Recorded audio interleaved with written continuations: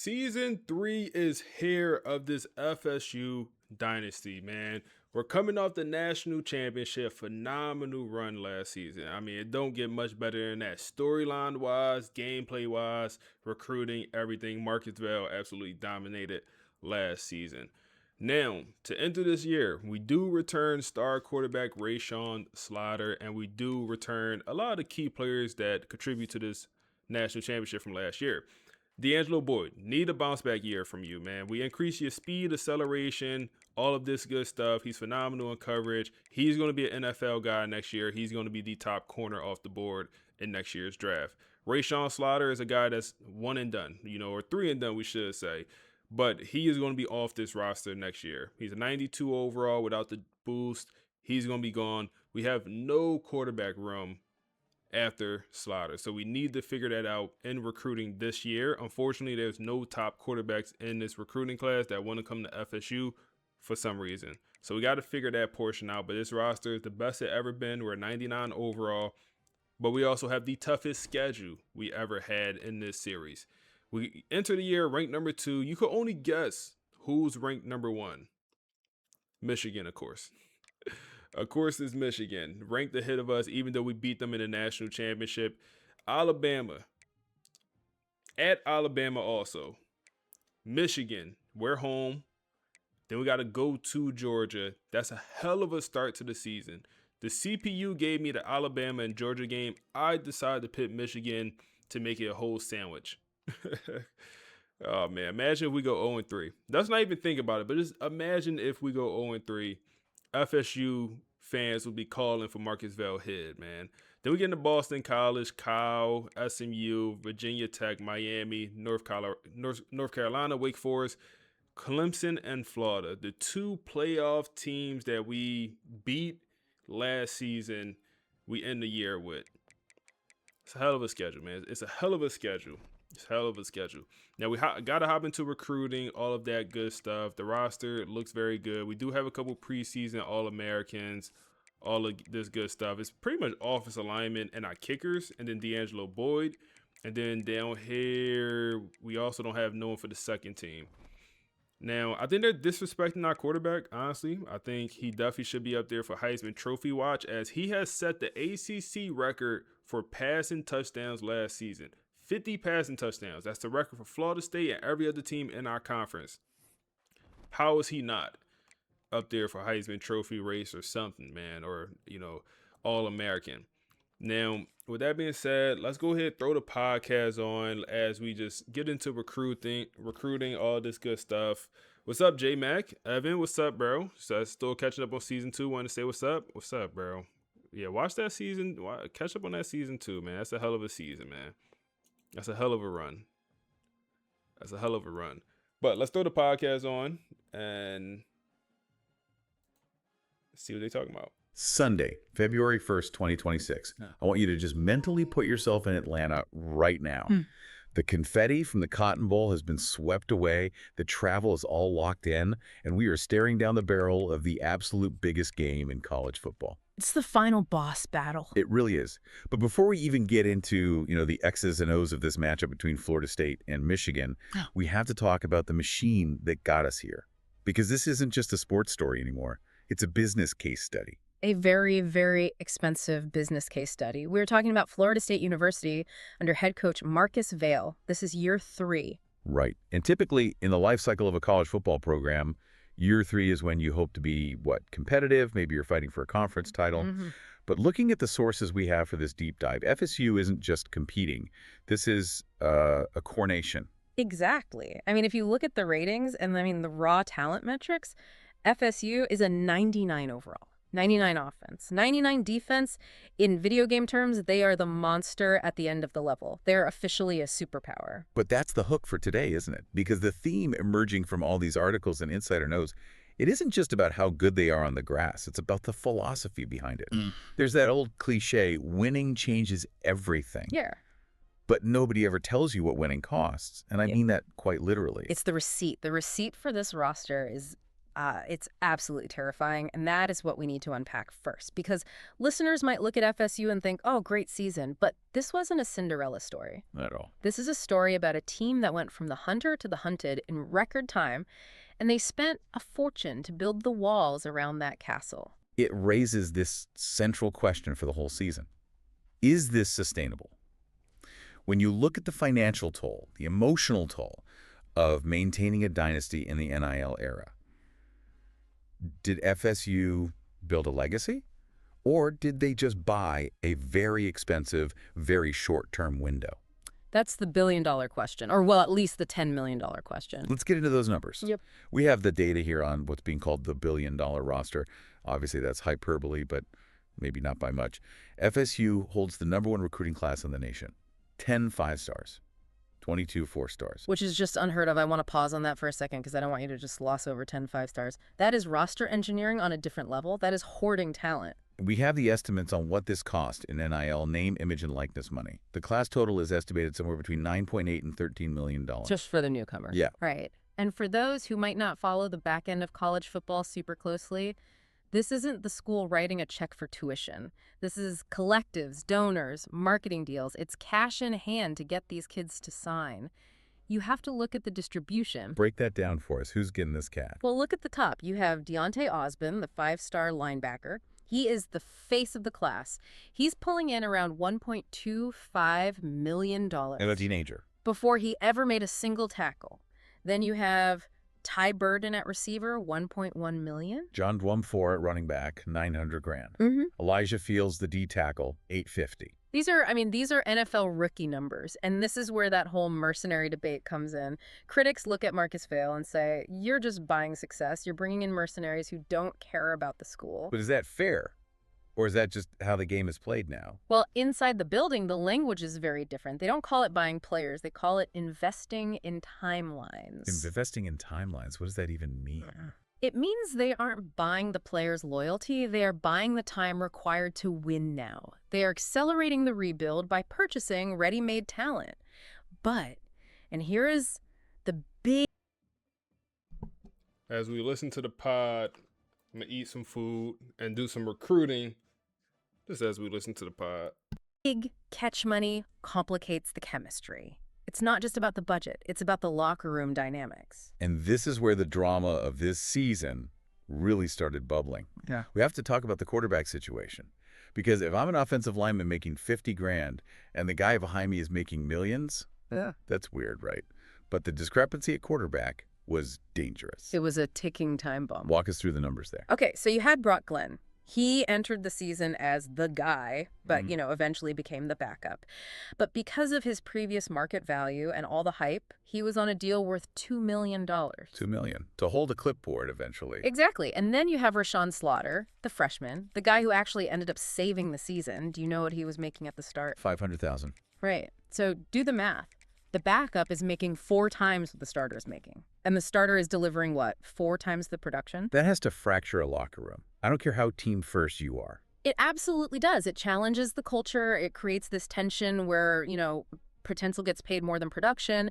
And that was the backdrop for the entire season. You had a team that was wealthy and talented, but potentially fragile because of these economics. Everyone is watching everyone else's plate. And that fragility actually showed up. We can't talk about this national championship matchup without going back to the low point, the catalyst, week 4 against Michigan. Which is just so poetic considering who they're playing now. It really is. But take us back to week 4. FSU loses 28-7. But reading the reports from that week, it wasn't just a loss on the scoreboard. It felt like a total collapse. It was an embarrassment. You have this 99 overall team, and they just looked lost. Brock Glenn threw 3 interceptions. It was a disaster. And that was the moment the Glenn era effectively ended, right? Right. That was the nail in the coffin. He was benched. Yep. And Marcus Vail, with millions of dollars tied up in that quarterback room, had to make a business decision. He had to turn to the freshman. He had to turn to Rashawn Slaughter. Talk about a narrative shift. Because at that point, week 4, the media is writing them off. They haven't played anyone. They're overrated. The money was wasted. All the vultures were circling. And then Slaughter comes in. Does he just manage the game? Or does he take over? Oh, he took over. Stabilizes is putting it lightly. The kid threw 50 touchdowns. 50? 50. That's an ACC record. He ends up being the national title MVP from the previous year, and then in this season, he becomes the undeniable leader. But here is the price and power coming back around. He didn't stay on that $500,000 deal. No way. Not with 50 touchdowns. Absolutely not. He negotiated a massive jump. He's now on a $2.5 million deal to return for this run. He actually turned down the NFL for this, so the costs of success went up again, but it bought them stability. It's incredible how Vail used that adversity, though. He took all that overrated talk and just fueled this us against the world mentality. But even with Slaughter playing like Superman, it wasn't a smooth ride to the finish. We have to talk about the turning point. The game where I think the Dynasty was actually saved. The Swamp. Rivalry week against Florida. Now, for listeners who don't follow the geography, playing in the Swamp at Gainesville is just hostile. FSU is struggling. It's the first half. The score is tied 21-21. But reading the game flow, Yeah. it feels like FSU is losing. They were losing the physical battle, and they were definitely losing the schematic battle. Florida had this wide receiver, Aiden Mazzell, and he was absolutely torching them. Torching them how? Speed. Pure speed. He had 3 touchdowns and over 160 yards in the first half alone.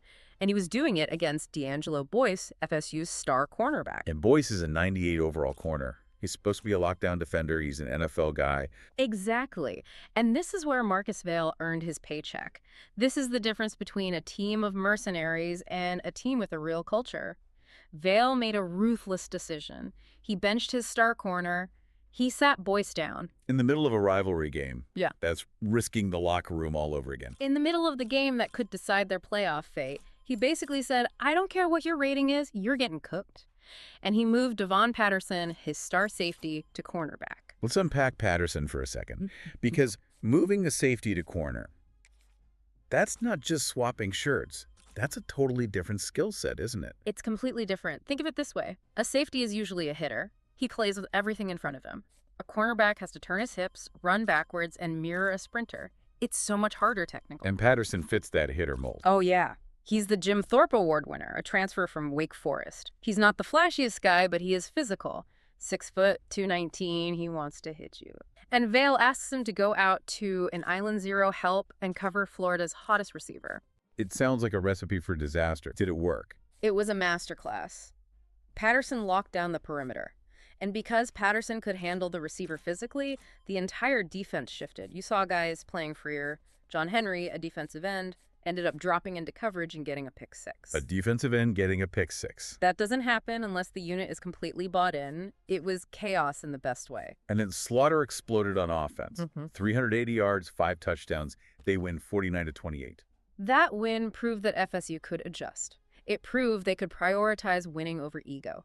If Boyce stays in that game because of his star status or his rating, they lose. Vail chose the team over the individual, and that was the turning point. So they survive the swamp, they get into the postseason, and suddenly the team just shifts gears. You described it in the notes as surgical, not emotional. That's the best way to describe it. Look at the ACC Championship against Clemson. This was the number 6 team in the country, a legitimate opponent. FSU didn't just beat them, they solved them. 41-14. They held Bryce Underwood, Clemson's quarterback, to barely over 100 yards and 0 touchdowns. Yeah. That is suffocation. And Zay Thomas had that 100-yard pick 6 that just broke Clemson's spirit. It was clinical. And you started seeing the depth of that expensive roster pay off. Usman Nkrumah, the running back, had a 46-yard touchdown catch. These are the guys who are supposed to be the future contributing right now. Then comes the semifinal. The Cotton Bowl against Ole Miss, number 3 in the country. It's a totally different test. Ole Miss runs that high-tempo offense. It's gritty, it's fast, and FSU won 31-24. It wasn't a blowout, but it was a character win. You saw a breakout star there too, Maka Nakamura. The freshman, 11 catches, 102 yards. Again, the price of power. You have these young, high-potential guys stepping up on the biggest stage, but we have to mention the cost of that game, because winning the semifinal wasn't free. The injury. Joe Jackson, the heartbeat of the offense, he went down. For the listeners, explain what Jackson means to this team. Is he just a stat sheet guy? No, he's the glue. He's the guy who keeps them grounded when things go wrong. His status for the national championship is in doubt. And that is a massive blow, not just statistically, but emotionally. Losing your emotional leader right before the biggest game of your life, that shakes you. Which brings us to Sunday. the final boss. Unfinished business in Atlanta. It had to be them, didn't it? It had to be Michigan. It's the only narrative that makes sense. I mean, if you're writing a movie, this is the third act.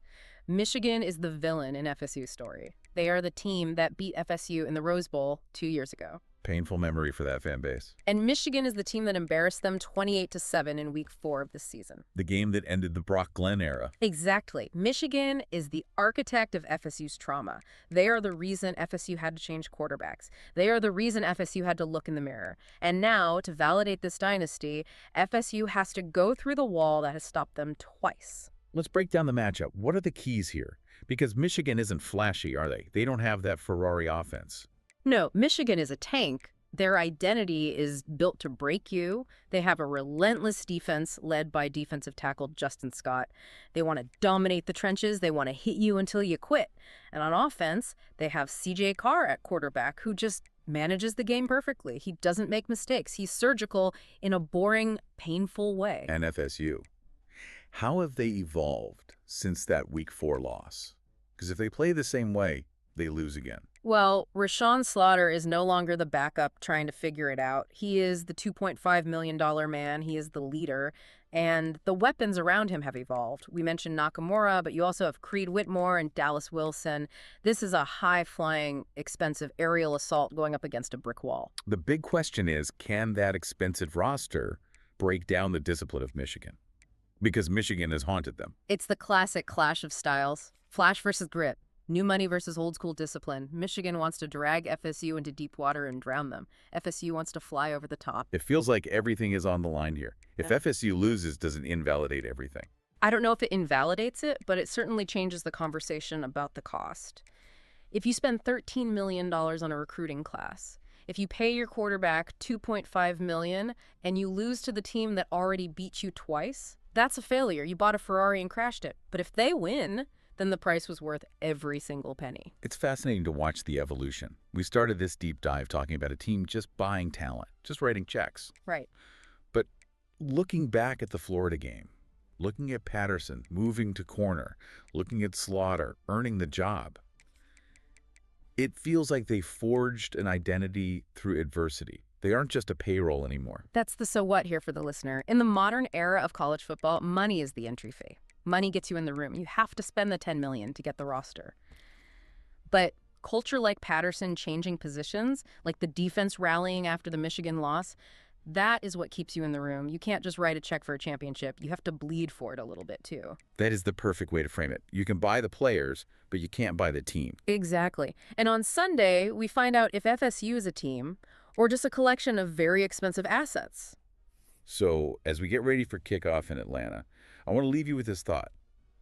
We've watched FSU build this monster. We've watched the checks clear and the trophies stack up. But when you build a dynasty on high-priced yearly contracts and these massive crushing expectations, are you really building a legacy? Or are you just renting the trophy 1 year at a time? That's the question. Enjoy the game, everyone. It's going to be a war. Thanks for listening to The Deep Dive.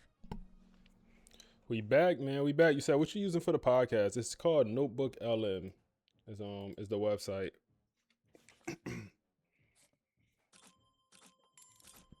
Okay, blocking tight end from Florida. That's a gem. Oh yeah, need that. That's easy money. I'm just gonna remove you. I don't need to scout you. We found the tight end we want.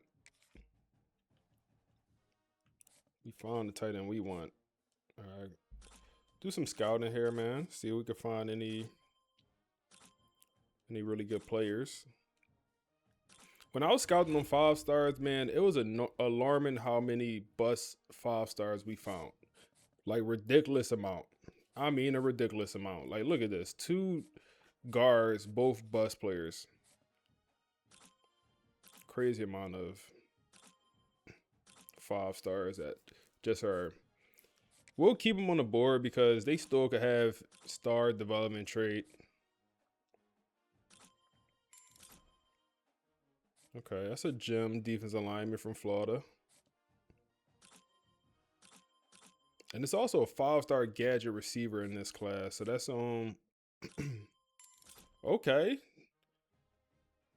Speed rusher. D tackle comes in with 90 strength, 85 finesse move. That's pretty good. And state kid. Pretty good.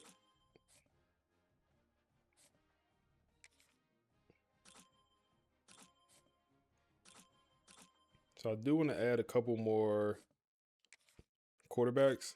We scouted the one quarterback. He's okay.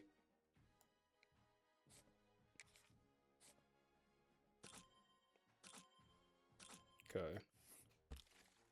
If we could find a gem, so pocket passing quarterback is what we're going after, and there's just not that many in every single recruiting class. You don't have that many options, unfortunately.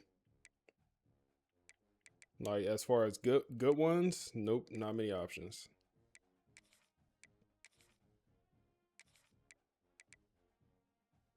I mean, we could add the one guy we do have the pipeline advantage for.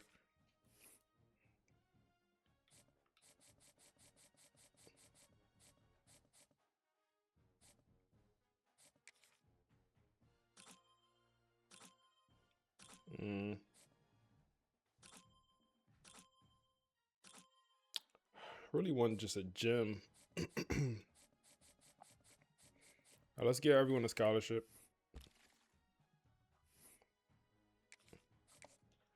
So I wish you could develop mental abilities. Yeah, I don't know why some stuff like that don't be in the game.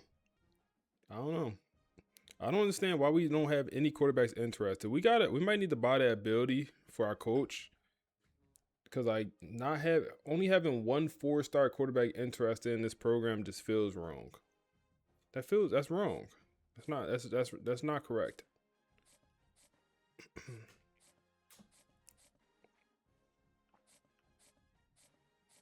So in this situation, who do you go after? The kids with the mental abilities, like headstrong, or we gotta go after one of them.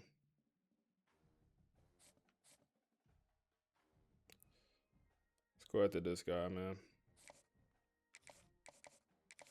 I don't know. No running backs right now on the roster. Ooh, the 5-star receiver. We're the only one to offer a scholarship right now. Lester is also a 5-star receiver, physical route runner. And then yeah, we got to go after all 5-star receivers. Or do we go after Buddy? No, we can't go after Buddy. Let's go through the rest of the guys and see if we have.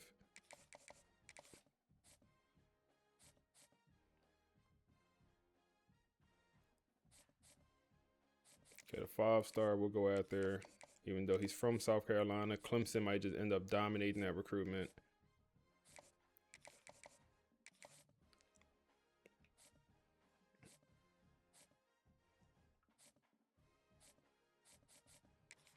We'll go after the #1 player in the nation. I understand he's a bust, but #1 player in the nation. Then we'll put 50 there. We could pay a little bit more hours. All right, let's look at the defense first. So the 5-star edge setter, 50 hours there. Then we did find a gem, 4-star gem, put 50 there.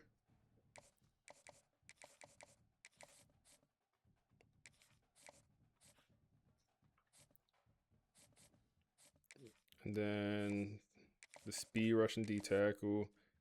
And then the 5-star speed rusher. We'll go after both. Then linebacker, got the bus. We'll go after him. And then we did find 2 gems who both are 5-stars. Hold on, that's okay. So we can't go after all 3 of these guys. Damn, we got nothing but 5-stars here. I just realized that. We can't go after all of them. Why so many 5-star linebackers when it comes to the program, man? 5-star athlete thumper. Let's look at the corners first. So a couple 5-star corners. We got to go after the bump and run guy because that's the archetype we use. And then we got to go after the boundary guy because we could go after the zone guys, but they're not going to. We got to move them to safety. They will have to play safety, which is not a bad thing.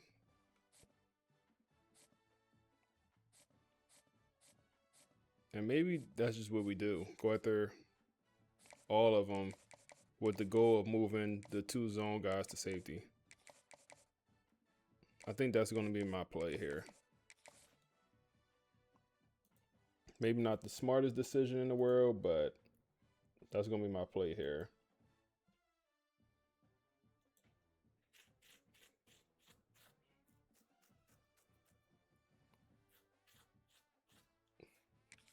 So you're looking really good. Let's see, 93 speed. The zone and the coverage is not bad, bro. Like, or the man in press is not horrible. 1 year of development, he's going to be a hell of a guy. Yeah, I think it's better. I think we're better going after the 5 stars than the 4-star safeties. Yeah, I think that's the play.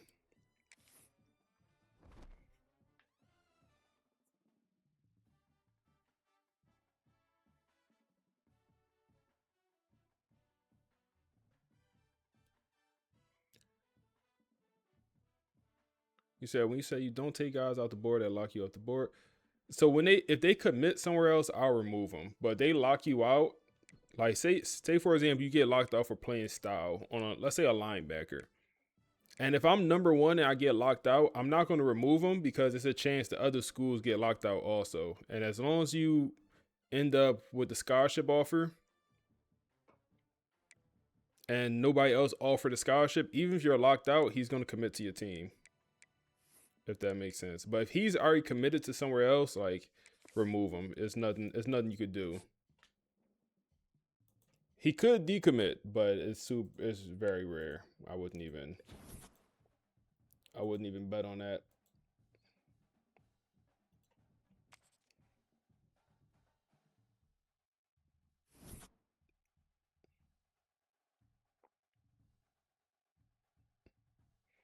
All right, man. Georgia week. All right, so I want a new playbook, man. So let's ask chat, man. I said, so I want to try a new playbook. I like the pro style offense, but it's getting repetitive. Any ideas?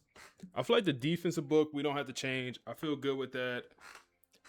But I feel like changing the offensive book could definitely help out just with not having the same exact plays all season, if that makes sense.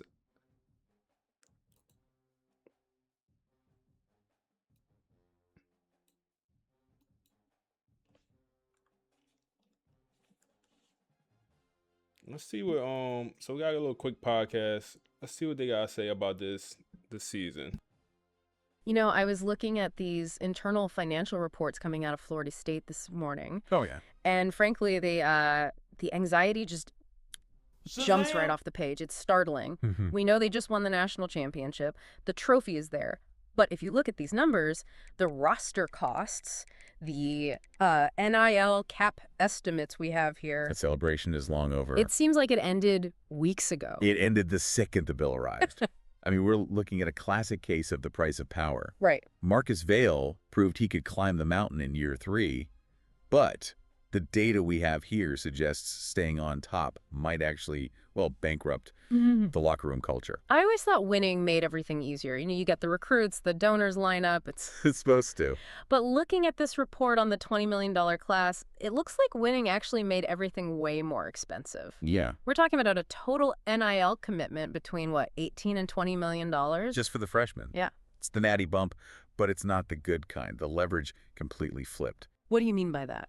Well, before the title, agents were selling players on the vision of winning at FSU. Now they have the trophy. Exactly.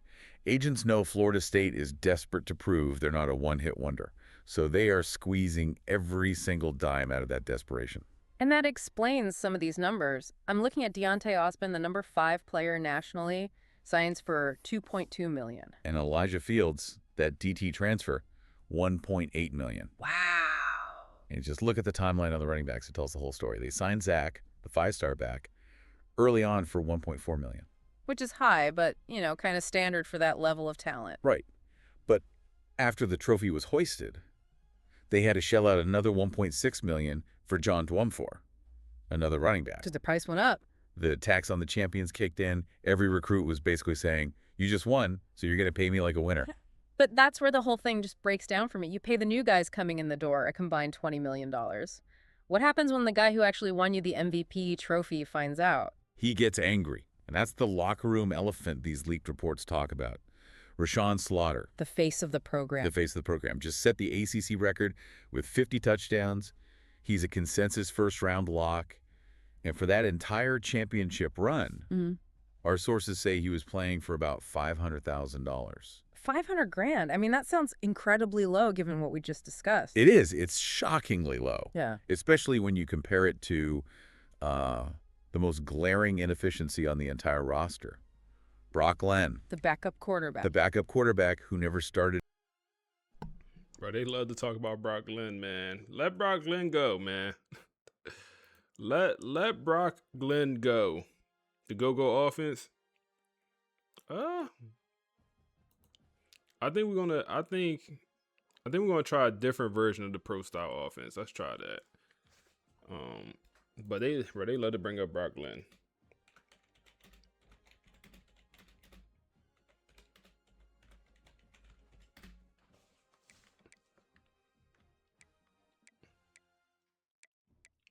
They brought in Farrakhan. Okay, they got a good receiver room. Not any like top guy, but they got a lot of guys.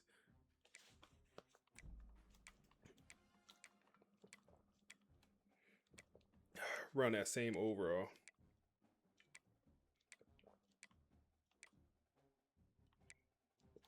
Let's run it. This roster don't look amazing. I mean, they're good. All right, I gotta look at Michigan roster, bro, but because I don't understand how we moved down. How we're not ranked #1. We returned so much. Bryce Baker. They don't even have their starting quarterback, bro. Buddy hurt already? He started the season hurt. Did he even start last year? Bro, they have a brand new starting quarterback. Come on, EA. Brand new starting quarterback. Buddy has 0 playing time.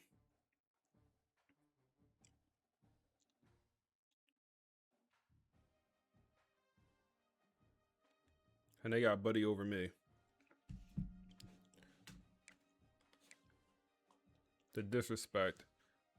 Good running back room. They're at 97 overall also. We're at 99.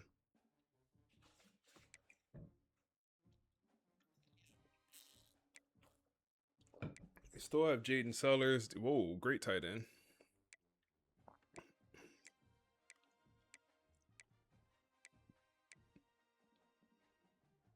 They got some good players.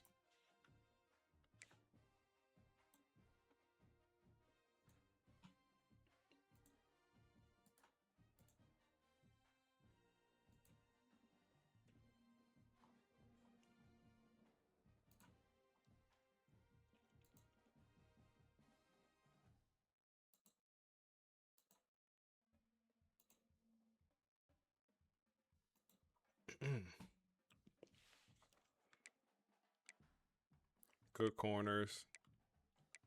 99 speed. It's a good team, man. It's a good team. I guess I'm hating. Is that what it is? I'm hating. Is that what it is?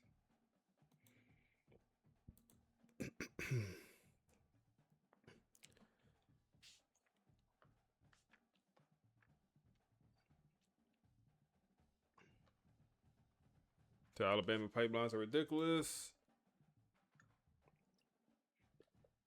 Smitty, we use Notebook LM for the podcast.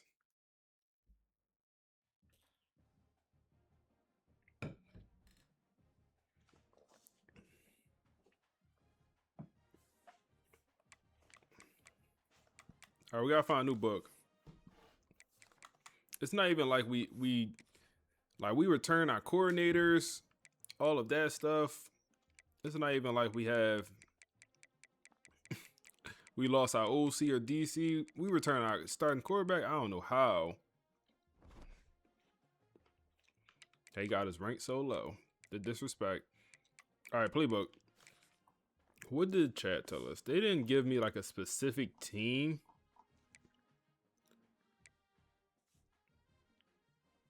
Which is unfortunate.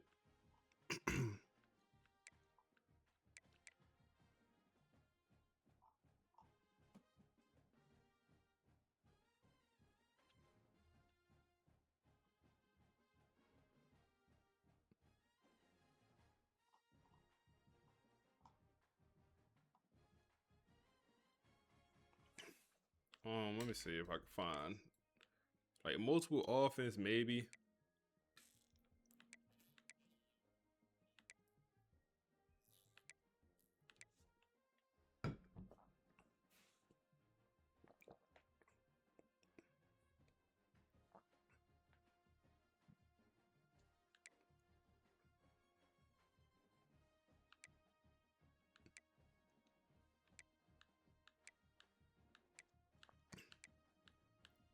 Let's see. Let's find a team that run the pro style offense.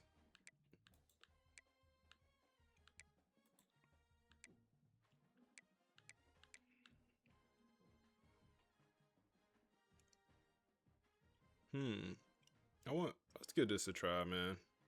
Boise State got a pro style offense. So first time commenting, love your videos. I appreciate you, bro. What about custom pro style? Yeah, that's probably the best option, honestly, bro. That's probably gonna be the best option. I probably have to make it off stream, or maybe I can make it on stream one day, but that's probably gonna be the best option. I think we're gonna end up going with Boise State.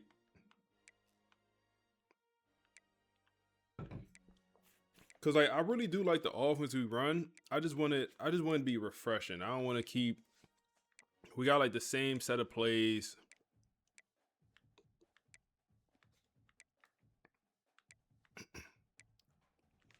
Let's just go with Boise State. We'll give it a try.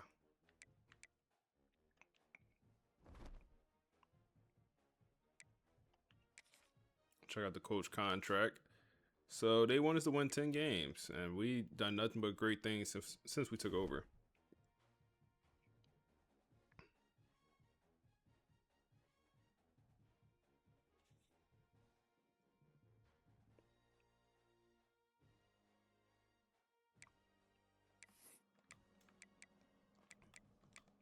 All right, let's hop into this Alabama game. I think we already had the depth chart set. Let's make sure it's all good to go. But we have a little podcast about the Alabama matchup. Let's listen to it. Okay, I want you to imagine a season that is right on the absolute brink of collapse. Right. You're in the Swamp Florida's stadium, and it is notoriously loud. It's hostile. And the other team isn't just beating you. Yeah. They are like systematically dismantling your defense piece by piece. That was the reality for Florida State against Florida in a game that, well, people are already calling the night Marcus Vail took control. Oh, that's the wrong podcast. Hold up. That's the one about when we beat Florida last year.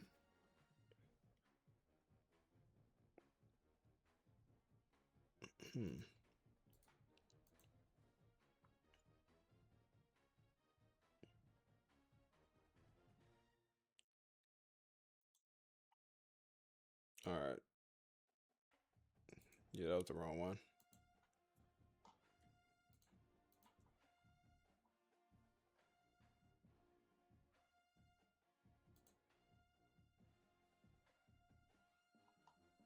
All right, there we go. That's the right one. All right, let's hop into this game, man. Let's hop into this game.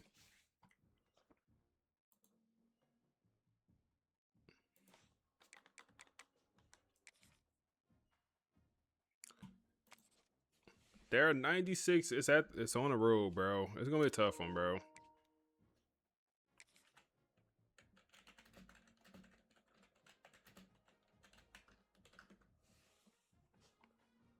It's gonna be a tough one, bro. Figure it out. Figure it out. That's all you can do. That's all you can do, man. That's all you can do. As we'll see the national champions from last year, the Florida State Seminoles. Oh. The playoff team from last year, the Alabama Crimson Tide. For EA Sports, I'm Chris Fowler. We got an absolute gauntlet, man. Let's get this thing going. Absolute gauntlet.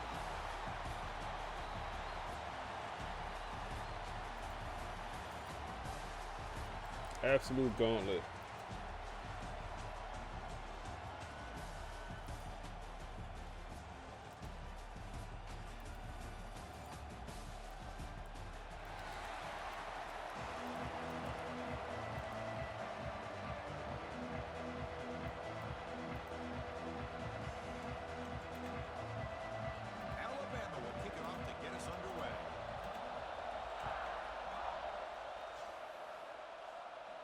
All right, come on.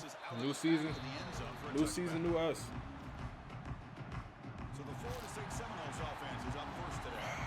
And here comes the veteran running back. He has poured a lot of himself into this program throughout his career, and now the first game of his final season. Yeah. No number changes. He's had still another year in front of him. It all gets You're right. started today. That's on me. Wear and tear, but this guy seems We to definitely be should in give good out some new shape of his numbers. career.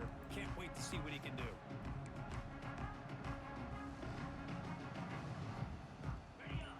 Okay, this playbook definitely different. Okay. On first and 10, looking to And throw. we'll get it to, oh my goodness, that's how we starting? Good defensive play. Chroma? Brings up second down. Fans That's how we around the starting? country got their eyes on this matchup, but this could be fun. It doesn't happen often enough in college football. An early season collision of top Okay, this playbook is definitely different. I like this. There's just more gun plays. Find out The last playbook we had only had 6 plays in the gun out of shotgun. 6 formations, I should say, I'm just glad we're here. which is just low. Okay, Tayshawn with the first completion of the year for this FSU team. Well, this is what coaches love to see. A quarterback with the ability to read the defense properly and then just get it to the open man. Sometimes it sounds simple, but it's Go tough run. to execute. This time we have good recognition by the quarterback. Then he gets it down to the tight end. You can see what he can do after the catch. Go run here. Get Chroma involved. So we open up as 2.5-point favorites in this game, man. So we do open up as favorites. It's on the road. No, it's actually a neutral site. Okay, I even realized it's a neutral site game. Quarterback looking to So- pass here on second down. Can we throw that? Not really. Can't make the connection. 99 medium throw accuracy. I think he predetermined where to go with his football. Really did give himself Not there. a chance to work through his progressions, locked into his We primary open up as 2.5-point favorites. doesn't work out. And then against Michigan, we open up as 4-point favorites. That's obviously next week's matchup. And wow, Nakamura, that's how we starting the year? Wide open drop for the, wow. He's coming off a great playoff run. And I pass led him upfield because away from the defense, and also we need the first down. So I pass led him that direction. And he tried to catch it with his elbow, with the inside of his elbow. Got a punt, bro. That's embarrassing. You too damn good for that, bro. You should be ashamed of yourself. The best way you can sometimes is just hand the ball off to your running back and have him get behind that offensive line and go to work. Curious to see what they do now here on this 4th and short. So Washington book is solid. Is let's take a look at it. I want to stick with the pro style offense. So as long as it's still the pro style, I'm down to change to whoever. Well, the best thing that this guy brings to this offense is knowledge of the scheme and the experience that he's been able to work with this quarterback. Damn, This that's a defense bad better drop. be ready because I think they're going to All right, let's see what the new look defense look like, man. New look offense ain't on nothing. Not yet, at least. And let's see what the boys from the podcast got to say about this game. We finally got ready. Welcome back to the deep dive. Today we're looking at a football schedule that is so aggressive, it honestly feels like a glitch in the simulation. Right. We're breaking down Florida State's upcoming season, and specifically that opening 3-week stretch under head coach Marcus Vail. Yeah, everyone's calling this the Gauntlet, but even that feels like, I don't know, an understatement. It really does. You're looking at what is arguably the most brutal 3-game opening in, well, maybe ever. It's not just the teams, it's the sequence. It's high-stakes poker, for sure. And the mission for us today is to figure out if this is a masterstroke that cements a dynasty, or if Vail is basically walking his program off a cliff before we even hit October. Well, let's get into it. You have 3 completely distinct styles of football back to back to back, and it starts week 1, neutral site, against number 3 Alabama. I was looking at the scouting reports, and yeah, this is not a rebuilding Alabama. Their quarterback, Donovan Byler, rated a 91 overall. For context, that's coming off a season. Hey, you said this is what it's like from the YouTube side. What is it like? I'll tell you what it's like for me. I know the YouTube stream is delayed compared to the Twitch stream. So if you're watching on YouTube, I think you're like a minute behind. If you're on Twitch, you're literally like 10 seconds behind. It might even be less than that. So, oh my goodness, from us. So yeah, that's the difference from my side. But what's the difference from your side? Season with 4,000 yards and 36 touchdowns. I mean, those are video game numbers. Byler is the headline, absolutely. But if you look at the tactical breakdown, First the touch real of the game, nightmare he for damaged FSU already. is the balance. This is gonna be a long year. You can't just, drop 8 guys into coverage to stop him. Because they have Mervin Mage in the backfield. Exactly. The running back, who's actually rated higher than the quarterback at a 92 overall. The report we saw describes their whole style as suffocating. Suffocating. They just grind you down. So FSU has to Back survive shoulder that physical throw. war in week 1. Then, win or lose, That's they what we fly home feeling to like. Tallahassee for week 2 against #1 Michigan. This is the matchup That's that just what we jumped off the feeling page like? for me. The sources are calling this trauma Back shoulder returns to or dope. back foot Yeah. throw. Michigan isn't just another tough opponent. They are the measuring stick. Yeah. They're the team that beat FSU in the Rose Bowl, the team that blew them out before. I don't And know why he threw out that's- the back shoulder, I mean, but that there is arm so talent. much psychological baggage there. If Michigan comes into your Dog. house and does it to you again, Oh, it reopens all those old wounds. right, it validates every critic who says the Veil era has a ceiling. It is absolutely a mental hurdle, maybe even more than a physical one. Yeah, And for then, sure. assuming I they showed have it, like, anything I left, ain't gonna lie, I week showed it 3 like is a 20 road trip to 20 Sanford times, but I Stadium ain't to showed play it like number 8 Georgia. Which is Okay. just cruel. It really Ezekiel is. Georgia's Ladd, whole identity the is red shirt attrition. freshman. They He want must to be a break sophomore. you. True They recruit sophomore running back NFL-sized with the first bodies for touchdown of the every season here, single man. position. So think about that, the cumulative effect. But yeah, I showed it a bunch of times. Man. The video I dropped today shows you exactly how to do it. I made a video literally today. So you watching on YouTube, you just go to my channel, you'll see the video that I dropped this morning. That'll show you exactly how to do the AI podcast. You've been chased by Bama's speed, battered by Michigan's discipline, and now you have to go survive Georgia's pure brute force. It just begs the question, what happens if the wheels fall off? The sources call this the nuclear scenario. What does it look like in Tallahassee if they actually go 0-3? It gets ugly and fast. The fan base, it fractures instantly. You'll have your loyalists, trying to be rational, saying, look, we played 3 playoff teams, trust the process. But the skeptics will be much, much louder. And in this era, Balls game, loud appreciate the follow, involves bro. money. The notes kept bringing up NIL, name, image, and likeness, and how that just shifts the whole conversation. Right, it changes the entire dynamic. It's not just about school pride anymore. No, it's about return on investment. We changed the sliders last season at some point, but I haven't changed it in a while. So we changed them. That's a dot. We changed them like maybe week 4 or week 5 of last season. That's the last time we changed them. So you been watching the vibes? You on episode 1? Yeah. If you watch the video, bro, I can't call a play. If you watch the video today, it'll spoil you this season. So proceed with caution. Or no, it won't. It might spoil your season. I forget. It might. First down, looking to throw the football. Boxed. Oh my goodness, that's 6 points. Who is that? Frederick Valentin, man. We consider upgrading his catching. His catching is like 54. The reason I was like, I'm not going to upgrade it is because last season he had 2 interceptions with that 54 catching. So I'm like, he don't need it. He don't need the upgrade. I should have upgraded it, man. Damn. That's 6 points. From the gun, he looks for an open man. Let's see. Boxed. And we making tackles. Good work. Let's throw the pod back on. Let's finish it. We got like a minute. We got 2 minutes left. The critics, the skeptics, they're going to argue the program's spent top 3 money on this roster. And if you pay players like professionals, the donors are going to expect professional results. A missed tackle isn't a mistake. It's a bad financial asset. Precisely.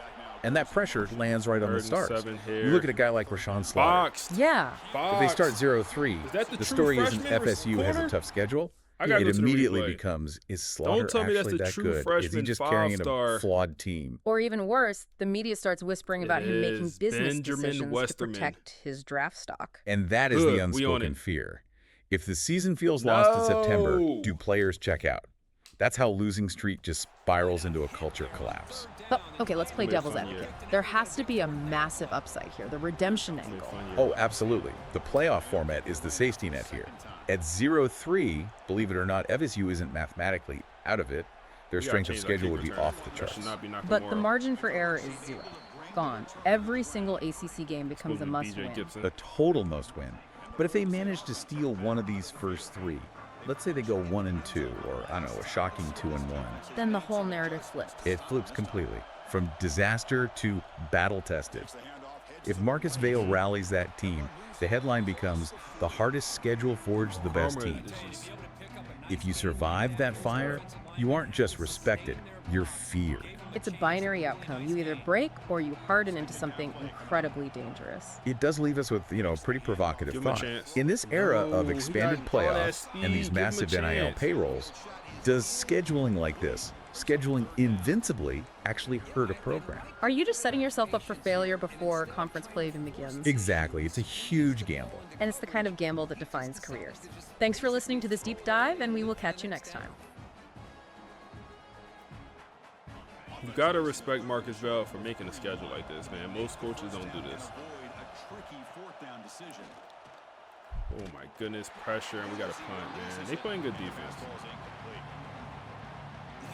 They playing good defense, man. What do we do about the running back situation, bro? Like, is he just gonna be hurt all season? Like, wear and tear in the first game is crazy. On his first touch, it's crazy. So many drop pick 6, bro. Yeah. We dropped so many interceptions. We dropped so many interceptions.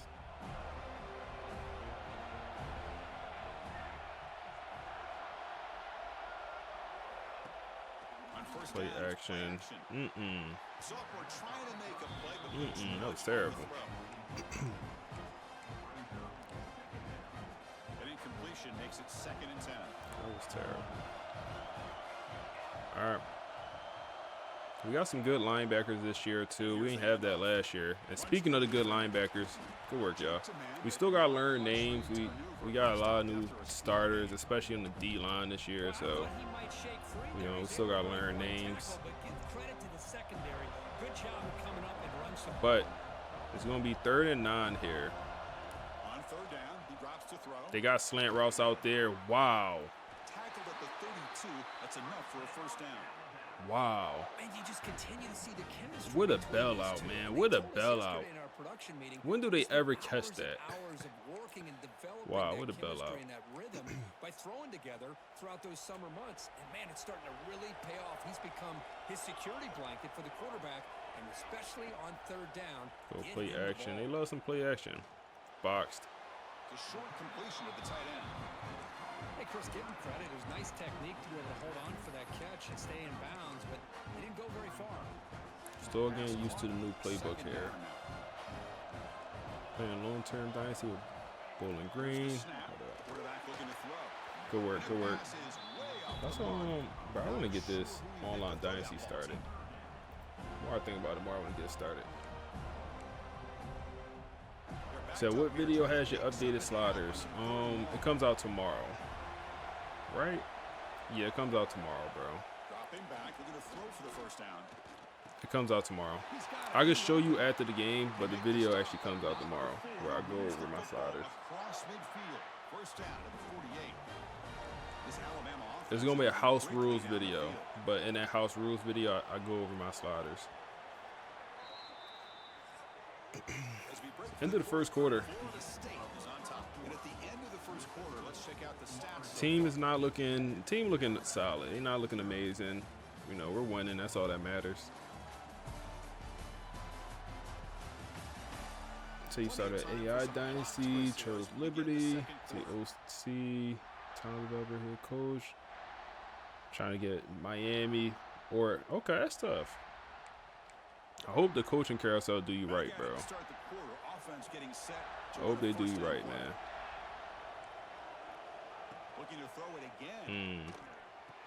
We there. Hey, man, appreciate everyone in the stream. We just now getting back to the numbers we had an hour ago before our stream crashed.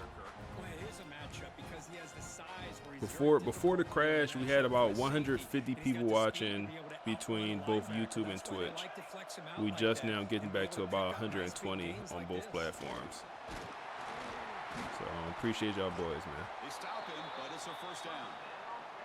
Well, I know people want to talk about the spread, and Alabama's offense has changed over the years, but at the end of the day, with this coaching staff, it still comes down to the line of scrimmage and the ability to pound the rock. Think about the backs they've had in recent years. Let's see. And Josh Jacobs, Derrick Henry. They're kind of moving the ball here. Another RPO or at least play action. They dropping the ball. Them boys from Alabama ain't.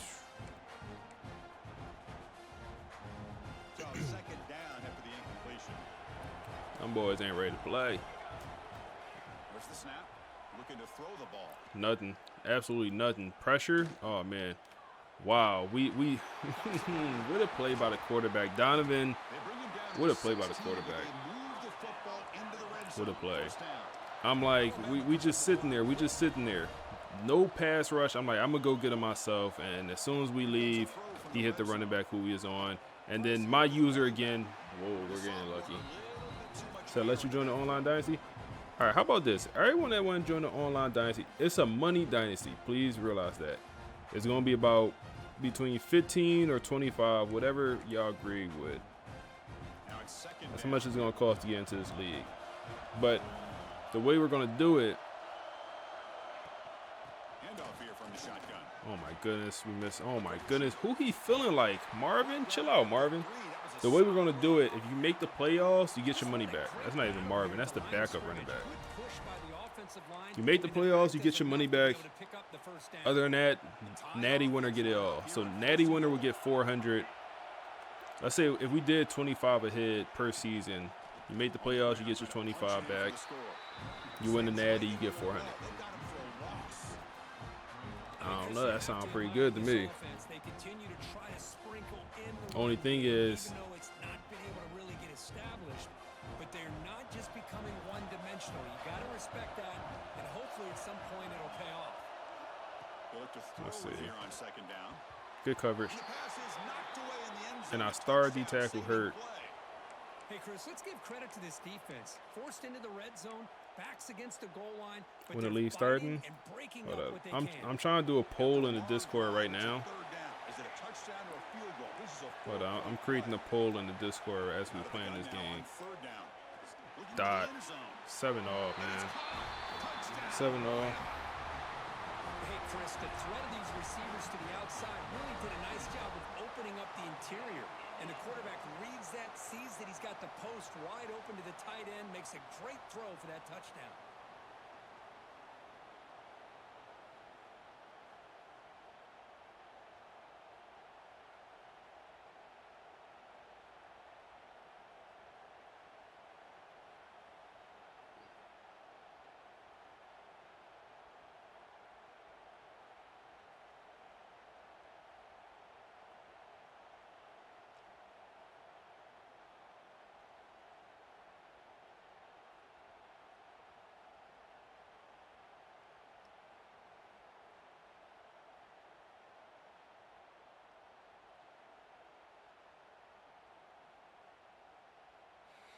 All right.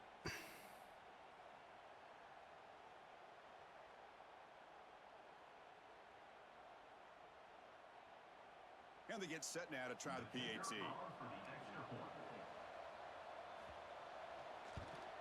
And there's the point after.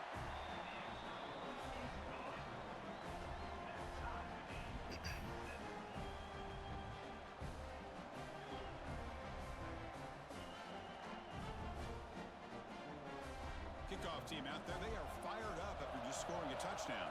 Make the playoffs, get your 25 back. Fields it just Oh man, outside Christian, the chill out, Christian. And the coverage team pins him in and brings him down. And the Seminoles offense comes back on the field. Hold on, let me finish typing this.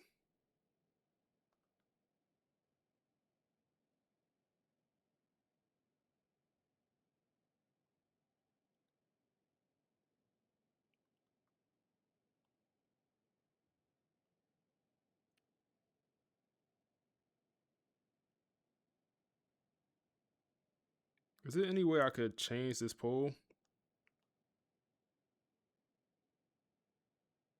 All right. It's in the Discord. It's in the Discord. If you need a link to the Discord, I'll send it here in a second. Let's play some offense. Here comes a first down pass attempt. Is that open?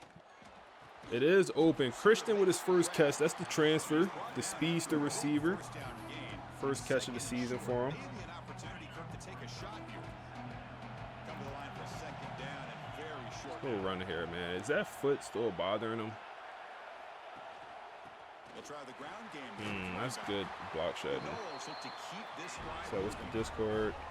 Another first down and another good run by this back from Florida State.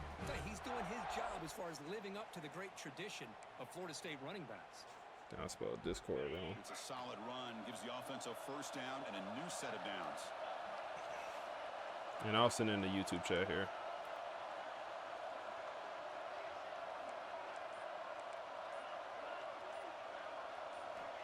And the quarterback dropping back. Wide open.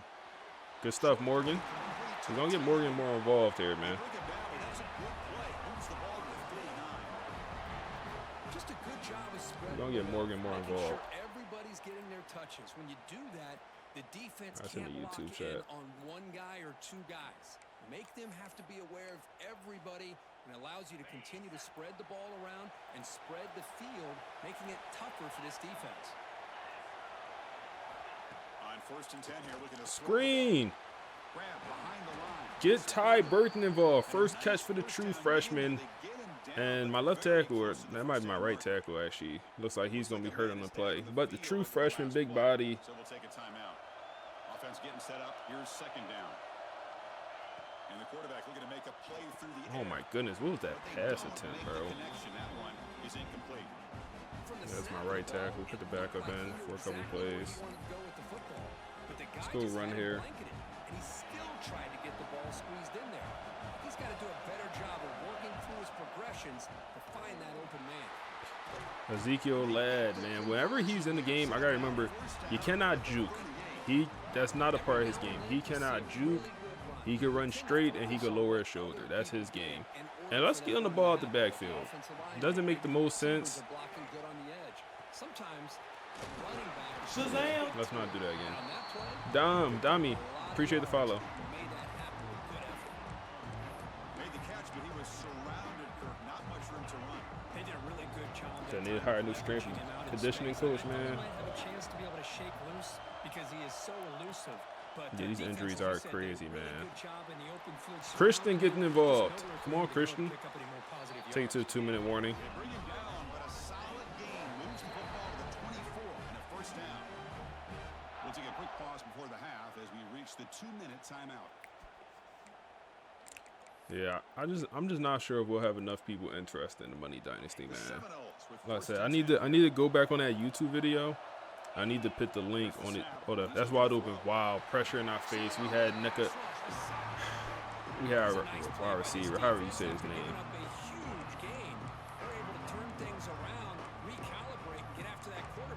Damn, we had him for a touchdown. The sack moves him into extreme field goal range. You've got to do something now on second and long. Damn, we had him. Damn, pressure, and we can't even get the ball out, man. Well, you got to do a better job with your fake as the quarterback. The defense did not bite it Damn. on the play action, allowing them to continue to come after the quarterback and come up with that sack. Bad play call, man. We need to pick up about 10 yards. 50-yard kick. We don't have a leg. I already know. Damn, why we call that tight end screen with our non-athletic tight end?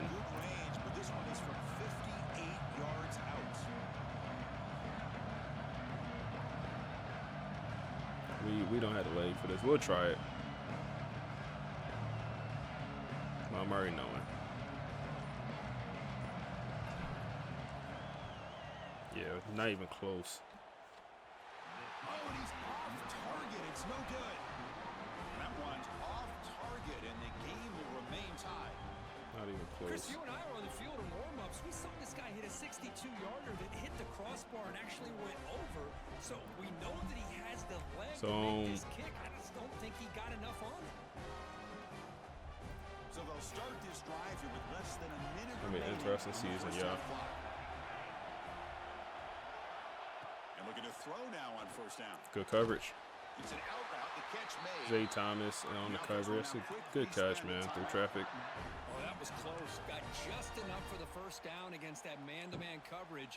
Good Need some more awareness water. by the receiver to get past the sticks and move the chains. Offense keeps moving. It's a completion for a first down. Quarterback drops back. Go pass. Looking for his big tight end. Makes the catch. So linebacker matched up against the tight end, man. Inbounds. That's enough for a first down. And here the tight end shows off his hands for a nice game. Love to see the big man get his touches. First down, looking to throw the ball. Looking for Dot. his big tight Wow. end. Makes the catch downfield. They finally Dotting us, man. Wow. the 6-yard line. The offense will quickly spend No way you run the ball here, right? We'll go man coverage, dime package, press. Lining up on first and goal. And the quarterback drops back, Wow. looking for Wide an open open man. touchdown. He don't see it. He don't see it. It's He does not see it. He was hit as he threw a good pass rush there on first down. He did not see it. We got lucky. Where is D-line, bro? Where is D-line? We brought in all these transfers, all these freshmen. Can they play? Looking for Dot. 6. He makes the grab in the end zone. Touchdown, Clemson Tide.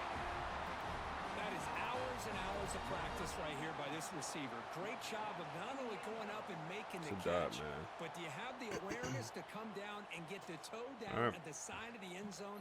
That is a thing 14 to of beauty 7. by the receiver for a touchdown. And now the try here for the extra point. 14 to 7. Oh, hey there. How can we help? So at halftime, we're losing 14 to 7 to Alabama. We can't really get anything going on offense. They just got about a 1-minute drill, really a 40-second drill to get a touchdown here. And it's not looking too good for this Florida State offense. Oh. You are watching this in real time. Okay, thank you for chiming in because that is week 1. That is the Alabama game. And if they just had a 40-second drill on FSU's defense, that's not good. That absolutely tracks with what we're about to discuss.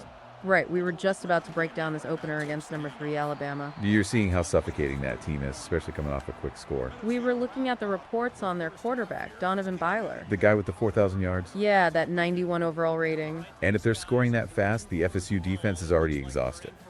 And the risk we were discussing is that Alabama balance. You can't cheat toward the pass because of Marvin Maija, The running back who's rated even higher. so they grind you down. That's the physical war FSU have to survive. And based on your update, they're losing that physical war right now. That immediately sets the stage for the rest of this brutal opening. Okay, let's unpack this gauntlet now with that context in mind. Welcome back to the deep dive. Today we're looking at a schedule that is Begin the second half. Oh, man.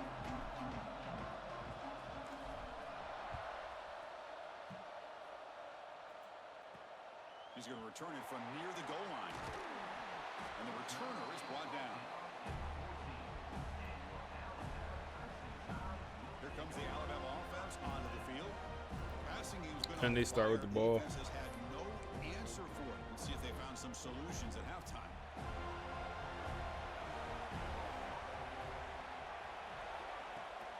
First play of the second half is a handoff. My goodness, bro. They running back is going crazy, man. With an excellent run there. Running back is going crazy.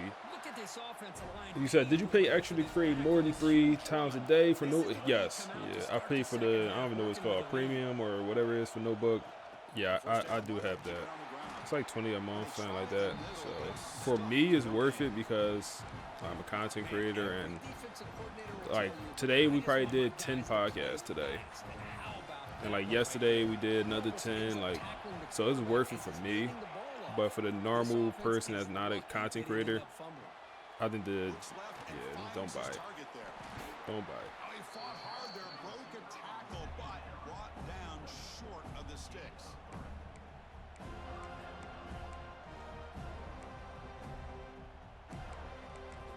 Third down here. What is it? Notebook LM is the platform I'm using for the podcast. It's an AI platform where we make an AI podcast that we just listen to. Drops back, needing a third down. It's pretty good, man. It's pretty good. Good. Finally, we get a little bit of pressure. We get him on the ground. That's going to be Williams coming out the edge, number 40. We got to change his number. I don't like that number 40. Man. Let me change that. Hey, if y'all watching on YouTube, drop a like on the stream, man. Nakamura. Let's work.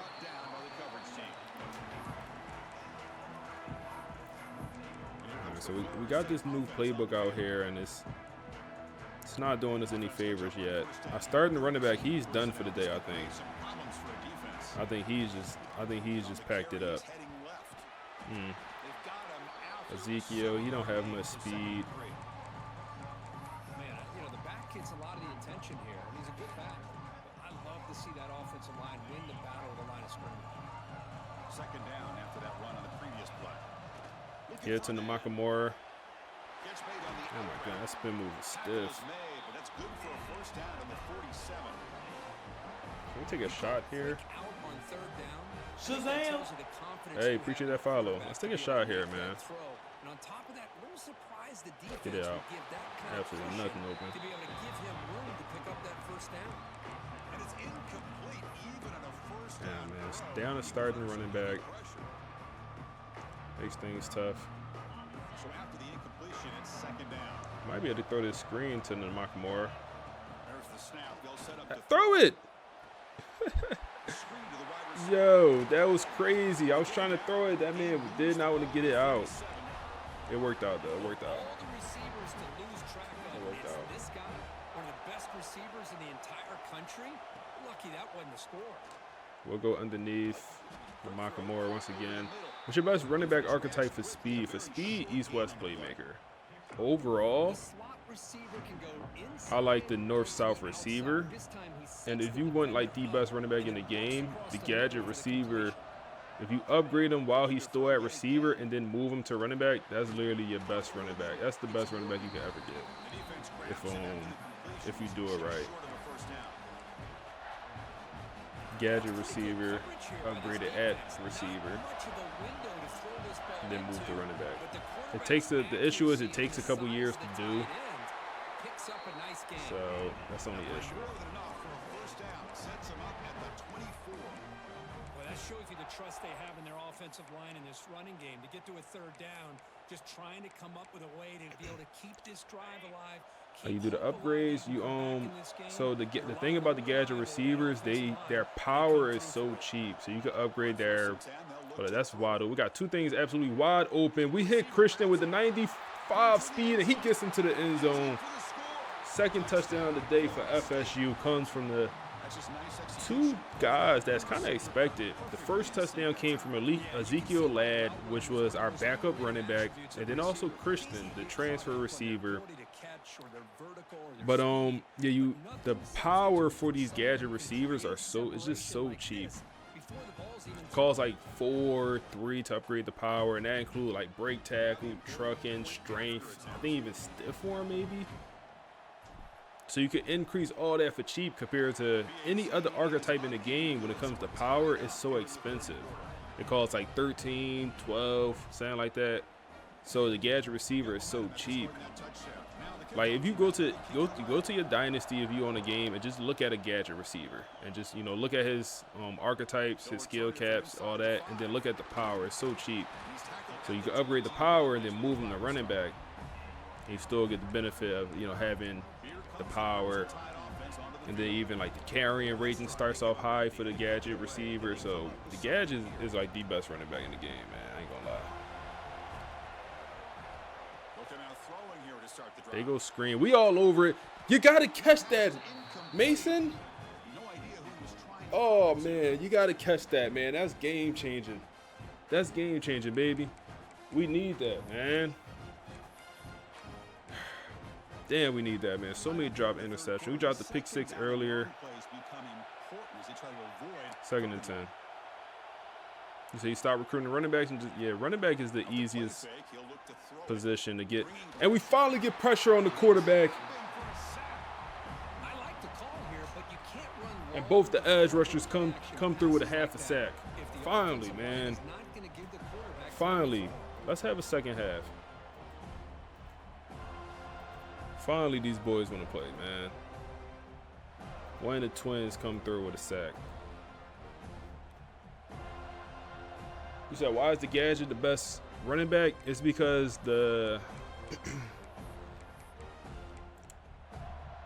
it's because you can upgrade their power so much. And still, so for example, for you to get like a power back in this game, it's pretty tough to get a really good power back because it's so bro, come on, man. No, okay, thank you. Come on, D-line. You just had a phenomenal performance on second down. On third down, you got to get off the field, bro. We can't cover for 10 seconds, man. We can't do that. You can't put us in that position. But if you want to power back in this game, it's always kind of tough to get the balance of power, speed, being able to catch the ball, run routes. You can't really get that in this game without the Gadget receiver. The Gadget, you literally get everything. You get the ability to catch the ball because, hey, they're a receiver. Their catching is going to be good day one. So the catching, route running, you don't have to worry about that, right? The speed is going to be solid. You will have to increase it to get them like super fast, but it starts off pretty solid. The power starts off bad, but it's so cheap to upgrade. That's what makes them so good. You can upgrade the power for so cheap. The speed will still be expensive, but you could just make the most well-rounded running back in the game. James, you said first time catching you live. Appreciate all the content. Hey, I appreciate you being here, bro. Appreciate you coming through. Bro, yo. O-line, figure something out, man. Figure something out. Like, we can't bro, like, what am I supposed to do here, man? Like, this is throwing me off. It's like, I'm thinking you blocking him. It's one thing if they did a stunt, but bro, what is this, bro? You trolling me? Like I don't know, bro. That stuff like that pissed me off, bro. Stuff like that just pissed me off. They've got to do a better job of protecting the franchise quarterback. This guy's as good as there is in the country. It's like, what are we doing, bro? Get to their quarterback. Either get the ball out faster, or the offensive line. And now we had third and 10 instead of a third and short. Go get it. Go get it, Tayshaun. Go get it, Tayshaun. They stop him, but not before he reaches the 35. This offense really threatening now. The tight end drag route is the perfect option for an offense looking to scheme. They got middle linebacker for Wisconsin. That might be the same guy. It's not the same guy. Buddy, we got a transfer. I don't know where he came from. Probably the same guy, bro. Ty Burton getting involved. That's the big body freshman receiver. He said he want to play, and if he don't play, he's going to transfer. So we figuring out how to get him on the field. That's a bad decision. That's a bad decision. Good overthrow. That could have been bad. Good overthrow. So I might need the other twin out there for the 1-2 punch. Hey, at this point, like, we're gonna is this not gonna be free? Looking to pick up the first down through the air. It's not gonna be free. And no, it's not gonna be free. We could go field goal there, but I really don't. I don't want to. Let's go for the win. Go for the win. Go for the win of this ball game, man. Give us a good enough ball. Ezekiel, that might be his first catch of the day. It's a nasty game for the quarterback, bro. It's a new offense. We learning. Nasty game for the quarterback. Give him a good ball. Go get it. Go get it, Christian. No, Christian, you got to make those. You got to make those, man. 4 is up. 4 is up in the chat, man. You got to make those, Christian. You got to make those catches, man.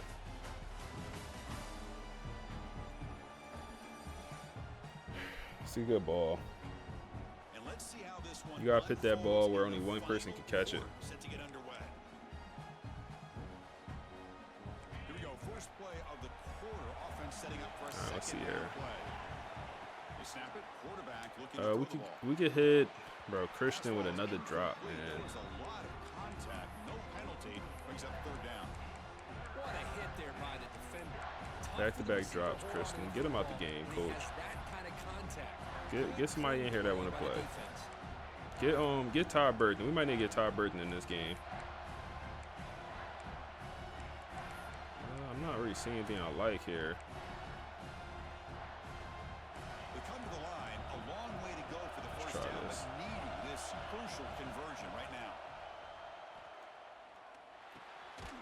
Receiver looks Field it in. goal. Bring out Wade. He stopped short of the mark. I don't know, bro. How long he'll be out? I have no idea, bro. I know he had some wear and tear, but he had wear and tear, but he never came back in. It's not even like an official injury, I think. No, I think, yeah. I don't know how long he out. I go to the injury report to see if he's on it, but I feel like he won't be. But that's hurting because I feel like I can't really run the ball. Yeah, he's not even. Yeah, I hate when the game do this. Like, clearly my player injured. What's wrong with him, bro? Just let me know what's wrong with him. Clearly, there's something wrong with him. I ain't seen him since the first quarter. Remember, this one is certainly a long way from being over here in the fourth. Return starts from inside the 5. He said this podcast is dynamic. You can add to, bro. It's like, Alabama's offense coming back on yeah, Eli, yeah, that'd be cool. a quick 3 and out. Can they put something together in this It's like, yeah, I gotta get Nakamura off punts, bro. That's on me. on 1st and 10, looking to throw. I thought, no way. Dot, On the left side. Dot, and he gonna show us the back of the cleats. Thank you. Good tackle, Zay Thomas. Tackled down at the 17. Dot, man, who was that got burned? They ain't gonna run a hurry up offense from that far. You asshole. You asshole.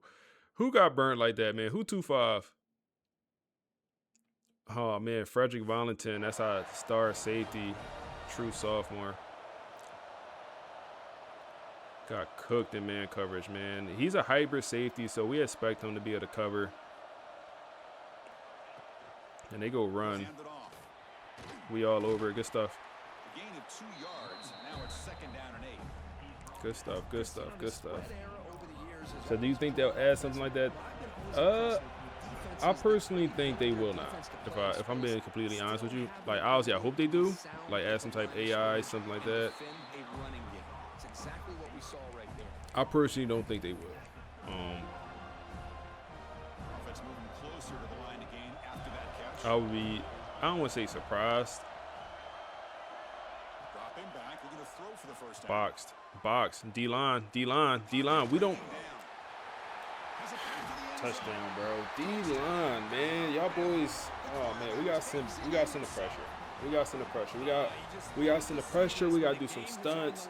We don't have the defensive line we had last year. We don't have the John Henrys coming off the edge. We don't have John Walker coming out the middle and picking up 10 sacks. We don't have that. We got to send the blitz. Man. Know your personnel.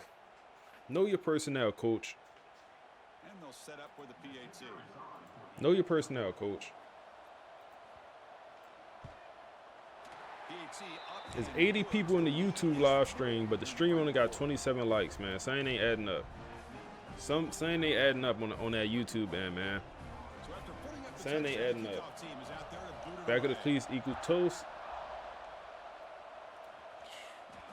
And that one will bounce out of the back of the end zone. The offense will start at Come on. 25. And the Seminoles offense comes back on Man, the let's get this dynasty started, man. This online dynasty. Let's get it started. Let's get it started tonight, man.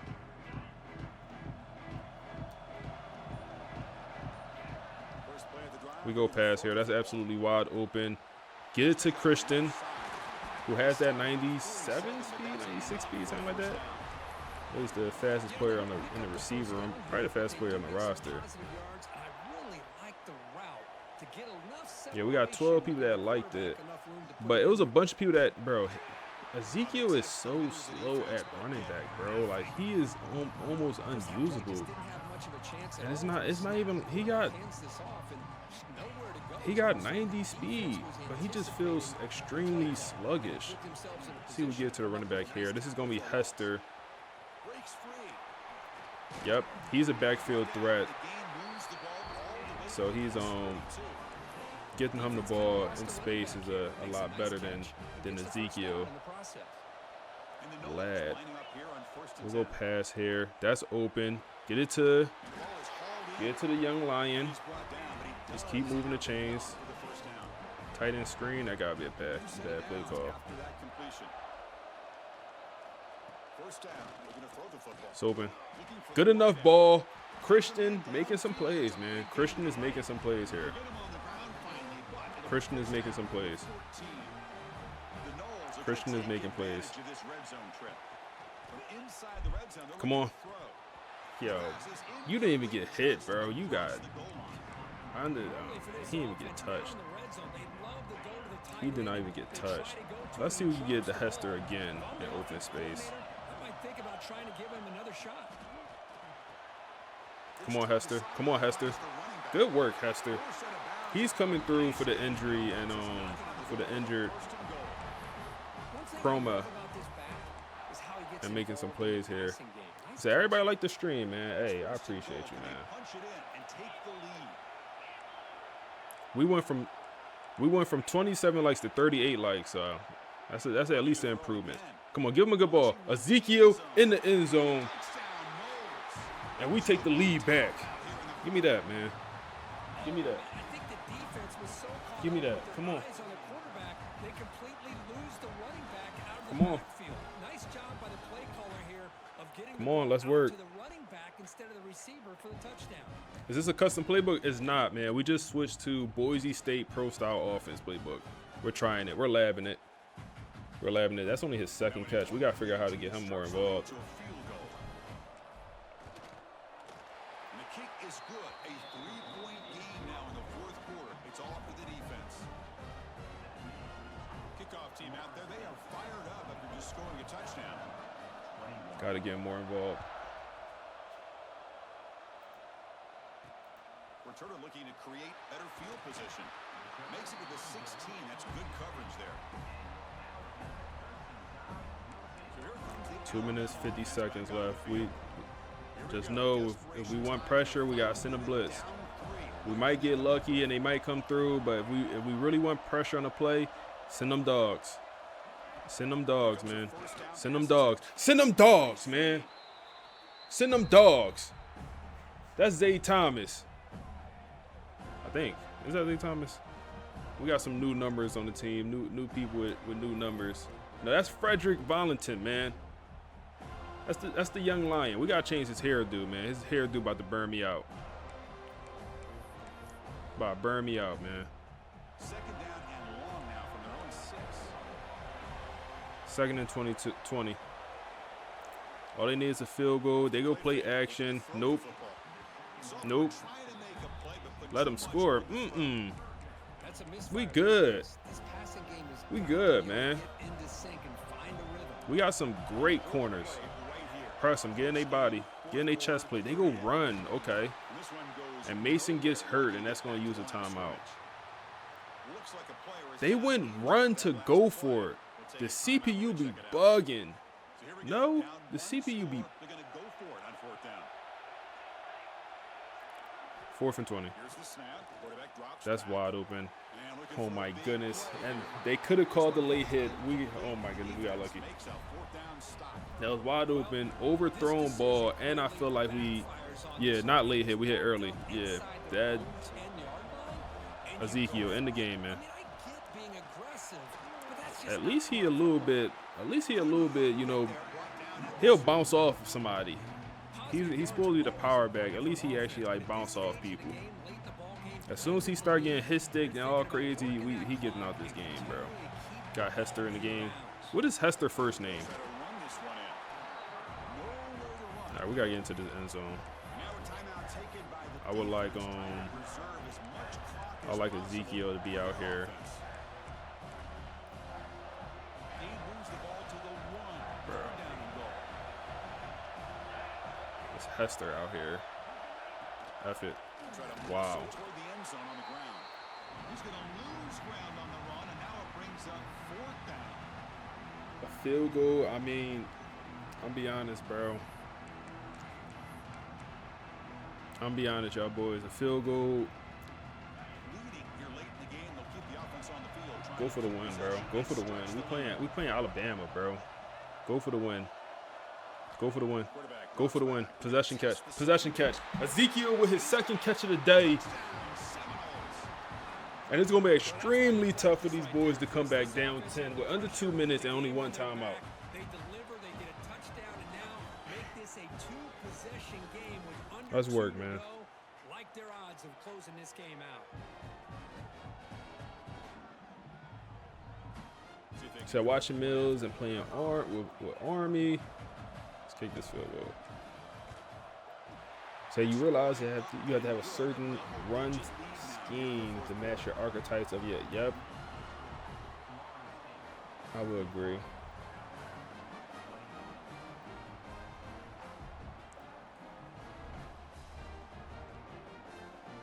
Got momentum after scoring that touchdown. So Now the kickoff team out there to kick CFB it away. 2070 lets you do formation subs with a custom playbook. They always. I feel like a lot of things just slip through the cracks, man. A lot of kind of simpler things sometimes just slip through the cracks. Here comes the Alabama offense onto the field.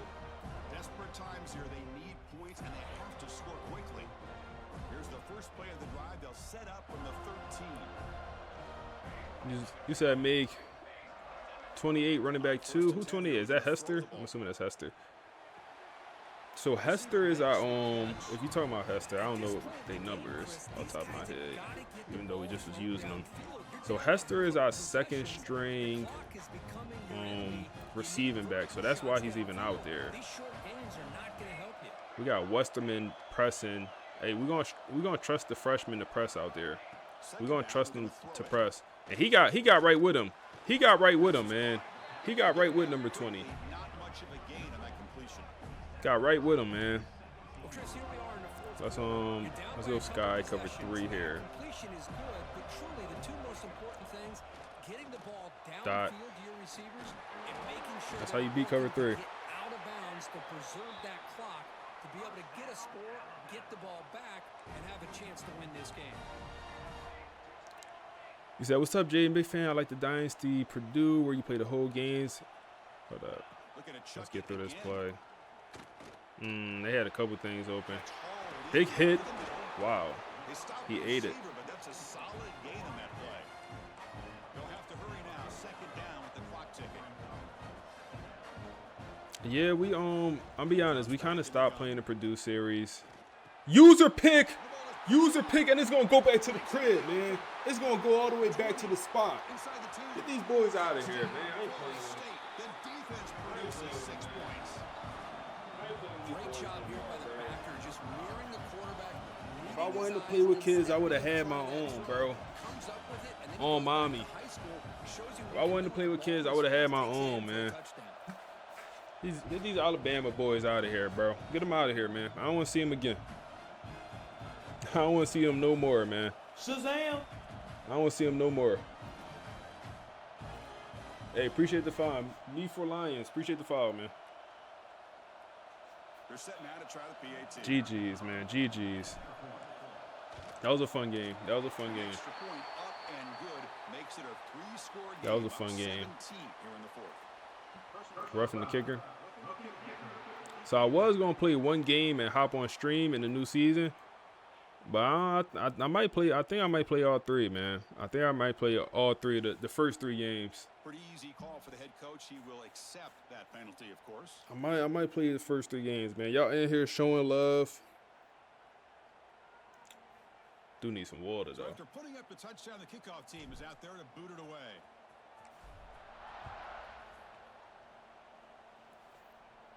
And the deep kick will sail out the back of the Good end work, zone good for a work, good work. touchback. Here comes the Crimson Tide offense onto the field. Well, this has been a disappointment. They've had their This series good. I appreciate you, man. I appreciate you, bro. Boxed. Looks to his Boxed. left and makes the Who that? conversion. Who 2-6? They make the Who number tackle, but 2-6? that pass create makes a solid game. I don't know who that is. No. And the offense wisely spikes the ball here to stop the clock. Crucial third down play coming up. And Play action fake. so Alabama finally falling off. Bro, come on, Zay Thomas, lock in, bro. No way, that's what we doing? Ah, that's what we doing. Jokes on me. Jokes on me. Ha. Okay, EA, that's how y'all get me back. He weighed everything but. He weighed every bit of 160 pounds, bro. Break 4 tackles.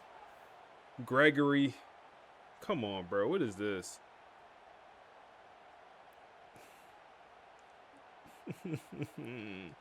EA heard me talking that mess, bro. That's nasty. That's nasty. I gotta get one more look at that. That is absolutely insane. I never thought he was taking that. I'm like, all right, Zay Thomas gonna tackle him. Nah, Zay ain't want to tackle him. The safety, I don't know who he is. Let me not wrap him up. D'Angelo Boyd, I almost call him D'Angelo Hall, comes through, just get mushed. My star middle linebacker, Mason. Nah, I don't want him either. That's embarrassing. That is embarrassing. Now the all-important extra point. Embarrassing. PHC is good. They still trail, though.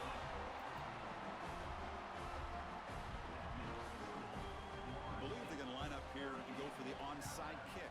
Oh, my goodness. He went onside kick. I wasn't even locked in. We good.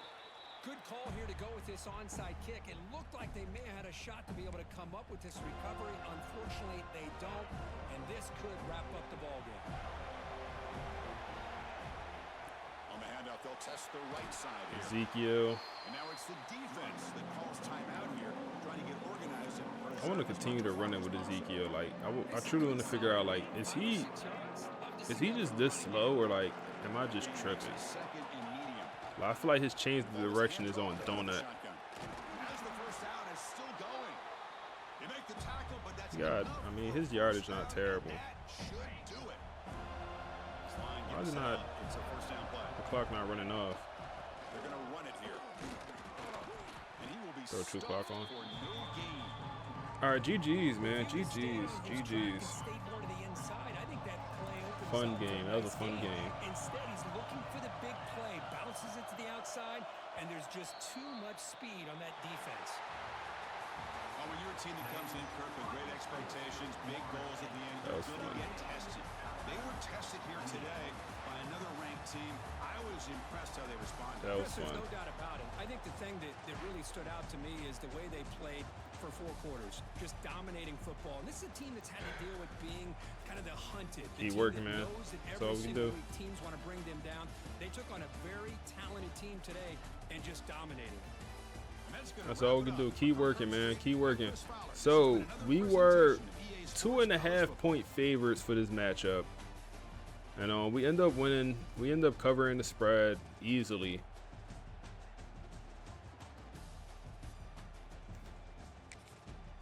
He got no wiggle to him. He too stiff. Yeah, man. No diddy. He definitely mad stiff. Their quarterback played well, man. He played well. Did have that one pick six to us late. Rashawn Slaughter did his thing. What was the final score?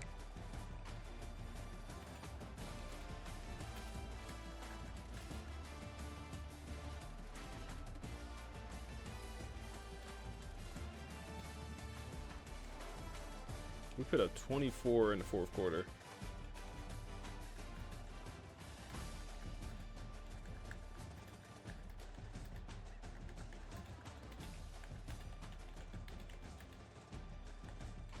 Wow, 24 in the fourth quarter.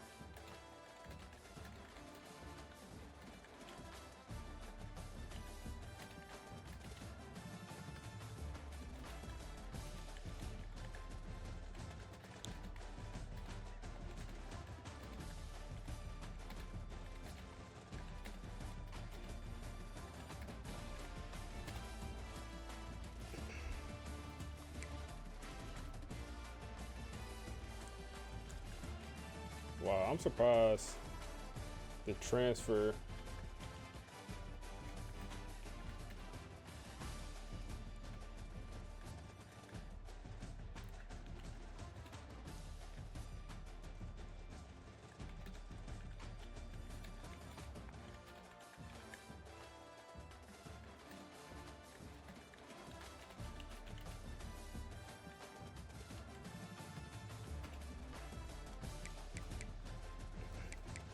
Good work. That's good work. That's good work.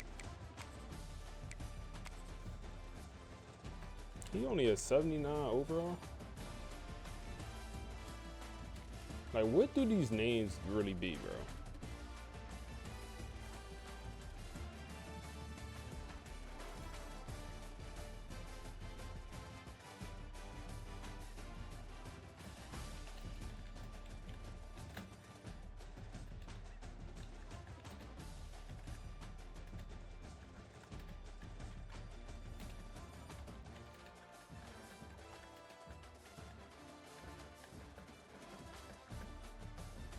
What do these names really be, bro?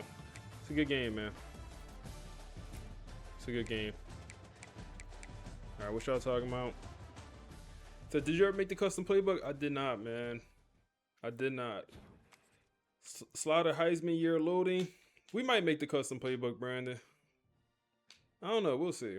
If I make it, I don't know if I should make it on stream or off stream. I don't know. I don't know if I want to see that.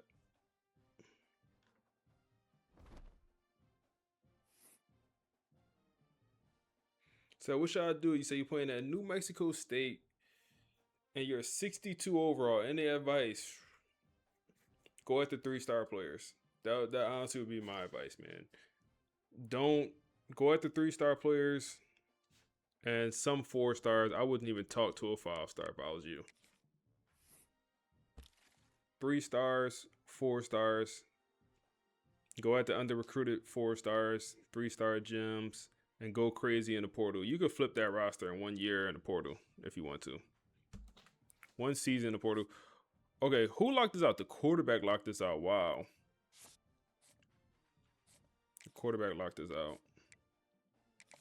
Okay, so that freed up 50 hours. Let's see, did anyone reach their top 5?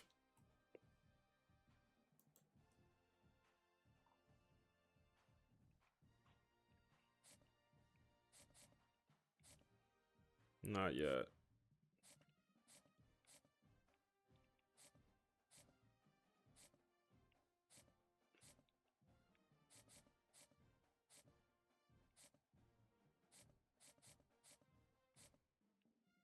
Shazam! Not yet, not yet, not yet, man. Money, appreciate the follow, man. Appreciate the follow over on Twitch.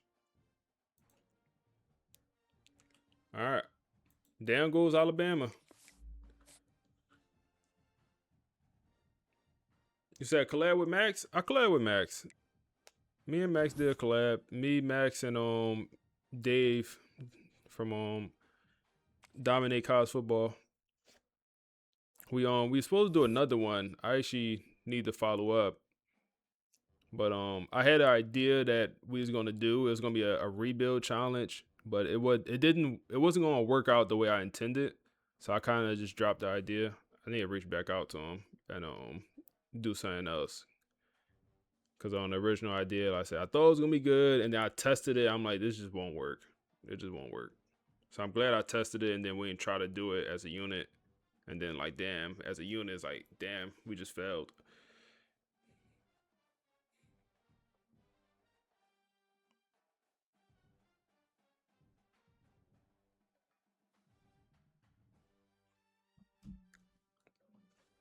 Can you show the sliders? Yeah, I got you. I got you, man. I got you. So we beat Alabama. We shift back into the number 2 spot. Michigan shifts to number 2. We shift to number 1. They shift to number 2. That's we never should have left the number 1 spot this year. The preseason, they had us number 1, and then somehow it got changed. So this is, I'll show you everything we have slider-wise. Wear and tear, nothing there. I do have Coach XP on fastest, man. I do like Coach XP on fastest. So do what you want for your dynasty, but I like to upgrade my coach a lot. And I feel like it's fair because guess what? Every coach in the league gets faster upgrade. You said Brittany from the podcast got something to say about the win? She thinking right now, man. Brittany thinking. Give her a second, bro.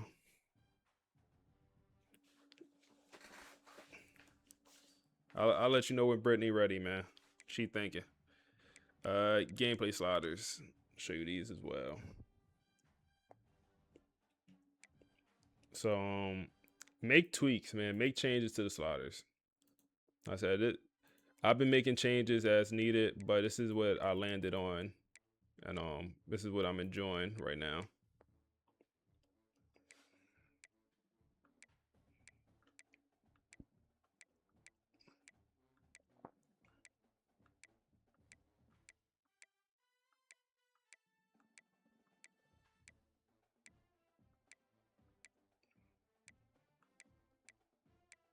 The sliders, man. I need to put in the auto subs. I currently do not have the auto subs. I should be using in. But I feel like people don't talk about the auto subs much. Running backs, I feel like you gotta have them keep fresh. Receivers.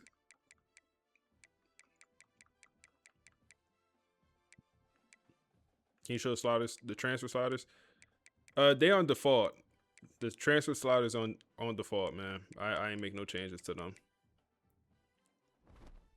Check the injury report. It's not going, man. Like, let's look at him specifically to see if it say he's hurt or something.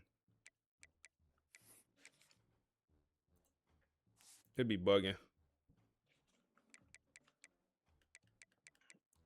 I mean, he looked fine. Low risk of injury, so maybe it's just a one and done type situation.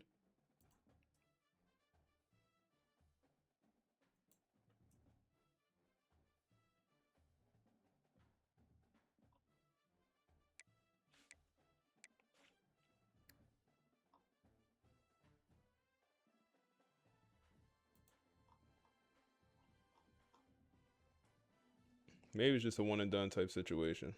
I don't know.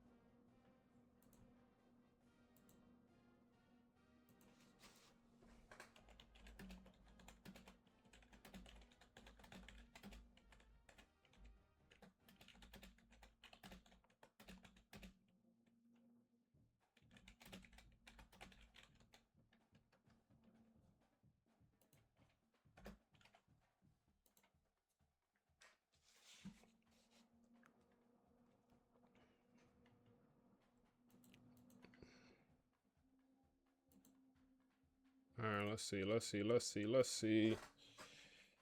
Yeah, I don't know. He said super low career health.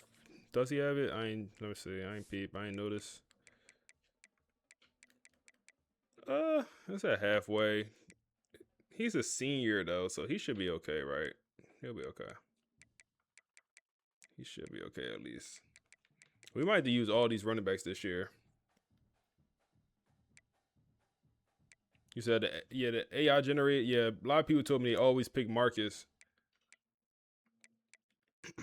which is interesting. I want to get Todd Burton a little bit more involved. We'll figure it out though. So let me look at Hester. So it's changed the direction. No, so Hester is good. Quan Hester is good with changing direction. He's number 28. Now 79. That's why he feel like I'm driving a. It feel like I'm driving a G-Wagon. It feel like I'm driving a minivan, bro. Like I got no mobility. But that change direction is dirt. He's strong as an ox, though. And he's fast. Like, he got enough speed for a contact seeker. Got the truck in. He don't have the abilities. No juke move at all. No spin move. Stiff form. Okay. We'll keep him.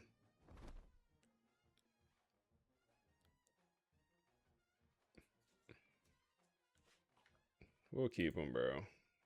For now.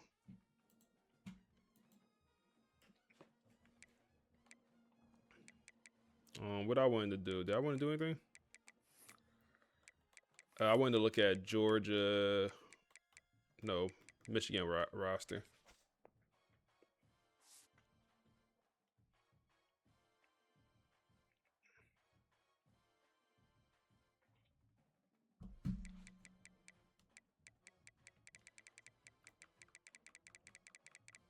Why you do overall so bad this year, man? Last year it was worse. I feel like I don't know what they be doing with the overalls, bro. Like 97 overall team, and they got one player 97.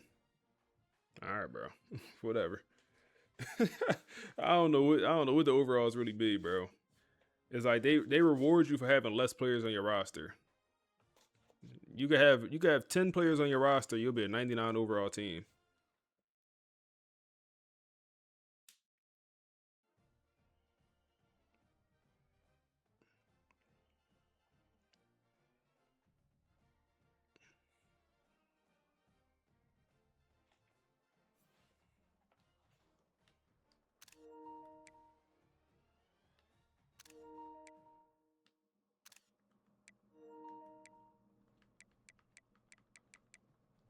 All right, man.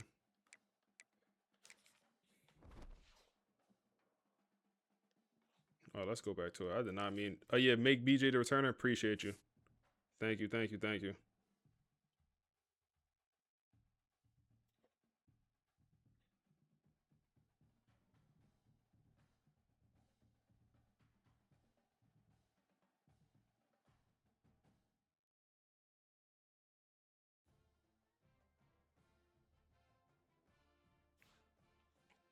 Let's look at that Michigan roster a little bit closer.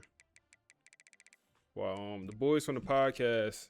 Let's see what Brittany got to say, man. Florida State 38, Alabama 28. Yep. And, if you just glance at that box score, it looks like a pretty comfortable 10-point win. It looks easy. But if you were watching that game, it was anything but. Not at all. This was a survival test. Yeah. And that's really what we're here to do a deep dive on, right? How did FSU pull this out when their entire game plan just fell apart? And what does that tell us about this whole 99 overall roster rating? Because that's the big narrative heading into this massive showdown with Michigan next week. Exactly. I mean, the analysts are calling this team video game perfect, but for 3 quarters against Bama, they looked very human. Oh, they did. Alabama dragged them into deep water. It was messy, it was physical, it was chaotic. A street fight. It was a street fight. And you can't even begin to analyze those first 3 quarters without talking about the injury to Ousmane Kromah. That felt like the whole game was about to break.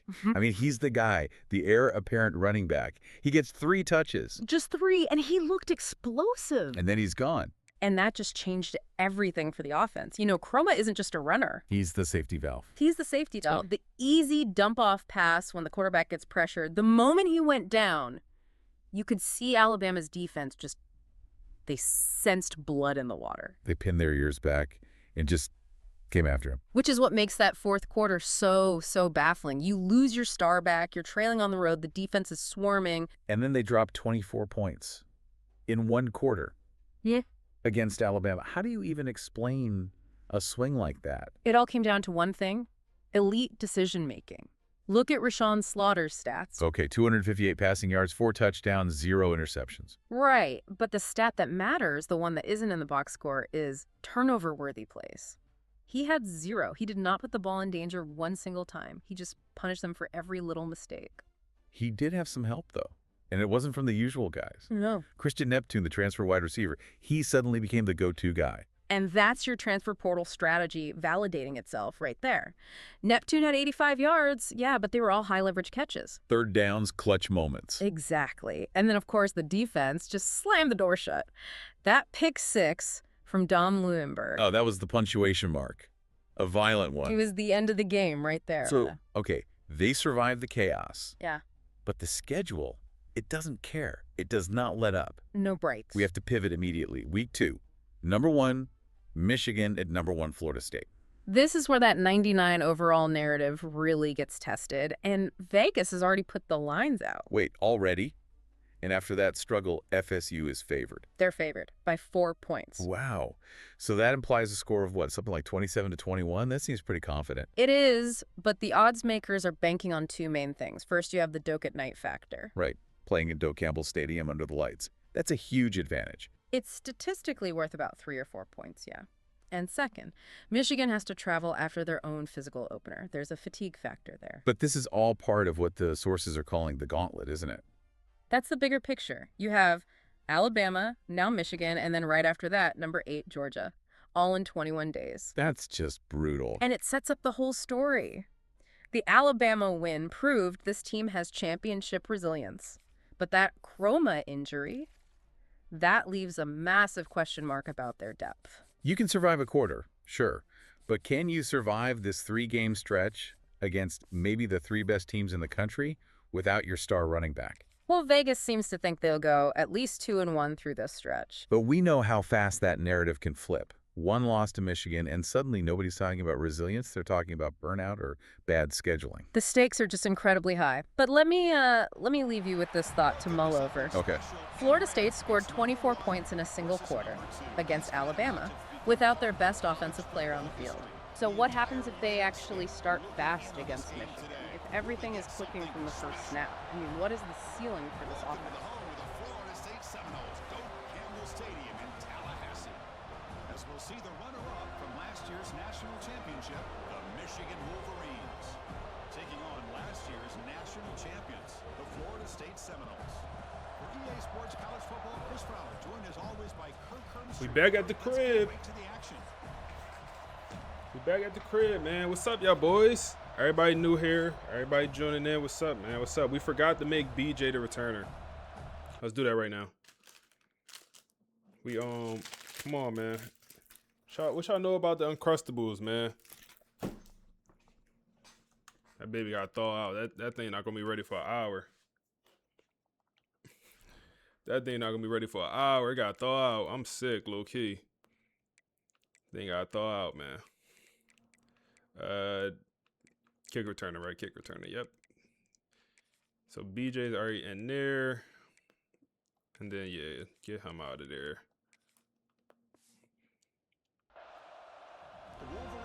He said got the grape throwing out right now. Man, I like the cherry. I'm more of a cherry guy, but they ain't had no more cherries at the spot. But yeah, once he thaw out, I'm gonna throw him in the air fryer for 2 minutes. One of y'all put me on to that. If you in here and you told, I remember I was on stream, I had an Uncrustable. Someone said throw him in the air fryer for 2 minutes. I tried that, game changer. You gotta let it thaw out first though. Thaw out, then throw him in the air fryer. That's one of them ones, man. I ain't gonna lie. 90 seconds or 9 seconds in the microwave. 90 seconds, that thing might explode. I'm bugging. Yeah, the air, yeah, bro. It get a little crispy. I ain't gonna lie, it get a little crispy. Chroma is back in, man. It's a big time game against the team we hate. Look at Cromer, man. You hurt? You got some wear and tear already? Okay, he good. First carry last game, first touch he got last game, he got hurt. These kind of games become part of the history of the sport. Both these teams expected to contend for a national championship. All right, let's go screen here. Good screen, man. Way to get the blockers out there. Hey, let's make a bet, man. Somebody try to make a bet. If we go 3-0 against this Gauntlet, somebody got to drop 5 subs, man. Somebody got to drop some subs. Something. We could have the running back, Ray Sean. No, throw away. If we go 3-0, somebody drop something, man. And if we lose one, someone give me a bet. Someone give me on saying I got to do it. Does a good job of getting Nothing out egregious. of the pocket, away from the pressure, and just throw the ball away. See what happens on this next down. All right, let's get the Cromer, man. You owe us. Pass is incomplete. Unclear who the intended As soon as I say you owe us, that's what you do, bro? Yo. He's done. He's done. Hold up. You said make it so you could gamble channel points. Bro, what do the channel points do? I'll do that, but I don't even know what the channel points really do. Bro. Gosh, I just love to watch this Gotta defense punt, fly man. around. Lock in. Great job here on third down. Look at it. You're on the road. Things are going against You say you gotta go 3-0 against the spread. You drop 15. All right, now we talking. Now we talking. The spread for this game is we favor by 4. We favor by 4 for this game, and I'll tell you the spread for next game. So we covered the spread for the last one. The spread for this one was 4, and Georgia, they said we were. Yeah, I think the last game that he played, he was through Georgia, we're favored by 1.5. Let's hear a little brief summary of this matchup. Should be a little quick one, about 1 minute, one here. This is the brief on Florida State's championship gauntlet. All right, so number 1 Florida State just barely survived a brutal opener against number 3 Alabama. But, you know, with Michigan and Georgia still on the schedule, they're staring down what might be the toughest 3-game stretch in all of college football. First up, that insane resilience against Alabama. I mean, they pulled out a 38-28 win, but wow, it was ugly at the start. They lost their star running back Asmani Chroma after just 3 touches, but FSU showed they can really take a hit. They just flipped a switch and exploded for 24 points in the fourth quarter. Quarterback Rashawn Slaughter was absolutely flawless. 4 TDs, no picks, and linebacker Dom Lewenberg sealed it with a massive pick 6. Okay, second, the Michigan Revenge Tour. And this one's personal. Remember, the Wolverines ended FSU season in the Rose Bowl last year. Now, even though FSU has this perfect 99 overall roster, they're only favored by 4 points. Why? Because of Michigan's raw physicality. The key is simple. FSU's D-line has got to get to that dual-threat QB Bryce Baker without sending extra guys. If they don't, he'll just pick them apart. And finally, let's talk Vegas. Looking at this whole gauntlet, Bama, Michigan, and then Georgia on the road, odds makers are predicting a 2-1 record. And the stakes? They're massive. If Florida State somehow goes 3-0, they're the runaway favorites for the title, no question. But if they stumble, you're going to hear a lot of panic about this team being burned out before the playoffs. So yeah, FSU proved they have that championship composure. But to really lock in this dynasty, they've got to conquer their boogeyman in Michigan and then somehow survive that road trip to Georgia. This isn't just about rankings, it's about the past trying to survive and the future trying to bury it. Bro, y'all heard it? She talking about Alabama. That's some shit I say, bro. That's some shit I say. that's some shit I say, man. That's a big third down stop, man. That's a big third down stop. Come on, we get the ball back. We get the ball back, man. Oh man, out at the 2. Damn. You said you on PC? No, we on PlayStation. I'm streaming on my PC, but we on PlayStation. Yeah, it's definitely a rivalry game, man. It's definitely a rivalry game. You said, what's up, bro? Check out the channel. Love the storyline. Hold up. Let me lock in real quick. Get it to Morgan. He is slow as dirt. Come on, move them puppies, man. You got to move them puppies, Morgan. Oh, man, you got to move them puppies. He's the gritty possession tight end. He lacks speed, for sure. Do you normally stream on here? No. To be honest with you, I normally just stream on Twitch. Yesterday, I decided to give YouTube streaming a try, so I'm streaming on both right now. So I would say anyone that's on YouTube, I would say just go follow the Twitch. Even if you want to watch on YouTube, I say follow the Twitch because, like I said, I don't usually stream on both. Wow, bro. Wow. The screen was not there. The screen was not there. Let me take a sec. But I appreciate you being here, bro. I appreciate you stopping by. Third and long.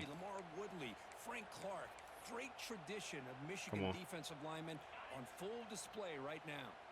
So here comes 3rd and long. Giving up that sack has made this a real challenge for the offense. It's open. It's open. Ezekiel, good read, Rayshawn. So can you make it so the AI? Can you make it so the AI listen to the game and auto? I think it's probably a way to do that. I don't know a great way to do it, because the way it works when it listens, like it only listens for a couple seconds, if that makes sense. Like as soon as it stopped talking for a second, it stopped listening, and then it wouldn't respond.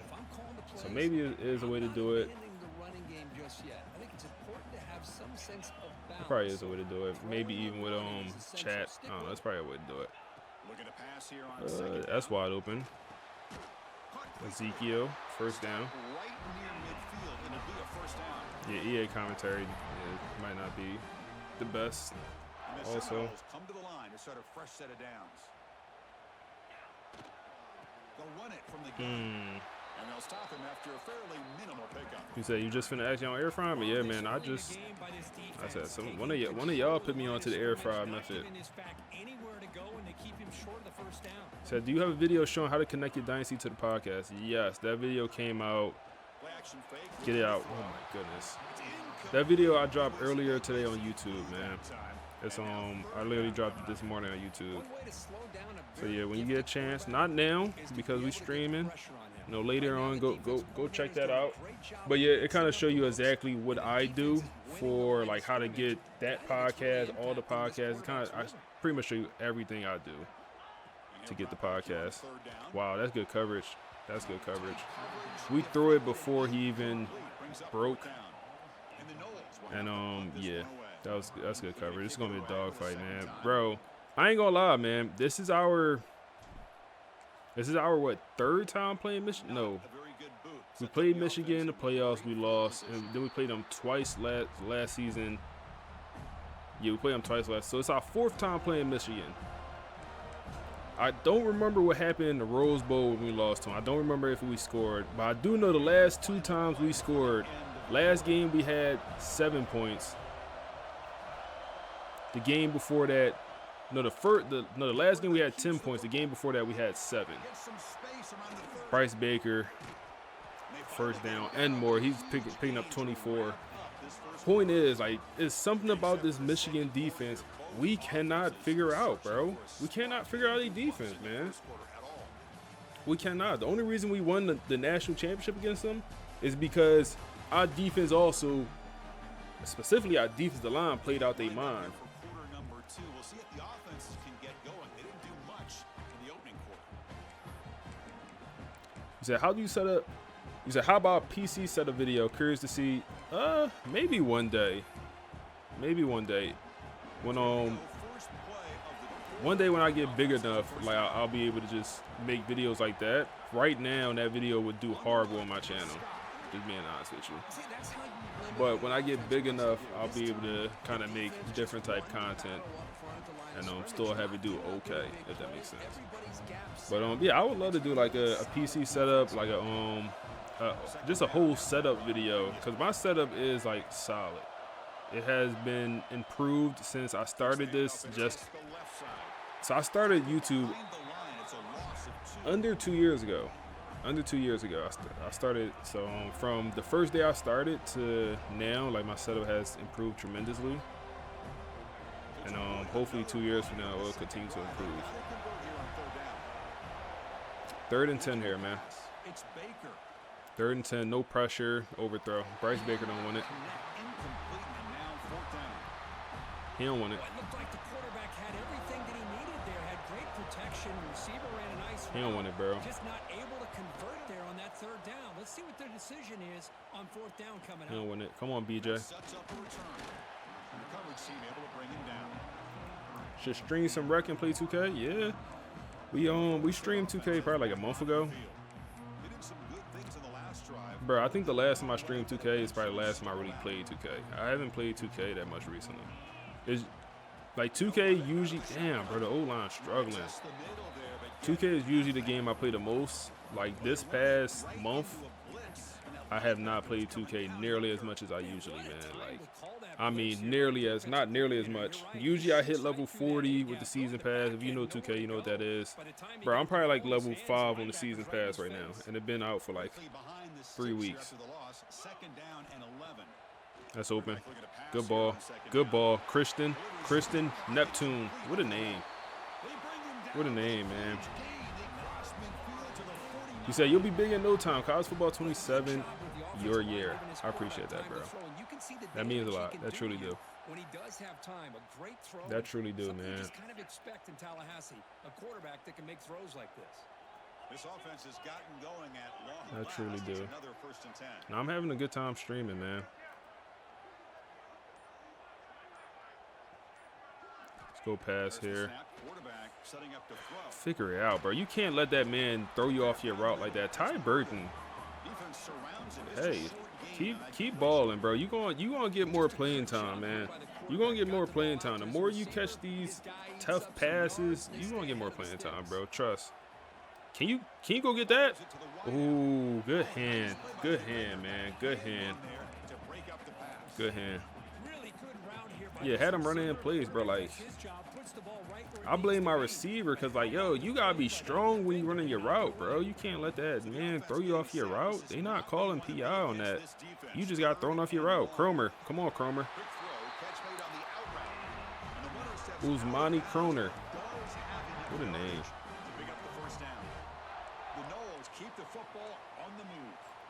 See, we could go. Let's flip this. You have a great chance of winning. I would say in the red zone, coming up with touchdowns and converting. So I didn't want to. Damn, we gotta just hike it, huh? Executing to keep this drive alive. Don't forget this play. Give to Cromer. Give to the running back. That's what I love about this guy. He has the ability to sneak. This playbook is interesting. I'm not sure if I like it yet, but it's definitely interesting.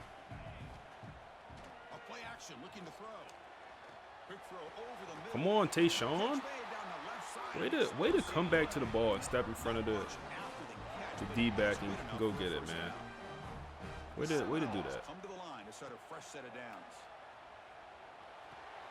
Go. Oh, get Morgan involved. Get Morgan involved. And he hurting people. He hurting people out here. We'll take a timeout or then check him out.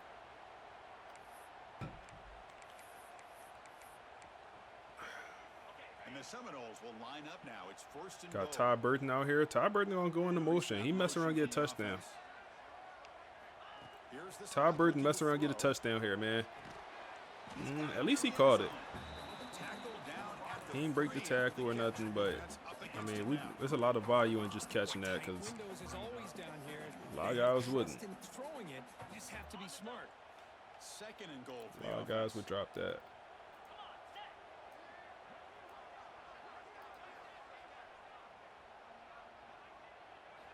Looking to throw yet again.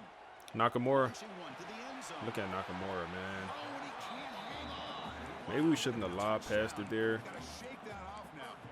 Maybe that was the wrong decision. Nobody's open. You can't risk the possession like this. Tossing it into coverage in the end zone, that's a good way to earn a spot. Nakamura, go get it. No, Rayshawn, man, block in, bro. Rayshawn, that's a TD. All right, they want us to. They want us to go for this, man. They want us to go for it. Let's do it. So what's the play call? It's 4th and goal. Let's do it. And he'll set up to Morgan. No way. You too damn big, bro. You don't think you too big not to get in? Come on, man. Do we blame the quarterback for this? Or is it on Rayshawn? Like, he catches this, but he got to turn around and he loses all momentum. Bro,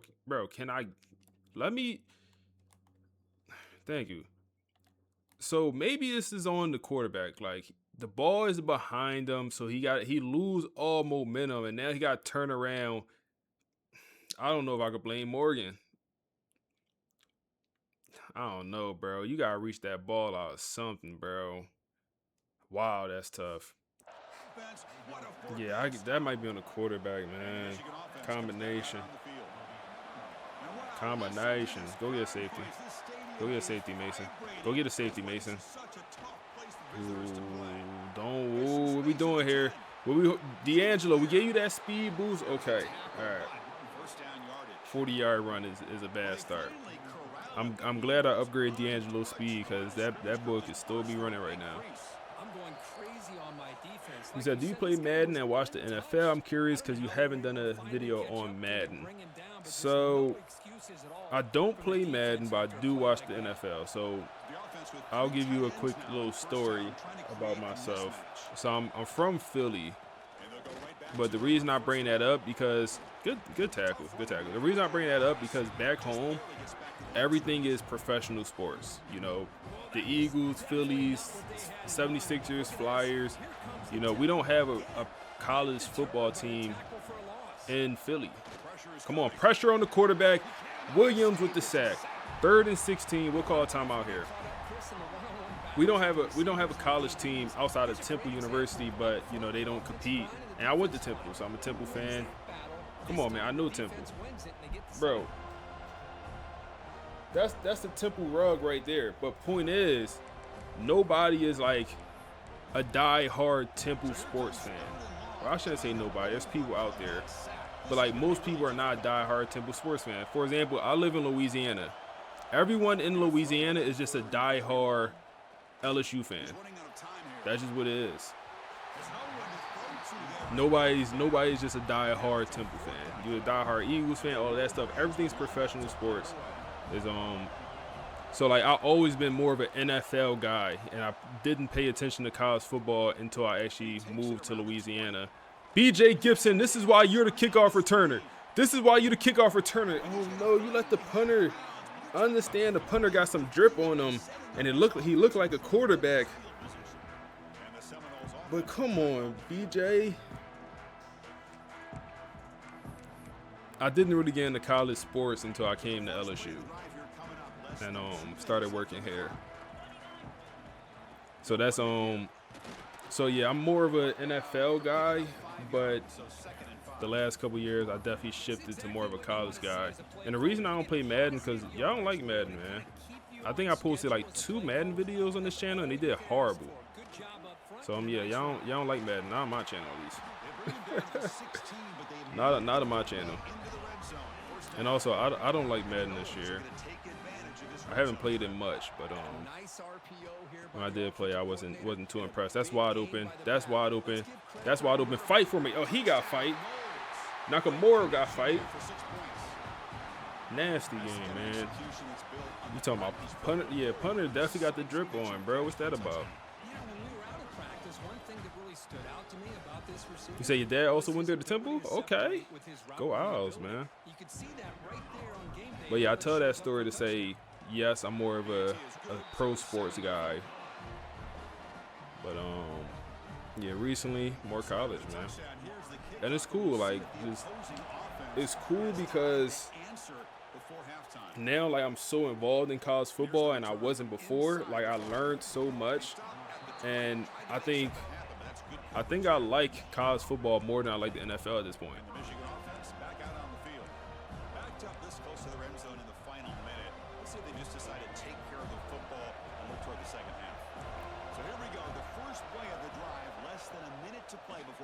Oh, that could be a pick six, man. If that's John Henry, that's a pick six right there, man. If that's John Henry. I think if he do it over again, he would have found a different target downfield, but he made his decision. That's a pick six. Let's get out of it. Don't press them, boys. Don't press them.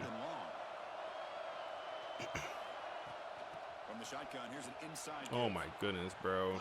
Get him down. Get him down. Good stuff, Zay Thomas. Okay, they trying to do some things here.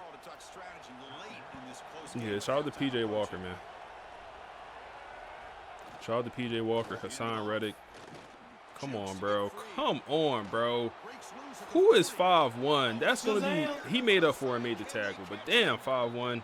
That's going to be Benjamin Westerman, the 5-star corner. I know he's a true freshman, but damn, bro, you getting pancaked. And way to stay in the play, though, and make the touchdown saving tackle there. I will say that. But I appreciate that follow, man. Back to throw. It's Baker. Boxed. Pressure finally gets home. And who is that in on that sack, man? Who was that? That's going to be Lee. Who is Lee? Who you? They run the hurry up. At my user. No. Benjamin Westerman, you had the chance to make up. The true freshman drops a absolutely wide open interception. Bryce Baker throw that thing into triple coverage. Ugh. Benjamin bricks. That's why you play DB, man. That's why you play DB, huh? I'm already knowing. That's why you play DB. You say you've been to LSU? Yeah, I work at LSU, man. I work there. So yeah, I'm there far too often. You say you're a Longhorn fan, but you live in Colorado? I like Colorado, man. I also like Colorado. I know you say you're a Longhorns fan, but they get down. It's going to be a field goal, man. It's going to be – they might miss this, man. They might miss this. This game is still broken in some ways. So up-close kicks on the road, the CPU usually miss these. And they do. Yep. That glitch been in the game for 2 years. 2 years that issue been in the game, man. Please fix that. TMG, appreciate the follow, man. Appreciate the follow, bro. Oh, hey there. How can we help? Hold up. Oh, yeah. Let's hear it.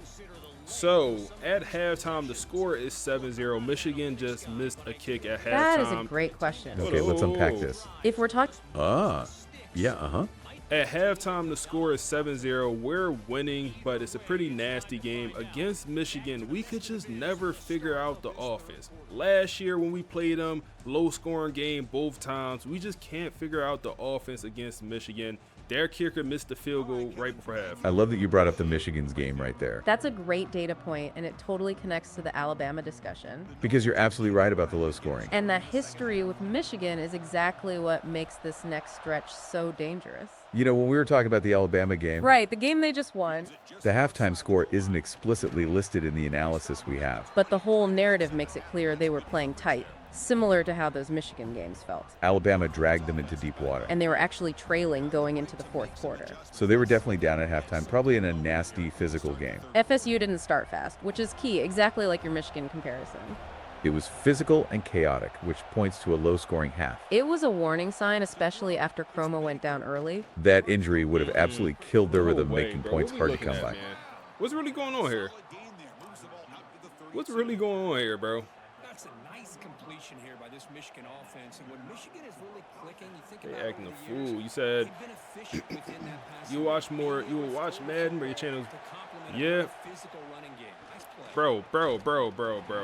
That's 2 interceptions on that BS play. Stop calling that Michigan. You about to make me mad. Stop calling that Michigan. Hold up. So the misfire in first Yeah. makes it second If and 10. I wanted to do Madden, I feel like I would have to start a new channel personally. I feel like I had to have a Madden channel. Like I have a 2K channel where I just post 2K. Pressure up the middle. Down goes Bryce Baker. Down goes Bryce Baker, man. Squeeze the life out of this offense. That's another sack by this Good work. defense. They have been in that backfield the entire Good work, game, man. and a big reason Good work. why these Who guys is are Lee? enjoying the lead. Is that who is he a freshman? Second sack of the day. I gotta go look at my depth chart, man. Who is Lee? You said, can I read your message? Hold up, give me a second. Who is Lee, man? Junior D tackle. He's producing. Isn't he? What is he on the depth chart? I guess he's number 3 on the depth chart. He is number 3 on the depth chart. Hey. Hey, Lee. One of the best parts about college football and sports in general, one of the best players every year on your team is a player you don't even know who he is. One of the best players on your team every year is a player you have no idea who he is at the start of the year. And that's a fact. That's a fact, man. That's a fact. But let's see what you say. BJ Gibson, come on.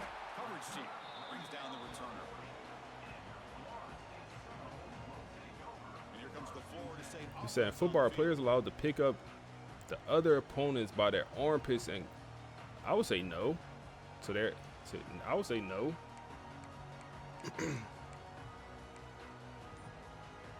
Split backfield here.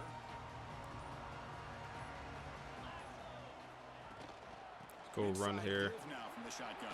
Cromer. Nice run. He's brought down to the 44. So thoughts on the college football accessory wave on Twitter.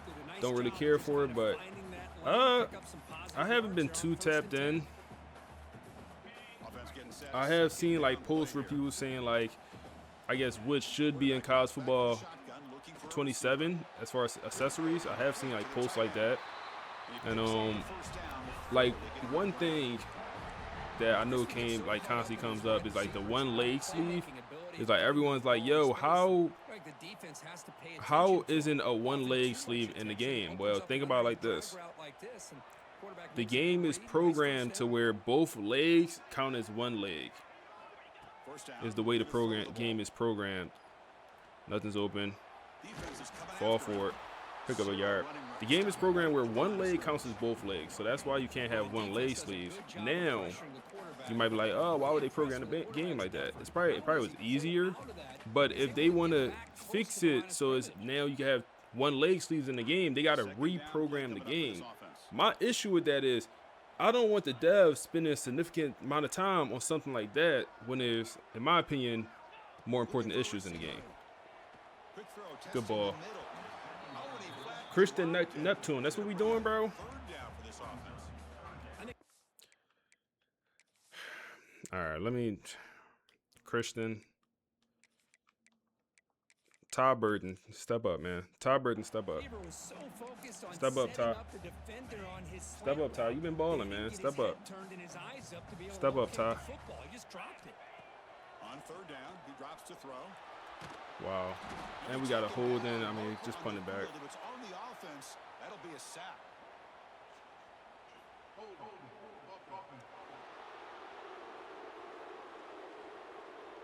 So the offense will decline the penalty and just take the result. So how does he catch that? Yeah, bro. CBU be cheating sometimes, man. Bring their punt team onto the field. Yeah, that boy Lee working, man. Like, I would have never thought. Man. Last year, a player we didn't know was one of our best players was Frederick Valentin, the safety. Yeah, Frederick Valentin, the safety, backup safety. And the Michigan offense comes back out on the field. Frederick Valentin, man. This has been a struggle for both offenses. We ain't know him before the season. He was a freshman. End up being like a very good player, being a freshman All-American. Good tackle in the backfield, Williams. Williams balling, man. They appreciate that follow. Williams balling this year.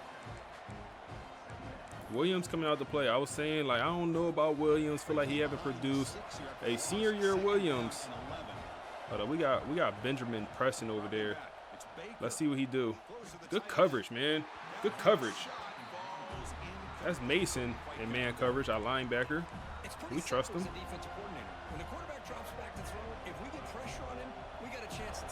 So how can you do mismatched cleats then? I think that's different. Or I'm just telling you, ooh, that gotta be intercepted. Benjamin, that's 2. Benjamin Westerman, that's 2. We know what you gotta work on in that offseason, baby. We know what you gotta work on in that offseason, baby. Them things. You gotta work on them things, bro.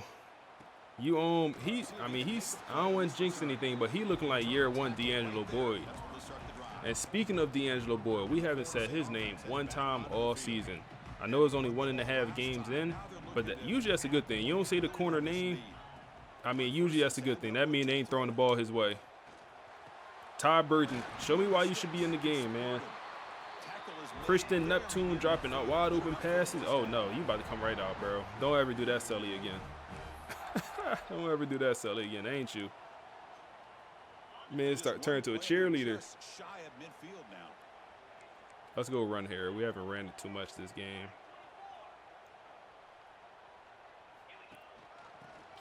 Oh yeah. Oh yeah, fall forward, yep.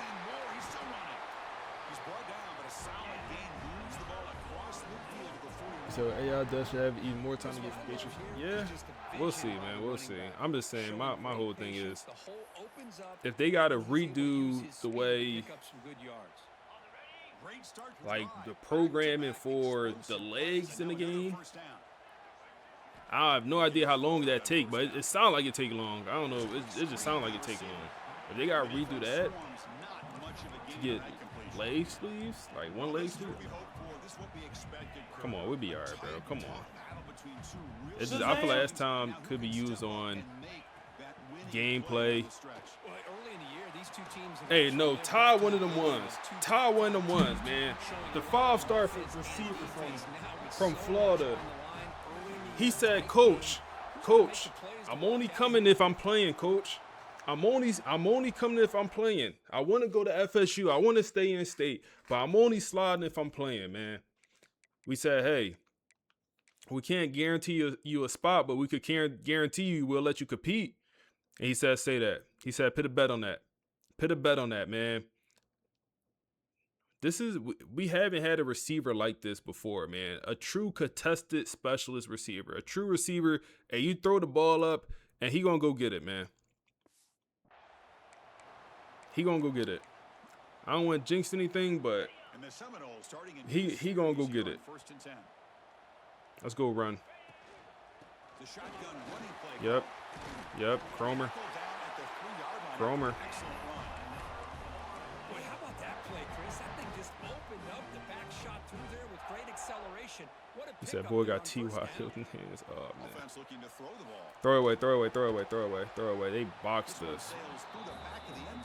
He said 82 gonna cost y'all the game this season. Who 82? Is that It's tricky when you're trying to throw Is it in. If 82? it's not there, throw it away and live for the next down. Is that Kristen? Kristen Neptune? No, 82 is on. Yeah, that is Kristen Neptune. That's why we had to put him on the bench. What difficulty y'all playing on? We're playing on Heisman with sliders to make it more difficult. Oh yeah, go get it. Try to lower the shoulder. Yeah, Burton tough, man. I'm liking Burton so far. I wish his development trade would have been higher. Especially with third down coming up. But he got number 7 on for a reason. Do we go to Burton? Do we throw a jump ball to Burton? Throw the fade? Oh my goodness, they double teamed him. No way they double teamed him, bro. Well, it's decision time. No way they now, threw the Chris. double Fourth team and at him. That's short on me. coming up, and you know they're thinking about going for this. That's on me. Likely looking at that play sheet and Yeah, the finding slaughter the video go-to dropping. play So that'll help the them video get that's this dropping first tomorrow down is. and keep Let's this go get drive this touchdown alive. They're first, bro. thinking 6 points. That's open. My goodness, I thought he was gonna go more up the field. We almost throw an interception in the end zone. Damn, bro, we should kick that field goal, take our points. We gotta trust the run game a little bit more. That's on me. So the video that's dropping tomorrow, bro, we had them at the line. We had them at at their goal line twice this game. Can we get a safety?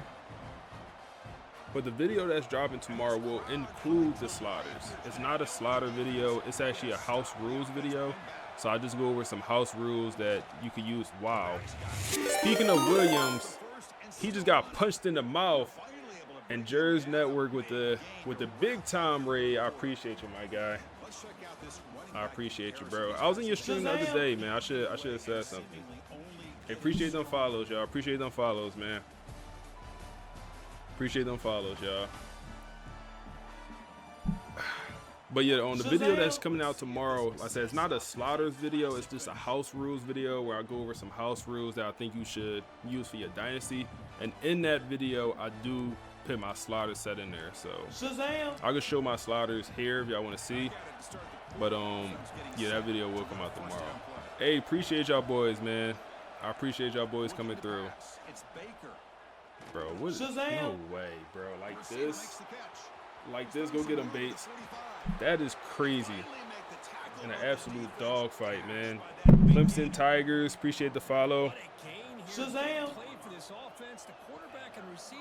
Oh, man. You said, yo, I watched a ton of your videos. First time catching you live. Hey, I appreciate you coming through, bro. You said, seen some of your YouTube stuff, the A+. Yeah, man. That's Bro, they're dodging us. 8-7 is going crazy on us. Hey, I appreciate you, bro. I appreciate that raid. That was cool. I appreciate that, man. You said the love real today. Yeah, the love crazy today, man. Last couple days, the love been crazy. All right, come on, get a stop, man. Get a stop. It's something about this Michigan team we just can't crack. Just can't crack them, man. Just can't crack them. We'll keep trying. They go 3 receivers. Let's go nickel. Come on. Come on. Oh no, get out of this. Get out of this. Get out of this. Go cover.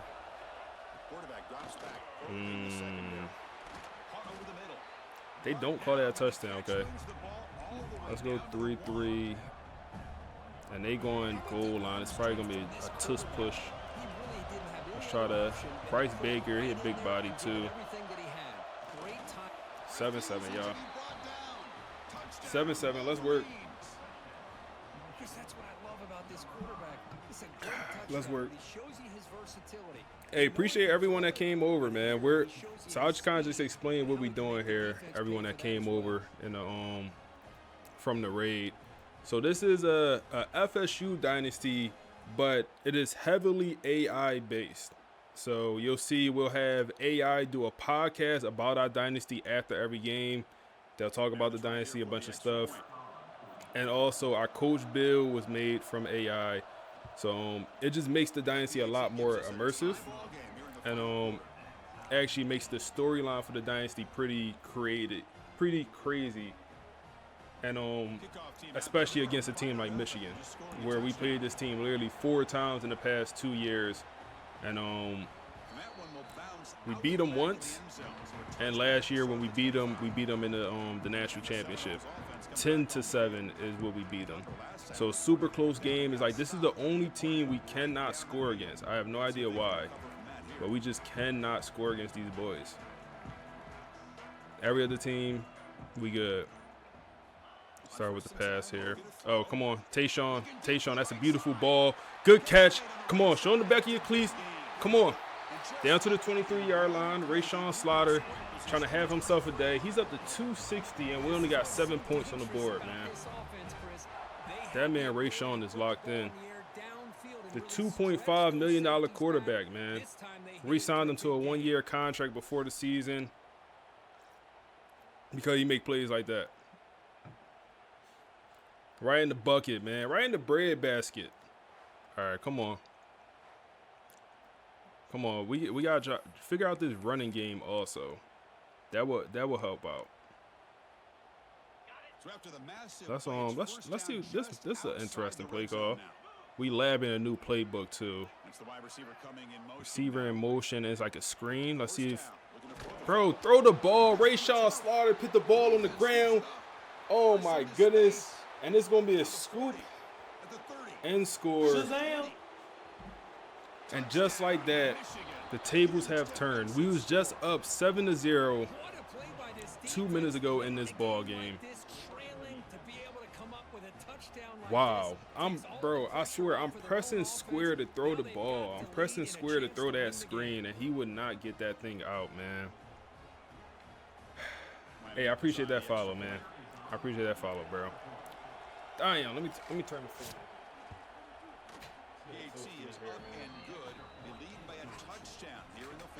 Damn. Michigan got our number. Come on, man. I got some subs on the line. If this game is so good, man. Dom said what Dom say? He said if I cover the spread in these first 3 games, he got some subs on the line. It ain't looking good right now. It ain't looking good right now. Come on. Can we throw the comeback route? Them boys on our body. Chris, this offensive coordinator is going to have to adjust. We've seen hits. Them boys on our body, man. On this quarterback all game long. They've got to find a solution. Them boys on our body. All right, come on. Quarterback to be able to throw the football, or maybe completely overhaul and change Wow, what they're doing on offense. wow, that's good coverage. I can't even be mad. I can't be mad. That's good coverage. Go 5 wide. Go 5 wide here. I can't be mad. That's good coverage. All right, we got Ty Burton. That might be man-to-man coverage. We got a couple options here. Let's see. It is man. Go to Ty Burton. You got to go get it, big dog. You got to go get it, big dog. Yo, the true freshman receiver out of Florida. I ain't going to lie, man. I ain't believe. I did not believe, man. Coming out of high school, you know, you hear all these high school players talk big. Hey, coach, I'm ready one of them ones. Everything else is bagged. I mean, we could hit the tight end over there, 83. He would have got the first down. That's actually probably the best option. But just throw it up to the big body. The 6'5" receiver, true freshman, just go get it.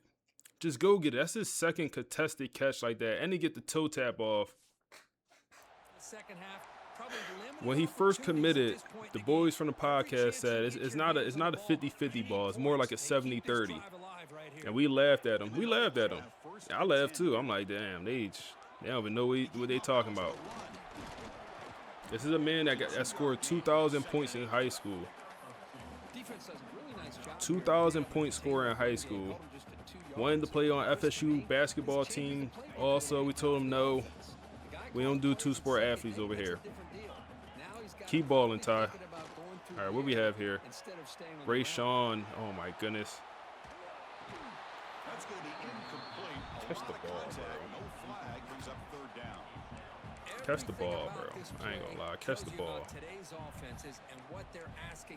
You said T. Higgins 2.0? Facts, man. 3rd and 8. We got some slants out here. Ty is in the slot for some reason. Oh, my goodness, bro. I ain't see anything. I did not see anything, bro. I did not see anything. Go punt. Bring out the punt unit. Damn, bro. The defense been playing well all day.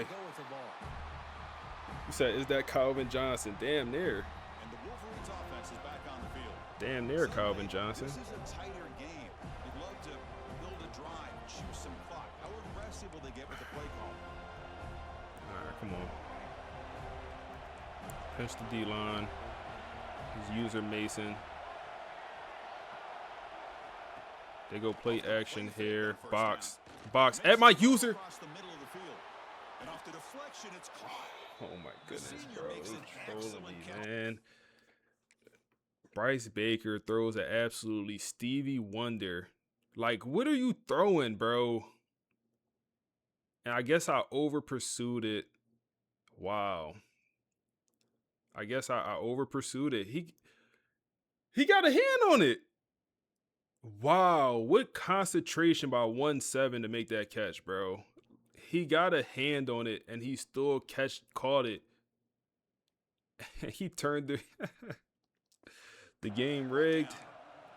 Nah, that's crazy. I ain't gonna lie. That's nuts.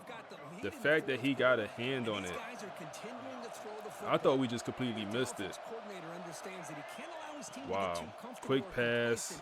1-7. He just trying to have a day. Jaden Sellers, man. I'm talking about 1-7. I know who that is. We played that man. This is our 3rd time playing Jaden Sellers. He's the best receiver on this team. He's been the best receiver on the roster for a while now. And they got True Clock on. We got to figure something out here. They go run up the middle. Timeout. First down. Timeout. Figure out. Figure out. Figure out. Let's what's in the blitz? Free fire.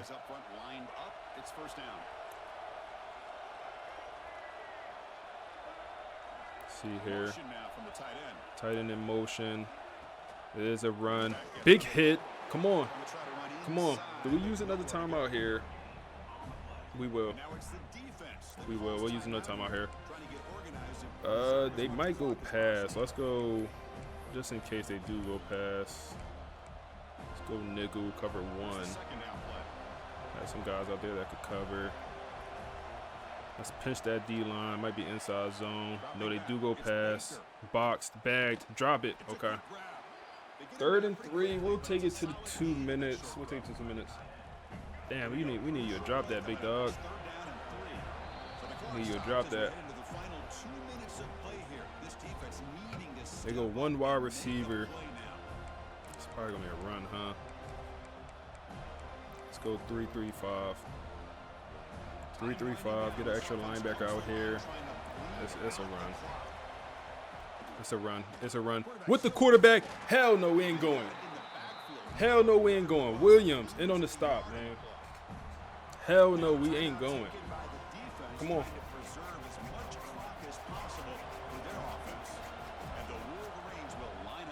Come on. And it's a solid punt headed toward the sideline. These boys got our number, bro. Let's see exactly where they'll spot it here. They got our number. State offense heads back onto the field.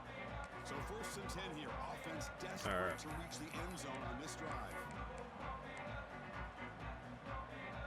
Offense out there for the first play of this drive from the Go play action here. off the Ty play fake, Burton. looking to throw. Oh my goodness, bro. Oh my goodness, Ty. And the defense is Ah, going to win GG's, this game, man. crushing any chance of a 2 comeback. turnovers Now for they can secure the Rayshawn. W by just kneeling down. Well, that defender deserves the game Wow, that ball one for that hurt. game-sealing play. Wow. Now, all there is to do is run out the clock and walk out of here with a W. Wow, I'm not mad at the decision to throw that. I'm be honest, I'm not mad at the decision. I'm not mad at that decision, man. We've been going to Ty all day. He made some special catches. And this time the young receiver shows that he's a young receiver. I understand it's a big hit. But damn, you can't pop the ball up like that. I mean, that's a hospital ball. He caught the ball scared. He caught the ball like, oh my goodness. He went to catch it like he's scared. He's 6'5" too. They made him 7 foot. Oh man, hit him in the air. Ball just pops up. GG's, man. That sucks. That sucks, man.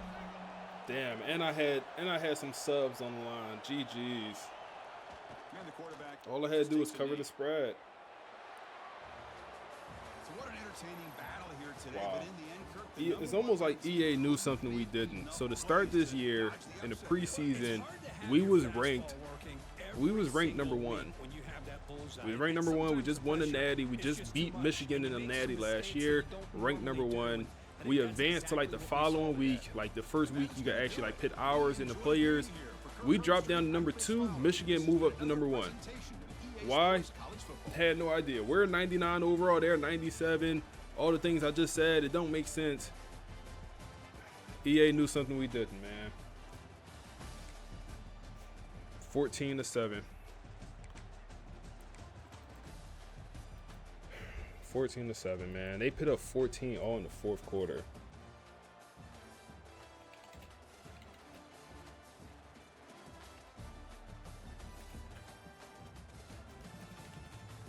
Wow.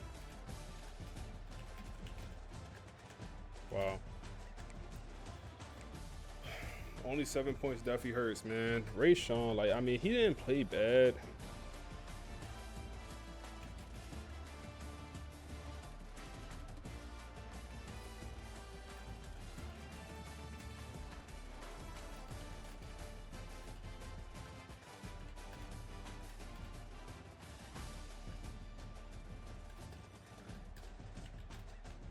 Wow. That scoop and score, I mean, both his turnovers, I mean, I don't want to say he cost us a game, but both his turnovers definitely hurt, man. The scoop and score and then the interception there at the end.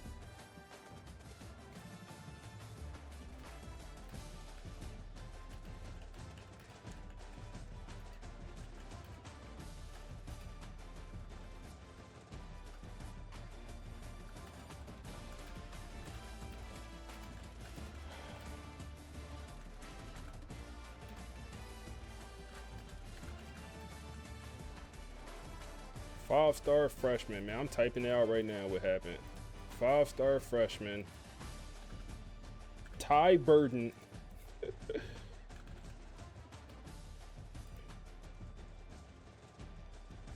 Ty Burden.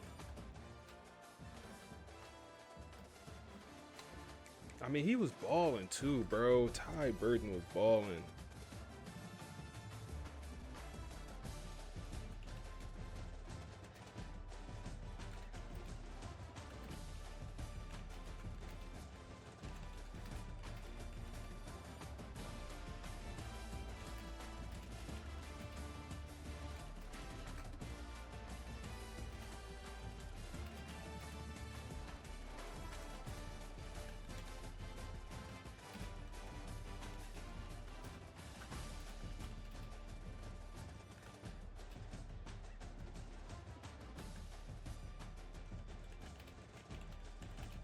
Wow.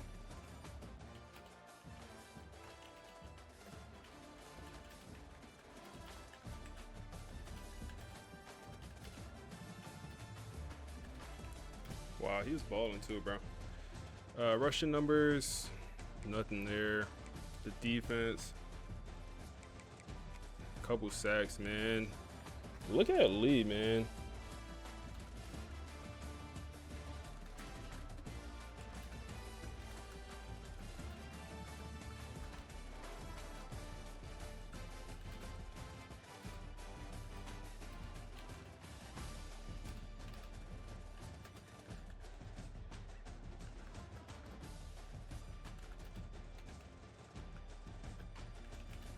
This is a name nobody knew in preseason. Williams also. Williams a guy for us, man.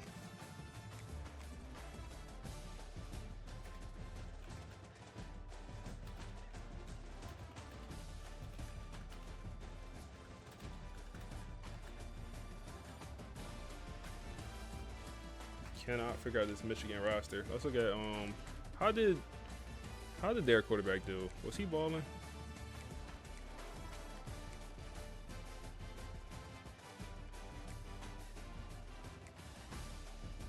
He was not balling, bro.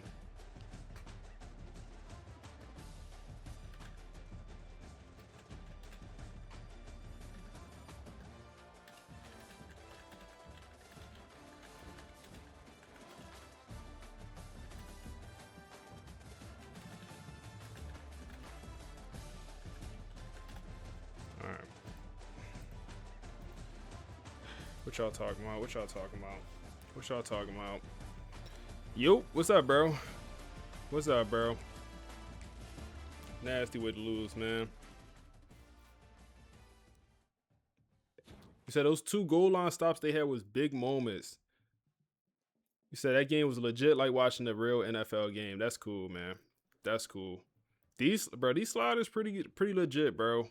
Especially against good teams. Like, these sliders are pretty legit. And I mean, we do what we supposed to do against the bad teams. Like Alabama, we won by 10, but that was a very close game. We actually had to go crazy in that fourth quarter to get that dub.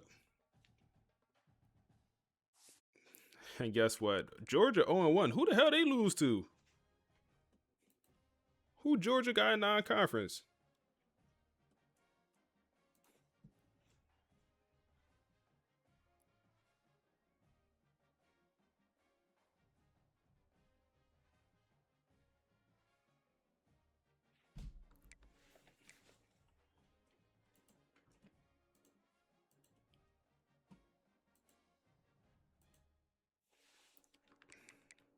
Who Georgia lose to? Georgia lost to Michigan. Okay, they scheduling big dogs. Let's advance.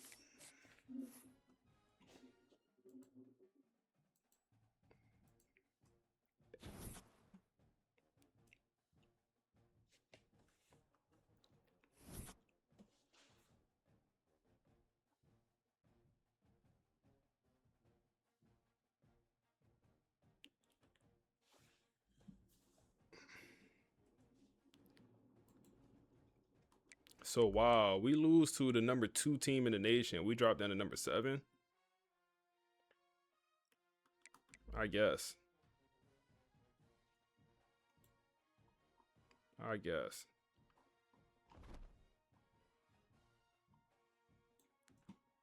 I guess. It's a tough one, man. That's a tough one.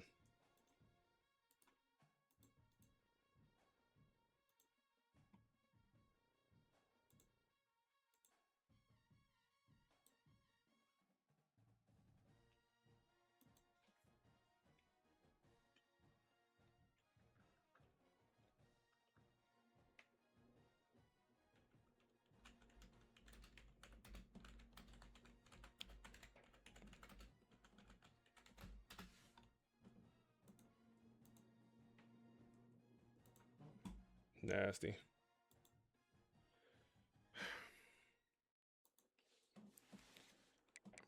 Let's check out recruiting, man. You said I forgot to ask you this, but do you have a chance to watch any of Purdue? I have not. I have not watched much Purdue this season in real life. To be honest with you, I have not. I have not.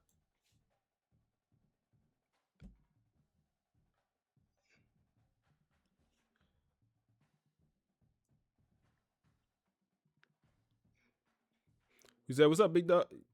For tier 3 motivator, no, that's the regular version of motivator. That's gonna be, what is it called? It's the ability where you get the extra off-season training boost. We could look at the name of it. Pit and work, off-season trading boost is what I'll be referring to.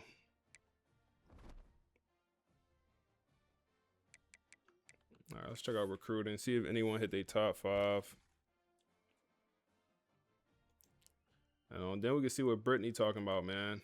Good old Brittany. Good old Brittany. All right, so the quarterback situation, Corbin is going to be our target here. He's solid. He got the clear head ability, which is pretty good.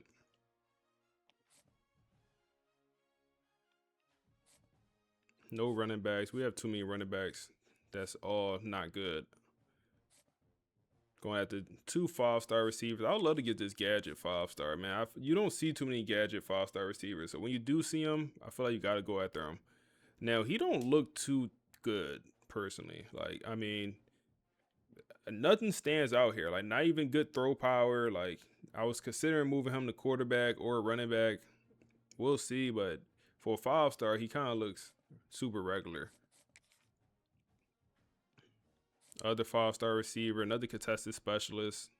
Similar build to Ty Burton, the tight end. Okay, this is going to be a faster recruitment. We could put him on a visit for next week. I might do that. Looks like that's going to be his deal breaker.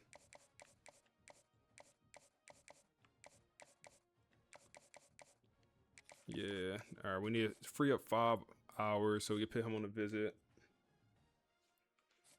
Okay, these guys could also go on a visit. In-state kids. So we know his hard sell. Perfect. These in-state recruitments be flying. So we could throw you on a visit. Okay, so what I'm going to do here is, let's see, conference prestige. I think the way I'm going to end up doing this, put the soft sell here. And the reason I'm going to do the soft sell so we have a little bit more hours to work with. I mean, it looks like we're dominating this recruitment. It's one of the ones where I feel like he's going to commit very quick. So we'll do the soft sell just for 1 week, but we'll put him on a visit for next week to make up for it. Now we'll have hours to pit. I know it'll be a negative visit because they don't like each other. And then we can also throw the tight end on the visit for that same week.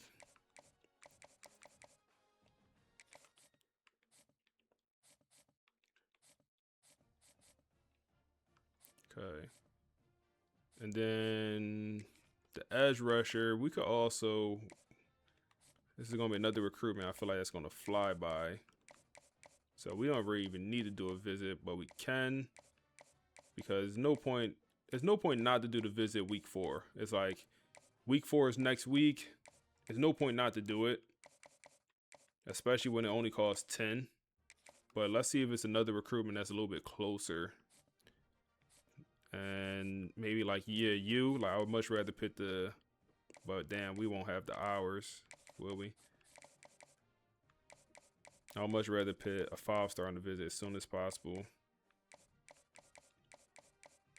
Or do we want to do like a visit against Kyle? No, they same tier opponent. They consider Boston College the same tier opponent. So let's take advantage of that.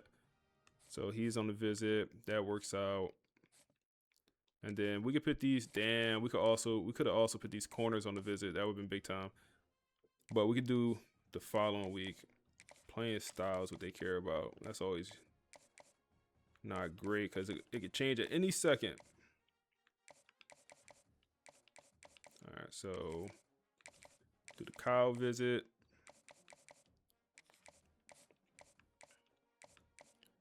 And then we could put you on a visit as well, but we might put you on the visit, yeah, the same week. We got to because we don't really got no other options. And then, yeah, that's how we looking. Looking pretty good, I think. Looking pretty good. Looking pretty good. Let's see what the boys from over at the podcast got to say, man. I need to do something real quick. Give me about 2-3 minutes while we listen to the podcast. But I'll be right back. But give me a few minutes while we listen to the pod.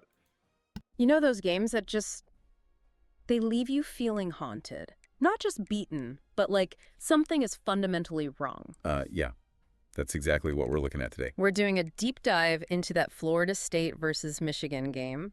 And we've looked at the tape, the stats, everything. The numbers just do not add up. It's a huge disconnect. I mean, you have Florida State, the defending champs. The simulation data calls them a 99 overall team that is like as perfect as you can get on paper. And they lose 14-7. In a game where they scored 0 points until the fourth quarter. Yeah. It just makes no sense. And looking at the game flow, it wasn't like they were getting, manhandled. It was a grinder, a defensive battle. It was trench warfare.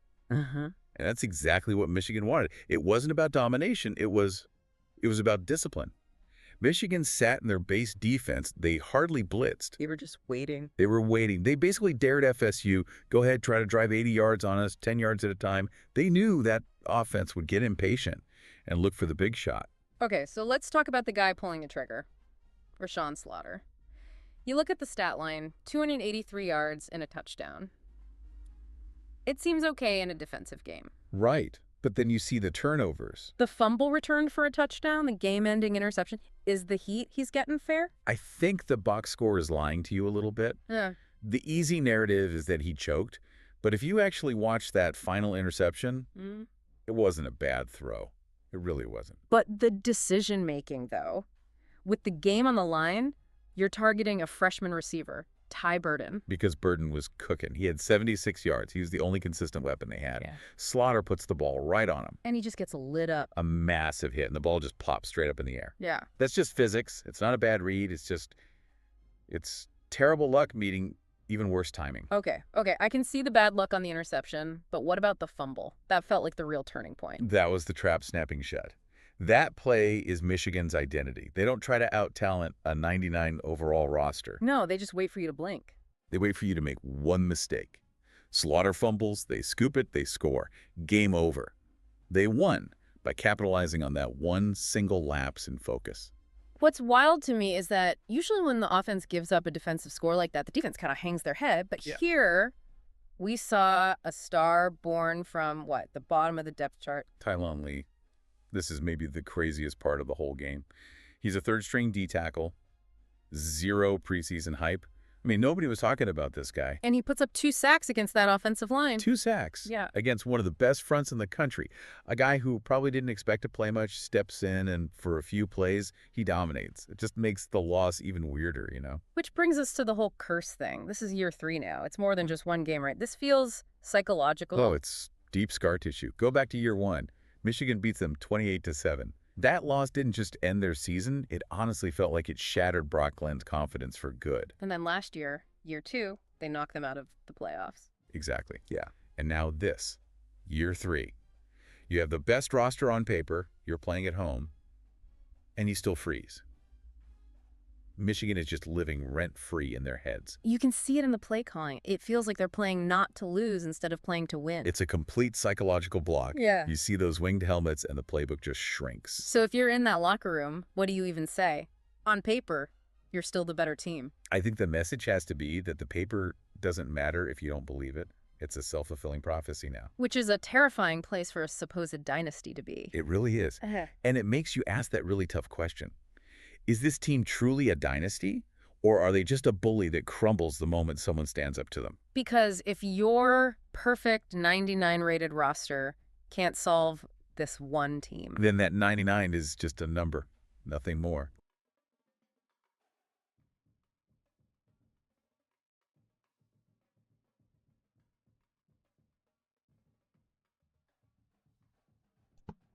Man, shout out to Brittany and the boys from the pod, man. Shout out to Brittany and the boys from the pod.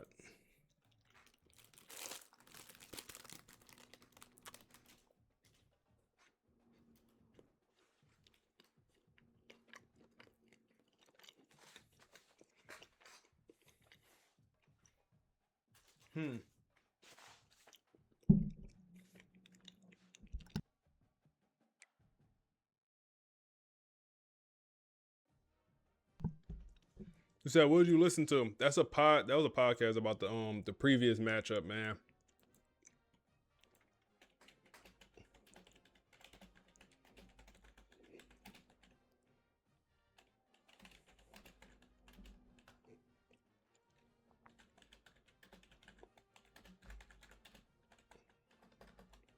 All right, let's hop into this Georgia game here.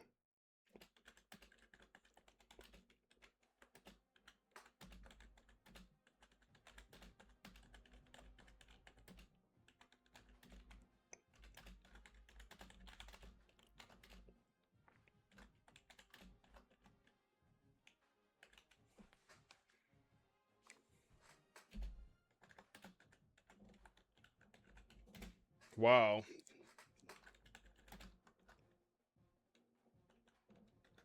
Okay, we clearly see their best player on the team.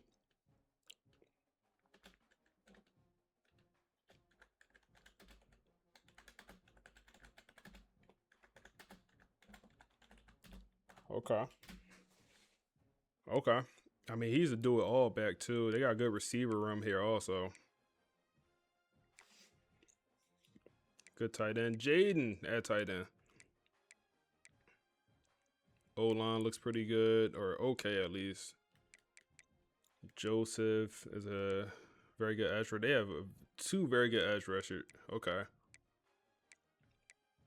Okay. I got some players on this team, man. Corners is their weakness. And they got Deshaun Spears, man.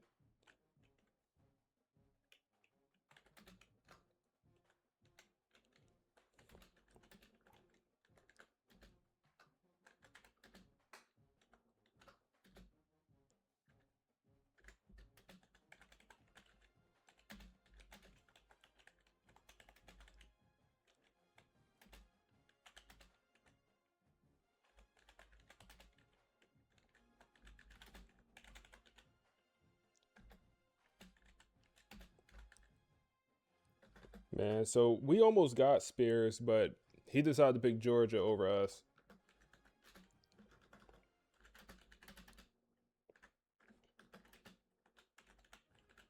All right, let's hop into this game.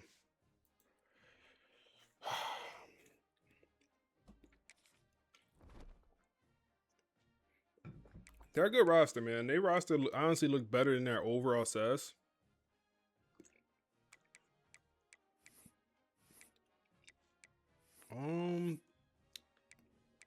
Yeah, let's hop in. Let's hop in.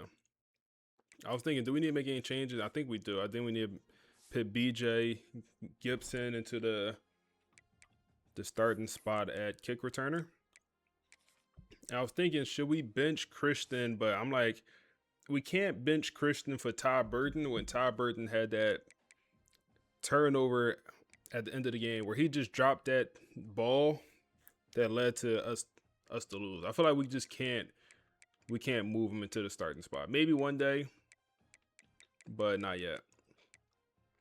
Definitely not yet.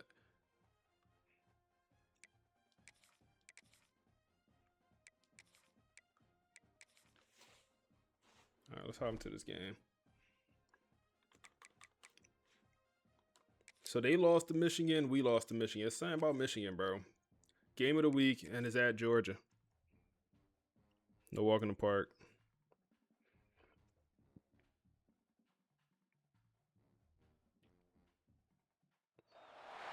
Welcome to a really compelling matchup that almost has a throwback feel to the era when running backs dominated. Today, one of the best running back matchups you're going to see all season long. Two stars. So we should prefer probably 4-3, multiple defense. That's probably what I'll use in a normal situation. As we'll see, last season's national champions, the Florida State Seminoles.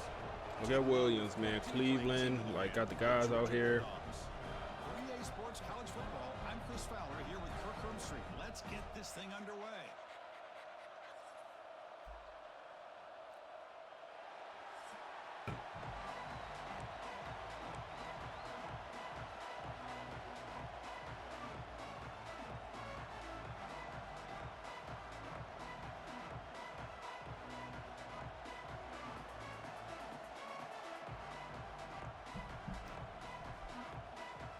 Come on, let's work, man. Let's work. Let's go 2 for 3, man. These first 3 games, absolute gauntlet. Let's go 2 for 3, man. He's going to return it from near the goal line. Excellent work by the coverage team. He's brought down after just. So we're actually favored 6.5 for this matchup, man. We're 6.5 point favorites. Vegas, chill out. Chill out, Vegas. Chill out. Y'all trying to get us cooked.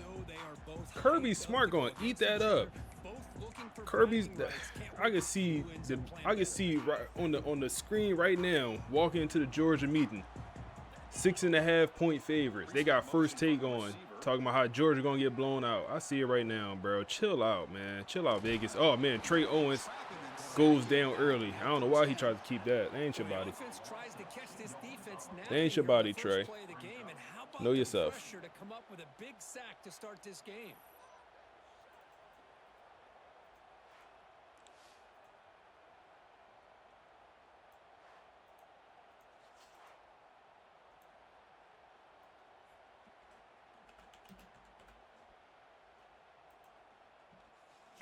Know yourself. Come on.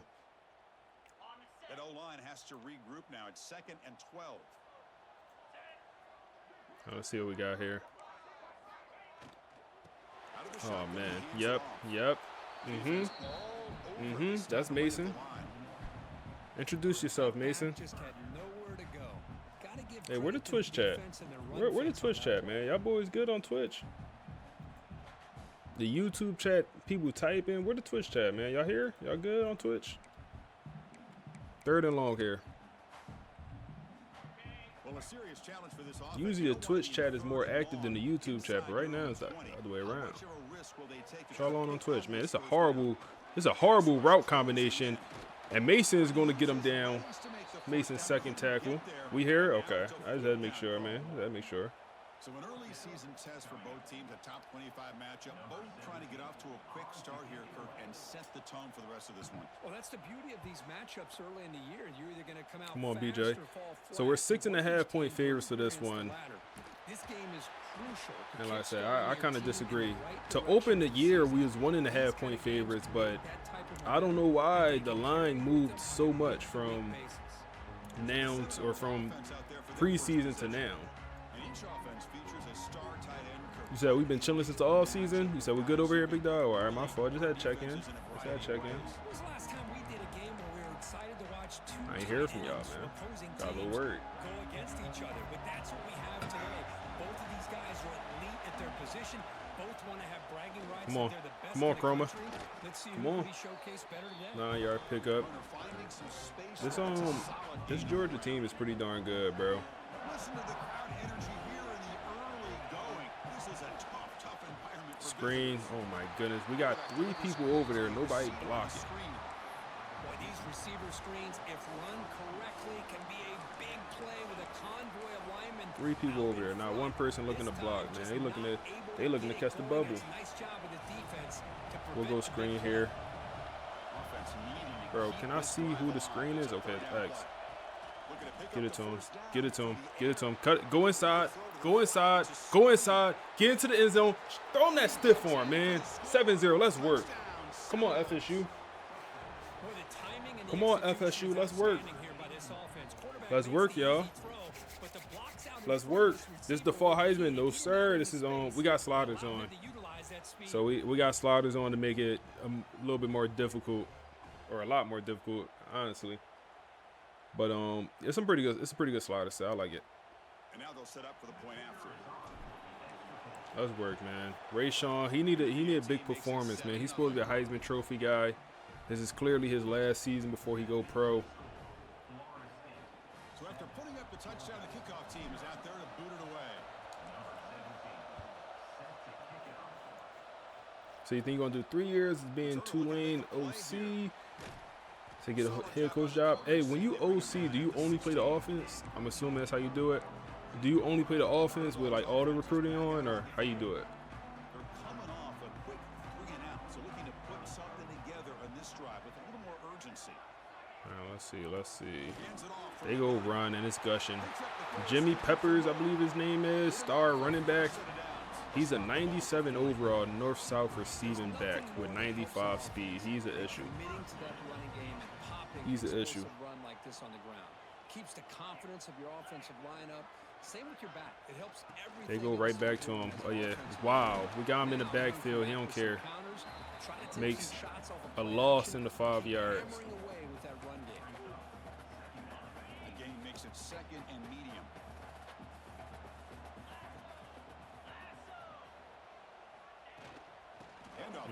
Go right back to Jimmy. They know their identity. Another first down.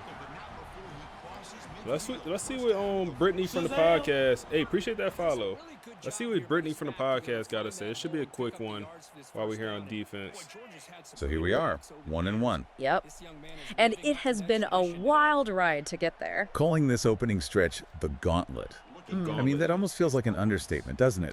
When you look at the sources we've got, the game recaps, the betting slips, it paints a picture of a Florida State team with a serious identity crisis. It's total emotional whiplash. You go from the absolute high, right, putting up 38 points on Alabama. 24 of those in the fourth quarter alone. Just an explosion. Exactly. Rashawn Slaughter looked unstoppable. Then, boom, the gut punch of that 14-7 loss to Michigan. And that's really the mission for this deep dive. Yeah. We have to figure out which FSU shows up for week 3 against Georgia. Is this a revenge and redemption game, or are we watching a playoff collapse before we even hit October? I think the best place to start looking for an answer is the betting line. Because Vegas is doing something. Good coverage, Mason. Well, something very strange here. Extremely strange. You'd think after that Michigan game, you know, with the offense looking so anemic, the odds makers would panic. You'd think they'd be cautious, right? But the line opened with FSU as a 6.5-point favorite. On the road. In Sanford Stadium. Clamped. I mean, that number implies FSU wins by a touchdown. The money line is minus 260. So for anyone new to this, that means you have to bet $260 just to win 100. It's a huge vote of confidence in FSU. It really is. And it shows how much weight Vegas is putting on the overall roster ratings, not last week's game. Absolutely. The sources all highlight this. FSU is a 99 overall team. That's the highest possible Come rating. on, good work. Georgia is sitting Knock at the a ball 94. out, we'll take over. The algorithm is basically screaming, ignore the Michigan loss. It was a fluke. Trust the talent gap. Okay, but was it a fluke? I mean, when you watch the tape from that game, the offense looked broken. Visually, I agree, but when you look at the stats, it really does look like bad luck. The recap shows Rashawn had decent yardage, but that fumble he had, The one they returned for a touchdown, that was a killer. a total freak play, and then the interception that bounced off Ty Burton's hands. I mean, what can you do? That was Give me a heartbreaking. good ball. A freshman Go get it, takes a Christian. huge Go hit, get it, ball Christian. pops up, Go get it, game over. Christian. Exactly. In betting Show me models, you wanna they play hate tonight. bad luck. They filter it out. They look back at the Alabama game, 258 yards, 4 touchdowns, and they say, that's the real Florida start. So, the model says this should be a comfortable win. But you can't filter out the human element, can you? Georgia is also coming off a loss to Michigan. And that's the desperation factor. Right. If Georgia loses this game, Way to work through they contact. start 0-2. Their playoff hopes are gone. That puts them squarely in dangerous underdog territory. Yeah. When a team with that much talent gets backed into a corner at home, stats can go out the window. And looking at their scouting report, Their path to an upset is incredibly narrow. It seems to depend entirely on one guy, Jimmy Peppers. the running back. He's a 97 overall, which is elite. And the data is clear. Georgia's offense is basically Peppers or bust. If he has a huge game, they have a shot. So the spotlight is on FSU's front seven. If they can't stop the run, this game could get ugly fast. Because the alternative for Georgia is trusting their quarterback, Trey Owens. And his 87 overall rating is, let's just say it's a liability in a game like this.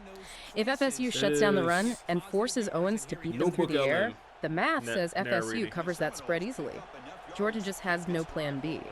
There is one more piece to this that isn't on a stat sheet, but it's all over the team notes. The trader angle. Oh, yeah. Deshaun Spears. Deshaun Spears, a 95 overall safety, elite. And he's starting for Georgia, playing against the Florida State program he turned down. You know for a fact that FSU sideline has his number circled in red. That's a massive psychological element. If FSU can target him early, maybe hit a deep ball on him, you could demoralize their whole defense, send a message. But it goes both ways, doesn't it? If Spears makes a big play, gets an interception, the momentum in that stadium, it would be deafening. So it comes down to resilience. To focus. Exactly. It's a mental test as much as a physical one. So here's the bottom line. Vegas, the algorithms, the ratings. They're They're all banking on FSU's superior talent to just overwhelm a flawed but desperate Georgia team. The numbers say the Michigan game was the anomaly. This game is the correction. But here's a final thought for you to chew on. A 99 overall rating can measure talent, but it can't measure a team's mental state after a tough loss. Can pure talent overcome a hostile crowd and an opponent that has absolutely nothing left to lose? We're going to find out. Thanks for diving in with us. It's pressure, man. It's pressure. These boys came to play today. I'll tell you that. I don't know, man. Is that not pass interference? I feel like my tight end ran into him while he's trying to run his route. First of all, I don't know who he trying to figure out. Like, what are you doing, bro? But like, come on, it's PI, bro. We lucky it's not picked. Punt it. Damn, that stadium pulse is looking nasty. Yeah, it's in Gemini. Yep. Choosing to return the punt.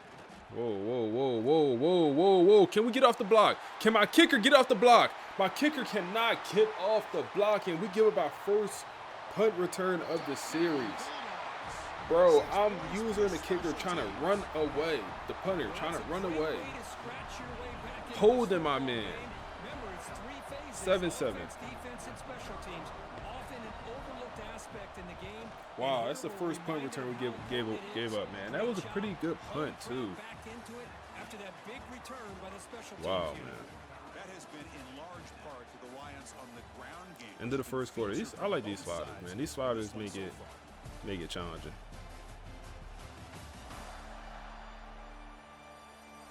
And as we move to the second quarter, you hope these teams will build on a promising start. Kickoff team is on the field to boot this one away. Let's see. They'll return it from Oh my inside goodness, the 5. bro. And the returner brought down by that coverage team. And the Seminoles offense comes back on the field. All right, come Last on. time they were forced to punt it away. Can they get points out of this possession? From the 11, we'll be all right. On 1st and 10 here, looking to throw the ball. Dot. Get Ezekiel involved. Terrible route. And his receiver pick up some positive yards. I continue to be impressed with just the chemistry between these two. Morgan out the backfield. Over the middle, it's Morgan. It's our backup tight end. Down, but it's What game was this? behind the game. Dynasty. Well, this Dynasty, is bro. called settling down in his Try to take a own shot defense. here. Let's Kind of try to block the finding running that back. soft spot. So not only does this And take a tight end shot show he's got great downfield, man. ability and great size, Take a shot downfield. Go get it. Go get it. No way. Okay. That's 97 speed, man. He just running with my 97 speed receiver like it's nothing. down to just a play or two. And that's a missed Like it's opportunity nothing. by this offense. I wouldn't be surprised to see them try The to audible come go back off? for The that audible same did not go play in the off. second half. Wow. It's incomplete. He took a hit as he Georgia on my ass, y'all. Anytime a quarterback's able to recognize a free rusher like that. That's what the check down Third and is for. 10. He has to recognize the protection issues quickly and pivot. Quick throw over the middle. Todd Burton was the tough catch, but I mean, 4th and 1, you gotta punt that, bro. If you don't get it, we got to punt it right back to the guy. Just got a kickoff return, a punt return on us. We'll see what he can do with the return. Good work. And they've got the returner corralled. And the powerful Georgia offense is back out on the field. Last possession, they were stopped on 4th down. Come on. It didn't cost them anything, and they put together something here. So it's going to be a run. They'll hand it off. Run to the outside. Peppers, Jimmy Peppers. Nice wrap up there by the junior. Hey, listen, you don't always have to have big plays to be successful. It's a nice, solid gain here. 3 Keeps wide you on schedule and receivers. you get ready for that next play. Offense getting set. It's 2nd down. Might just give it right back to Jimmy. Fakes the handoff. Looking to throw. Good coverage. D'Angelo Boyd, man. We haven't been saying his name too often. It's usually a good thing, man. Like I said, it's usually a good thing for a corner. You don't say his name, I mean, they ain't going at him. Not going to be easy here. Backed up a long way. All right, big third down here. Let's help out this linebacker in one-on-one coverage. Screen, overthrown. We had a guy right in the area anyway. 4th down. Pressure on the quarterback. He goes down. Now that forces the overthrow. Comes for his 2nd punt of the game.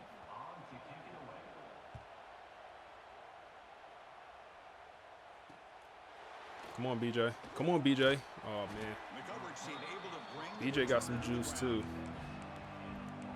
All right, let's try to run it. Florida State offense on the Oh, field. we'll go RPO. They came up empty on the last possession, forced to punt it away. They begin to click now. Opening play of the drive, he looks right for a completion. They stop him after a short gain. It's not a 1st down. Boy, wide receiver screen can be hit or miss. 2nd Either and receiver 8. finds a nice crease and picks up Can we big throw this to yards, or the Christian? defense completely No, that's negates wide that. open. The team That's speed wide from the open. defense Kamara. here wins that play. 1st down to the 40. Made after a big gain. Offense looking I love bad the running this back game. angle route. Makes it an easy throw. His and last easy 2 read games, for the quarterback, really. and you get the ball in the hands of a dangerous playmaker. Fresh set of downs for the offense after that See, we'll 1st throw this down screen. completion. Here's the snap. Looking I mean, to throw here. he cannot throw it, man. It's going to be a pick if he throw that. Looks like a man And is no, down. Rayshawn Slaughter is hurt. So we'll take a timeout. We do not have a backup quarterback, man. This He is going to offense come out the faces a game. 2nd and 15. The Oh, O-line needs to no. regroup. Quarterback sets up. Oh, looking for an no. open man. Oh, Hostas no. spin It's just some wear and tear. It looks like he's going to come back, but hey, of the 1st down marker. Again, this is a high really nice job high by the risk of defense, injury. keeping I mean, everything in front of them in that situation. we got to Now, leave him out, they're man. rewarded Joey with this 3rd Flowers. and long. We'll see if they do the Why same did he thing transfer? here, or Joey they're gonna Flowers, sell man. out You under had to pressure. transfer, huh? They're backed up here, trying All right, to come make on. something happen on 3rd and long. Dropping back, looking to throw for the 1st Give us a down. good ball. Looking deep downfield to the Oh! left. And it's hauled in The late backup field. quarterback with an absolute Bring it dot down, to but Christian not before he Neptune. picks up 1st and goal yardage Oh, to the my 9. goodness. You got to pick the right time to take your Rayshawn shots Slaughter, downfield. watch This out, man. offense just You did better- that. you better A watch out. huge gain, and now they're down in the red zone for a 1st down. Oh, man, that was a dot. Okay. Okay. So that huge gain quickly Okay. sets up a 1st and goal just inside Okay. the 10. Here's the snap. Offense looking to throw the Go ball. get it. Oh, my goodness. That's wide open. Right near the goal Who line. dropped that? Oh, my gosh. Neptune. What a Christian miscue here by the Christian offense. Neptune made the phenomenal catch and route on the play before. And then he dropped that one. The easy one. Absolutely break your heart. They had everything they wanted, just unable That's to why he got complete it in benched the end last zone. game, It's a man. Big time drop. No Said gain back makes had to it run a couple 2nd games. and Welcome back, my guy. Gets a tight end. Oh my goodness. High pass. But we're going to fight to the 1. All right. down at the 1-yard line. Oh, Rayshawn back in. Rayshawn is back in the game. Defense against the RPO because you're always going to be wrong. Backup came in and did his thing for a couple snaps. All right, let's run it here. 3rd and 1. I'm willing to run this ball. Perfect. Perfect. Perfect, man. Touchdown, Florida State. 14-7. But when you have a big physical offensive line, you can Perfect. wait to third and goal and rely on them and the running Yeah, back Georgia to get definitely you a fighting, man. touchdown. PAT makes it a 7-point lead. Georgia fighting. You back? Welcome back, my guy. Welcome back. Everybody come back at once. Welcome back, y'all boys. Touchdown.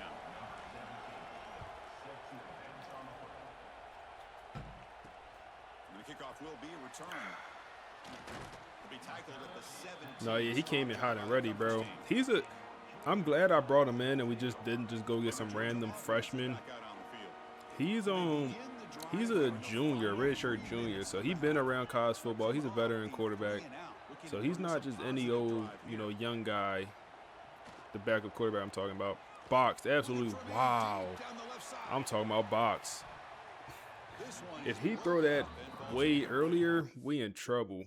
Bates was burnt, and Bates is like our fastest corner. Okay, he didn't get burnt until 20 yards downfield.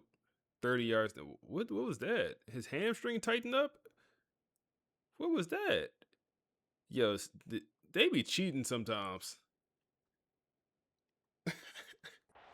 Chris, those deep Yo, them shots boys can be mean cheating advantages sometimes. with the quarterback and the receiver because you know where the ball What was is. that? Great defensive backs' only chance is being able to locate the ball and be able to go up and knock it away.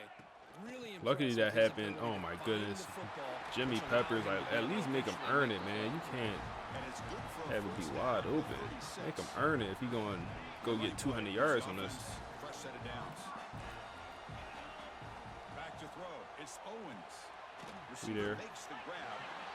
Defense reacts quickly. A very short gain on the play.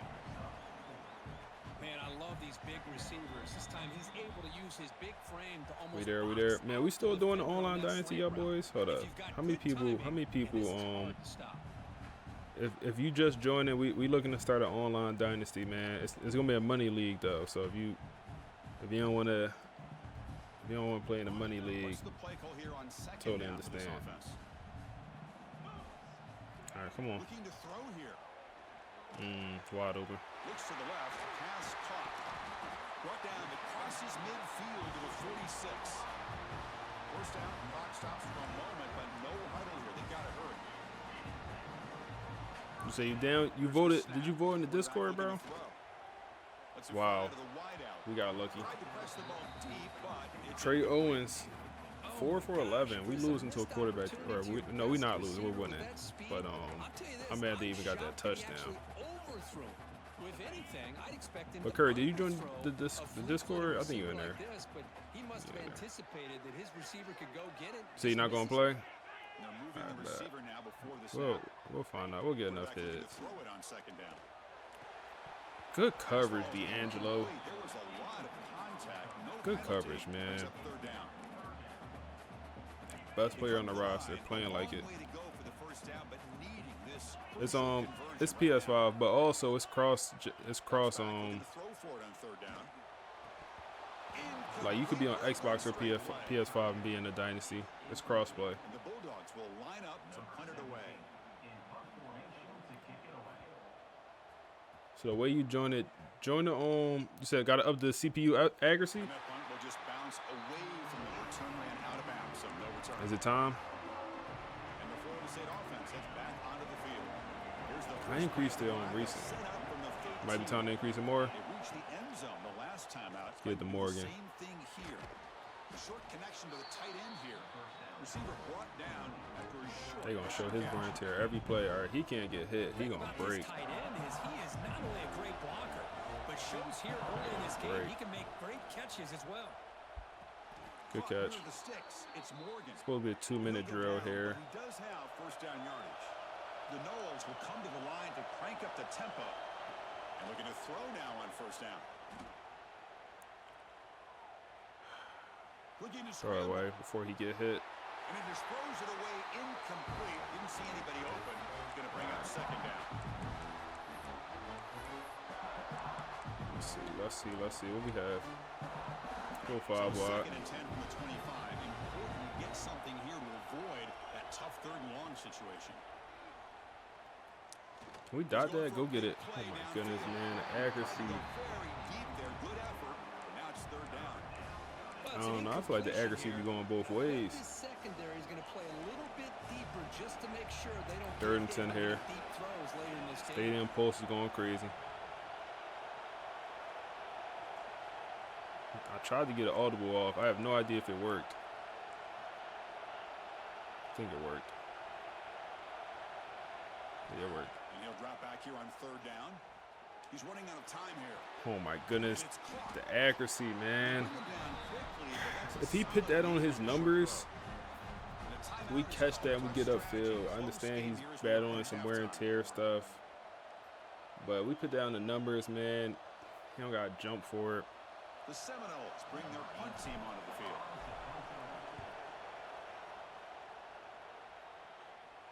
And the return man decides to signal fair catch. And the Bulldogs offense is back out on the field. Right. Let's see what they do here in the final minute of the half. Couple minutes,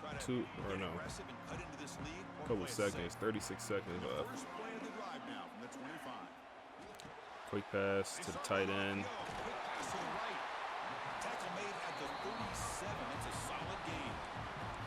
And a quick timeout call by the offense after the play. Here the defense was committed to stop the run. And in an RPO, that's a dangerous thing to do. Right. The quarterback sensed that, just pulled the ball out, got it out to the right flat for some good yards. Let the quick pass. We there. To get him down quickly. We there. Much of a gain on that completion. But crank up the tempo here with the They clock won't ticking spike down. it. Second down. Looking downfield. It's Owens. Check down. Catch is hauled in. And uses his speed. Check quarterback on the ice bath, bro. I just hope he recover and it's just not an injury that he's going to deal with all season. That would be annoying. It seemed like our running back recovered. He got injured. He had wear and tear the first game. We've been good these 2 games. This is boxed. No. Wow. True freshman corner Benjamin Westerman doesn't even put up a fight. Wow. Doesn't even put up a fight, man. Just absolutely lost out there. It was good coverage, but just finished the play. Like, what are you? Lost. I mean, that thing was a missile. He threw that thing with some force behind it, standing tall in the pocket. Back, how you throw a 50-yarder back shoulder? A 50-yard back shoulder throw? Am I tripping? EA? 50-yard back shoulder. My guy don't even react. Late hands and everything. My guy don't even look. Where is he looking at, bro? 50-yard back shoulder. 14-14. Just like that. And they need the PAT now to even the score heading to halftime. You say you hurt his wrist, he finna be throwing bad? Yeah, I'm already knowing, bro. I mean, he's still, even hurt, he's better than the backup. It'd be one thing if we still had Joey. So an important touchdown just before halftime. Not much time for the opposing offense. It's a ball game, man. It's a ball game right here. Return starts from inside the 5. Ooh, don't play with me like that, BJ. 5-yard line. Don't threaten me with a good time now. I'm running down. Just one play left here in the half. And the ball is handed off out of the shotgun. And he'll be brought down. Gotta get him off an island, bro. He been solid all year, bro. I know he a true freshman, but he an 81 overall true freshman. He damn near generational. He been holding it down all year. Good coverage on that play. Just lost. It happens. He a young guy. How you join? Oh, let me get the Discord. So join the Discord, and then when you join the Discord, it's gonna be a league inquirer chat, and then once you join that, go in there. All right, Kevin, thank you for the update. Bro, add Discord? No way.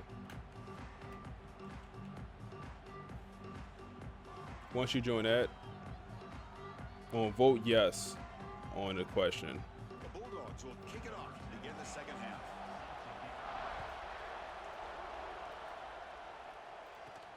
Fields it inside the 5-yard line. Get down, Christian. And he stopped at the 20. Tried to make something happen, but that's good coverage there. And the Seminoles offense comes back on. So here we are. Hey there. So Want to share your thoughts on this?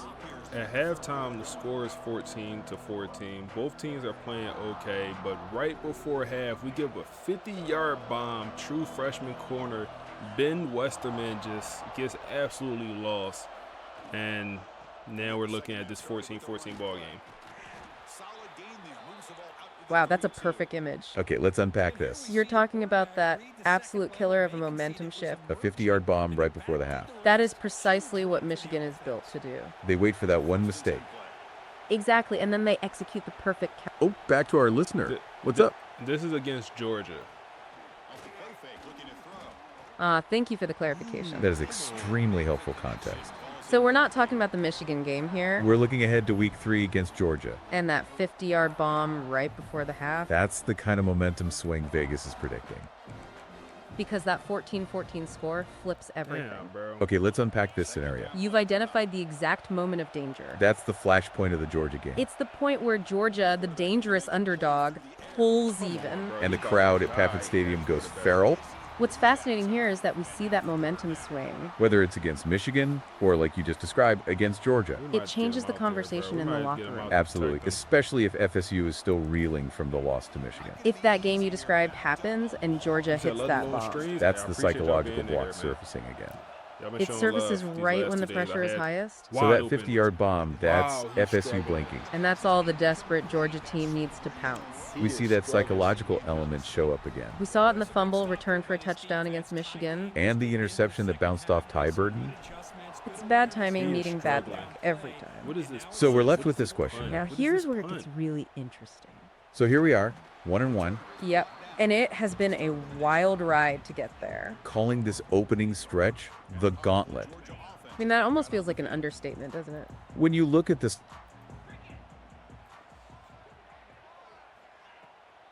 And here's the handoff.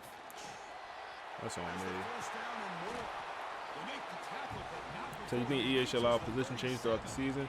Yeah, I feel like they took it away because last year you could kind of exploit it. So I guess that's why they took it away. But I would agree. I just love watching those guys do work. Instead of like taking it away, how about I think you should fix it. So you, oh my goodness, we over pursued and it's a dot across the middle inside the red zone, knocking on the door. Chris, that's a great example of his arm strength. He just fired the ball in there much quicker than the defense could even react. Here the wideout goes in motion. Snapping it from the red zone. Quick now. pass. It's a wide receiver screen. Broken tackle. Down to the 2-yard line. Come on. This guy, you need more than one defender. Really So then they had 3 running backs. When they all got hurt, what you do? Who they put in? Who they? Yeah, a linebacker in that running back or a receiver.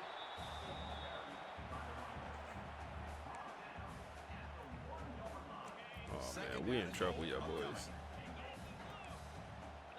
We in some trouble here. Oh yeah. They have all momentum, man. All momentum. All momentum. 21-14.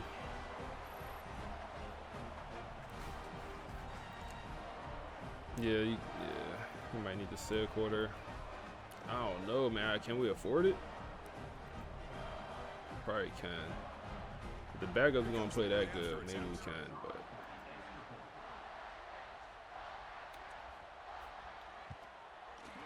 And knocked through the extra point. The lead is 7, 21-14. Got momentum after scoring that touchdown. Now the kickoff team out there to kick it away.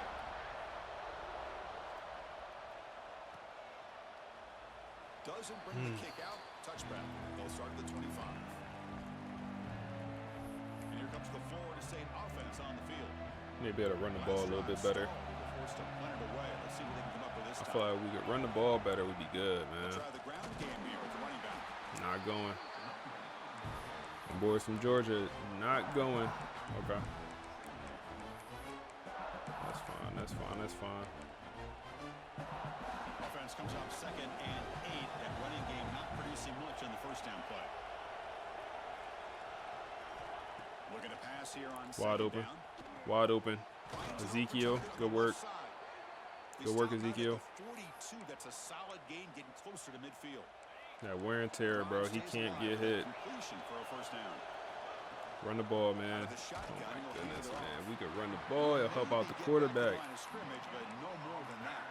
Okay. Chris, I'll be really honest with you. I don't Slant know why they routes. continue Throw it to quick. try If to it's run not the there, you football. got to throw that thing I'm all away. about balance. I'm all about trying to make sure Tight end. defense has to defend the run. Yep. And the throw. Don't tell me they hit him, Scoring man. the game, they haven't been able Okay. to run the I think he ball. good. They're He gonna didn't get have hit. to go through the air if they're gonna come If back it's and not take there, the get lead it in out this quick, game. man. Quarterback. Carter has been very busy so far. Can they You said teased Tennessee. out of the gun now Wide on open. 3rd down. Get it out. Ezekiel. Receiver snags It's it. easy money. Back on the ball, matter of fact. Let's He run down at the 46. Good enough for a first go down. up tempo. The Seminoles come to the line. Ty Burton. Get the running back involved, man. Get the running back involved. Get the running back involved. Ooh, if he break that tackle. Back on the ball. We get it off quick enough. But we can do a halfback swing pass. Keep the momentum. We got Ezekiel Ladd in the game. My backup running back, who is a contact seeker. He is the last person I wanted to see in this situation. And we run the play anyway. It does not work. That's fine. That is fine. We'll put Ezekiel in motion here. Where is our starting receiver? Am I bugging? Is he hurt? Oh my goodness. He takes a sack. Big shot to the ribs. And the wear and tear is just getting worse and worse, man. Them ribs are humming. Oh my goodness, them ribs humming. And that pushes out of field goal range. Them ribs humming, bro. So here comes 3rd and long, trying to overcome Stand that tall, sack. man. This is going to be really difficult. Now in 3rd and very long, looking to throw. And the receiver's got it. 55-yarder. I don't think he has the leg for that. You know, on a slant route, you'd like to see some big yards after the catch. But the defense has such He said, why not? coverage, I don't there's know, just man. nowhere to go. That's a win for the Oh my defense. goodness. No way we hit this, huh? Completion.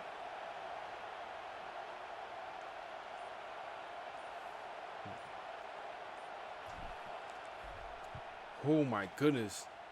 Wade with the kick of a lifetime. Short. Oh my goodness. I thought that thing was money. I ain't gonna lie. Still down by 7. Oh man, I'll take over from 38. Missed opportunity for some points here. The way they were moving the football, I thought maybe a touchdown. That sack, man. That sack killed us. But instead, That was a hell of a kick. That was a hell of a try, Wade. I told you in the offseason, focus on your power, man. You gotta get your hamstring stronger. You gotta work on your calf muscles, all that. He wanna go party out in Miami and all type. It is what it is, man.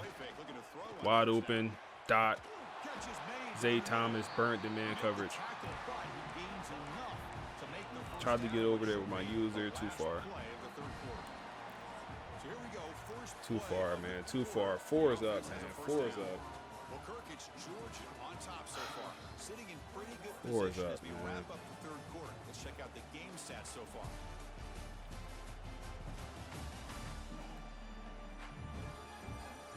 If they get them out before they break them, Who's going to make the crucial plays to take home this W? I don't know. It's like, if we got a chance to win this game, First down here for this offense. do we not go for the win? It's like he a warrior in my head. Using the ground game here. Tailback has the handoff. Maybe. We'll see, man. Let's see. If they score here, Offense now behind we'll the see. sticks on 2nd down. They need 12. If we got a chance to win, To throw, it's Owens. Maybach music.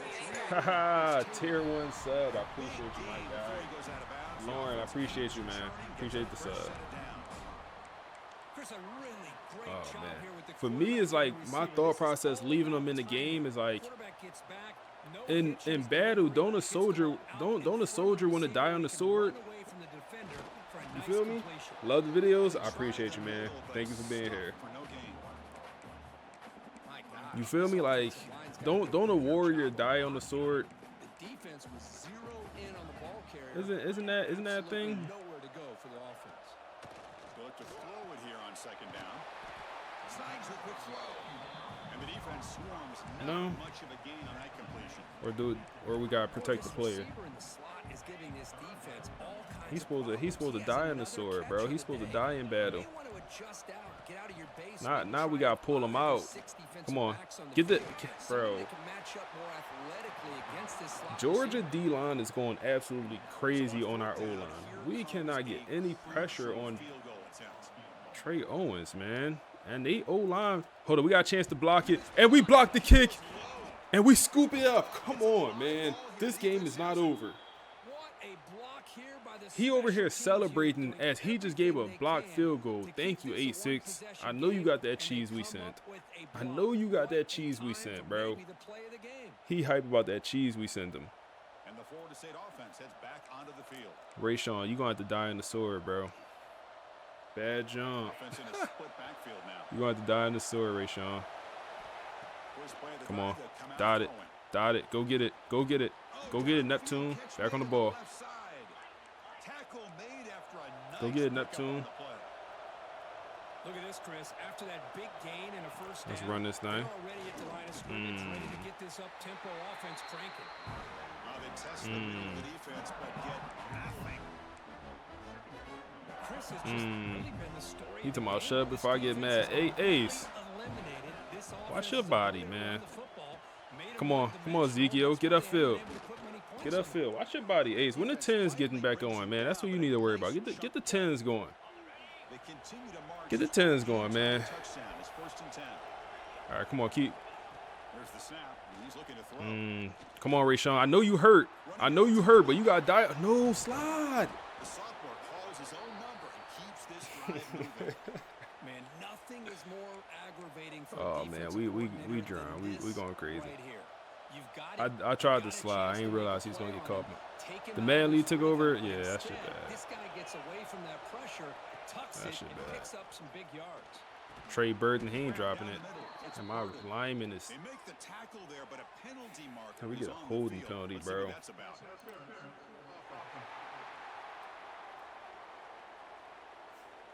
That Hey, PI Ace. goes against the Ace, receiver drop a across the sub, bro. offense. I don't know. You in here talking mess. Drop a sub, Ace.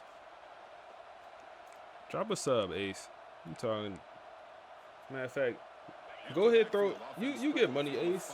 Go ahead, throw out 25 gifted, man, for the community. Throw out 25 gifted for the community, Ace. Drops back from the shotgun, looking for an open man. Nothing's really open here. Oh, Kristen Neptune with the speed. Down to the 18. The defense. This is an example of a quarterback and his offense. All right, come just on. taking what the defense gives you. Not a huge You got all the play, cheese. positive yards. Trying to Defense get wants like to y'all, give that man. throw to you. You take it, get the ball to your receiver, Come back to it. stay Come back in the to it. sticks. Yep. Who is that? And it's complete. Connor. I don't know who that is. And the crowd coming to life here, trying to help this defense down in the red zone. I think the audible went off. I don't know. The audible did not go off. It's a run. It's a run. Ace with the tier 1 sub. My guy. Down from there. My guy, man. 24 more, bro. These guys are Say facing nah. a deficit. They're not just I appreciate going you. all through the air. Keeping this defense honest, 20 more, not 24 panicking by more, just bro. throwing I every appreciate you, single big down. bro. Now you got a new I'm set gonna of get you downs on the and a chance back to end. keep moving the ball down the field. And the Knowles with first and 10 here. I appreciate everybody in here, man. We got 150 watching. On the shotgun, drops back, looking for an open Dot. Wow, that ball was a lollipop. It's You say you got me by 2028. at the 7, but the completion moves him All to right, scoring take it to 2 minutes. We got about 160 in here watching, man. 80 on Twitch. About another 80 on YouTube watching. stage a dramatic comeback and win the game late. Appreciate y'all boys, man.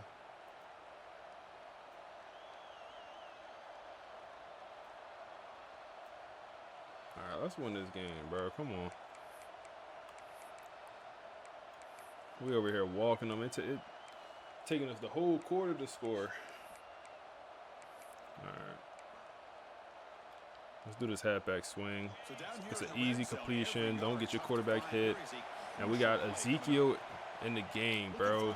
Ezekiel, you about to burn me out, bro. Where is our starting running back, man?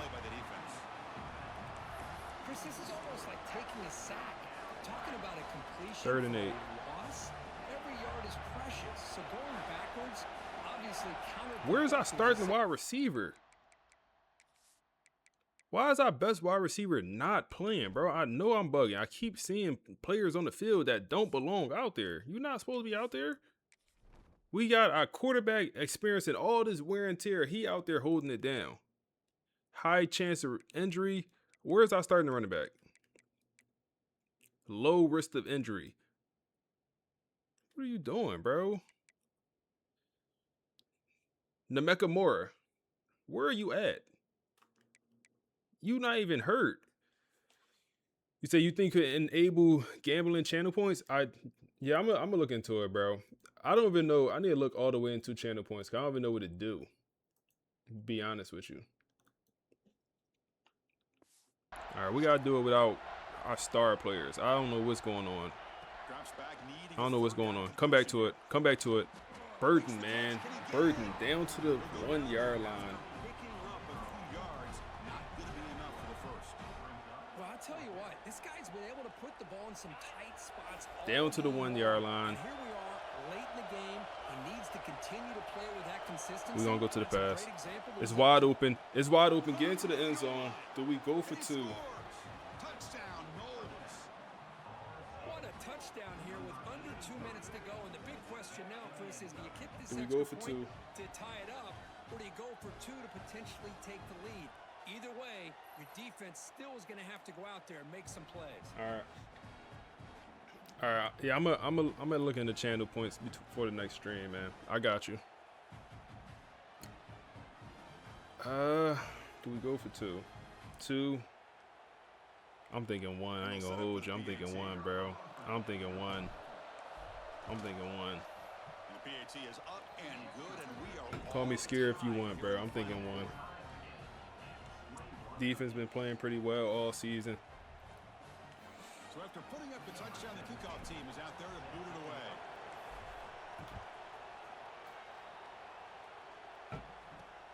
Returner choosing to field this one. And the returner will be brought down. And the Georgia offense is back out on the field. How do you play this now? Do you call it All right, let's see. I mean, they're probably going to pass this ball, right? Hey, D-line, you ain't show up all day. Why not now? Why not now? Why not now? Okay, we'll take that. We'll take that. Hey, if they want to take this to OT, by all means. Time ticking away. Can the offense They might just take it to OT, which makes no sense. They have 3 timeouts. They're in no hurry, and they're going to run it. They're going to take it to OT. nowhere to run up the middle? That's scary, man. I ain't going to lie. They scary. Them boys just took it to OT with a whole minute and 3 timeouts. Squishy, soft. Man, my lineman got it. Hold on. Okay, we good.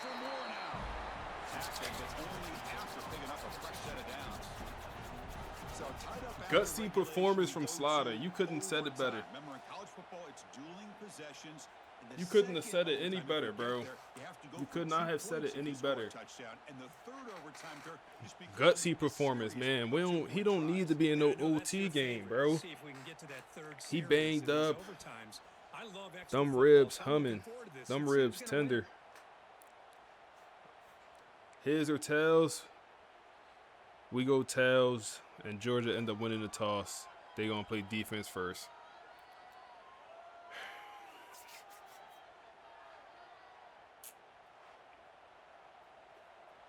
Rayshawn,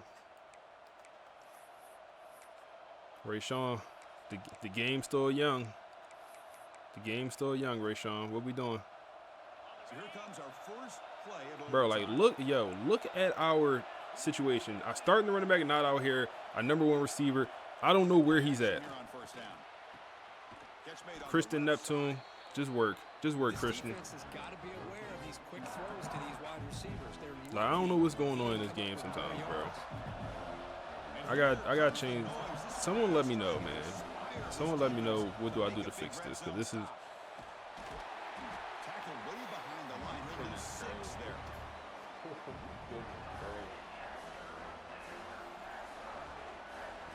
RPO. That's on me, bro. That's on me. That's on me. That's on me. I didn't realize it was a RPO, I guess.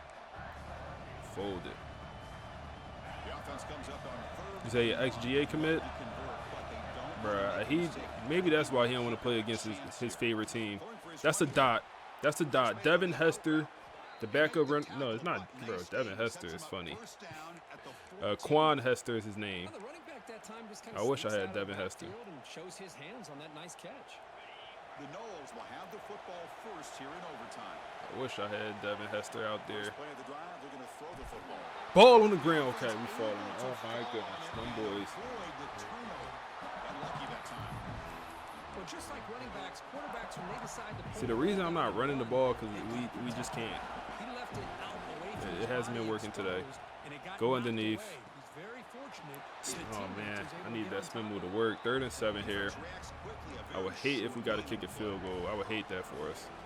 Chris, it's so easy to get excited about the I would hate that receivers on the for us. outside and their Try to ability hit make Burton. big plays, but the slot Try to hit receivers Burton are here. just Burton, as make a exciting, play.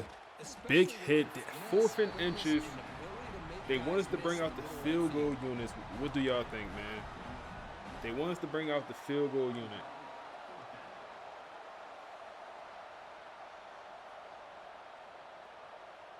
Fourth and inches.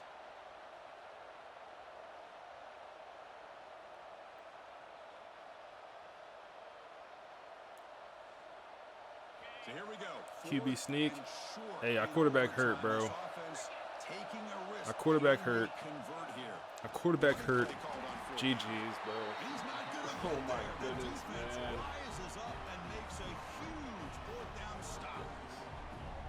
How about the offense being aggressive? simple They run decide up to the go middle. for it here, and I got to give all the credit to this defense. Being aware, Wow. anticipating the A simple call, run up the knowing middle. exactly where they needed to make the stop, and they did it. Wow.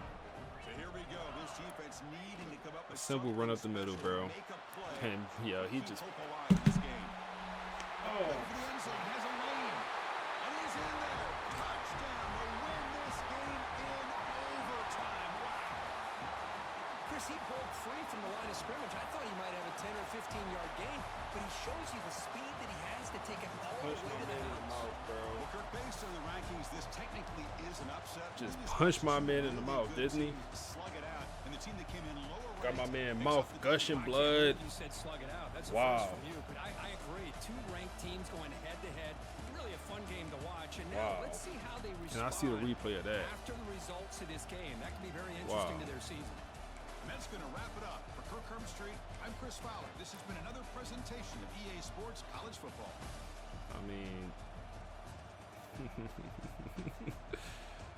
I mean, just punch my man in the mouth and then look everyone just got pancaked. Look how they doing my defensive end. GG's, bro. Look how they doing my defensive end. This is one-on-one. Yo, bro, EA, y'all hate me? Look how they doing my defensive end. First of all, tackled my man and pout. Oh my goodness, bro. Snap my man neck back. He got a concussion. Grade 4. Then hold up. No, who 5'2"? 5'2" different. No, 5'2" different. I'm not gonna lie. Let's just look at 5'2". Boom, get on the ground. Different.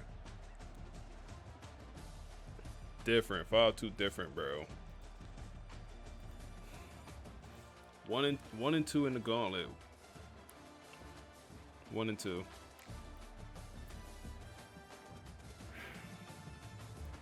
Coach Vel got a lot of answering to do, man. 5'2" different, bro. I'm not mad at the decision to go for that. I'm mad at the result, for sure. Rayshawn Slaughter, I mean, hey, our quarterback played hell of a game while hurt. Like 292 yards, 70 completion percentage, 2 touchdowns. He had some overthrows. He had some incompletions. Hey, man got a rib injury. Hell of a game for him, man. Thomas just be running around. Yeah, bro. 5'2" Bobby Butcher. That was bad. Running game. I feel like we could never truly get the running game going. I mean, our running back quit on us. Like, absolutely quit. I mean, he didn't play in the second half, bro. Loving the content, but go Dogs. Oh, man. Our starting running back literally quit on us. He didn't even have no wear and tear or injury. We had 1.5 sacks. Okay. Okay. Damn, bro. Nasty game, bro. OT loss, man. We are struggling, man. This FSU team, for the first time under Marcus Vail, is facing some real challenge. Like, we have a losing record. I don't know if, we never had a losing record under this coach.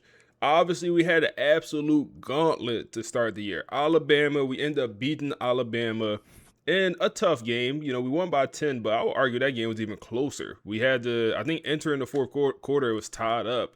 So we had to go out there and win that game. Rashawn Slaughter had a pretty good day. And, yeah, all things was good.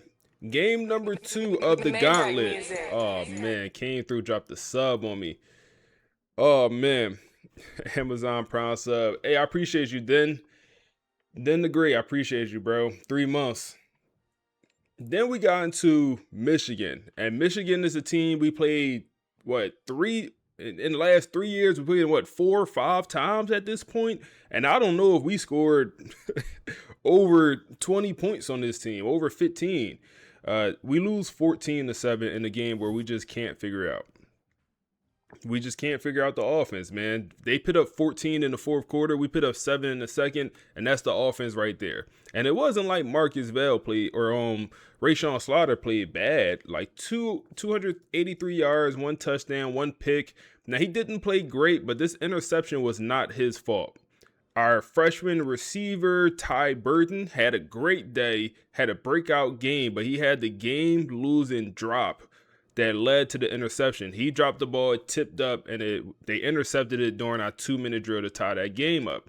Now, Rashawn Slaughter gave them the momentum. He did have a fumble. You can't see it here on the stat sheet for some reason, but he did have a fumble that led to the scoop and score at the start of the fourth quarter, and that's how we ended up losing that game. Now you get into Georgia. We played Georgia last season on the schedule. Early game as well. We ended up beating Georgia, but we was home for that game. This time, Georgia, we had to go to Georgia, Athens, and we lost in OT in a game where Rashawn Slaughter was banged up. I mean, hurt, just fighting through it. He came out the game, Backo came in, did his thing, but he was fighting, had rib pain all day, but he played his heart out, man. I mean, 292, 2 touchdowns with 70 completion percentage. He did have a good amount of overthrows, but for a guy that was hurt and still played that well, we'll take that. Now, we end up losing this game because we went for it in overtime. We went for the 4th down, 4th and inches. Ezekiel Ladd, come on, bro. You're a contact-seeking running back, and you ended the game. Y'all can't even see it, man. Y'all can't even see it. He ended the game with -7 rushing yards. Ridiculous. Ridiculous, man. I don't know why we ran the ball with him on 4th down, 4th and inches. -7 rushing yards is insane.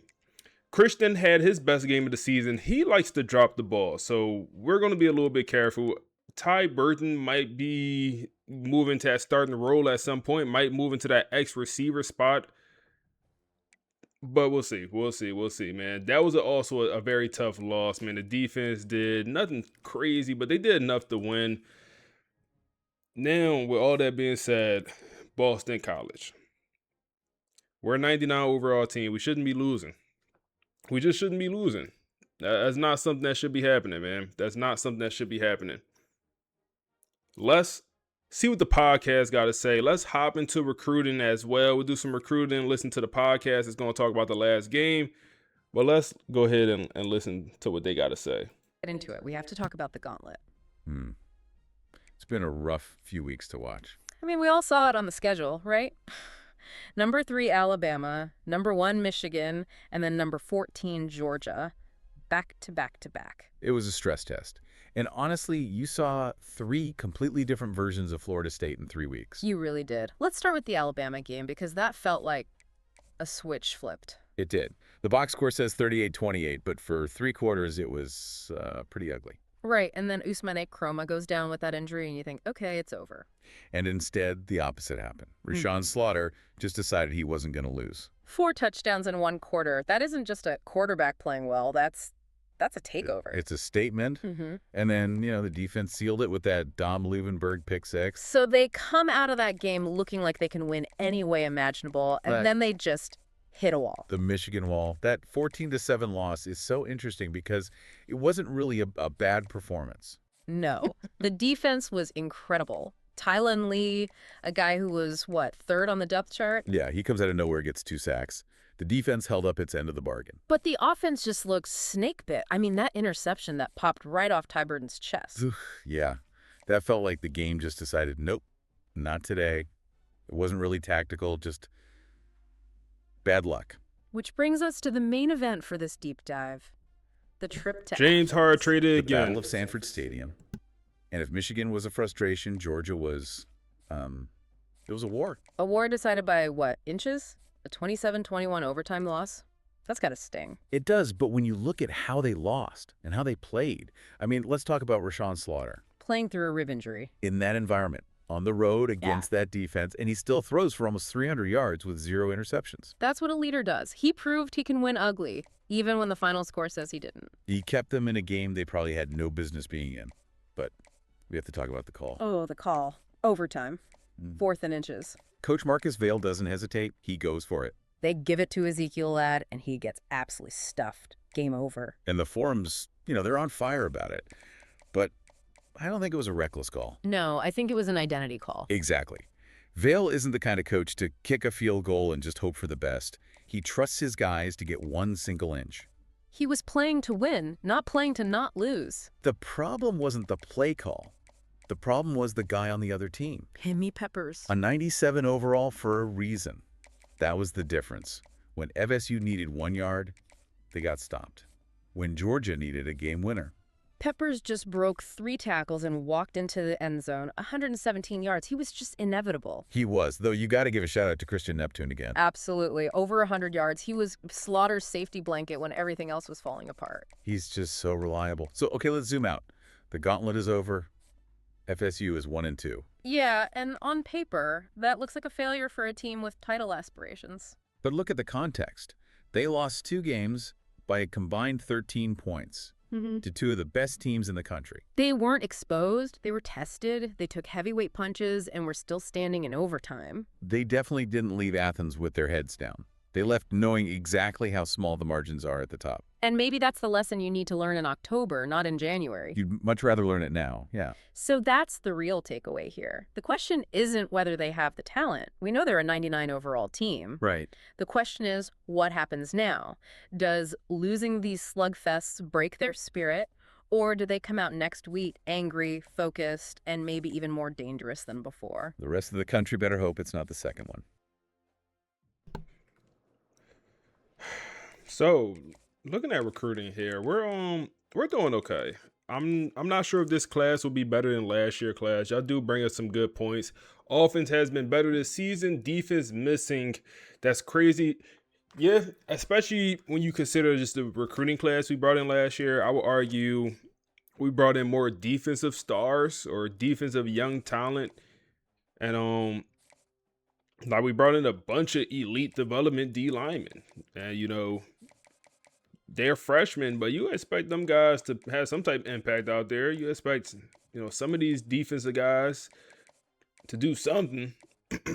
But yeah, I feel like the defense have taken a slight step back this year so far. Let's see here. Damn, this is going to be a tough recruitment to win. We're going to try, though. So can you show the full slider set with the... Yeah, I'll show it, bro. I got you. So let you know the online league starting. I think we're at the point where everyone needs to send a cheese.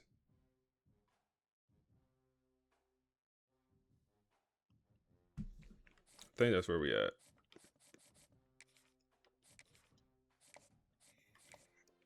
All right, let's see. We got so many 5-star linebackers on this list. This is ridiculous. Look at this. Look at this. So many 5-star linebackers. We're not even going after this. I feel there's no way we can't go after this guy. He's a 5-star linebacker that's not even a bust. There's one thing like this guy a bust, but none of them are. Hold up. What is going on? It is 3 5-star linebackers from Florida. Okay, I got to figure out how to go after all 3 of them.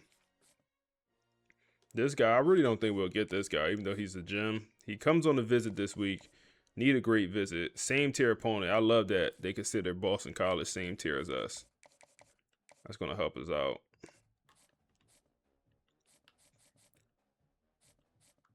All right. You locked this out, and you're coming on a visit. Like, give me my visit back, EA. Curry, what's up, bro?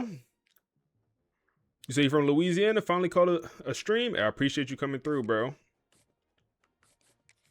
We don't have no chance. The GOAT live. Oh, man. No, you the GOAT, bro. You the GOAT, bro. You the GOAT. I remember what you did last stream. You the GOAT, bro. All right, yeah, I don't think we have a chance for this guy. He's coming on a visit next week.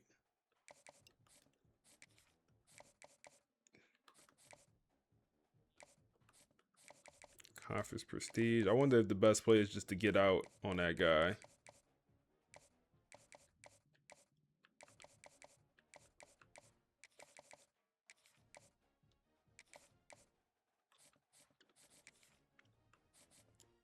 He's a zone corner from Florida. Like, I mean, look how much interest. Like, bro.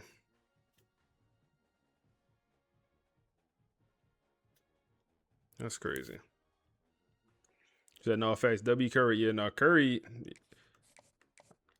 Yeah, W Curry, man. Where do we find some more hours? I will damn, we got even a 5-star safety we're not going after. Like, we got he's a hybrid too. Hey. Jay, appreciate that follow. This supposed to be over here. Okay, yes, this supposed to be like this. Yep, there we go, there we go, there we go.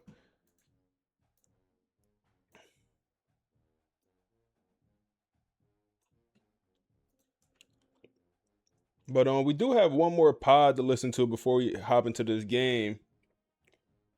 He said, finally caught you on stream. Hey, Jay, I appreciate you, my guy. You from YR? What's YR? Let's throw this pod on, man. This is gonna be another quick one, like 4 minutes. But it's kind of talking about. Oh, you from YouTube? YouTube. Appreciate you coming through, man. This pod gonna talk a little bit about kind of the fan base and kind of the feedback that we got after this 1 and 2 start. Like, I don't know. Remember when Brian Kelly told LSU fans they're unrealistic and they're spoiled? I'm feeling a little bit like that, man. Feeling a little spoiled. I mean, let's see what they gotta say. Okay, you have to help me make sense. Have you played the game yet? No, I've been live for like reigning 10 minutes, national 15 minutes. champions. I haven't played yet. A Florida State roster that's rated a 99 overall in the game. That's mathematical perfection. It's the hard cap. Yeah. You literally can't get better. And yet here we are staring at a team in, well, a full-blown identity crisis. It sounds absurd, doesn't it? But that 99 on the screen is exactly why Tallahassee is at the brink. Expectations are a dangerous thing. They were supposed to be on a victory lap. Exactly. Instead, they run straight into this gauntlet, Alabama, Michigan, Georgia, and they limp out of it 1 and 2. So that's the mission for this deep dive. How does a team look like kings one week and then look completely second tier the next? Is this a dynasty that's bored or one that's actually broken? To figure that out, you have to start with that Alabama game, the season opener. Right, the 38-28 win. They look dominant. On paper, yeah. A win against the number 3 team looks great, but they put up 24 of those points in the fourth quarter. The night the switch flipped, they called it. It felt like they could just decide to win. But that's the trap, you know? Flipping a switch implies the switch was off for 3 quarters. Remember, Ousmane Krumah, their star running back, got hurt early. He barely touched the ball. And the offense was just stagnant. So that comeback was less about dominance and more about desperation. But their quarterback, Rashawn Slaughter, looked elite. I mean, over 250, 4 touchdowns, no mistakes. That feels like championship football. The stats were elite, for sure. And having Christian Neptune, the transfer, step up was huge. But you can't rely on a linebacker, Dom Leeuwenberg, getting a pick 6 to seal your wins. So you think that win was a false dawn? It convinced them they were invincible, that they could play an incomplete game and still win. And then Michigan happens. A 14-7 loss at home. But is it fair to call it a psychological block? I watched it. It just felt like really, really bad luck. Luck is a factor, but great teams find a way. Look, it wasn't a blowout. Not at all. But it was a spiritual loss. FSU controlled the game for 3 quarters, but they just wouldn't put Michigan away. Well, look at the turning points. A Slaughter fumble return for a TD, and the game ender.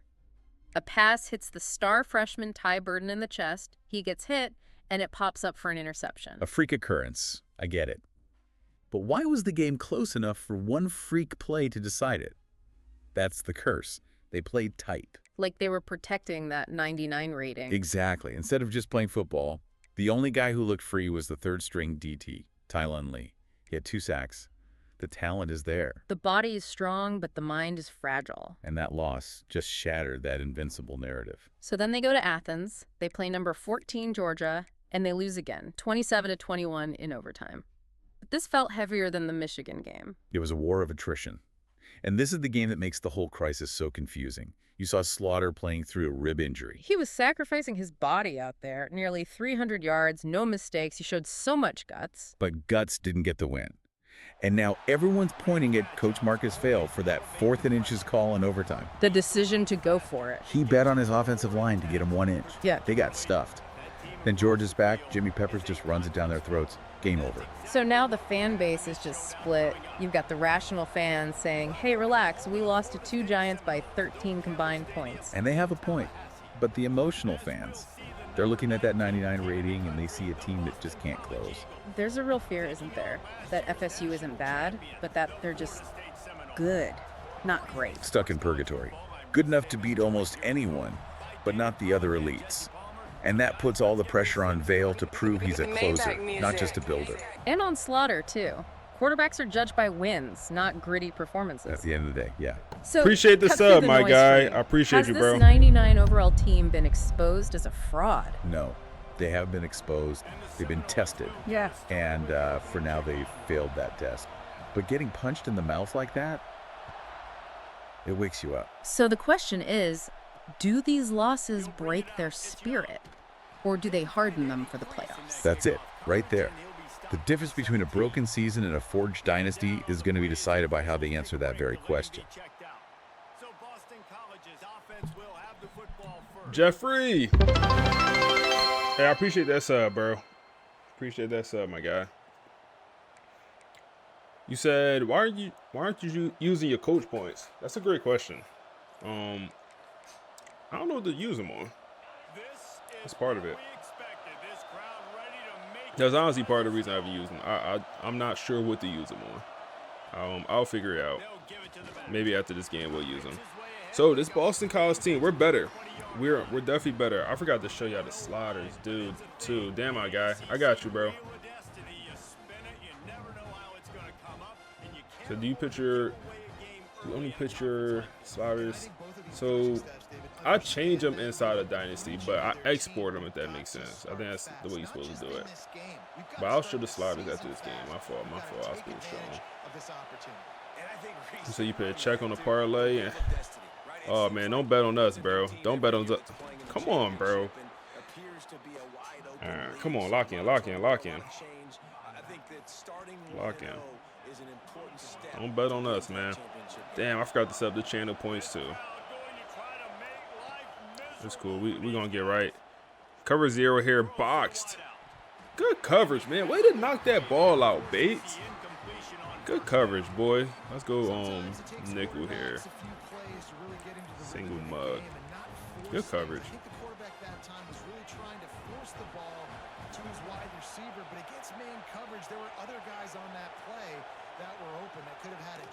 They go run here. Wow, I thought we was all over it. Wow. Come on. Don't do me like that. Don't do me like that. Loving the FSU rebuild. Hey, I appreciate you, man. I appreciate you. We're going to use some coach points. Like I said, I honestly wasn't sure what to use them on. At first, I wanted to use them on. He said D-line to lock in. The thing about it with this 4-2-5 defense is like we only got 2 linebackers on the field most of the time. So like the D-line really got to play well to stop the run. And this year they haven't. They have not played well, especially compared to last year. And it's like maybe we need to rotate guys because we do have young guys out here with great development trait, and maybe we need to give them a look. Pick! Yo, EA be tripping out, bro. That's easy money. I mean, you, me, and I are catching that, bro. Oh, man, no way. That's 6 points, bro.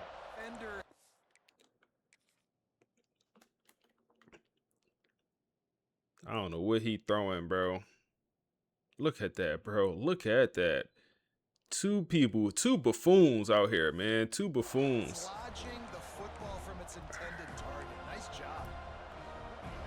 It's gonna be a long year if we lose to BC. Bro, we lose to Boston College. They calling for my head, bro.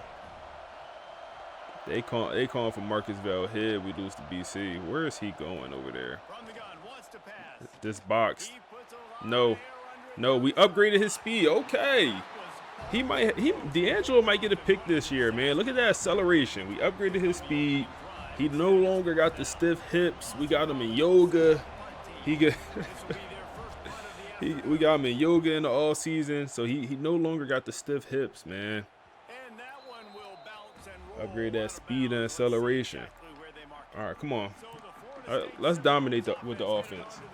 I want the young guys to get in, man. I want this game to be where the young guys get in.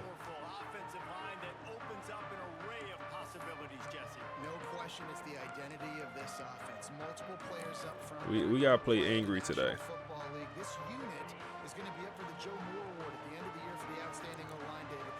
Let's start with the run, man. Chroma is in the game. That's gonna be a 10-yard pickup on first down. Usmani Cromer. Hopefully he don't get hurt, man, or refuse to play like he did last week. It's that first time catching you live. Fired up. Hey, I appreciate you, man. I appreciate you. Kristen Neptune, that's not open. That is wide open. Give us a good ball. Go get it then. Nakamura. We got some crazy names on this team. There's a lot of content, bro. Did a chat GPT Dynasty based on you wrote the glory linebacker. He said you at Michigan State and won. Hey, bro, that's tough. That's tough. I appreciate you being here, my guy. I appreciate you being here. Let's get to Usmani. Oh, okay, Usmani. Down to the 37-yard line. Rayshawn Slaughter. Let's work. Let's work. We got a new playbook this year. That might be part of the issues the offense taking a step back is we do have a new offense we installed, man. And our reasoning behind that, we just wasn't sure if the same offense will work. Oh, that's not open. We just wasn't sure if the same offense will work 3 years in a row. It's like, for me, it's like you got to be ahead of the curve. And you might say, oh, if it's broke, don't fix it. No, you got to be ahead of the curve, man. You can't find out your offense don't work no more by over. Hold on, that's open. Give us a good ball. Oh, man, that's good coverage. That's good coverage, man. That's good coverage. 3rd and long here.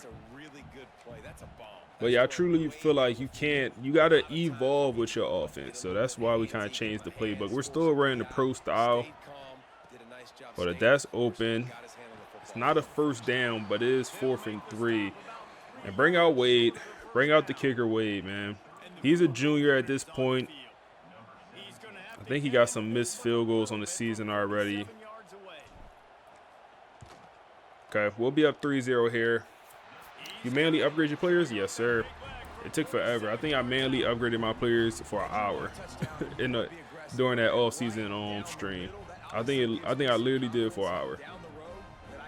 Obviously, I be talking to you guys, taking it slow, so we don't be rushing through it. We just be having a good time. But yeah, we do, man, you progress. VIP coming through with the resub, man. 6 months. 6 months. I appreciate you, bro. He said, what offense we running? We are running. Where are we running? Boise State. Boise State had a pro style offense. So I have no idea if this playbook good. It feels solid so far. Like the losses, I'm not blaming on like our playbook. Dot. Wow, we go cover 2 and they hit the tighten up the seam for absolute missile down to the 43-yard line. Okay, go back to man coverage. Appreciate that sub though, VIP. Y'all boys be showing love on these streams, man. Let's go. These boys trying to play, aren't they? These boys trying to play.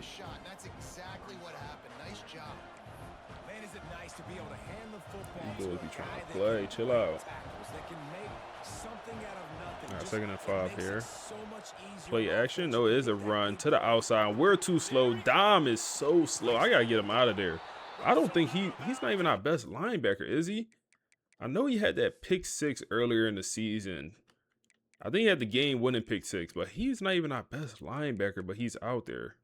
Yeah, no, it should be. Wow, hold up.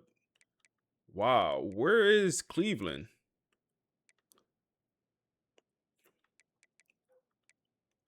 The linebacker situation in this 4-2 playbook is so interesting. Is it just both your sub linebackers? I think it is. I think it's just your top sub linebackers.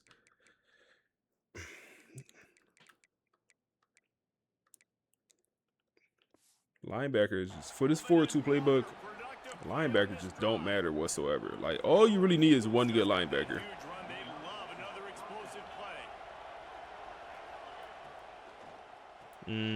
Get him on the ground. Wow. Okay, we're good. Just sub linebacker, yeah. I wish I would have been noticed that. And then with this playbook, it's so interesting because there we go. Let's get some D tackle play, man. Let's get some D tackle play.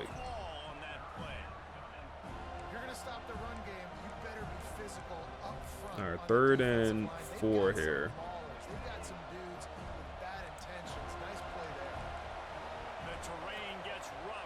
We'll go man coverage. Check down. Wow, 1st down. What a ball. He said, yo, in the 4-2, he said linebacker on the field is a Will and Mike. But no way it's the Will and Mike because when I'm in this 4-2, like, let's just go 4-2-5. It's like it's Dom out here and it's Mason, and neither of those guys are Dom is like a 3rd string linebacker on this team. Wow, we're gonna be losing here. All right, showed it. Dom is like all the way buried on the depth chart, but he's my next highest linebacker for the sub linebackers, if that makes sense. Kane, what's up, bro? You said what's new? We trash right now. Say no, I don't say we trash. See, baby, you said what's the streaming schedule?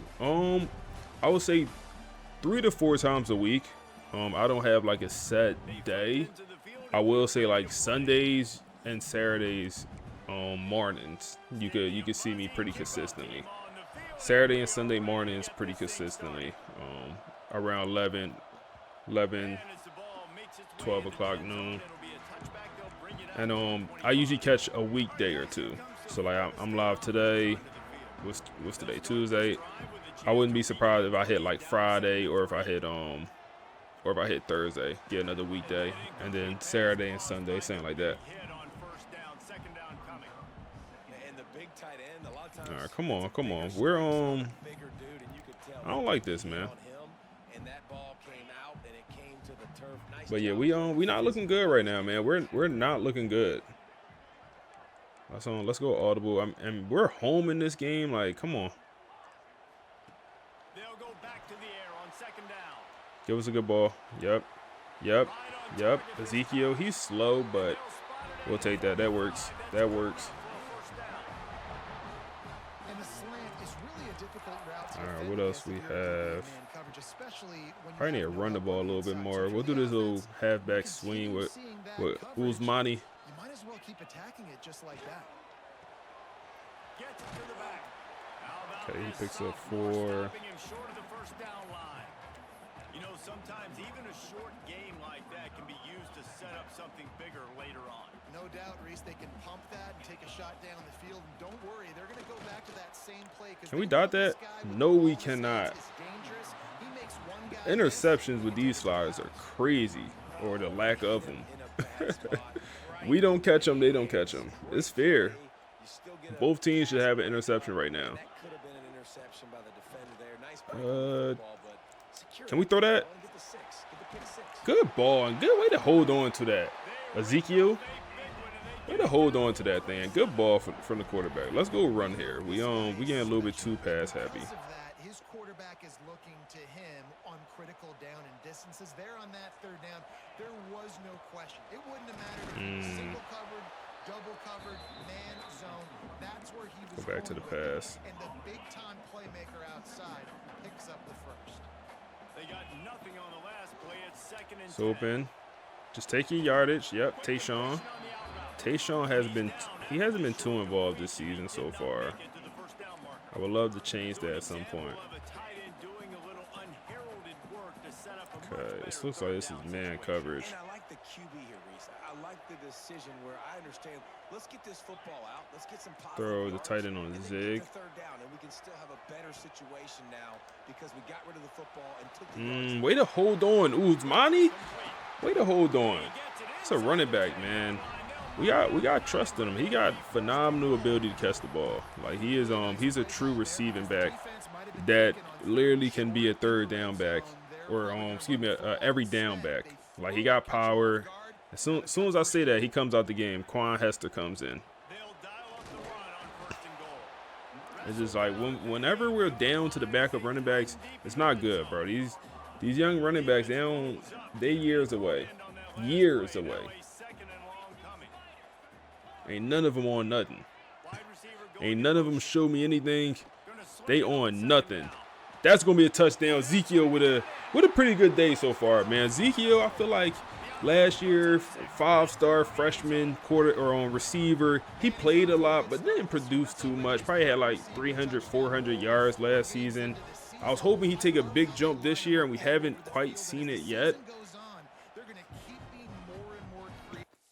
You said Ray got smacked? Let me see. Who Ray? Hold up. Who is 7'9"? Who they got guarding my tight end, bro? That's not even my tight end. That's my ex-receiver. No, bro. How they got an edge rusher boxing my ex-receiver? Boxing him. Boxed. I mean, 97 speed at receiver. Speed not everything, but that's embarrassing.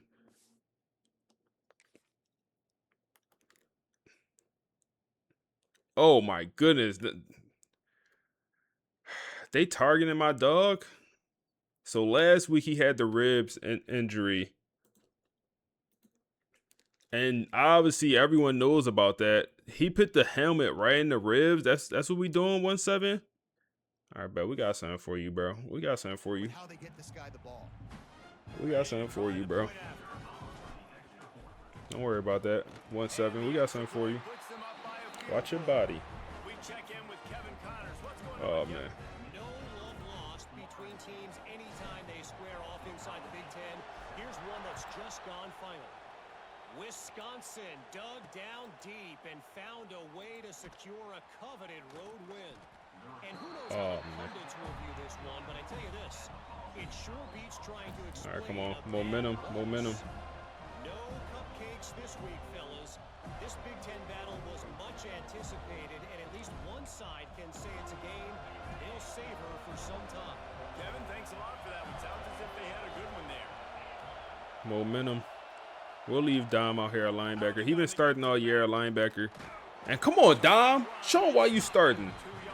Show him why you out there starting, man. You snuck in the depth chart as a starter, even though you wasn't supposed to be. But you've been playing okay, man. Like I said, he had the game-winning pick 6 against Alabama. So I feel like at this point, it wouldn't make sense to take his starting spot away. They do go run here. Mason all over it. Good work. Good work. Okay. This is where we take over. This is where we take over. As soon as he sees run, he's coming downhill. He's got great speed. He gets you on the ground. That's why he's one of the best linebackers. We got press coverage. We paying trust in these young. Oh my goodness, bro. Wide open for what's his name? Whoever their quarterback is, man. Wide open for him. The D line not on nothing. Amazing coverage. We got to send the boys, man. We got to send the blitz. But amazing coverage. The D line not on nothing, and it's like we got the dogs. I feel like look at Buddy, bro. He in the backfield, don't know who got the ball. Good coverage. He don't know who got the ball. Got no idea. He just in the backfield lost.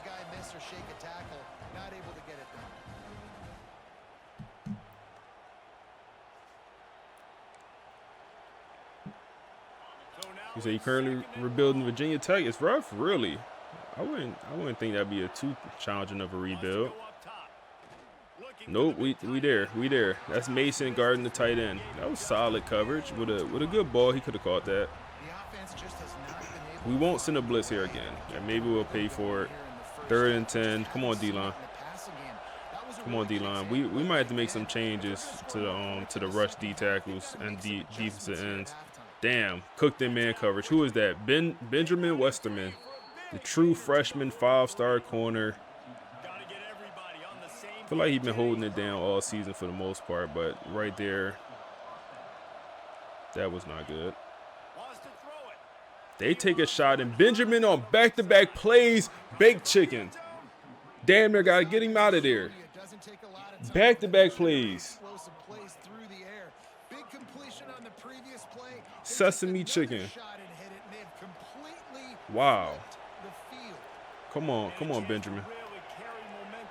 Come on, Benjamin. You gave me flashbacks of wow. Okay, we get him down. Give me flashbacks to that D'Angelo Boyd game when he gave us 3 touchdowns in the first half. Last year when we had to bench him.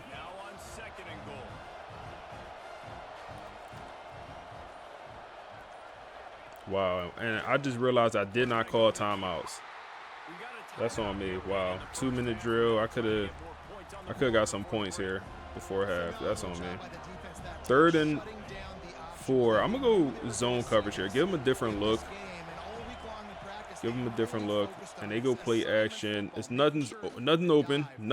D-line finally absolutely boxed them. And they'll tie you up. No, they're gonna miss this. They're gonna miss this.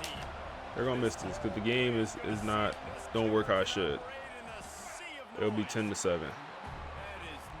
Come on, fix the game, man. How that glitch been in the game for 2 years?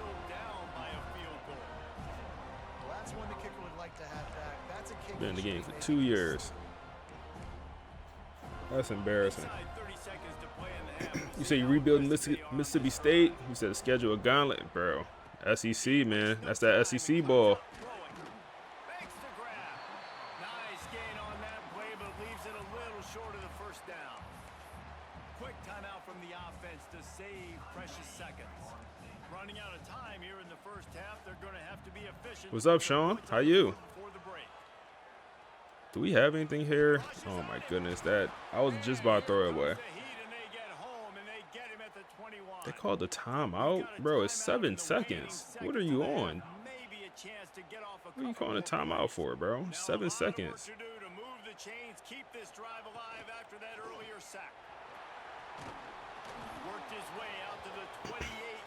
So enjoying the stream. Hey, I appreciate you being here, man. Halftime, it's kind of a nasty game at halftime.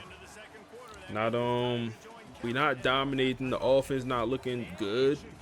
Ezekiel having a good game. We'll say that. 5 catches, 5 targets, 1 touchdown, 62 yards. Like, we'll take that. But outside of that, we're not doing anything special. You said I love playing crazy schedules. Always add the best teams for non-conference games. Yeah, man. I'm happy. Like, we could have went the Notre Dame route where we don't have a tough schedule. Or, a lot of teams do that. A lot of teams do that where they non-conference, they just go easy games because you can get into the playoffs, with 10 wins. Where Nakamura? I don't know where he at, bro. Is he not out here playing? No, he out there. I think he out there. Let's yeah, he out there. He just not on nothing. He went back to Japan. That's insane. That's insane. Chill out. That's insane. Ezekiel want to play. Ezekiel want to play today, man. Let Ezekiel, man, and he hurt just like that. Just like that. New subscriber. Enjoy the content. Hey, I appreciate you, man. I appreciate you, bro. Bro, we got one player hooping, and as soon as he start hooping, he get hurt. As soon as he start hooping. Insane. Let's get it to him here, man. Get it to him here. Nakamura, get involved. Get involved. Bruised ribs. You can sit down for a little bit. Let's get Ty Burton in the game. Get the young lion in the game for a little bit. Get Ty Burton, and we're gonna see who get him the ball here. You gotta die for that, Ty. You gotta die for that. So you like the gameplay? Hey, after the game, I'm gonna show the sliders, man. Bro, Ezekiel back in the game already. I thought he was gonna be out for a little bit. That's wide open. There we go, Nakamura. I was about to call him Nakamura. Said thanks to your videos, you was able to rebuild your alma mater, FIU, in 3 years. Hey, that's tough. I'm assuming you went crazy in that portal. You had to go crazy in that portal.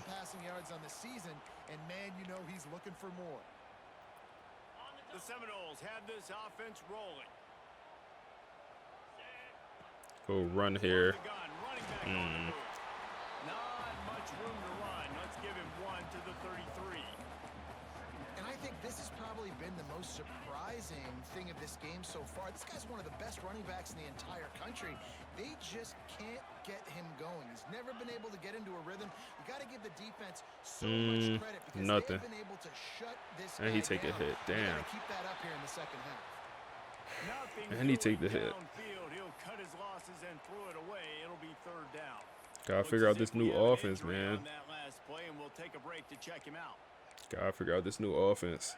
They've got to come up with a big play on this 3rd and long. Got Todd Burton in the game. Let's try to get it to him. And we throw, wow. And we throw an interception, man. Ty Burton was absolutely bagged on that route. Oh, my goodness, man. Interception. Did Nakamura get hurt? We throw an interception, but, I mean, we're throwing this with anticipation.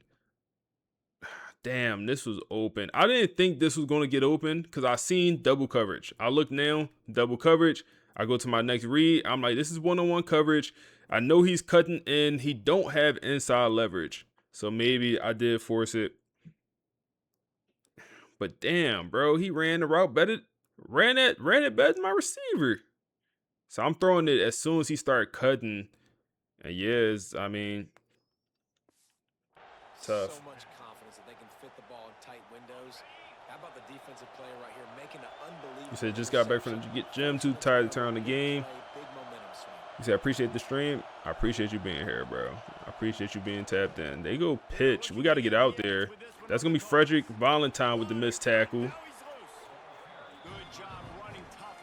This is an embarrassing game, bro. Embarrassing performance. Embarrassing.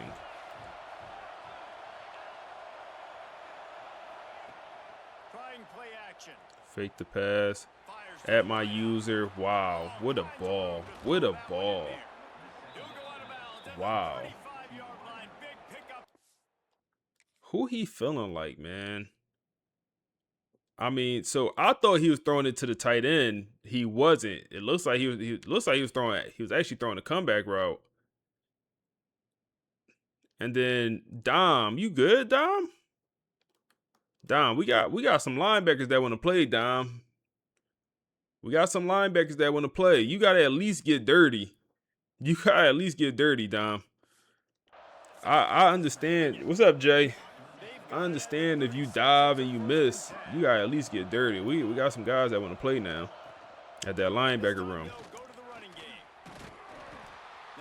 At some point, we gotta get them out there. Cover 3 match. Those defensive tackles, they go such a long way in deciding and really stopping the other team's run game. Just forcing contact with those guards. Play action. Damn, we actually had pressure that play. We actually had pressure. First time. Receiver ran a lazy route. Yeah, he a freshman, bro. Maybe he wasn't expecting the ball. I don't know. We shouldn't have thrown it. They go run, and oh my goodness, we had a chance to tackle him in the backfield.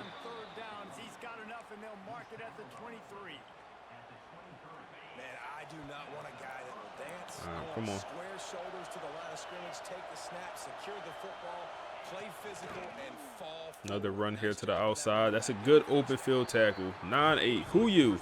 Carl, the true freshman. Carl, let me know something. You want to keep playing? Why is Carl even out there? Is he starting? Why is he playing? That's probably why we're not getting no pressure. He's not supposed to be playing. He's an edge setter.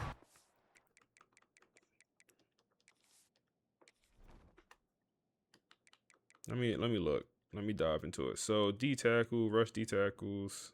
Okay. As far as defensive ends, starting defensive ends, who we have? So Carl is second string, so Williams must be hurt.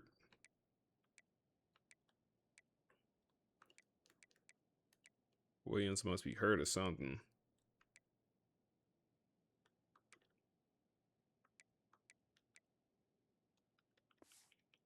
If we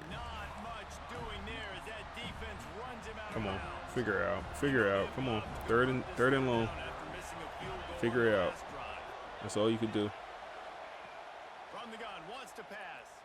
We there. No, don't do that. Big hit. Who he feeling like, bro? I come down with my safety later, boom, and he just Josh Allen. He Donovan McNabb, bro. He Big Ben. Tim Tebow came back. Like, bro, who they be feeling like, bro? Shazam! Because if we try to do that, my man stole on the ground. They still trying to, they bring the stretcher out right now if I do that with my quarterback, bro. They going to get the stretcher. Who he feeling like, man? Ate him up. And then he had my defensive lineman shocked. That's nuts. Hey, appreciate that follow, bro. Like, my defensive lineman, Carl, he didn't know what to do.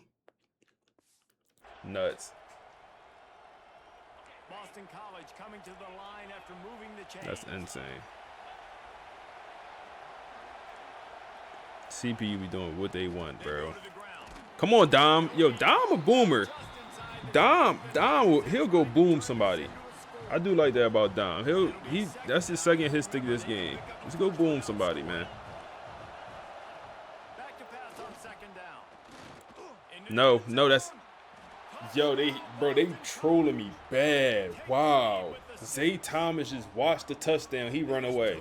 Bro, I'm tired of my team gambling on the game, but they gambling for us to lose. If you want to bet on the game, bet for your team to win. Come on, bro. This is about to make me mad, bro.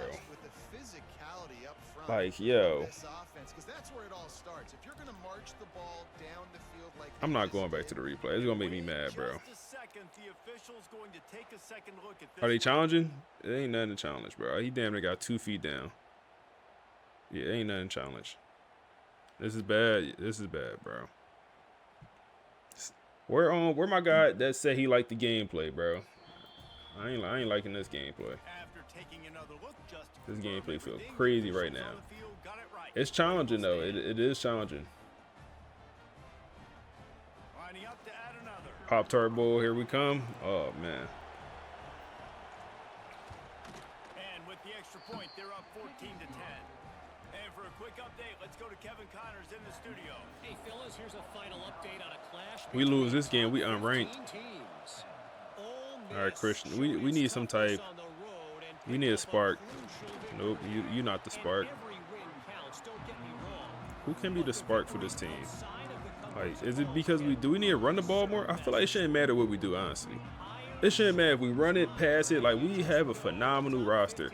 It shouldn't matter what we do. But maybe we do need to run this thing. Shouldn't matter what we do, man. We should be just... Offense should just be good. Hey, listen, explosive plays comes in all different shapes and sizes. That time they attacked the outside to the left on the ground, and that is a momentum-shifting play. They know they have a huge advantage there. Run to the outside.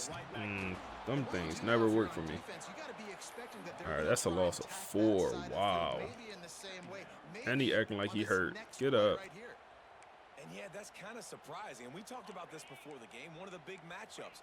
Run the football against a defense that's been susceptible against the run. Oh, that's wide open. That's wide open. That gotta be 6. That gotta be 6. That gotta be 6, bro. You don't get chased down. Get in there. Get in there, man. He cooked them on that route. Bad. Cooked them bad, man. Hit that foot and hit the corner. Good route, man. Good route, good ball. All right, we respond back. Back on top. Back on top. I'm gonna be honest. I don't think we have a sack. I'm gonna check the stats. What's your favorite defense and offensive playbooks of all time? My favorite offensive book is probably LSU. I like LSU. I like Oregon, and I like the multiple offense. Those probably my top 3. LSU, multiple, and Oregon, probably in that order for offense. For defense, I like this 4-2-5. I've been enjoying this 4-2-5, but I also like just the 4-3 base. It's probably 4-3 base is probably my favorite personally. Okay, now the D tackle's playing. Now the D tackle's playing a little bit. Okay. All right, come on alive then, defense. Come alive then, defense. Come alive then, defense. 4 is up, man. 4 is up, man. We need everything we could get in this one.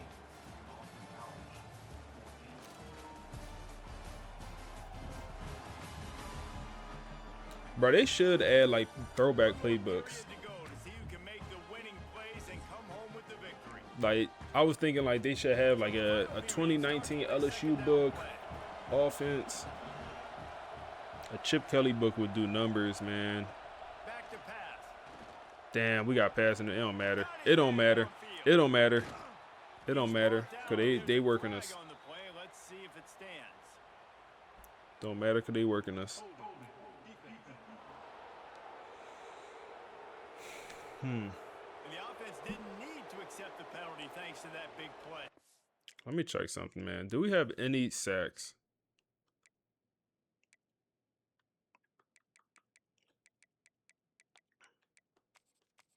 We don't have no sacks.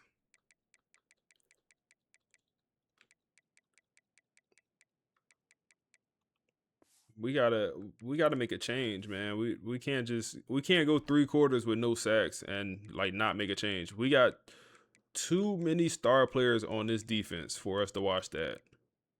We'll change the edge rushers. So Williams, I don't even know if Williams playing, but let's get somebody in here that could rush the passer, man. Like who hungry? Dave, you want to work, Dave? Dave a 5-star. Come on, Dave. Let's work, Dave. Let's change the rush ends also. Like, get Kevin in there. And, yeah, you got to come out, bro. The Twins, they not getting it done, bro. We got to figure something out.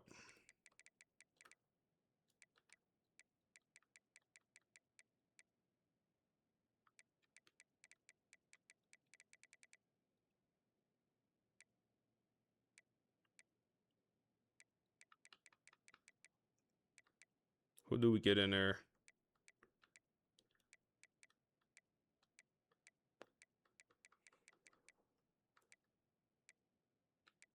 Let's get David in there. No, I'm not watching that, bro. We got to change something up. A costly penalty for this defense gives them a first Yep. and 10. Get some different hits in there. Use the play fake. Now to throw. Finds his tight end. He get it down to the 35 before he stopped. 10-yard pickup on the play, and it's a first down. And the Golden Eagles come to the line with a new set of downs. Walking us, man. These boys walking us. Boys walking us, ain't they? After the pickup of 9, it's 2nd and 1. And winning first downs is a priority. Boys walking us. And you can't get bludgeoned. You can't get physically beat at the point of attack. You know the percentages. It's usually pretty good on first down that they're going to run the football. So then getting that big chunk, getting in 2nd and short. Tackle. Who that? Who 9-1? Who 9-1? He got some heart. I gotta go back to the replay. I gotta figure out who 9-1 is. He over here tackling through people. Yeah, you gotta play more. Who 9-1? Oh yeah, that's Kevin. That's the true freshman. That's the true freshman edge rusher we just put in. He tackling through off his alignment. Yeah. We just need people that want to play. That's all. Damn, they gonna go tush push. Damn, ain't nothing we could do. Let's try to get in there. Get in there, Mason. Jump the pile. Nope. Ooh, we get a stop. Wow, and they're not going to go for it. 2005 USC. Wishbone, options.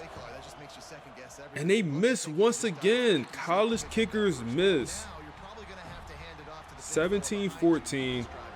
They got a kicker that want to have all this drip. He got number 11 on, all this, that, and the third. Come on, man. You got a towel. What you need a towel for, bro? You the kicker. You gonna dry your foot off, bro? Come on. Do you ever match the DBs up by speed? I did. No, not normally, but I did do that for when D'Angelo Boyd was getting cooked against Florida last year. Let's get to Morgan, man. Backup tight end. That's a great example of the defense there tackling the catch. As soon as the big fella caught the ball, down he went, not picking up the first. And now on 2nd down for this offense. Man, Brock Glenn somewhere smiling. Brock Glenn somewhere is smiling watching this game. Big old smile too. Big old smile. Oh yeah, that speed boost is crazy. Oh my. Usmani. And then Ezekiel hurt again. You got hurt blocking. Tighten up. Looks as if we have an injury on that last play, and we'll take a break to check him out. All right, Christian Neptune is getting pressed. And he don't got what it take to win, bro. Let's work, man. Let's work. Let's work. Get back on that ball. Well, yeah, he's smiling with his $2 million. He actually drafted. I forgot he got drafted in the 6th round. So he probably on somebody's practice squad right now. Give us a good ball. Nope. Nope. Wide open too. Yeah, he on somebody's practice squad. I forgot he got drafted. We'll run here. That's a good run, man. Usmani.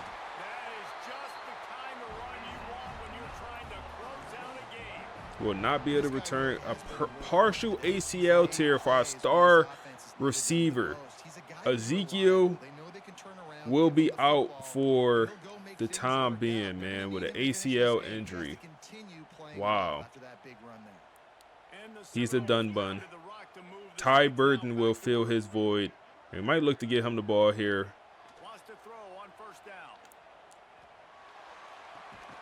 Christian, good catch, boy. Partial ACL tear. Wow, we got to check in on him, see if he'll be able to return for this year. Partial ACL tear. That's not good for a receiver, man. That is not good for a receiver. Quan Hester getting involved. Continues to have success. He just put a long And then, bro, whenever we get to the goal line, they want to bring Ezekiel in, bro. I don't want Ezekiel to be out here, bro. Watch out, Ezekiel. You don't even deserve a touchdown. I'm still mad about that, about last week, man. I ain't gonna lie. I'm still mad about that, bro. Go pass here. Wow. They sent the dogs, and we was not prepared one bit. We should have just ran it. Damn, bro. But Ezekiel's going to get stuffed. Just like he did last week. He made us lose. Or he didn't make us lose, but he ain't help us win.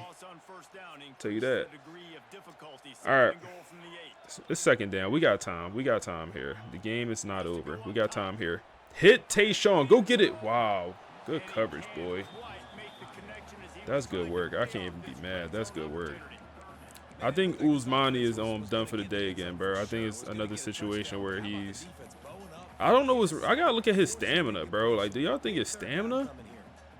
Like, let's see. Is he... Yeah, he's just done for the day, bro. Like, he can't make it a whole game, and it's not wear and tear. It got to be stamina. Go get it. Go get it. Go get it. Ty Burton makes up for the bad route. He got lazy earlier, ran a lazy route, and we end up throwing the interception. But he makes up for with a tough contested catch, man. That's his value. That's his value. Catch the ball contested. Two people on him. The 6'5" receiver just box him out. He's a former basketball player, 2,000-point scorer in high school a couple months ago.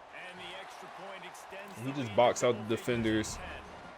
He said, man, we should be dominating the run game. Hey, Reggie, these sliders, bro, our run sliders on like 7. I think they legit on 7, bro. Can't dominate with them things on 7.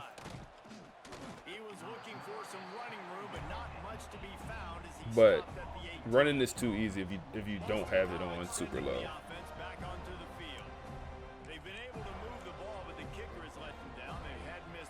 This is not the right play call.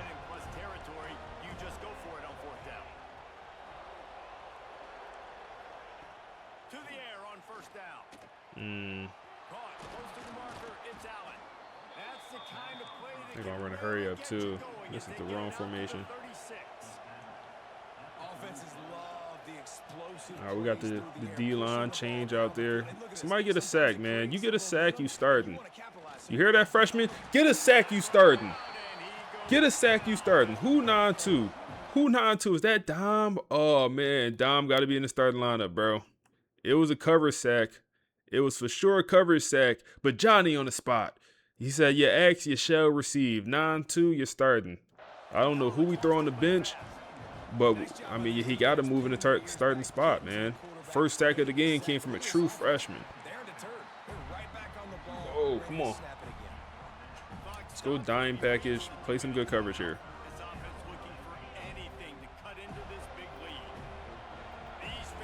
They go 5 wide. Of course they do, man. Play some good coverage here. Pressure! Throw away on 3rd and long. They got to go for it here. We'll go cover 4 palms. We'll use her Mason. Nope, we on that. D'Angelo, no way, no how. Just knock the ball away. Just knock the ball away, D'Angelo. We worked on that speed all off season. Like I said, we got him in ballet. We got him in some yoga. He had them stiff hips. We had him running with the parachute behind him. Everything trying to get that acceleration up, man. Had him running hills. We went old school on him. He was flipping tires up hills. It worked out. So far, at least. So far, man. JoJo, what's up, bro? So far, it worked out. This should be GG's, man. They're going to call their little timeouts, but it's going to be a little bit too little too late.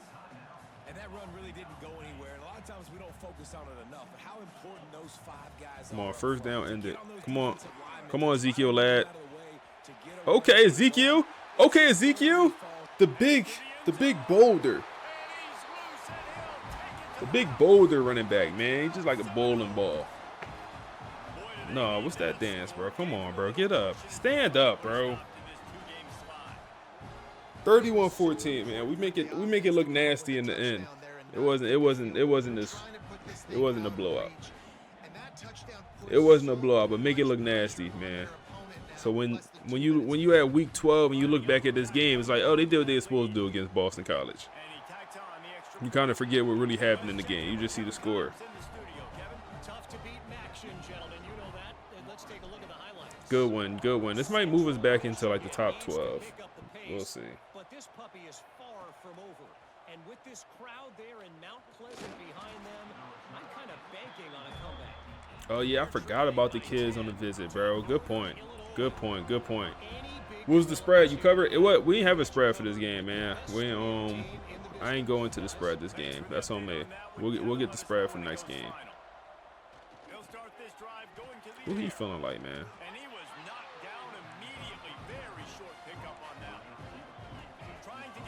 Now, let's see here. I would like for somebody to get another sack. I mean, y'all know they're going to pass the ball. Why not? Come on, Kevin. Come on, Kevin. Figure it out, Kevin. This your first game really playing in college? No, he boxed. Wow. D'Angelo. Good stuff, D'Angelo. Good stuff. Part of being a defender, especially against the pass, is you got to see where that receiver's going to. And when he sticks his foot in the ground, you can tell. When he stuck his foot in the ground, Definitely forgot about them visits, man. Broke on it, swatted the ball down, and made a nice boxed, bagged. Bro, the pressure, man. And I run right behind him. See, that's on me. I'm thinking he going juke. So yeah, that's on me. I don't know why I'm thinking he going juke. So hopefully get the next Deion. Bro, we've been going, the position group we've been recruiting the craziest got to be corner. Corner and D-line is probably the two groups where and receiver. I guess you got to throw receiver in there because, like, last class we signed 2 5-star receivers. This class we on pace for. Oh, wow. Did he catch that? He did not. With a ball. Rolling out left. Throw that thing 50 yards downfield. Rolling out left. 40 yards downfield. That was a hell of a ball. I'm not going to lie. But, yeah, corner, damn, we got cooked. He didn't see it. Oh, we use her. But yeah, corner, receiver, D-line, the 3 position groups we just have dominated recruiting these 3 years. Position group we really need to improve is O-line. I feel like O-linemen, we signed 4 stars, but we haven't got the development traits. We haven't signed the 5-star O-lineman yet. We should change that this year. We're on pace to get a 5-star. Linebacker, we haven't recruited great neither. Running back, we signed a bunch of 5-stars. We signed a bunch of 4-star gems, but nobody that's like a great development trait guy. But Rashawn Slaughter, 1 player of the game with 272, and we had 2 touchdowns, 3 touchdowns, something like that. Played pretty well. He did have the 1 interception when Ty Burton kind of gave up on the route, but Ty ends up picking up, I believe that's his first touchdown of the season. Everybody's doubting us. Nobody thinks we can win. It's really easy to motivate that type Yeah, of no, that squad. throw, bro, They're that really motivated. They play McTavius, that throw rolling out left was crazy. I love it. I love the excitement, the adrenaline, the That emotion, was and crazy. they earned a big dub today. Do you think the gameplay is a little harder? With these sliders, yes. 100% with these sliders. 100%. But solid game for Rashawn here.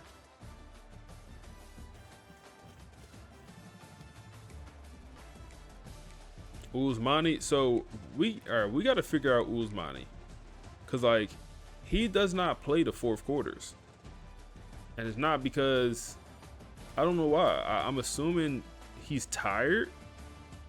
Maybe I gotta look at his stamina. Like, I don't know. I feel like EA should tell me what's going on. If my running back's tired and he's not playing, okay, make it obvious. Instead, I'm guessing, like, why is my running back not playing the end of these games? It's not wear and tear. Nakamura, $126 with a touchdown. Okay, I see you. And then Ezekiel, before he got that ACL injury, he was having his best game of his career. Damn, bro. Best game of his career. He said stick with the run. As long as Usmani in there, I will. But once the backups get in, or once Usmani get weird and he don't feel like playing no more, I'm abandoning that run game. I ain't gonna lie to you. But damn, Ezekiel, damn, that hurts. Best game of his career gets hurt. And then David was a guy that, I mean, true freshman.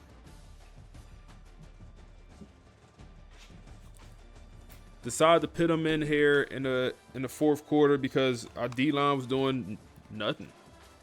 D-line wasn't doing the damn thing. He comes through and get a sack, man, with the 85 power moves, the 84 strength, good tackling. I mean, we're gonna start him, and maybe I think that's wrong. I'm starting him. I'm a man of my word. I said, hey, someone get a sack. We're gonna start you next game. And he was Johnny on the spot. He got a sack literally 2 seconds later, 1 second later. It's a good game, man.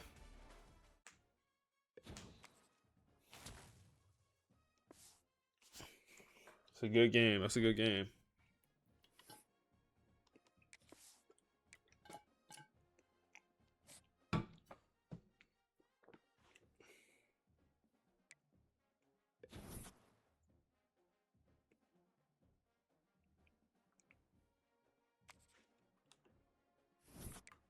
And we move to number 13.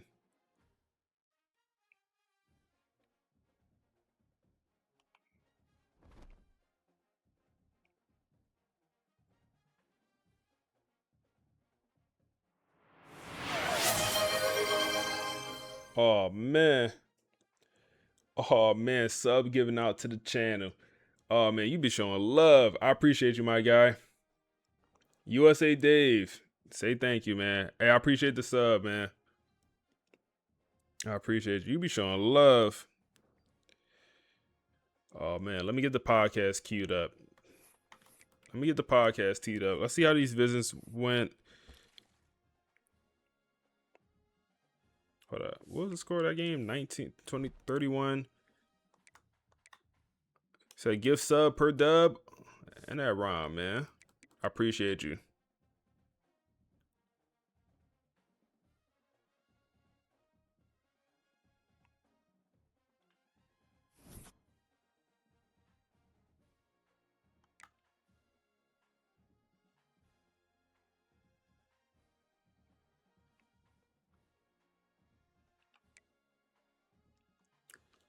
Rayshawn Slaughter was player of the game with 272 yards, 3 touchdowns, 1 pick. Usmani Cromer once again did not play in the fourth quarter, 76 yards. Receiving numbers, Nakamura with 126 yards, 1 touchdown. Ezekiel got to be the story here as he had his best game of his career with 83 yards, 6 catches, 1 touchdown, but then got the ACL sprain, so it's really undetermined how long he'll be out for.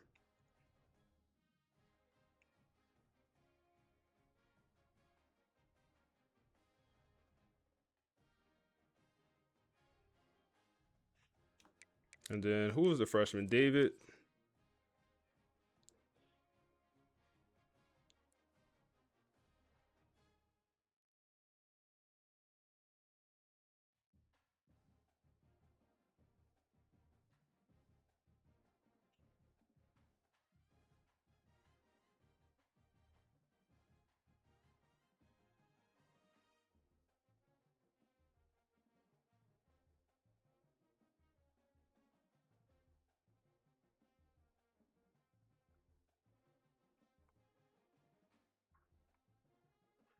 Okay.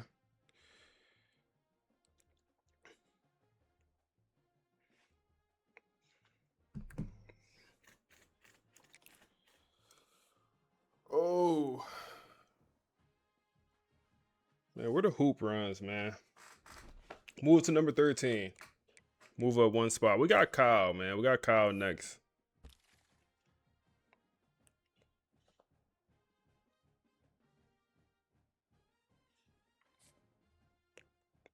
Okay. Corbin. Uh, we'll have a very good chance to get Corbin, I think.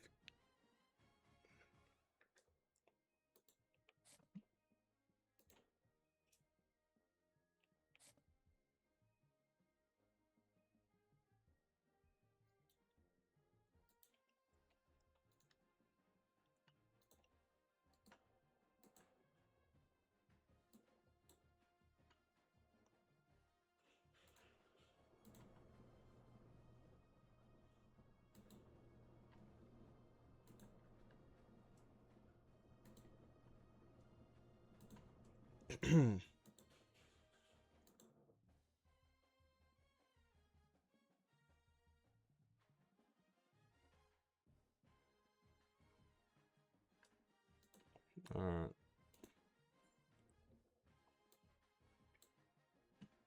This next game should be nasty, right?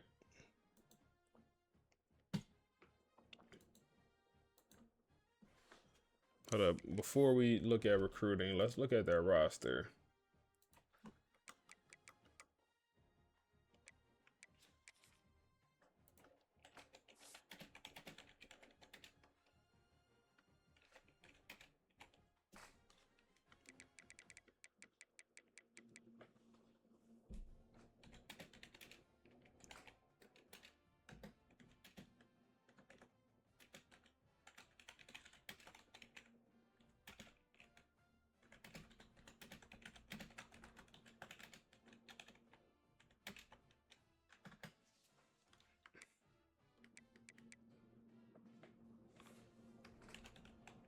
Jimmy Warmack.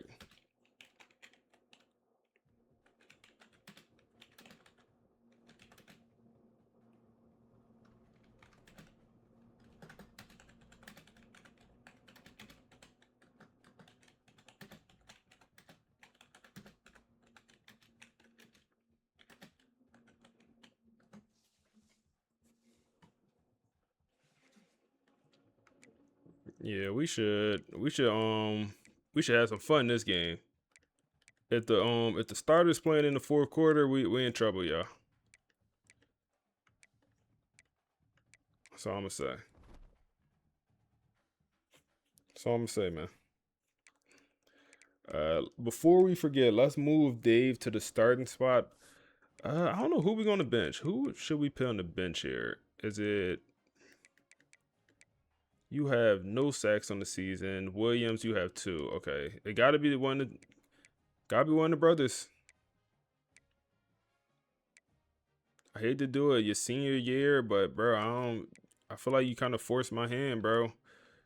Or we'll put you in on we'll put him in on speed rushing downs, or we'll leave him in on regular snaps.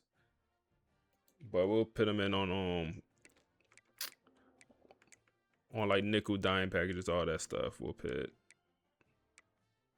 David is his name, right? I think David. Damn, I did this the wrong way. They got David as a 67 overall edge rusher.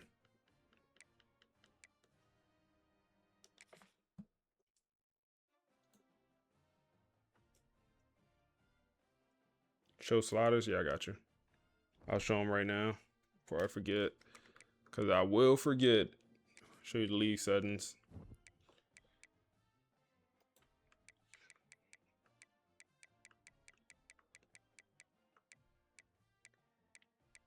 So I haven't made too many changes with this. The wear and tear haven't made changes.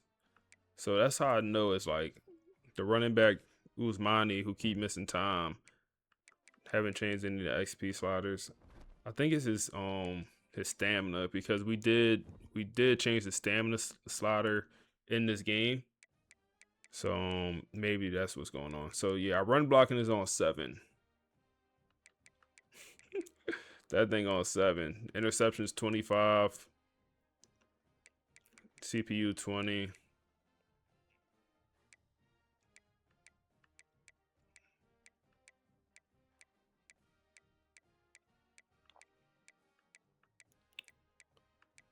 And then down here, yep. But yeah, that Injuries and fatigue being at. So I actually decreased the fatigue recently. I think last stream I decreased it. Don't matter.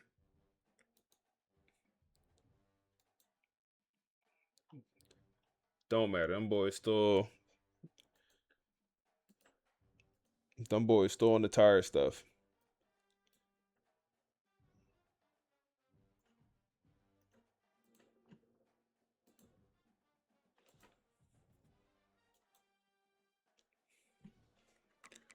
All right, let's do recruiting.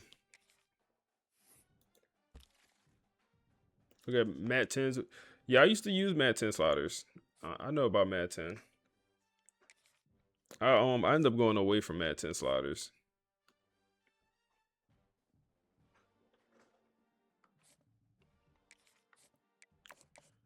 All right, we could put Buddy on the visit for week 7. But do we need to? I don't think we even need to put Buddy on the visit. I think he's going. Damn. Look at Alabama, bro. Like, yo. It's like they put hours in and kids from Virginia. What they doing with the Virginia pipeline? Wow. They're gonna win that recruitment. Ain't nothing we could do. We should get Buddy. Okay. Trinidad had a good visit.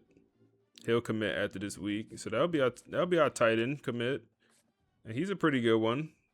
4-star blocking tight end, Jim. Yeah, he gonna be a dog. He gonna be a starter in 2 years. Okay. So we hometown hero.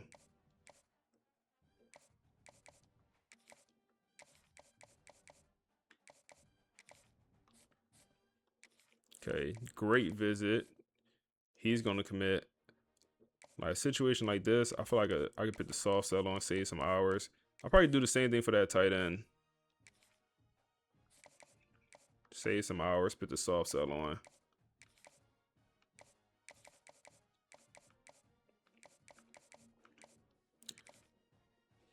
So you gonna go to some LSU baseball games this year? Look like they have a squad. I usually go to the regionals I'll be at our regionals when we host the NCAA tournament. So I'll definitely be there for regionals. But maybe a regular season game. We'll see. Last year I think I just did regionals. Okay, so we can finally hard sell the 5-star. #1 player in the nation from Camden, New Jersey. Mike. He's a bust. But to be a #1 prospect from Camden says a lot about him, man. So we can do the double soft sell.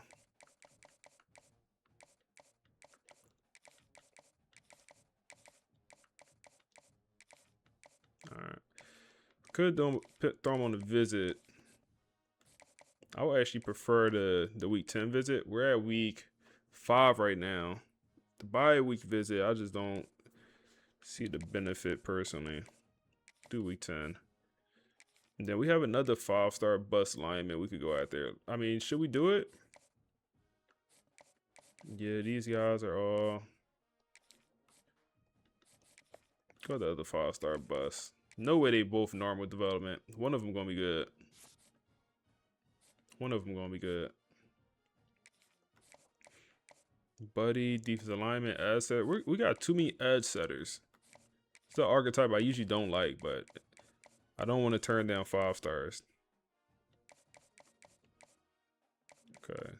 Another double soft sell situation.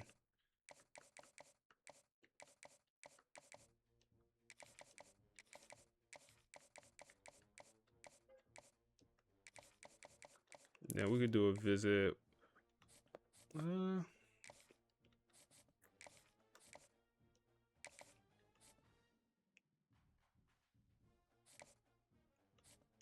Let's see. Let's make it a week 10 visit, and then we'll try to get it be a complimentary visit with some other guys for this bye week. So I could put him on it too, but we could put 50 hours here. So, okay, that visit went well for the 5-star lurking linebacker. Looking good for him. Good speed, good tackling, or okay tackling, solid hit power. Coverages are good. It's a good linebacker, man. Instinct on gold. It's a good linebacker there. Then this is going to be a little bit of a tougher recruitment, huh?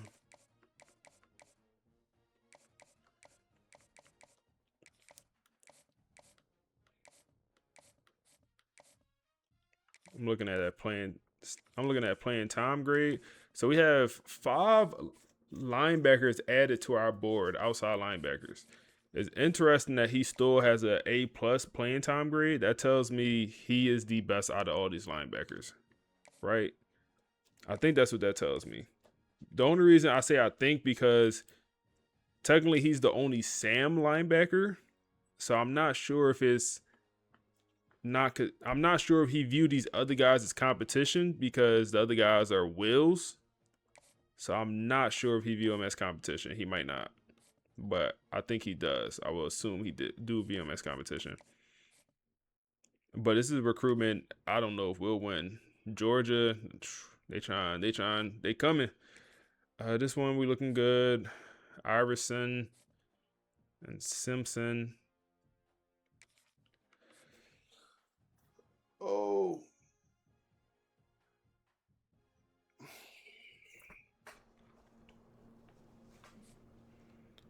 Damn. Okay, so we're done for Buddy. Yeah. Locked out playing. When did he commit? Oh, man. Wow. You easy. Wow. In-state kid. Can you predict?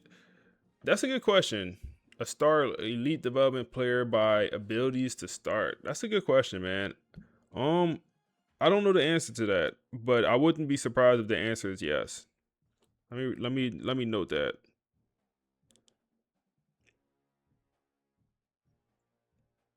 It's a good question, man.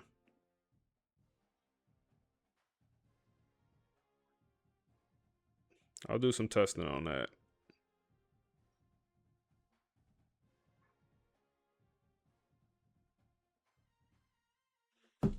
Good question.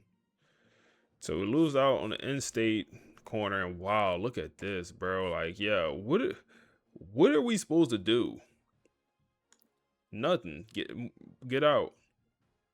Get out. You said season 2 full movie. Had you hit the subscribe button? Good stuff. I appreciate you, man. Hey, Fresh, be honest. How much you watched? How far you get, man? That's a 22 hour. 22 hour. That's how much you end up watching, bro?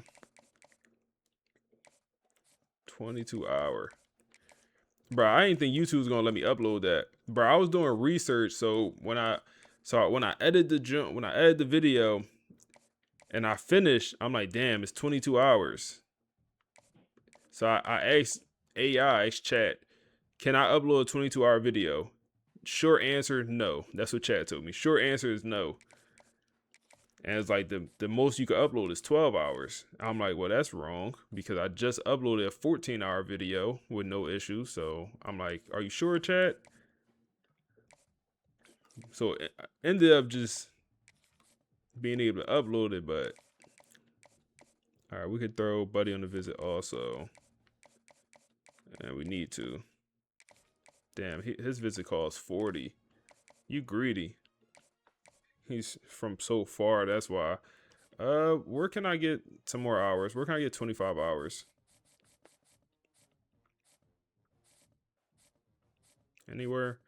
You know, he's on a visit right now. I can't just, yeah.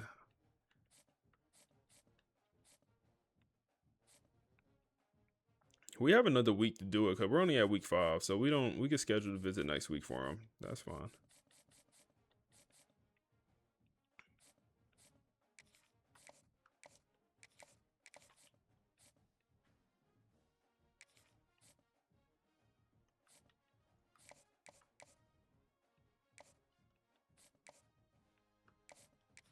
Damn, we're only gonna get one corner this class, and it's gonna be the zone corner. Wow, that's not good.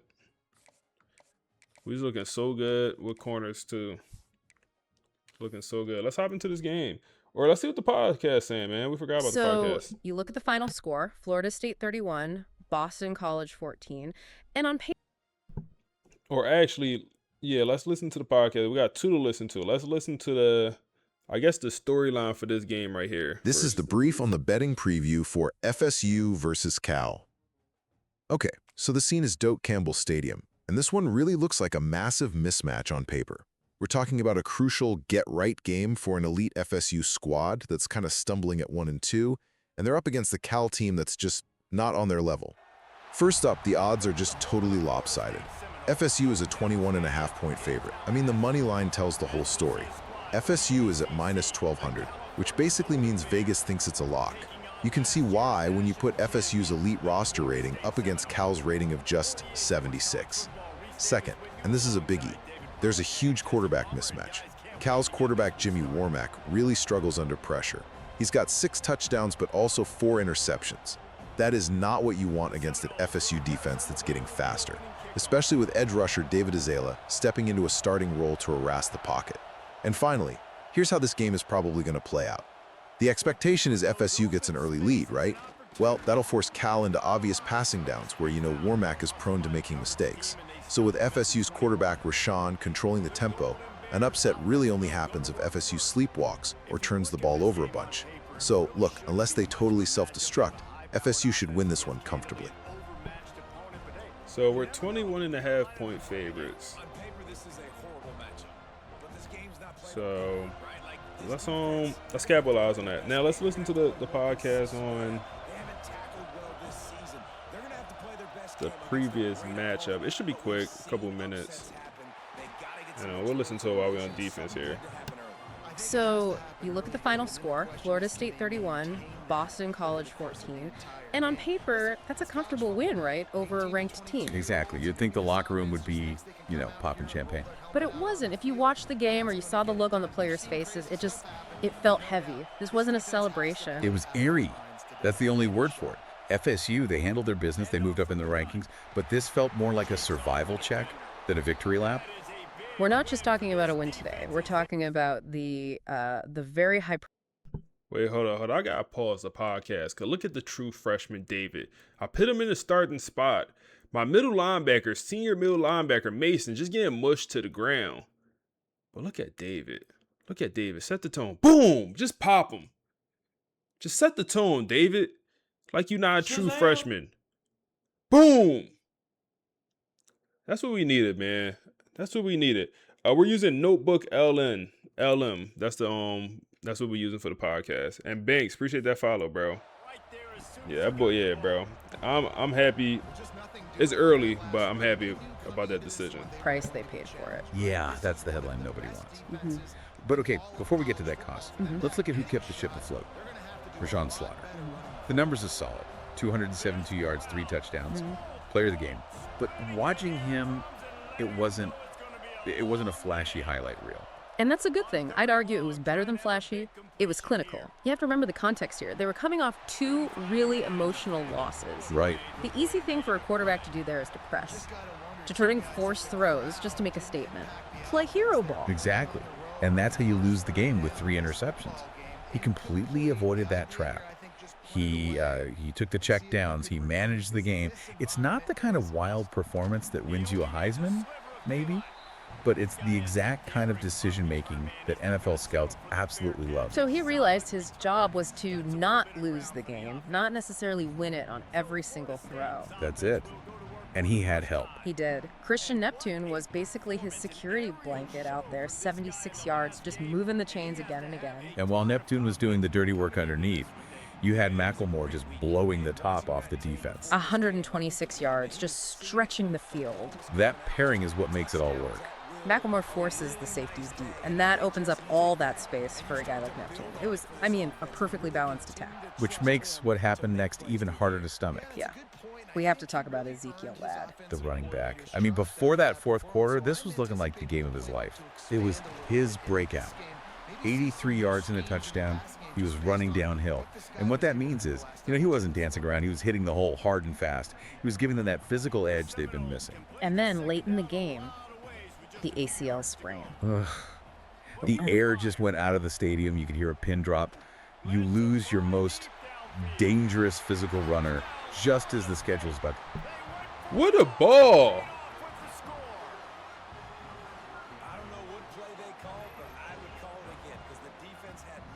What a ball!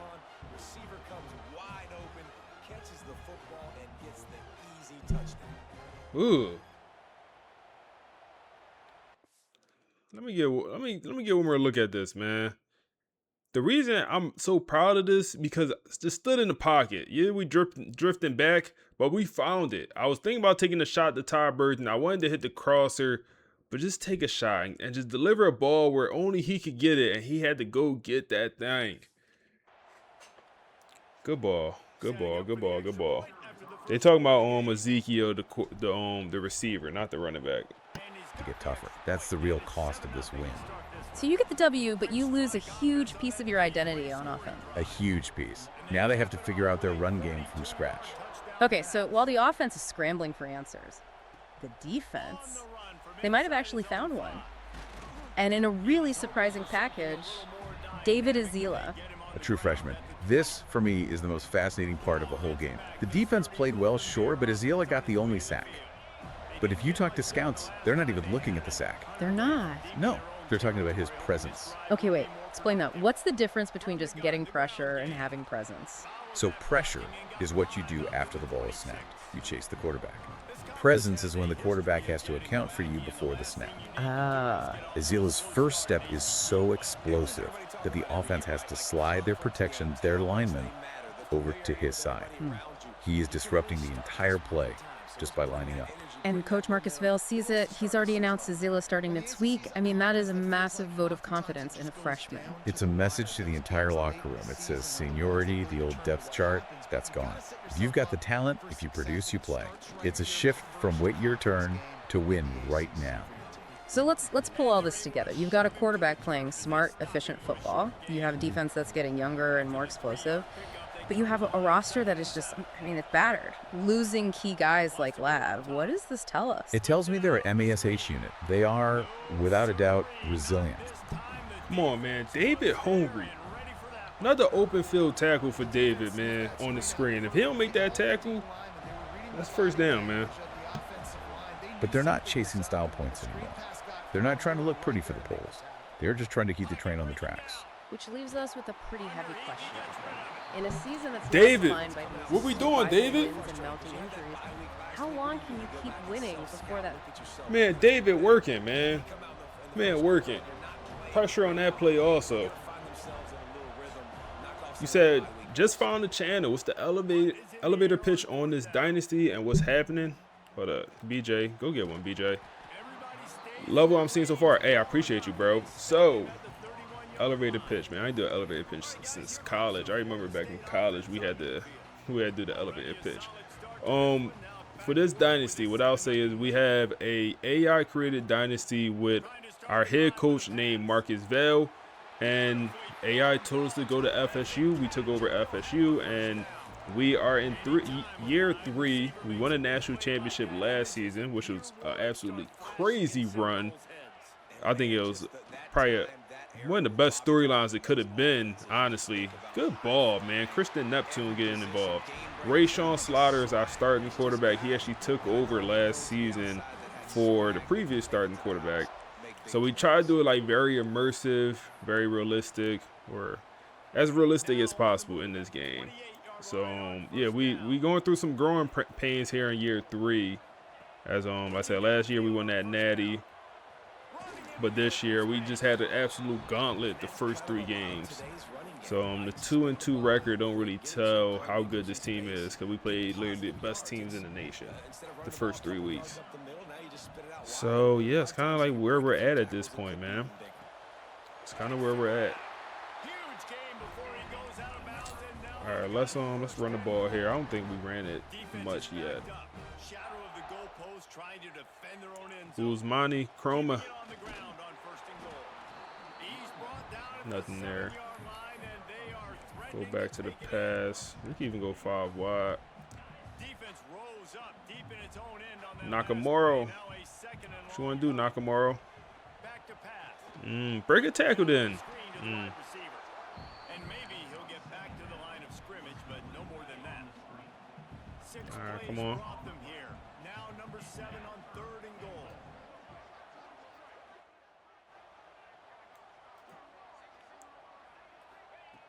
From the gun, It's wide open. It's wide open. Christian Neptune. Christian Neptune, the transfer. We brought him in for speed. That's what we brought him in for, man. I don't like that celebration. Actually need to change up. Whoa, 7'7", 98 yards for the quarterback. I need to change up our starting receiver situation a little bit since we have an injury. I like to change that up just a tad bit. I think Ty Burton, the 5-star freshman receiver, I think he should move into the X receiver spot as he's just the big body. Not a lot of space to be found. Good hustle by the coverage team, and they stop him at the 21.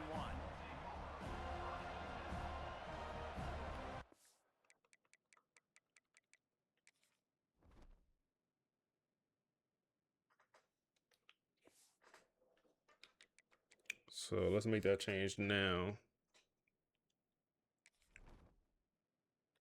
Before I forget.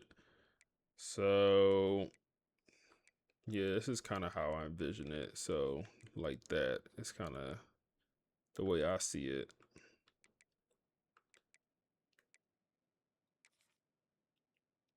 Yeah, that's kind of how I see it. They come to the line for the first play of the drive, snapping it from the All right, let's keep 21. playing defense. They go RPO. Mason. Yep. Good stuff, Mason. Picked up a couple. He's down at the 23. This is one of them games where I'm not sure if they score, man. I don't mean to jinx anything, but hey. Florida State has the lead. They largely dominated this first quarter as indicated by the stats. They got -3 passing yards in the first.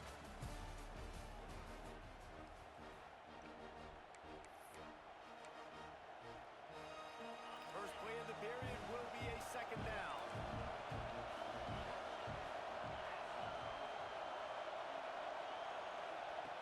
Looking to fire. Quickly to the tight Okay. end. 3rd and No chance to 2. run, but still a good gain. A cacophony of What's in the noise blitz here? debilitating surround sound. The war chant on 3rd down at the dope. They'll try to get the first through the air. Okay, quick pass. First down. It's Highsmith. He'll make a play on 3rd down. He's got enough for the first as they mark it at the 32. Stick with this 4-2. 5, 4-2-5.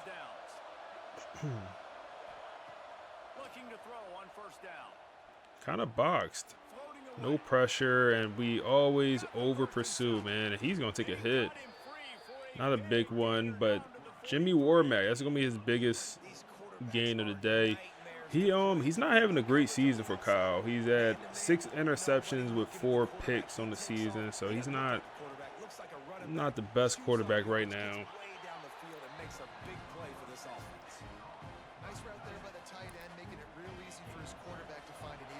Hopefully we catch our first interception. No, we have one. Dom actually have one.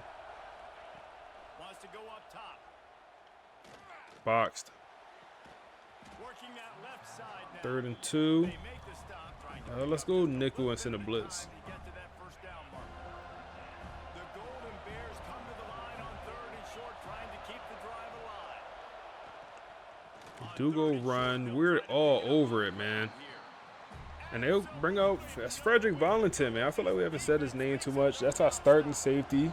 He had a great year last season as a backup safety. But we'll be up 14-3. As soon as I said they're not going to score. They were able to get a field goal on the board, and now they'll kick it away. How about it? 50 plus, no problem. Big leg, nice accuracy. That's a big Oh my goodness, BJ. That's how we feeling? Oh wow, you got caught by a lineman, BJ? I thought you had one.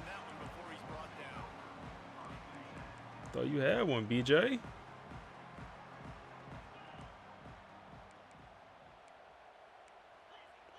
Take a shot. Oh my goodness, Ty, or no, that's not his name. Tayshawn is his name. Tayshawn, absolutely wide open. Tight end has been, like I said earlier, has been too involved this year for one reason or another. But he's still a very good player. You get a chunk of yards like that, now the defense is really on its heels. Just haven't found out how to get him involved yet. But we'll figure it out. And I like the quarterback making the decision quickly. I'm going to give it. I'm not going to throw the football off the RPO. Throw a screen to Kristen. Don't pick it. Oh my goodness. I don't know why I threw that. I seen him breaking on the ball. I should just throw it away. Can we hit Ty Burton on this? Maybe. Nah, hit the running back. It's too easy. Just take it. It's too easy. The change will move, and they'll have 1st and 10 from inside the red zone at the 18. And the Seminoles are moving quickly down the field. I like this play right here. Yep, hit Ty. The sure hands receiver, big body down to the 5. And the Noles will try to punch it in on 1st and goal. They lined up off sides. Okay, Usmani, easy touchdown. With the motion, that's your favorite play. Decline this baby. Yeah, I feel like I should do more motion. I feel like we don't have that many plays with motion. It's gonna be 21-3 here, man. We knew it was gonna be nasty. It should get nastier. Guys, your game is a big one, but so is this battle right now inside the American. Tulane is currently up big right now in a game they'll be talking about in New Orleans for some time. They're up by 24 over Rice. Ought to be fun, fellas, to see how things play out in this notable matchup in the American. Oh, and how about that? I know Kevin and those guys will be keeping an eye on it for us. The Cal offense is headed back onto the field.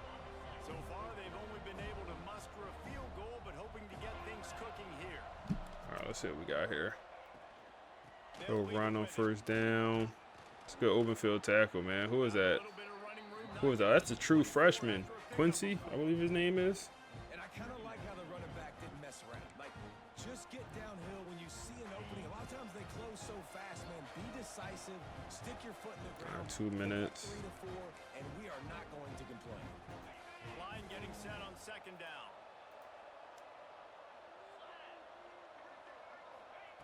Back to pass. Under fire. We all over it. We all over it, man. That's my linebacker, sticky in man coverage like that. My linebacker, man. I'm willing to press. Press them, man. Get in their body. We got some corners out here that could guard. We got, they go screen. They scared. Thomas. Good work. Good enough job. Good enough job. You see the difference between this team and Boston College? I like that. I like that. I like these sliders, man.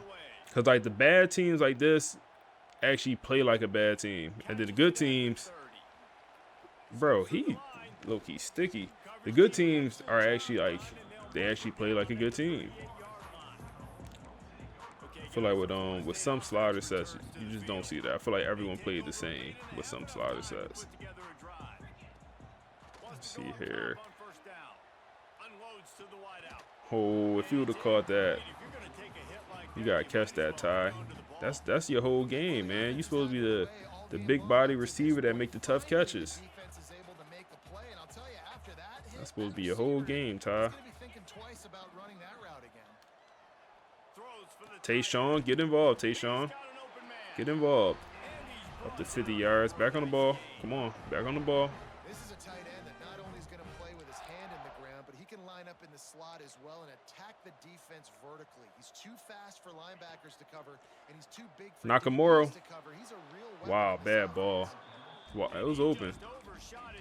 It's a tough throw, but tip your hat to What the we defense expect him to getting that make. completion, because that hasn't happened often for this guy. Completed over 70% of his throws Let's last see week. He's here. doing it again in this game. Can the defense continue to mix Can we things throw up? that to See if they can maybe Nakamura? confuse Bro, this 2 QB. overthrows in a row. The incomplete pass taking a shot Both. on second down, and they'll be left with a third down. Quarterback I'm trying not to gonna attack say the that middle of one's the wide field. I open, like but the there's a window aggressive there. nature, That could have been his completion. receivers aren't 9 feet tall. No one's going to catch that. No one can All right, climb the 3rd ladder. and 10 Gotta here. bring it down a little bit. Throw this out route. Fires to the right. Oh my goodness, that could have been pick 6. Completion on third down. Bring out the punter. To punt it away. He ought to be able to use this first punt to pin him deep. Cut your losses. That could have been pick 6. Oh, that could have been pick 6. Probably not quite as good as he hoped as it goes out of bounds at the 20-yard line. Cal gets it back. The sturdy Golden Bear offense on its Let's see way what they to the got. field. So late in the half, this is really an opportunity, David, maybe to swing the momentum in their favor. Dang right. There's no time to be conservative. We're a little bit down. Listen, I want to take it to this half. is a point with the offense that they can prove. Like, we're here, we're going to create something now that we can build on in the second half. Coach said all week he wanted to be aggressive. This is a great opportunity to show that right now. At the end of the first half, try and generate some momentum, score some points. Them boys ain't running a hurry up to take the half, man. Them boys trolling me.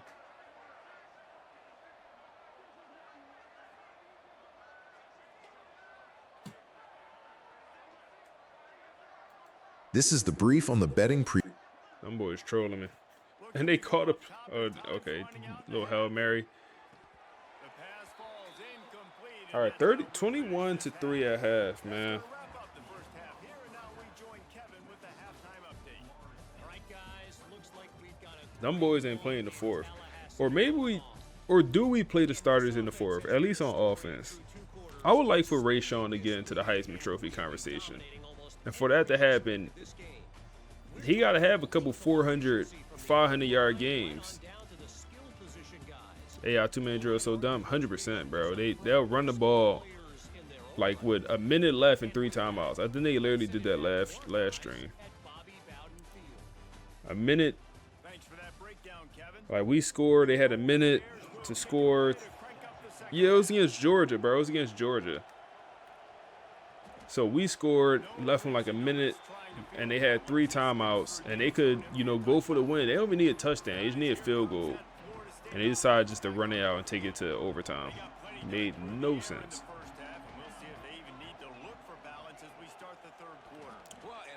Why is this circle, bro? Oh my goodness, that's on me. I'm pressing square. Oh my goodness, we take a sack and fumble the ball. That's on me, bro. I'm trying to throw the screen, pressing the wrong icon. Bro, it's never circle. It's always square. Always square. Get Ty Burton involved, man. Get Ty involved. Get him involved, man. Don't always have to get rid of it quickly if you have that type of protection and enough time for a receiver to run that slow developing route. No doubt. He comes across the Uzmani's going to go in motion. We're going to throw it to him, man. We're going to throw it to the playmaker. We're going to throw it to the playmaker. with the great protection. And good blocking in space out there to give him enough room to pick up the first down. Throw it to the playmaker and let him make plays. That's all. Wants to throw on first down. Go right back to him. Got his man. Go right back to him. Stopping just short of the first down, just inches away from moving the sticks. Just keep giving him the easy catches until they do something. Go hurry up here. You're going to dictate to the defense. Oh my goodness. Cover him up, and then obviously it leaves the middle Let's run it. a little bit more wide open for receiver for a tight end. So QB keeps making the right decision, getting the ball to running back, and he's making plays. The Seminoles are facing 3rd and inches. They'll try Wow. to run for it. Stopped in the backfield, Wow. and this defense has forced him into They want me to first go down. for it. I agree. Defense is about seeing I agree. and pulling the trigger, and you could tell they Got a pull couple the trigger options so here. fast, get to the back, Couple options here. That's open-ish. Did that man just miss it? Did he just miss the ball? It didn't look like it was a terrible pass. Yo, I ain't never see this before, bro. This is slouchy. He been dropping passes all year, but this different type work. This is slouchy. This like a swing and miss. Yo, how you missed the pill, bro? On 4th down? That's a different type slouch. Bench him. I would, but he the best we got at this point. I won got towards ACL. Now we talking about the. Oh man. Yeah, he got scared, bro. He definitely alligator arms. He definitely got scared. Heard them footsteps. Nah, that's different, bro. He is a speedster receiver, bro. He not supposed to be going across the middle of the field like that. That's different. Why are you going to the other side? From the gun, they'll try to impose their running game. Not much running room there thanks to this senior defender. And man, the big fellas up front, they don't get a lot of All right, come on. get talked about a lot unless it's negative, but they're the big component, man. 3rd and 7 here. Push to get some running lanes, get this running game Boxed. going. They're the Oh ones my that goodness. make We let a tight end outrun us. Bates, you got like 97 speed. How the hell you let the tight end outrun you on a drag? Insane. He got like 97 speed over there. Because now you have one less guy in the back end trying to cover all these receivers and tight ends, and you know you're in trouble. Coming out on 1st down with the play. Somebody just got absolutely pancaked, bro. Welcome to the On my D-line. reality of college football. Like the guy at the quarterback spot, Do stunts work? Yes, stunts do work. I don't run stunts, but they do work. account for every single play.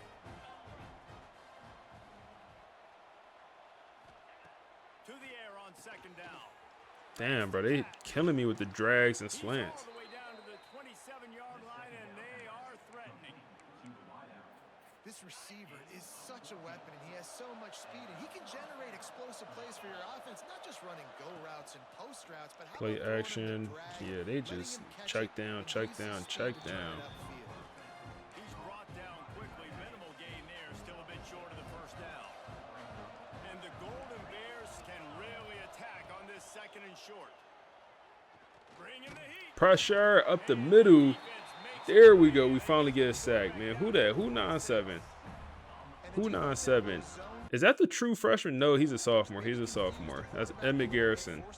He's the sophomore D tackle. Now a lot of work to do to move the chains. Bro, hold up. Okay, that's fine. On 3rd and long, try to convert through the air. Check down. Nice job by the defense there. That was 4th down. I did not realize that was 3rd down. Field goal range, they go zone coverage, so everybody on the back end has All right, should be 21-3 here. break on the ball, force the incompletion. He splits the upright. That'll trim the deficit to 15. And so many more times we're going to say, go for it, be aggressive. Nice to have a guy you can depend on, and you know you're putting 3 on the board. Nice kick, nice job. So they were able to put up a 3 spot on that last drive, and now the kickoff team out there as they prepare to put boot to leather. And the ball will make it into the end zone. No return on that one for a touchback. The Seminoles have it back. They'll try to get that offense. All right, come on, let's keep working. That last drive was promising at times, but stalled out, and they turned it over on downs, Jesse. I think they got to do a better job here, just being better early in the downs. On 1st down, finding positive plays. Yeah, and it's frustrating when you move the football and get stopped on the other side of the field and get no points. But they've had some success, and I like the aggressiveness. Good Tayshawn. Just gotta cash some of these drives in. Tripped up for the tackle. Yeah, and tight ends aren't just line up and block guys anymore. These guys are athletes. You line them up all over the field, and nowadays you can start to feature them more and more in the passing game. All wideouts, no backs. 2nd down, they'll go to the air. Squad open. Wow, we had a touchdown. Christian, that's a touchdown too. Block for me. Good work, boy. Christian Neptune makes up for that nasty play on the last drive where he just absolutely missed the pill. That's your use. You know, just run. Just run. I think he might be the fastest person on the team. He's definitely the fastest person on offense for sure. Christian Neptune, the transfer. He wasn't the best receiver. We could have brought in a better overall receiver, but I thought he fit a need that we had, and that was just speed. I feel like we just didn't have speed in that receiver room. I want to look at the replay card. Did we have other stuff open? I think we had. Yeah, this was absolutely wide open, and I should have hit this. This would have been a much easier touchdown. We got my best receiver lined up against the tight end. I should have hit that. I think this was open. Yeah, this was also okay. Yeah, we had options. Ty also won over the top, so we had options.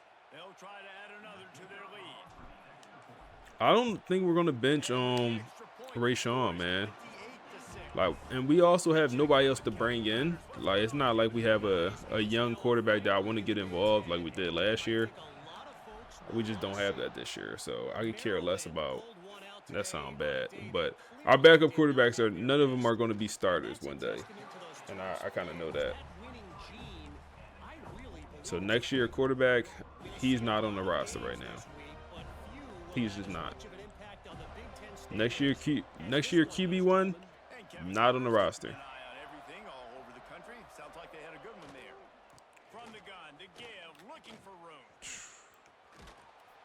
Some old school, hard-nosed, tough running as he powers his way to the 30. The Golden Bears with a 2nd and short to keep this drive moving. Had that 5-star running back, bro. Yeah, we got both of them. I forget their name.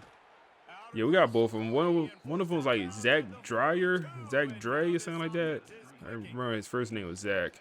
He was the East-West playmaker, and then we also had the contact seeker. They on the roster. They haven't played. I think they're going to transfer, bro, and I don't want to say I don't care if they transfer, but like the 4-star running back that we brought in is a higher overall than the 2 5-stars. So, like, I'll actually show you. We got time today. So, D'Angelo, where you at? D'Angelo, he's a top right corner, 77 overall. He's a higher overall than the 2 5-stars down here, John and Zach. Like, how is the 4-star better than the 5-star? Way better, too. So it's like, if the 2 5-stars transfer, so be it, man. They don't got development traits. They both, everyone's impact. So, yeah, we need to find a guy in the running back room. Maybach music. Somebody came through with the sub. Kane, appreciate you, my guy. Drop the follow and the sub, man. I appreciate you. Shazam! I appreciate you, brother. Y'all boys been showing love, man. Y'all boys been showing love. 2nd and 2 here. Wow, TDs. All the impact 5-stars. Yeah, bro. This recruiting class was so weird. Like, we brought in so many 5-stars, but so many of them was mid. Jimmy Warmack trying to have a day, man. Yeah, this recruiting class was weird. Look at Jimmy, man. Look at Jimmy. They calling timeouts? No, they didn't call a timeout. Why did they say timeout then? Defense rose up deep in its own end on that last play. Now a 2nd and long coming. The run up the middle trying to big hit, man. Good stuff, Mason. Williams hurt. Bring in Carl. Get Carl out here.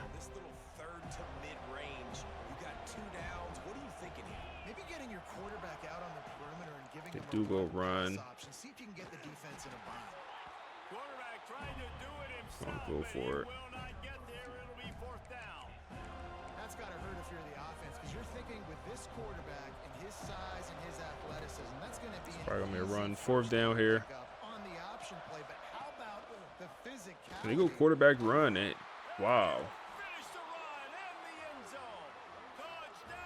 Wow. Yeah, you like how they make some classes stronger than others? I do like, man. I do like that. So how do you use your Amazon Prime sub? If you go over to the Twitch, wow, they went for it too. I was not expecting that. So from my understanding, if you go to the Twitch, I got it pinned.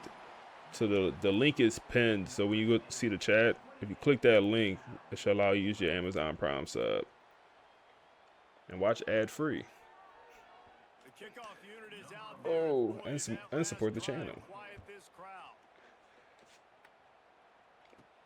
And he takes this from inside the 5. Not a lot of space to be found. Good hustle by the coverage. Yeah, are you on mobile? That's a good question. All right, guys, here comes the Florida State offense onto the field. All right. He might want another play. They'll crank up this drive. Holding. Finds us back in the middle. They make the stop, but there is a flag on the field. We'll see what that's all about. Said my second year not having Amazon Prime, but I'd rather just not have ads. Hey, I appreciate you, bro. I appreciate you supporting the channel, man. That's big time.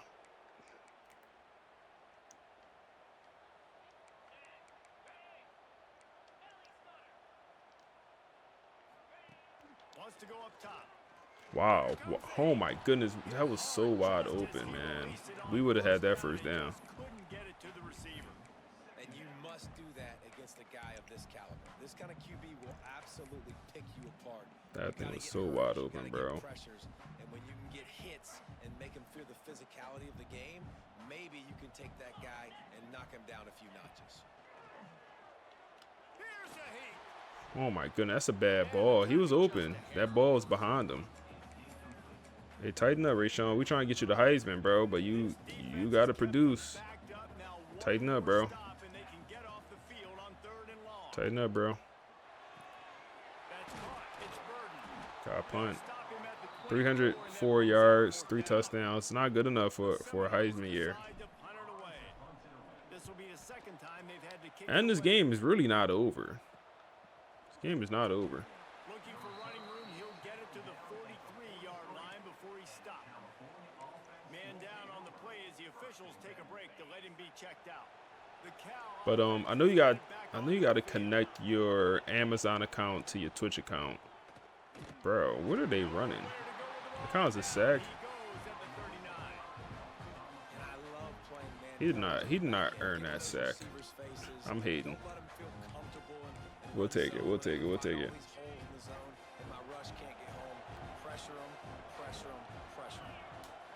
Second and 15. I don't know why they want to run it with the quarterback all of a sudden. Big hit. That boy Dom, man. That boy Dom. JC Lowe. What a name. JC Lowe.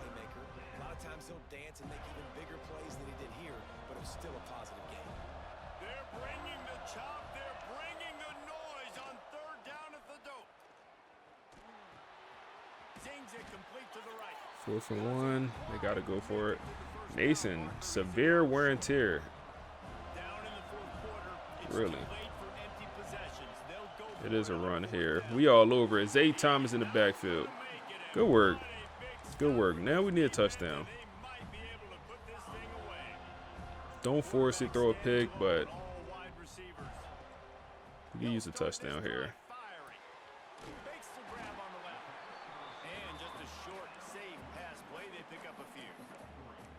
Well, the slot receiver's running the in route there, and he does a nice job finding the soft spot in the defense right over the middle of the field. They'll go to work in the air on second down. Good work. Quick timeout call by the defense, stopping the clock to save as much time as possible for their offense. These routes have some reads and adaptability built in, and the big fella found that cushion and made the play.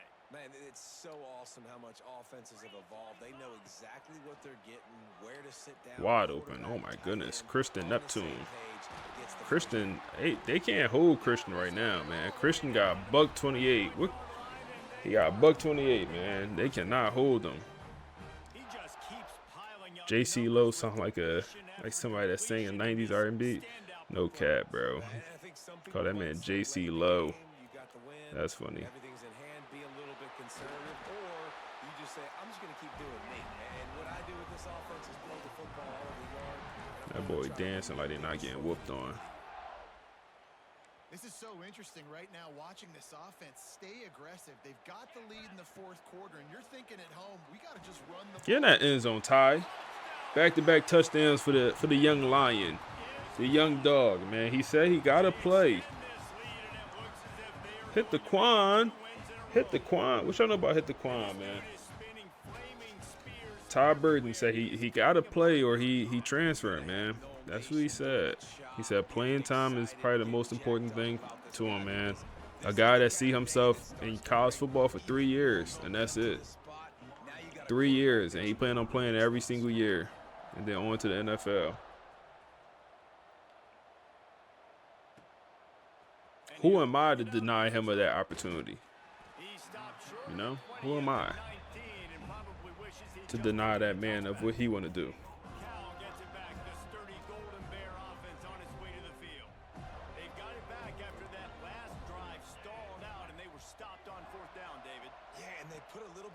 Together, but Jesse, they stalled on the other side of the field, and they got to find a way to keep that momentum going as they get closer to the end zone. I agree. I do like their mindset, though, and I think they need to continue being aggressive moving forward in this game. See here, they're going to hurry up. Fires to the wide out. And that one falls incomplete, trying to get a chunk play on that one. Third down. Find his man last time, and that leaves him with a 3rd and 6. From the gun, wants to pass. Stands in and takes the hit. That gotta be us. And they wanted it all on 3rd down, but now dealing with 4th down. I wonder if D'Angelo Boyd. I feel like he's having a pretty good year so far, man. Throwing the football. This guy still has not thrown a touchdown pass. They thought coming into this game they were going to have tons of success. Good coverage. Good coverage. Good coverage. Benjamin Westerman, the true freshman. Good question. Who's your standout players on both sides of the ball so far this year? Good question. Very good question. For offense, standout player.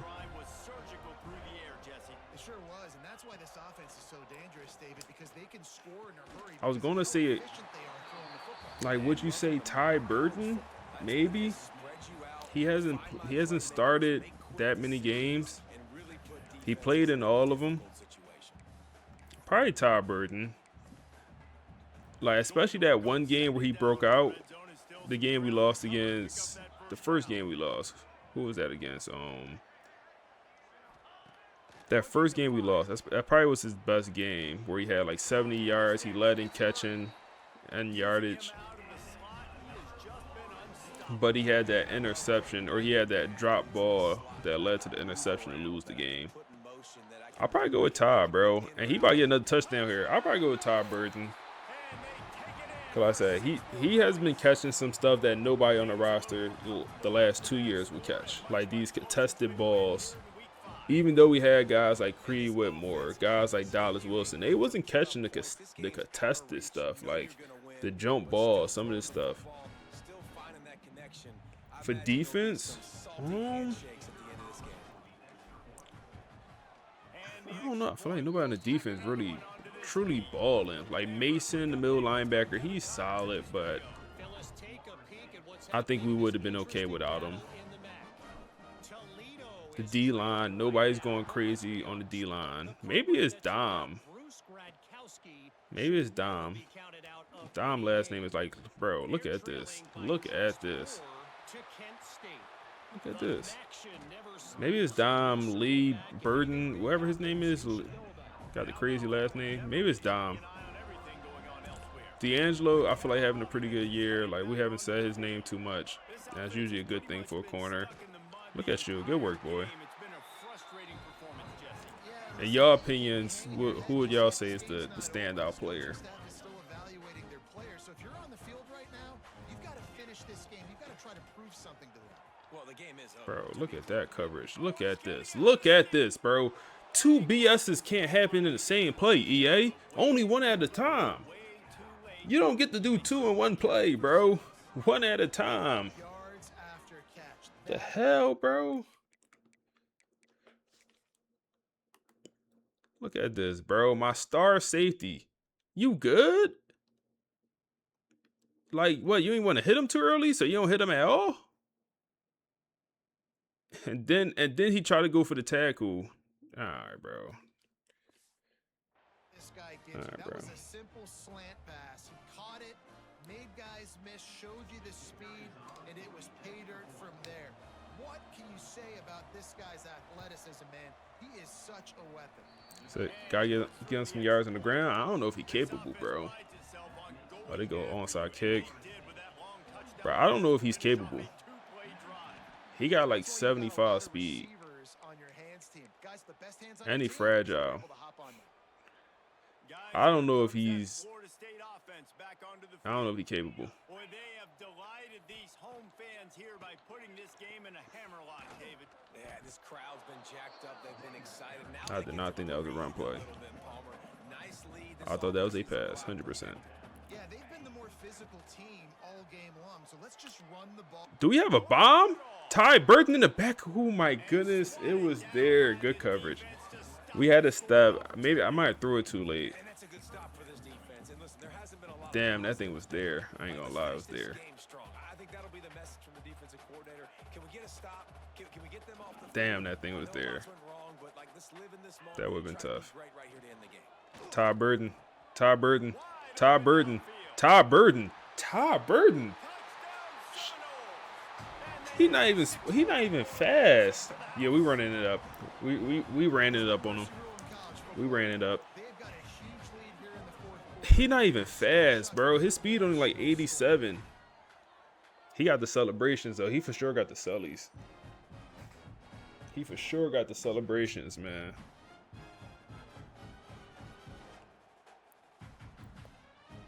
Oh my goodness, a $112, 3 tugs.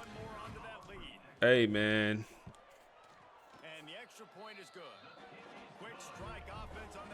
That man Ezekiel gonna be sick when he get back. He gonna be sick when he get back. He gonna be looking around. Where my starting spot? Where my starting spot? Your starting spot back there, bro. That's your starting spot back there, bro. Right there, bro. You gotta sit right there right for now. I'll let you know when to get up. He gonna be sick. Oh man.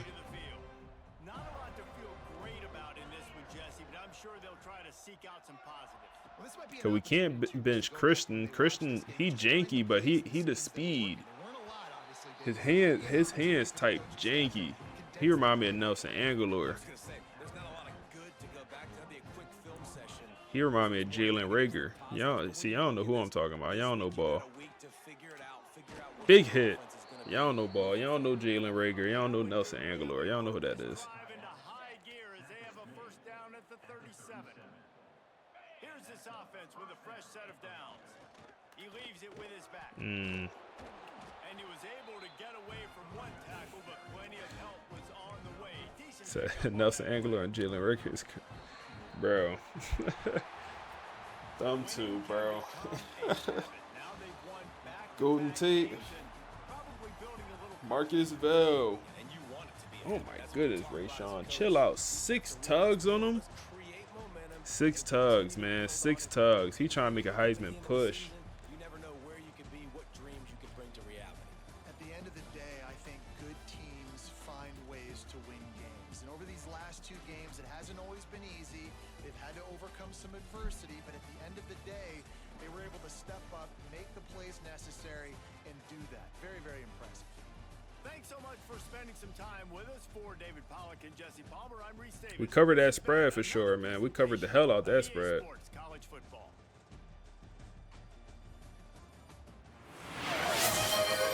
Another gifted sub. Bro, you a man of your word. You said get this sub per win.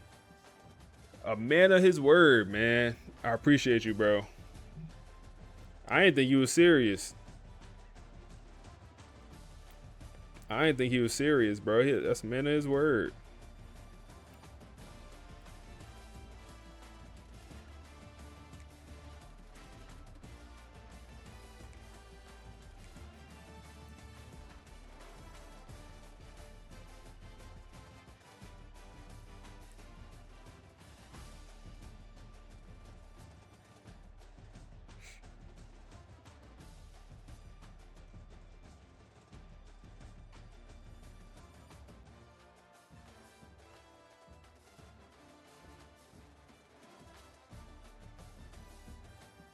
72 completion percentage.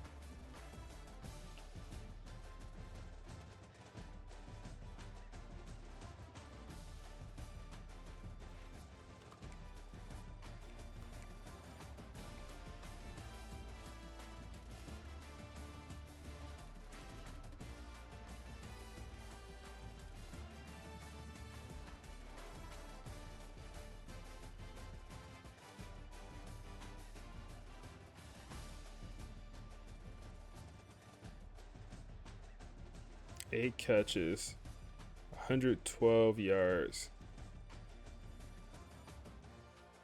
3 TDs.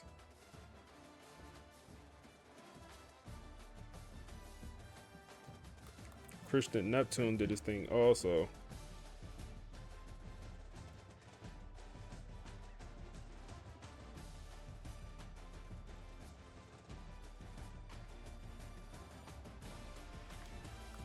Did the defense do anything?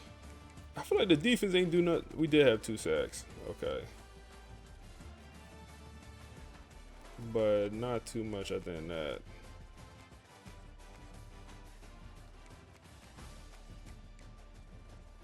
Quincy going crazy.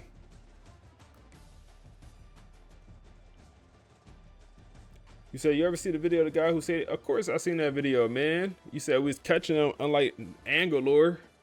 Yeah, I seen that video, bro. Of course I seen that video, man. That video's funny. Of course I seen that video, man.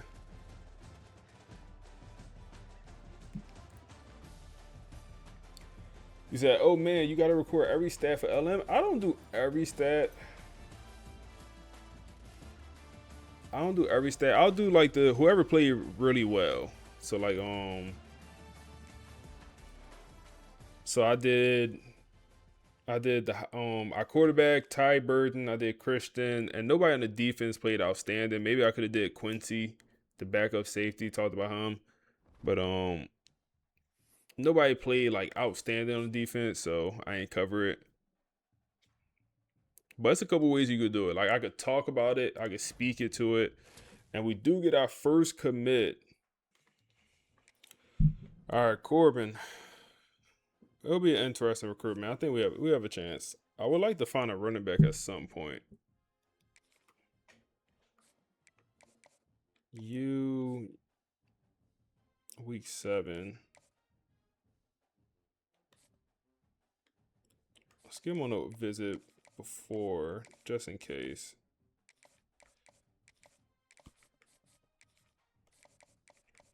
So he was on a visit.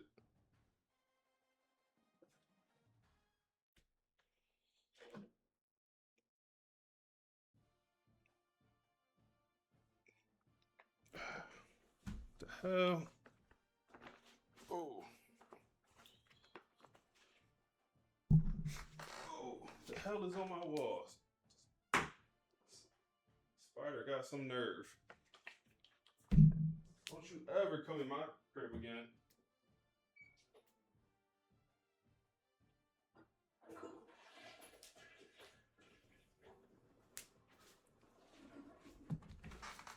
Got some nerve. If you gonna be in here and you a rodent, you better hide. The hell? I wanna come show yourself and you think you're not gonna get taken care of. The audacity. Unrelated to college football. Bullshit. Opinion on the AJ Brown situation. I want to trade him. Is how I personally feel. I hope the Eagles trade him. That's how I personally feel. I'm personally fed up. It's like he's a good player, but it's like, bro, when you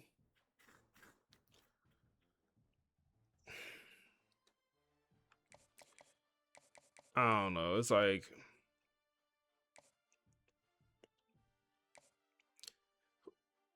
I don't like how he went out. Like, for example, Ryan Howard. Ryan Howard, Philly's legend. I always had like a sour taste in my mouth. No Diddy. Hold up, no Diddy. always I always felt a certain type of way about Ryan Howard, how he went out. Like the last image I have of Ryan Howard is him tearing his Achilles while he ran to first base. Not his great career, not the great career that he had all the years before, but tearing his Achilles while running to first base, and he was washed up that year, and that ended our season. That ground ball he hit, and then tore his Achilles just trying to run to first base. But like how he went out, or AJ went out, is like, all right, you had a really bad game in the playoffs, even though all season you was popping it. All season, you on people's stream talking bad about, the offense, you laughing about the offense, this, that, and the third. But as soon as you have the bad game, you don't talk to the media. Oh, now you don't want to talk when you play bad. But Jalen Hurts played bad. The coaching staff had a bad day. You teeth and palms. Like you talking to the media and you singing. But as soon as you play bad, you don't want to talk to the media. No, because that's when I'm most interested, when you play bad. That's why I really want to hear you talk. Is when you play bad. Is when you drop 3-4 passes in a playoff game.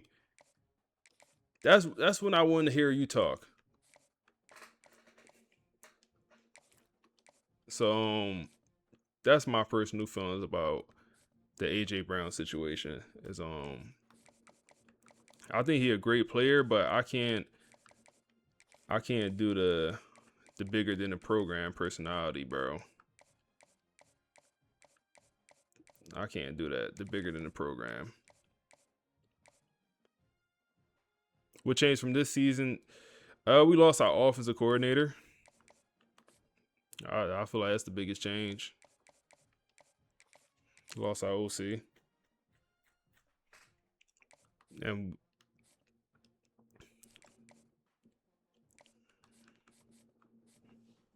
But we'll be back.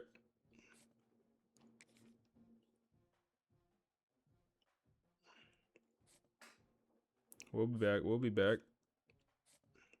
All right, he should commit after this week.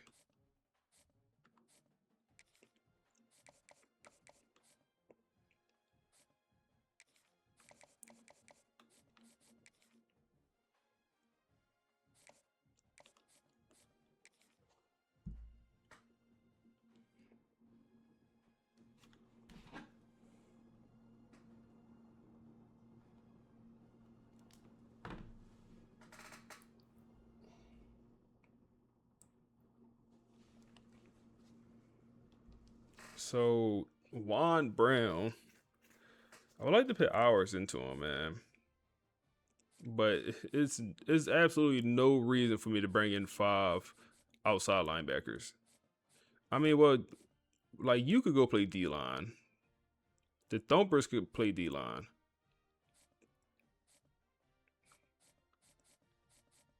Yeah, the Thumpers could definitely play D-line, so we could do that.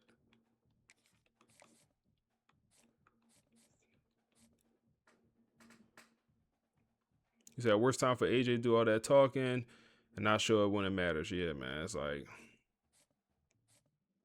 I would have respected it if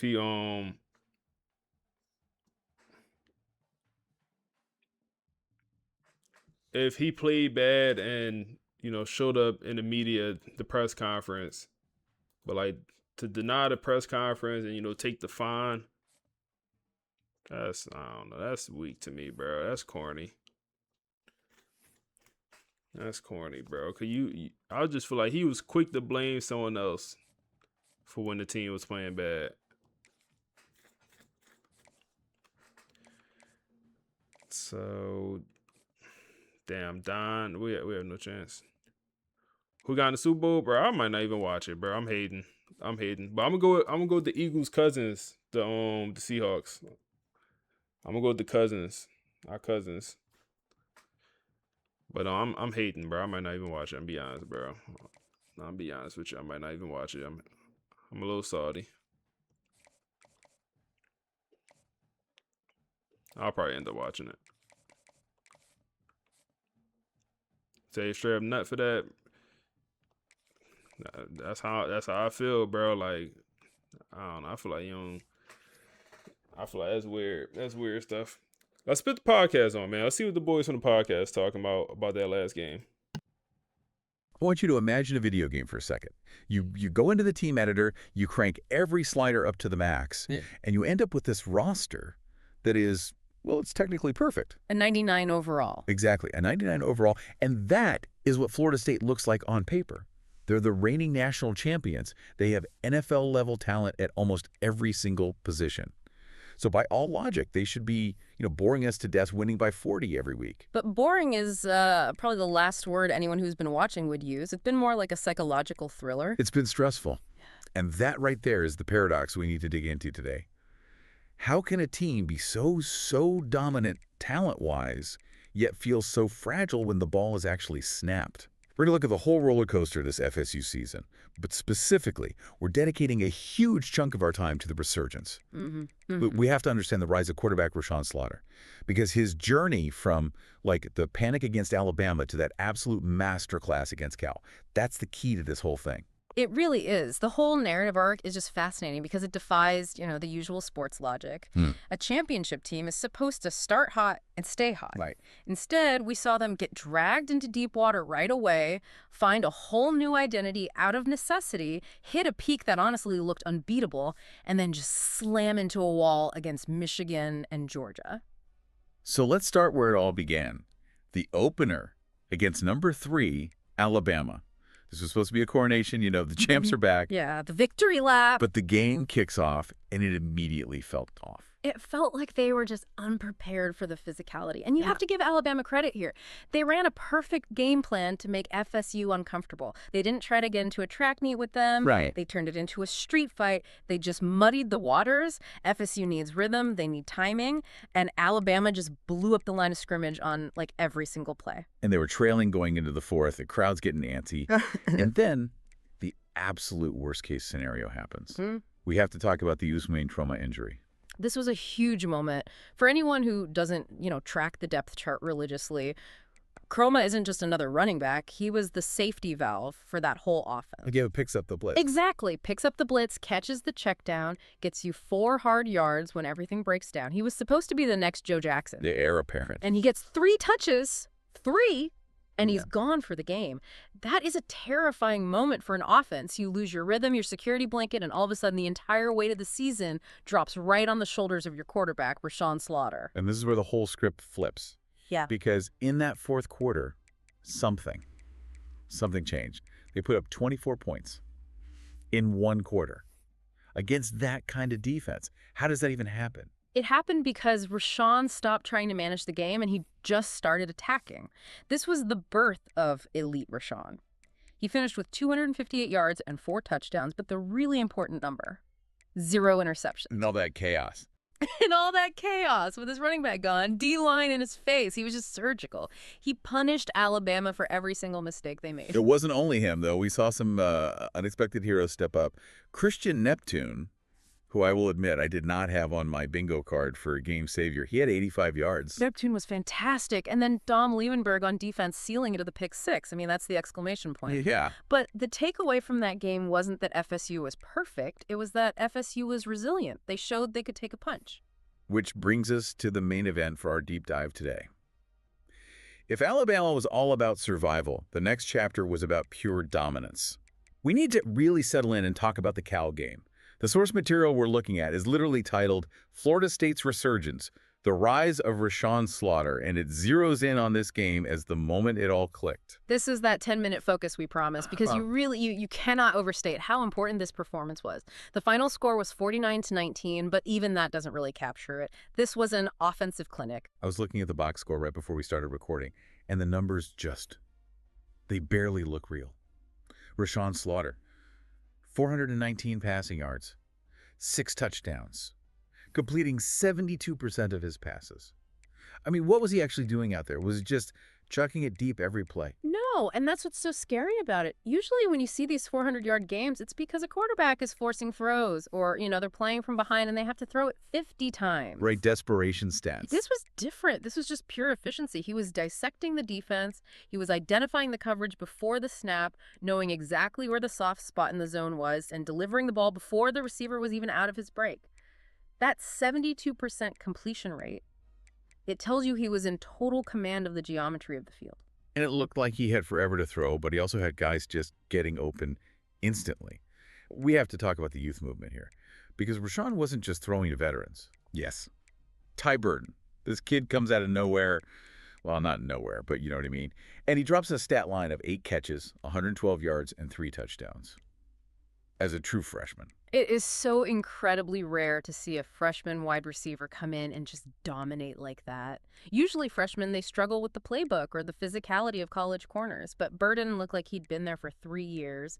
The source material calls it WR1 energy, and that's just a perfect way to describe it. What does that actually mean, WR1 energy? Is it just about being fast? It's about trust.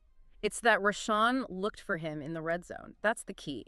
When you're inside the 20, the field shrinks, the windows get tighter, and quarterbacks usually only throw to the guys they trust with their lives. The security blankets. Right, and Rashawn was feeding Burton for touchdowns. That tells you the chemistry between them is already off the charts. And if you're the defensive coordinator for Cal, I mean, that has to be a complete nightmare. It's impossible. It is the classic pick your poison dilemma.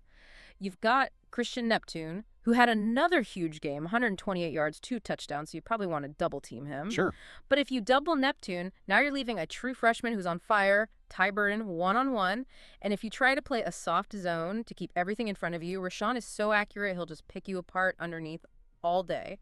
Cal had no answer. None. It really felt like they broke Cal's spirit early. And looking at the other side of the ball, the defense was just setting Rashawn up perfectly, too. Right. You can't ignore that context. Cal's quarterback, Jimmy Warmack, was already having a rough season. I think he had 6 touchdowns and 4 interceptions coming in. Not a great ratio. No.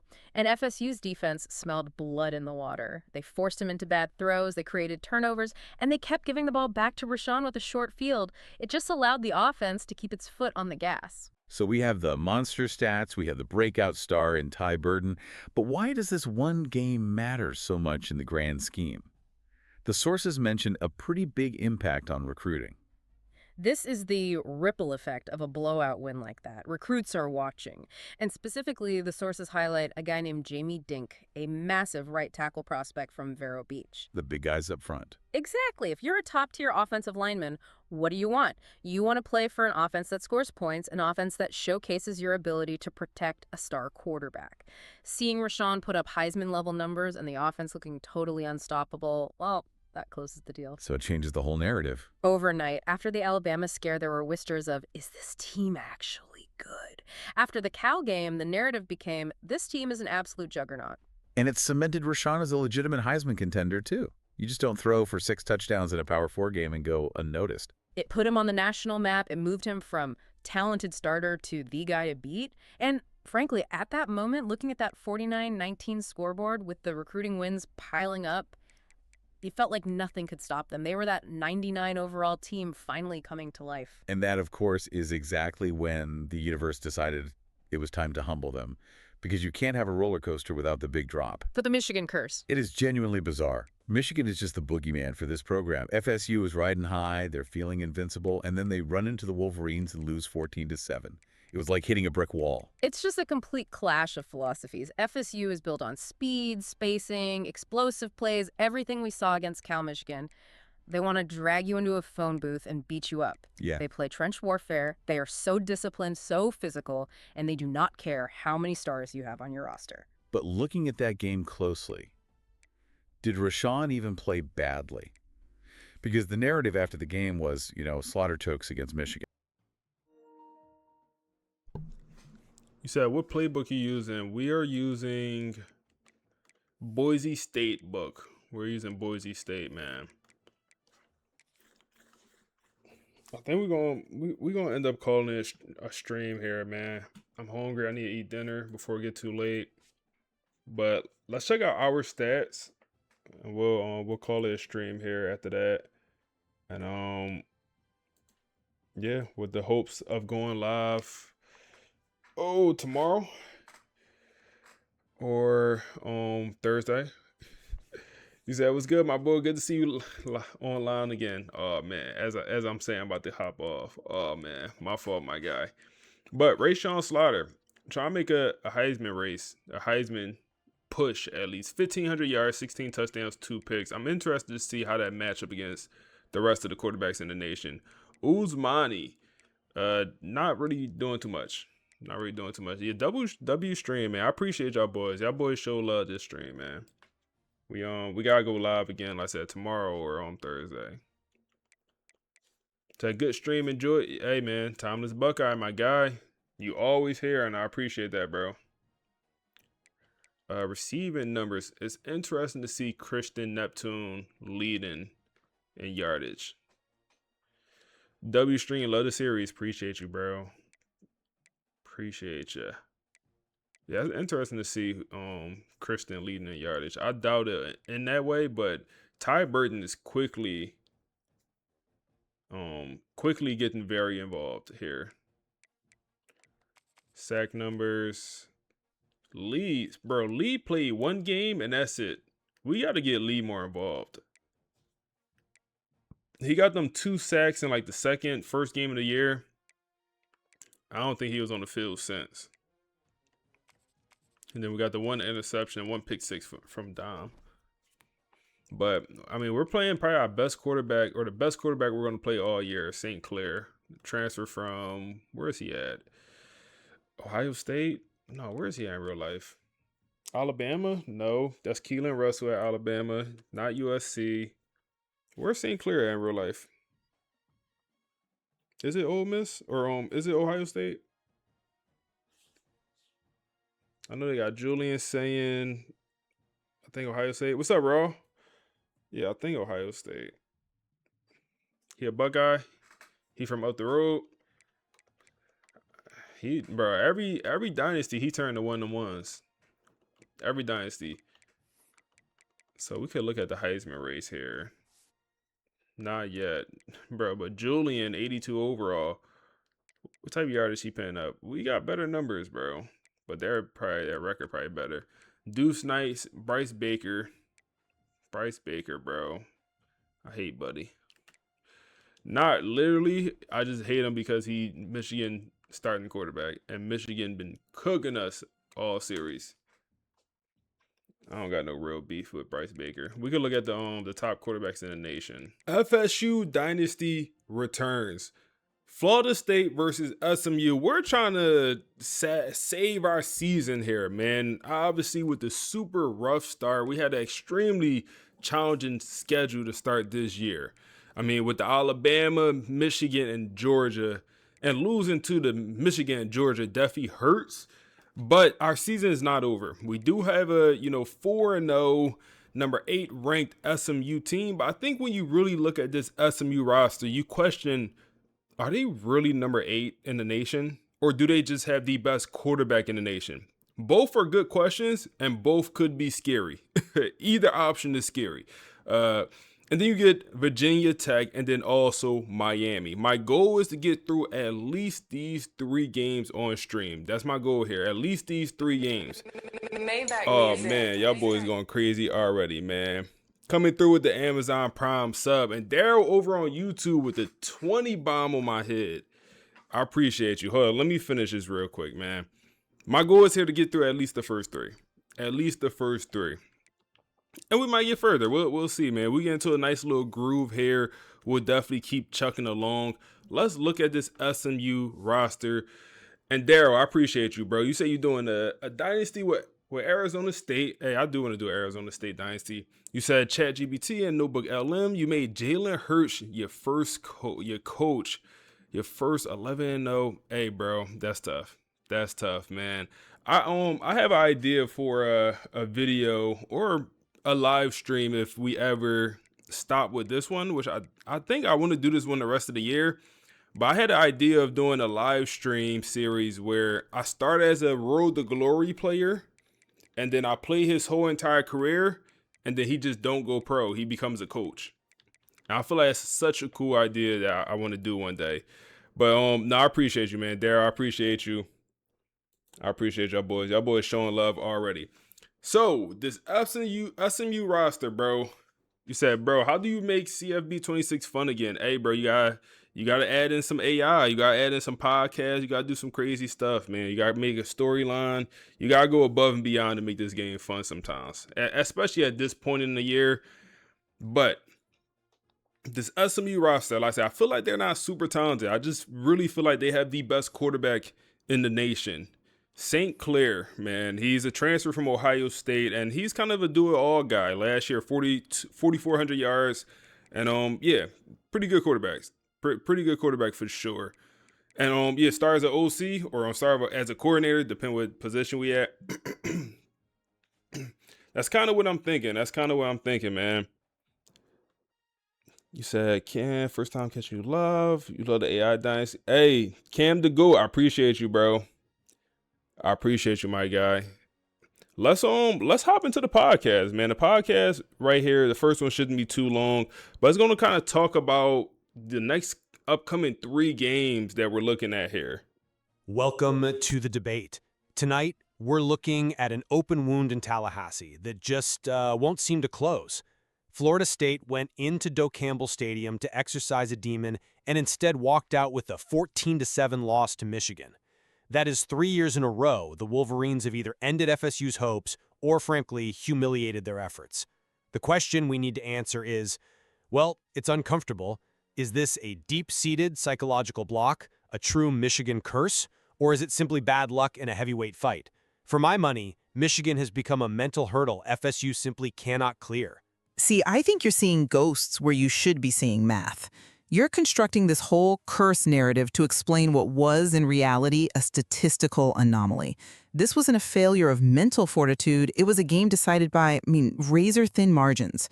To call it a psychological collapse ignores the cold, hard reality of how the ball actually bounced.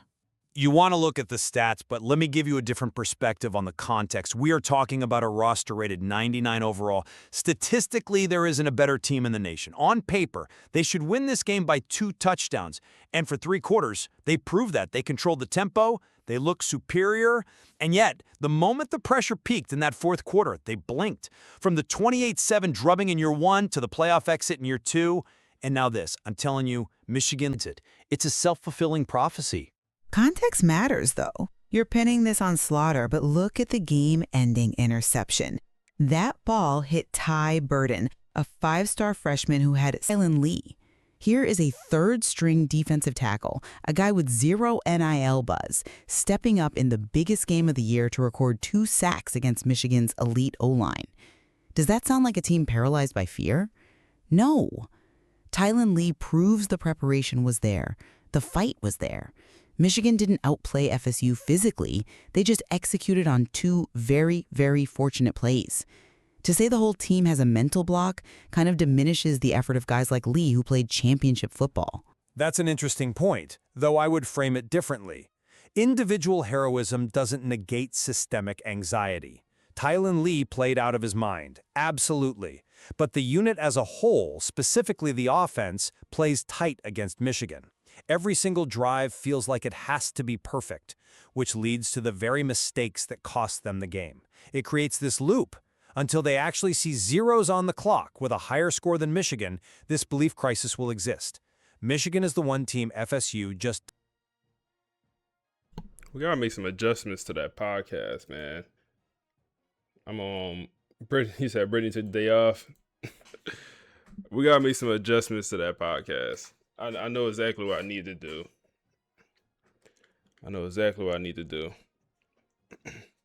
Looking at this roster, so they have, like I said, outside the quarterback, I feel like they're not super talented. You say you gonna catch me on the next live? You came through, dropped a 20 bomb, and you said you gonna catch me on the next live.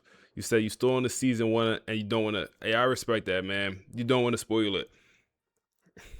Hey, man. So my goal here is to stream tonight, tomorrow morning, and probably Sunday morning.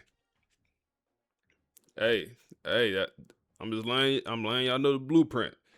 But hey, I appreciate you. I appreciate you coming through, man. But this team does not look super talented. They have a good quarterback. They have an okay running back. Jalen is probably their next, I guess, most productive player on this roster, I suppose. With, 360 yards, 6 touchdowns, all that stuff. Receiving, like, they have a gritty possession receiver. Outside the red zone, he shouldn't be going crazy. Watch he go crazy on me, though. No diddy. Tight end is pretty solid. Then they have so many left tackles. Their whole entire O-line is at left tackle. But their O-line is pretty solid. D-line is what it is. A linebacker core, not great here. They do have a 5-star? Manny? Is he a 5-star? Yeah, he is a 5-star. That's cool. Okay. Got a 5-star outside linebacker. The real guru. What's up, bro? Brett, love the content. Helps you with your dynasties. I appreciate you, bro. He said, hey, man, Brittany going to be out here. They have 1-star corner. This is a team, bro. I don't want to, say anything too crazy here.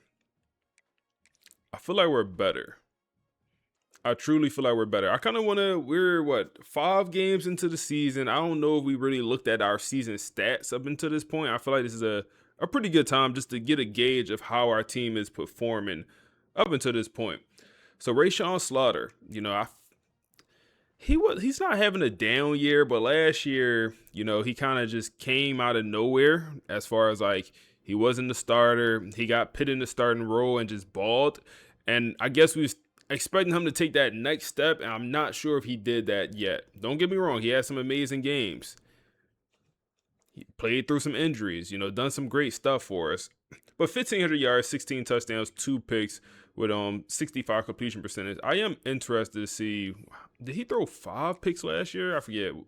He went 7 picks. Oh my goodness, 50 touchdowns with 7 picks.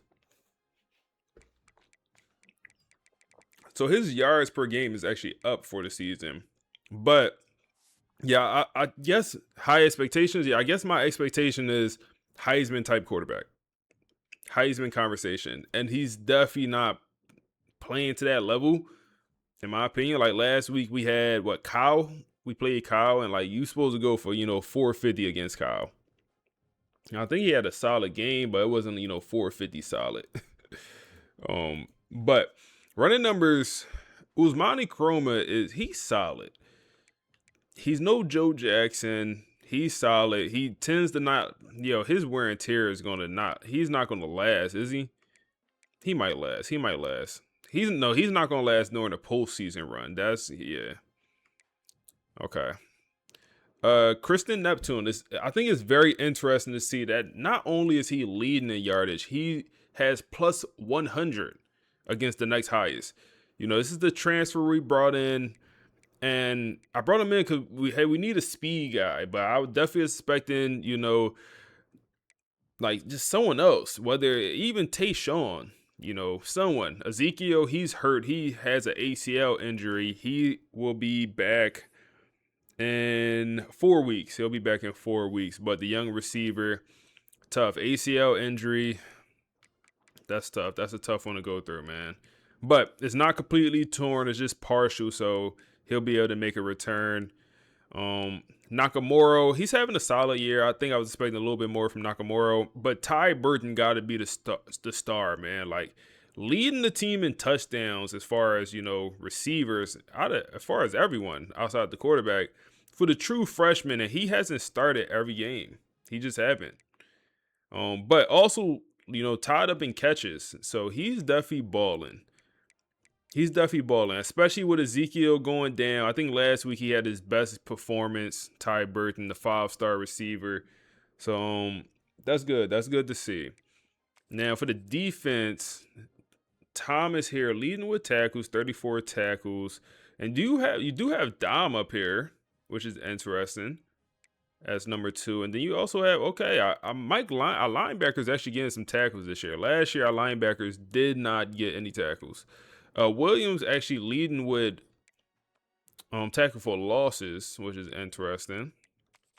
Sack numbers, Williams, Lee. We got to get Lee more playing time. He played literally like one game, got 2 sacks, and we haven't played him since. David, we now put in the starting spot, but I'm not sure if he should be. Interception numbers, Dom with that 1 pick 6 against Alabama during the first game of the season. Now, we have SMU.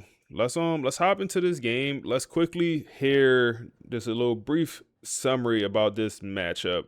Let's hop into this game. We're on the road for this one, so we got to go to Texas. This is the brief on FSU's upcoming 3-game crucible. Okay, so Florida State, they're sitting at 3-2, ranked number 10, and they're staring down this, prove it or panic stretch of games. This is what's going to decide if this season is a real title run or, well, a total disappointment. First, you've got this massive test against number 8 SMU. And really, this game is FSU's entire roster against just one guy, SMU's quarterback, Tavian St. Clair. I mean, he might be the best QB in the country right now. He's thrown for almost 1,000 yards, 8 touchdowns, and only 1 interception.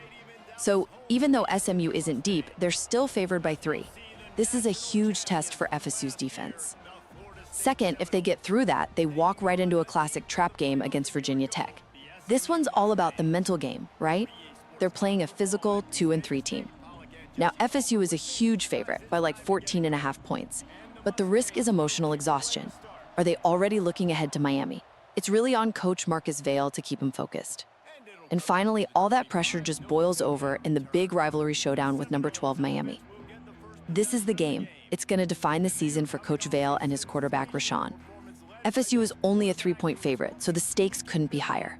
A win, they're back in the top 5, back in the playoff talk, but a loss, and the whole program is under some serious pressure. So you've got 3 games, 3 totally different kinds of pressure, and absolutely 0 room for error if they want to stay in that national conversation. This is exactly the kind of moment where a dynasty is either born or it breaks. First play of the game comes back on a holding penalty. That's a hell of a start. What's up, Jay? How you? Definitely going to need a whole new running back room next year. Hey, how do we do it? Because currently we don't have one running back on our recruiting class. And it's like, I really don't know. Like, I don't want to go transfer portal heavy at running back. We might have to. But, I just wish, damn, like, bro, how did we miss on so many running backs? I'm not going to lie. That's frustrating, bro. We missed on so many running backs. Curry, the GOAT. What's up, bro? How you? How we miss on so many running backs, bro? We literally brought in what? I think we got like 5 freshmen between freshmen and sophomores. How do we miss on that many, bro? Damn, that's horrible blocking. 3rd and 14. And when I say miss, they all just have normal or impact development. So maybe, the impact development guys could end up progressing to be something, but I think it's a stretch. 3rd and long here. Oh my goodness. I think we actually had something. 4th and 6, got a punt.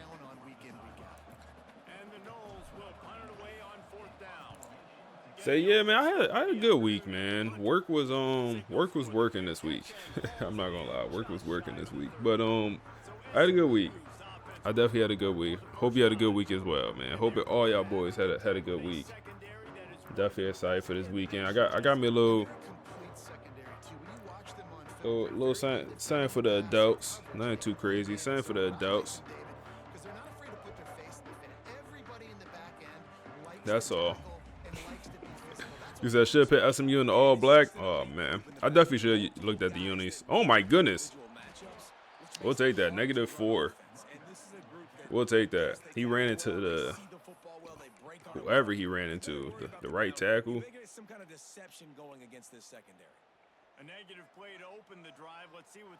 All right, let's see. So Tavin St. Clair, man. Wow. Okay. I mean, we in man coverage, and Jalen, like I said, Jalen is the only other playmaker on this team outside the quarterback. So your week hell a lot better now it's over. Hey, facts. Facts, man. Check down. St. Clair, he gonna try to have a day, man. Hey, Pete. Hey, Pete Dub, first, I appreciate the follow, and you came through and dropped the Amazon Prime sub. I appreciate you, bro. I appreciate you coming through and showing love, my guy. I meant to say, thank you for the follow also. I appreciate that. Obviously, there's so many teams in each conference, but head-to-head still very much matters. So Y'all boys be on it. Y'all boys be on it. All right, come on. Let's lock in. Let's lock in. Okay, yeah. There you go, St. Clair.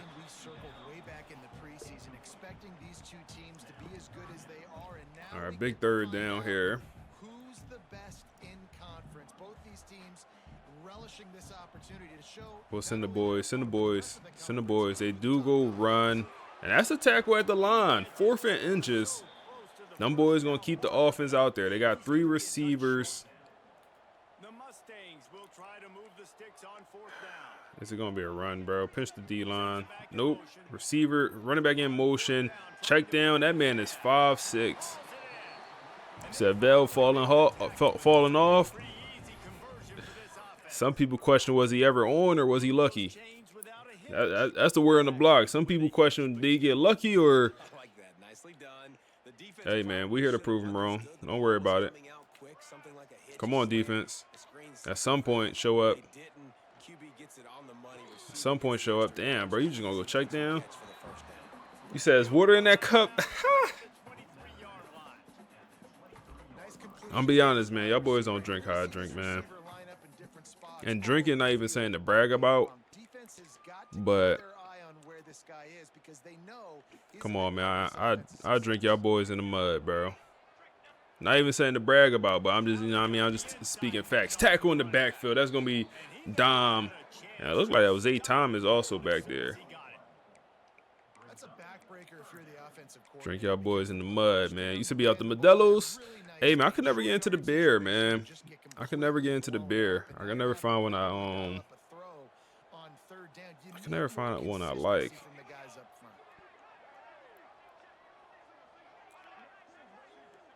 Let's see, running back in motion. 3rd and 5 here. We do go, oh, they go check downs. Good coverage. And he makes the contested catch. Who is number 11? I mean, that wasn't bad coverage, but I don't recognize 11. Let's look because, you know, I want to know everyone name that plays. So, you know, it's important for me to look here. Who is this? Who is this? Lee Law. Oh, that's Andre Law, the true freshman. So I'm very glad I looked. I forgot about Andre Law, man. So he's one of the freshman 5-star corners that we brought in. He's I believe he's our 4th corner on this team. This is box, man. This is beautiful man coverage. And Zay Thomas misses. And 7-0, man. Tavin St. Clair. That's on me, man. I can't be as aggressive.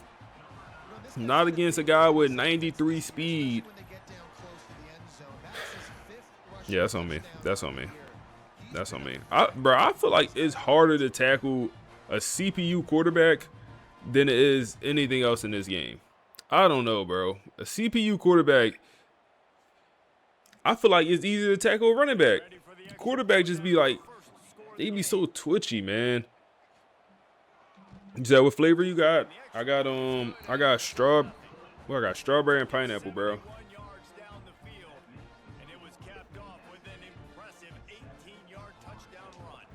It was strawberry and pineapple. I might need to throw an extra shot in there. I think kind of a little too sweet. Oh, we taking this. Oh man, we had a chance.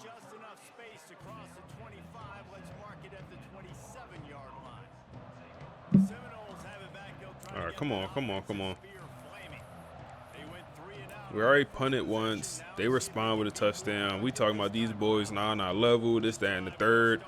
Let's run this ball, man. Uzmani, I know your wear and tear is slowly depleting and looks like you're not going to finish the year. He talking about, come on, bro.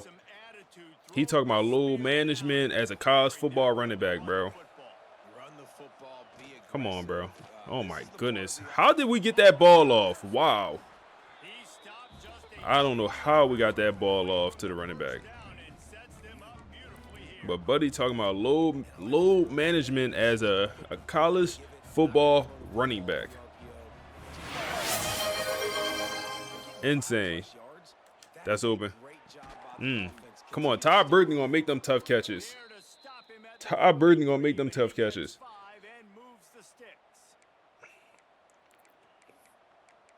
Hype train has started. Why? Did someone drop a sub? I don't see anyone drop the sub. Why did a random hype train start? Is there something I'm missing?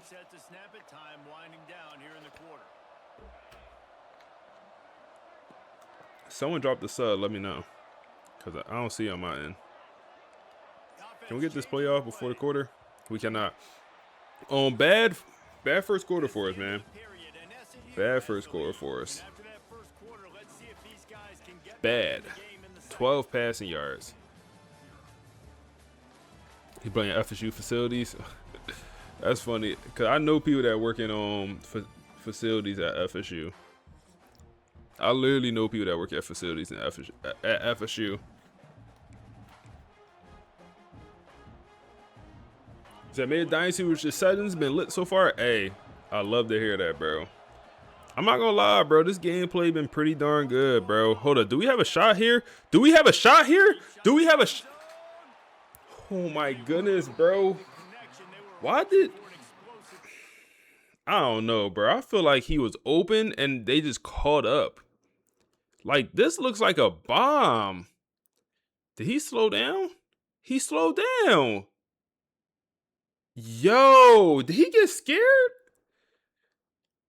Bro, why did he slow down? Hold on, let's see it like...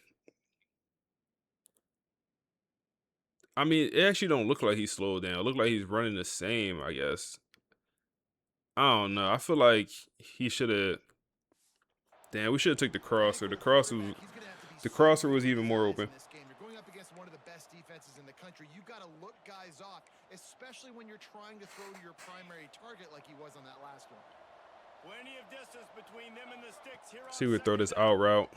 Make up for it. Yep. Good work. Nice little first down. Easy completion. Much of this Seminole foundation was built around great quarterback play, some legends at that position. Some awesome guys that spread it around to elite playmakers, and it's just a great history. Let's keep working. Let's keep working. Up and down in the recent history, but Oh my goodness. Oh, come on. Come on, Tayshawn. Come on, Tayshawn. Talk to me nice. Talk to me nice then, Tayshawn. Let's go with this. Play action. Got a couple options here. Can we throw this on it? Nope. Overcooked it. Overcooked it. Just at the feet. All right. Looking at 3rd and 4 here. Would love a first down here. I would love that. Oh, that's wide open. Kristen Neptune. He's going to get another touchdown. And he is, bro, he's right now our best receiver, which is, for me, extremely surprising. It just is, man. It's very surprising to see Kristen Neptune ball out like this. Because, like I said, I brought him in like more so, hey, we need some speed in the receiver room. That's the one thing we don't have. We got, you know, big body receivers. We got guys that could really run routes. You know, we got guys that could catch the ball. We just didn't have speed. And he has been a very big difference maker for this FSU roster. 7-7 here. Tavin St. Clair. Let's see how he will respond. San Jose State has the lead right now, but if this team has taught us anything over the years, it's that no lead is safe inside old Spartan Stadium. They're up by a field goal over New Mexico. The moment something changes in this Mountain West fight, you will hear about it here. Back to you guys. And how about that one? Kevin will be keeping an eye on everything going on elsewhere.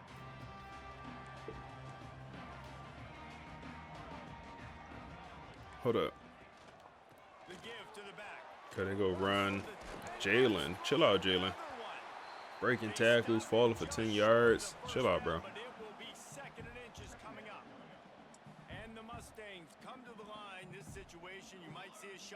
See here. Go run again. Nope. Play action. RPO.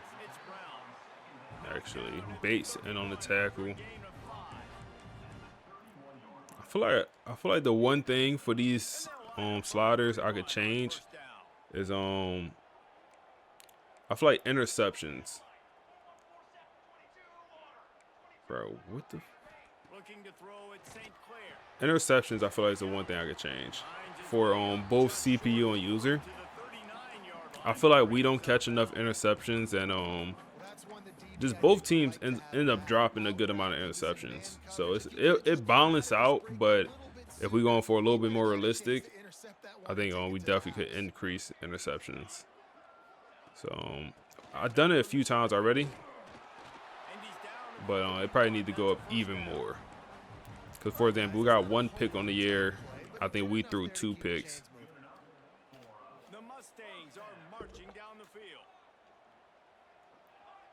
All right, let's see. These boys walking us, man. Go run here again.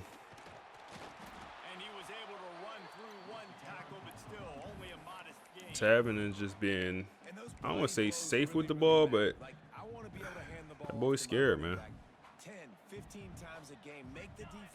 He looked like a little Bryce Young when he was at Alabama. Dot. Broken tackle, and he's gone. Zay Thomas, take a better angle, bro. 14-7. They don't have playmakers at receiver. They don't have that. They don't. They don't have no playmakers on this roster. They best receiver, 82 overall. And then it gets to the 70s after that.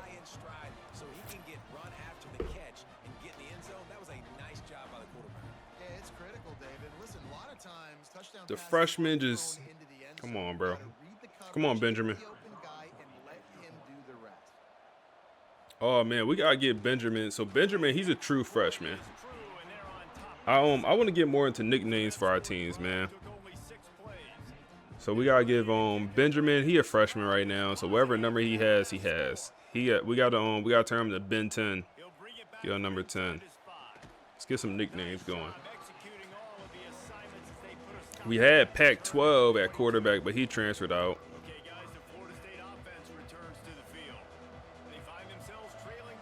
All right, let's see. Go run here. The run game looking solid. Our tight end's hurt.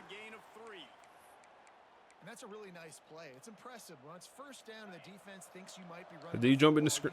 No, you jump at a bad time. We Oh, Todd Burton. Todd Burton, the big body. The big body. We only been live for what? 30 minutes? We're in the first game here.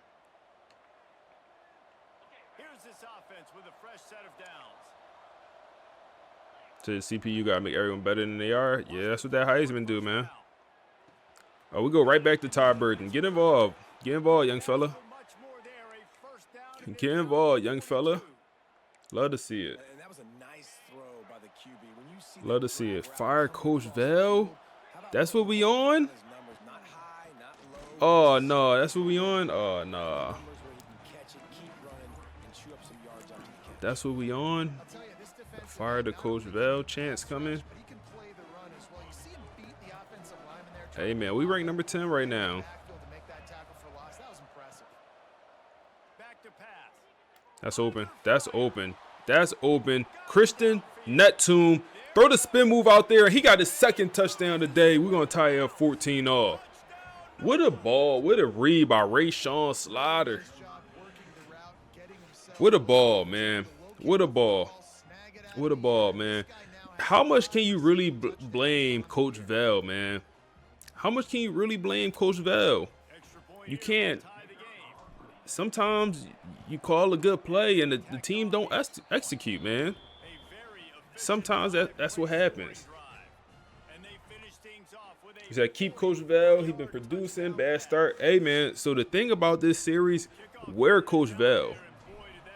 So if for some reason Coach Vel wasn't happy and we got a job offer in the offseason, Coach Vel could do what Coach Vel want. You know, I'm just saying. I don't think he wants to do that because, you know, he put together some really good recruiting classes. But at the end of the day, you know, you're about to lose your quarterback. And your next quarterback is a complete question mark. A complete question mark. That's good coverage.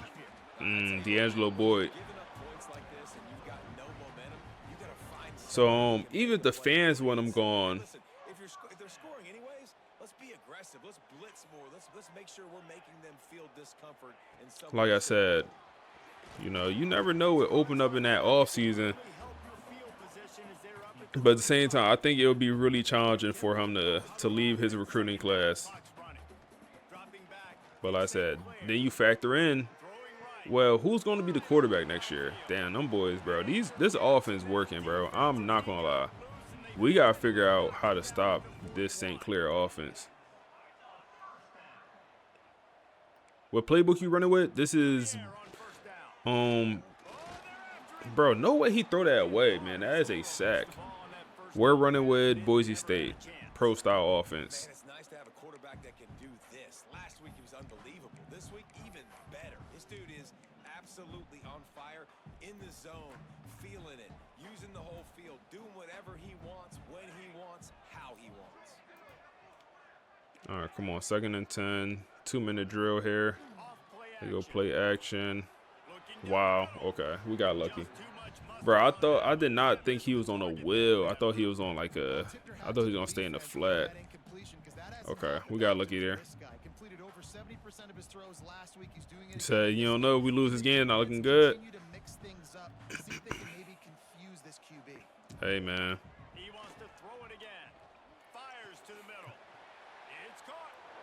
Yo, bro, they bugging out, bro. They not bugging for these boys. 21-0, bro. They bugging, bro. They bugging, bro. I'm like, no way he even caught that. And then break 2 tackles. I gotta get Thomas out the game, bro. I gotta get him out the game, bro. Damn, bro. I gotta bench him, bro. He gave up 2 touchdowns. I mean, for one, we have our linebacker guarding their slot receiver. Their best receiver also. He's in the slot. No, he wasn't in the slot. He just went inside. This is their best receiver. I don't know what coverage we're in here. What are we doing? Mason did a phenomenal job covering this man. I don't know what this animation is. I don't like it though. And then Zay Thomas, like, bro, get him on the ground, bro. What are you doing? You trying to go for the ball? Come on, Zay. Who we have, bro? Who we have? Who want to play on this roster? That's 2 for Zay Thomas. And like, one thing I can't, like, bro, fool me once, shame on you. Fool me twice, you out the game, bro. You out the game. Andre Law, come play, bro. Put the true freshman out there. He's up to a 90 overall. Put the true freshman out there, bro. I can't watch that. Getting set for the point after.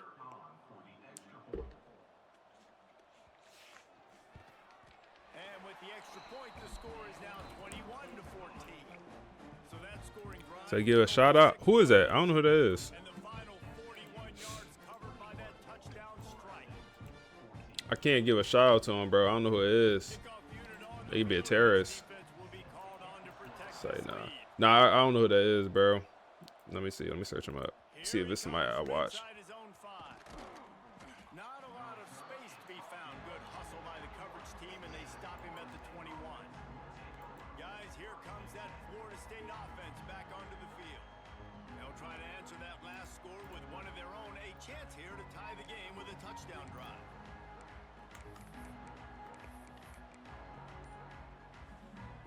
Plenty of time to work, not any time to waste as they take over here in the final 2 minutes of the half.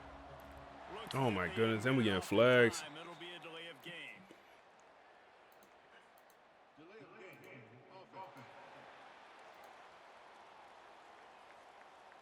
That is a completely avoidable penalty. The quarterback just went into brain lock and lost track of the play clock. All right, come on, let's work. Let's work. We gotta go get the touchdown, bro. I'm not gonna lie, bro. These sliders playing pretty darn well, man. The sliders doing what they need to do. We about to get another penalty here. Snap in the shotgun. Oh my goodness, they pressed my dog. How you overthrow a 6'5" big body, bro? You can't be doing that, Rayshawn. Come on, Rayshawn. Come on, bro. You can't overthrow that, man. You say you had a 79 rated receiver throw a one hand and snag it like Odell. He talking about cap. Oh my goodness, we get another holding penalty, bro. Why does CPU don't hold? Why does CPU don't hold? Who get ball at half? Hey, they do, bro. Yeah, they get ball at half. Yeah, we're not looking too good, bro. I'm gonna be honest.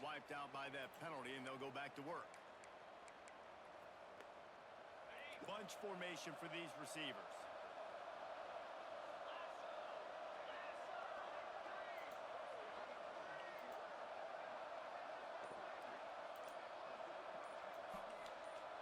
All right, come on. Back to pass on second down. Oh my goodness. Oh my goodness. Nakamura, he is slow as dirt. Damn. Nakamura. What's his speed on? 80. Damn, that boy's slow, ain't he? I think his speed, like, I feel like I upgraded the speed. It might be 88, 89, something like that. That boy was slow. Who is that? Back on the ball. We do have a timeout we could use here. We got our backup receivers in the game. Damn, we wasting a lot of time here. It's fine. It's fine. It's going to work out. Come on, dot that. Good ball. Todd Burton, way to get the feet down. He up to 204 yards, bro. The offense, or hold up, neither team could stop the passing offense. That's what's going on. Okay. Okay, I understand now. I gotta be a timeout. Neither team can stop the passing offense.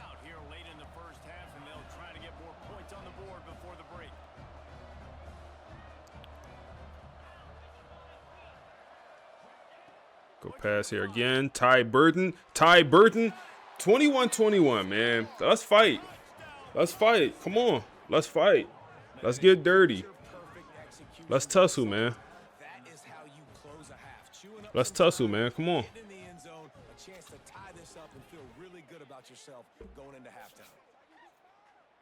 He said my Wi-Fi is cooler than yours. You said, let's get this dub, bro. Been rocking since the Miguel Kafka and the Avery Terrell days. Hey, shout out to you, bro. Shout out to you, man. Those was the days, man. Those are the days. Different crib. I had the bad face cam those days. Oh, man, bro. Now, don't get me wrong. I don't have the best camera right now, but the camera I had when I first started, oh, man, that thing was bad. I had a worse mic, improved the mic. No, shout out to the Temple days, man. The Temple rebuild days. Shout out to them days, man. Miguel Kafka.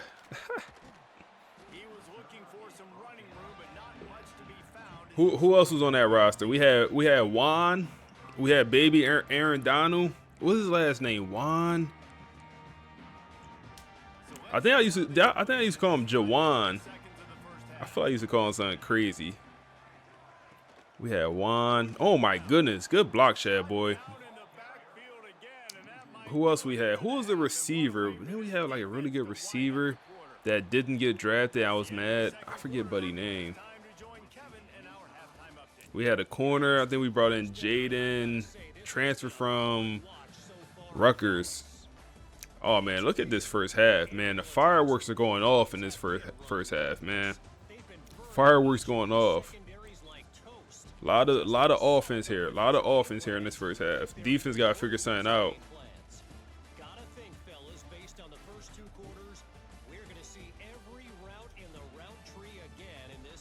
All right, come on. So they start with the ball. So that's why we absolutely had to score at half or before half. We didn't have a choice.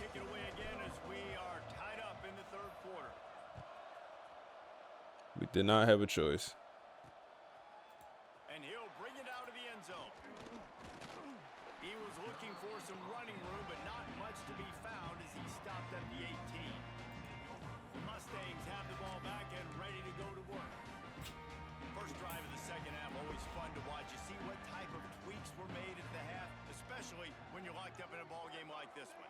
All right, come on. It's been a good game. I mean, it's been a little bit of back No. and forth and a feeling Hell no, matter of fact. Now once you get in the second half, who's going to get aggressive, Palmer? Who's going to take some shots, try to make some plays, and really Hey, go for it? Rayshawn, this could be your Heisman moment, man. This could be your Heisman moment. It's clearly a shootout against, bro, they run a screen, a RPO screen to the other side. That didn't work to the right side. Let's try it to the left side. They don't work either, bro. You got 200 passing yards. Don't be scared, bro. There you go, 2 tight ends here. So Andre Law is in the game at safety. Like I said, he's a true freshman. That's good coverage. Get him on the ground. They're making some of these contested catches. But we finally get a stop here, man. We finally get 3 and out. I think they scored, I feel like, every time they touched the ball. I think at least. BJ Gibson back to return. We'll take that. So who your top 3 favorite FSU recruits? Top 3 favorite recruits we brought in so far. So our quarterback is not a product of us. We got him from the portal, so I'm not gonna count him. I'm gonna count like high school kids. I feel like that's fair. Ty Burton got to be up there. Ty Burton is the 5-star receiver. Oh, bro, James Lewis, bro. I forgot about James Lewis. Brian Sis, Jaden Bellamy. Oh, man. Shout out to the Temple days, man. How I forget about James Lewis? My dog. My dog, James Lewis, man. Oh, that's absolutely wide open. That's absolutely wide open. Usmani Cromer, should be off to the end zone. Down to the 2-yard line. Wow. Wow. I don't know who was supposed to be guarding him, but they did not. Wow. Ty Burton got to be up there. D'Angelo Boyd, he got to be up there. D'Angelo got to be up there, man. Now, who's third? It might be this. I feel like the safety not having a great year. I'm talking about Frederick Valentin. Oh, that's wide open. That's wide open. No, I mean, should it be? I mean, it gotta be Doggy, bro. Nakamura. It gotta be Doggy, because last year he had that. He led the team, bro. How long he gonna do this dance? It gotta be Doggy, bro. He led the team in, I feel like, playoff receiving yards as a true freshman. Nakamura. Yeah, it got to be those 3.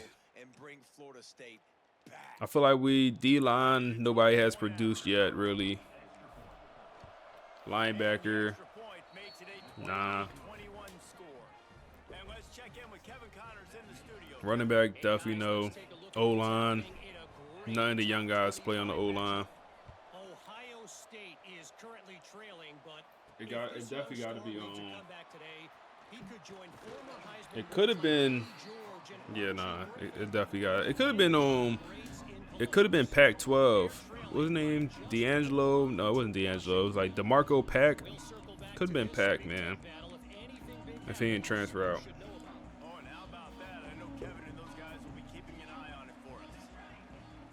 Why is Why is Zay Thomas on my field?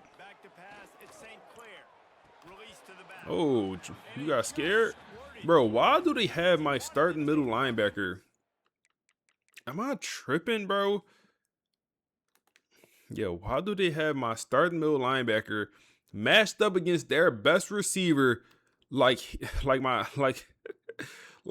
is just, come on, bro. This is my starting middle linebacker. But why he low-key sticky in coverage? But he heard them footsteps. Why is he low-key sticky in coverage? We gotta stop running We gotta stop running that.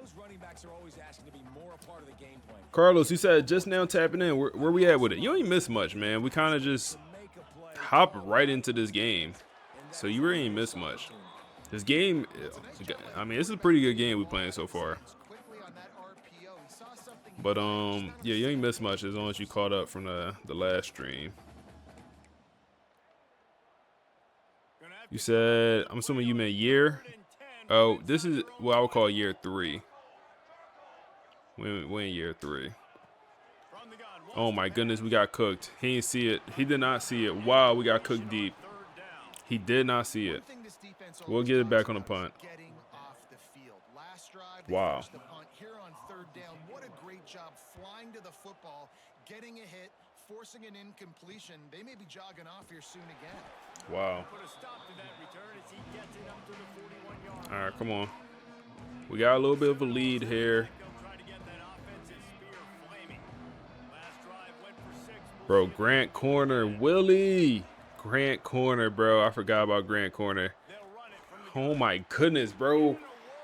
Oh my goodness, we just lost 10 yards, bro. Bro, I call that play like once every couple games.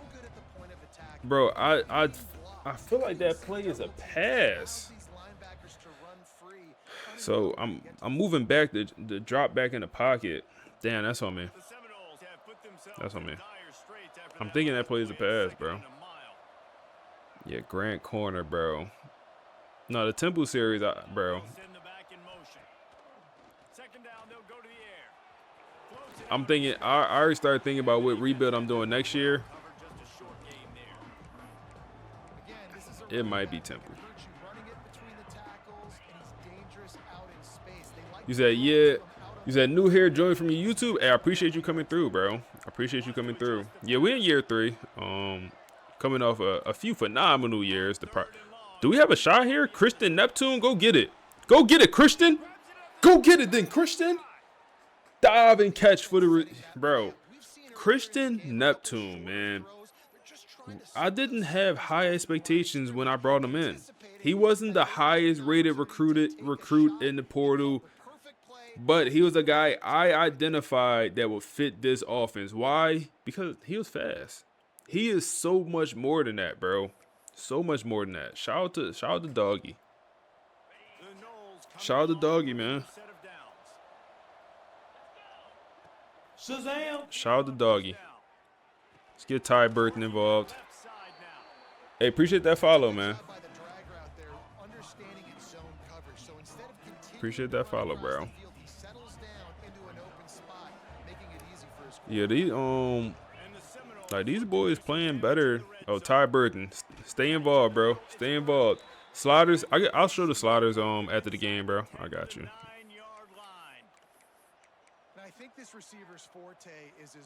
I'm surprised how many people have been asking for the sliders. Like, compared to my other dynasties, I feel like nobody would ask. But here, everyone asks. That's wide open. Uzmani Cromer gets us a touchdown. He should have had that touchdown earlier in the game when he caught that long pass and got tackled at the 2-yard line. So he gets the touchdown. And hey, we just pull momentum towards FSU, man. We had a pretty shaky first half. We ended up tying it up 21 right before halftime. And we scored 21 straight.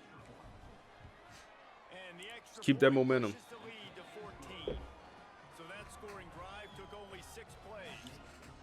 Is that Slaughter on point? Or Slaughter on point? He trying to have that Heisman moment, bro. I'm telling you. He trying to have that Heisman moment.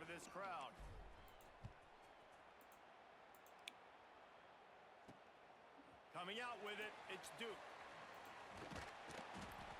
And the coverage team able to make the tackle. The SMU offense is headed back onto the field. Now we'll get a chance to see if they can. So you think you played long enough minutes to compete for a Heisman? That's a good question. I don't know. For quarterback, I think so. I think so for quarterback. I think so for quarterback. I think so. If we increased it to 10, 12 minutes, obviously that would make it a lot easier. to win like a war like that. But I think so. I think we could do it. You said your sliders and settings are goated, bro. Salute. Hey, I appreciate you, bro. I appreciate you. You said 12 minutes crazy, yeah. Like I think we started at 6 minutes. Throwaway. Hey, them boys in the snuggie. Them boys in the snuggie, bro. Them boys snug tight. But yeah, I think we started with 6 minutes, and then someone a couple people made the point like, hey, I think it's a little bit too short. I was like, yeah, I agree. Like 6 minutes, we wasn't really. Oh my goodness, 6 minutes. I feel like we wasn't really getting enough stats. You know, sometimes the whole entire first quarter was one team with the ball. I'm like, all right, no, we can't do that. So 8 minutes I feel like it's a good balance. I think we're on 8, right? Damn, bro, all these holdings is. It's like we got 3 holding penalties. I feel like I feel like the CPU never gets any. Coach Val coming through. Come on, man. Talk to him nice.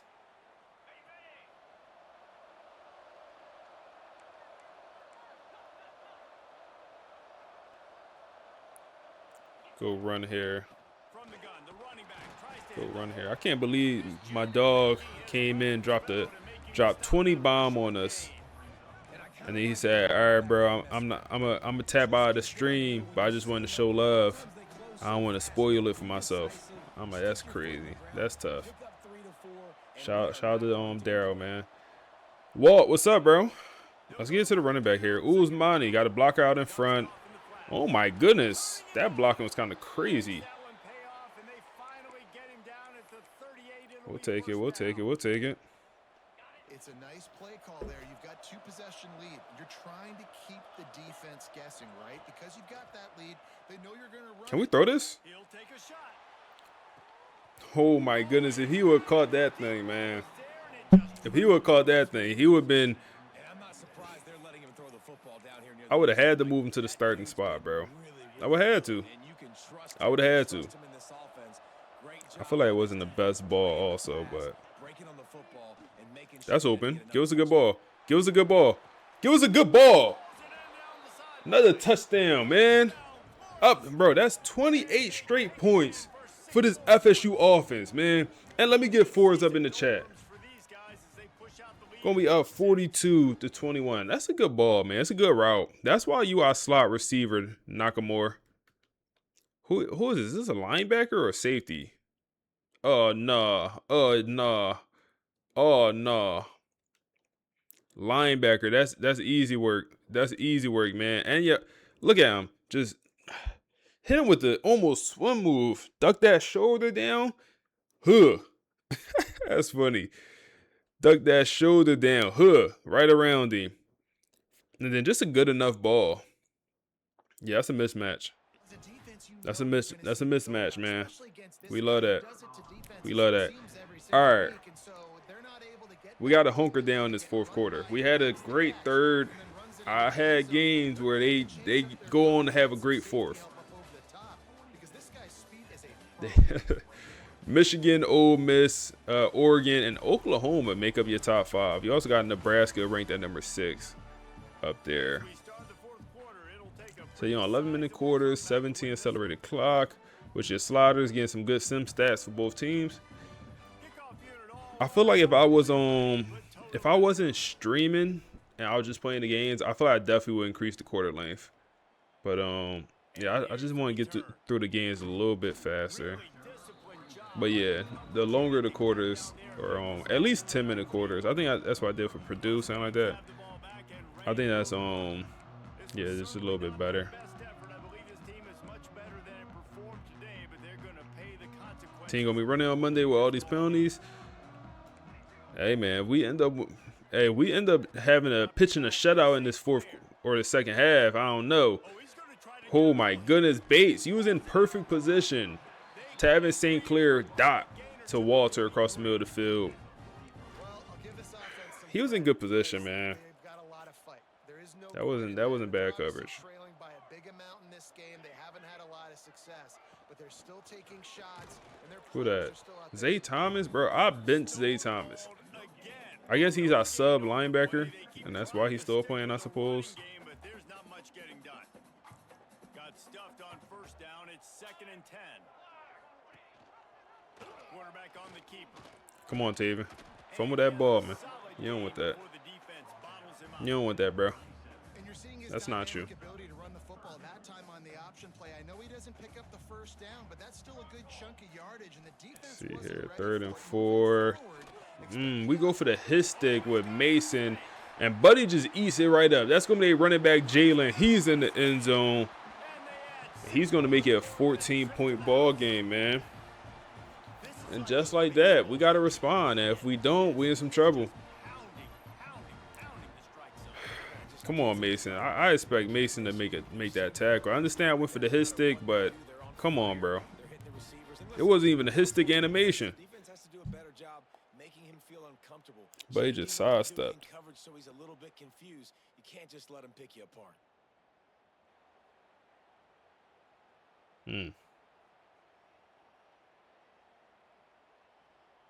On to attempt the try.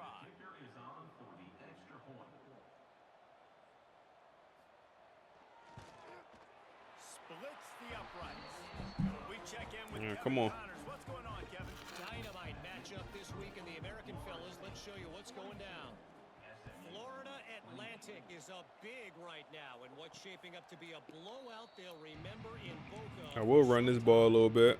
They're up by 17 over Army. Ought to be fun, fellas, to see how things play out in this notable. Run this ball just a little bit. The update on that one, Pick up Kevin, 2. when it goes final.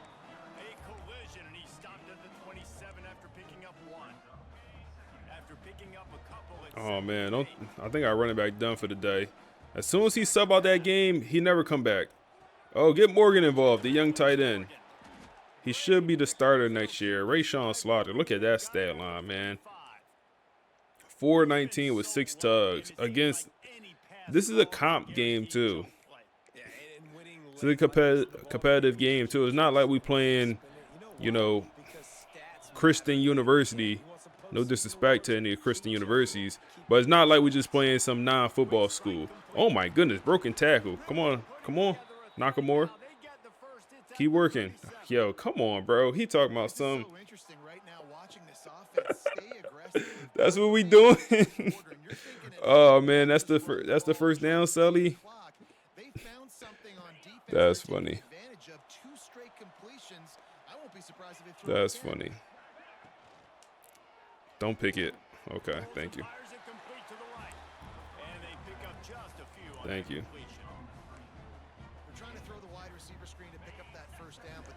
You said, Dan, you beating SMU like that, big dog? Might be time to up. Hey, man. Did you see the first half?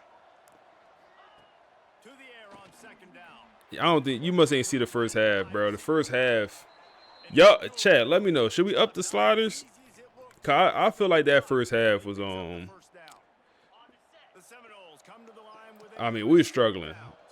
Something clicked. I don't know what, but something definitely clicked, and yeah, we started playing much better in the second half. But also, I feel like SMU is not that good of a team. I mean, they're 85 overall, but they really only have one good player. You said no, that first half. You said you was fighting demons in that first. Yeah, I feel like the sliders. Okay, look at Chase. Chase hasn't been involved since last year at the start. Chase is our third string tight end. Defense uses a timeout quickly, trying to get that ball back and preserve time for their offense. You said SMU. Oh man, that's on me. Bro, yeah, our running back Uzmani Chroma, bro, he's load management, bro. Every fourth quarter he load manage. Bro, every fourth quarter he does not play. I don't know why. I truly have no idea why. That's open-ish. And Kristen Neptune with his third touchdown today. 7 touchdowns for Rayshawn Slaughter. Can he go get a Heisman Trophy? No, that boy showed up to play, bro. No, sir. I'm going to continue to pad my stats, find my receiver out wide, and get me I said another touchdown. by rebuild Delaware after you get off. Hey, good luck, bro. Good luck, man. You might as well throw them boys in independent. You know, schedule nothing but ranked opponents. Come on, man. Throw them boys straight into independent with all ranked opponents. Have some fun. Recruit only 1 stars. Come on, man. No transfer portal for you. That thing gonna take you 20 years. All right, come on.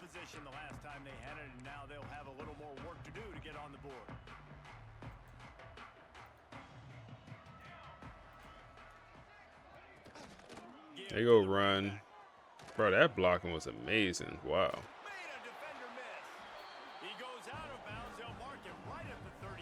I said, you ain't think of the idea of the independent conference?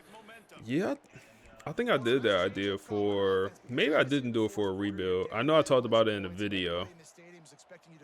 But, yeah, that's one of my rebuild ideas. Take a bad team, independent, ranked opponents every game. I think you're not going to be no walk in the park, bro. Bro, what?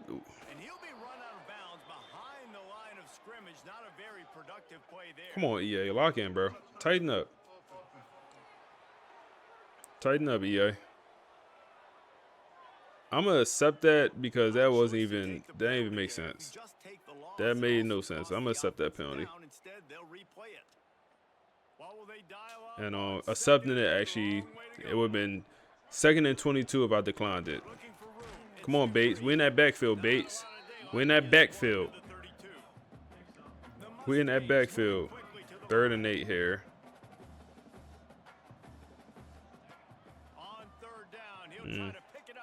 Wow. It's a good ball, man. It's a good ball. Run a little bit of zone here. This game is over at this point. 2-minute drill.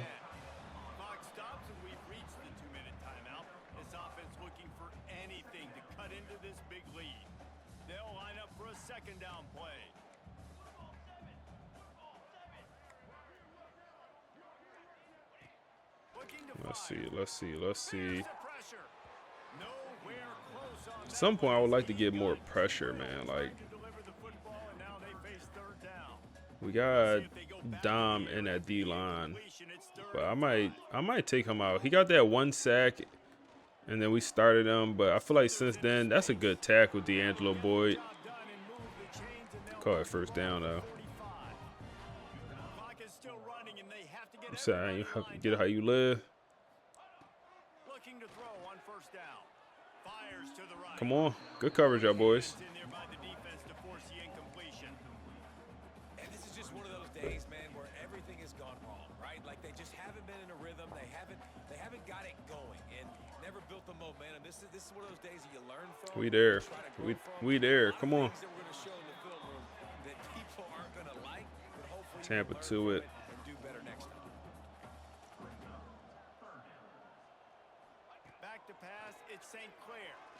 Oh my goodness, Zay Thomas is a bot.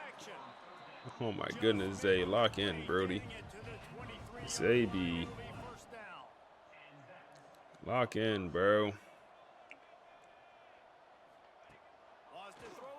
He be in position. No play Zay. That's his nickname. No play Zay. We talking about we need nicknames. There's one. No play. He's always in position but never makes the play. Good coverage. Always in position. Just don't come down with the pick. He don't come down with the tackle. Like every single time. Expecting pass, and they're putting a whole bunch of extra DBs on the field to help them out in coverage. Boxed. Box. Where the D-line? He could have ran that low key.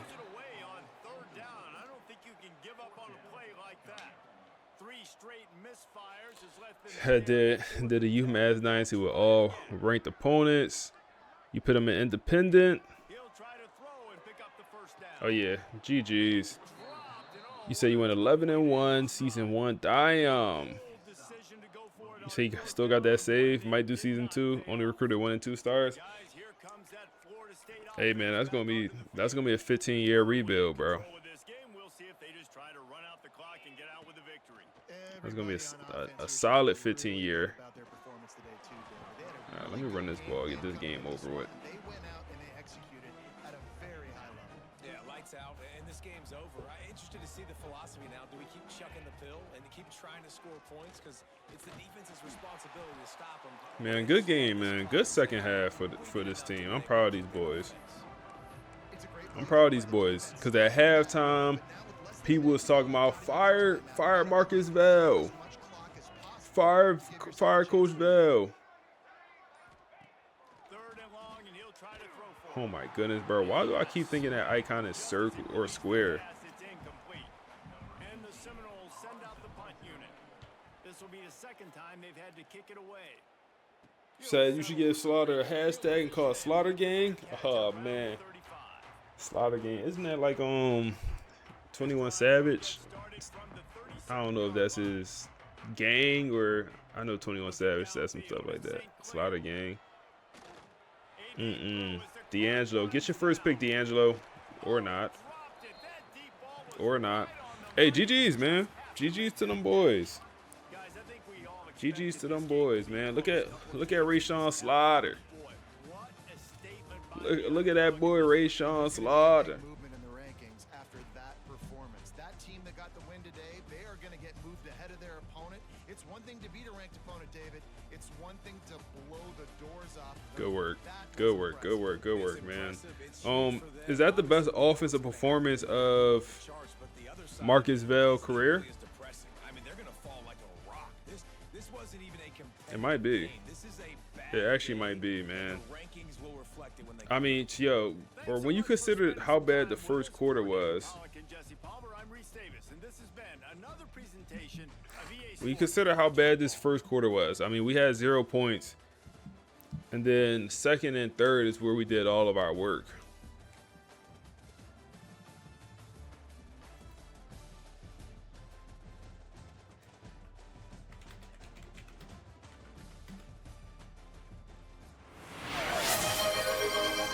One gifted sub. Hey, I appreciate you, my guy.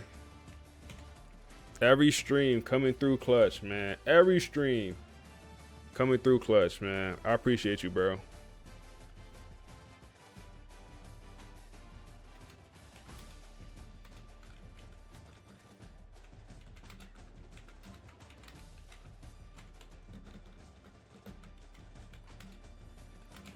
Always showing love.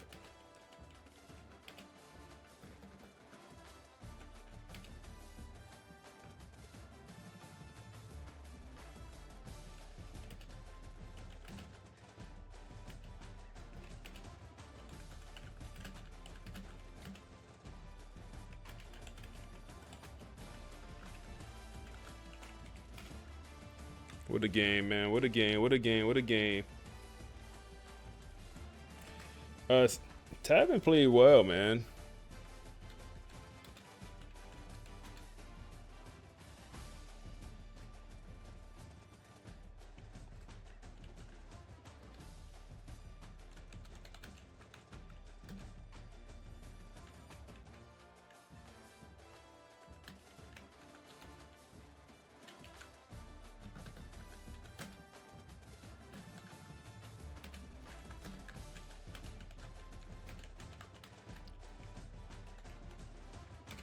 Rayshawn Slaughter. The big dog.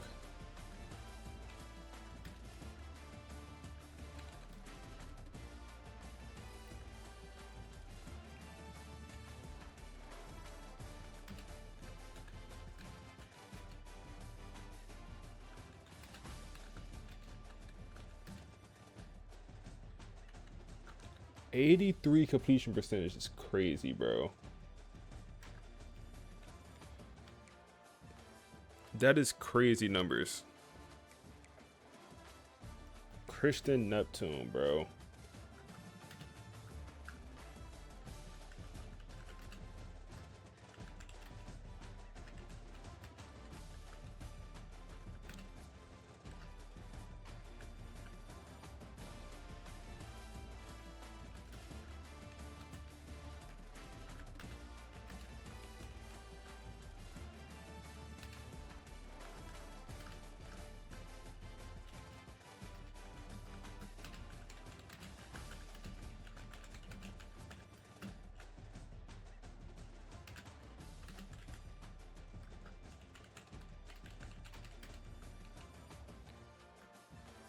Good work, man. Good work. All right, look at the defense. Good work from the boys, man. Can you show the sliders? I got you, bro. I got you. I got you.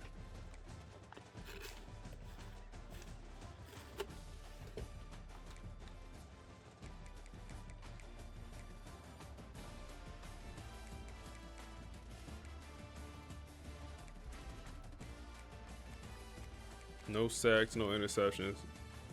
I'm making more changes to the D-line, bro. Not getting any pressure is a little frustrating to me. I'm not gonna lie, bro. We getting no pressure whatsoever.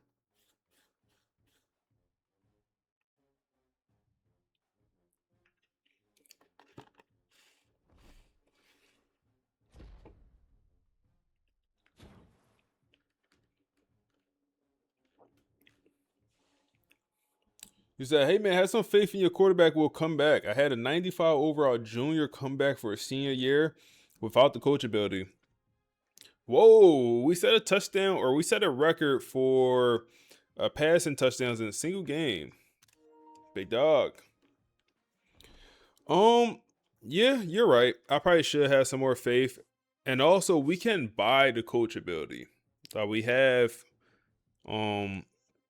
program builder unlocked, so we can actually buy the coachability. And we get our first commit, 5-star Hakeem from Texas commits to the program. And then also 4-star tight end from Florida, Fort Lauderdale, Ahmad Trinidad, also commits to the program. Then Jaden, edge rusher from Florida, also commits to the program. How are you getting so many points per game? What you mean points? Coach points, or what are you talking about? What type of points you talking about, bro?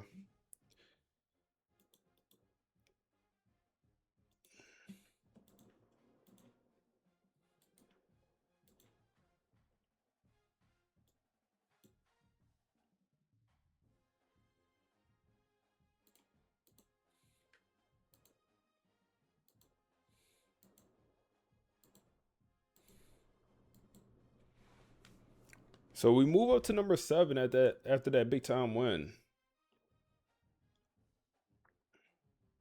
Got a bye week.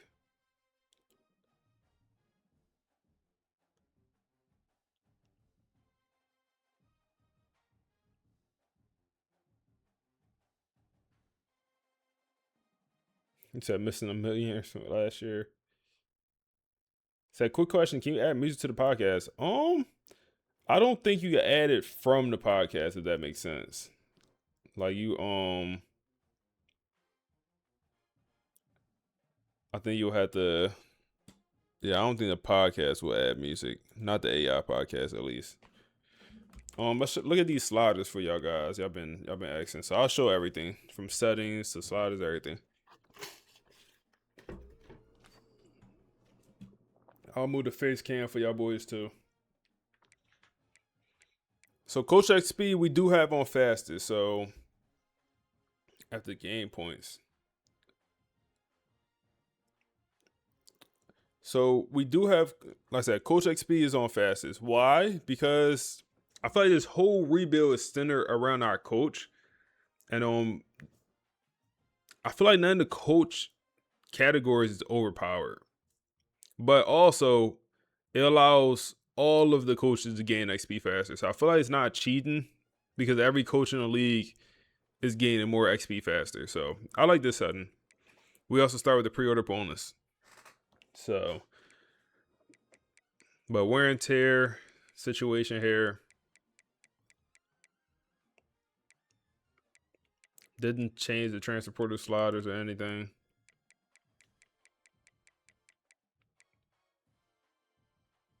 Yeah, shout out Mills, man. Shout out to Mills.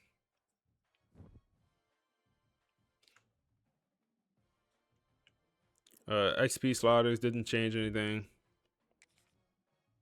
Show y'all what I'm rocking with the gameplay. So I constantly made some tweaks to this, and this is where we're at.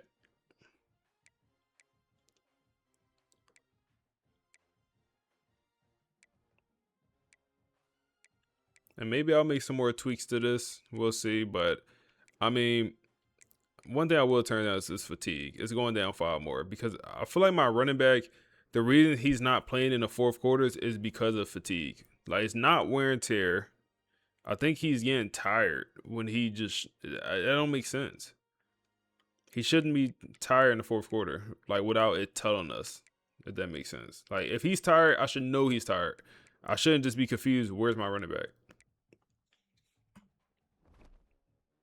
So those the sliders, y'all boys.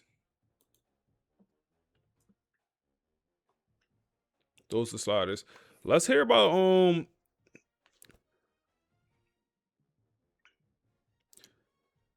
you say you need to turn down the wear and tear, but it's not, bro. It's so the game is not telling me it's wear and tear. Now, if you saying it's like a glitch or something, but the game, like, he has no wear and tear issue the whole entire game, and he just randomly subs out. Let's listen to what the boys from the pod got to say about that SMU game. Today, we are looking at what can only be described as a masterclass in offensive efficiency. Yeah. We're digging into that Florida State versus SMU game, but not just the scoreboard. We're really looking at the story, the narrative shift around FSU's quarterback, Rashawn Slater. And you really have to set the scene here. This wasn't some home game against an easy opponent. FSU walked into Dallas to face the number 8 team in the country. A huge test. So the mission for this deep dive is, well, to understand the mechanics of a blowout. How does a game tied at halftime just explode like that? And what do those numbers really mean for the Heisman race? Exactly. So to get that second half, you have to feel the tension of the first. Oh, absolutely. It was deadlocked, 21-21 at the break. It honestly looked like FSU was on the ropes. They were. I mean, Yeah. SMU came out just swinging. Their quarterback, Tavian St. Clair, was picking apart that defense. The numbers were insane. 321 yards, 3 touchdowns, and this is the key, 0 interceptions. That's a stat line that wins you the game 99% of the time. Usually, yeah. SMU had all the momentum. The crowd was going wild. But then the second half started, and, well, Rashawn Slater decided to stop playing quarterback and start playing something else entirely. Okay, let's look at the data because the final line is just startling. It is. 472 yards, 7 touchdowns, 0 interceptions. But it's the efficiency that just jumps off the page. That's it right there. He went 30 for 36. I mean, think about that. In college football, when you throw that much, you're taking risks. Your accuracy is supposed to go down. Not his. High volume and high precision. He burned every single thing they threw at him, every blitz, every coverage. It didn't matter. So how does a defense, a top 10 defense, fail that badly against one guy? Well, that's the thing. It wasn't one guy. This is the absolute definition of a pick-your-poison offense. Right. The defense has to choose. Who do you double team? Because if you do, you're leaving someone else in a one-on-one. And FSU just won every single one of those matchups. Let's break down that supporting cast then. Who is really cashing in? Well, you start with Christian Neptune. He just cooked the secondary. 120 yards and 3 touchdowns. Okay, so SMU decides to roll coverage over to his side to stop the bleeding. And if they do that, they leave Masa Nakamura open. Who's become kind of the silent assassin on this offense. Yeah, especially on third downs. He adds another 125 yards and 2 scores. But the real shock, the thing that just breaks a defense's back, was Ty Burden. The true freshman. Why is that so significant in a game like this? Because you're not supposed to rely on a freshman in a top 10 road game. The game is too fast, the defenses are too complex, they usually get lost. But he didn't. He led the team with 8 catches for 94 yards and a touchdown. When your third option is a rookie putting up nearly 100 yards, you literally run out of defenders. You can feel this performance as a direct response to that early part of the season. You know, those heartbreakers against Michigan and Georgia. And that's exactly why the narrative is shifted. This game answered that resilience question. Can they bounce back? Can Slaughter carry the team against an elite quarterback? 7 touchdowns seems to say yes. It does. I mean, before this game, he was a very good player on a very good team. After this game, the conversation isn't, is he in the Heisman race? No, it's how do you even begin to scheme against him? It's a true resume game. Yeah. And with that big Miami game looming, FSU now looks like maybe the most dangerous offense in the entire country. They really expose that gap between a good team and a true championship contender. For sure. So I want to leave you with a thought on that resilience piece. We're framing this whole performance as a response to those early losses, but it makes you wonder, does a team need that kind of early season failure to reach their absolute ceiling? Or would FSU be this dangerous anyway, even if they were undefeated? Something to think about. Thanks for listening to this Deep Dive. So recruiting is looking pretty solid for this program here. Not great, not perfect. Like, we don't have the secondary. I got some questions. Like, will we get you, Carl, Neighbors? I don't know. Maybe. I'm hopeful, but we are leading. And then we lost on the one corner, so we're down to Bryce Woods, who is a 5-star zone corner, but I feel like he's more of a safety in this team. 6'3" guy, big dog, big body. But we're more of a man coverage team. So 2 options for Bryce Woods. He either pretty much don't play year 1 and we teach him how to become a man corner. Hey, Kane, AD, appreciate them follows, y'all boys. Appreciate them follows. You said, Jaden, I am here. What's up, bro? How you? That's funny, Jaden. I am here. What's up, bro? How you? But we only have 10 more hours. We got the hard sell going there. Can't hard sell there yet. Okay. Hey, this linebacker class about to be nuts. I ain't gonna lie. We about to bring 1, 2, 5 5-star linebackers. 2 gems. Oh, we're not getting this guy. He's going to Alabama. We're not gonna get all 5 of them. Yeah, we won't get all 5.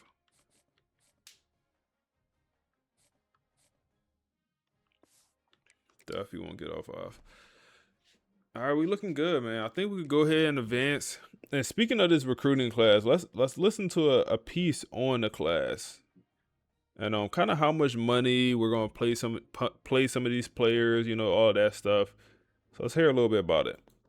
Okay, I have been staring at this spreadsheet for the last 2 hours, and I still can't make the math make sense. What are we looking at? Florida State, the reigning national champs. Right. The 99 overall roster, as they're calling it. Exactly.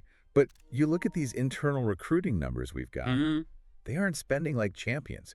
They're spending like a team that is absolutely terrified of the future. It doesn't look like a victory lap, does it? Not at all. It's more like a high-stakes poker game where someone just shoved all their chips into the middle of the table. While holding a royal flush. That's the weird part. Yeah. And that's the paradox I really want to get into today. Yeah. We had this exclusive look inside the numbers, the strategy, the whole financial gamble that's going to define this Marcus Vail era. And it is a gamble. A huge one. And just to set the table for you here, we're talking about a single recruiting class with an estimated price tag between $4.8 and $6.5 million.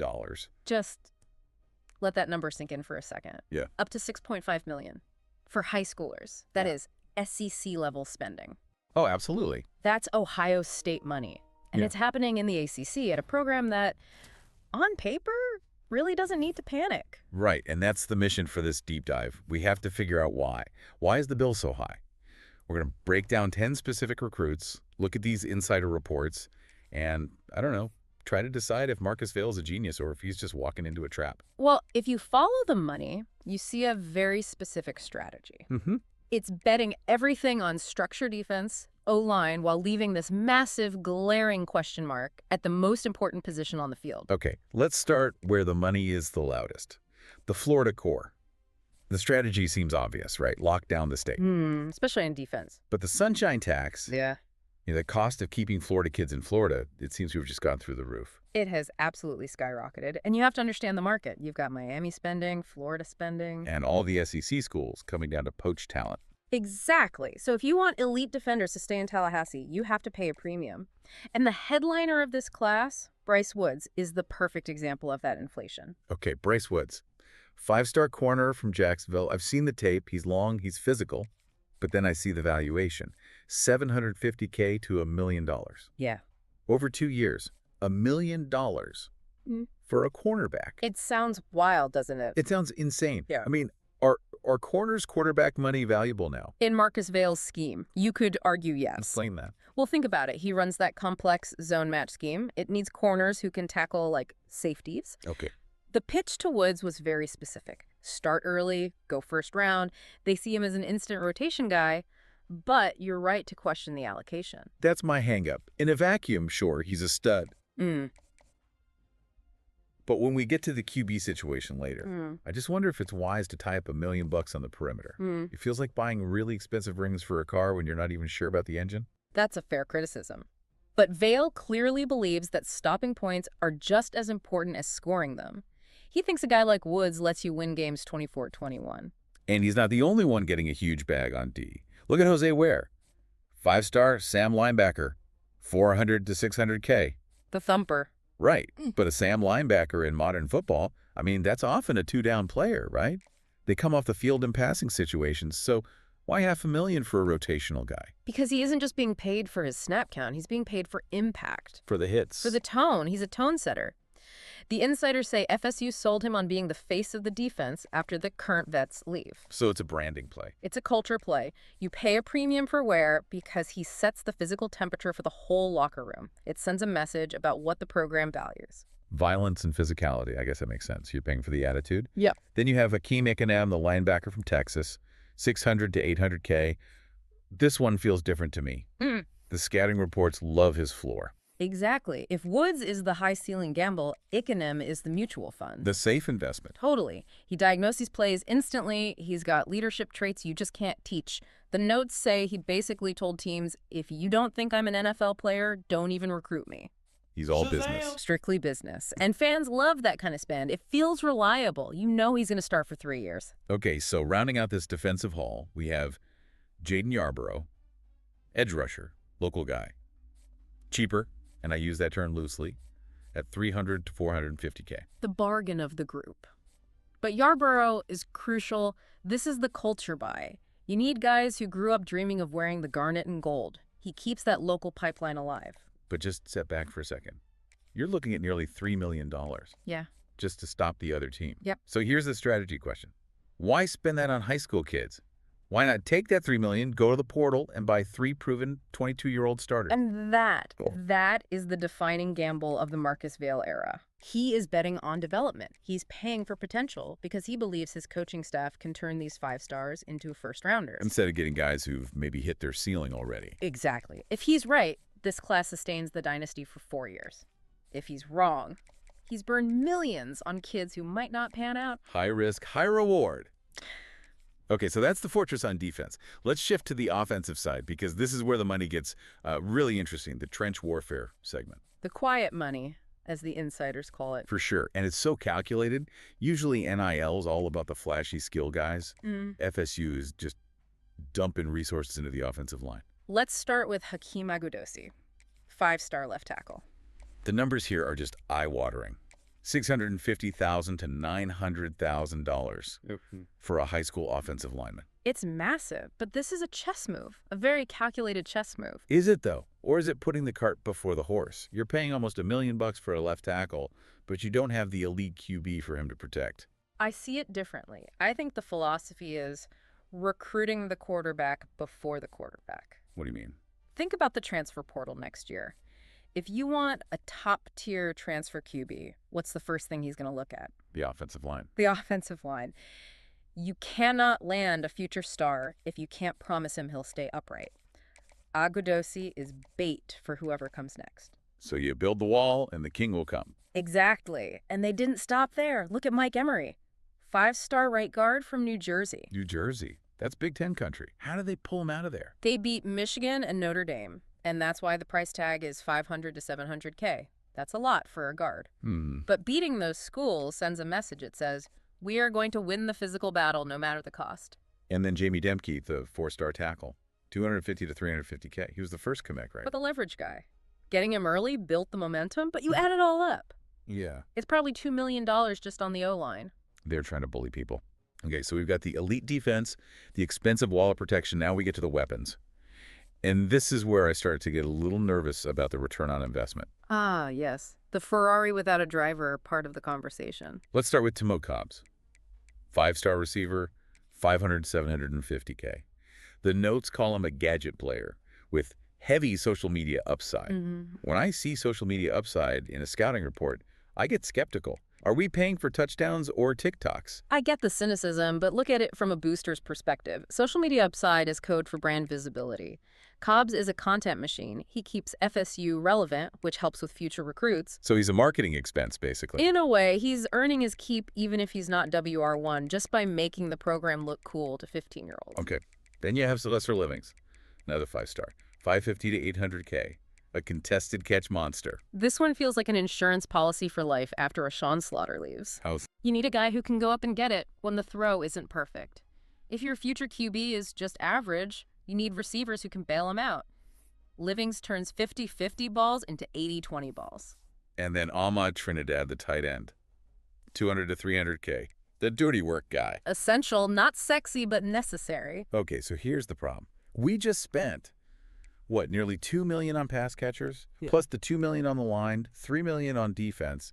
We are at like $6 million bucks. Right. And now we have to address the elephant in the room.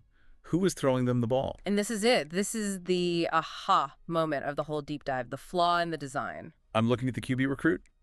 Tyrell Corbin, 4-star, projected NIL, 300 to 450K. Which is, not, let's be honest, that's backup money at a major program. And the scouting report says explicitly, not elite. It says pocket passer, available decent distributor.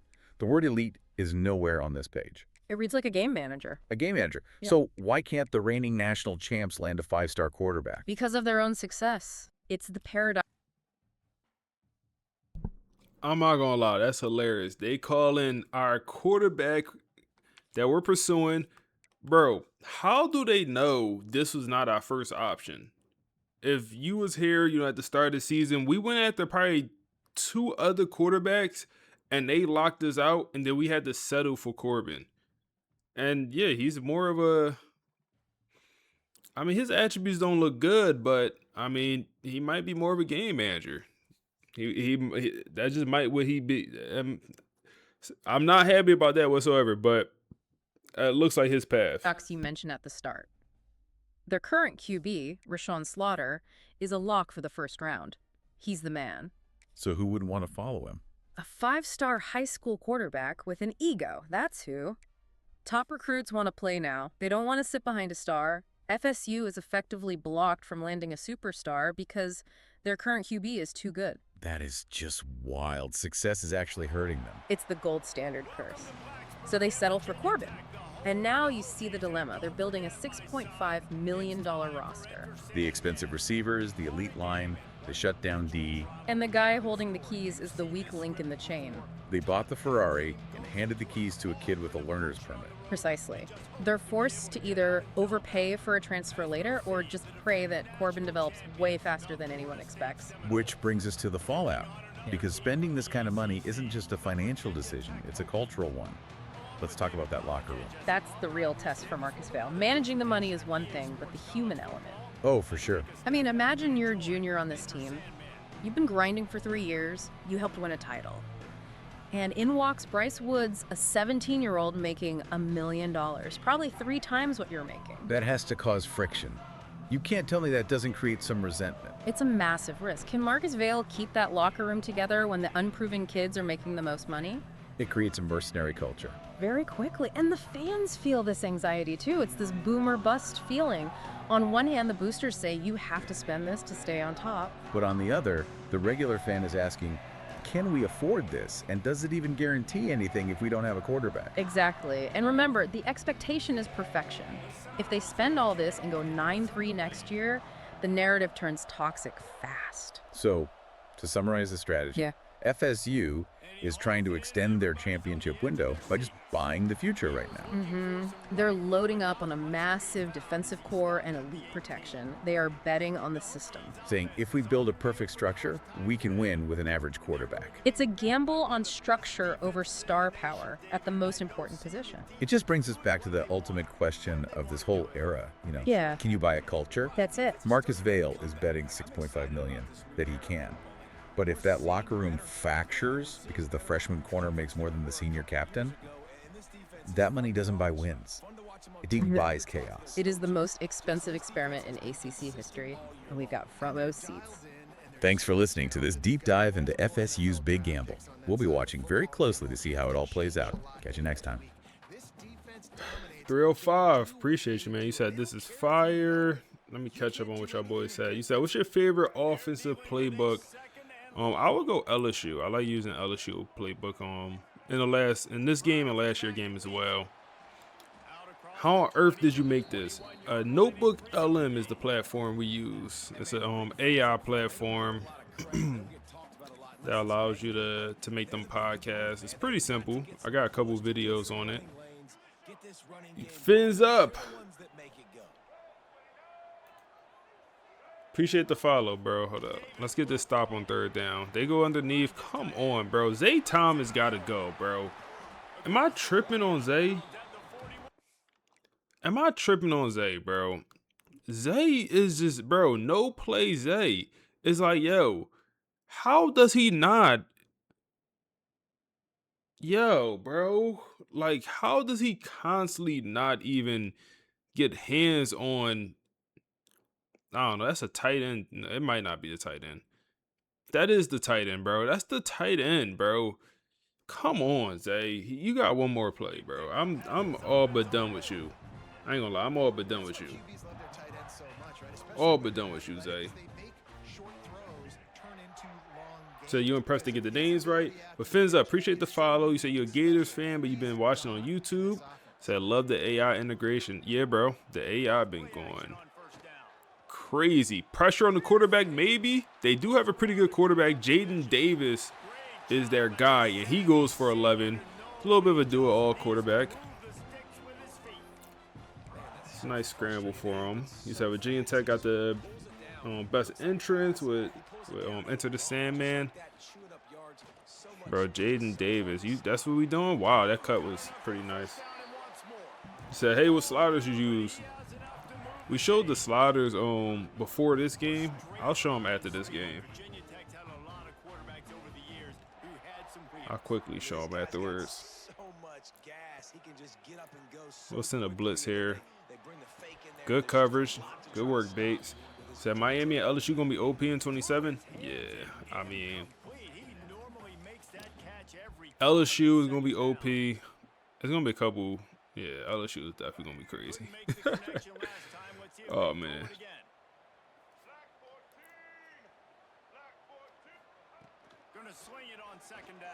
Boxed. We finally get pressure. Thank you. What's the AI you use? So, we use chat, and then for the podcast, we use Notebook LM. But we use chat first, and then what chat gives us, we put that in Notebook, if that makes sense. That's how we do it. So I need a Marcus Vail sub. Facts. He said pro bus. No cap, bro. They calling Corbin, what was his name? Terrell Corbin, our quarterback. What I want to do here is I actually want to change out my edge rusher. David, he had the 1 sack earlier in the season. We put him in the starting spot. I think that he hasn't produced since. Let's try out Kevin. Like we're just trying stuff at the edge position. I know we just got a sack this game, but it's like I meant to actually change out the edge rusher before the game. Third and everything here. Come on. Third and everything. Get a stop. Boxed. Pressure up the middle. Is that Kevin? No way that's Kevin. The first play I put him in and he comes through with a sack? Man, you talk all week about setting the tone. He said, "Coach, this could have been all year." Oh, that's not even Kevin. That's Emmett. Oh man, that's a sophomore D tackle. I believe he has elite development. This game might be nasty. This game could get pretty grimy. This game could get pretty grimy. We'll see. We'll see. Could get grimy out here for these boys. Could get grimy. Matchup to watch. Uzman. No, ain't the matchup to watch, man. We got a quarterback that you probably should be watching. Not our running back that refused to play the fourth quarter. Not Buddy. He ain't the matchup to watch. I promise you that. Start off with the pass here. That's open. Christian Neptune. Pick up 6 yards.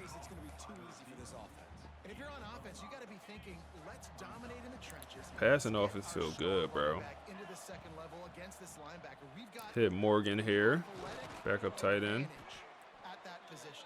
Pick up the first down.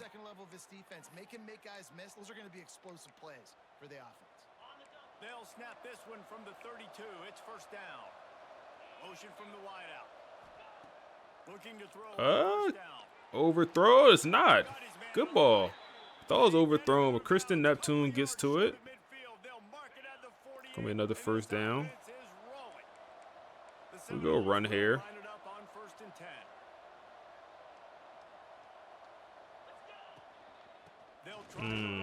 Bad blocking.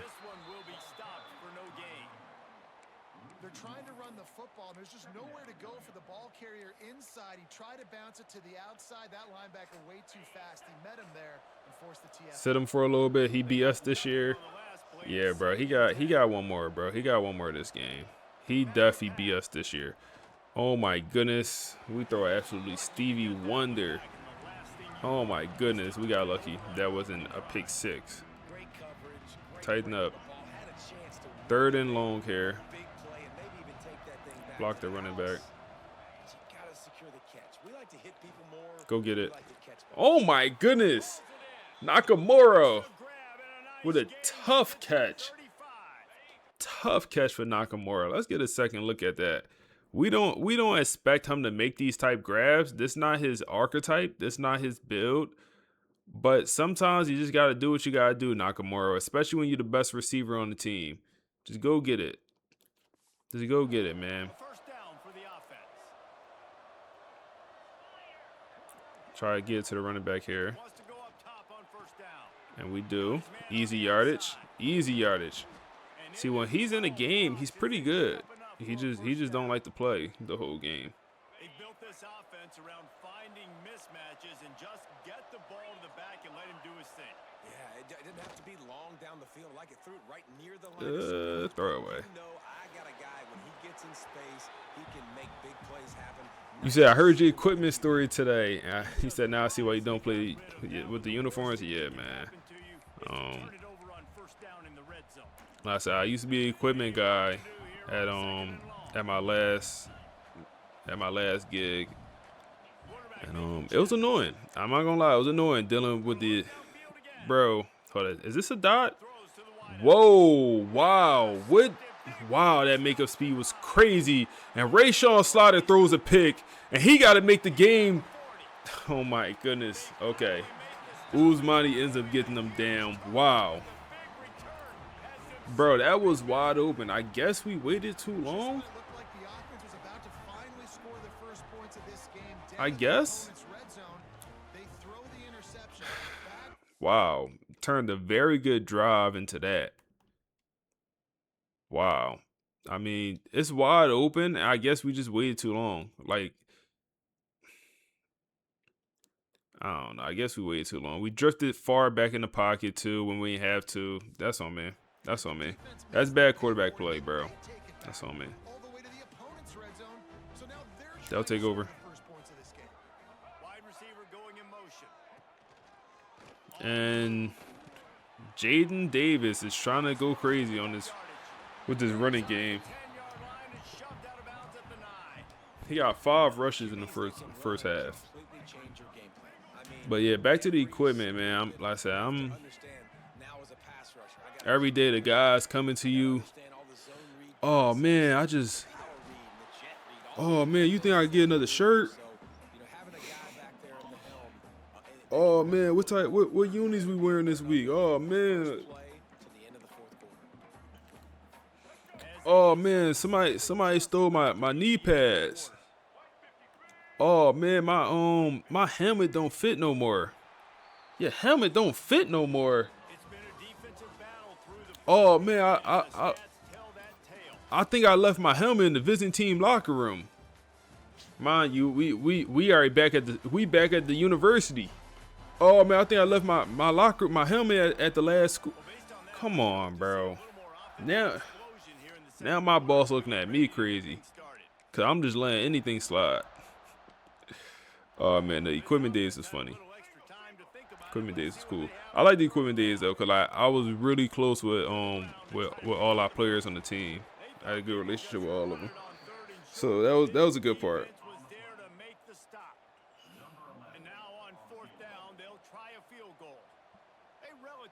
Short field goal try from 26 yards. All right, we hold them.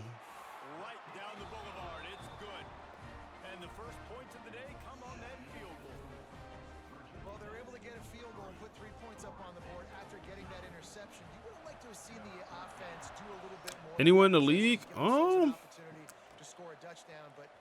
We had a couple guys. Nobody got drafted. We had a couple guys walk on.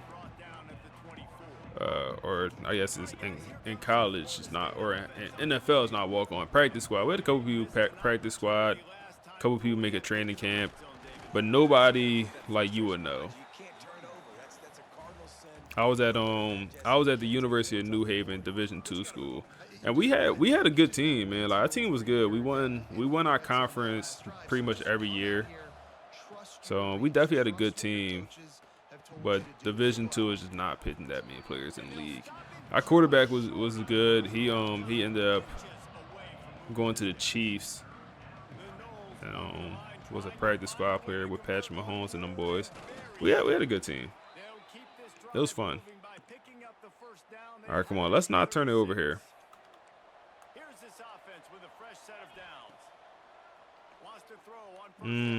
Way to pick up that block, boy. Wow, we should have just ran it for some yards. And maybe he'll get back to the line of scrimmage, but no more than that. It's a really nice job by the defense staying disciplined there. The quarterback's trying to get it out on the right side. As soon as he makes the catch, though, down he goes. Really good job with the tackle. Nowhere close on that one as he got drilled trying to deliver the ball, and now they face third down. Well, if this offense is going to win this game, and down the road, if they're going to reach the college football playoff and hope to win a national 3rd and 10 here. Figure it out. Figure it out. Come on. Bro, free? Got a punt, bro. They send the blitz. We wasn't prepared.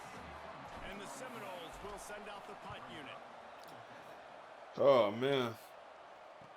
Come on, Virginia Tech. Come on, y'all boys ain't on that. I should have checked the Heisman odds.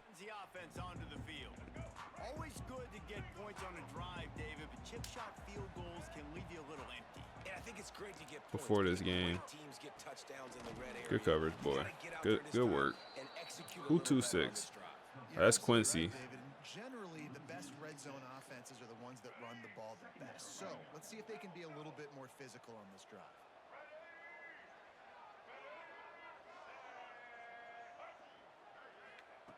Davis will throw. Come on, bro. Come on, Quincy. Come on, Quincy. You just that was Frederick Valentin. That wasn't Quincy. All right, let's go on dime package. Press these boys. Like, come on, they don't get off the line of scrimmage, bro. I'm gonna be honest. They don't get off the line of scrimmage. Yeah, hell no. Bro, why is he getting his hands on that ball? We'll get it back here. Doesn't say much for your drive when you're looking forward to the punt.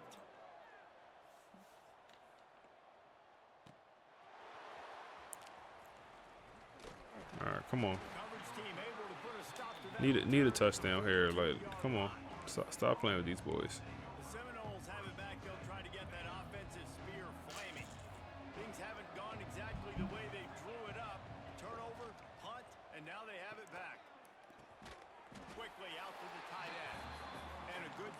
Everything was relatively boxed on that play.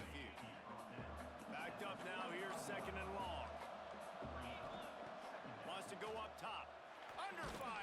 Bro, they D-line is not this good, bro. Oh, man, they D-line is not this good. It's making me mad. Because these boys playing out of body, bro. You said currently doing the wide receiver DB method in your online dynasty.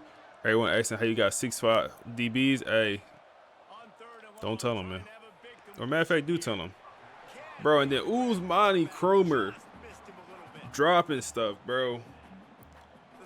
And we got to punt again. Matter of fact, do tell them. Tell them exactly how you got them. So they get tapped into the channel. It's like, no, I'm glad to help, bro. I'm glad to help. Bro, if anyone want to join the Money Dynasty, tap in, man. My Money Online Dynasty. I think we have one spot open. I think we have one spot open.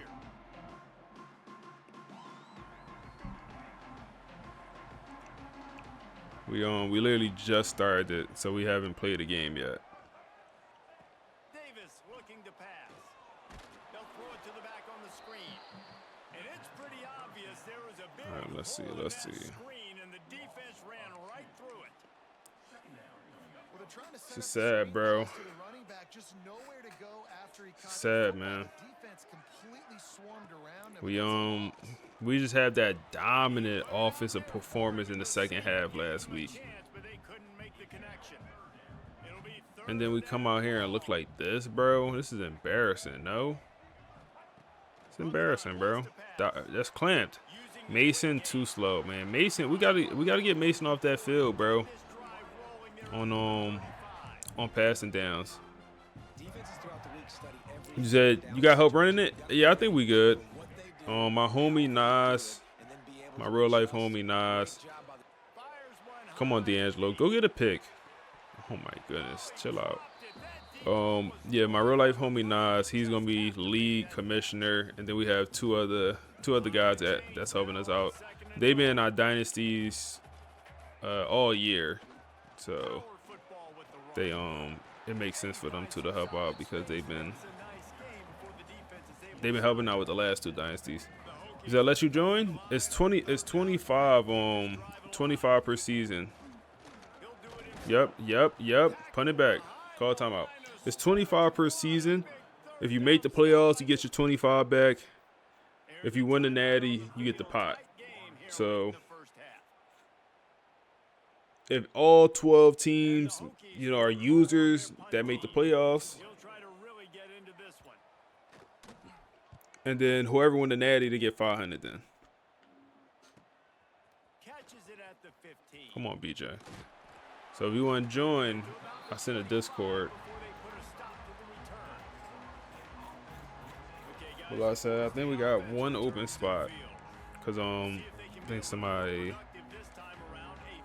left. But like I said, we haven't played no games yet, so you're not gonna be at a disadvantage. It's complete to the left. Turns it on in midfield. Across the 50 and knocked out of bounds at the 48. An explosive play gets this offense working. Wow, they've been waiting for that play, right? They haven't been throwing it a lot. They've been real sluggish. They've got no. Yeah, every game will be live streamed in the series. Every the away team got to stream every game.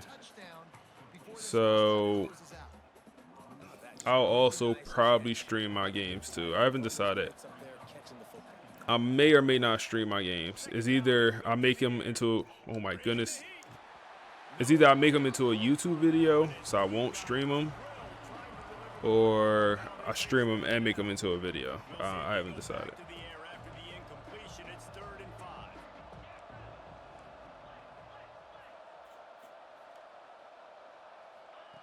Shotgun snap on 3rd down.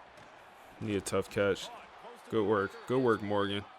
Gritty possessions, man. The good part about that archetype, they gonna catch that ball, man. They gonna catch that ball. They ain't gonna run too fast, but they gonna catch that ball. To the air on 1st down. Oh my goodness. Is a busted play. Incomplete. a big reason this offense is struggling right now and why they're trailing on the scoreboard is they have not been able to protect this guy, and it's affected him. You allow custom playbooks? Yes, sir. Accurate. Moving forward, Custom has custom got to be playbooks better to allowed. help this guy out.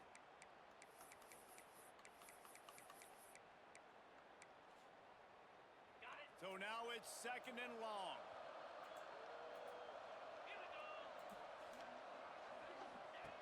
Couldn't connect on 1st down. Now back to the air. He's moving out of the pocket.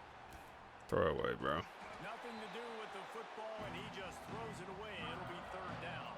Link to the Discord in the chat if y'all want to join the Discord. So that's also just my Discord. So like if you have any questions about anything, whatever, you know, you can join the Discord. But also the league is ran out of that Discord. You won't be able to see the league chat unless we add you to it, to that channel.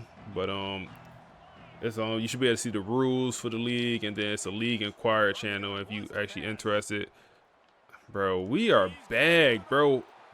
Oh my goodness, how are we so boxed? We don't have a 54-yarder, bro. We don't have that in our bag. Our kicker don't have that. We are boxed, bro. Like, maybe I'm missing it. Let me know. Am I missing the open target? But I don't see the open receiver, bro. I truly don't. 3 straight incompletions, and undaunted, they'll go for it on 4th. I truly can't find it. He'll try to throw and pick up the Comeback route. Bagged. Oh my goodness, bro. 2nd interception of the game, bro. We go from the best offensive performance in under Marcus Val. Let's call it what it was. The best offensive performance we've seen to quite literally the worst.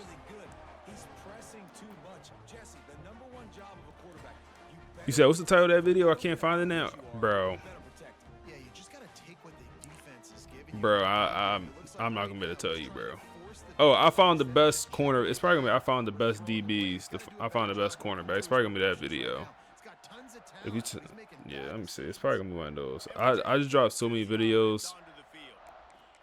I forget the name of videos from like a month ago, because that's literally like a video from a month ago for me is like literally 30 to 40 videos ago. Just gotta drop every day, sometimes twice a day.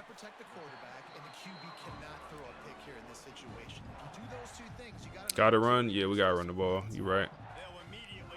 This is embarrassing, bro. It's embarrassing.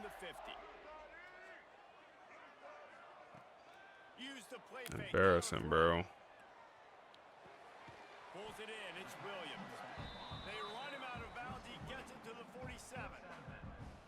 One of the things you love about this running back is not only can he run between the tackles, but he's also a weapon in this offense, catching the football.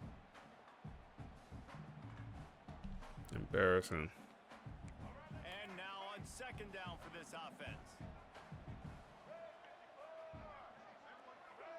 Tighten up, y'all. Tighten up. Davis will throw. At my user. And it's an incomplete pass over the middle. All right, come on. They get no points here. They get nothing.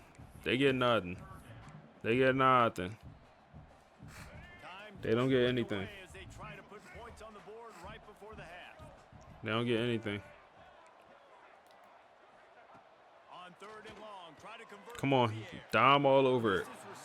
Defense playing their heart out, bro. With the offense on. I want to give a shout out to the defense there on 3rd down, doing a really nice job disguising their coverage. What? I mean, bro, defense playing a little heart out.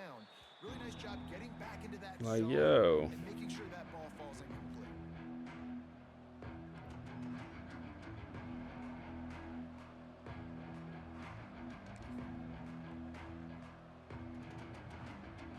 Just enough time to get off one final play of the half. Looking downfield on 1st down. Got his man. They'll knock him down, and that'll take us to halftime.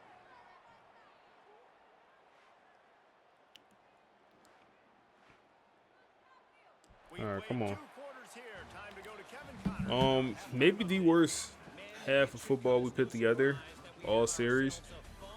Maybe you could compare it to one of the Michigan games. You know, we always can't score against Michigan, so maybe Maybe one of the Michigan games was the first half or worst half of football, but I don't know if we ever threw 2 picks in a half. I'm not sure if we have done that before. At least not under Rayshawn Slaughter. I know Brock Glenn definitely did it, because we had a 3-pick game with Brock before we benched him. With that said, let's send it back to the guys at Lane Stadium. So I've been watching your videos for a few months now. Got your online Dynasty. Damn. 96 across the board. Hey, man, I appreciate you coming to the stream, my guy. I appreciate you, bro. We do start with the ball here. And the Hokies will boot it away to start the second half. We're gonna try to run the ball here a little bit. This is truly embarrassing. Trying to field that one as it skips through the end zone. Embarrassing performance. Let's go pistol, man. Guys, here comes that Florida State offense back onto the field. Marcus, Vel, like Rayshawn Slaughter, y'all boys. I hope y'all had a hell of a conversation in the second half. 2 yards. Not a good start. Especially if they don't mix it up a little bit. So I do look for a little second half running the football Palmer out of this group. And I think the thing, Dave, is they just got to be more physical. I don't think this is a scheme question about trying different run Give the plays. Christian I think it's up to Neptune. the big fellas up What front. playbook you using? Boise State is who we've been using this season. They're also a pro style offense. Okay, there we go. Get out there. Get out there. Oh my goodness, that speed boost is actually crazy. And then Uzmani Cromer into the end zone. That speed boost is goofy. 7-3, man. Like, we're a much more talented team. Much more talented. We just gotta show it, bro. We just gotta show it. Run the ball all second half. It's not your game on Rayshawn. Hey fellas, here's a quick update on a top It's not your 25 game. flash today. Clemson is down right now, but I'm not convinced this team doesn't have a CJ Spiller-like big play in them. Any change in momentum, and this is a brand new game. They're trailing by just North Dakota State is about to join the Mountain West. never know what's going to happen in the ACC, and we'll circle back if anything develops. This year, oh, we got a new team coming to college football, 26 or 27. Looks like we'll have a new team in college football 27.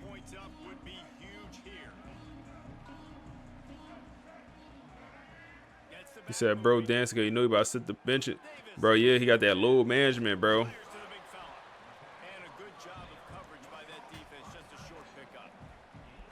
think that time offensively, you're just trying to take what the defense is giving you, right? They're playing zone coverage. You got your big fella just working right over the ball. It's an easy pitch and catch. Just take the profit and let's keep going. And here comes the offense on second down. Second and 6. They go run here. We there. We all over it. He fights his way forward, gets away from one, but not much doing on that one. And it's been a surprise today for this offense. Like, coming into the game, we all talked about it. We thought they'd be able to run against this defense that's been run on a lot, and this offense just can't get the running game going. Be interested to see what they do to try to change it up, but somehow, some way, they need that physical ground game. Trying to move the sticks on Boxed. They go screen. We all over it. Defense balling. This is a situation here in the third quarter. This offense did not want to be in, facing a top 10 defense, one of the best units in the entire country. They didn't want to get down on the scoreboard like this, and all of a sudden have to throw the football when the defense knew that was going to happen. The incompletion there is not a big surprise. This defense knows what's coming, and it's all because of the points right now on the scoreboard. Catches it at the 30, and the returner is stopped. So are you able to get AI for Xbox? The AI I'm using is not on console at all, from my understanding. You said when Chroma got juice like that, you remember the spin move was doo-doo? Hey man, Chroma got some juice. Let's try that spin move. Okay. That spin move is a little stiff, bro. That spin move is a little stiff. And that's why this guy is such such a weapon in this offense because you don't That spin is a little stiff. I ain't gonna hold you, man. I'm not gonna hold you. close to the line of scrimmage, but look what he was able to do Come on. after the catch. He gets an explosive play for this offense. Looking to throw on first Wide down. open. Wide open. Tayshawn Really nice pickup on that one as they get hasn't been as involved this year, but still a key player on this team. Well, I know the tight end did some good things after the catch, but got to give the quarterback credit, too, for the location of the throw. Because he put it out in front of his big man, he was able to make the catch and accelerate, creating some distance there between him and the defense. halfway there on first down. It's 2nd and 5. Looking to fire. Give the Trey Burden, Grab near the the big body, first down. They bring him down, but not before he's able to pick up the first down. Said it's And the awesome. Seminoles come to the line with a new set of downs. Can you change the AI voice? You could try. You could ask. See how the D reacts. I never asked to change the AI voice. Oh my goodness, that could be another pick. I never asked to change the AI voice. So I think if you ask for 2 guys, if that's what you want to hear, 2 guys, they'll give you 2 guys. They but by default they give you like a girl and boy. But Make up for some of that lost ground on you can second ask whatever down. you want.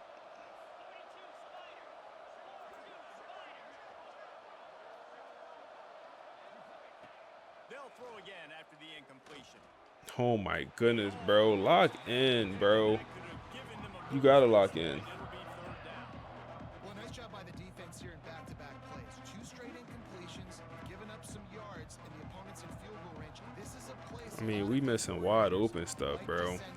And we gonna end up losing this game. if we come on, bro. Lock in. They were really starting Man, to come put a on. drive together, but after a couple of incompletions, now they need a big play. on Yo, third bro, and what 10. is my center doing, man? No way my center should be getting baked chicken like this, bro. Baked Z. No, bro. Baked ZD? Boom, get off me. Like, who you feeling like? 7'9"? Aaron, like, why is my center left 1-on-1, bro? Help him out. I gotta look 7'9". I gotta look at my center. Who are these 2 guys? Who's the center? Who's the D lineman? Make it make sense. My quarterback is hurt. I didn't even realize that. Oh, he's only a 89 overall. You know, well-rounded, 6'5", 230. Let me look at this D tackle. He's only a 74 overall. He's only a 74 overall. That's all. Playing his little heart out. 6'1", 279, undersized. Shazam! He's a baby. Oh my goodness, bro. Appreciate the follow, man. Appreciate the follow. All right. Roll with the punches. We roll with the punches. We roll with the punches. Kick the field goal. Bring Wade out. Roll with the punches here. Roll with the punches. Smashes it between the uprights. The lead now 7 here in the 3rd quarter.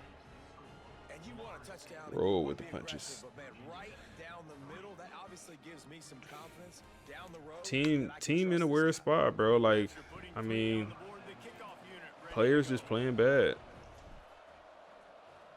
Players are playing bad. If y'all boys new here, man, drop a like on the stream. If you watching on YouTube, watching on YouTube, drop a like on the stream. Also drop a follow, drop a sub, all that good stuff. They didn't get much done the last time they had it, and to punt it away from deep in their own territory, hoping this drive will be more productive. Come on. Off the play fake on first down, wants to Dot. throw. On target over the middle. Became a mumber. Hey, I appreciate you, my guy. B, I appreciate you, bro. YouTube membership, man. Might have to drop some mumber only content. I don't know. I appreciate you though, bro. We there. Jaden Davis. Bro, that offense, bro, imagine if they offense was on anything. We would be in trouble. Decision right away, and Imagine they offense is on anything. Get him on the ground and make sure that option didn't Just get imagine How about this how sophomore down stop bad we getting short could of the be. first down line? Man, it's really hard to control the running game if you don't control the line of Oh scrimmage. my And goodness, how we about could the be so defensive damn line? bad. Doing a great job attacking those guys up front, not open up lanes to run through. Nice job just nullifying that run It's altogether. not open. Good coverage. Good coverage, man. That's going to be Benjamin Westerman, the true freshman corner. He's been holding it down all year. Like, I feel like they haven't even been trying him. They tried the hell out of D'Angelo Boyd. But, like, the fact that we, oh my goodness, BJ Gibson, we should have did a spin or something. The fact that we constantly saying D'Angelo Boyd name, I feel like that tells you how much he truly gets tested. They don't even throw it to Westerman's side, and he's a true freshman. They don't even try him.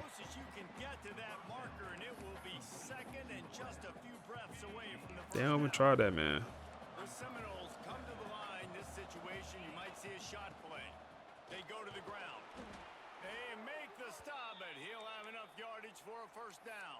Is he going to play the fourth quarter? Feel good as an offense knowing that Will he early play in the this drive, fourth? you can turn around, hand it off, get a push up front, and go get positive yardage. Throwing right. Oh my goodness. Ty Burden, touchdown. That was crazy. Super dot. And Ty Burden, for him to be 6'5" and not have like amazing speed on paper, hey, that speed plays way higher than the attribute. It just, I don't know, it plays way higher than the attribute. He ran away from a couple people this year compared to when Nakamura caught that ball earlier this stream, got chased down with like a 10-yard gap.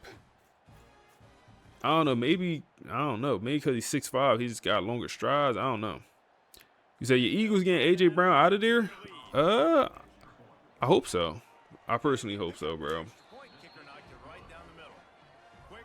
I personally hope so. I talked about it a few times, man. I just don't respect when you all season, every press conference, when you have a game where you felt like you didn't get the ball enough, you popping it.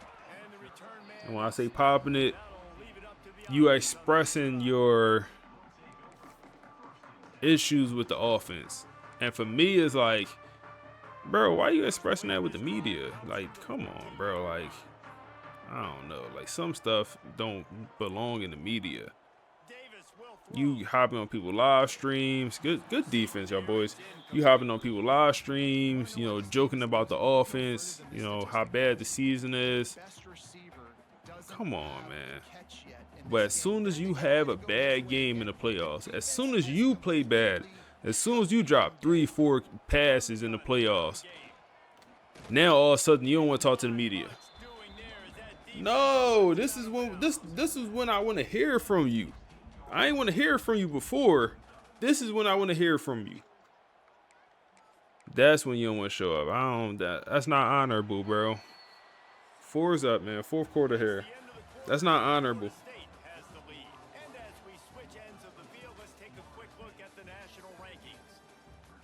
Because guess what? Jalen Hurts was there. Jalen Hurts talks to the media no matter if he plays good, bad, or didn't play at all. He's going to talk to the media. And he's going to say the right things. Okay, I mean, that's what a leader do. So, but I mean, that's just the wide receiver position group. Like, that's just who they are. They are just more divas than anything. Come on, knock that ball out. Good work, boy. Defense balling. Defense doing everything they're supposed to. Today, why this offense is losing in the game is they haven't been able to get it going throwing the football. This guy still has not thrown a touchdown pass. They thought coming into this game Doing everything they're supposed to. Success throwing it, but you got to give the defense credit. They watched the film. They've been mixing up their looks defensively, trying to confuse this quarterback, and again, on that last deep shot, it falls incomplete. All right. Finish this off. Seminoles have it back. They'll try to get that offensive spear flaming. They'll start this drive with a pass. Throw it away. Just gets rid of the football. Nobody to throw it to. It'll be second down. Know the situation, know the game of football, right? When I start to get outside the pocket, I don't see anything there. I can throw the ball away. I don't have to take a sack, get a low Open. yardage play. I can just throw the Get ball off that man. Oh my goodness, Morgan. Throw the stiff for him. The gritty possession tight end. Who you got in the Carolina Duke game tomorrow? I honestly don't know. I'm assuming you're talking about college basketball. I haven't been super in tune with college basketball, bro. So I can't even. I'm pulling for Duke personally, bro. I gotta stop running this play right here. This play never works. I'm pulling for Duke, but It's going to be tough sledding for the offense here. They're who you trying got, to bro? ice this game by running the football and bleeding the clock. They've got a pretty good lead here late in the game, but the defense knows the run's coming, right? So they're going to be loading the line of scrimmage. Ty Burden. Stops like what they just did. Be interesting to see what the offense does on this next one. You see a lot of offenses late in the football game with a lead get conservative. I like they didn't. Like, they trusted the passing game. You're going to get looks that you know what they are. Defense has to be aggressive. You know, they have to be aggressive because they're down. They've got to get to the quarterback. They've got to get stops. Nice job throwing the football there. Oh my goodness, what a read. What a read. Way to stand tall in that pocket and just see the field. What's open? What's open? I gotta go to the replay for this, man. Cause stand in the pocket. Finally, the O-line holds up. And it's like, from right here, absolutely nothing looks open. Nothing looks open. Everything looks congested. The running back out the backfield is being guarded. But I just see it. I just barely see it. The tight end coming free. And then an excellent ball. It's a beautiful ball. Good work. Good work, Rashawn. I know you got the 2 picks on the day, but make this a respectable performance. Make this a respectable performance, man. Let's work. Come on. Come on. We're going to win this game, man. It wasn't how we won it, but a win is a win. Sometimes you got to win them ugly. Sometimes you got to win the ugly ones, man. That's just how it goes sometimes.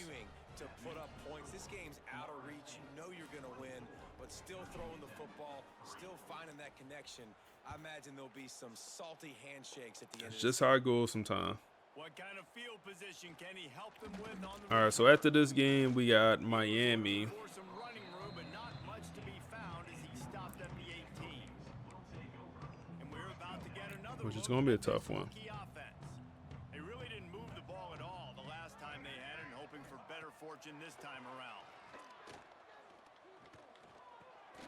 And it's incomplete. If you're going to take a hit like that, you might as well hang on to the ball. Working well behind the sticks on second down.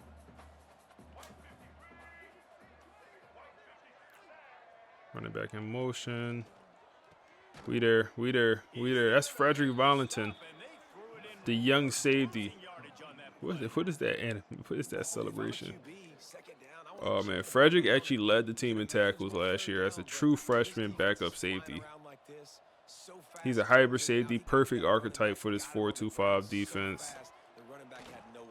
Wow, he broke a sack, and Jaden Davis is going to run for a lot of yards and slide. Wow, broken sack. Who he feeling like? Bro, who is he feeling like to do this to my D tackle, bro? Come on, bro. You not just throwing my D tackle to the ground like that, bro. He weighs 230, I think.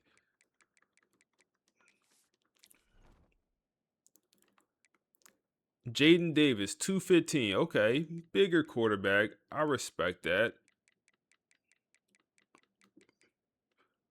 What's my D tackle? 350. 6'4", 350. He just threw my D tackle to the ground like that, bro. Figure it out, EA. Impossible. Mike Vick? Nah, bro. That gotta be a combination of Cam Newton and Tim Tebow. It gotta be. He is having a horrible passing game. 82 yards. 8 for 12, 8 for 21. That boy needs to stick to running. Maybe they can generate just a little bit of momentum and gain a little bit of confidence that they can keep coaching up heading into their next game. Working the middle of the field, and it's complete. And the Hokies are in the hurry. Them boys getting boxed. This offense gets nothing done on that play, but look at them. They're just continuing to run this tempo. They want to try to do something. Looking for the end zone. Come on, Benjamin. Yo, Benjamin Westerman. The true freshman corner. Baller. Shot caller. Like, come on, bro. Straight baller. Oh, man, we left him in one-on-one coverage again, and he gets snagged on. I just hyped him up. I just called him a baller, shot caller, then he just get... Oh, man, that's on me. That's on me. I had over-the-top help, and I literally moved him out the way. That's a pick. Oh, my goodness, bro. We need that. Somebody got to grab that. This offensive line is not going to like watching the film back tomorrow when they get the opportunity, because they have got beat time and time again up front, especially in passing situations. Shazam! First touchdown for them boys. Appreciate the follow, bro. This running back was not going to be denied. Nice blocking up front to Oh, shit. running back, and he was able to take advantage. Should be GG's, though. The AT unit on the field.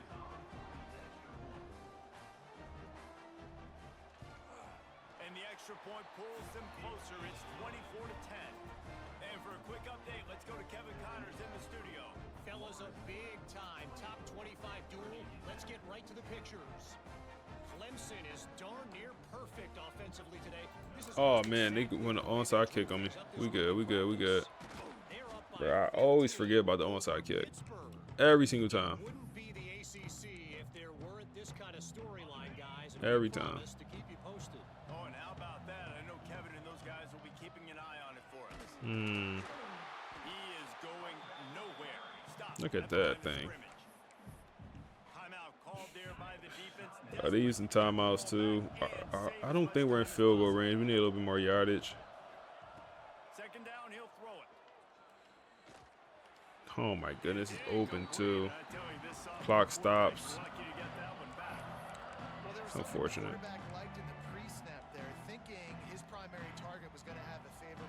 And guess what? Our running back is not in the game. Give us a good ball. Give us a good ball. Christian Neptune for the touchdown. We respond right back with 7 of our own. Good work, man. Good work. 3rd and 10 there. Needed something to shake. Good work, man. Bad first half of the offense, but they put up 31 in the second half, I believe, to make it look the way it should. We was over 14-point favorites for this one. We honestly should have been favored by even more. And he takes this from inside the 5. But the true freshman actually got in there. Zay, true freshman running back. When he's in the game, that can't be a good thing. That last touchdown drive was surgical through the air, Jesse. It sure was, and that's why this offense But part of my issue is like, hey, we had these same wear and tear sliders, fatigue sliders last year. We never ran into this issue. You said Cromer only get paid for 3 quarters of work. Bro, facts. But it's like, we didn't change the wear and tear. The only thing I did was literally decrease the fatigue so players should be less fatigued. But Joe Jackson, he didn't do this last year. But Joe Jackson, he was a different breed, I guess. I don't get Cromer, man. I don't get it. I don't get it.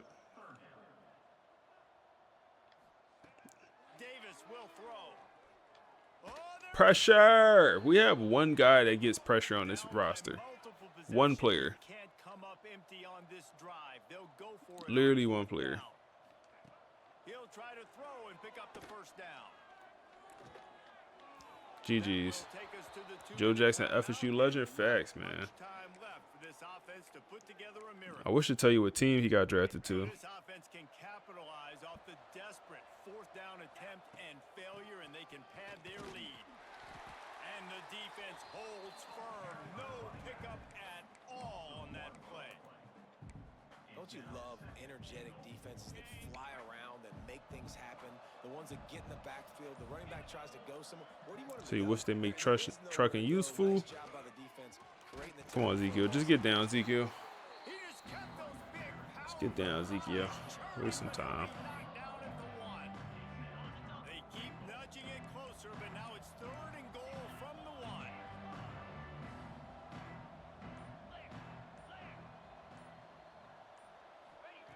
From the gun, wants to pass. Dances away to buy time. Fires to the end zone. Pass is broken up. Should just ran the ball. And that's a good stop for this defense. And listen, there hasn't been a lot of positive today, but like, I'm gonna go sneak, man. I think that'll be the message from the defensive coordinator. Can we get a stop? No way we can get in. Nuts. Yeah, man. I wish they made contact seekers a lot better. You know, that's my favorite running back archetype. In real life, at least. Not in the game. In the game, I think they pretty bad. But yeah, I wish they make them more useful in game. Well, at this point, you're still trying to throw stuff up against the blackboard and see if it sticks. You're down by a lot of points, so why not try it, right? People talking about equipment. We'll even have fully functioning formation subs. People funny. Hey, man. People love the equipment. Well, and here's the problem offensively, because you're trailing by so much so late in the game. The defense now is going to be playing big zone coverages, and they're going to allow you to throw the ball underneath in the middle of the field, rally to make it. Did them boys call a timeout? It's going to be hard now for this offense to claw their way back in this one. Davis looking to pass. Fires to the big fella. Timeout is called by the offense. Yeah, they don't end this game. Seconds left. The Hokies have it with a 1st and 10. Wants to go up top on 1st down. Come on, Jaden Davis. Why didn't take you out, bro? They should have benched you. The offense came into this game knowing that for them to win, they were going to have to make some big plays throwing the football. That just has not been the case. Here in the 4th quarter, they've been held to less than 200 Is that pressure? yards, and that's really the story of the game. Bro, pick the ball off, bro. You bugging out. All right, let's play. They knew they had to slow down this passing attack. They knew they had some matchups they were going to have to win one-on-one. They've been able to do that, and as a result, they haven't allowed 200 passing yards in this game. Pressure. There we go. Emmett Garrison, and then also it looked like that was Kevin, the 5-star freshman. Yeah, bro, CPU be tripping, bro. Rayshawn Slaughter turned the day into something here. It wasn't nothing good, but he turned the day into something, I guess you could say. But I kind of want to listen to the podcast, like talk about Usmani Cromer, the star running back here that was supposed to take over for Joe Jackson. But like, what is going on with this dude, bro? Like, let's just hear what the boys gotta say, bro. So if you've been watching Florida State lately, you've probably noticed something a little strange. The Seminoles are winning. The offense is putting up huge numbers, but then you look over at the sideline in the 4th quarter, and their best player is just standing there. Yeah, with a headset on. It's become such a thing that people have a name for it now. They're calling it the Chroma question. The Chroma question. Exactly. It's this fascinating modern problem where sports science and analytics are clashing head-on with that old-school best player plays mentality. That's exactly what we need to unpack today. We've been looking at the game film, the rotation stats, and honestly, the absolute chaos breaking out on fan forums about this. Right. We're trying to figure out why a running back who looks like he was built in a lab is, you know, clocking out right when the game should be getting good. And it's definitely not an accident. I mean, what FSU's doing is a very deliberate, very high-stakes gamble. They're betting on January over September. Okay, so let's start with the player himself. Because Chroma, I mean, he isn't just a regular running back. I was reading the scouting reports, And the language they use is, it's almost scary. Oh, he's a physical anomaly. Yeah. NFL build, home run speed, all of that. And you see it on the field. When he's in the game early, he is just violent. Yeah. He's not running away from contact. He's looking for it. So for the first 3 quarters, he's basically just tenderizing the defensive line, body blow after body blow. But then, right when you think the defense is tired and he could really take over, he's gone. Poof. He gets his 8 to 12 touches, breaks a couple of big runs, and suddenly there's headset on his head. And here's the part that really confuses me. When he sits, the offense doesn't slow down. It accelerates. That's the crazy part. Rashawn comes in and just cooks. His fourth quarter stats are insane. But is that because Rashawn is secretly the best back in the country? Or is something else going on? It's all tactical. I mean, think about it. You're a linebacker who spent 45 minutes trying to tackle a sledgehammer like Chroma. Your legs are heavy. You're beat up. Okay. And then all of a sudden, in comes Rashawn with completely fresh legs and a totally different, shiftier running style. He's not just running. He's sprinting past guys who are just physically exhausted. So Chroma is the setup and Rashawn is the knockout punch. Basically. But even if it works, it feels so wrong. If you have a Ferrari, you don't keep it in the garage. Why pull Chroma when he could probably go for 200 yards every single week? And this is where college football is starting to look a lot more like the NBA. It's load management. That's all it is. Just straight up load management. Yep. The coaching staff is treating him like a finite resource. They believe he only has so many hits in his body over a long season. The sources kept mentioning something called the Ezekiel factor. I'm guessing that means Ezekiel Elliott. It's exactly who they mean. It's become a cautionary tale for every running backs coach. I mean, look at what happened. Ohio State ran him into the ground, then Dallas immediately did the same thing. Right. Massive carry counts. A ton of them. And by the time he hit that second contract, the tread was just gone from the tires. FSU is terrified of that history repeating itself. So they're protecting their asset. But try explaining that logic to a fan base that just wants to see their best player win a Heisman. The forums are heated. Heated is a very polite word for it. It's a genuine split in the fan base. You've got one side, let's call them the scoreboard crowd, who say, hey, we're winning, Rashawn is scoring, who cares? Smart asset management. And then you've got the other side. And, I kind of get their frustration. They see it as soft. Their argument is, why is our alpha dog watching from the sideline? You don't build a culture of dominance by benching your best player. So it's this smart versus soft debate. Exactly. But the thing is, the team, the coaches, I don't think they care about the optics at all.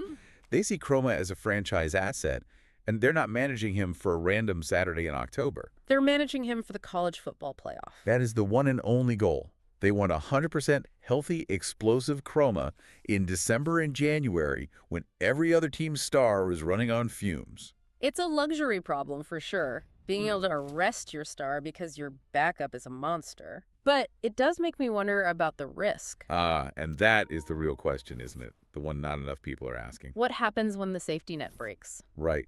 Sooner or later, FSU is going to be in a dogfight. Maybe it's the ACC Championship. Maybe it's a playoff game. Yeah. And the other team is good, and Rashawn can't get going. And they need a workhorse. They need Chroma to put the team on his back. And he hasn't been a workhorse all season.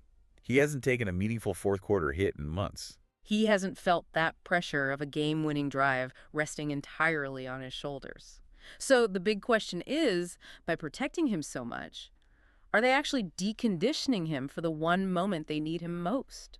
That's the gamble. They're betting an entire season on the idea that he can just flip a switch that hasn't been touched all year. Yeah. So next time you're watching FSU, don't just watch the ball. Keep an eye on that sideline in the fourth. It might tell you more than the scoreboard. Thanks for listening to this deep dive. We'll catch you on the next one. Yeah, man. It was Monty Cromer. Interesting cat, bro. We got him on I guess Hey, what's up, bro? I guess we got him on. I don't know, man. The recruiting class. Let's dive in. So our quarterback, who is I think we're calling him Tua 2.0. I think that's what we're calling him. Mac Jones at Alabama. Just more of a game manager is what he is. No running back still. We do get the one quarterback. One receiver, 6'5", big body guy. I was a little bit nervous we wasn't going to get him because he was at TCU this past week. But even though he was on the TCU visit, he still committed to us. Now, we did lose out on the 5-star gadget receiver. His attributes honestly didn't look amazing, but 5-star gadget receiver would have been a great get. But we lose out on him. Now, we're going to lose out on this guy too. So we're going to end with essentially one receiver this class, which is maybe not the end of the world. Yeah, we don't even need any receivers. Got a 1 tight end commit. Tackles good to go. 5-star tackle here. He is a bust, but I'm fine bringing in a 5-star bust. I'll do that all day. Because them guys still be having elite development, star development. I've seen it plenty of times. We don't know his hard sell.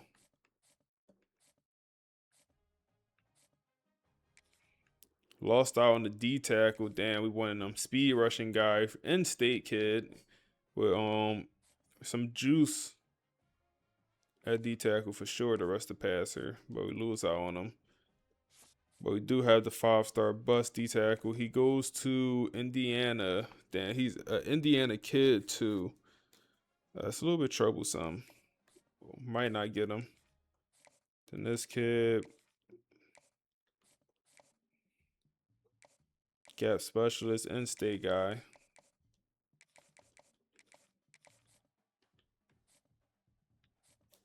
Now linebackers, we lost out on where. Damn, he looked very good. He looked very good. I think I was gonna move him to. I don't even know where I was gonna move. He looked very good. That's unfortunate. He said, been using chat and notebook for your dynasties because of you and can never go back. Bro, 100%, man. It's funny. I was talking to somebody in real life, one of my real life one of my real life guys, and he's actually a big Florida State fan, and he hasn't played college football in a while, and we talking, and he was saying like how he'd been watching the series, enjoying it. And he was like, "Yo, I'm about to start a brand new dynasty with the AI stuff," and like I don't think he ever played Dynasty. I'm like, "Yeah, bro, like." The AI take it to a whole nother level. So just imagine if like actually College Football 27 put it in their game and done it better. Because like we're using these 2 AI platforms that's honestly not meant for this. Notebook LM is I believe it's actually meant for like studying. I think it's meant for studying, but we're using it for this obviously. And chat is meant for whatever. But what if it's the AI that was literally meant for this type stuff? It'd just be a lot better than, the AIs we're using. Point is, like, damn, they put this in the game. It's like, damn, y'all might sell way more copies. But what I know? What do I know?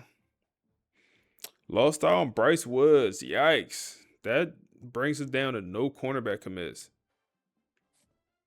That is not good. That is not good.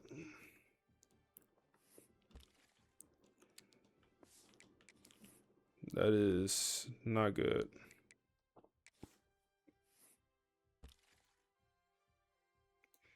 It's no good. That's no good.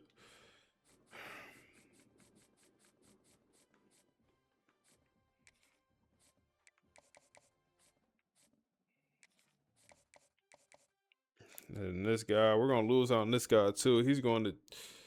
Damn, bro. How are we getting out recruited? Like, we're Florida State, bro. This is a 5-star safety.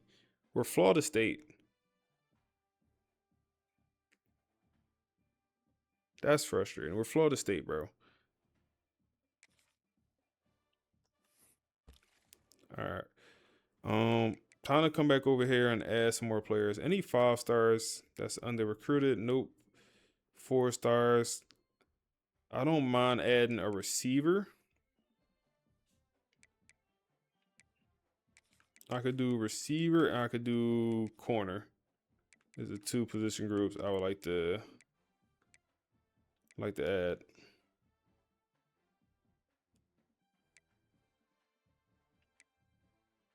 And damn. 2 guys we can add at corner. We don't have a chance for any safeties. Probably not. There are a bunch of safeties. Whoa, this is the most safeties I might have ever seen. Usually safety is so thin.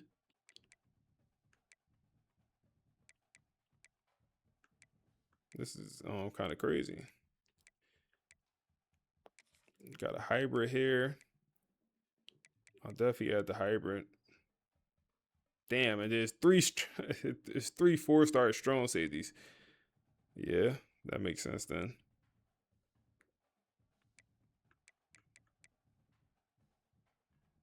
Box specialist and state kid.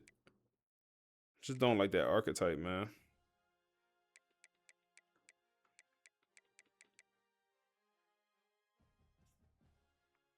What are we losing at corner this year? So I gotta think about, where are we losing that corner? We're losing D'Angelo Boyd. We're losing Bates. So we're losing our best 2 corners.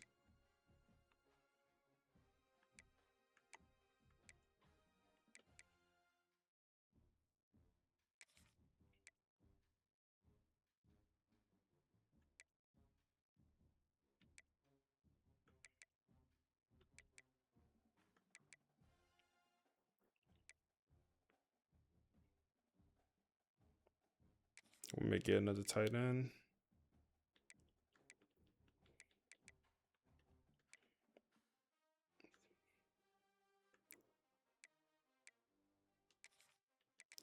Then we can now add some running backs.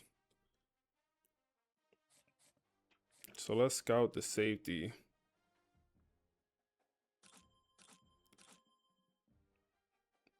Coverage is pretty solid.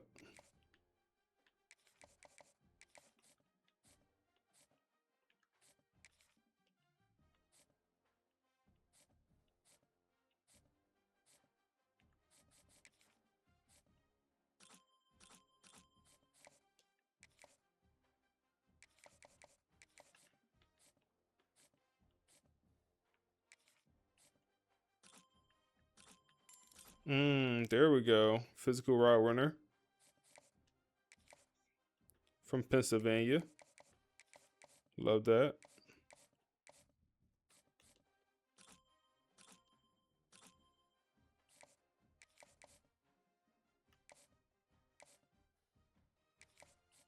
Bet that. After the nasty, I mean absolutely nasty performance against Virginia Tech, quarterback Rashawn Slater has called a players-only meeting. You know, no coaches, just players. He wanted to talk to the team. He wanted to address the team because it don't look that bad. You know, 31-10. That first half, we scored 0 points. Our quarterback threw 2 interceptions.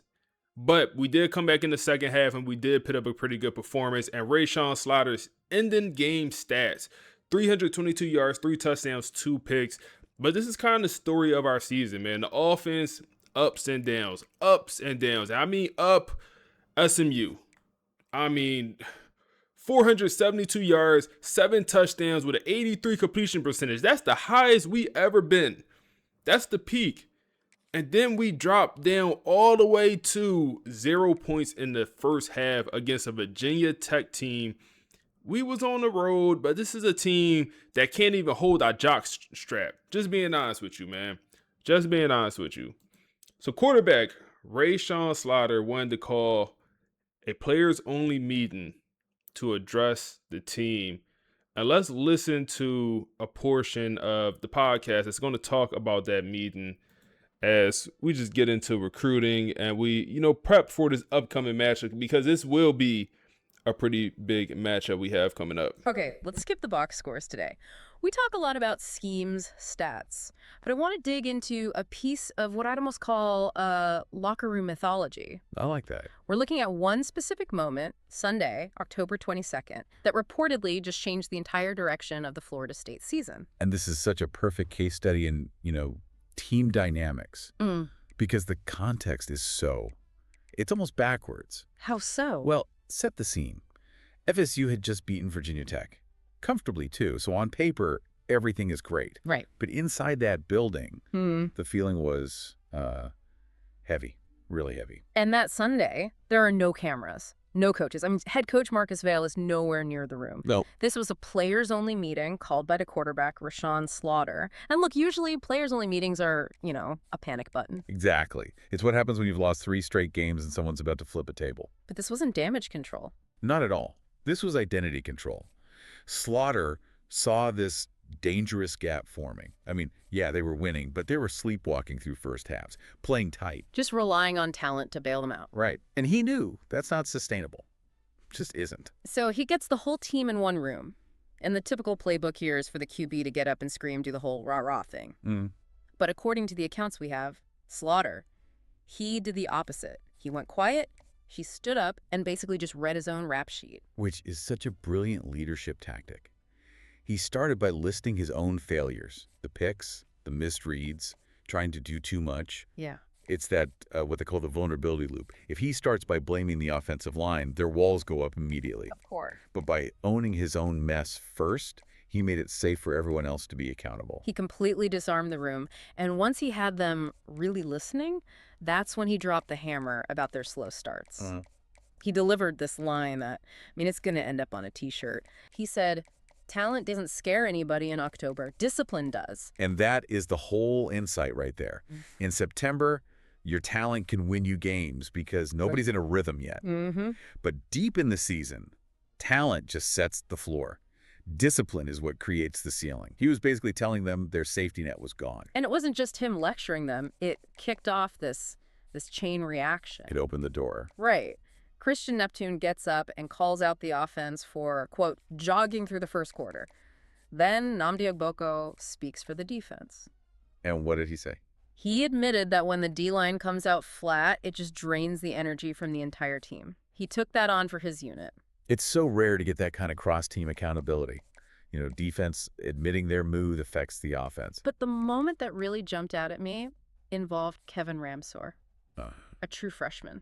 Oh, wow. Standing up in a room full of, future NFL players, that takes some serious nerve. It just proves the hierarchy was gone in that moment. Yeah. Seniority didn't matter anymore. Ramsor says, "I didn't come here to watch a sleepwalk." And then he basically challenged them. He said, "If I'm a freshman and I'm playing like it's my last snap, everybody else better match it." That's when you know the message has landed. When the standard becomes more important than your class year. So the air is cleared, but Rashawn knows they need a target, something to focus on, so he pivots to the schedule. Miami, Clemson, Florida. Exactly. He focuses specifically on Miami. He reminds them that their rival is just waiting for them to show up slow. He tells them if they play first half like they did against Virginia Tech, Miami will, quote, bury them. So he's shifting the energy from internal frustration to an external enemy. Yes. And right in the middle of this super serious, heavy speech, someone from the back of the room just yells out, "I hate Miami." Perfect. It just breaks all the tension. The whole room cracked up for a second, but then almost immediately they all just locked right back in. It turned all that anxiety into adrenaline. That's amazing. Rashawn closes it out. He says, "You aren't remembered for September. You are remembered for what you do when it's hard." Wow. And what stands out to me in all this is the transfer of ownership. The coaches didn't have to yell at them on Monday. Why would they? The players had already drawn the line themselves on Sunday. The story isn't finished, of course. The outside world still has its questions about this FSU team. But inside that room, it really sounds like the season just got a hard reset. It really makes you wonder, it raises a big question. Can a team ever be truly great if the discipline is always coming from the top down, from the coaches? Or does it have to come from a moment like this? Exactly. Does greatness require the players themselves to finally draw the line and say, this is who we are now? So we need some big bodies, bro. 6'4", 350, bro. It don't get much bigger than that, man. I would argue we got big bodies, bro. Emmett, he's not the biggest of bodies, but he got the strength and power and the block shedding. We got 2 very good D tackles. 86 speed is crazy, bro. For a pure power archetype, that's crazy. Timepiece, what's up? Said about to go hour and a half drive. Hey, man, drive safe, my guy. Drive safe, my guy. I appreciate you, man. But drive safe, big dog. All right, let's look at this Miami roster, man. Let's see what Miami talking about. I believe we beat these boys last year. Did we lose to Miami? We might not have lost to Miami yet. If we look at our trophy room, we should have a trophy for every year we beat them, right?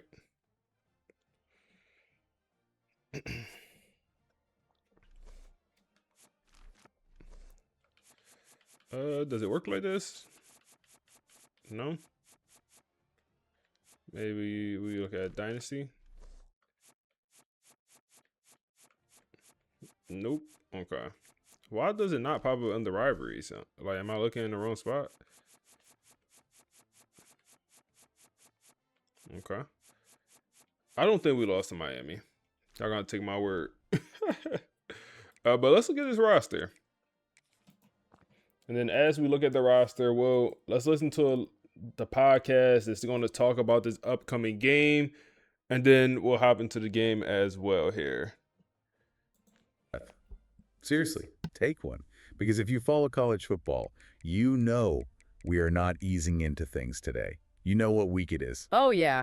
It's the one on the calendar. Best player on the roster hurt. It's not just rivalry week. It's not just hate week. For Florida State, this one just feels, I don't know, heavier. It's survival week. That is the only way to frame this thing. We are heading straight into the Fire Hard Rock Stadium.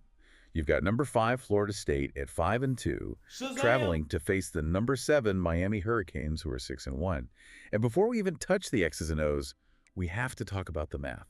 The math is brutal. It really is. Because in the playoff era, 5-2 means your margin for error is what? It's 0. It has completely evaporated. I mean, we need to be crystal clear here. If Florida State loses this game, it's over. The dream is over. A 3-loss team does not make the playoff. Period. They're playing for their literal survival in enemy territory. That's a terrifying setup. And, you know, usually when a talented team has 2 losses, you start to see the cracks forming. You do. You see guys making, business decisions to protect their draft stock. But that's what makes last week's game so interesting. The 31-10 win. On paper, it looks like a blowout, but that first half was ugly. Ugly is being generous. They were down 3-0 at halftime. Rashawn threw 2 really bad picks. And, the old FSU teams, they was spiraled right there. Oh, absolutely. The shoulder slumped, the infighting starts. But they didn't. Rashawn settled in, finishes with over 300 yards and 3 touchdowns. And the defense, while he was figuring things out, they just played grown man football. So they took a punch and didn't panic. Exactly. And they are going to need that mental toughness because this Miami game has, let's just say, a very spicy narrative attached to it. You're talking about Charles Lester III. The revenge game. It feels like a movie script. So for anyone who doesn't know, Miami's top corner, Lester, used to play for FSU. And he didn't just leave. Coach Marcus Vail came in, saw an attitude he didn't like, that whole you need me more than I need you thing, and basically told him to hit the portal. Wow. He pushed a star out the door for the sake of the culture. He did, and now that player is lining up against you in the biggest game of the year. It's not just trash talk, it's a battle of philosophy. It's Vail's culture versus Lester's ego. You know Lester's going to be chirping all game long. And FSU's receivers know exactly which buttons to push. It's a really volatile situation. Okay, so let's flip it. What about this Miami team? On paper, they look like a monster, especially on defense. They're a 94 overall in video game terms. Physical front, 3 elite corners, speed everywhere. But there is a crack in the armor. And it's a big one. Okay. You have to look at the injury report. Their best defensive player, defensive tackle Danny Sylvan, is hurt. He's banged up. How much does one DT really matter, though? It's everything. He's the guy who collapses the pocket from the inside. Without him, even with great corners, a quarterback like Rashawn can step up and buy that extra second. It completely changes the geometry of their pass rush. So if Sylvan is limited, FSU's offense might actually have time to breathe. It's a huge if, but yes. And on the other side of the ball, for Miami's offense, it's really all about one matchup. You're talking about their quarterback, Judd Anderson. The stats look pretty good. The stats are fine, but he's what I call calm, not killer. Think Mac Jones, a game manager. He won't lose you the game, but he's not going to put the team on his back and win it with some miracle play. So who is? The real threat is the receiver, LaDon Bryant. He has over 900 yards and 8 touchdowns. That's nearly double the production of anyone else on the team. So it's not just that he's good, the whole offense runs through him. Precisely. The game plan for FSU is simple to say, but hard to do. You have to bracket Bryant, put a corner underneath and a safety over the top, take him away, and force Judd Anderson to beat you with his second and third options. Make them play left-handed. That's the whole ball game. All right, let's go to Vegas. What's the sharp money saying? The line is fascinating. Miami is favored by just 2.5 points. That's basically just home field advantage? Exactly. Vegas is saying on a neutral field, these teams are a dead even match. They see this as a total coin flip. FSU at plus 120 on the money line is very, very wide. So this is where the season hardens. This is where it cracks. That's it. In that hostile environment with the pressure on, every mistake feels catastrophic. It comes back to that theme. Culture versus ego. Composure versus chaos. FSU isn't walking in to prove they're talented. We know that. They're walking in to prove they're disciplined enough to survive when everything's against them. And if they win this, the entire narrative of their season flips. Suddenly they control their own destiny again. But if they lose, the season just becomes a big what if. This is a true heavyweight fight. It has everything. And with a spread that tight, it's probably going to come down to the last position. I wouldn't have it any other way. All right, you've got the deep dive. You know the stakes. Now go enjoy the game. Just don't blink. So we're 2.5 point underdogs. We are on the road. We're at Miami. So last year we beat them 35-21. And we're trying to even the score. We're on a 2-game winning streak against Miami. We never lost to these boys under Coach Marcus Vail. And we don't want to change that today. They're down some of their D linemen. They're down their best D tackle and also one of their top speed rushers. Then they go quick pass to the outside. It's going to go for a first down and more. That's Judd Anderson, the quarterback. Like I said, he's more of a game manager type quarterback. They're going to run a hurry up on us. But it's interesting. Their best receiver is literally their best overall receiver, or their most productive receiver. He's only like 82 overall, but they have some other guys on this roster who is way higher in overall, but they just don't produce. So we gotta figure that out. Number 10 is the is Buddy name, and they moving this ball already. Another RPO, and they moving the hell out of this ball. Okay, come on, settle in, settle in. Hey, Jay. Hey, 30 streams in a row is insane, bro. 30 streams in a row. You to go. Good coverage. That's going to be D'Angelo Boyd. This is last year before he goes pro, and he's trying to make it count, man. He's trying to make it count. One of the first players that Marcus Vail brought in. It'll be sad to see him go here. They go run here, or actually play action. We get pressure off the edge. And down goes Anderson. And we get a sack, man. We haven't got much pressure all year. Something I've been talking about. And wow, okay. Man, Trell trying to tell us why he should be on the field. For a while, I took him off. He hasn't been starting the last couple weeks. And he gets pressure, man. Show me why you should be on that field. Said, man, those are going to win 4 Super Bowls minimum. Chill out, man. Not if you go first overall, man. I don't know. It depends what team you go to. I think it depends what team you go to.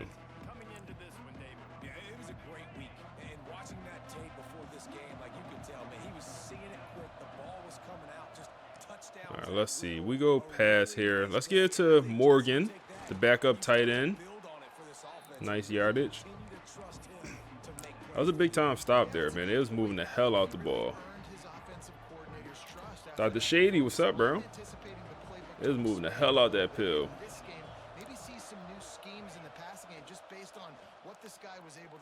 Come back to it. Oh, broken tackle. Broken tackle. Can we juke? Okay. That's good money. That's great money. Nakamura. My dog. We need a nickname for Buddy, bro. His name's so goofy. I hate to call somebody name Goofy, but yeah, that speed burst was crazy. Get it to the running back, man. Good blocking upfield. Pick up 9. All right, we're kind of moving this ball. We're in field goal range. We don't want that. We don't want that.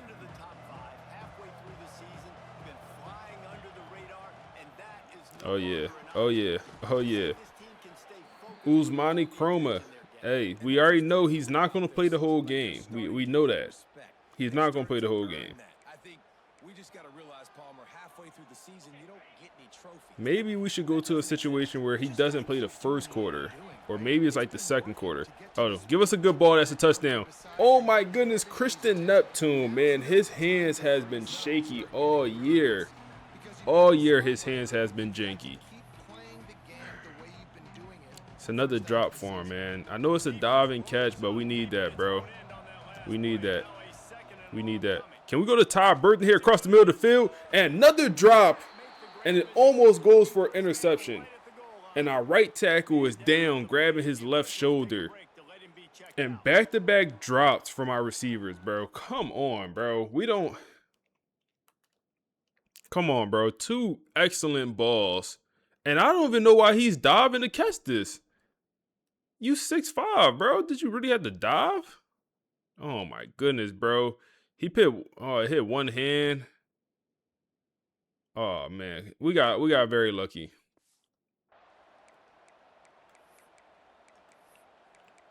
We got very lucky on that one.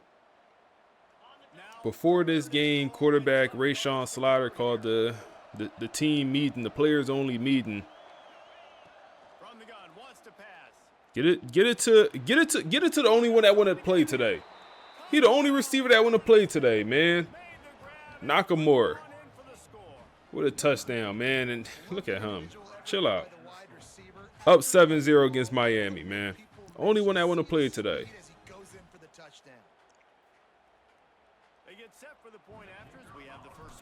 I think we're gonna end this year with 3,000-yard receivers.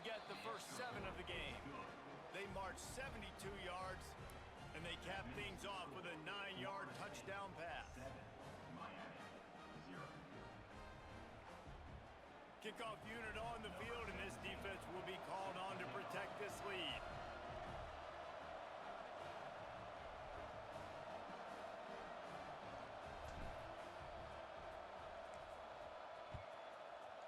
Man, shout out to Max Plays, man. Max Plays just text me. Shout out to my guy. He was hoping for something a little more dynamic, but they get him on the ground at the 20. And here comes that Miami offense back onto the field. Finding themselves down 7-0. All right. To get a drive going here. Let's work. Let's work. Let's work.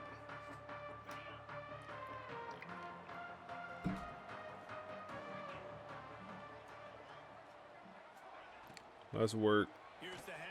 There you go, run. All right, they got a pretty good offense, man. Especially with that receiver playing out of body. They got 2 good running backs. Their quarterback just good enough. He's having a good year, like 2,000 yards, 16 touchdowns, 2 picks. Having a good year.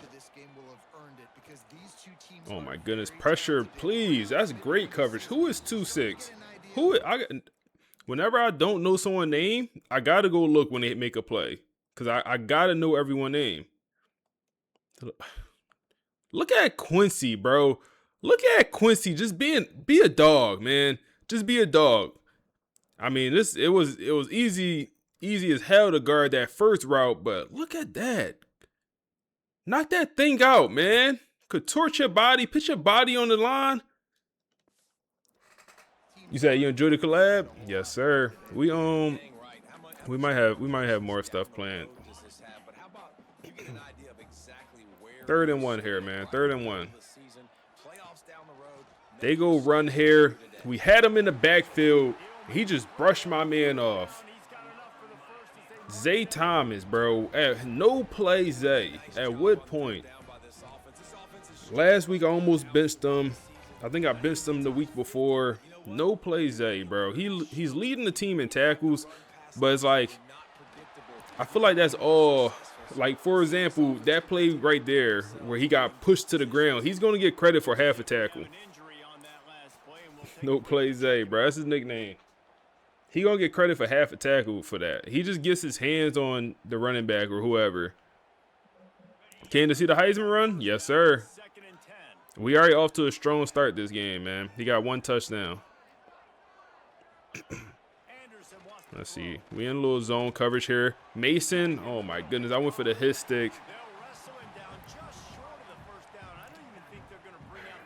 So I can't wait for 27. Hey, man. I'm a little bit, I don't want to say nervous, but damn, it went tush push. I wasn't even paying attention. I don't want to say nervous, but I just don't want to be let down, man. You feel me? Now, I feel like I got some pretty high expectations or like a lot of things I want to see in the game. And I don't expect all of them. Jude is going to run. They ain't your body. You a pocket passing quarterback, bro, with 77 speed. Stay in that pocket, G. But yeah, I'm like, for example, I don't know if anyone played MLB in here. Bro, they breaking so many tackles. Don't tell me that's, no, that wasn't Zay. That was Frederick Valentin. That's going to be LaDon Bryant. What a name. But to MLB dropped their gameplay trailer this past week. And they dropped their something trailer. Hey, man, people are hot at MLB. Damn, we was there, but we was just too slow. And Frederick Valentin gets cooked on back-to-back plays. They down to the 13-yard line. Yeah, but the MLB community is heated at the 2 things they dropped, the 2 trailers. That's good coverage. Wow, that's good coverage. And I'm like, damn. That just made me thinking, like, damn, what if college football drops saying, you know, this next couple months or during the summer, whenever they start dropping stuff, and our reaction is that I'm gonna be sick. I like MLB. I play MLB, but I'm not, you know, I play it just casually, not that often. I play Dynasty pretty consistently when the game comes out, but I'm not that hurt. Like, when I seen the trailer, I'm like, oh, you know, that's some cool stuff they added. But like, if I was in the Dynasty or if I was in the MLB as much as I was into this, oh man, I'd be hot.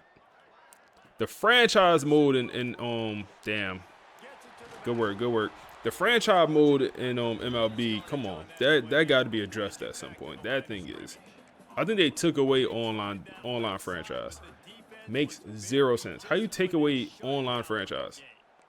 How do you take that away? That made me mad because I wanted to do an online franchise. 3rd down. He runs out of bounds. 4th and inches. They're going to go for it. They got 3 receivers out here.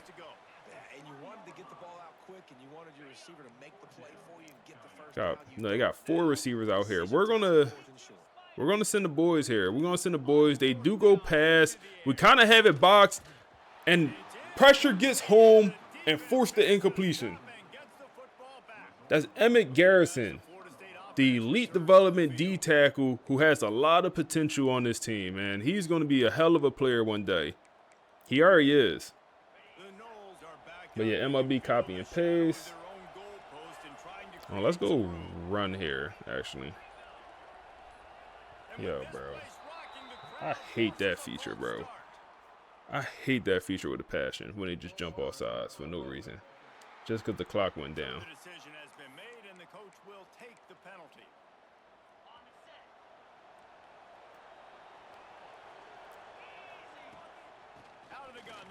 Good run.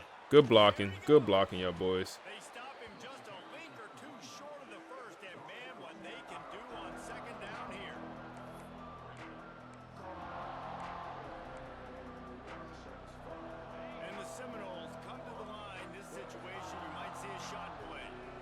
You see, you can't stick around because you're 2 episodes behind. Don't want spoilers. And when, hey, man, hey, I appreciate you stopping by, bro. I totally understand. That's open. Oh my goodness. Nakamura want to play today, bro. He want to play today, bro. He got a couple broken tackles. He got a touchdown. He want to play today, bro. Let's see if we get Ty Burton here. Bro, please hike it. Thank you. Throw a little screen. Get the tie. Good work, good work, good work. Good work. Good work. Come on. Said dial it up, coach. I got you. I got you. Oh, Ty open once again. Ty open once again. And you can't sleep on Ty Wills. You can't sleep on his wheels. He's 6'5", but hey, he got a little wiggle, man. You can't sleep on him. I like this offense, bro. I really do. I really do. I feel like I don't love the running back situation.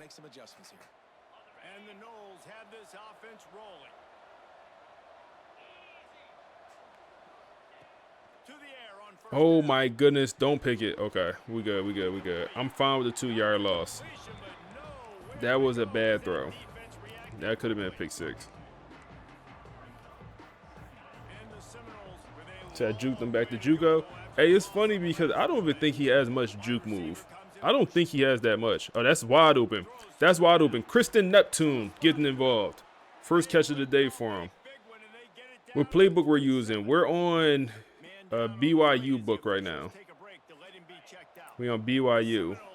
They have a pro style offense. And that's what we've been rocking with. Can we dot that? Oh my goodness, you got to catch that, Ty Burton. He fitted right in between the two defenders. It was a perfect throw. You got to catch that, bro. You got to catch that. You're literally our contested specialist. You got to catch that. 2nd and 10 here. Oh, man. That's good coverage. Nothing was really open.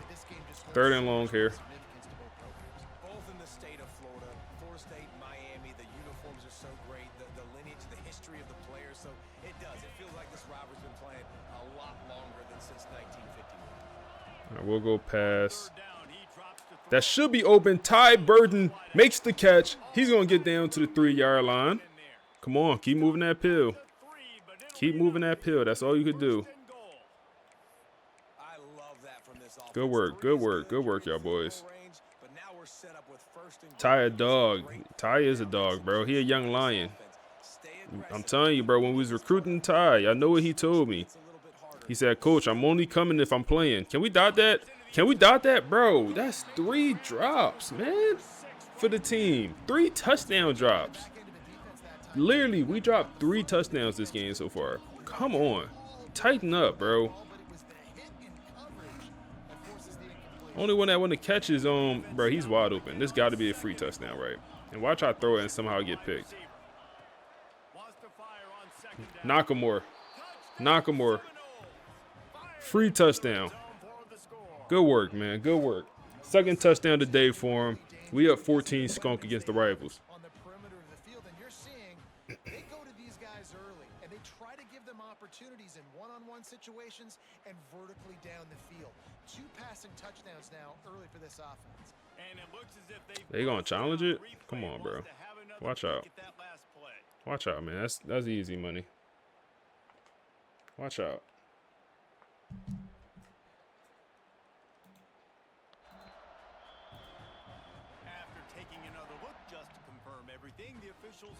All right, 14-0, man. At 150 yards here in the first half. Man, Julian Lewis, I think he's on Oklahoma. I think he transferred to Oklahoma. He's currently first for the Heisman. He's having a hell of a season, man. He got like 2,600 passing yards, bunch of touchdowns. I think he only have like 1 pick. Having a hell of a season.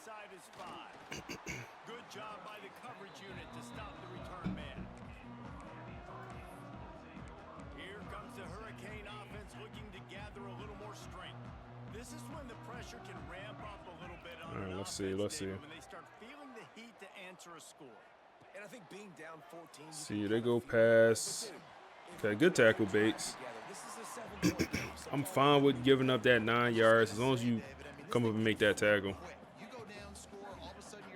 We'll go blitz here. Go blitz here. Got a free rusher. They get it out. But Zay Thomas. Okay, Zay. Zay making a play for once. Hey, we got a bunch of third down. I called the wrong defense. They went tush push. I could use a timeout here. Oh, man, I should have used one. You said Julian just won a Heisman in your league. I'm interested to see how good Julian becomes in real life, man. I wouldn't be surprised if he have a breakout year with that go-go offense. Bro, okay. It's about a 20-yard pickup on the ground. We got to tighten up, bro. We giving up a lot of yardage. We're getting some third down stops here. But they moving the ball for sure. They moving the ball for sure. Run with Jude. Big hit. Mason punches them in the mouth. He should be coughing up blood and that ball. It's going to be a 2-minute warning. Said people sleeping on Colorado? Yeah, man. They got, what's his name? Moore or, nah. Brandon, Barian, Merriam, something like that. Damn. Wow. D'Angelo Boyce got absolutely baked in man coverage. What are we doing there? What are we doing there, D'Angelo? Oh, that's how we playing? A little rub route? They ran a pick play? Where the flags, man? That wasn't... Come on, man. Where the flag? Them boys ran a pick on us. Come on, man.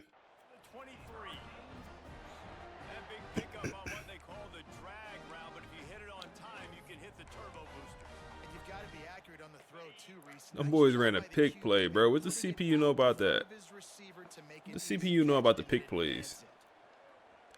And wow, we just did a pick on ourselves.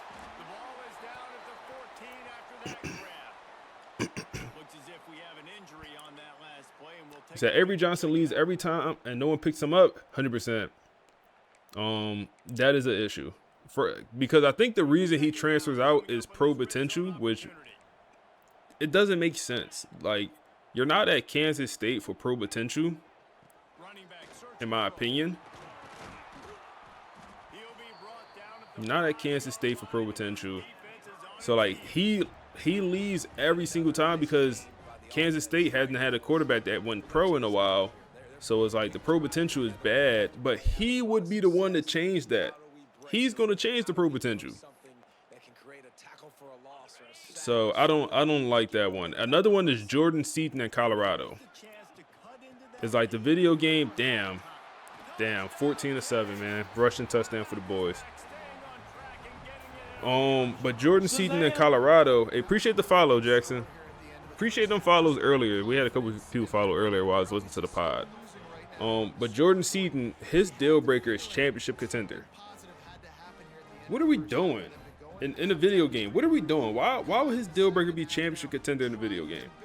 He went to Colorado out of high school. A team that went what they go the year when he committed? 4-8. I think 4-8 the season before he committed. They went 8-4. No, I think they went 8-4 his first year. I think.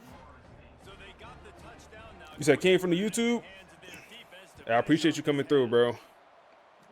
I think the year he committed, they went and that's the year like he was in high school, and then they first year. It's like, bro, why would his championship contender or why would his deal breaker be championship contender?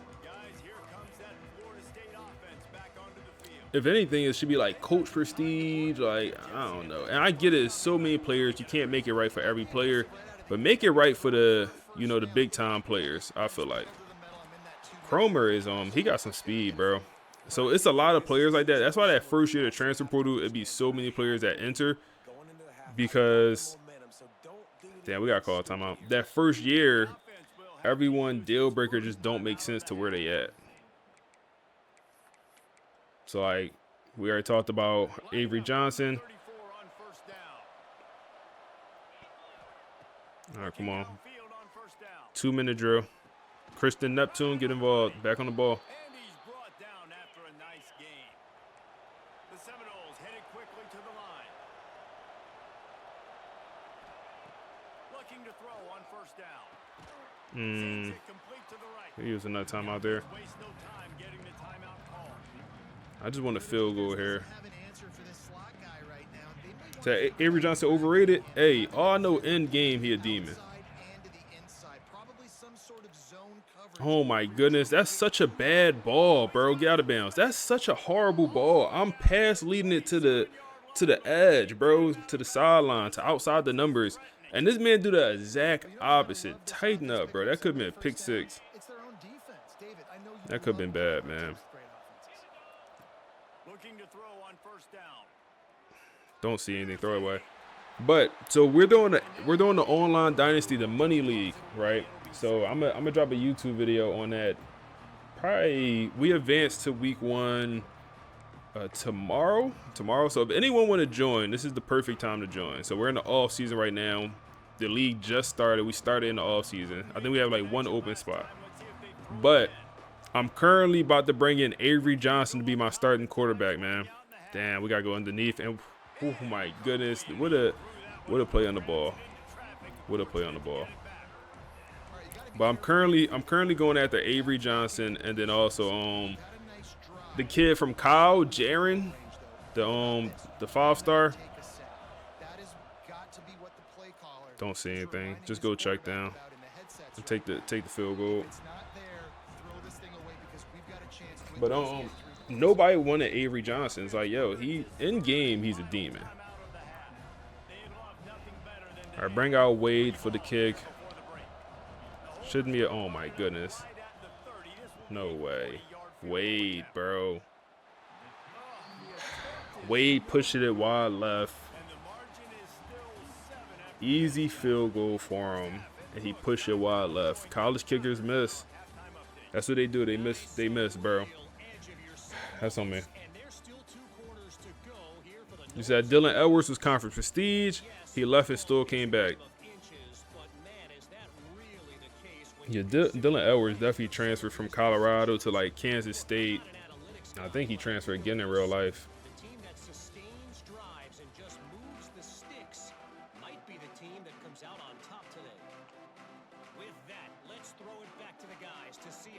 They need to add NIL as a category, and at least we get the ball half.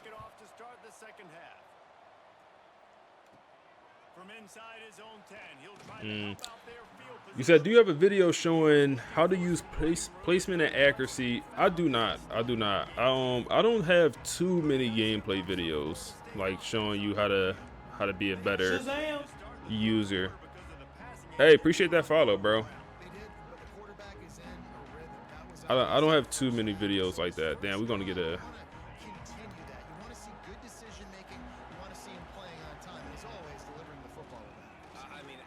Oh yeah. Uzmani Cromer, home run hitter, and he hits this one out the park. Come on, man. Fireworks to start the second half. 21-7. Uzmani, man, use it all up right now. Use it all up right now to the apartments. Use it all up right now, no Diddy, because y'all know he not playing in the fourth quarter. So we gotta get as much out of him before he sits out the rest of the game. 118 yards already, only on four carries. Said no problem came from YouTube. I appreciate you coming over, man. I appreciate y'all boys, man. I appreciate y'all boys.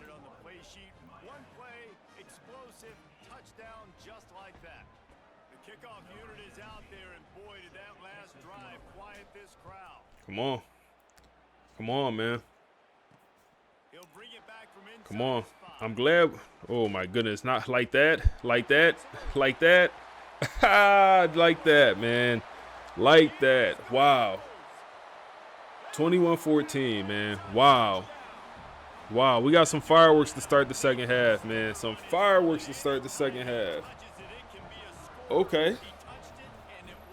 Okay.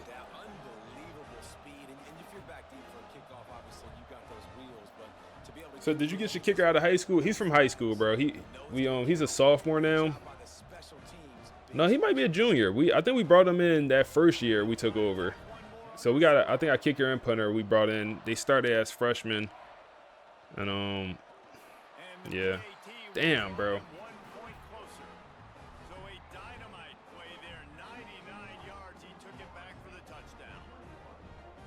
Timeless Buckeye. What's up, bro? He said now bro's wearing tear. Yeah, bro. Come on, respond. Oh, hell no. I kick off you and they ain't blocking. All right, come on. Y'all know what type game it's going to be.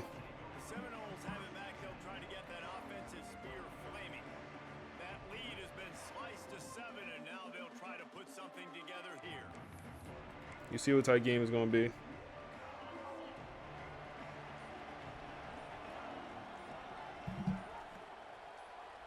Will we get this playoff? We do. Okay, perfect. Ty with a broken tackle. Get off that man. Fight for extra yards. Pick up 9. Fight for extra yards then, big dog. We could run it here.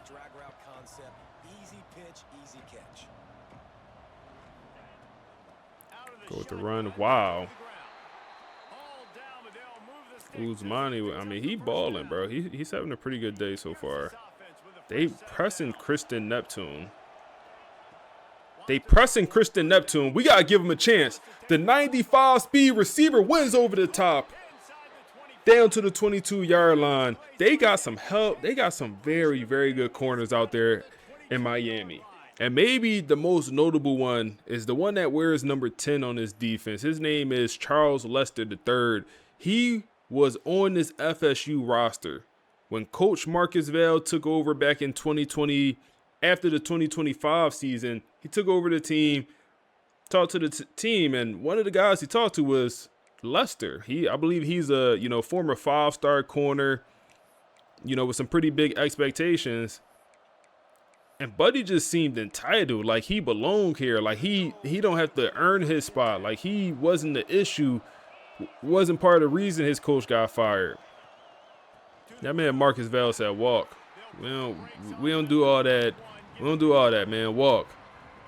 So he then transferred to Utah, spent 2 years at Utah, and then he just transferred over to Miami. And so he's on his Miami roster. And oh my goodness, horrible pass, horrible decision. I thought he was not going to run with him. I don't know why I thought that. 3rd and 9. 3rd and 9.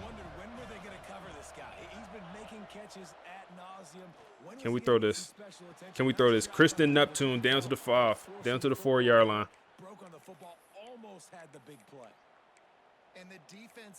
Gotta tighten up a little bit. We gotta tighten up.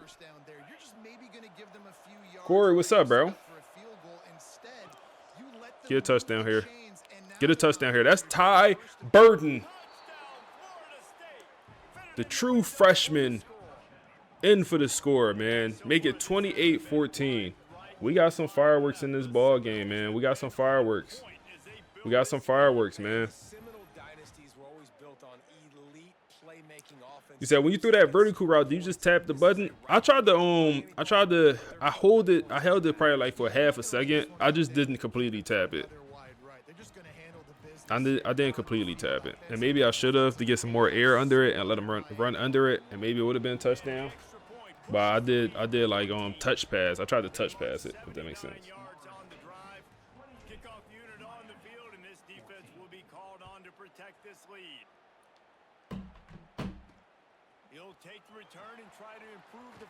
You say you don't want to sound rude, but your favorite team Kentucky? Ain't nothing wrong with that, man. My favorite team Temple University. And TU. But yeah, we not even in Power 4. That's Box. Oh yeah, he heard them footsteps. He heard them footsteps, man. He heard them footsteps. Temple Dynasty win. Bro, I was talking about that yesterday. I was like, when CFB 27 come out, You know, I do my dynasty that, you know, that I play every game, all that. That's not the live stream one. I was like, I might choose Temple again. Or I want to do a Road to Glory with Temple. I don't know. I haven't decided. Road to Glory with Temple this year. I have yet to touch Road to Glory. And I will make a Road to Glory. This is bagged. This is bagged. This is bagged, man. That's D'Angelo Boyd and Quincy. Come on, man. We get it back on the punt. Defense playing, bro. But yeah, I want to do a Road to Glory, so maybe I'll do like a 5-star quarterback at Temple. I don't know. We'll see. Oh, BJ Gibson. Show your worth one time. You said hook him.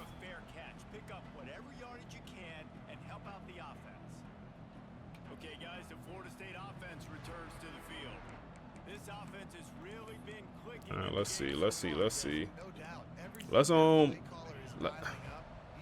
We just got the ball back on the punt. Let's bury him, man. Let's take a shot. Let's take a shot. Nothing more demoralizing. Oh man. Throw out of bounds.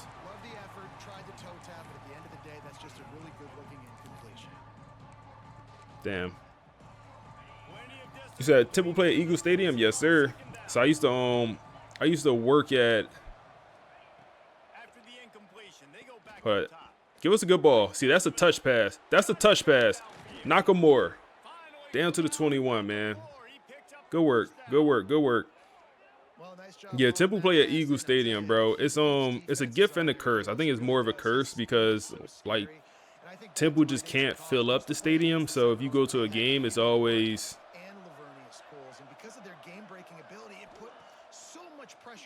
pretty much always empty or feels empty. They just can't fill up that stadium.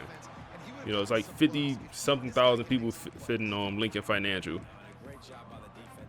And also the stadium is so far from the university. Like it's in Philly, it might only be like 5 miles away, but that's like a 20-30 minute drive, bro. So like the fans are not going to the Temple game, especially if they're not good. It's one thing if your stadium on campus and your team not that good. It's like, oh, Saturday I don't got nothing to do. I go to my university game. It's, you know, it's right here. It's just, you know, down the, you know, across from my dorm or whatever. But when you gotta travel to South Philly, which is, you know, 20-30 minutes away as a college student, you know, so Temple, ever since I've been at Temple, you know, when I was in school, it was always talks about building the stadium at like on campus, but Temple is in the middle of the Nakamura. That's three for him. Third TD of the day, man. Oh, beat the hood. Did the Kevin Gates, man. Talk to him nice, man. The Kevin Gates on him. If you know, you know. Hit the Kevin Gates on. I did not know they put that emote in here, bro. That's hilarious, actually. That's hilarious. Oh man, that's hilarious. But you said what you say? You said you went to. Do you go to school at Temple / LSU? So yeah, I went to Temple. So I started at community college. I played college baseball. I played JUCO baseball for a year, and then I transferred to Temple. Temple don't have a baseball team, so I put down the ball and I picked up the books, and I went to sports management school at Temple, and then I went to grad school. I was a graduate assistant at the University of New Haven doing football equipment. So I got my master's there, and then after that I got a job at LSU. So I work at LSU in athletics. That's kind of my quick background. So that's why you see like the LSU up there, and you know, LSU bag, some of that stuff.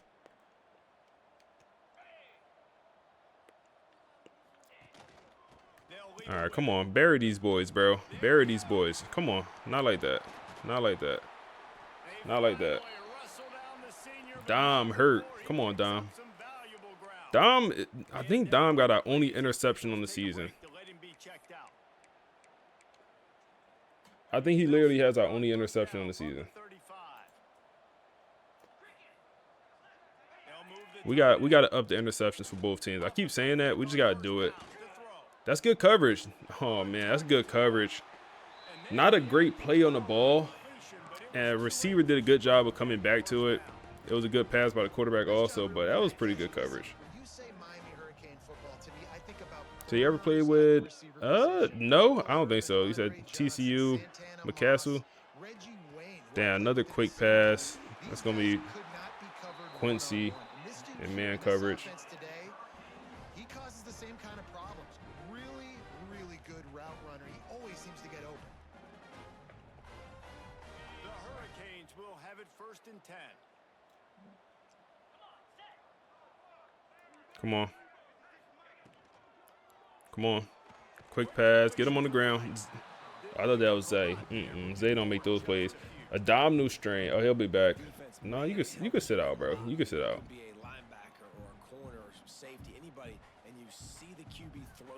What position for baseball? I played third, man. Hey, go Tigers, bro. Go Tigers, man. I played third base in college. And third base mainly. Hot corner. 4's up, man. 4's up. 4's up. I was more of a bat though. Like if you could DH for me, you want to DH for me, man. My fielding was shaky. I'm keep it honest, bro. My fielding was shaky at best. If you could DH for me, DH for me. Cause bro, I always been more of an offensive player. Not that I never cared about defense, but always just cared more about offense. Like, I enjoy watching offense in every sport. I'd much rather have a high scoring game in basketball, baseball, whatever sport, football. Always been more of an offensive guy.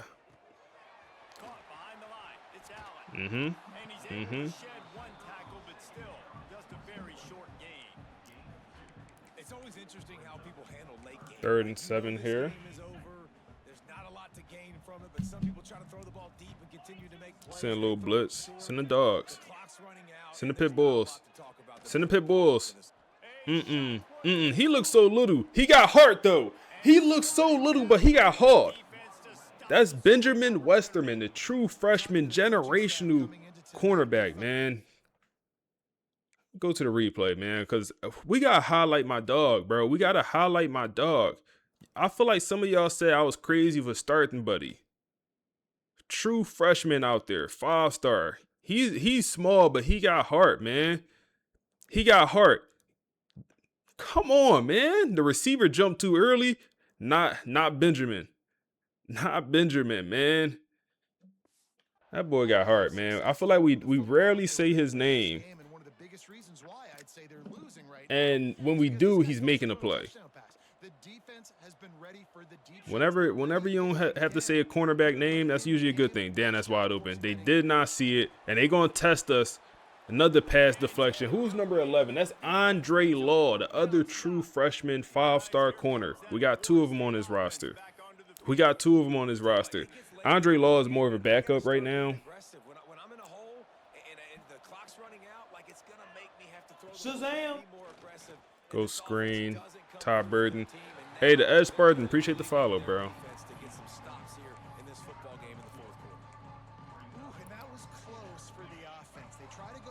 Is it hard getting to the lead doing equipment? I get into the league, yes. College, working in college is, I would say, easier just because more opportunity. And it's easy to like work for a college while you go to school there. If that makes sense. We go past here.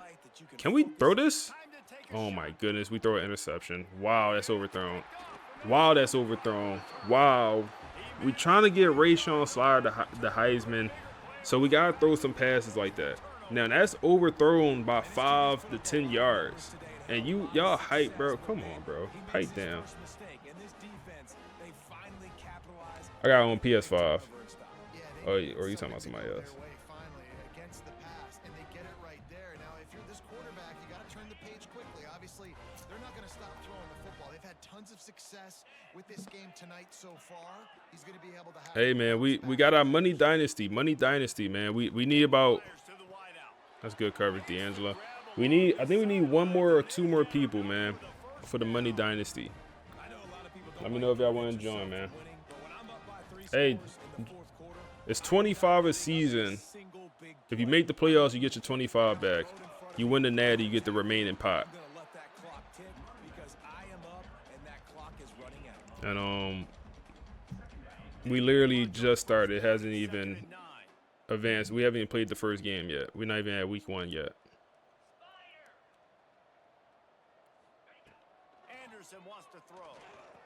Get him on the ground. Good work.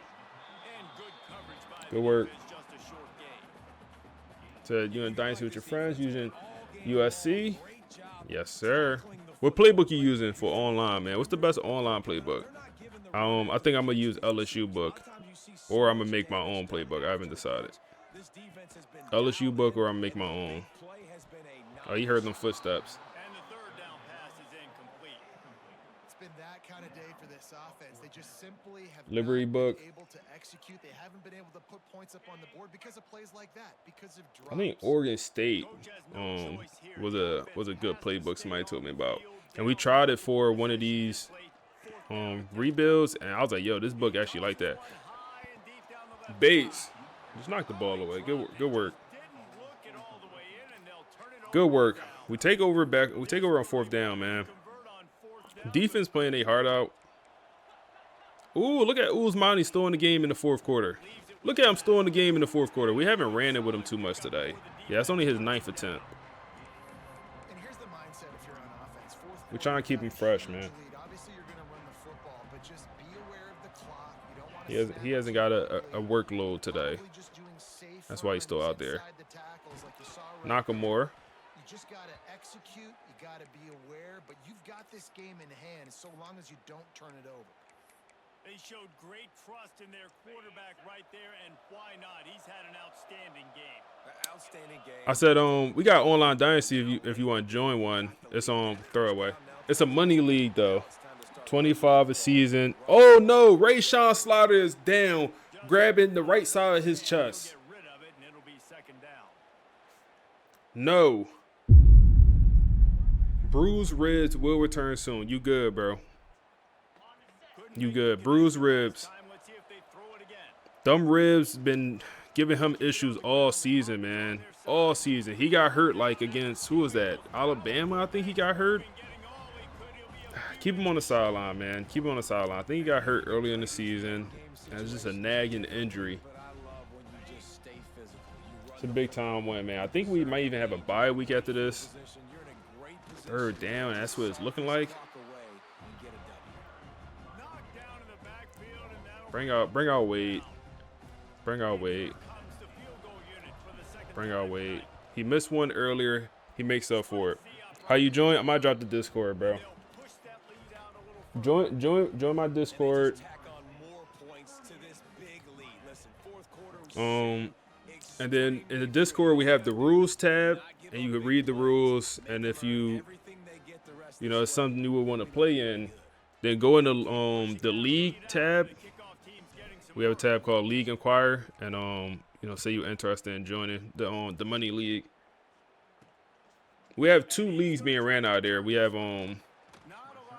So what league are you on? This one is literally brand new. We haven't even played a game in it. So the way I did this online dynasty is I wanted to start in the off season. So we started. All we did was we made the league. We advanced to the off season, to the transfer portal, and then everyone picked their teams, and then we just invited everyone to the league. So we're literally at the transfer portal. So people are able to instead of starting week 1, we started in transfer portal, which I think is pretty cool because like you get to bring in players for your roster. You start in the off season, get to bring in transfers. It's like a coach taking over in real life right now. It's kind of how I wanted to do it. So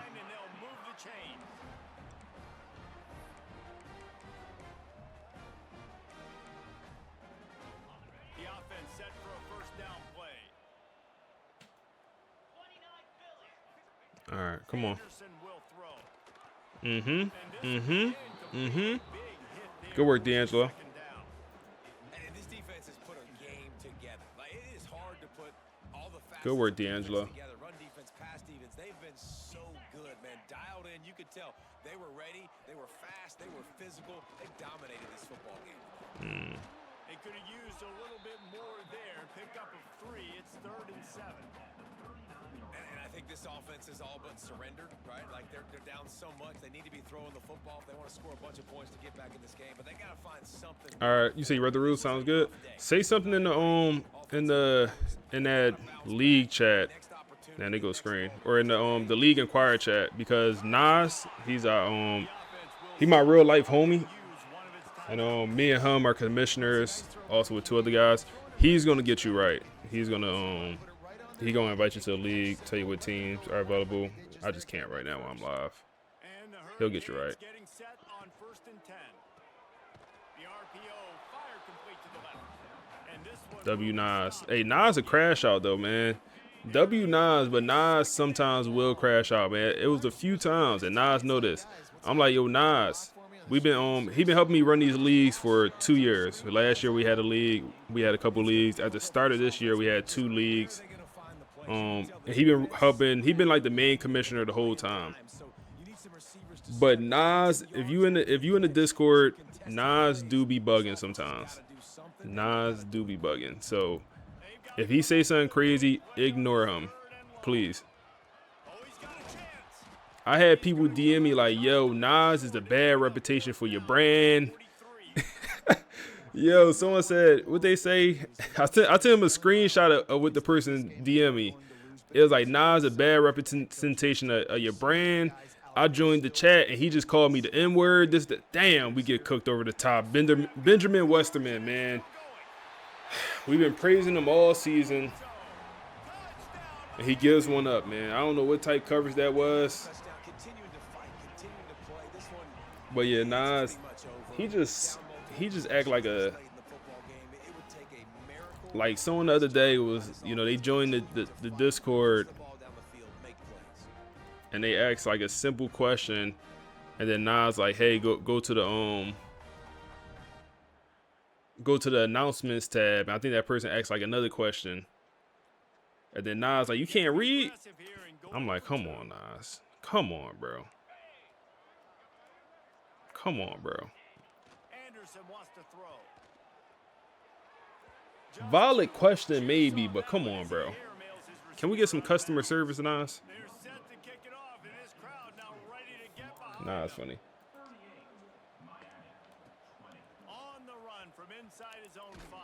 I'm like, Nas, so we used to play in leagues for a while, and all the leagues we used to play in was super toxic. Like, everyone in the league hated each other except for me, Nas, and my other homie, Rob, who also helped run the leagues. So we all was friends, and we hated everyone else. So it used to be super toxic. I'm like, Nas, it's not one of them toxic leagues. These are my people, bro.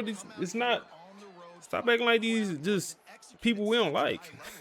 Yeah, just dominate the football game. And now Shout out Nas, man. Mode where I can run the football, run out the clock. All right, come on. This game go to zeros. This is a good one, man. It's a good one.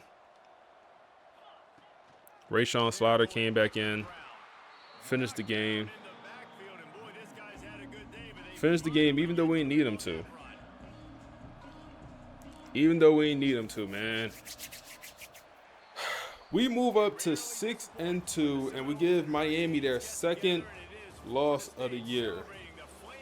We went in a trap, and we took over their trap. Rayshawn Slaughter with the player of the game, man. Had that one interception. That's slightly annoying.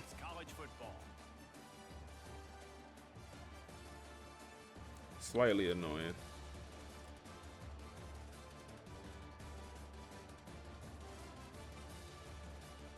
That's going to, I mean, we keep throwing these interceptions. It's not going to help his Heisman Trophy race.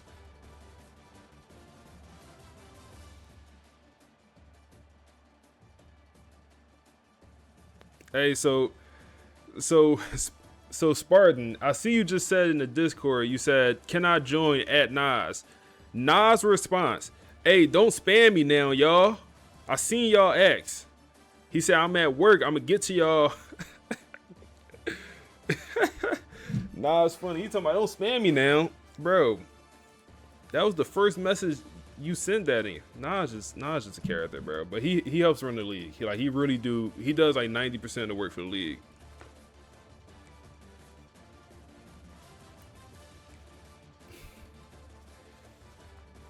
Yeah, FSU playoff bound, man.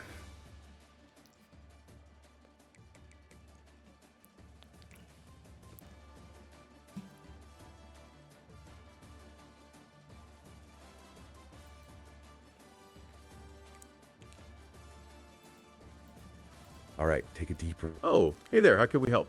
So we just beat Miami in a pretty good game. We won 38-20. We had a pretty explosive third quarter, picking up 21 points. And then also quarterback Rayshawn threw for 326 yards, 4 touchdowns, did have 1 interception. But maybe the highlight of the day, Uzmani Cromer, 151 yards, 1 touchdown, but he had the long run, 82 yards. Overall, good game. Nakamura had 100 yards, 9 catches with 3 touchdowns. Ty Burton, 8 catches, 75 yards, and a touchdown as well. The defense did their thing. We had 1 sack and then no interceptions. Okay, wow. So you are giving us the immediate post-game recap. We love this. This is fantastic real-time reporting from the field. That score, 38-20, that is an absolute statement win. And you highlighted the explosive third quarter, that 21 points. Okay, let's unpack this victory because we were just about to talk about the terrifying setup for this game. The 5-2 record, the survival week narrative, that win flips everything. Everything. Let's look at those numbers you dropped. Rashawn Slaughter, 326 yards, 4 touchdowns, 1 pick. That's elite quarterbacking, especially in that environment. Even with the single interception, that's composure. That's him settling in after the early season struggles. But the real game changer you mentioned, Ousmane Kromah, 151 yards and that 82-yard run. Oh, here's where it gets really interesting because Kromah, he's been subject to load management all season. Exactly. We know the staff has been protecting him from wear and tear, sometimes sitting him in the fourth quarter. For him to have a 150-yard day, including a massive 82-yard long run, means he was unleashed when they needed him most. That's a huge signal of trust from the staff. And what about the receivers? Nakamura with 100 yards, 9 catches, 3 touchdowns.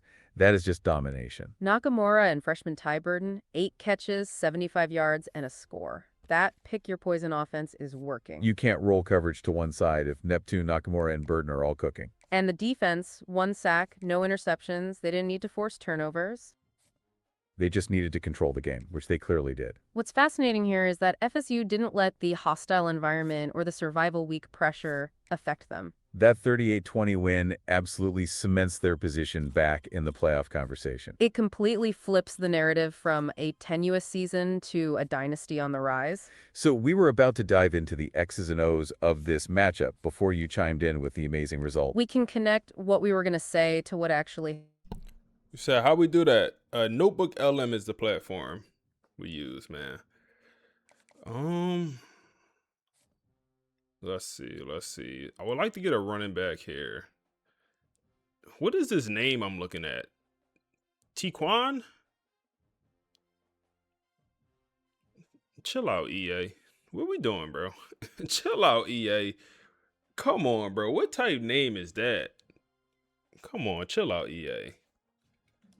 I've seen some crazy names, but that one, come on. That's funny. That is funny. We don't have a chance. Like, I mean, we could go after them almost. We could go after them, but I mean, Georgia, all them teams that's going after them, we have no pipeline boost. I don't. Yeah, we don't have a chance.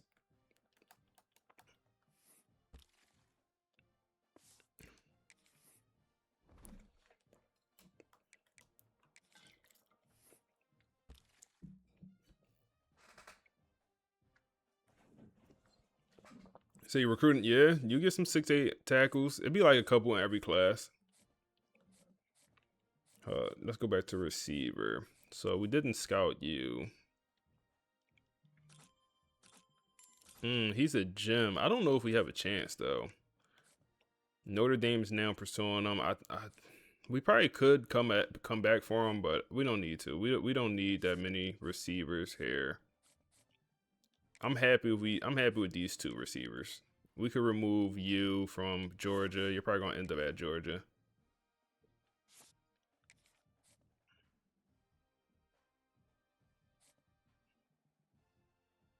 And then the speedster with not much speed.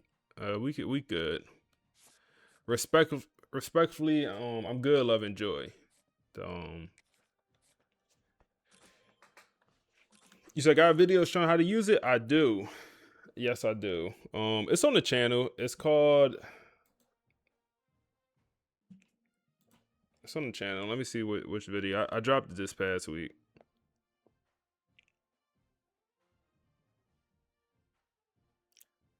How to create the most realistic dynasty. I dropped it 6 days ago. Don't watch it now. Watch it after the stream though. Say nah. Yeah, I dropped it 6 days ago. How to build the most immersive dynasty.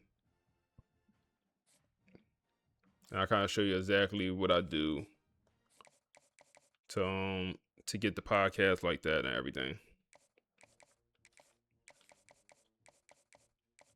Shazam! Hey, Shadow Quest, appreciate the follow. Appreciate that. So we're going after. We got some bus old linemen. We going after here, which I usually don't like going after bus players, but if bus 5 stars, I'm with it all day, man. I had a bus 5-star be have star development trait. Literally, was it this stream? It might have been the rebuild before this one. I think it was a running back. He was a great player. Like 5-star bus, still a great player. Star development, all that. So when you say buddy. All right, Jaden. I didn't even realize we got a twin on my team. Let's go back to this. Do we need another edge rusher? Not really. We're fine. Corner is what we need, but I think we're maxed out at corner as far as like there's no more 4 stars available. So we're going to get into that portal. You are at Indiana right now, and you're from Indiana. That's not good for us. We could put you on a Clemson visit, but I don't even know that'll do anything. We could wait 1 week. We could wait a week. So are you gonna up the interceptions? Yeah, I'm gonna up it by 5 because I think we only have 1 interception caught on the season for us, and that's ridiculous. That's ridiculous. Like, I think when you have the interceptions on 50, you keep it at default is way too overpowered, but this is way too underpowered.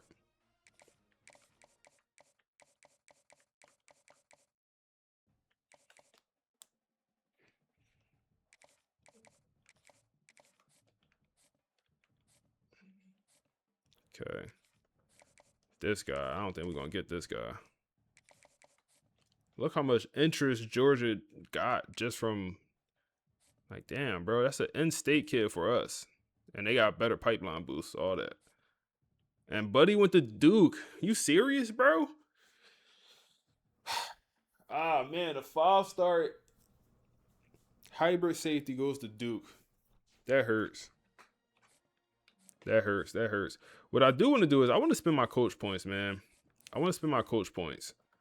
I think we have like 100. But before I do that, let me I do want to look at, just make sure it's no more cornerbacks, because that is a position we need. It's just, yeah, it's no more we could go out there. What about athlete receivers? We have like an athlete receiver that we can move the corner. Nope. Okay. So that's kind of, I think that's what the class is going to be, man. Like, I don't think I'm going to add any more high school kids. I think the class is what it is. Like, I'll put ours here. Like, we could go after another tight end. But I'm not going to pursue any additional players. Like, you're in state, but do we really need another linebacker? We don't need that many linebackers. Yeah, we really don't need that many linebackers. So we'll be okay. So do you think EA will actually make recruiting more dynamic and immersive? I think they'll definitely make some changes to recruiting. I think there's no way we get the same exact recruiting system. I don't know if they do like immersive, but I think like they got some low-hanging fruit, dynamic pipelines. I think that's very low-hanging fruit that they'll, take care of. I would love like dynamic national ranking, if that makes sense. For example, when you start the year and you're in the preseason, you're scouting, you'll have your 5 stars, your 4 stars, and your 3 stars. Throughout the season, those players should go up and down. So if a 4-star having a good year, a great year, matter of fact, in high school, he should move up to a 5-star. If it's a 5-star having a bad year, he should move down to a 4-star. It should be dynamic. So I think that's one we could see. And I feel like that's kind of low-hanging fruit right there. And also like generational players, I feel like is another low-hanging fruit. As far as like something that should be easier to do. Just put in like a couple generational players in every class, man. At different positions.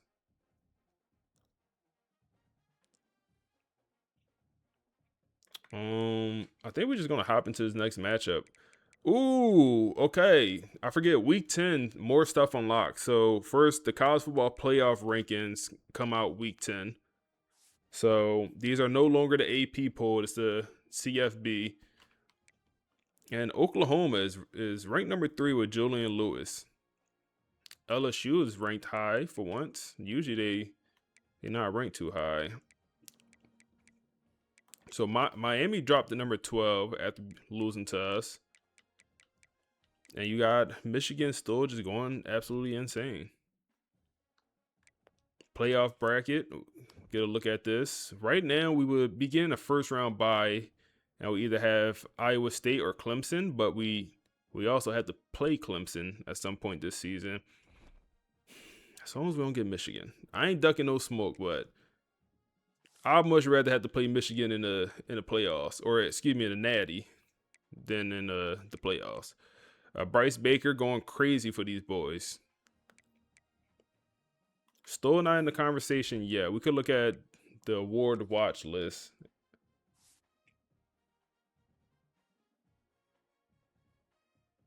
He said Jets didn't get an interception through the whole season. We ain't the Jets, bro. We should be way better than the Jets. At least when it comes to like the college football world. You said EA think Manny Diaz the greatest coach ever. Facts, bro. They have Duke going crazy every year.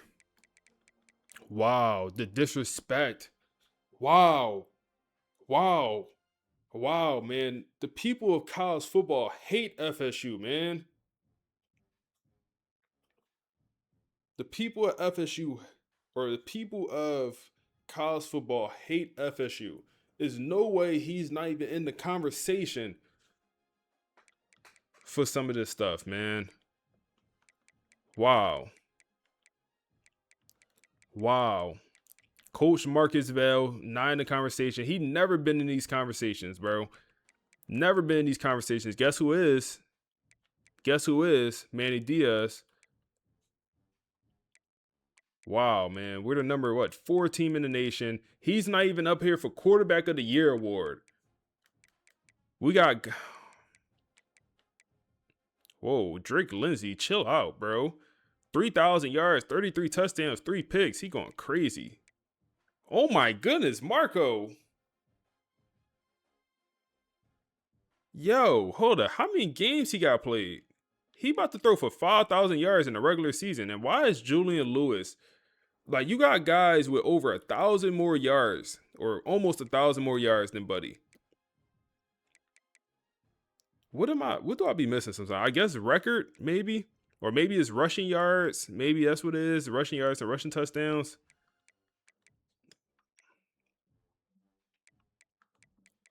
We got to have somebody in a conversation for something, right? Somebody in a conversation for something. Oh, man. Every single one of Michigan DBs is just going to win an award, huh? There we go. Uzmani Cromer. Look at that wear and tear, man. He not going to make it. He not going to make it through the season, bro. He not going to make it, man. Not one receiver up here. The disrespect, bro. The disrespect. Okay, okay. There we go. Come on. We got some old linemen up here. Our old line has been playing well. Our old line has been playing well. Thank you. Wow. Wow. And then Ty Burton, freshman of the year. Number 9. I don't know. Who's outplaying him? Oh, yeah. You got 1,000 yards. Damn. Ty Burton, he got, how many? He got, oh. Them boys, all right. Them boys outplaying him.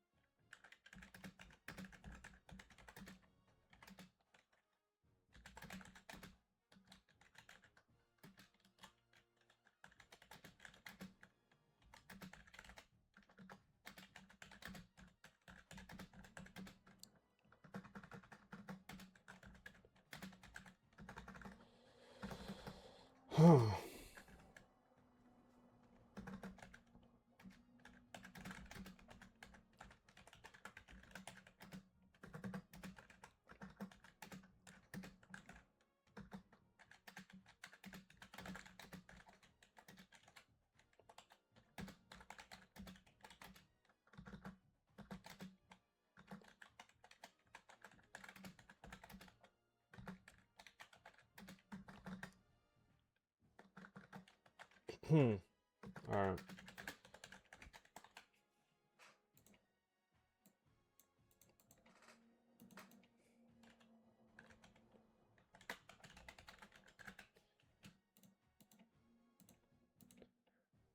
All right.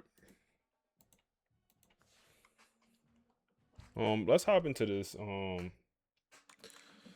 game. We could look at the North Carolina roster. Hold on, let me make some adjustments to the sliders.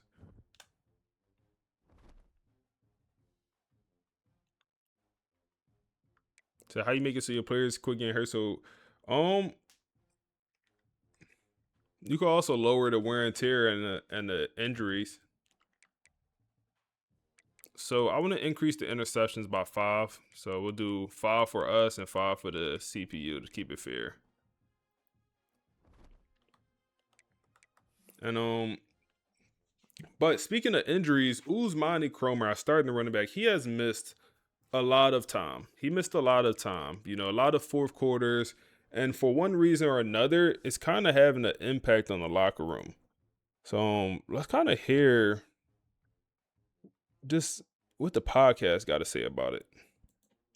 Welcome to the debate. Today, we are digging into the fracture that's starting to form inside the Florida State locker room. It's all about the use of their star running back, Usmani Cromer. And this really isn't just about playing time. It's a clash of philosophies, preserving your assets versus, riding your momentum. So the question is benching your star in the fourth quarter a brilliant strategic move for the postseason, or is it a morale killer that puts the now in jeopardy? I'll be arguing for the protection side of this, managing the asset for January.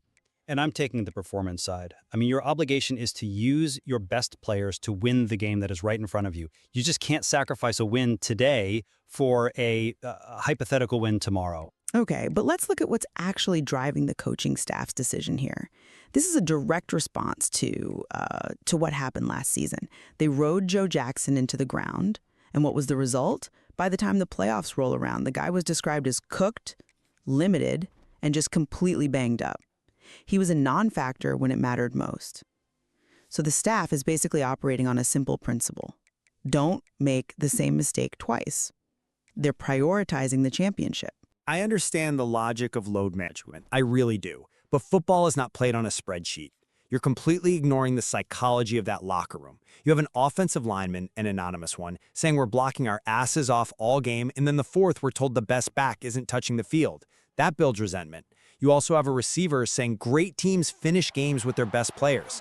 When you ask some guys to grind and another guy to rest, you break the unwritten contract of a team. But is the contract broken or is it just changing? Because there's another report, of a senior leader who stood up when he heard all this grumbling.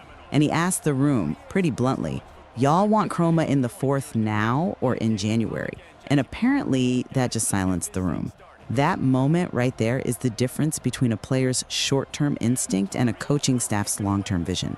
It silenced them, sure, but did it convince them? I don't think so. I mean, look at what a veteran defensive back said.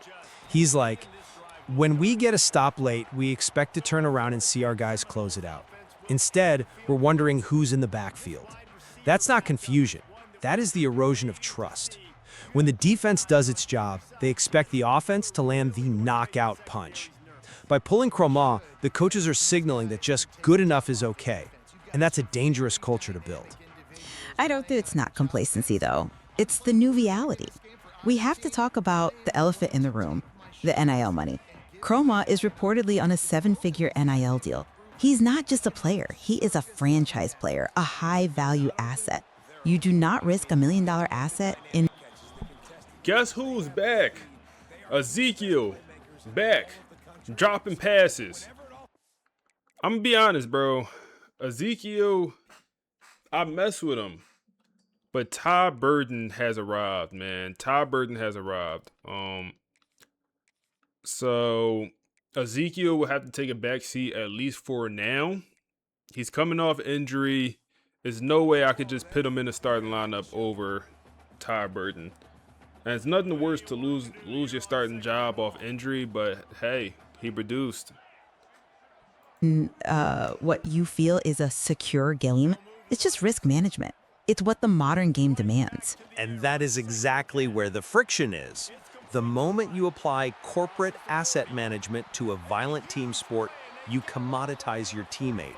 It creates a caste system. You've got the guys in the trenches putting their bodies on the line to win today, and then you have the asset being protected for its future value. That tells a lineman his sacrifice isn't as important as the running back's return on investment. That is poison for team chemistry. But then look at Rashawn Slaughter's reaction. When he was asked about it, he didn't, revolt. He was very measured. He just said, we need everyone in January, however that looks. To me, that's a quiet endorsement of the whole strategy. He gets the trade-off. See, I hear that phrase, however that looks, as doing a lot of heavy lifting. That doesn't sound like buy-in to me. It sounds like resignation. Like, yeah, this is awkward, but what am I supposed to say? He's trying to manage a divided room. If they drop a game because their closer was sitting on the bench, that resignation is going to turn into something much worse. That is the gamble. You're right. But if Chroma is fresh and explosive in the playoffs, this entire debate just disappears. The narrative completely flips. The staff is betting that a championship heals all wounds. And I'll just say this. You have to actually get to the big battle to use your best weapon. Saving him for a fight that you might not even be in because you lost along the way, well, that's the ultimate risk. Y'all talking about we need Joe Clark, Perkins, Skip Bayless. Man, we need Cam Newton, bro. What did he say? We give that grace to young people. About Cam Coleman. What did he say, bro? We give that grace to young people. Ezekiel coming in first game back with a touchdown. Okay, Ezekiel, I see you. I see you, Ezekiel. I don't know how you still on the field. I just put you on the bench, but maybe somebody was tired. Kean Coleman. He said, we give that grace to young people. Cookie. Oh man, Cam Newton funny. That man, Cam Newton funny, bro. Cam Newton be talking bad about my Eagles, man. And he's got the extra point, and it's 7-0 to start this one. That is an efficient drive. That's funny. 75 yards. Kickoff unit on the field, and this defense will be called on to protect this That's lead. funny, man. Keelan, yeah, bro. I forgot he was at on FSU. He transferred there. I forget where he transferred from, but yeah, he transferred to FSU. Everybody stayed in their lanes, and they'll stop him at the 16. So North Carolina It's always tough drafting receivers that's that tall, man. They remind me of like Kelvin Benjamin. If y'all know who that is, y'all know who Kelvin Benjamin is, man. Y'all too young for that. Y'all know who that is. But yeah, tall receivers like that just remind me of, I don't know, Kelvin Benjamin. I don't get good thoughts of those receivers. He was nice for like a season or two. It's just an elite group in the back end. Multiple guys that win their individual matchups, which makes it hard to run offense. And this is a group that, yes, they tackle well, they see the football well, they break on it well. You better worry about the He's at Michigan State before. going against this secondary. They're gonna go check down for check down. Oh, he fighting. Okay. gets it out to the 27-yard line, and they'll move the chains for a first down. Never had more than 800 yards in the season. Crowd bringing the energy and noise early. Rushes Boxed. on him. Boxed. D'Angelo, good work. Good work, D'Angelo. This is a team we should be a lot better in, man. It's an example of the quarterback trying to predetermine who he wants to throw to, and instead of letting the defense dictate who gets the ball. Man coverage, that guy was not open that Check time. down. Out on the perimeter of the field. Still, he gave him a chance, but that thing had incompletion written all over it from the moment the ball left his hand. Offenses don't like being in these situations. They don't like having little success on first and second down because now you know I got to pass the football. I got to air it out. It makes me really predictable. So let's make sure you take care of the football and find those plays you really like. Wants to keep it in the air. Third down here. Check down. Dom. We got out of position. That's on me. And he'll have enough for the That's on me. That's on me. That's on me. Yeah, and obviously great play by the offense to keep the drive alive, and also a good find by That's the on me. quarterback. We got on out of third position. down.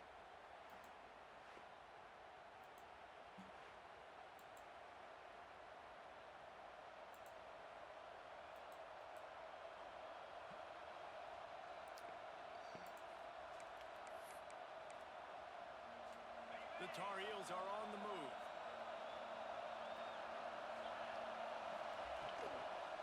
The give to the right Dom with all the over it. shotgun. And maybe he'll get back to Good the work, line of Dom. scrimmage, but no more than that. And that play shows you really what this defense is about. It's a difficult one to attack. They're really good. One of the best in the country. They come at you from all angles. So I'm So you got interested old in Panthers watching jersey of how he Kelvin makes the play Benjamin. call. How do you I ain't mean to diss Kelvin Benjamin, man. I just think about the bad of Kelvin Benjamin. Maybe it's probably not the right thing to do, but I think about the bad. He had a lot of good moments, man. I used to like the Panthers back when I used to like Cam Newton back in the day, so I used to like the Panthers. That's a dot, man. Benjamin Westerman got cooked, man. You can't let him cross your face. You had safety help over the top, but can't let that man cross your face like that. He does such a nice job with his routes. He's patient and he's consistent and he's got good hands. You don't see him put a lot of balls on. Nice job there picking up the first down. And he's swallowed up at the line of scrimmage by the big defensive tackle. Well, you love to see that from the defense, right? It's like bend, don't break. They've given up a bunch of plays on this drive, but now that they're getting down close to field goal range, you're seeing them start to stiffen up. Yeah, and plays don't matter anymore. Yards don't matter. All that matters with these defenses nowadays is point. Breaks into the open. Keep going to this tight end. And he won't quite get there, but boy, after that pickup, just a few inches to go for the first. An array of possibilities here. A cacophony of noise, debilitating surround sound, the war chant on third down at the dope. Cool quarterback sneak who was not prepared. This crowd, full throat, splitting the eardrums and letting them know it's going to be a Last play of the long day. quarter. Nope.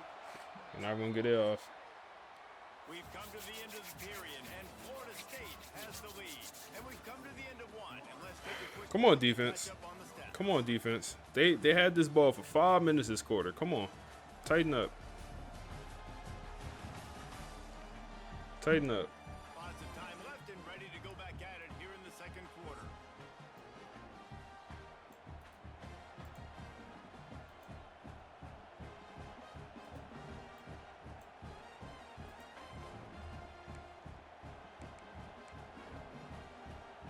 So first down here as they go back to work. Oh yeah, we do have guys on the visit. I forgot all about that.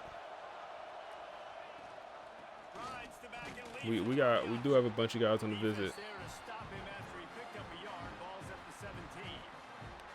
Let's see if this offense can answer the bell. Their coaches challenged them all week long. When they got down to the red zone, we've got to be able to run the football because we're going up against a top 10 rushing defense. Let's see if they can step up here and get it done. Back to pass on second down. And that's going to fall to the ground incomplete.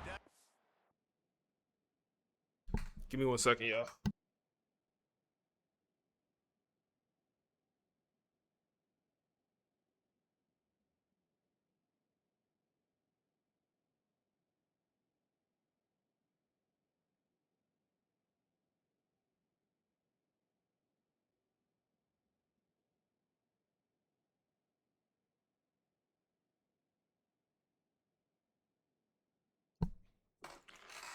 Come on. Physical matchup there. Third down coming. Well, no secret, this guy was a big part of their key to success. All right, come on, defense. 3rd and 8 here. Opening drive, and they go back to him again. This time the defense is in better position, and they force the incompletion. 3rd and 8. Throw that check down. Don't run it. Oh my goodness. Good tackle, Dom. Dom, that's why we never took you out the starting lineup, bro. That's why we never took you out the starting lineup. Lose contain on the scramble. Looks as if they'll send out the field goal unit. This whole place going to see if this kicker That's why we never took you out the starting lineup. sea of noise. Man, so many more times we're going to say, go for it, be aggressive. Nice to have a guy you can depend on, and you know you're putting 3 on the board. Nice kick, nice job.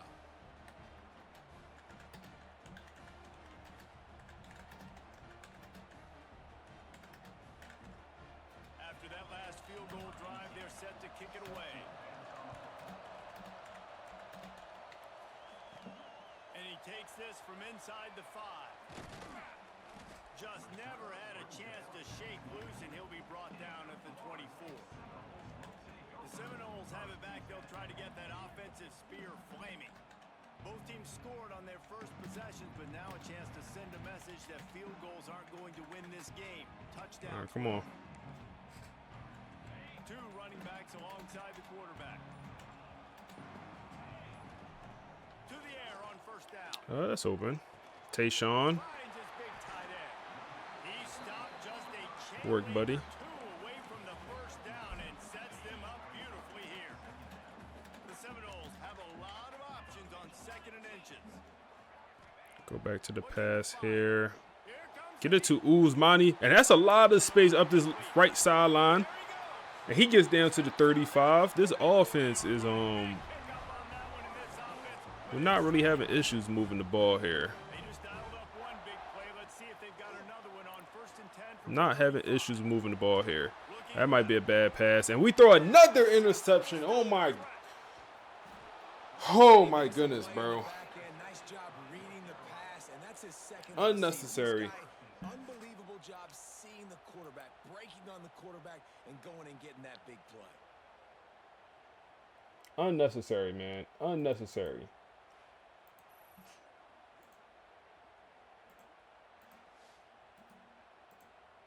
Unnecessary.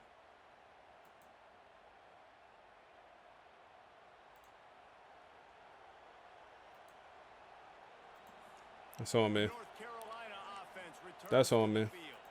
Had to settle for the chip shot field goal last time, Jesse.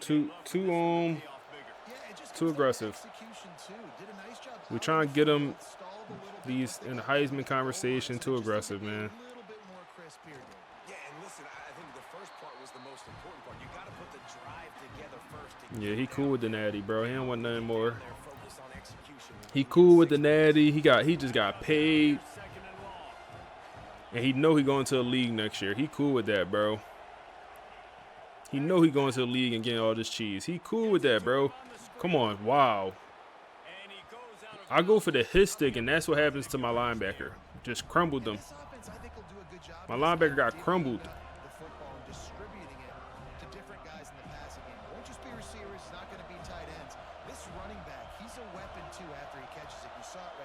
So how can you get more than one podcast made? It stops you at 3. The free version at my user. Come on, give me my pick back, bro. Come on. I just upped the interception sliders for both teams. The CPU get one? How do we not catch that, bro? We'll take over on the punt. Look at this lineman, bro. That was crazy. The way you get more, you gotta pay for it, bro. You gotta pay for it. So I pay for, what is it?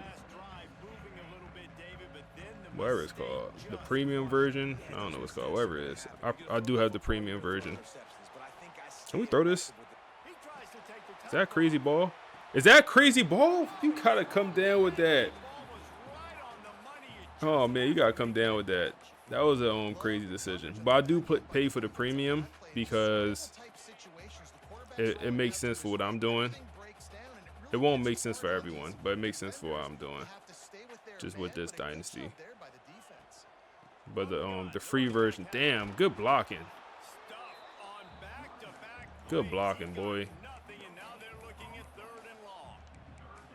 But if you just, doing a regular dynasty, I would say don't pay for it. But it's like 20 a month, so it ain't too crazy. Give us a good ball. Give us a good ball. Give us a good ball. Right in the money. Right in the bread basket. One-on-one coverage. It's not many people that's going to guard my dog, bro. Especially when he get to route somebody up. Yeah, you're not guarding him, bro.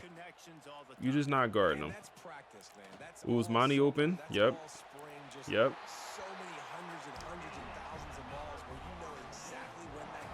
Yep.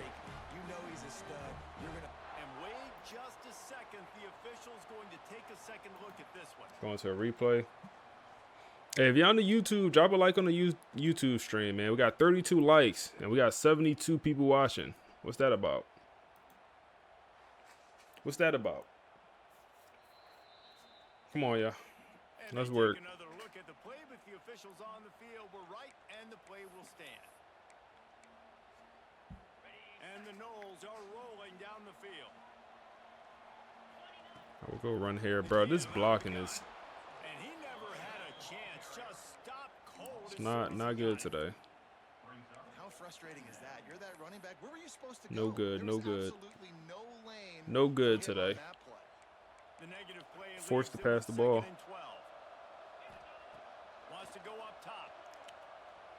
Gotta throw it away. And he take a hit. Damn. I don't like how many hits he be taking, bro.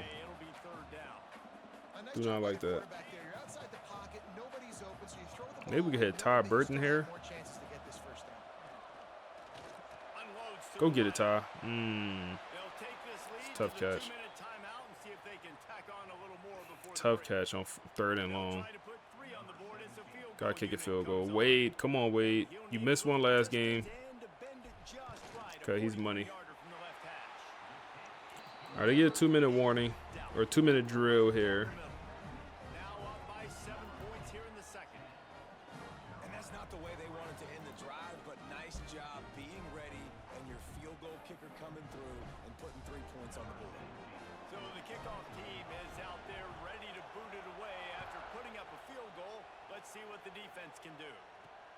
Looking for those open spaces and opportunity. Didn't find any crease in that kickoff coverage, and he'll be stopped at the 17. North Carolina has it back, and the Tar Heels so pleased to send the offense back out. They'll start this drive down by a touchdown, trailing 10-3. We in zone coverage. Oh, he good stuff, Mason. Where'd he get that ball out? We just punch at that ball, punch at it. Good work. 2nd and 10 here. Go man coverage. Boxed all over it. Zay Thomas. All right, 3rd and long. Cover 2. Got Andre Law in the game.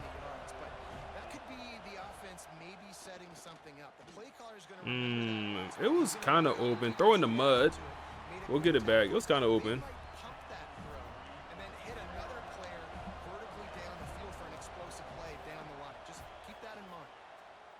They kick it away on 4th down.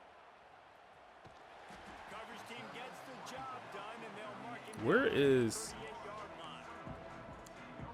Plenty of time left in the half here as they take over, but they will want Okay, where is I feel like somebody hurt. What is that throw, man? Is one of our receivers hurt? We know about this running back's versatility. No, everybody out there. In this game so far, catching the ball. That time, though, he had no shot. Go across the middle, contested catch. We'll take it. We'll take it, man.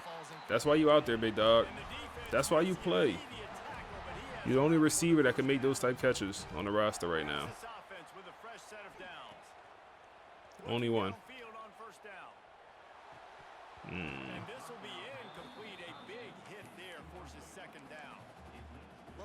Go back to the run, see if it works.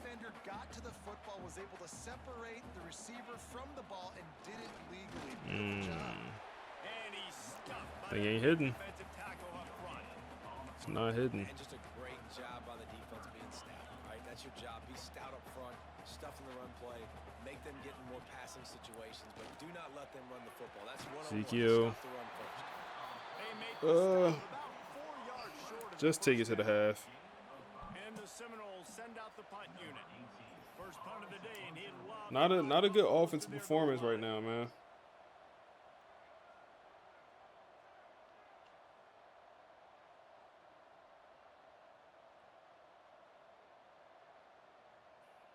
Not my best work. That's going to wrap up the first half here, and now we join Kevin with the halftime update. Man, it should come as no surprise. Not my best work. The defense is performing. Like, I don't love their time of possession, but they're not scoring. Shazam! Give me efficiency every day of the week and twice on Saturday. So we'll take that. Hey, appreciate the follow, King.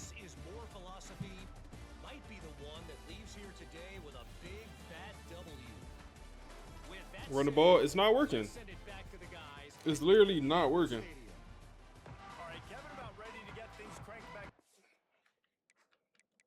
Unless I'm tripping.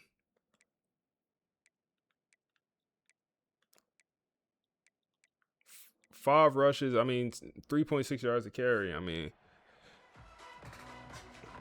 and we're a pass heavy team, especially when the run not working.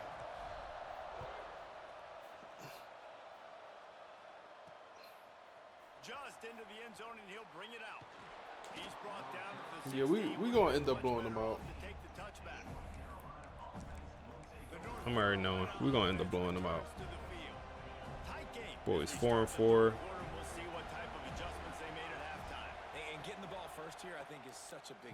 Dom in that backfield, man. Dom, that's why you out there, bro. That's why you out there, Dom.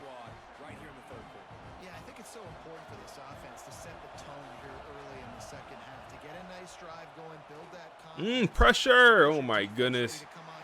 He evaded the pressure.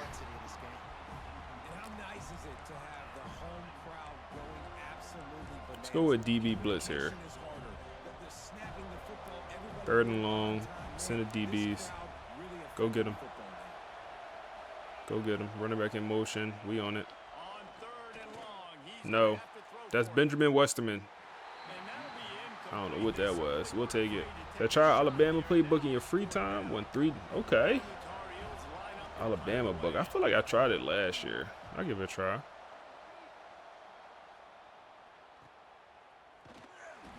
We need BJ Gibson returning kicks, man. Like, Buddy came back from injury, and they just put him right back in the starting lineup.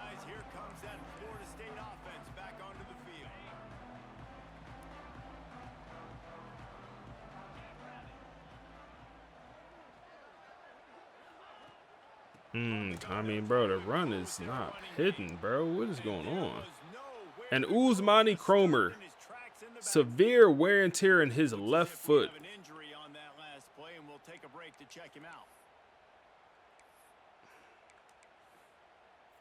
Not what they had in mind to start this drive. Here comes 2nd and 13. Looking to fire. Not good. Oh my goodness. Everything was absolutely boxed there, bro. Will return soon. Please don't. Your shit about to fall off, bro. Don't return. You good. 3rd and 13 here. It's open. Uzma. No, that's not. That's Hester. That's Quan Hester. It would have been Uzmani, but he's broken. Uzmani is broken. So Quan Hester will be in. Give it to Ezekiel. That's not his body. We can't throw that. That's not his body. That's not his body. Cannot throw stuff like that to him.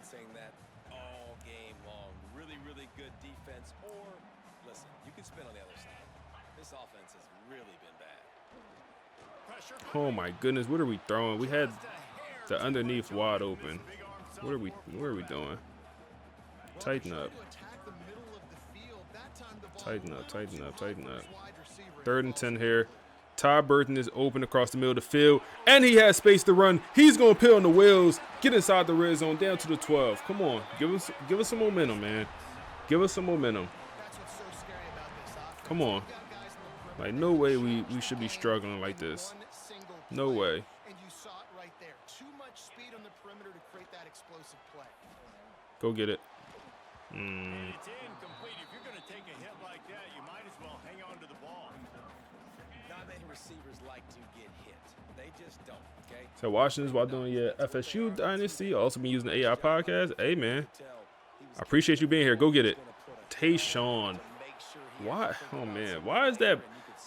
Why are we throwing it a jump ball, bro? If anything, you should be throwing that so he could pretty much slide and catch it, man. Like, why are we throwing that so high?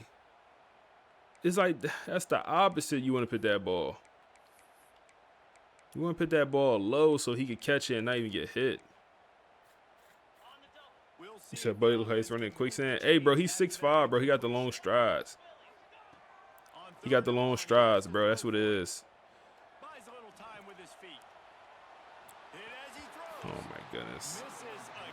If I ran it, I wasn't getting it, so I decided to throw it. We got to bring the field goal unit out. This is embarrassing.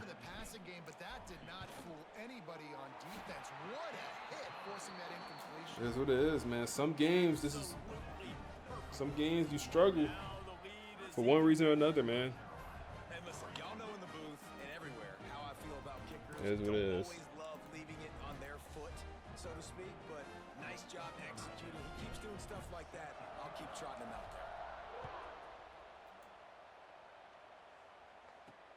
Returner will field it and try to get some field position. Not a lot of space to be found. Good hustle by the coverage team, and they stop him at the 21. That's what it is.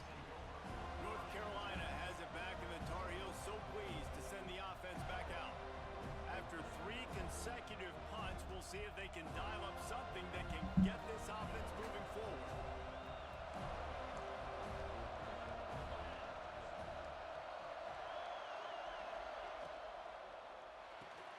Got a man. It's Green. That time charge that controller. Hey, he gonna last, bro. He know better. He gonna last. He know better, man. I got the little green John too. He gonna last. He know better. He know what it is. It's a marathon, not a sprint, man. He gonna last. Dot. D'Angelo Boyd. At some point, that D line got to bring some pressure. Man, things getting a win. Yeah. It's not looking good, bro. We when they come out with the polls saying good tackle in the backfield, man.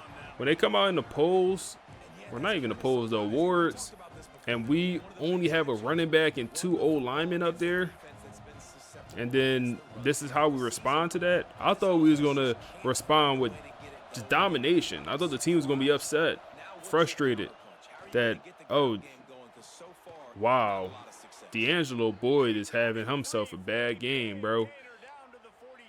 We haven't gave up many points, but he getting extorted, low-key. Lock in D'Angelo. They catching everything, too. Them boys catching everything. He really does give his quarterback a nice option. Runs really good routes. He's got nice hands. You saw it on that last play. Second down, they'll go to the air. We there. That's Dom. Dom don't go for much, man. He only like a 70 overall. Ben don't break, man. We gonna go press man coverage. We got all our best corners out. Andre Law, the true freshman, on the tight end. Andre Law, lost, man. It was good coverage until the very end. Like, when he catch the ball, come make the tackle. Understand it's a tight end, and you might be a little bit scared. You're a freshman. You're just learning how to really lift weights. Your first time really living in the weight room. Come on, bro. You got to go up and make that tackle on that tight end, bro. You played good enough coverage. You just got to finish. Mason, good tackle. He makes the stop almost as soon as he catches it, and they're short of the first down. So now it's second and long. Come on. Wants to go up top. Go get him. Lets it fly deep downfield. Who is 2'6", bro? We got lucky. Who is 2'6"? Goes on. Zay Thomas in the middle.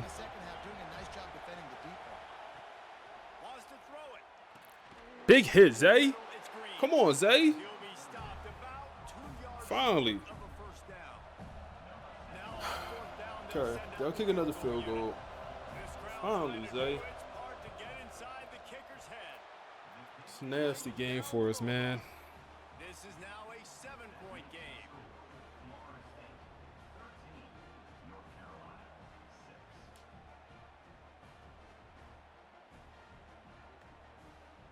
So after the made field goal, they'll kick it away and rely on their defense.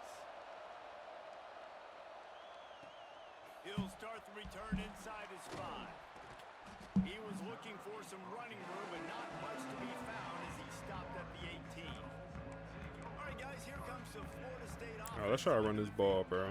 They've got the lead here. Last time they settled for a field goal, but David got to find that balance between being Got to figure that out and careful. at some point.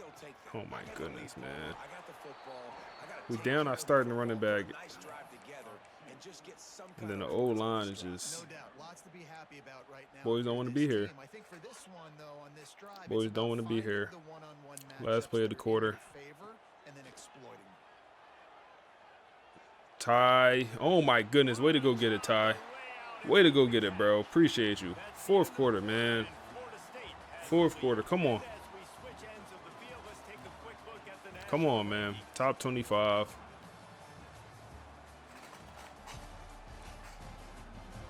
Why they hate FSU, man? What FSU do to folks?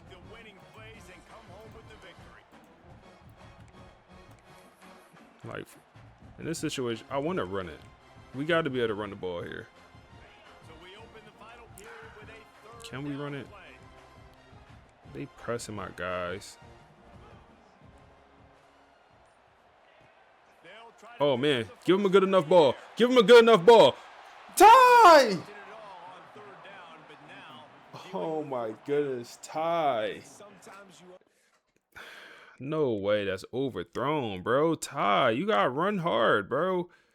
Just lob it out there. Oh, my goodness, bro. How you throw 6'5"? I mean, it was overthrown, but damn, bro.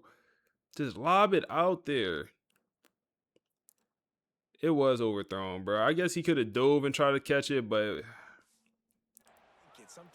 4th and inches from the 28. I just can't go for that, bro. I can't go for that because we don't get it from the 28. I can't go for that. He A.J. Browned it. He A.J. Browned it is funny. A.J. Brown, man. That just pissed me off, man. You bringing them up. I ain't gonna lie. Everyone got their trigger word. My trigger word since we lost in the playoffs is AJ Brown. Those are my trigger words. Come on. Let's see if they can do that here. They make the stop, not a whole lot of ground picked up there, and they'll have work to do to get the first down. Try to make up Embarrassing performance. It happens though, bro. That's why I like these sliders. It's not a walk in the park with these sliders.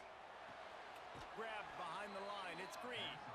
And that defensive penetration gave him no chance, and he is ridden out of bounds. These fans stepping All right. up to help this defense 3rd and 8. on third down. Good coverage. Pressure. And the incomplete pass Thank will you. bring up 4th down. The Tar Heels will send out the punt unit. Only laugh at our pain. Shit's sad, man.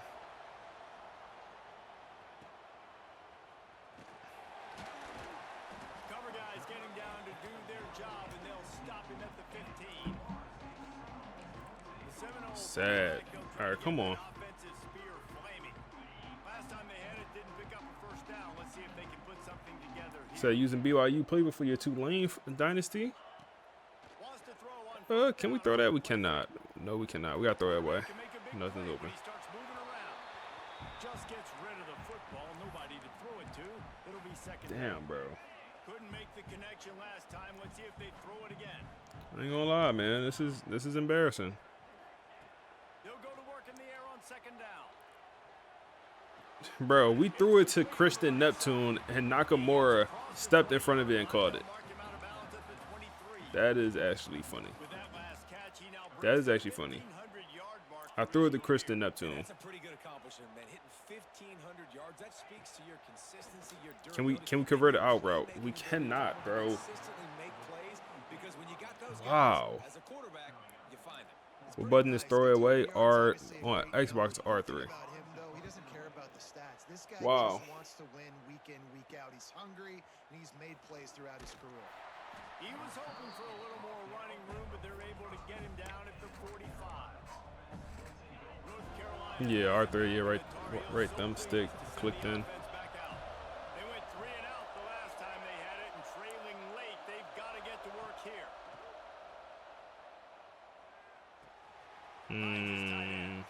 Big game for the tight end. Damn.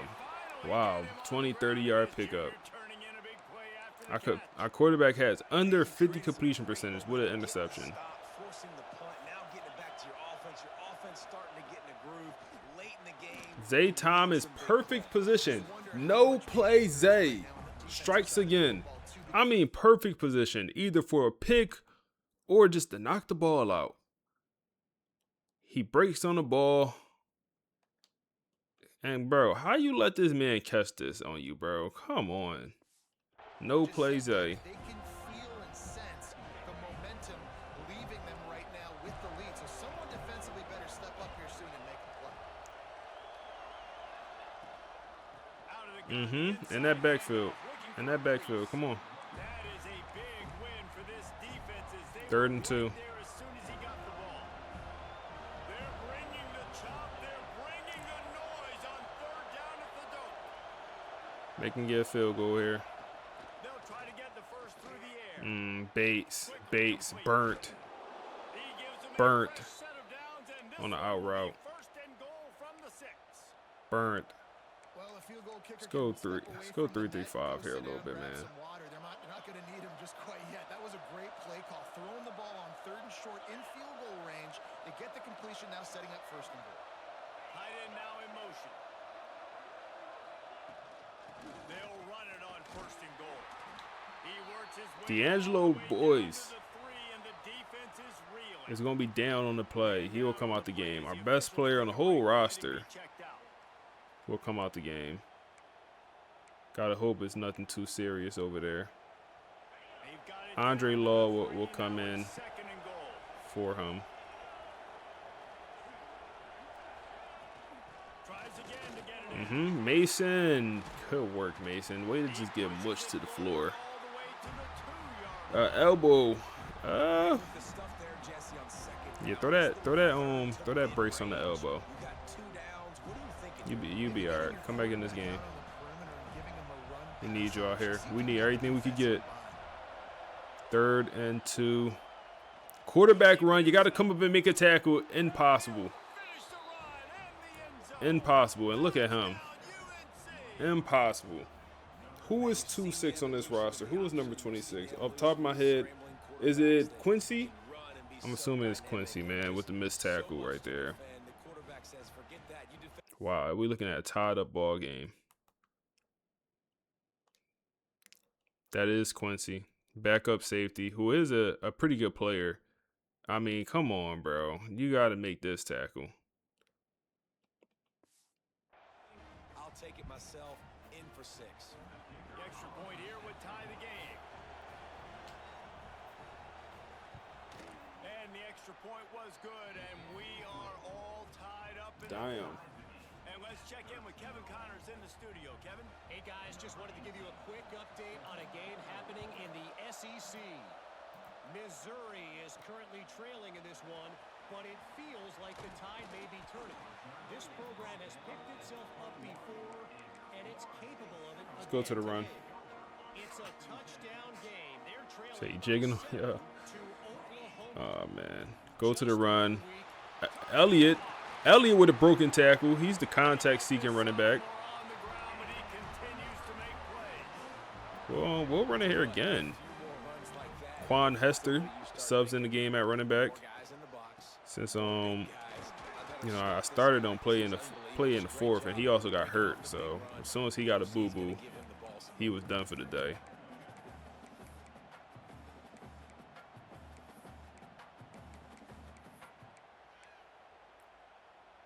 The clock has 2-minute drill. We had a 2-minute drill with a 4 and 14. working well behind the sticks on 2nd down. Back to pass. Go underneath. Kristen Neptune, pick up 3 yards. And they pick up just a few on that completion. Well, whether it's play It's a big play right here. quarterback's decision making, they're playing it way too safe. They can't dink and dunk and win this game. Quan Hester over there. Takes it from the That's open underneath. Just take the yardage. Nakamura. And we could go run here. We could waste some time. We don't need the rush. All we need is a field goal. We're home. Should be an easier kick for Wade. Quan Hester with another 12, 13-yard run. We're getting the running game going a little bit here. We'll go back to it. Hester stays in the game. Okay, that officially pisses in field goal range. They're going to use their first timeout.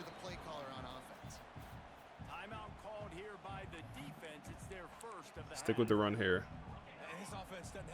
Okay, we got Zay Dre in the game. And he is not on anything. It's going to be, I believe, our left tackle that's hurt on the play there. 3rd and 1. We'll bring out the power back. We'll run it here. No, who is D'Angelo Wooden? Bro, we're down to our 4th string running back, bro. With Wooden. Goes for a first down, though. So our left tackle, he's going to be out for a little bit. He will return. And D'Angelo stays in the game.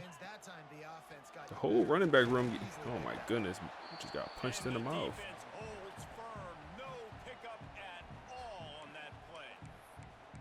Great job by the defense. Everybody. I would like to center this kick at least. Holding their gaps, running to the football, nowhere to go. They'll give it to the back. And a decent gain there before the defense makes the stop. I'll run it one more time here. Then we'll use a timeout. And then where does my kicker like to kick it the most? You see some people like it from the right hash or the left hash. Some people like it in the middle. Okay, that's perfect. That's perfect. All right, it'll be a 36-yard field goal for Wade, the junior kicker. He has his ups and downs throughout his career here at FSU. Been a 3-year starter for us. But like I said, definitely ups and downs. Should be an easy kick, man. Should be an easy kick. The kick is up, and we win a nasty one.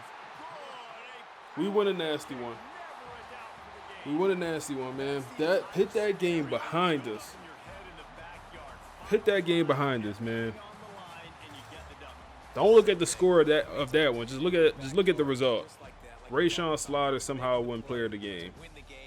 245, 1 touchdown, 1 pick, 50 completion percentage. The team did not want to win today. It happens. It happens, I suppose.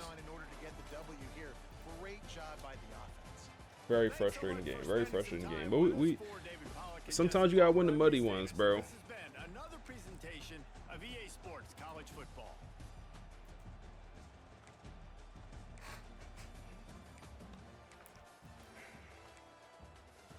Nasty one, man.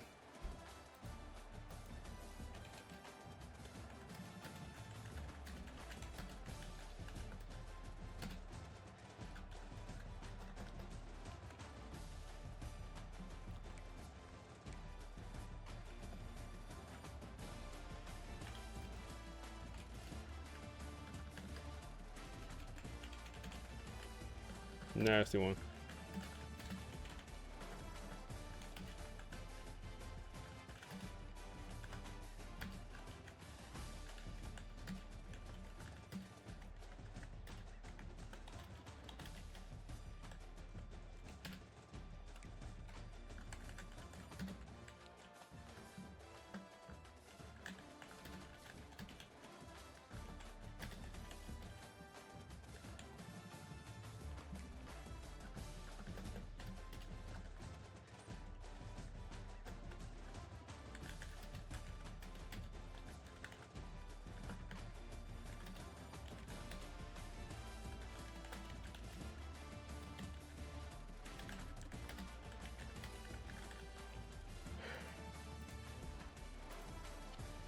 Nasty game.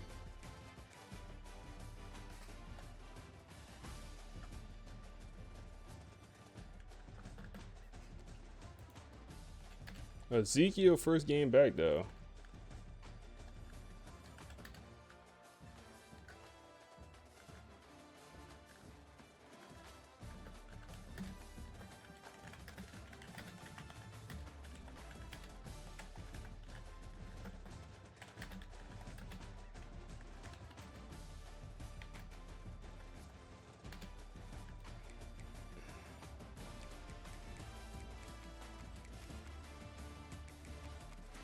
Nasty game. Glad that went over. How long you playing today? I don't know. It's up to y'all, man. It's up to y'all. It's truly up to y'all. I'm not sure yet, honestly.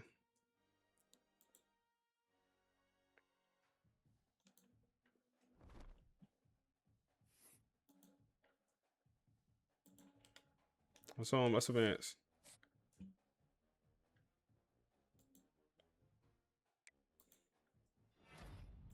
More commits. We get Zach, the will linebacker from Florida. We also get another will linebacker from Florida, 5 stars. This recruiting class looking crazy, especially for the linebacker core and the defense. Wake Forest, 7-3 Wake Forest at Wake Forest.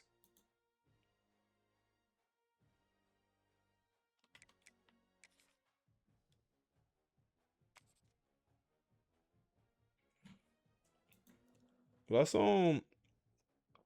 listen to a piece of the podcast talking about kind of the disrespect FSU is getting when it comes to not being in any awards other than Usmani Cromer, the running back, and the O-lineman, the 2 O-linemen.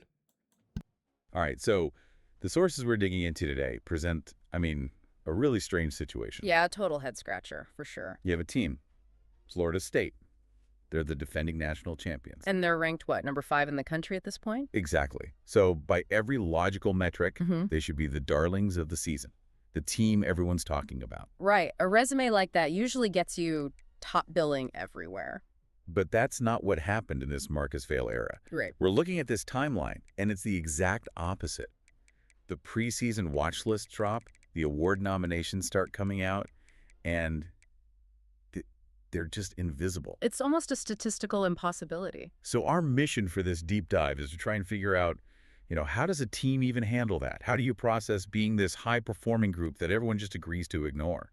And it's not just ignoring them, it's an active dismissal. The sources call this the disrespected dynasty, and it's a fascinating case study in team psychology. Because the normal reaction would be to get loud. Oh, absolutely. Teams usually fracture, they complain, but here we saw the complete opposite. Well, okay, let's look at the evidence first.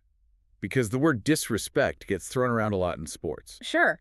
Is it real, or is it just a persecution complex? Exactly. Well, in this case, the numbers, they absolutely back up the grievance, take their quarterback, Rashawn Slaughter. Okay.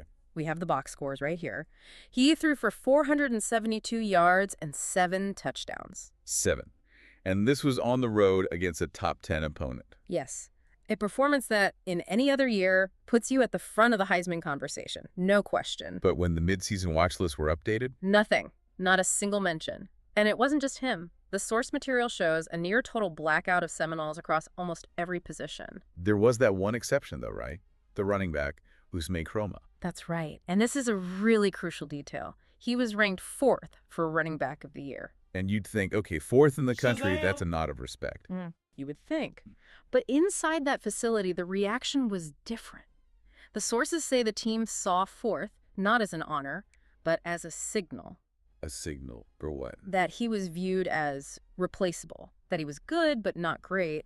It reinforced this idea that they were just placeholders. So basically confirmed the narrative that their championship was a one-off, a fluke. Precisely. And in today's world, this is usually the moment the social media meltdown begins. The cryptic tweets, the angry posts. Right, you air it out, you let everyone know you're mad. But that's the anomaly here. The reporting highlights this very specific discipline they had. Disrespect felt, disrespect not spoken. No interviews complaining, no Twitter rants. 0. That requires a massive amount of restraint for guys who are, 18 to 22 years old? So how did the leadership engineer that? Because silence can just let pressure build until it explodes. They reframed it. It wasn't about suppressing the anger. It was about hoarding it, using it as fuel. There's this great moment in the notes. Rashawn Slaughter gets the whole locker room together, and he doesn't tell them to calm down or ignore it. He does the opposite. He leans right into it. He says, they don't think we're special. Good. Let's keep it that way. Good. Wow. That is a powerful pivot. That turns the snub from an insult into a strategic asset. It creates a genuine us against the world mentality. And then Coach Marcus Vail he distilled it down even further. He didn't give some big rah-rah speech. What did he do? He just walked up to the whiteboard and wrote one single sentence. They reward individuals, we win games. Oof. That's brutally efficient. It basically devalues the awards entirely. If you can't win their trophy, make their trophy meaningless. Exactly. It eliminated what the sources called the distractions of entitlement. And when you stop chasing personal trophies, you start looking for validation somewhere else. And that's where the disrespect receipts come in. Right. Yeah. The whole currency of their season changed. When they played rivals like Miami or Clemson, they weren't just playing for a win on the schedule. They were playing to present a bill. They were there to collect. It shifts the entire motivation from getting external praise to finding internal proof. And that's way more sustainable. It is. External praise is fickle. Votes change, narratives change, but the scoreboard, that's absolute. So the takeaway from this whole era is that awards get voted on, but respect gets enforced. It really makes you wonder about the whole role of validation and performance. Yeah. We tend to think positive reinforcement is the best way to motivate people. Right, the pat on the back. But looking at this, you have to ask, is it possible that the total absence of validation creates a more dangerous, more focused competitor than constant praise ever could? It's a terrifying thought if you're the opponent standing across the line from them. It is. Definitely something to chew on. That's it for this deep dive. Thanks for listening. You said, what up? You playing the season? What you mean? So we're in season 3 with this dynasty. We play every game.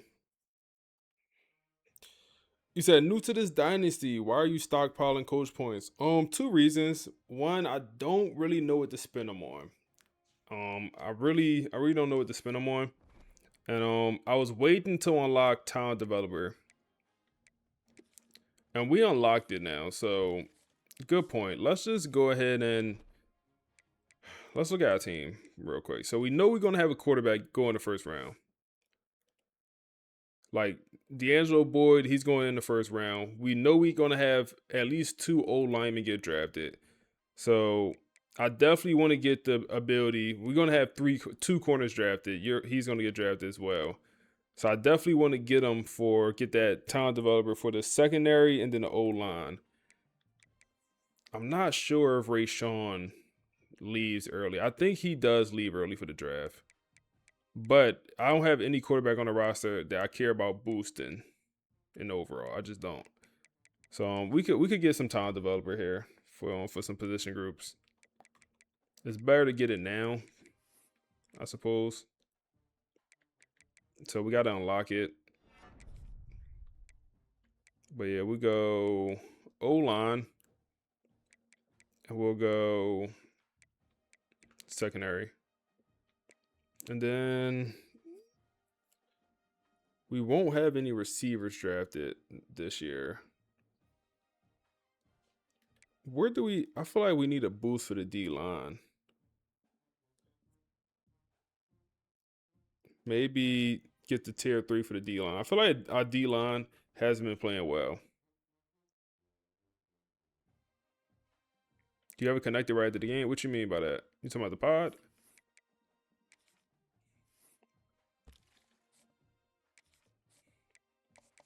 All right, so we had players on the visit for that game. Nobody was impressed. Corbin, we're going to get him, but he definitely was not impressed with his visit. More so of a, we'll see how good he is once he get on campus, but yeah, we'll see. We'll just have to see. No running back. A receiver. Tight end. Another guy that was on campus, wasn't super impressed. We still should get him. We should get him. We'll see. We got to throw you on the visit for next week. Yeah. No, I don't have the pod is not connected. It's I gotta type in stuff. Okay, Indiana visit did not go well. Perfect. It did not go well.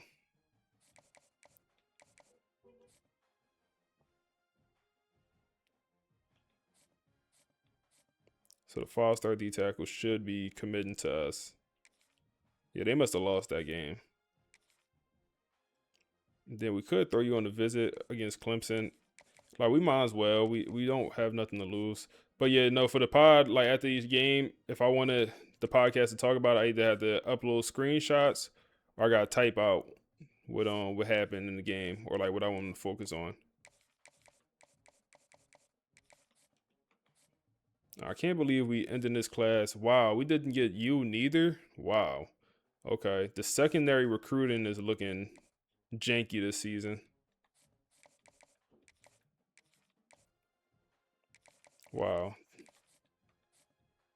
Wow. Yeah. Janky. We have one guy in the secondary that looks like we're actually going to get. I got to add some other guys like cover specialist guys, like something. Anything but a box specialist. All right, I guess what we know we'll be prioritizing in that portal.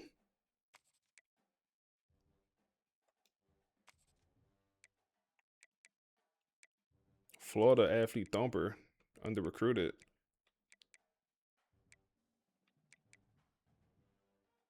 Don't threaten me with a good time now. Don't threaten me with a good time now. We'll scout them. I love when it glitch out. I gotta back out and go back in. I just love when it do that. I love when it do that.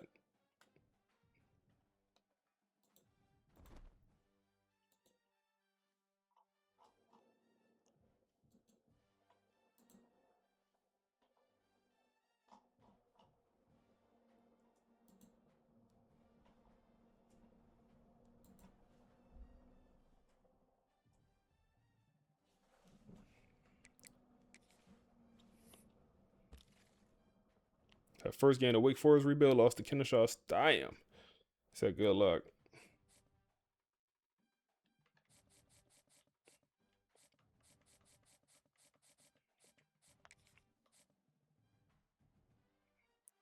Nola Kid here. That zone coverage pretty good. We'll go after him just because we need secondary. And then we added Buddy from Florida. Ooh, what a find. What a find. 91 speed, 88 acceleration, great tackling, blow-up ability, great zone coverage for a linebacker. This is a guy right here, man. In-state kid also. No scholarship offers. Hey, come home, bro. Come home. Come home. Let's throw the podcast on as we hop into this game against Wake Forest. This should be bad, man. This should be bad. I think the line is negative 16.5. I think we're favored by 16.5 here is what looks like the line is. We are on the road, and we also coming out some pretty nasty games. Our running back banged up. Okay, so for this deep dive, we're looking at a betting landscape that just feels wrong. It really does. You see Florida State, ranked number 5. They're sitting at 7-2, and they're facing Wake Forest. Yeah. On paper, that just screams blowout. It should, but the Vegas lines are telling a totally different story. It's less about a powerhouse stomping a weaker team and more about two, fragile rosters just trying not to break. Exactly, and our mission here isn't just to pick a winner. I mean, FSU is the clear favorite, obviously. Of course. We need to decode why the odds makers are treating a top 5 team with so much caution. And it really all stems from that performance against North Carolina last week, doesn't it? Performance feels like a generous word. That 16-13 win was brutal to watch. Oh, it was ugly. He needed a last-second field goal from Wade just to get out of there. So if you're holding a betting slip, you're looking at that super conservative play calling and thinking, do I really trust this offense to cover a huge spread? That is the friction point. Rashawn Slaughter, he put up 245 yards, which is fine, decent. Yeah. But the run game was just a black hole. It wasn't there. And now the injury report. Right. Now you look at the injury report, and Ousmane Kroma is limited with that right foot injury. When your main guy, your lead back, is hobbled, you just become so predictable. Sure, they did get Ezekiel.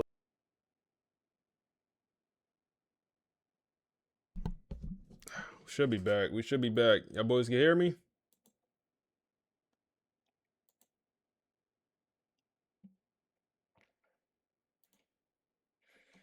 Yes, sir. I'll be honest, man. It should never be a situation where my internet even buffers. It should never be a situation where my internet buffers. My internet bill $250, and that's just for internet. I don't have cable with it, phone, nothing. $250 just for the internet. That thing should never buffer. They owe me cheese at this point, bro.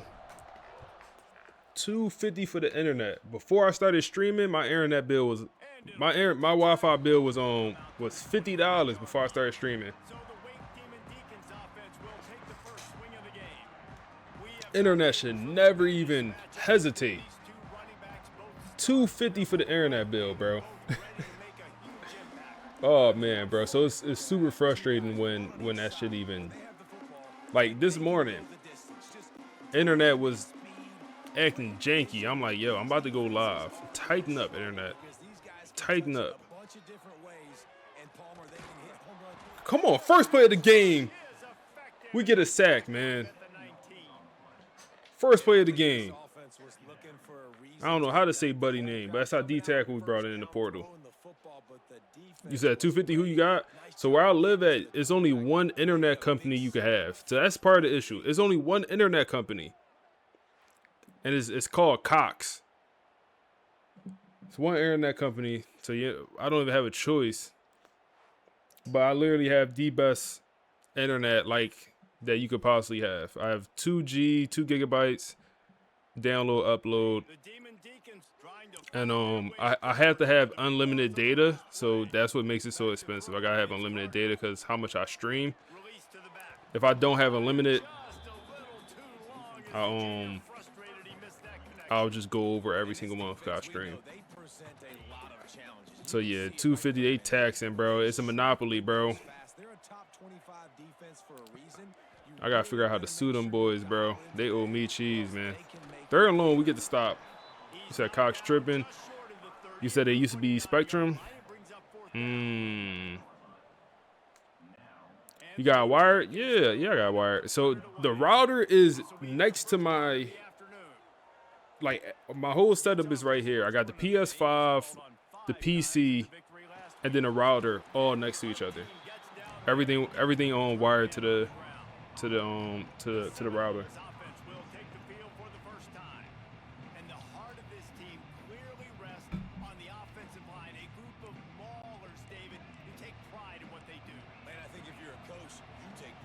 Let's finish up the podcast though. We was like halfway through it. I know y'all missed some of it because the internet went down. I'm gonna play it back. I'm gonna go back a little bit. Betting slip, you're looking at that super conservative play calling and thinking, do I really trust this offense to cover a huge spread? That is the friction point.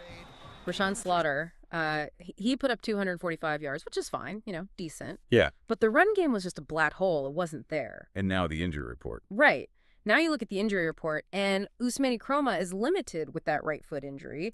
When your main guy, your lead back, is hobbled, you just become so predictable. Sure, they did get Ezekiel and Mkali back, and he scored, so there's a pulse there. Yeah. But here's the twist. Here's the variable that should send this betting line into the stratosphere. The Wake Forest side of the ball. Wake Forest is missing their starting quarterback.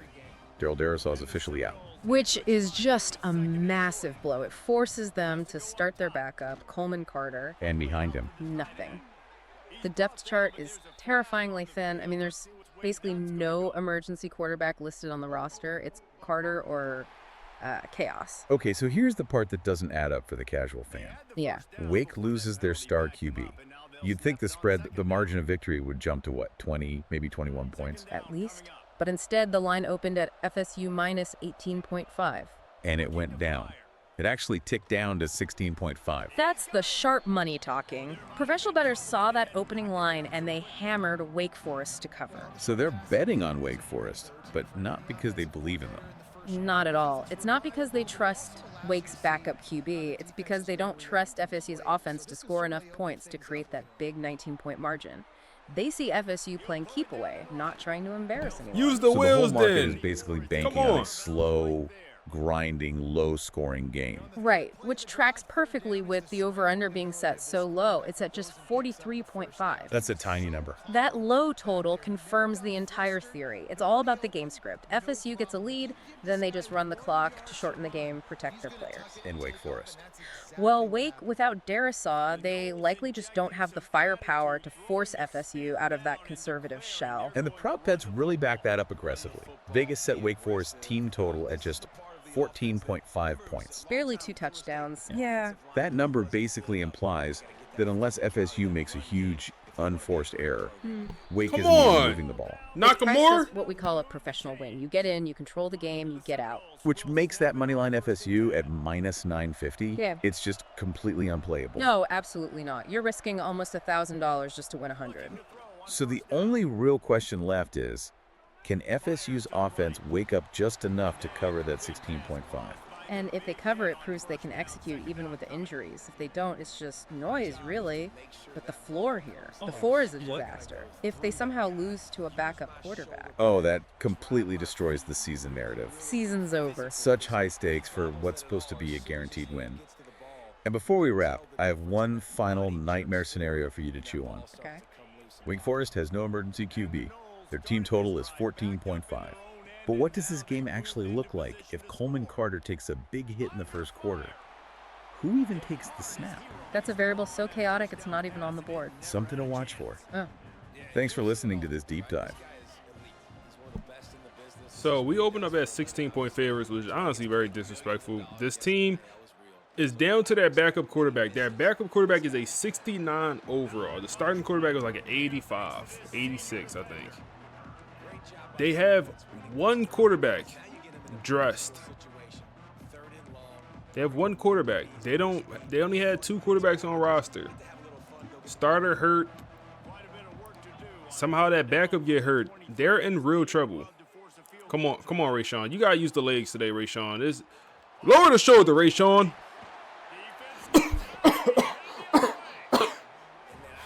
You sick, Rayshawn? Cough that ball right up, bro. Damn.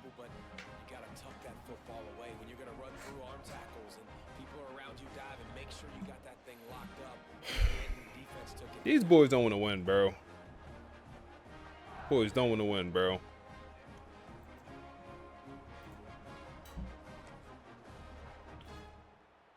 The Wake Forest offense returns to the field. They went 3 and out on their Another turnover for Rayshawn. they can be more productive this time around. Back to throw. It's Oh my goodness, that would have been a touchdown if he caught that. Coleman Carter. They got to be very assertive. They got to believe what they see and really pull the trigger. But the longer they wait and they get off rhythm, Come on. off timing, a lot of times it ends up in Come on. incomplete passes. I don't know what happened to our offense, bro. I truly don't. That's a pick. I don't know what happened to our offense. Like, yo, we went for, what, 470, 80 completion percentage, 7 touchdowns? Against, who was that? SMU? Number 8 ranked SMU. Pressure on the quarterback. He gets it off. We have that insane number. And then ever since then, just straight down. I mean, straight down. It's like we even getting healthy. Like, we got Ezekiel back in the offense. Uzmani Cromer is still here sometimes. I don't know. I don't know. I truly don't know what happened to the offense. Christian Neptune, he hasn't been involved. That's the issue. How do we get Christian Neptune more involved? Where have you been, Christian? Where did he go? I feel like he don't be out there no more. Drop. We should have hit the running back.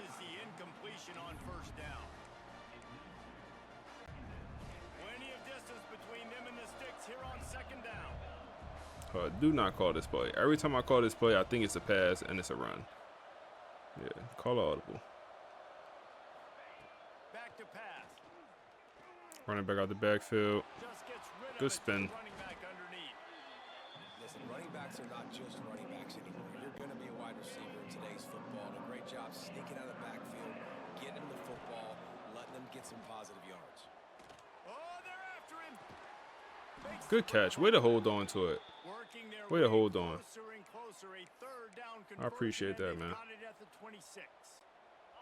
And the Seminoles are flying down the field. Coming out on first down with the play fake. Come on, Dot. Morgan, fight for me. The backup tight end down to the 1 yard line. Punch it in. Just punch it in. Come on. Just punch it in. Uzmani. No, they got Ezekiel Ladd in the game. Go get it, Ezekiel. Go get it. The true front. No, he's a sophomore at this point. The true sophomore breaks the tie here. You said these deal breakers are insane. You got a freshman who wants 70 catches or he's leaving. He wants 70 catches and he won $2 million. Wait until they put NIL in the game next year. He won what? All right, I can already see the storylines now, man.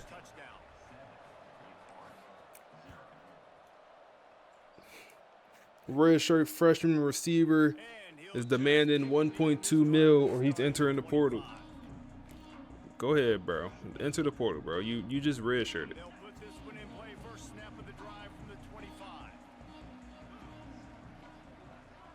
All right, come on. Good run. Good run. Good run. End of the first.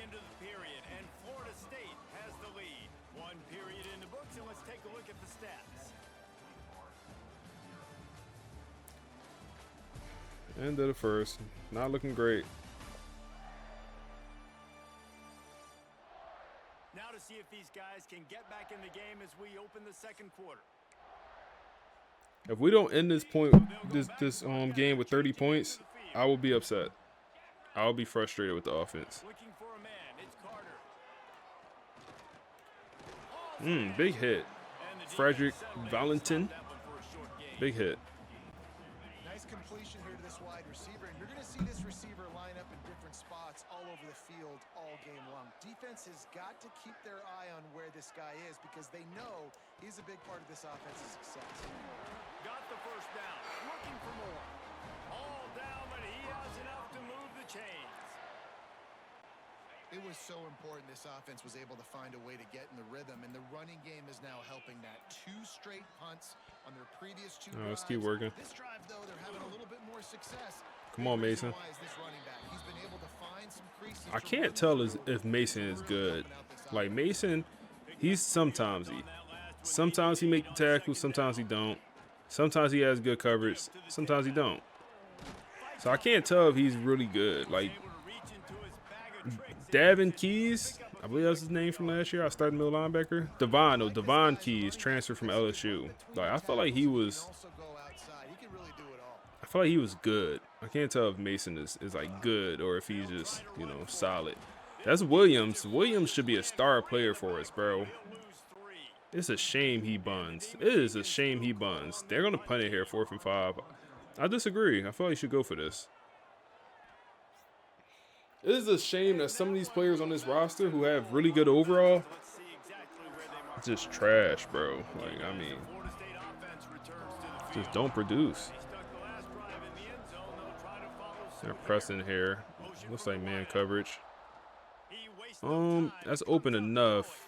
Christian Neptune has the speed, pick up the first down. Packing from deep in their own end, and they're out at the 26 with the first down. Passing game kept this drive moving. Javaris, what's up, bro? How do you recommend stopping the run? Wants to throw on first down. Come on, throw that spin move out there. I like the blitz. My best way to stop the run is man blitz. It's honestly what works for me. Man blitz and shoot a gap. Let's run the ball here.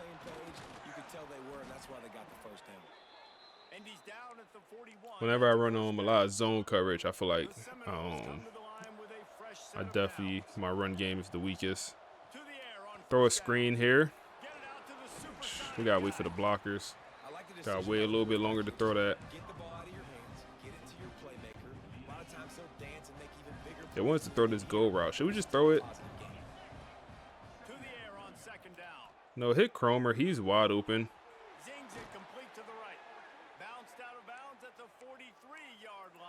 Moving the ball here slowly but surely. No! Oh my goodness.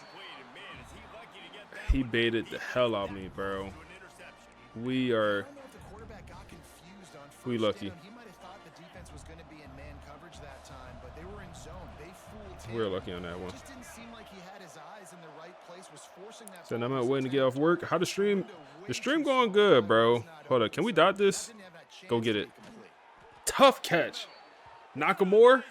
Tough catch. Way to hold on to it. Good work. Hope your shift going well though, bro. The stream going good. The offense is somehow, hold it. Can we dot this? No, it's gonna be oh my goodness, bro. That is frustrating because I don't think that's a bad decision. It's a bad ball. It's an unacceptable ball. It's like I'm pass leading it down and he still overthrows it. I'm trying to pass lead it down. If anything, the ball should be underthrown, not overthrown. Frustrating, man. Frustrating for sure. And speaking of Mason, he just got put in the mud. Speaking of my linebacker that I'm talking about, I don't know if he's good or bad.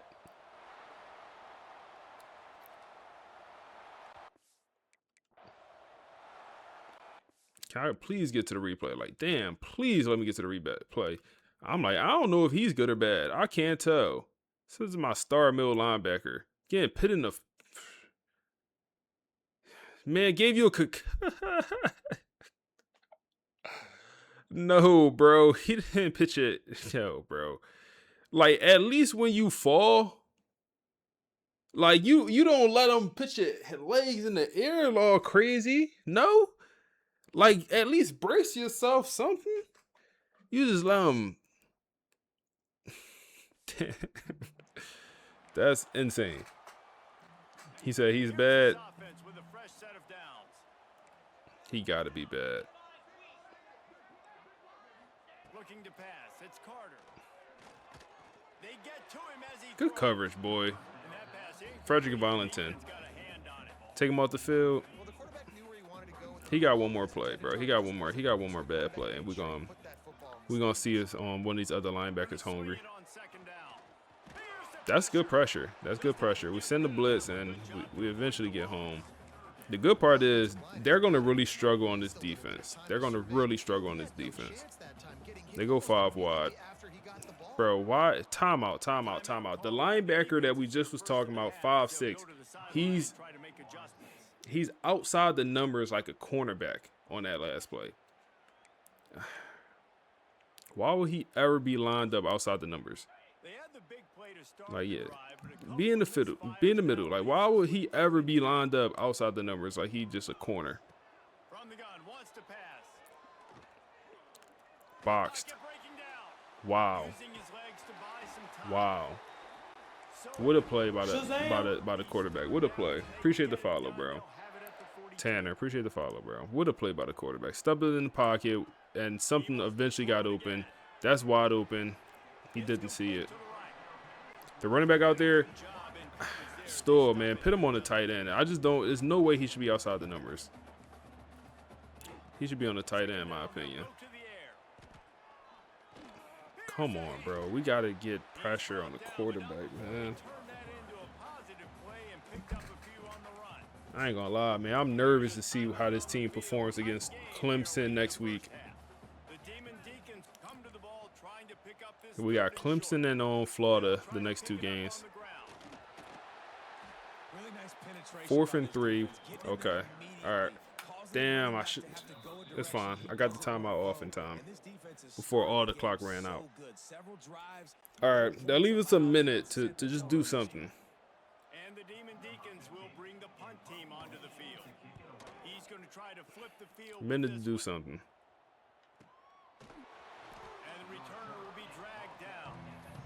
And it's like, I feel like because the offense is so bad right now, it's causing me to force things. Because I'm like, yo, it's no way we can't score. So I'm like, oh, this got to work. Which is the absolutely wrong mindset. Momentum is hard to create and sometimes hard to stop. You have it, so Jesse, don't do anything stupid to create some momentum for the other side. I think a lot of this comes down Only one time out here. That's wide open. Good ball. Let's just take the lead into halftime and get ready for the second half. The Seminoles want to move quickly. Looking to throw on first down. Throw away. Couldn't find anybody to throw to. He'll just toss it away. It'll be second down.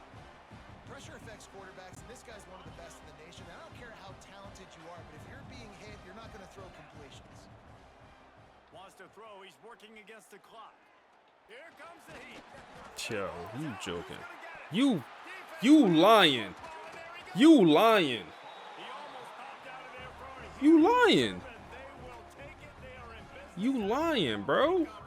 He was down. He was down. No, he was down, right? Nah, he was down. Nah, he was down. Don't even do me like that. Nah, he was down. That's a good joke. He was down. Don't do me like that. He was not down. He was not down. He was not down. Wow. I tried to step up in the pocket, and my man pump faked. I guess I double-clicked triangle. I tried to throw a jump ball to triangle. It probably wasn't going to be a good throw. And we turned it over, and we put him in field goal range. Here's the question. How aggressive will the play calling be? Looking to throw, it's Carter. Under fire. Takes a shot as he lets it go. That could have been TD. Receiver wasn't ready for the throw, incomplete. Let's go to dime, bro. Make these boys earn it. I damn near won a blitz because a sack pushed him out of field goal range. Talking about a sack. Benjamin Westerman cooked. 7 seconds. They got probably one play. Yeah, take one play at the end zone. All right, need good coverage here. Shade inside. Nope, nope, nope. Yeah, run. Come on. Come on. The CPU is so... CPU is so dumb.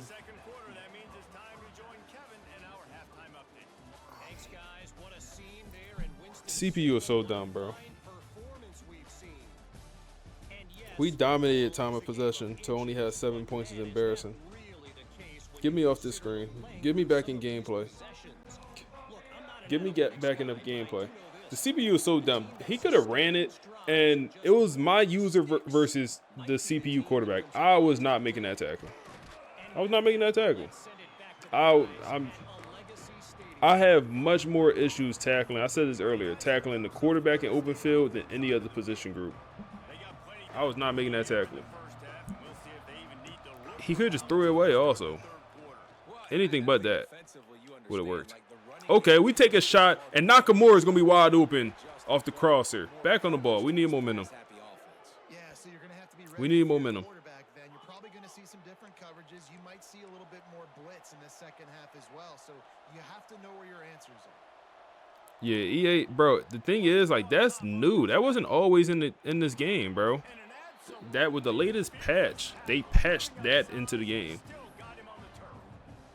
Like, what are we doing? They patched that in the game.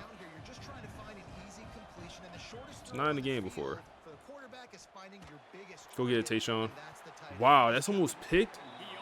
My tight end didn't even jump. It's insane that's almost picked to me. Another incompletion, and I've said that a lot, and these teams are just struggling. I mean, the offense just doesn't know what to do. Nothing's working. 3rd and 3. Throw game. It's kind of been a rock fight on both sides. Tough catch. Way to make it. Putting together a real scoring threat here as they pick up the first down at the 36. They just keep firing. It was a good ball. Go get it, Tayshaun. Go get it, Tayshaun. Wow. Linebacker matched up against our tight end on the go route. It's good coverage. I like that matchup for us, but that's good coverage. It's open. It's open. It's open. Nakamura, he the only one. 5 catches, 90 yards. He's the only one. Let's run the ball here more. I feel like I haven't ran the ball today. Let's run it. Let's run it. Oh, yeah. That little speed boost when you put that foot in the ground.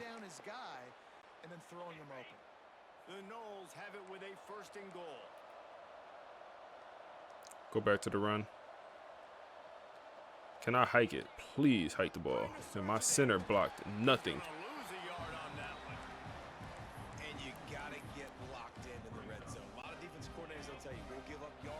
All right, Ty Burton on this slant route. Get open.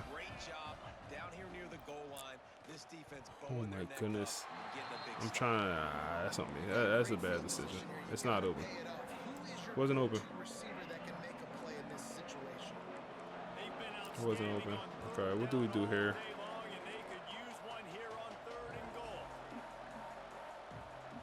Okay, got a couple options here.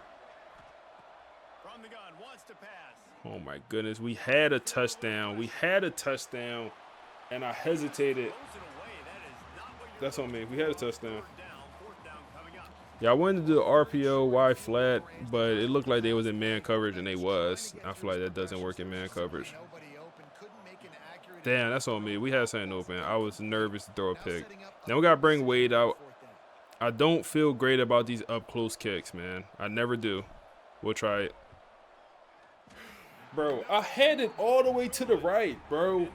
Oh, my goodness. Yo, I hate them up-close kicks with a passion.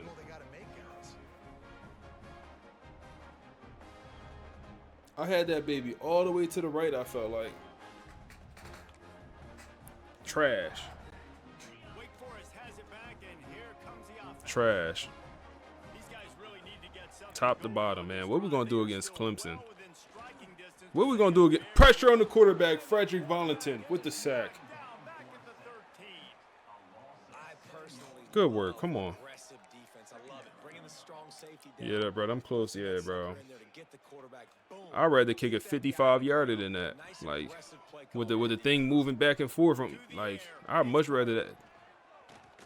Add my user. And this is dropped. 3rd and 17. Complete pass. He had a huge gain in his fingers, and he couldn't hold on. They've already punted 4 It's like that shouldn't be that tough of a kick. That shouldn't feel like the hardest kick in the game. One of the hardest. Box, bagged, pressure off the edge. We'll get it back. Embarrassing performance by the offense. Embarrassing performance. Thank goodness for the defense, man. The OC, I know y'all calling for Rayshawn Slaughter name for head. I'm calling for the OC head, bro. I'm calling for the OC head. That's what I'm calling for, the OC. Y'all keep calling for Rayshawn. It's on the OC in my book. Because we know what Rayshawn is capable of. Time of possession with that last drive, but couldn't turn it into points with the missed field goal. We'll see if they can put something on the board this time. Wants to throw on first Come back down. to it. Good stuff, Nakamura. Good stuff. He's the only one that want to play today, bro. I'm telling you. Mark it at the 39. That boy the only one playing today. This Seminole foundation was built around great quarterback play, some legends at that position. Some awesome Said Brock a guys whole that pro. spread it around to elite playmakers. Man, I think Brock at the crib right now, bro. I don't think he made it out of training camp. Up and down in their recent history, I don't think Brock made it out training camp. rocking. Everybody wanted to be a Florida State Seminole. From the 30-yard line on first down. Pressure Bro, coming. I tried. And the ball comes out. What a disastrous play. And the Yo, defense am I shows bugging, signs bro? they get that turnover. Those are hard for Do I not know how to play this game? It was a RPO. I didn't press nothing. On an RPO, if I don't press nothing, he hands the ball off. Nice job by the defense. Why didn't he hand the ball off? Bro, I don't know how to play this game, bro. What was that, his 3rd lost fumble of the day? This is insane. Forrest has it back, and here comes the Deacon I'm talking about Heisman. I'm talking about Heisman Trophy. Just haven't been able to find any room to get things going, David. There he goes. Zay Thomas, bro. Zay Thomas, you the police, man. Zay Thomas, bro. You a federal informant, bro. You a fed, bro. He a fed. Zay Thomas a fed, bro. He's a federal agent working against us. Zay Thomas is our safety. Let me show you Zay Thomas, bro. Let me show you Zay Thomas. Look at him making the call outs. Making the call outs. It's a run. It's a run. Look at Zay Thomas. If you scared, find God, respectfully. If you scared, go to church, bro. Get a dog. But don't run. Like, what is this angle, bro? Like, come down, chop the feet, hesitate. Let me get behind them. I'm not fast enough. Damn, let me jog it out. Let me jog it out. Let me jog it out. I didn't want to make changes to the defense because the defense is playing well today. But that pissed me off. The defense is playing well. Andre Law, true freshman, come in. You, K-Sean, come in. I don't even know who you are. Come in. It seems like you want to play. You come in also. Let's go to sub linebackers. Who want to play? Who want to play? Oh yeah, both of y'all got to come out. Y'all dumb buns. Cleveland, come play Cleveland. And who else want to play? Joe. All right, come on. Nice run. Let's work. Looking for the tie with the extra point. Worst 90 overall ever. Zay parlay just hit. Yeah, we not. The crazy part is we not gonna find out till 2 years later once they do the investigation and find out he was betting. Come on, bro. You can't bet on. Come on, bro. We should have knew something when the spread came out. We should have knew something when the spread came out. I'm over here. The spread came out. They disrespecting us. We only 16.5-point favorites. That was generous. They down a starting bro. They're down their starting quarterback and their starting receiver. They down they best 2 offensive players. And man, the big fellas up front, they don't get a lot of credit. They don't get talked about a lot unless it's negative, but they're the big component, man. They've got to get some push, to get some running lanes. Insane. Quan Hester is now in the game. Where's our starting running back? Not much running room there thanks to this senior defender. Where is our starting running back? Oh, he's done for the day. Yeah, starting running back done for the day. He didn't even wait for the fourth quarter of this game. Oh my goodness, we had a touchdown and I missed it. It's fine. It's fine. We got the first down. We had our tight end absolutely butt naked. I missed it. And the Seminoles will have it 1st and 10. So man. Awesome job there on 3rd down by the QB, working through his Seen it too late. wanted to go Throw it away. downfield, but the defense took everything away. So his eyes come down, he finds the drag route underneath, makes a good throw, and his guy does the rest to pick up the first. This has been a tight one. 3rd quarter, all tied up. It's now 2nd and 10. Misfired on the last play. They'll go back to the air. Quickly complete. And good coverage by the defense. Just a short gain. This quarterback right now is in a groove, and he's doing a Need 5 yards, bro. No way we punt. the coverage, and he's getting an idea of where he wants to go with the football. Come on. Come on, Ezekiel, go get it. Ezekiel, go get it. Beautiful ball. Beautiful ball. I'm so glad I found it because I did not see it at first. Rayshawn, thank you. Everything else was boxed. That was like my 4th read, bro. I'm not gonna lie, that was my 4th read. Beautiful ball. Beautiful ball, man. I gotta get one more look at it. Like, I mean, everything boxed. First of all, my first read was Nakamura, 81. Come on, bro. You can't let him throw you off your route like this. You 10, 15 yards off field, throwing off your route. He's running a drag. He turned the drag into a 30-yard drag. He turned it to a deep crosser. Come on, bro. You can't let him turn your drag into a deep crosser when you my first read. This is bagged. But because of all that, that's how he got open. But I looked over here, boxed, looked over here, double coverage, and then I finally found, I'm so glad I found it. The catch, and it's not just a big first down, it's a touchdown. That is a momentum-changing play. Yeah, I definitely freed up the home run. Turn my man to a deep crosser, bro. Drag to a deep crosser. You got to be a little bit more stronger running your route. It did turn into a good pick play, but all right, defense. Fresh faces. But I feel like us benching guys on the defensive end, that set the tone for the offense right there, man. They said, oh, the defense been balling all day. And they just benched 2 of the star guys after they made a bad play. Oh, we got to tighten up on the offensive end. They go backwards, and they built a deficit, and they've been sluggish, and they just need something to get going, to get started, because they've kind of looked out of sorts. We're over that. Burt Cleveland. Okay, Burt, I see you.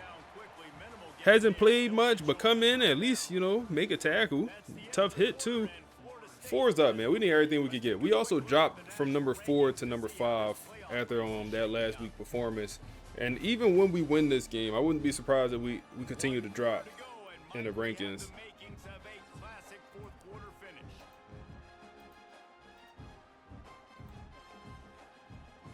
3rd and 4 here.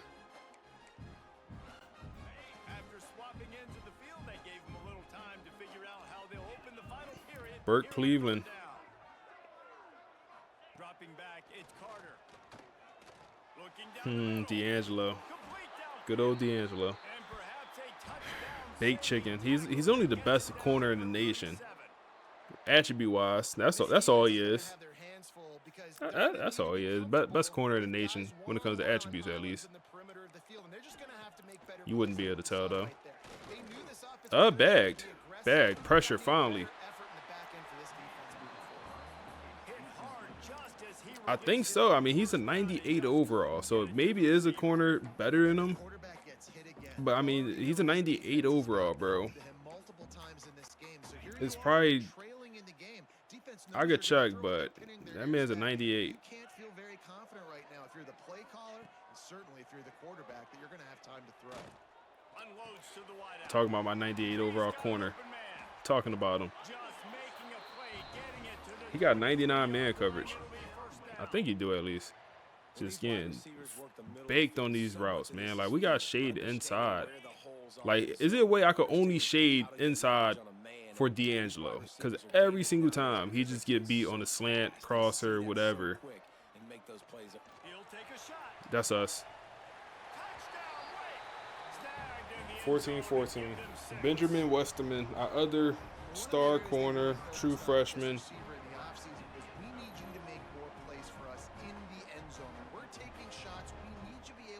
This backup quarterback, bro, like, we in position.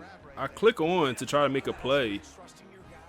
Because, like, yo, we in position. So I click on. His back turned. I'm like, if I click on, we turn around, we catch it.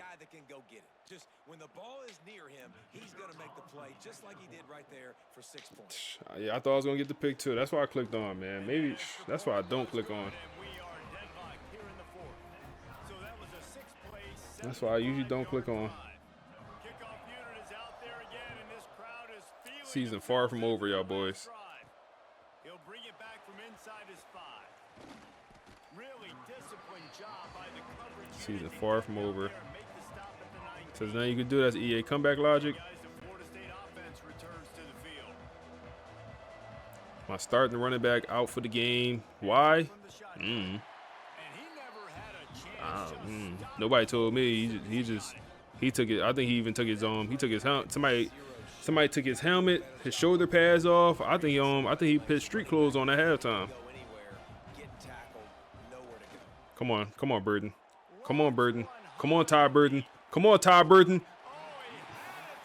Oh my goodness, I thought he had it. Thought he had it. 3rd and 13. Nakamura. He won too. It was open. It was open. It's like, I mean, what can I do? It's like, I guess we should have ran the ball that drive, but we drop a jump ball from our 6'6" contested specialist. You know, tough catch, but he had a step. Maybe with a better ball. Said, I mean, so I'll show you. It's been happening all season. He's not going to be on the injury report. We have no players injured. We come over here to depth chart. Like, if he had wear and tear, it'll show you, like, negative, whatever. Perfectly fine. Or I guess his right shoulder is a tick banged up. Or his left shoulder, that is. A tick banged up.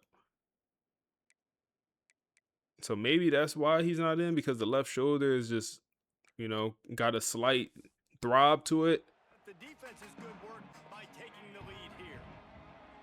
I don't know. So it's a good game. Hey, bro, these sliders legit, man. Send the tight end in motion. These sliders, I mean. Off the play fake on 1st down. Come on, there we go. There we go. That's Dom in there also, man. The D tackle. Our D tackle is our only good D lineman, bro, when it comes to getting pressure. His pass beats the guard, gets to the quarterback, and gets the QB on the ground. And the Demon Deacons To supplement during the play, I'll try it. I'll try it, see if that works. Bro, our D tackle, I don't know how to say his name, but he the only stepper on this D line. The only one. The only one. You said, what's up? Hey, man. Happy Saturday, bro. Happy Saturday. We are things are going on. Pressure. Our only good D tackle, only good D lineman. Throw it away to avoid a negative play. The Demon Deacons will line up to punt it away. They're up to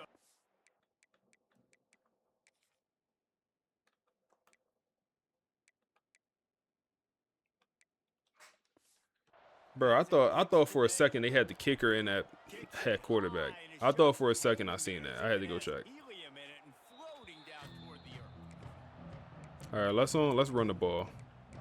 Guys, here comes that Florida State offense back onto the field. Press up on it. I'm gonna do it next play. Let's run it. We got Ezekiel in the game. Possession with this time tight game. Ezekiel be so damn stiff, bro. And they didn't get it forward an inch. Defense wins the battle up Ezekiel be so damn stiff. Great team defense on that run play. We gotta go Everybody past doing here. their job. People winning their one-on-ones, D linemen staying in their gaps, linebackers and DBs filling. You just can't do it better. They got nothing on the last play. It's 2nd and 10. Fires to the wideout. Good. Wow. Nice defensive play to get a hand in there and knock it away. And those corner routes, I mean, that's a good ball. ball with some air and put it towards the sideline. Slaughter trying to win the Heisman. He was, bro. I don't know if he Sticking with the play, getting his hand on the I don't know if football. that's gonna happen. Deflection. Pressure. I mean, it's open. Maybe I waited a hair too long to. Bring up 4th down. After that incompletion here, tied in the fourth quarter, you've got a Why do decision they to want me make to go in for field this? position. Do you Oh, want to okay. stay aggressive and try and go win this game now and bleed a little bit more? I guess I waited a little bit Do you too long to trust throw your it, man. defense If you punt this away to get you the ball back so you can still win. Waves the arm for the fair catch, and the catch is made close to the 30-yard line. Wake Forest has it back, and here comes the You said just ran across your channel now. Hey, I appreciate you, bro. Appreciate you coming through, man. last series. He'll try to find a rhythm here.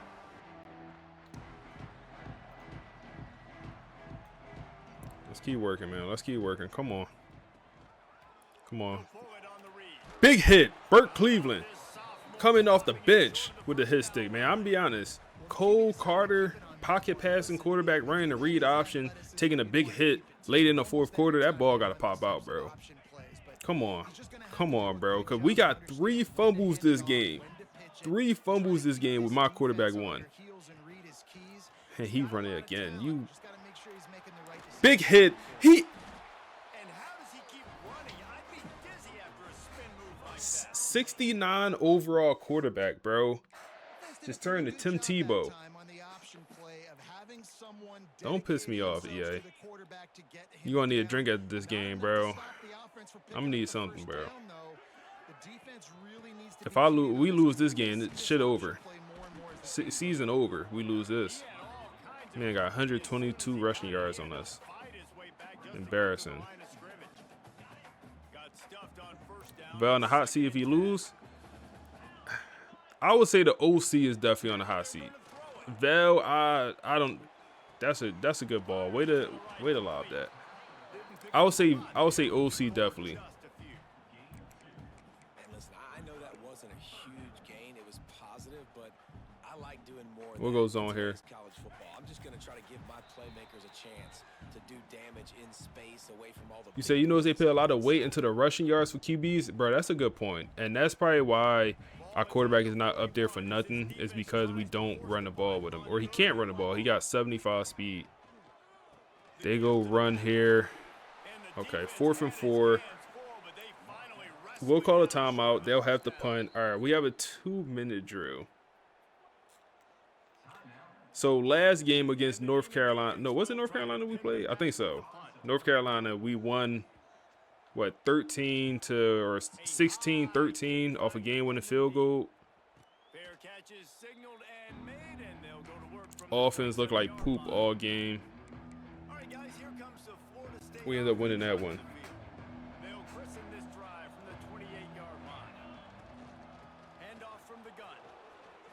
Ezekiel. Really good job to pick up a chunk of yardage and get it out to the 39-yard line. You know, as a defense, you can have the right call and the right guy in the right spot, but that guy's just too good. And how about the So if I put it on grind it out, will he then be in the game? The huge gain, it's tough to get these Nope. guys on the ground. Quan is still in the game. Okay, backup running back still in the game. Okay, we can work with that. We can work with this run-in situation right here. Keep it up. We can work with this.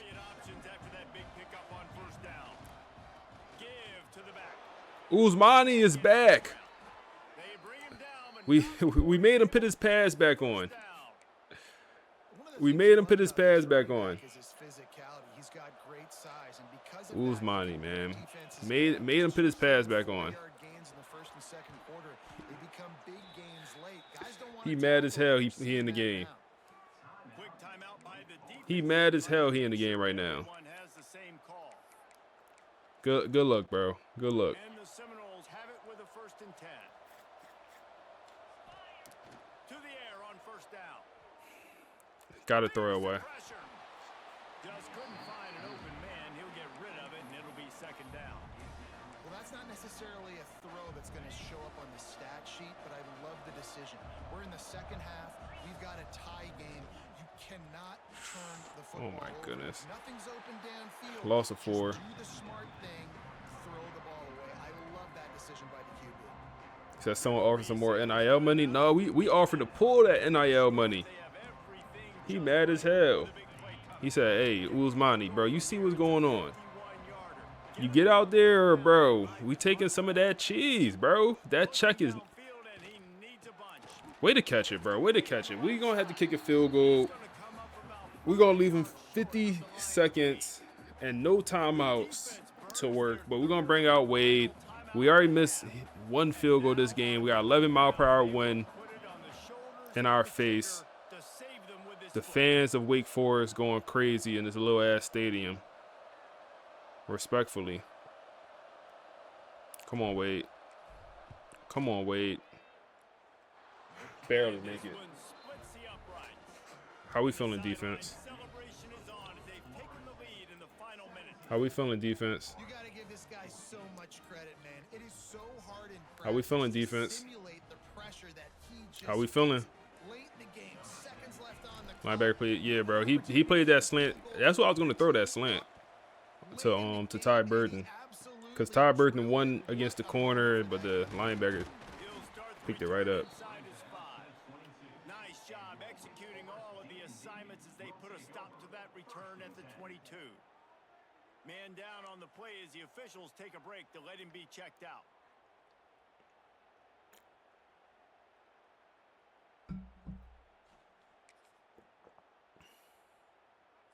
We just gotta go right to nickel, right? First play of the drive comes from the 22. All right, we got Zay Thomas. We got the terrorists off the field. Zay Thomas, that is absolutely wide open. Get out of bounds, thank you. The terrorist is not on the field right now. No way we lose. Quarterback dropping back, understanding. I'm getting zone coverage. All I got to do is be a little bit patient, manipulate that defense. 2nd and 4. My wide receiver runs that drag, and I get the 1st down. 2nd down, he'll throw. Coleman, Carter, nothing's open. Pressure up the middle. Down goes Carter. Down goes Carter. They gotta have to hurry up back to the line of scrimmage. It's gonna be 3rd and 8. They gonna get the ball off quick. Couple things open. They taking a shot down the field, and we absolutely cooked. And we're gonna lose this ball game.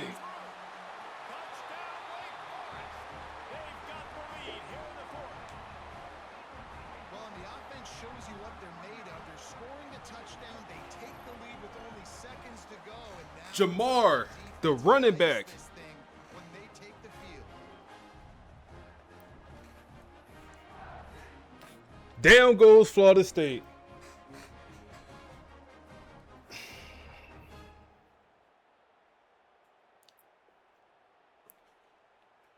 This man has over 200 yards on us, this running back. He has a long touchdown.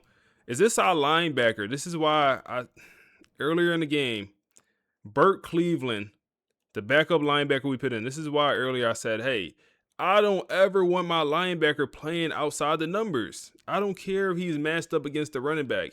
He should be on the tight end over here. I think it's the tight end, number 17. He should be on somebody else. He should never be outside the numbers. That's on me for not identifying it, because he just don't have the foot speed to run with that. Like, I mean, he's trying his hardest. Man, flat-footed. That man flat-footed, bro. Burnt Cleveland.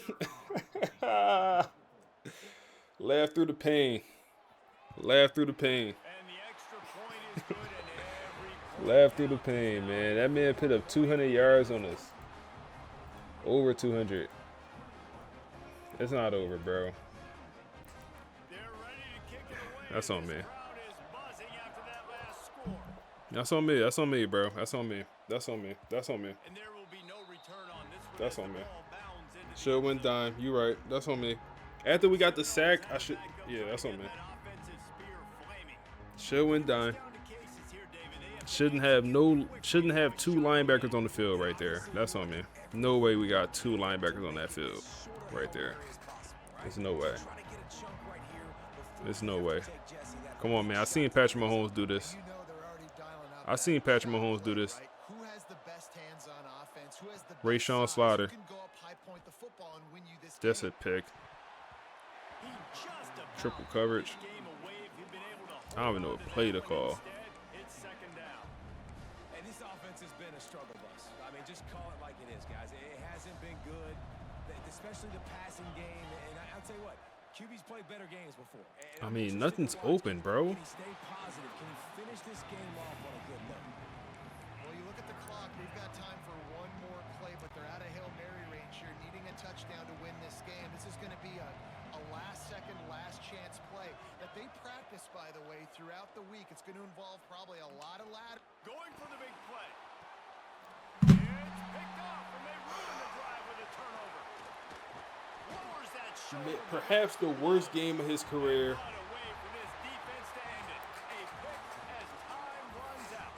Down goes FSU and Marcus Val. And now a lot of questions about this FSU program will arise here. A lot of questions about this program will arise. This man, they only showing his rushing numbers. He had that touchdown given up, or the game-winning touchdown also.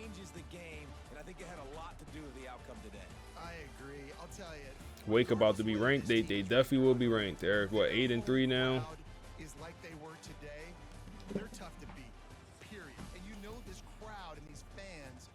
It was a good run, man. It was a good run. It was a good run.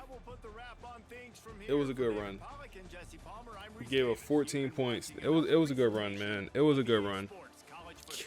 Coleman Carter, bro.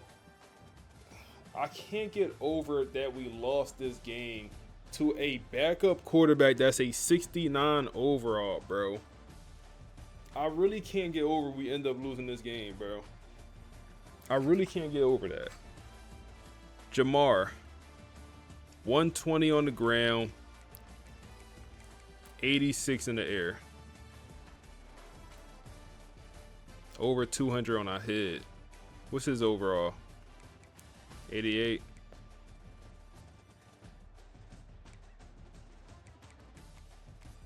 Two sacks, 2 interceptions we threw.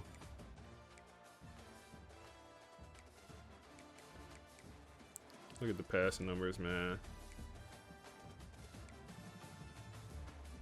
Look at this. 324, 2 picks. And don't show me his fumble. Why wouldn't you show me his fumbles right here? This would be the perfect time to show me his fumbles. Like, why can't I see how many fumbles he had? I'm pretty sure it was 3. Oh, it's in the rushing numbers. 3 fumbles, 3 lost fumbles.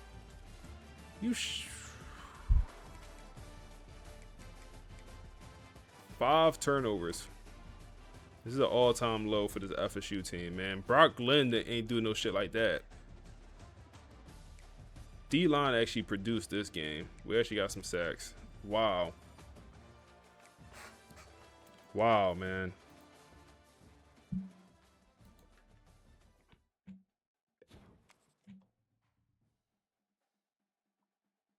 You said Marcus Val gonna get the Brian Kelly treatment? Oh man, no.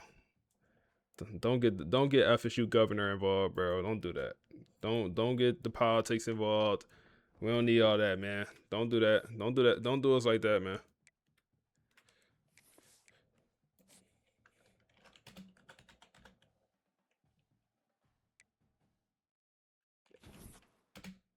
Wow. We're ranked number 14. The season is not over. I promise you, this season is not over. I promise you, this season is not over.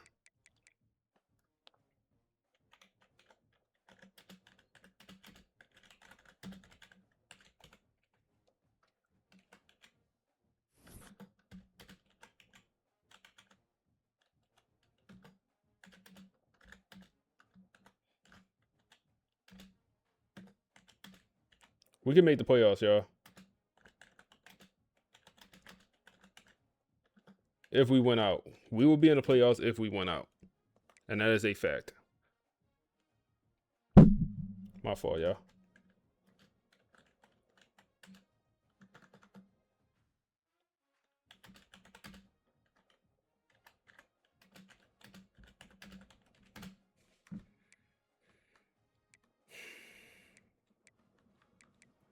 Embarrassing.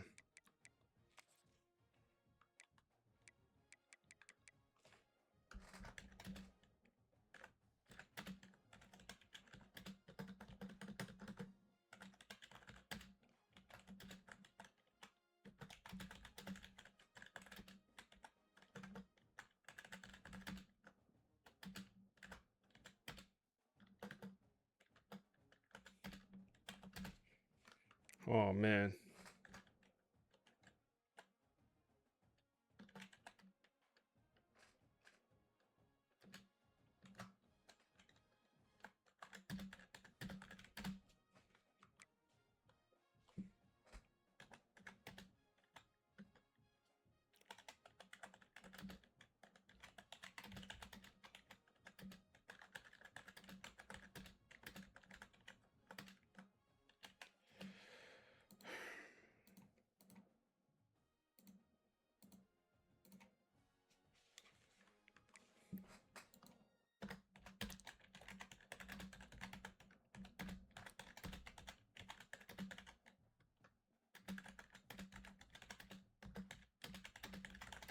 Where is Clemson ranked, bro? Where is Clemson ranked? Number 3. And then Florida is unranked.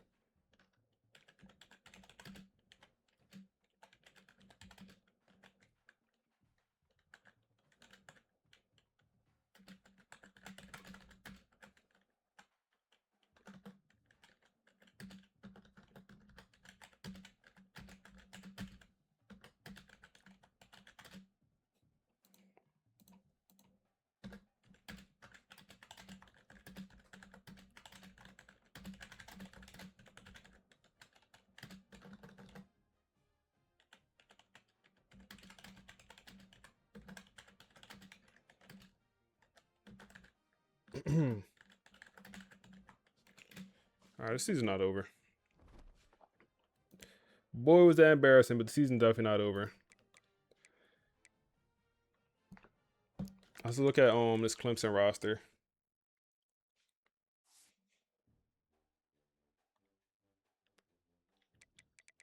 So, how many times have we played Clemson in the past 2 years, man?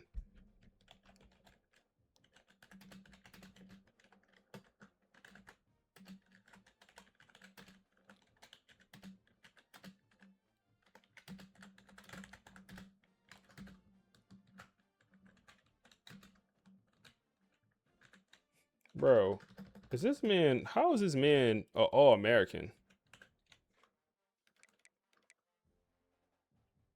Oh, no, I'm looking at the wrong person. Damn, the quarterback got a lot of interceptions.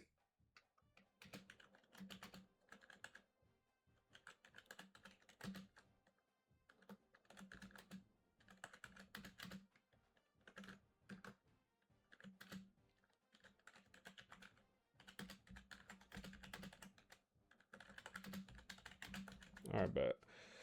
All right, what y'all talking about? Let me see. Let me catch up on comments. Man, what y'all think? What y'all think? What y'all think, man? What y'all think? Except for Vegas made a lot of money. Nah, bro, Vegas. They talking about we opened last week. We opened up what, 18.5-point favorite. And then they moved the line to 16.5. They was betting on Wake Forest. Vegas, or I guess maybe not Vegas, but the people knew. They knew something, bro. How they know? Bro. How they know?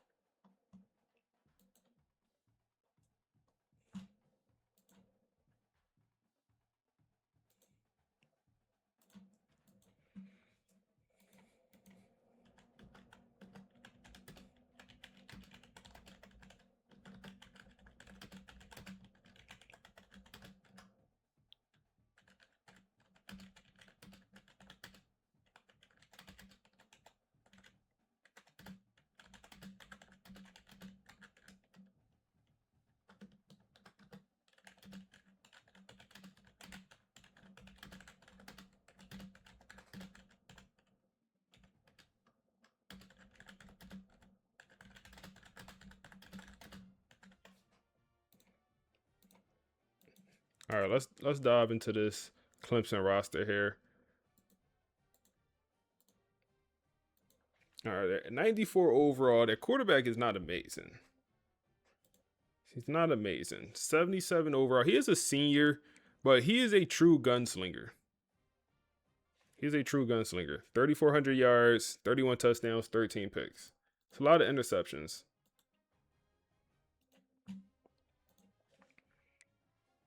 They have a good running back. I remember him from last year. You don't really see contact seekers, I feel like, get that high in overall.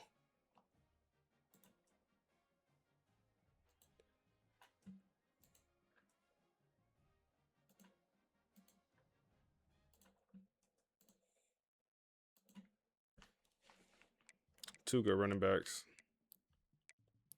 Wide receiver, Diam. They always got a good wide receiver room.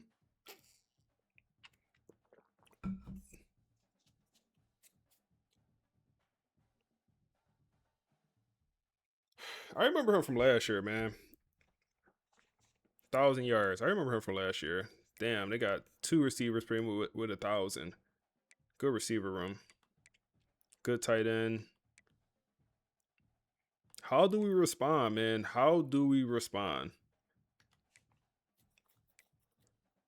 How do we respond? Hey, Rayshawn Slaughter, how do you want to be remembered at FSU, man? Like, yeah, you won the national championship last year, but hey, they remember you by the last taste you left in their mouth. And no Diddy on that, but hey, that's what it is.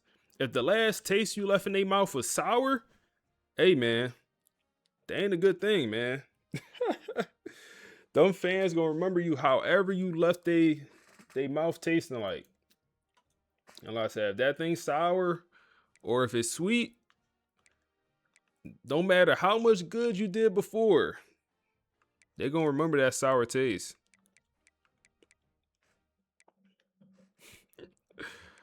Oh man. Maybe that's a bad analogy.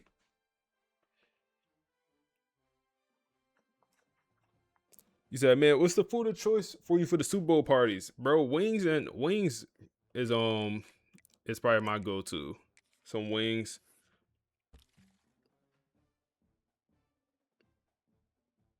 Probably some wings, bro. What y'all feeling, man? What y'all feeling? Who y'all got in the Super Bowl? If y'all even watching. I don't even know if I'm watching it, man. I'm hating, bro. I don't know if I'm watching. I'll probably end up watching, but I'm definitely hating. I might be alive during the Super Bowl, too. We'll see.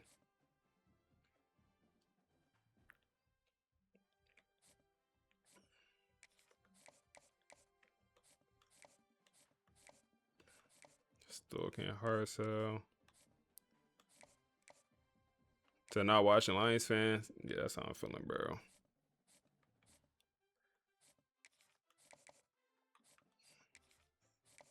He's on a visit. If we win, he commits. So after Super Bowl, don't care. Seahawks. I am if I had to pick, I would pick the Seahawks. Wings and Patriots.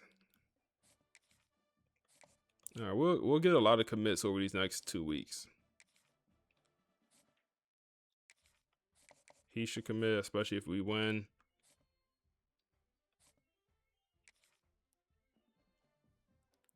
Shazam! Dark, appreciate the follow. Appreciate the follow, bro. All right. What's kicking, yo? What's up, bro? How you feeling, man? We just might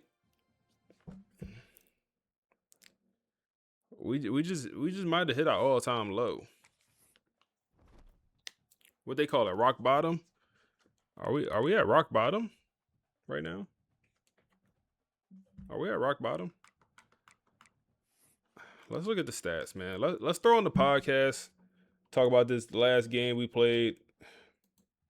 All right, we are diving straight into the deep end today. We've got number 3, Clemson, visiting number 14, Florida State. Mm-hmm. And, you know, a top 15 matchup like this, it usually sells itself. But this one feels a little heavy. It does. It really is a get right versus gut check kind of game. Yeah. You just have to look at the context. Right. Florida State isn't just coming off a loss. They are coming off a complete disaster against Wake Forest. Oh, that was so ugly. 5 turnovers. Right. That's not a game plan. That's like a charity drive. Exactly. And that one performance just completely rewrote the script for their season. Yeah. So now you have FSU fighting this shaky perception while Clemson, they're sitting there at 9-1. With a massive power rating, too. A 94 overall. They look like a juggernaut on paper. They do. But, okay, let's look at the Vegas spread. Clemson is favored by 6.5. It opened at 5.5, so... The money is moving toward Clemson. It is, but hold on. But FSU's at home. It's a night game. Is the market just overreacting here to one bad week? I think the market is absolutely punishing them for those turnovers. Yeah. The public sees that and they see mental fragility. But here's the catch, Bride. All right. The line didn't balloon to double digits. The Sharps, the pros, they kept it tight. They respect the talent on that roster and that home field advantage. So they're saying FSU is messy, but they're not bad. Exactly. It's a show-me game. And you see that in the money line. Clemson is minus 250. You're paying a premium for that stability. FSU is plus 210, which that's a tempting lottery ticket if they actually show up. And that if is what's driving the total, which is set at 52.5. Mm-hmm. That number tells me Vegas expects some pace. FSU is going to want to play fast to, wash away that embarrassment. And Clemson, well, Clemson's bringing a chaos agent at quarterback. Okay, let's untack that. We mentioned Clemson is a 94 overall team. That's an elite title contending kind of rating. But their quarterback, Amar Adams, is rated a 77. Yeah. That is a massive gap. Is the rest of the roster just dragging him across the finish line? It sort of means the team is a Ferrari being driven by a guy with a learner's permit. Adams is a gunslinger in the truest sense of the word. He creates variance. Okay. And you see it in his props. Vegas set his passing touchdowns over-under at just 1.5. Wow, that feels low for a team scoring as much as they do. It's the gunslinger tax. The model knows he has the arm to throw for 3 touchdowns, but it also knows he has the decision-making that could lead to 2 picks and getting benched in the third quarter. Right. They don't trust him to consistently finish drives. No. And speaking of trust issues, let's talk about the other sideline.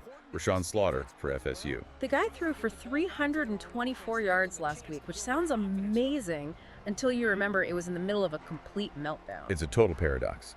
The prop market has his passing yards at 289.5. That is a huge number for a college game. So Vegas expects volume. Massive volume. They know FSU will probably be trailing or in a shootout, but look at its turnover prop. Let me guess, the juice is on the over. The line is set at 1.5 turnovers. Vegas has basically baked in a ball security crisis. They're betting on him throwing it to the other team just as much as they're betting on him moving the chains. So if you just step back from it all, what is the board actually telling us? What's the story here? It's saying Clemson should win more often than not because they're the stable, high-floor team. FSU is priced as dangerous but unreliable. So it all comes down to one thing. The whole handicap boils down to one simple question. Can Rashawn Slaughter protect the football? And if he does? If he plays a clean game, that 6.5-point spread is way too big. FSU has the athletes to win this game outright. But if he spirals again, Clemson covers easily on short fields. comfortably, and that volatility, it doesn't just end tonight. The bookmakers are already looking ahead to the Florida game next week. Oh, yeah, the look-ahead line. FSU is -4.5 in that one right now. And that number is incredibly soft. I mean, depending on whether we see good Rashawn or meltdown Rashawn tonight, that line against Florida could swing 3, maybe 4 points by tomorrow morning. It's just wild how much one game, one performance can reshape everything. It is. It kind of brings up a final thought to chew on. We obsess over these power ratings, right? Like Clemson's 94 overall. But in a single night, having a gunslinger under center or a quarterback who suddenly gets the yips, it can make those fancy static numbers completely irrelevant. That's a great point. This makes you wonder, is dominance really about skill, or is it just about the absence of mistakes? That is the question, isn't it? We'll be watching to see which version shows up. Thanks for listening to this deep dive. All right. Interesting start to this game. So, for one, our running back is actually not playing.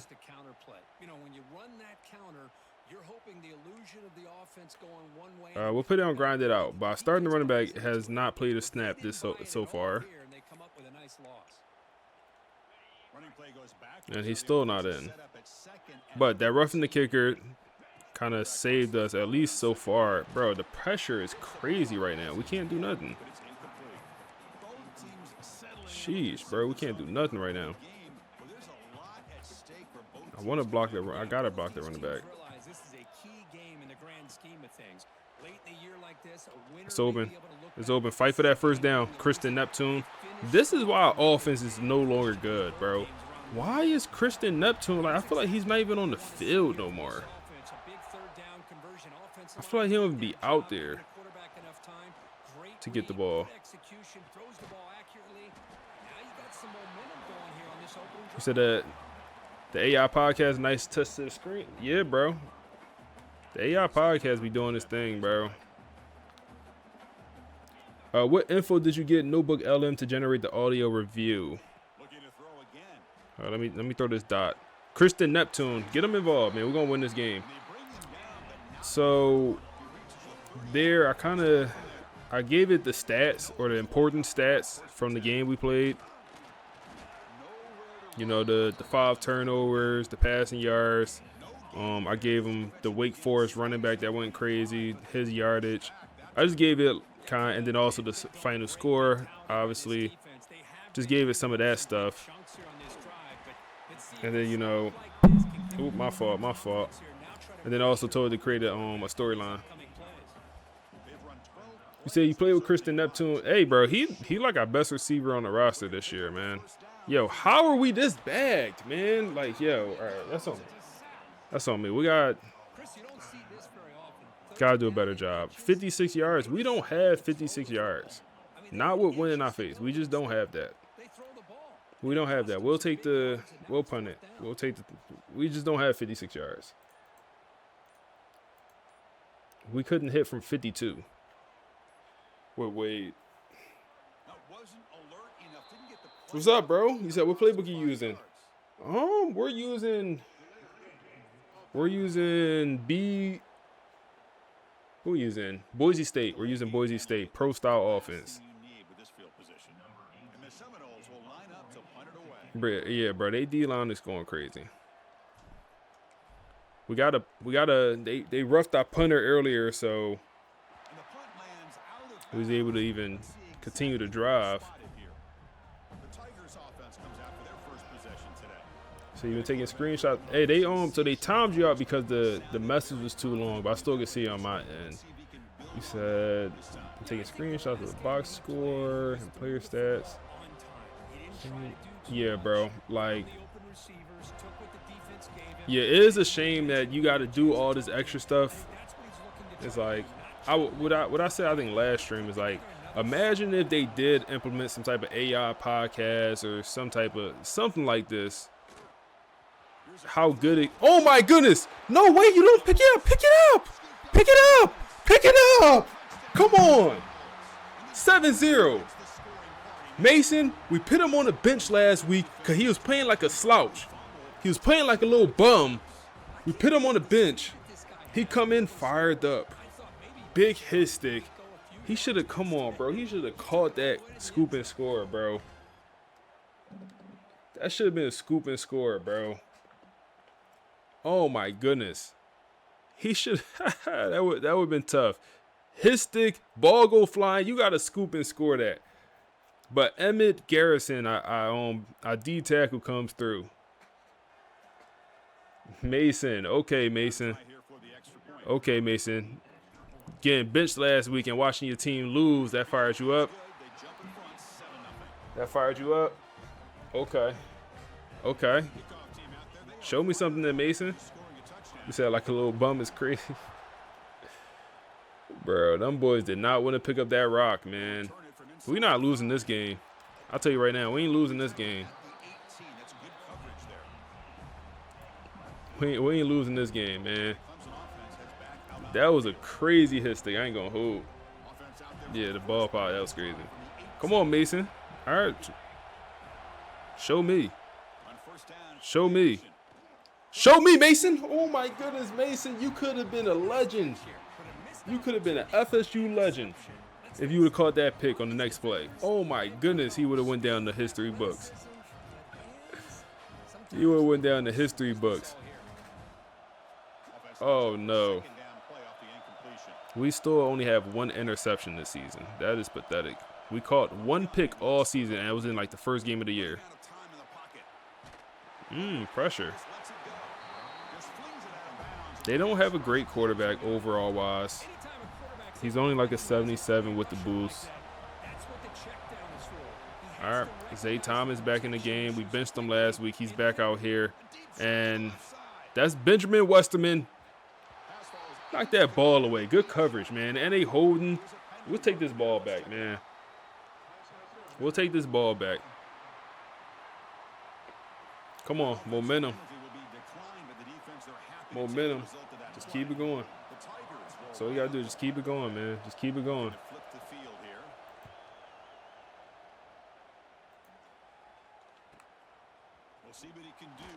He do not need to be returning kicks, bro. I keep forgetting to change that. He don't belong back there. It's not what he good at.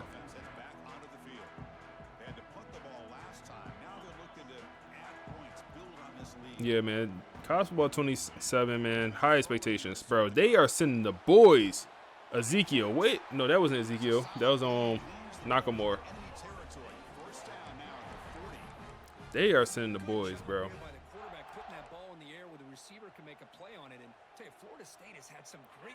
They are sending the dogs. Oh, my goodness, Ezekiel. Ezekiel, good ball. I was considering just running in and taking my 5-6 yards. But I'm like, no, we have a hell of a quarterback. He delivers a dot. 100 yards, 7 for 9 already. Let's not forget the wide receiver's job of bringing it in for that big game. See, we get to Morgan here. Come on, Morgan. Come on, Morgan. Come on, Morgan. Come on, Morgan. 14 skunk. 14 skunk, bro. We not losing. Throwing up the Heisman. Why you doing that, bro? You're a backup. You insane? You insane, bro. Why would you do that? Backup tight end throwing up the Heisman pose. It's embarrassing, man.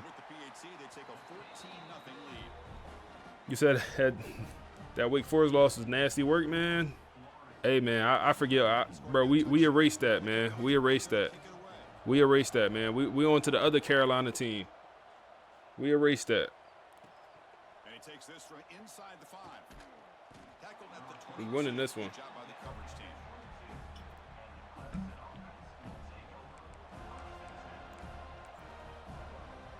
Time for one more play here in the quarter. They'll run it from the gun. Oh, yeah, we on it. Where you going? Where you going? Where you going, man? Where this team been at? Hey, sometimes you just gotta get humbled, bro. Sometimes you just gotta get humbled. They had the ball for 44 seconds. We on a body. We on a body this first quarter. This game gets out of hand before halftime. The crucial second quarter beginning right now. How long we been live for? 4 hours. Just hit the 4-hour mark. I'm trying to think. We should be able to finish this game and also finish the Florida game and maybe even the ACC Championship. Depend how it go. Defense surrounds him. Just a short gain on that completion. How about the arm strength? 3rd and 6.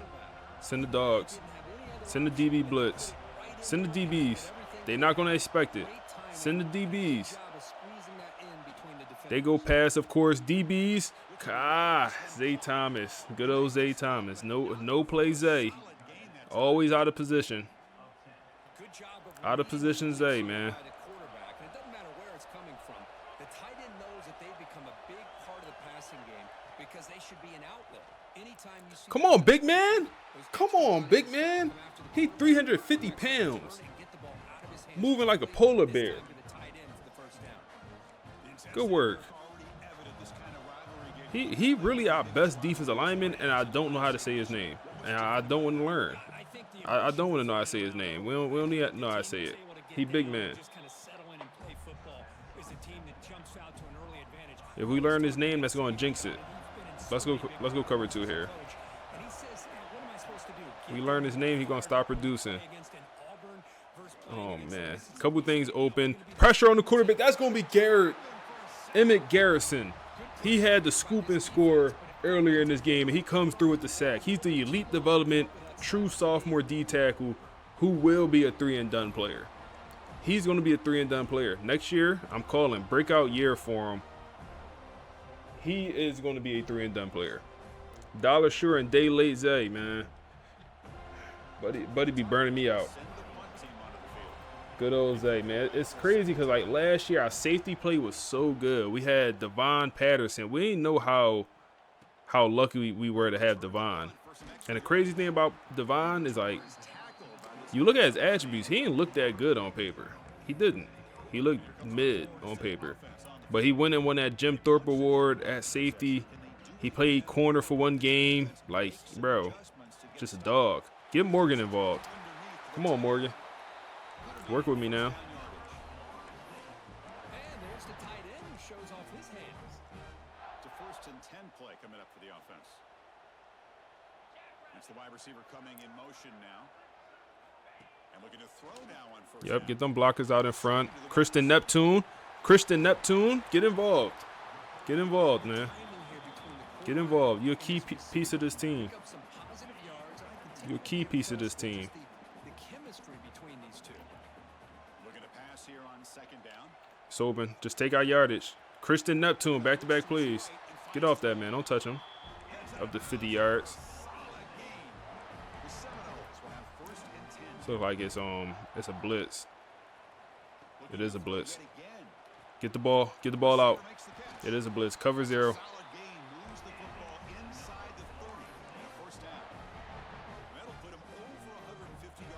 Oh yeah, they don't know what to do. Now they pressing. They don't know what to do. They don't know what to do. Get it to the tight end. Oh yeah, them boys hungry. Tay making tough catches. Good work, Tayshawn. Let's keep it on them. We're not gonna go to the run. If we passing the ball all over the field, keep passing this ball all over the field, man. Keep passing this ball all over the field. Down to the 4-yard line. Just keep passing it all over the field. Let's try this RPO. Try to get to the tight end here. Get it to the tight end. He was on it. Pick up 2. They ain't bad. 2-minute warning hits. Do we start the second half with the ball? Let me think. No, they start with it because we had that 3-and-out. Is that open? Oh my goodness, Ty Burton is trolling me. You scared. Go run here. They calling timeouts. Come on, Ty Burton. Usmani Cromer. We forced them to put the pads on today, man. We need you, Cromer. We need you. We know you 1 foot in, 1 foot out. We know. And if it's anyone else, if it's any other year, hey, man, Marcus Vail would have pulled you. But we need you. We need you, man. Our backup running backs, they ain't on nothing. They not on anything. So we need you, Usmani. Extra point makes it a 3-touchdown lead. So after putting up the touchdown, the kickoff team is out there to boot it away. All right, man. We ain't losing, bro. We ain't losing. We've been in situations like this before. Just maintain the lead. Doesn't bring the kick out. They quarterback. Start at the 25. He haven't been in situations like this, man. He is a veteran quarterback, bro. Keep in mind, their quarterback is a 74 overall before the tactician boost. He's a redshirt senior. He's a redshirt. It's not like they got a young guy. He's a redshirt senior. They got DJ U at quarterback. Quarterback delivers complete to the right side. They make the tackle, but that pass creates He might be a 6th year, 7th year player. 74 overall. Come on. Keep throwing that Mason if you want, man. Mason on that. Keep throwing that Mason if you want, bro. First and 10 play coming up. Drops back from the shotgun, looking for an open man. Boxed. Come on, man. Make a play, man. Finds a receiver in the middle of the field. We need to get out this coverage, out this zone. We need to get to like nickel or dime. Come to the line in the hurry up. They're gonna keep dotting us. We got 2 linebackers out here. We need to get them off. They too slow. Perfect. Let's get the dime. Now it's second down here.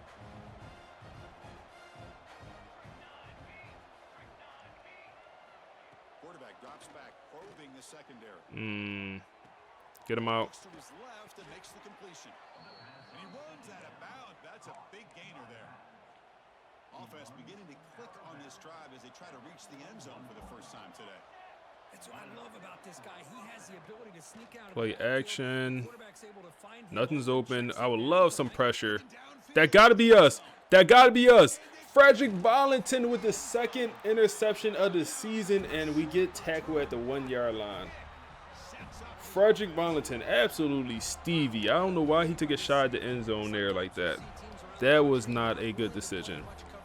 Now we do now have to, we're backed up.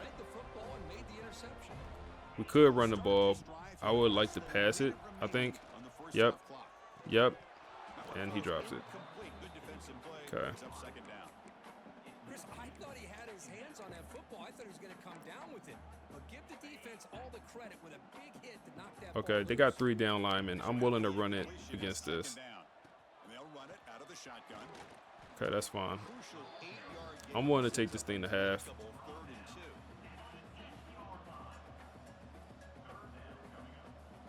Looking to pick up the first down through the air. Receiver makes the catch. Brought down to the 23. Good enough for a first down. Oh, another play. See if we get. So the offense takes the field in the final seconds of the half. Chance for just a couple more plays. Pressure is coming. That's fine. That's fine. That's fine. Hey, we take that. We'll take that. We'll take that, man. We'll take that. 21 skunk at half. The rushing numbers are not looking good for this team right now, but we good. 202 yards, 3 touchdowns. I think we got 3 passing touchdowns with Rayshawn. Coming off his worst performance of the year or of his career, man. And you got to respond. People calling for his name, this, that, and the third. Matter of fact, let's hear a piece about people calling for his name while we get into the second half. Welcome to the debate. So, Florida State is sitting at 7-3, ranked 14th. But let's be honest, the sky is falling in Tallahassee after that humiliation against Wake Forest. The question here isn't just about football. It's a classic organizational dilemma. Do you fire a CEO for one disastrous quarter, or do you trust the process that got you here? See, I think that framing's already way too generous. We're not looking at a bad quarter. This is more like a product recall. The real question is whether head coach Marcus Vail has lost the ability to meet what is, a playoff or bust standard at Emmett FSU. Garrison with another I'm sack. arguing that the failures we saw, they signal a deep rot that needs immediate change. And I'm going to take the stand for stability. I mean, firing Marcus Vail, a man with the literal national championship on his resume, in November because of a high-variance loss with 5 turnovers, that's just organizational malpractice. You're reacting to noise, not the signal. The Wake Forest loss wasn't a cultural collapse. It was a statistical anomaly. It was about ball security, period. You call it variance, I call it a complete and total lack of preparation. Look, this is Florida State. You do not get to lose to a depleted Wake Forest roster and then just claim bad luck. My whole stance is that the coaching staff, they completely failed to stop the bleeding. When your quarterback Slaughter started to spiral, what did they do? Nothing. They allowed a Wake Forest quarterback with a talent rating of 69, I mean, we're talking about replacement-level video game numbers here, to dictate the entire game. That's a failure of strategy, not luck. Okay, but let's drill into that strategy claim for a second. You brought up the talent gap, but when your offense commits 5 turnovers and 2 of them are inside the red zone where it's supposed to be automatic, you are putting your defense in mathematically impossible situations. There's no scheme on earth that solves for your own guys handing the ball to the other team 5 times. That is an execution failure. And frankly, the fact that a player like Rashawn stood up and took ownership, that tells me the locker room is still intact. Is it though? Is it intact or is it just fracturing? Because you're ignoring some pretty big red flags here. We have the whole drama around Chroma's load management resting a healthy star running back when the season's on the line. The fan base is furious. Then you have a mid-season players-only meeting. To me, that's not a sign of a robust culture. That's a sign that the message from the top isn't getting through, and the players are having to do management's job for them. I just completely disagree with your read on that meeting. In any high-performance team, peer-to-peer accountability is the gold standard. I mean, if the coach has to police everything, that's actually a weak culture. When your players on their own call a meeting to self-police, that is engagement. A broken culture is silent. Sometimes it's just about effort, Sometimes it's just about effort. And some people have it, some people don't. Some people have it and some people don't, man. Some people have it and some people don't. Sometimes it's a simple thing, just about effort. You don't have to be the most talented. You don't have to be the biggest, strongest, fastest. Are you willing to do what it takes to win, even when you are not the one getting the highlight? Allows his man to get the tackle. I mean, we might be talking about a touchdown here if he throws a block, even gets a part of them. It's at least a first down. Sometimes it's just about effort, man. Damn. FSU is noisy right now because those guys still believe they can salvage the season. Belief is one thing, capability is another. And this brings us right to the offensive coordinator who you can't separate from Valley. Even with better talent this year, this offense has no identity. When the run game vanished, AJ there was Brown would no do, man. safety valve, no easy high-percentage throws to calm a struggling quarterback down. Slaughter was just left out on an island. If your OC cannot manufacture yards against Wake Forest, that is a direct indictment of Valley's judgment. Okay, look, on the specific point of the offense coordinator, I'll meet you there. The inability to pivot when the run game stalled was glaring. But the solution isn't to burn the whole house down. The strategic move is to put the coordinator on notice, demand an adjustment, and protect the head coach's political capital. Because this season is not dead. FSU plays number 3 Clemson, and then Florida. But that's exactly why the panic is justified. You are asking everyone to trust the staff that just imploded against Wake Forest to suddenly go out and beat the number 3 team in the country. If they lose to Clemson in Florida, your argument for stability just evaporates. The seat goes from hot to nuclear. Trust the process just starts to sound like an excuse for mediocrity. Or it sounds like resilience. Every single championship coach faces a crucible moment like this. If Volley rallies this team and they win out, this whole week becomes a footnote in a legendary turnaround story. Panic destroys that possibility. Patience allows for it. And if they lose, it's the end of an era. It's that simple. The next 2 weeks are not just games, they are a referendum on the entire regime. It's certainly going to be a fascinating stretch to watch. And that's all the time we have for today. Thanks for listening. Yeah, I'll do the interactive mode. Like when we win this game, I'll do the interactive mode. And tell it, you know, ask it some questions and stuff like that. One thing I love about this back is how he gets involved in the passing game. Nice catch. Yeah, I'll do the. I usually do the interactive. Damn, bro, they only sending 4, bro. We have a good old line. We have NFL guys at our tackles, by the way. We have 2 NFL guys at tackle, and the best old lineman we have is our left guard. Like, look at my right tackle, bro. Like, come on, bro. You letting them get you off balance. You shift your weight forward. Come on, bro. Chris, there's another sack by a Clemson. Now we just gotta take the field goal. Throw a screen or something. Throw a screen or something. Do we have like an RPO we could throw? Yeah, just throw the screen. I think their defense deserves as much credit as guys like Trevor Lawrence and Deshaun Watson. This defense has gone to a different level. Throw it. Oh my goodness, bro. Look at this shit, bro. Look at this shit, bro. Talking about throw a screen. I'm living in this replay center. Look at my center, bro. Why? Yo, he must have takeoff. He came through. Like, I tried to throw it away. I seen it. Oh, it's box. Throw it away. I ain't gonna lie, bro. That ball falling off the bone. What they say? Tenderism, bro? That ball is tenderism, bro. Falling off the bone. Every time Rayshawn Slaughter get hurt, bro, or get hit, ball just falling off the bone.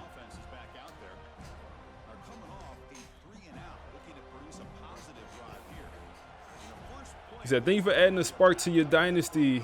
The notebook, yeah, I got you, bro. I appreciate you being here, bro. I appreciate you being here, man. Defense does a really nice job here of being able to contain that run game, held him just to 2 yards. Chris, to me, this changes the playbook. All right, that was an opportunity to make this a 4-score game. Which did they? No way they benched their quarterback. No way. Yeah, no, that's same guy. 3rd and 6 here. Yeah, you give up the catch, but you're right there to be able to stop this receiver from making any yards. Go dime package. Press these boys, man. Get in their body. Get in their chest. They don't get anything easy. They don't get anything easy. They don't get, bro, come on, D-line. Bro, our O-line, food getting absolutely demolished, man. Our 4-man pass rush ain't on a damn thing. Gotta figure it out, man. Gotta figure it out. We get any type pressure. Any type pressure. Any type pressure, man. What's your favorite spot to eat in Louisiana? I don't know if I have one, man. I'm not a huge fan of the Louisiana food, to be honest with you. It actually been quite underwhelming. If I'm being completely honest with you. My favorite spot, do I have one? Let me think. Do I have a true favorite spot?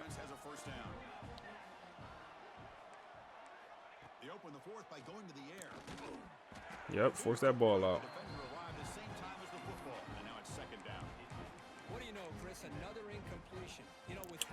Trying to think, favorite spot.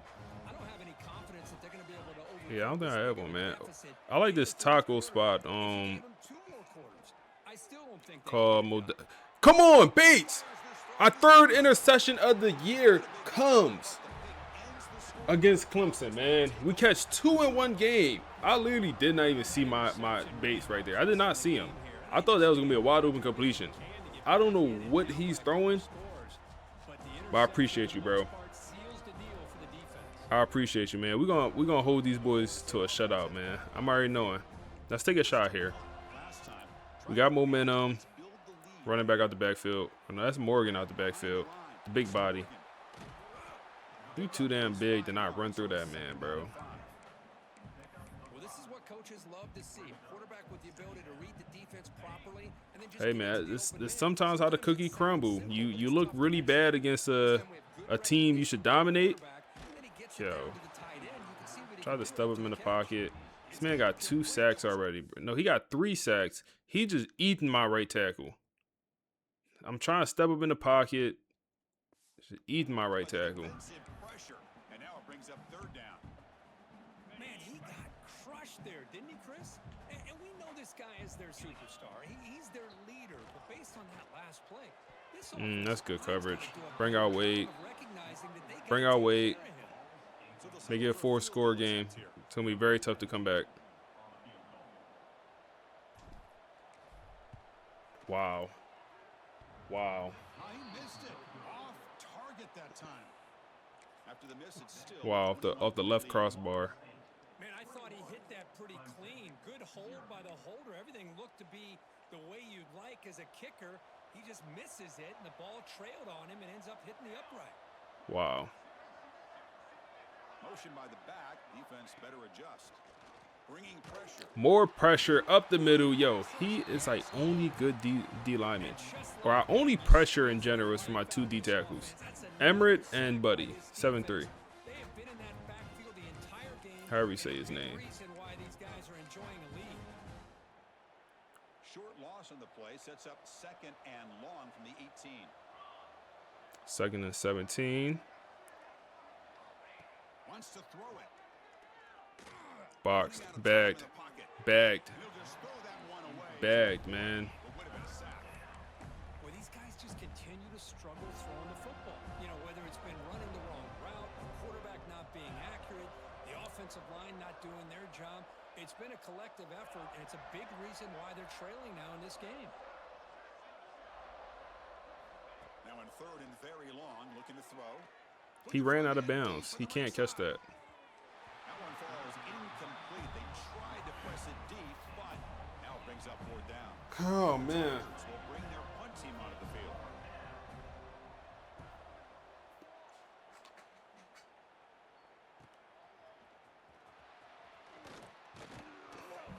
And the returner brought down by the coverage team there.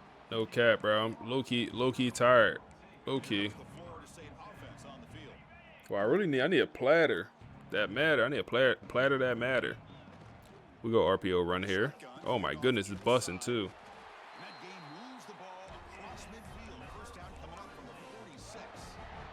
And here we see the quarterback read the 2nd level vacancy that was emerging. Definitely need a platter. Back did the rest. Huge run for the offense.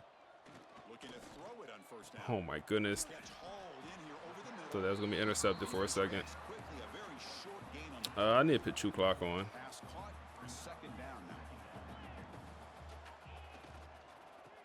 Go run here. It's too open. It's too open. Sean, what's up, bro?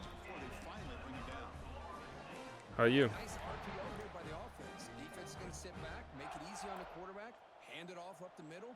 Nice solid gain. Stick with the run here. Picks up 3 yards, so 2nd and 7. Need some better blocking. Hey, it's a great job of this defense containing the running game. But if I'm calling the plays, I'm not abandoning the running game just yet. I think it's important to have Get the running back out the backfield, overthrow. throwing and running is essential. Stick with it. Really want to end this game. I don't even want to.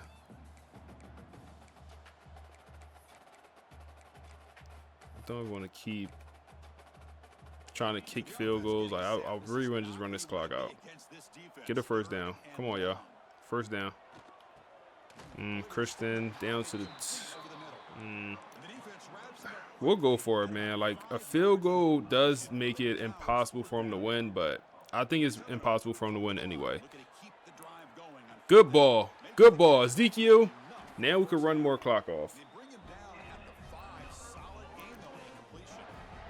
Good work. We're going to miss the field goal anyway, man. Wade bugging. Our kicker Wade be bugging. 28 skunk, man. Scrape these slouches off the court, off the field, and bring the next bums in, man. Where Florida at? Where Florida at, man? Scrape these slouches out of here, man. Get them out of Florida. Scrape these slouches out of Florida, bro. Get them out of here, man. They don't belong here. Came in here. The extra point is good, and they stretch the lead a little bit more. Got whooped on bad. Kickoff team out there, they are fired up after just scoring a touchdown. Hey, man, any given Saturday.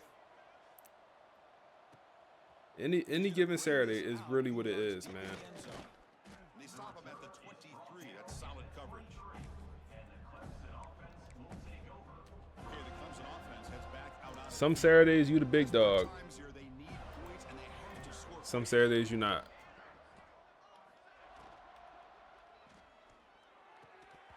physical defending. That one falls in. What Mike Beasley say, man? Mike Beasley said it best. Some days I'm Mike Beasley. Some days I can't find him. You know, come on, man. Some days we coach well. Some days we can't find them. That's just how it goes sometimes, man. Damn. And this time it's complete. You get him down, but that's a nice play. Moves the ball to the 33. Hey, that's a great gain right here for these guys. And it hasn't been a good day, let's face it. But I love the fact that they're still fighting. And a drive like this, who knows what it could do for you? Maybe get points on the board. Maybe not able to come back in this game. But, man, it could really help you down the road as far as showing what your character's about and how you're not giving up. That completion makes it second and medium. Looking to throw it again. Short pass finds the tight end. Tackled at the 44, but good enough for a first down. Sometimes you're a big dog, sometimes you're a cat. Just depend on the day, man. Well, it is a matchup because he has the size where he's very difficult to be able to match up for his safety, and he's got the speed to be able to outrun a linebacker. That's why they like to flex him out like that and be able to pick up nice big gains like this. Really solid. Oh man, that's a good one. That's a good ass one. It's a good one, man. See, I really want to hold them to nothing. I think that would be beautiful. That'd be what a comeback. What a response it would be if we hold them to 0. Come on, hold strong. Quarterback drops back from the shotgun. Holden. Bring it back for Holden. Yep. Come on.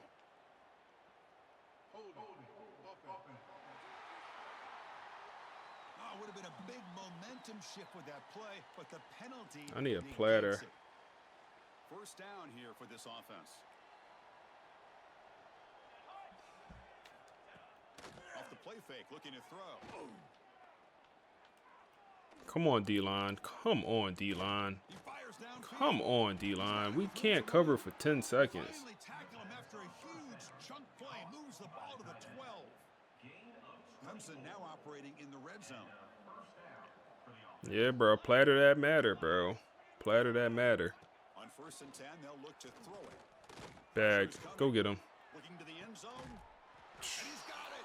Touchdown. That's fine. Y'all can have it, man. Y'all can have y'all petty touchdown. Y'all can have it, bro. With 0 seconds on the clock. Y'all can have it, bro. Y'all can have it.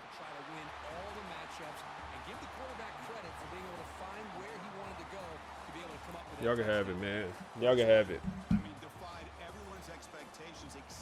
Hey, man. Uzmani won player of the game, really.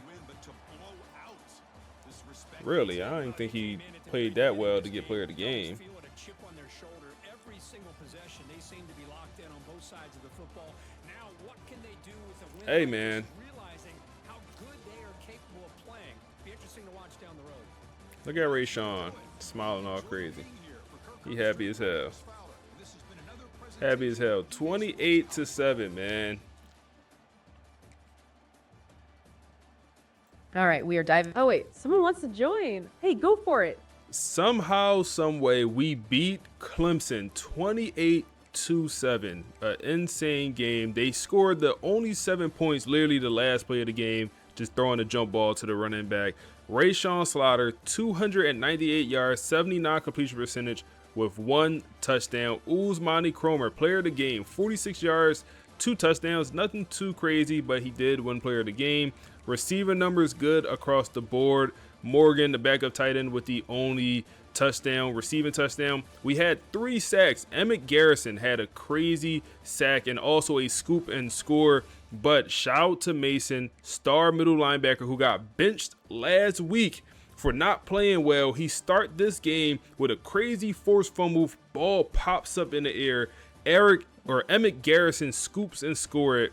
And we also had 2 interceptions, Frederick Valentin and also Bates, to take our total interceptions up to 3 on the year. Oh my goodness, that is incredible. Wow. You're jumping ahead to the final score, and that is a major statement win. A 28-7 win against the number 3 team. That's championship football. And the margin is what really shocks me, you know. We were just talking about how Vegas had them favored. Yeah, we were just talking about that 6.5-point spread. And FSU was priced as dangerous but unreliable. Unreliable, yeah. You just completely flipped the script on the entire narrative. Okay, let's unpack that score you just gave us because it tells a story. First, the score itself, 28-7. That means the defense absolutely showed up. I mean, holding a Power 5 team to just 7 points, especially with that late touchdown, that's dominance. And it's exactly what the team needed to do after the turnover disaster last week. And you mentioned 2 huge defensive plays. A scoop and score by Emmett Garrison and 2 interceptions. That is the complete opposite of a team that is mentally fragile. It sounds like they heard the noise and answered with focus. And speaking of focus, let's talk about the key players you mentioned. We were wondering about Rashawn Slaughter's performance. 298 yards and a 70% completion rate with 1 touchdown. That is battle-tested, clean football. It's guts over glory. He didn't press, he didn't force things. He protected the football, which was the entire key to the game, as we just discussed. And Usman Kroma, 46 yards, 2 touchdowns, player of the game. That is the ultimate load management payoff. He's explosive when they need him, and it sounds like he was efficient. Exactly. He touches the ball 8 to 12 times and breaks chunk plays. Plus, for him to be named player of the game with those numbers, he must have been a force. And that Mason Star play you mentioned, getting benched and then getting the strip. That's pure locker room motivation. That's a guy stepping up and proving that talent plays no matter the situation. And a true freshman, Tevin Ramsort, making a statement in that secondary too. The defense truly carried the day, turning that volatility we expected from Clemson's quarterback, Amari Adams, against them. We thought Adams would create variance, but it sounds like FSU capitalized on it. That 2 interception stat is the gunslinger tax coming due for Clemson. Absolutely. The defense was relentless. They didn't just win, they exposed the gap in quality. It also completely validates Marcus Vale's philosophy right now. Yes, the focus on discipline and Chroma's load management working out perfectly. Okay, let's look at the broader implications of this massive win. So, I mean, we're back in the playoffs.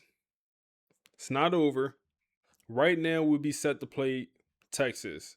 One thing to note, we also are lined up to make the conference championship. We obviously we're going to be in the conference championship. Okay. Because our last game is against Florida, non-conference team. Rivalry game, obviously, need to win this. Because even if we do make the conference championship game, which is guaranteed at this point, if we lose, our rating is going to drop. And even if we win the conference championship game, I'm not sure if it's going to jump back up to be in the playoffs, if that makes sense. So, must win regardless. But we will be in the conference championship. Looks like it will be against Miami. Miami has one more conference game, but it looks like it will be against Miami as long as they do win. A team that we just lost to, man. Hey, I mean, oh no, we actually beat Miami. I'm tripping. We just beat Miami.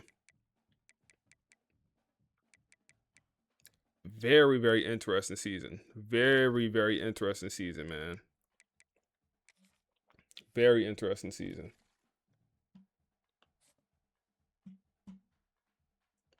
This isn't just a bounce back. This completely reshapes the season. It takes them from being dangerous but unreliable to just dangerous. They're fighting that shaky perception we talk about. Not anymore. That win removes the mental fragility narrative completely. The narrative now is FSU is heartened. And what's fascinating here is what this does to the next game's odds. Oh, yeah, the look-ahead line against Florida. That -4.5 FSU favored line is now incredibly soft. I mean, they just beat a top 3 team by 3 touchdowns. That line against Florida is going to absolutely swing now, probably 3 or 4 points by tomorrow. The bookmakers are going to have to price in the good Rashawn that showed up. They'll price in the defense that forced turnovers rather than the team that committed them. It's just wild how much one clean performance can change everything. It is. It kind of brings up a final thought to chew on. Okay. We obsess over these power ratings, right? Like Clemson's 94 overall. Mm. But in a single night, having a quarterback who plays clean football, A clean game, protecting the ball. it can make those fancy static numbers completely irrelevant, as we just saw. That's a great point. It just makes you wonder, is dominance really about skill, or is it just about the absence of mistakes? That is the question, isn't it? And FSU just proved it's about the latter. We'll be watching to see how this win propels them forward into the rivalry game next week. Thanks for listening to this deep dive, and thanks for that amazing up. Craziness, man.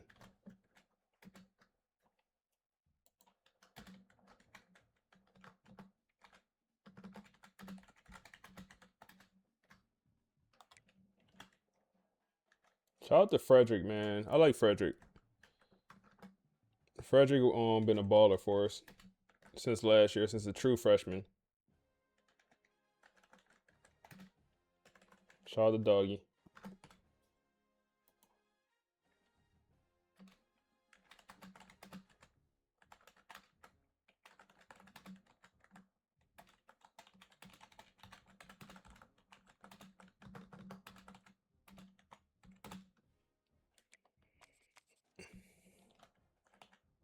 Emmett Garrison should have won player of the game. Yeah, he was player of the game. He had 2 sacks.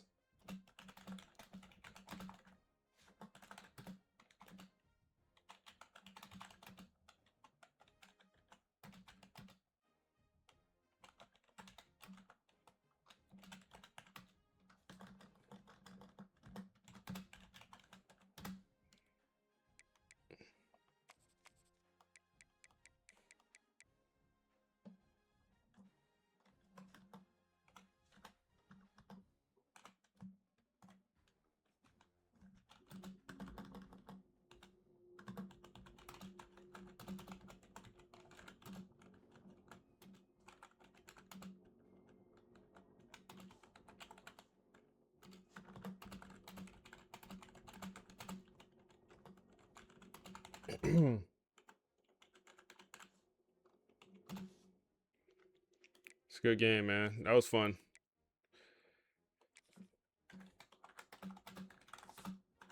Let's look at this Florida team. See how good they are.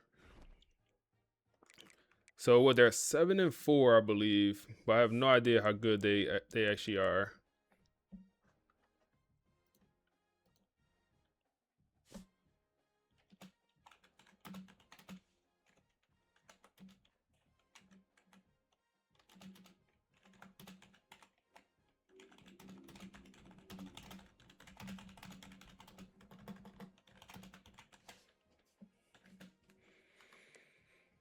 Brad Jackson is hurt.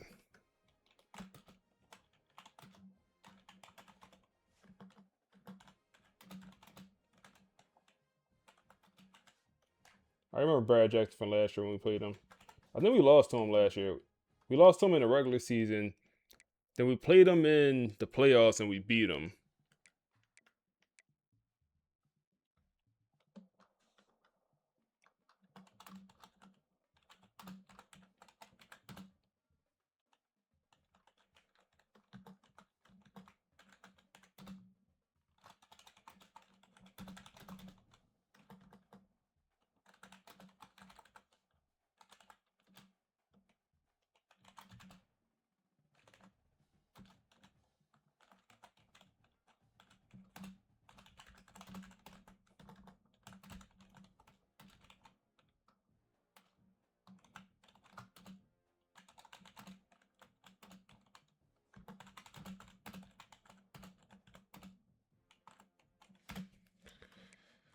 This is a team that don't really got much to play for, though, outside the rivalry.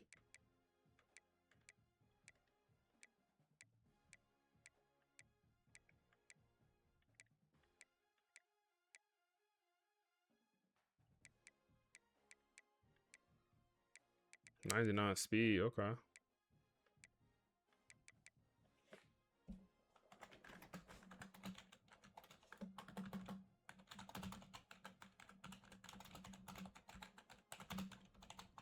I bet. All All right, what y'all talking about? Who got winning the bowl tomorrow? I'm gonna go Seahawks, man. I'm gonna go Seahawks on them. Wild season indeed. So what you think gonna do if this dynasty's over? I don't know, bro. It's up to y'all. Like if y'all really enjoying it, I don't know, bro. Like my thing about this one is like it's not a FSU rebuild. I feel like it's more of a Marcus Vail is the coach, if that makes sense. So if like for whatever reason, if Marcus Vail decide to leave, it's like, we'll go to that new team. Not saying that's gonna happen, but for me, it's like the rebuild is more so like the coach. So if he got another offer or if he got fired, the storyline continues.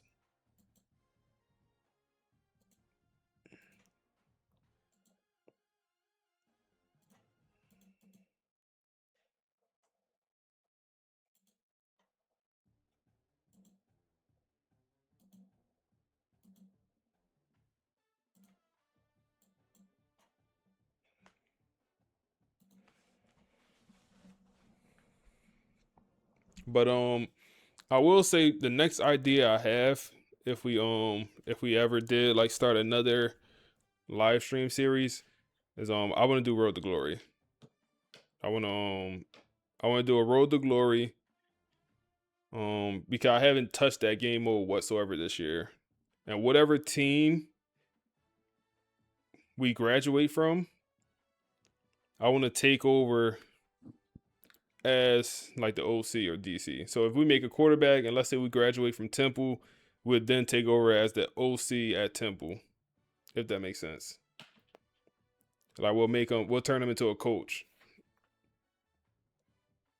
and use AI the whole entire time. So we use AI for the Road to Glory, and we'll also use AI for when we take over as the coach. That'll be my next idea.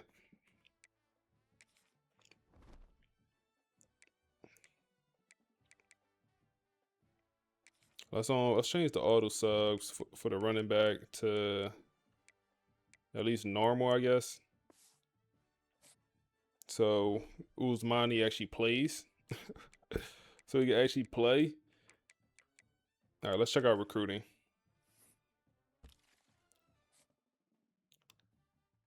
So our recruiting class looking very, very good. Very good. Very good, man. We got some holes in it for sure, like corner, secondary. But it's a good class. Our strength is gonna be defense. Like I think it's gonna be the best, maybe not the best defensive class, definitely the best linebackers we brought in, and definitely probably the best O-line class. Every year I felt like we wasn't able to get great O-linemen. But this year, like we got a 5-star left tackle, well-rounded. Some 4 stars, Florida kids. Then we're gonna get at least one 5-star guard. We might get Buddy here, Dante. They both bust. Ooh, damn, that probably was loud. My fault, y'all boys.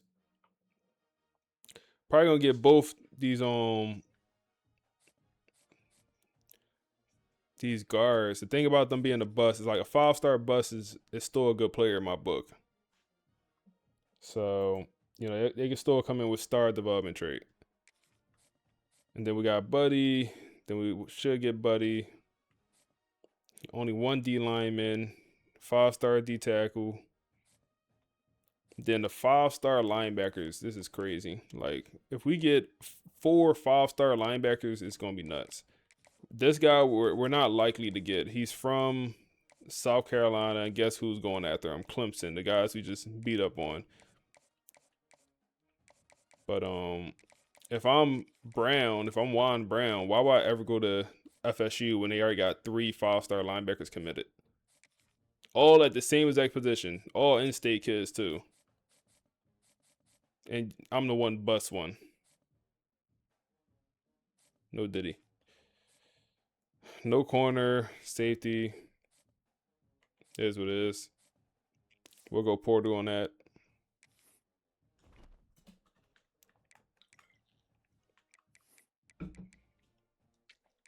Look at the Heisman. I'm assuming it's gonna be Julian Lewis still going crazy. AJ Brown is up here now. AJ Brown, bro, they all right. It's real issues. It is real issues with the sim stats, or maybe not even the sim stats. The logic, the award-winning logic. It is real issues with this. It's like rushing numbers is too valuable for the quarterback. AJ Brown has no business being in these conversations. He has, in my opinion, no business. Georgia Tech is ranked 24, and you look at his stats, unless he has 25 rushing touchdowns, they value rushing numbers too much. He got 13 rushing touchdowns, so that make him 34 total touchdowns.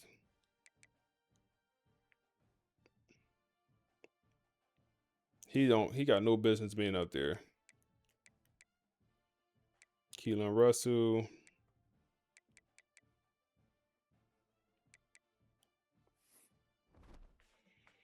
All right, let's listen to the pod, man. See what these boys got to say about that big time dub against Clemson.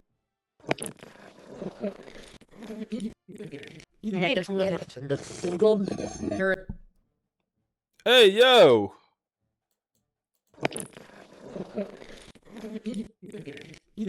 And maybe more important, What they on at the podcast? What the boys at the podcast on?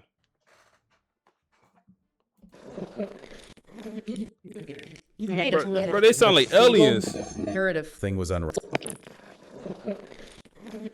Podcast bugging.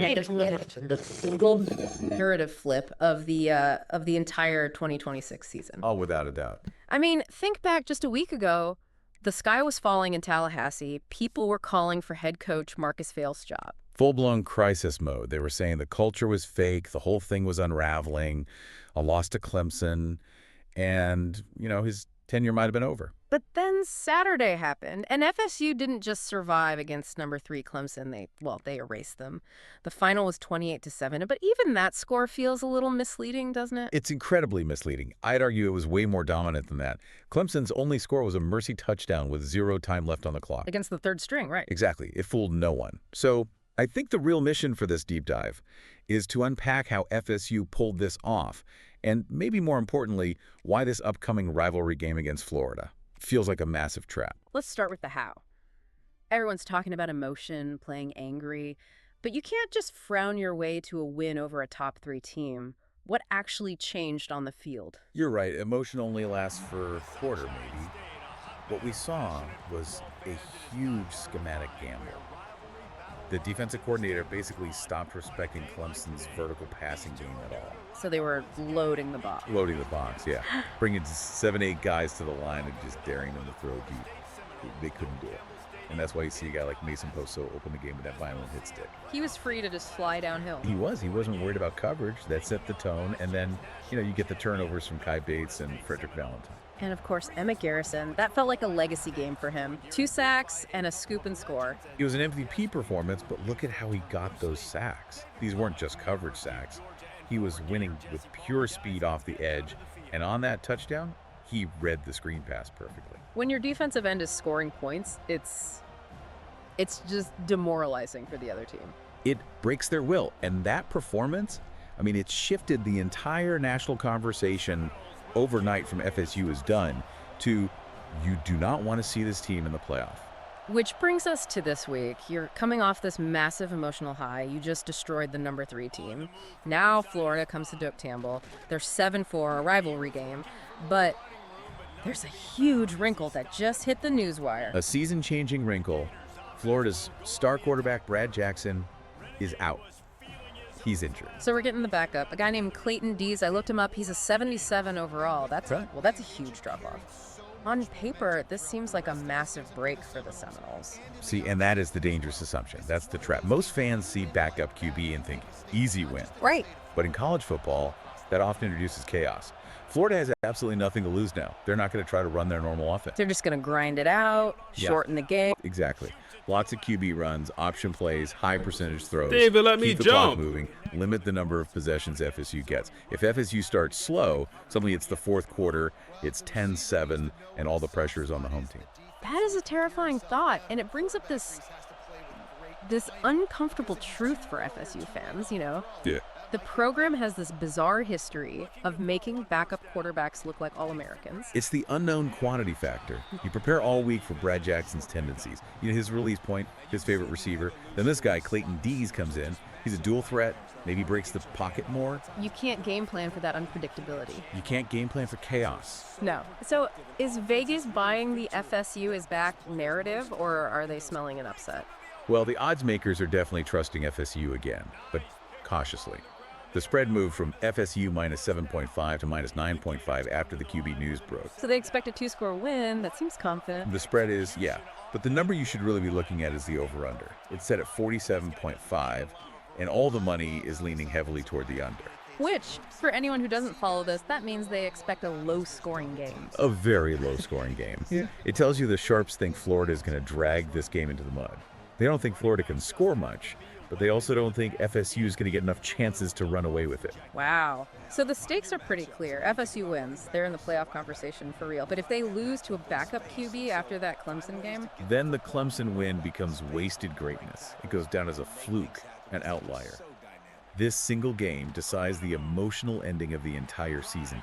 You cannot beat number 3 one week and lose to your rival's backup the next. That is a culture killer. It really is. From the absolute high of erasure to the anxiety of the complete unknown. And that leaves us with a final thought to chew on, right? We always assume we want the opponent's best player off the field. But in this game, is it actually better to face a known star who plays a predictable game? Or a backup who brings pure chaos?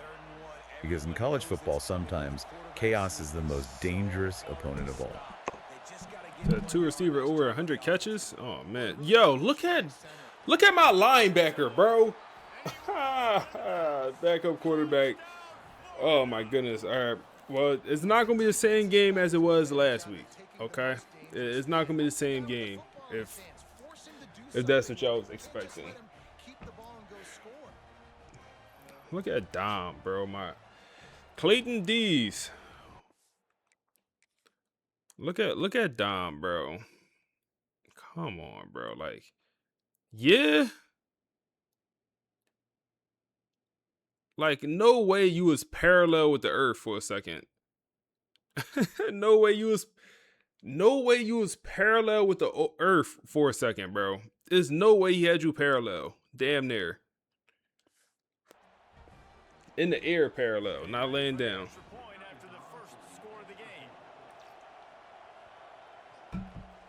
You said Brittany always got carry. Shout out to Brittany, man. Brittany be holding it down. She don't like to always talk, bro. They be trying to give her a break sometimes.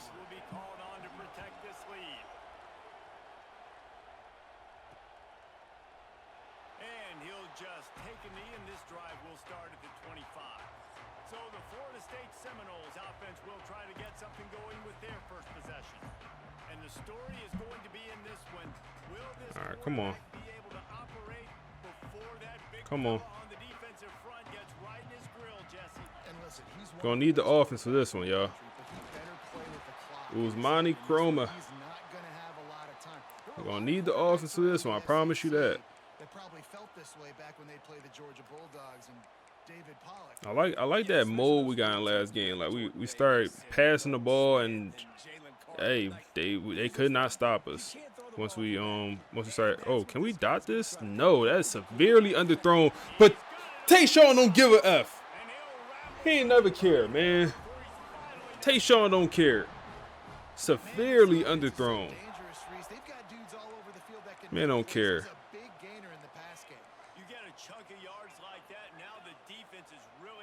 Keep working. Running back out the backfield. Where are you going, bro? Why are you running out of bounds? The Seminoles with a long way to go after the loss on the last play.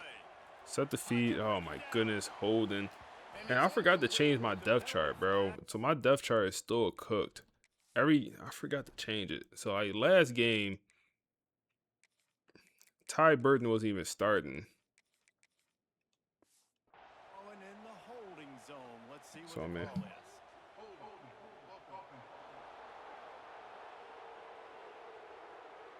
Holding penalties, the ultimate drive killer. We'll see if it costs this offense here.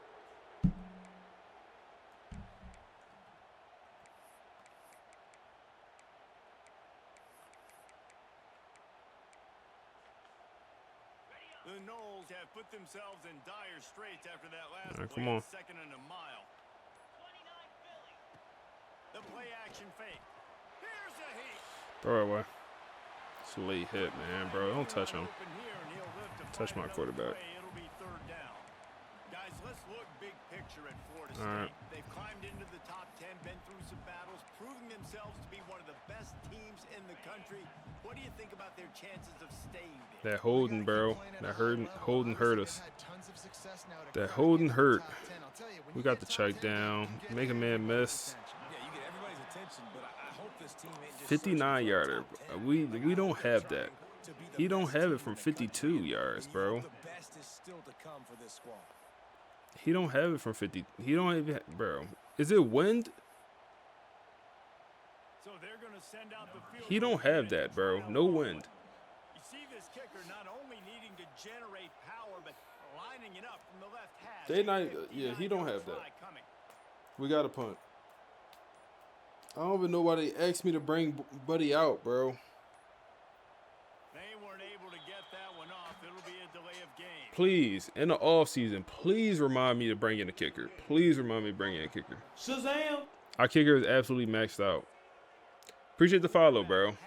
Appreciate the follow. In those situations, you cannot afford a penalty like that deep in your own territory. And the Seminoles line up to punt it away. He ought to be able to use this first punt to pin him deep. Florida has the ball back, and here comes the offense. Already a solid start to this one. Now back to work with this 7-0 lead. Come on, defense. Come on, I know we asking a lot of you. I know we asking a lot of you. Pressure on the quarterback. Get home. Williams. First sack since like week 2. Damn. He said, no doubt, your channel inspired you to do similar videos. Hey, that's cool, bro. I wish you the best of luck, man. I wish you the best of luck, bro. Just be consistent. That's all you do. Just be consistent. Come on. Yeah, we went dime package. Bad call. Oh, it worked. We'll stay in dime. Third and everything. Third and everything. They get nothing. They get nothing. That's pressure on the quarterback. He's going to go down, and we're going to put up a 2 spot. That's going to be the true freshman 5-star. Eric. No, Eric. No, Kevin is his name. Coming off the edge. Good work, man. Punch him. Get him off you, bro. Get him off you, bro. Good work, Kevin. Kevin been in the starting lineup for probably like 5 to 6 games. That might be his first sack. I was been supposed to bench him. He has not done anything. I was just trying to find some juice off the edge. So I was, moving guys around. Oh, man. Wow. I thought we had separation. I was wrong. Even though they haven't been playing in a long time, this game is featuring I was so many wrong. of the biggest names in the sport. You think about Bobby Bowden, Steve Spurrier on the sidelines, Charlie Ward, Chris Swanky, Tim Yo, Tebow. bro. Oh, it's picked off. A rare mistake from this guy. It's one of these games, yo. It's one of these games. 14-2. It's one of these games, bro. I don't regret the decision to throw that because we throwing that with anticipation. We throwing that with anticipation, so we threw it before he even broke. The cornerback ran the route better than my receiver, bro. Get one more look at this. Ran the route better than my receiver did. I mean, I'm throwing it, like I said, with anticipation. He got eyes in the backfield. Just jump it.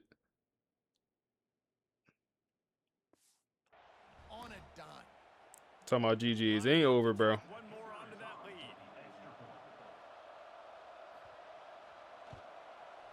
after the extra point, they're on top by 12. And let's check in with Kevin Connors in the studio. Kevin? Guys, wanted to get you a quick update on a game happening in the MAC.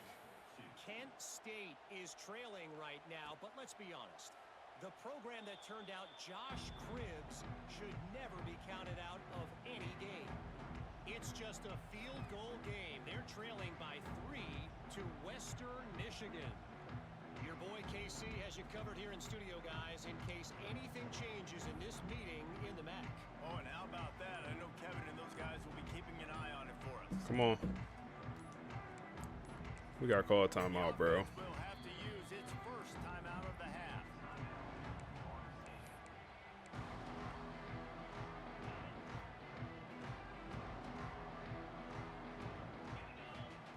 They'll start this drive. Offense is definitely looking bad. Got to call timeouts. Pick 6. Shazam! Looking bad, man. Looking bad. Appreciate the follow, bro. Looking bad.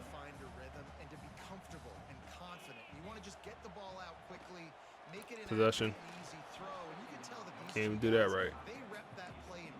All right, third down. Third down, figure it out. Probably should run the ball more. It's open. Take it. Take it. Take it. Let's run it here.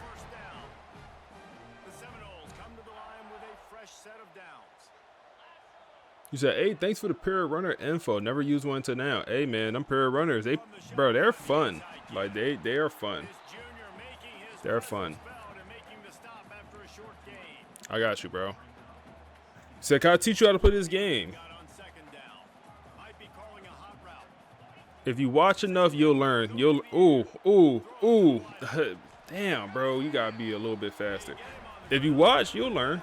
You'll learn. He's like, you like this passing meter more than the other one? Yes. I would say yes, I do. It's crazy that we look how much more yardage we have than them, and then we're losing by 14-2. I would say yeah. I do like this meter a little bit more. Can I play you? Nah, I'm not playing online. We doing our Dynasty, bro.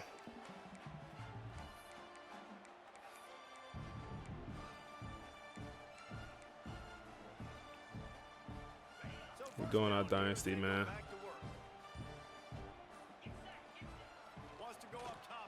Come on, Usmani. We need better blocking. Ty Burden, you're the contested specialist, 6'5", big body. You can't be getting thrown to the ground in the blocking game, bro. You supposed to be our literally best blocking receiver. You can't be getting mushed around like that. 2nd and 10.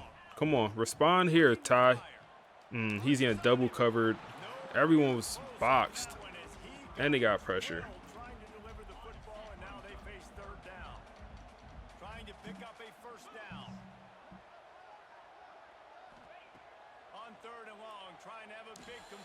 Don't see anything I love. Whoa! Where's the... Hold up. No, I got to go back. I got to go back. No. That's on me. That's on me. That's on me. I pressed the wrong icon. I thought X was the guy sitting there wide open. It was triangle. I pressed X. I'm like, yo, why did the ball go there? Oh man, I pressed the wrong icon. It was triangle.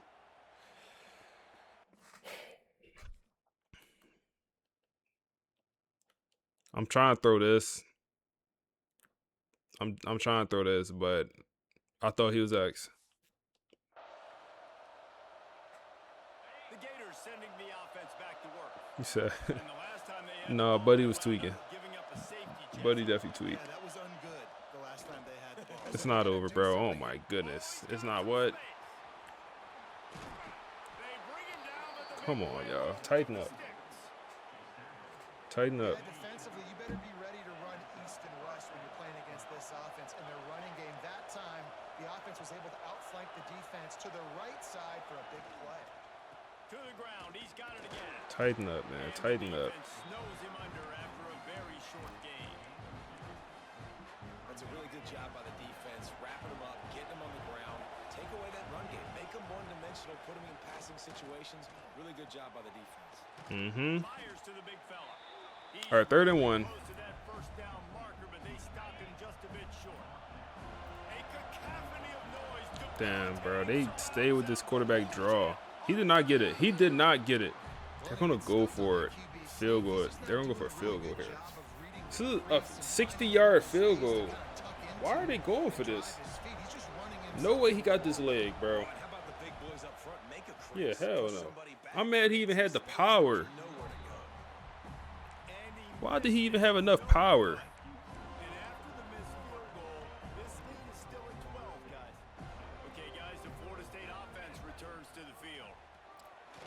Oh, oh.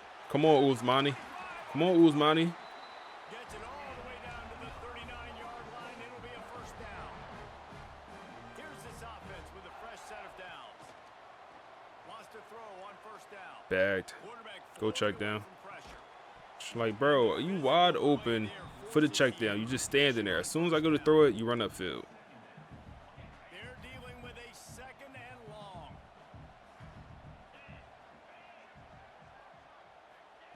Back to pass. Wide open. Wide open. Good block. Down to the 26-yard line before they ride him out of bounds, and this defense is on its heels. This offense has had trouble getting it in gear, but maybe a little life here on 1st and 10. Oh my goodness, that route cooked him.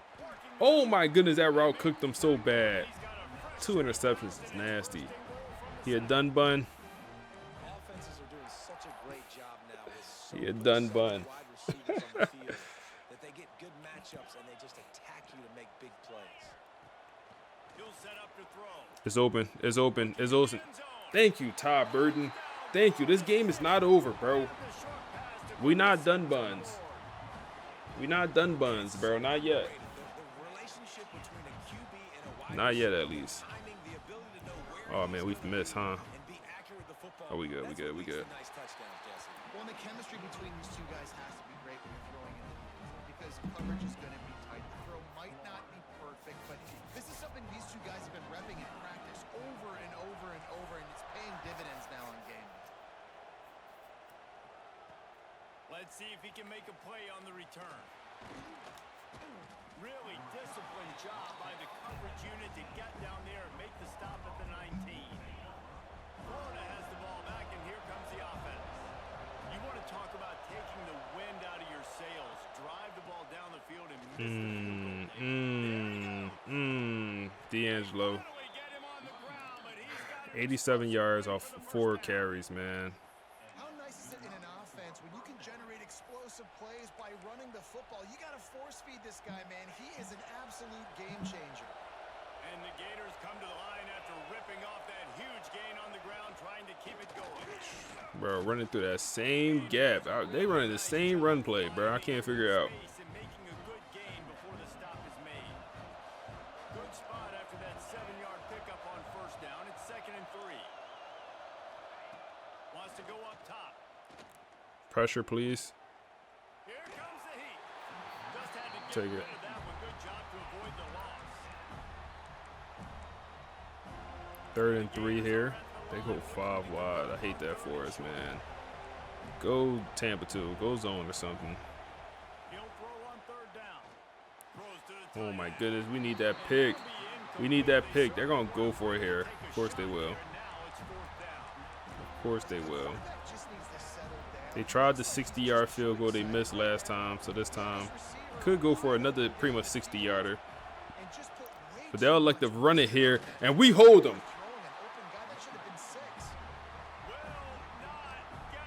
Come on. Take a shot. Take a shot. First play. Take a shot. First play. Where my shot play at? Where my shot play at? Where my shot at?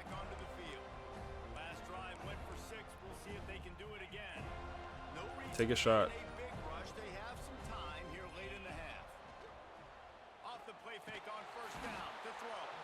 Instant sack.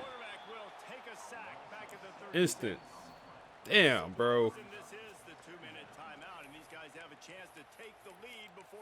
Instantly.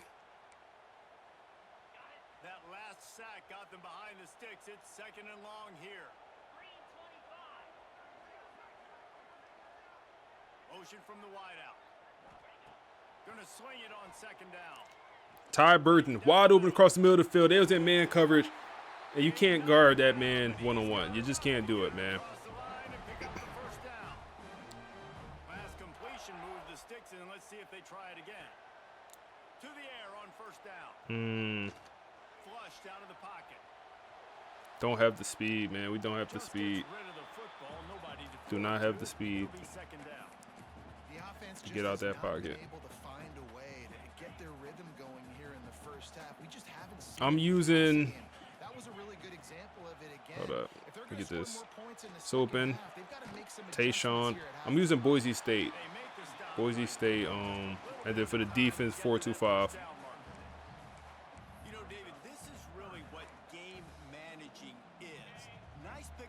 Boise State pro style offense. It's open. It's open. Nakamura. Nakamura. We got plenty of time here.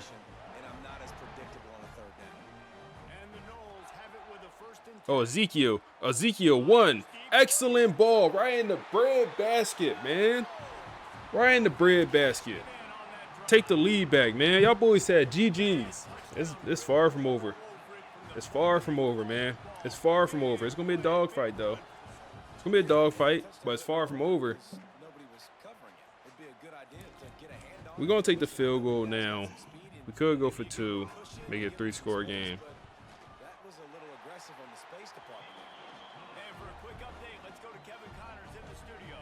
So how do you get the Notebook LN podcast to work? Because saying audio form not supported and it's using a PDF. So what I do is I add a note. Well, first I get ChatGPT to write up, a paragraph or a summary of a storyline, whatever, and then I go to Notebook and then I add a note, and then I convert to a source, and then I use that source to create the podcast. If that makes sense. RPO. Big hit. Oh my goodness. I thought we was going to get another one where the ball just go flying like we got last week. No, that was his only time in his career Mason going to get that. That was a one-time thing for Mason. Go play action, check down. Snagged out of the air. He gets it up across the 20 to the 22 before he's pushed out of bounds. First half in the books. Time now to join Kevin Connors at our halftime update. Fellows, in a rivalry filled with magical moments, even more here today between the games. All right, halftime. We're dominating the passing yards, but the rushing numbers needs an improvement. What I really need is a platter that matter. We're going to win this ball game, y'all. If I get a platter,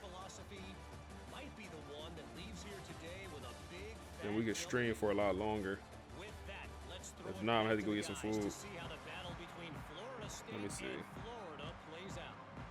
All right, Kevin, about ready to start the second half here.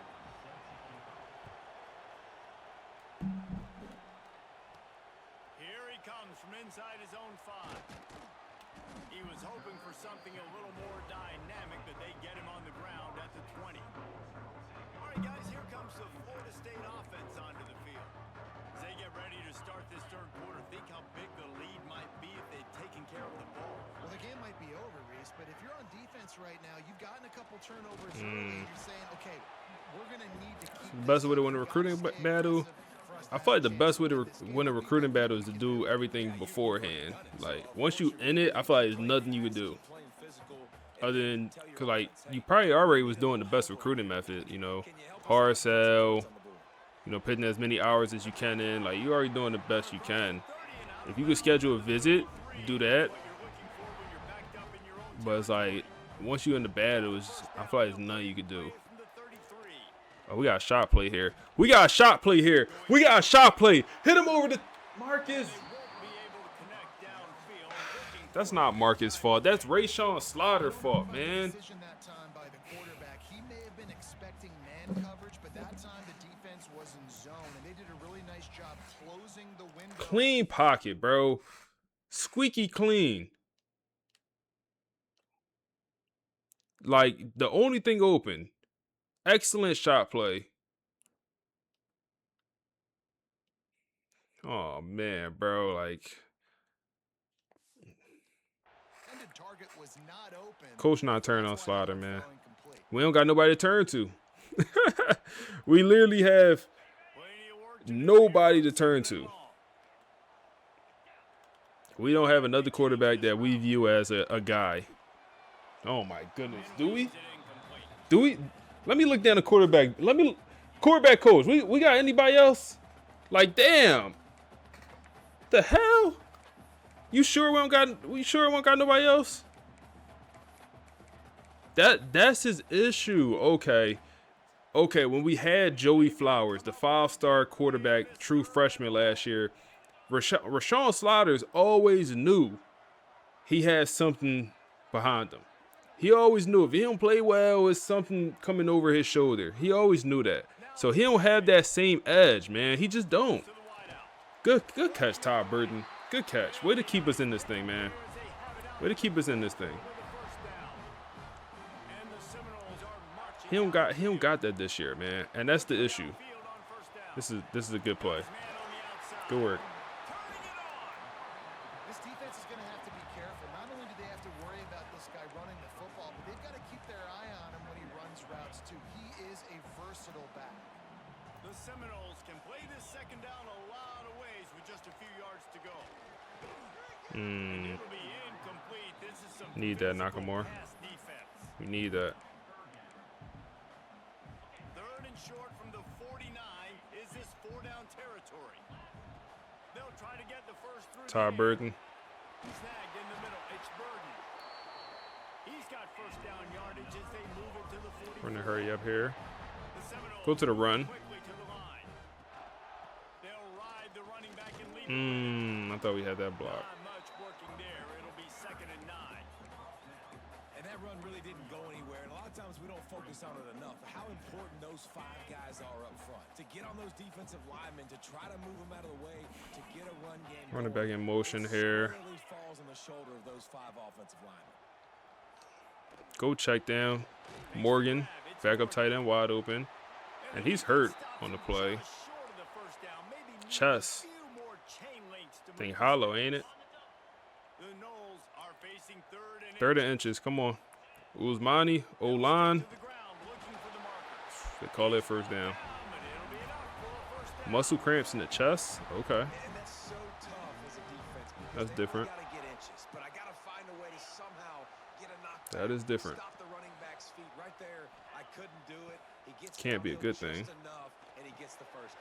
It's a good job, too, there on third down by the offense because a major statistic in football in terms of winning and losing is how good are you at staying on the field, keeping drives alive. Whether it's third and long or third and inches, you just have All right, come on, 2nd and 6. Just keep walking them like a dog. Like a dog. Just walk them like a dog, man. That's all you got to do. They're able to find the tight end for an easy completion, but good job tackling, not allowing him to get the first down. They'll throw on 3rd and short. Just keep walking them. Inside the red zone now. Go to the run here. And the Seminoles come to the line with a new set of downs. Good blocking. Good blocking. He's brought down at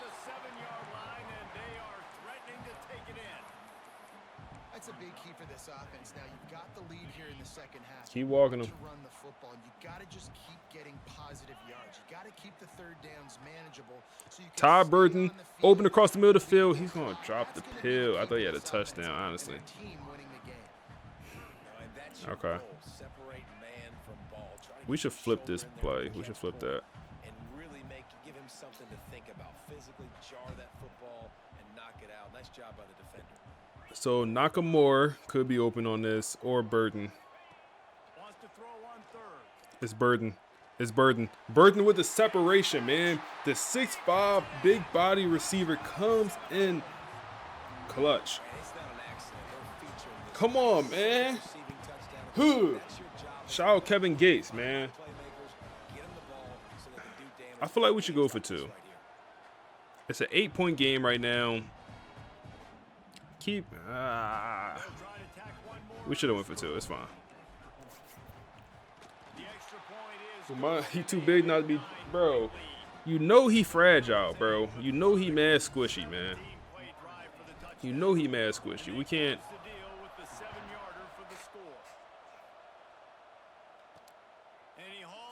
We don't want to. We don't want to get him. We don't want to break him.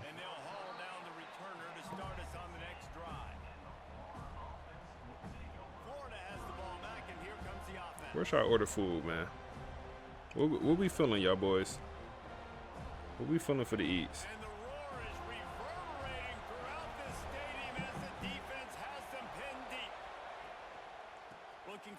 Oh yeah, and we in that backfield. That's gonna be Frederick Valentin. And we in that backfield. You got Kava?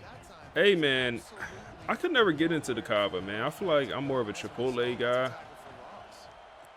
But I had Chipotle, I think, yesterday or the day before. So now I think I had Chipotle on Thursday. I had Chinese food yesterday. Oh my goodness. I had the worst Chinese food damn near I ever had. Paid $40 for some Chinese food. Trash. I mean garbage. Oh my goodness. Big third down conversion for him. Chinese food was garbage, bro. Garbage. 40 bones. And the first bite, I'm like, yo, this is some. Or for just looking at it, I'm like, yo, this is what we doing, bro? That's why I don't. People like try new restaurants. Proceed with caution. With Chinese place, I don't even know, bro. It's some restaurant in Louisiana. It's a Chinese restaurant in Louisiana. I don't know the name of it, bro. I could look it up, but I don't know off the top of my head. I should have knew it's garbage when it was like it's actually like a restaurant. It's not like a Chinese corner store. Nobody in there on a Friday night. They had a bar. Nobody at the bar. Nobody in there at all. Parking lot empty. That should have been the signs.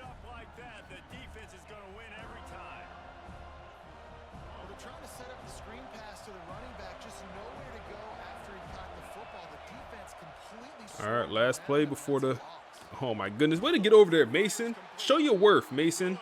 Show your worth. 4 is up, man. 4 is up. We win this game. We are going to the ACC Championship regardless, but I will argue we win this game, we're going to the playoffs. I will argue that. Because no matter what happens in the ACC Championship, I think we get into the playoffs if we win this game right here. I think. But if we lose this game, and if we lose the game, I think we're done for the playoffs pretty much.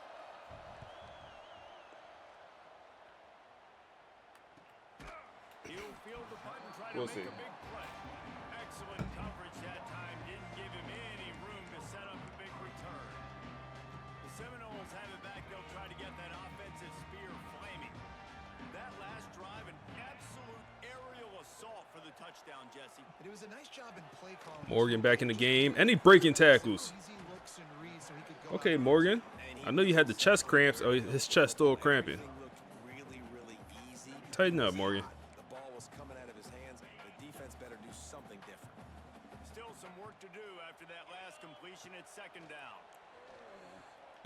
Let's go right back to that's a Tayshawn. That time. 3rd and 1. We'll run it here. Usmani Cromer in the game in the 4th quarter. Toss me nice then, Usmani. Barely picked that thing up.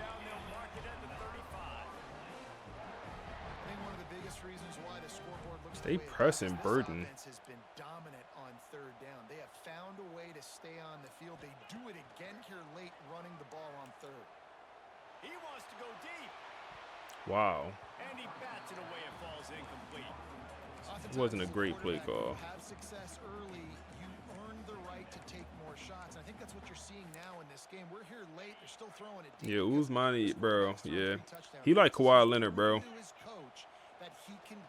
But he might play, he might not, bro. And not put his offense in harm's way, and that's why you're still seeing them throw it vertically downfield. You see a lot of offenses late in the football game with a lead. And when he don't play, you really don't know what's wrong with him when you don't play. You always question, like, what's really wrong with Buddy? Oh, Tayshawn. Matched up against a linebacker. That's easy work. But like I said, you always question, like, what's his injury again?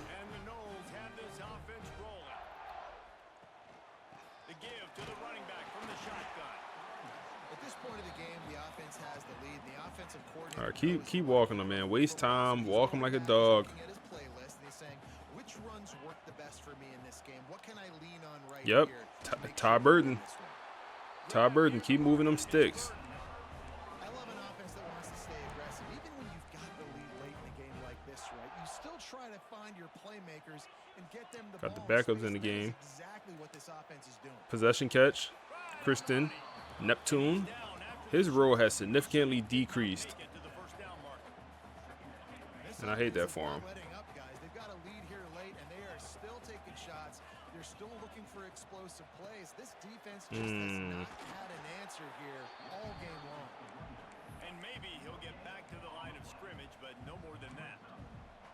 This defense has got some monsters up front. Individual athleticism. You see guys winning their one-on-ones. They're getting pushed. They're swimming the offensive lineman and then converging on the running back. They'll try to pick up the first through the My goodness, I seen it too late. It was absolutely wide open. Okay, a field goal here.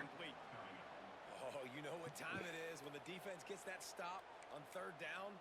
Fist up in the air. I think I want to go for it. Getting to the quarterback, putting some pressure on him, hitting him, forcing the incompletion. I want to go for it. Baby. They already have a comfortable lead up by multiple possessions, but they're going to go for it here on fourth down. He'll try to throw and pick up the first down. Easy. Possession. Possession. Come on. Come on. We're not playing with these sweethearts. We're not playing with these sweethearts, man. Not playing with these boys. Uzmani Cromer catching a screen. Down to the 6. Not playing with these boys, man.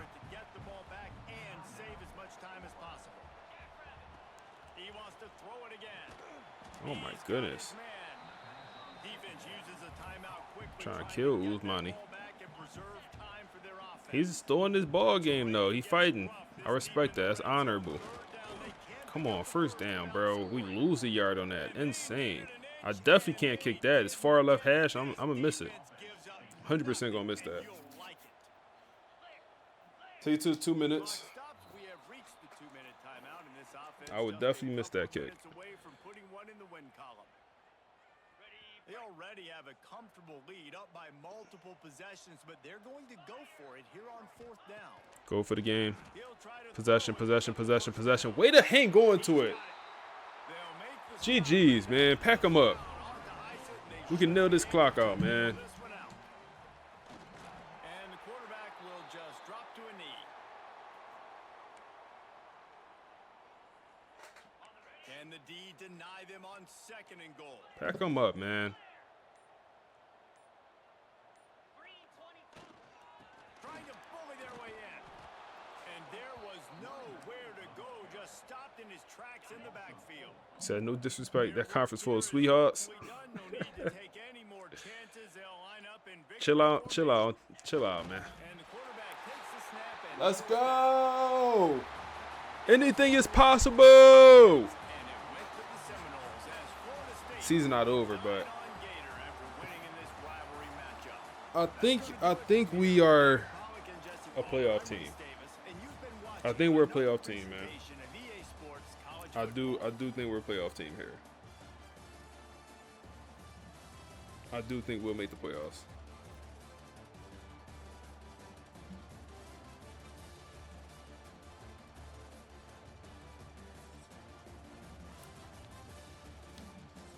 I do think we'll be a playoff team here.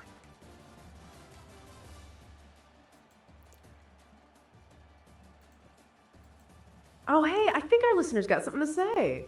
We beat Florida a score of 23-14. Florida has went. Whoa, hang on a second. Oh, we love it when you jump. Oh, yeah, let's hear it. We beat Florida 23-14. Florida went up 14-0 in the fourth quarter. We responded back with a safety. Quarterback Rashawn Slaughter threw for 311, 70 completion percentage, 3 touchdowns, but he did have 2 interceptions. The rest of the receiving core did pretty well. Ty Burton with 2 touchdowns. The defense played their hearts out, man. Like I said, they gave up 14 in the fourth quarter. We had Kevin, true freshman, with his first sack. Williams coming through with a sack. No interceptions, but we played well enough to win the rivalry game, and it looks like we're going to go to the ACC Championship, which we're probably going to have to play Miami once again. Whoa, hang on a second. Oh, we love it. Okay, this is incredible. This is real-time intelligence. You just gave us the full breakdown. We were about to dive into this. We were just about to dive into the game. The game that just happened. So 23-14. That score confirms a few things. Okay, let's unpack this result. We need to adjust our entire framework. First, a rivalry win is huge. Absolutely, especially since it secures the ACC spot. That 14-0 lead in the fourth quarter is the trap. That is the backup QB voodoo. That's where doubt creeps back in. Florida's game plan worked early. They kept it messy and close. The final score of 23-14. That is a total of 37 points. We leaned heavily on the under. And the over-under was 47.5. So that prediction was spot on. But the spread was FSU minus 9.5. They did not cover the spread. Not covering suggests it felt closer. That's the emotional ending we talked about. The 311 yards and 3 touchdowns for Rashawn. That shows efficiency, not volume. He beat the over-under for passing yards. The OU is 272.5. So that's a good performance. But those 2 interceptions, though. That lines with the chaos of the trap game. That's what messy games do. And the defense only gave up 14. That defense is still terrifying. But they gave up 14 in the fourth. That sounds like Florida finally broke through. But the fact they got the win. It gives them momentum and belief. They avoided the wasted greatness. Now they move on to the ACC Championship. That Miami rematch is going to be intense. What's fascinating here is the response. Responding to a 14-0 deficit in the fourth. That's what elite programs do. They didn't just survive this game. They responded under extreme pressure. Now we know the outcome. We can dive into the implications for the playoffs. This dynasty is definitely still on fire. We will break down the committee debate next. Yes, for the deep dive. We'll see you next time. Let's see. I'm hopeful we get Miami, the rivals, in the ACC Championship, man. I am hopeful we get to beat up on them boys. So we move up to number 8 in the nation. And we get Clemson.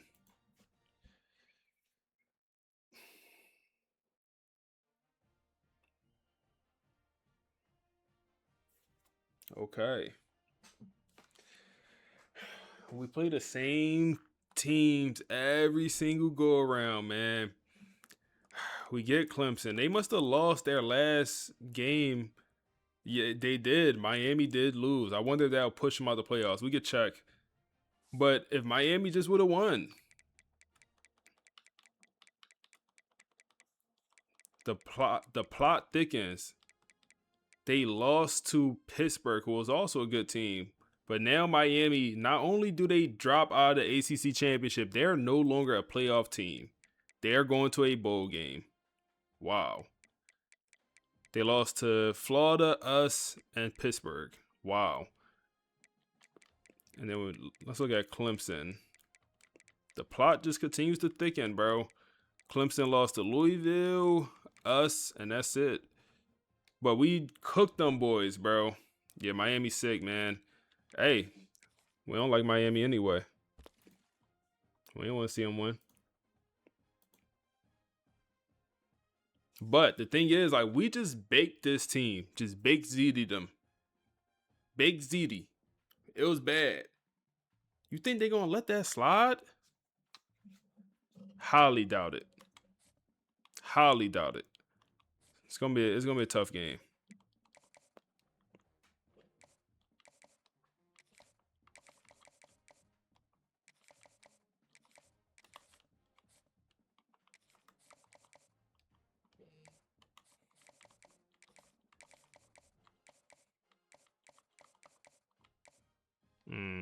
We can do the double soft sell here.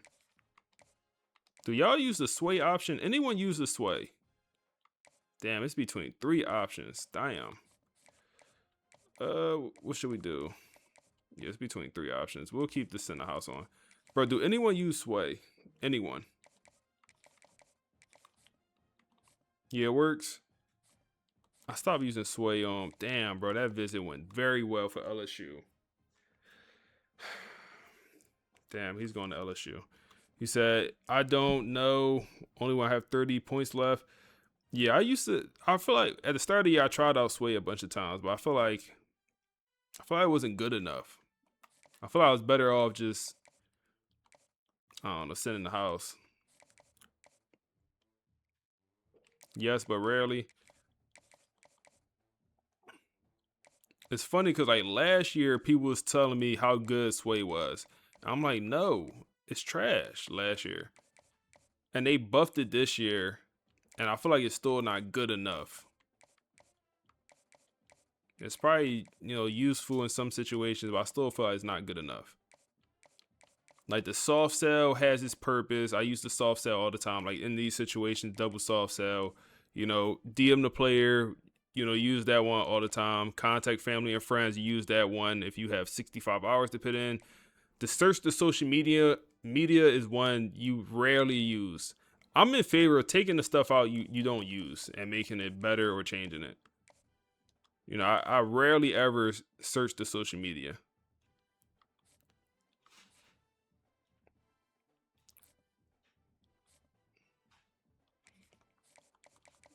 It's going to be a close recruitment. This one might make it to the offseason.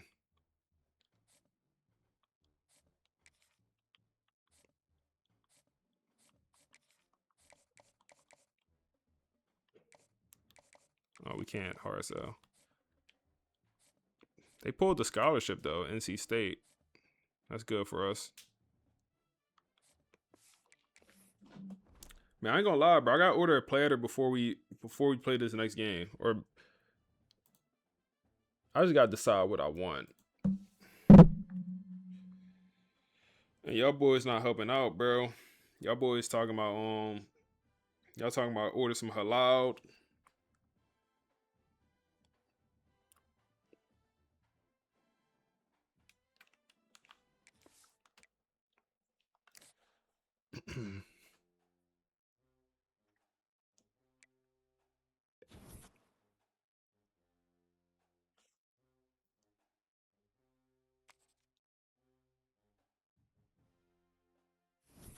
Damn, ain't nothing busting on DoorDash. Nothing. Nothing busting on DoorDash.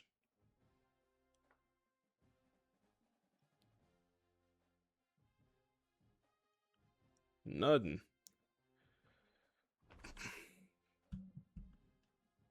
To fried catfish. I do like catfish. I go for some catfish. All right, so I'm interested. Like, if whoever lose this game, are they out the playoffs?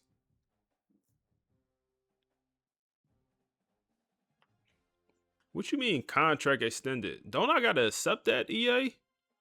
How them boys extend my contract without me accepting it? What the hell?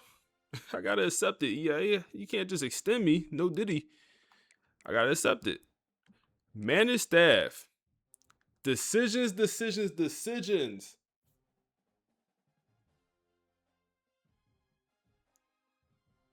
Michael. Chat. Shot X the AI. What should we do about Michael? Let's look what type coach build he is. He's a scheme guru, an archetype I really don't care too much for. And scheme guru, don't get me wrong, it do have some useful stuff in here. I didn't even know we had this. I didn't even know we had this stuff.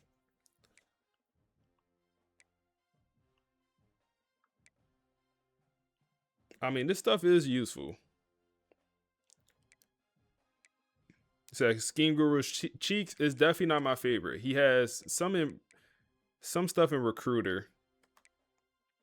Talent Developer, yep. Like this stuff.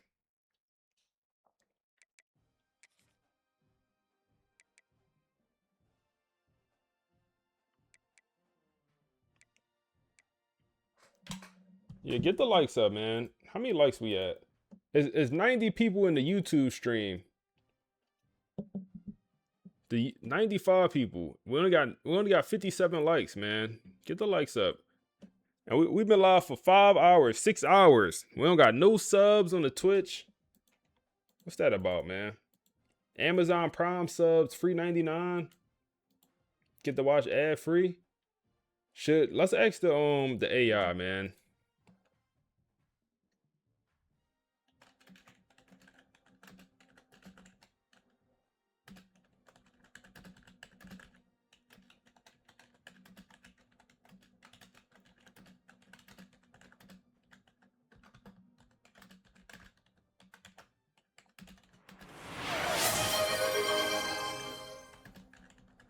Somebody just showed love. Oh man. Let me finish this. Who just showed love? Oh man, somebody just came through. Kane! Oh man, y'all boys came right through. 3 get this subs. I appreciate y'all boys, man. I appreciate y'all boys, man. I appreciate y'all boys. Oh yeah, now oh yeah, we about to go crazy. I appreciate y'all boys, man. We gonna order this food. We gonna finish. I don't got nothing to do tonight, man. Maybe we might finish the whole playoff run, bro.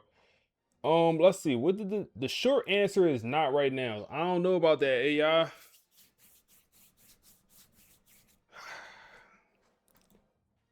AI talking about not right now, bro.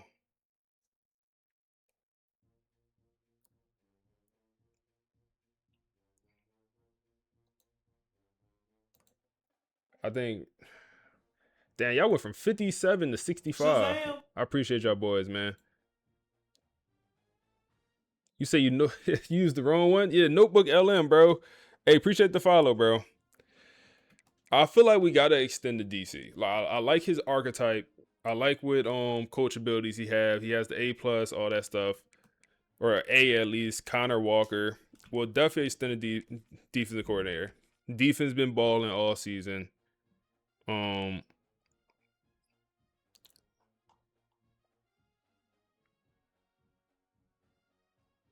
Let's do a chat. Let's do a poll. Let's do a poll in the chat, man. How about we do that?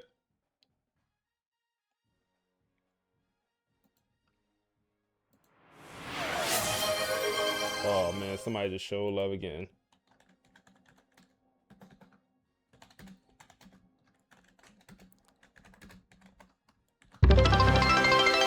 Oh man. Poll up in the chat, in the YouTube chat. Hey, 5, get this sub to the channel. I appreciate you, bro. I appreciate you, my guy. Oh man, I appreciate y'all, man. I appreciate y'all. Y'all boys be showing love. Poll up in both chats, man. Poll up in both chats. Go vote on the poll. Should we fire the OC or not? Keep the stream going, big dog. I'm gonna keep it going, bro. I got you. I have to now. I don't got a choice.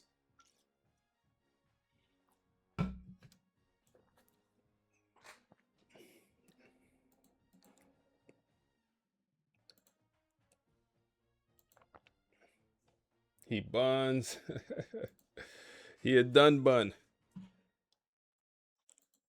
He a done bun. Yes, I mean, combine both YouTube and Twitch. It looks like we have. I mean, everyone's leaning towards yes. It looks like.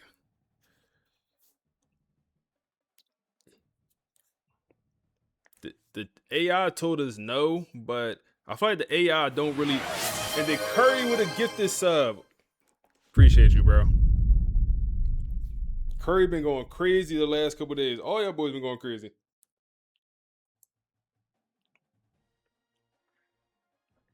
The AI said no, but I truly believe the AI don't understand that people are starting to look at Coach Marcus Vail instead of OC. And I don't like that. I don't like that. Oh my goodness, another 5 gifted subs. Hey man, if you got gifted a sub, you gotta say thank you, bro. You gotta say thank you. You gotta say thank you, bro. I appreciate y'all, man. I appreciate you. Another 5 gifted, man.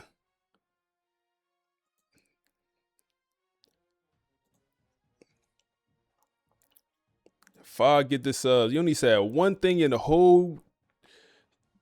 You only ever said one thing on the channel, but came through with the 5 gifted. That's great, bro. You say you got gifted. That's how it go. Someone gifted you a sub, so you give out 5 gifted. That's how it go. That's how it go.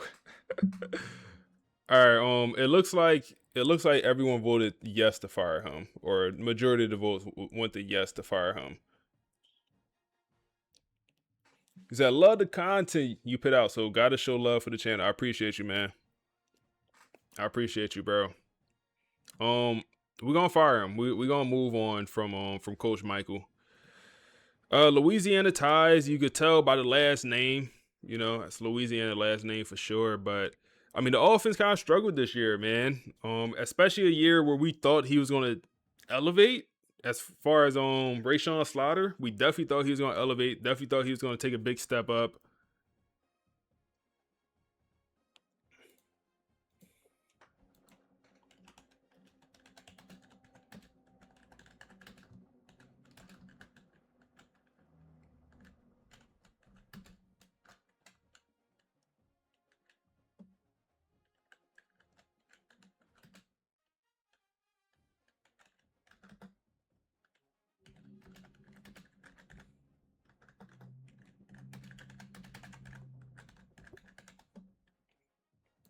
All right.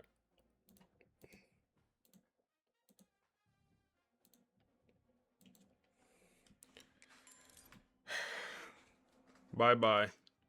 Now have an open OC job. Anyone with qualifications, put that application in, bro. New OC and uses Playbook. That's kind of what I was thinking also. Like, we changed OCs. We also could maybe shift away from the pro style offense. And also, if we move away from the pro style offense, that also means we could move to a different style of quarterback.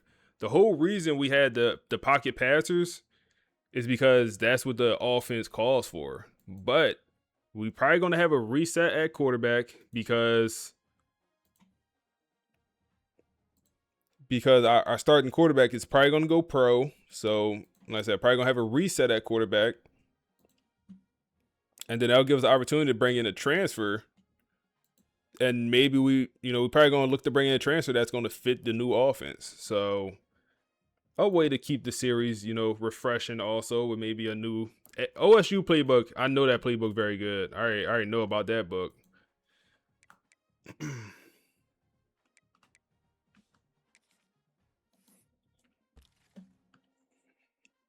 All right, so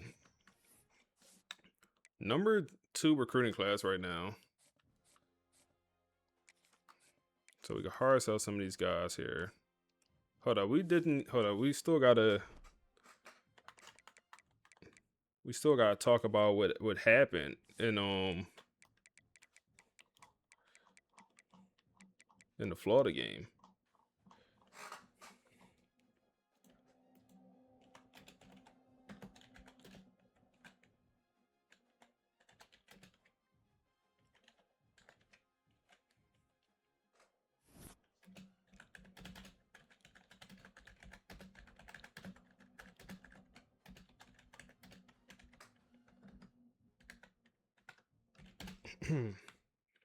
We got to figure out the turnover problem, bro. Damn, that man only had 81 passing yards. Wow.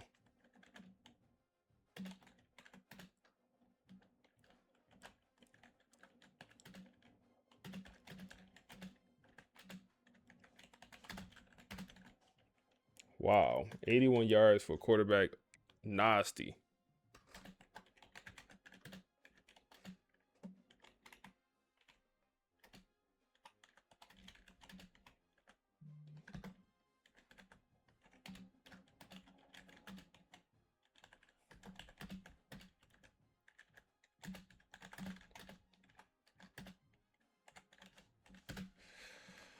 Oh, man. What else happened in this game? Ty Burton with 2 touchdowns. Had some sacks.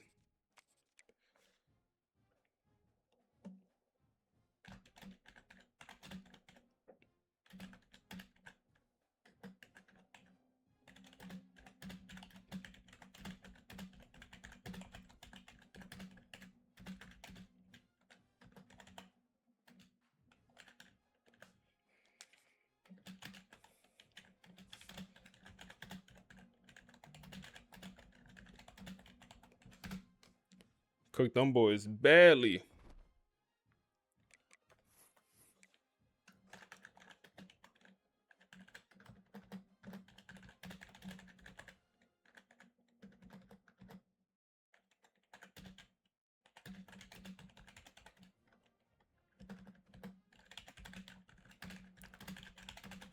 I actually think whoever loses this game will not make the playoffs here.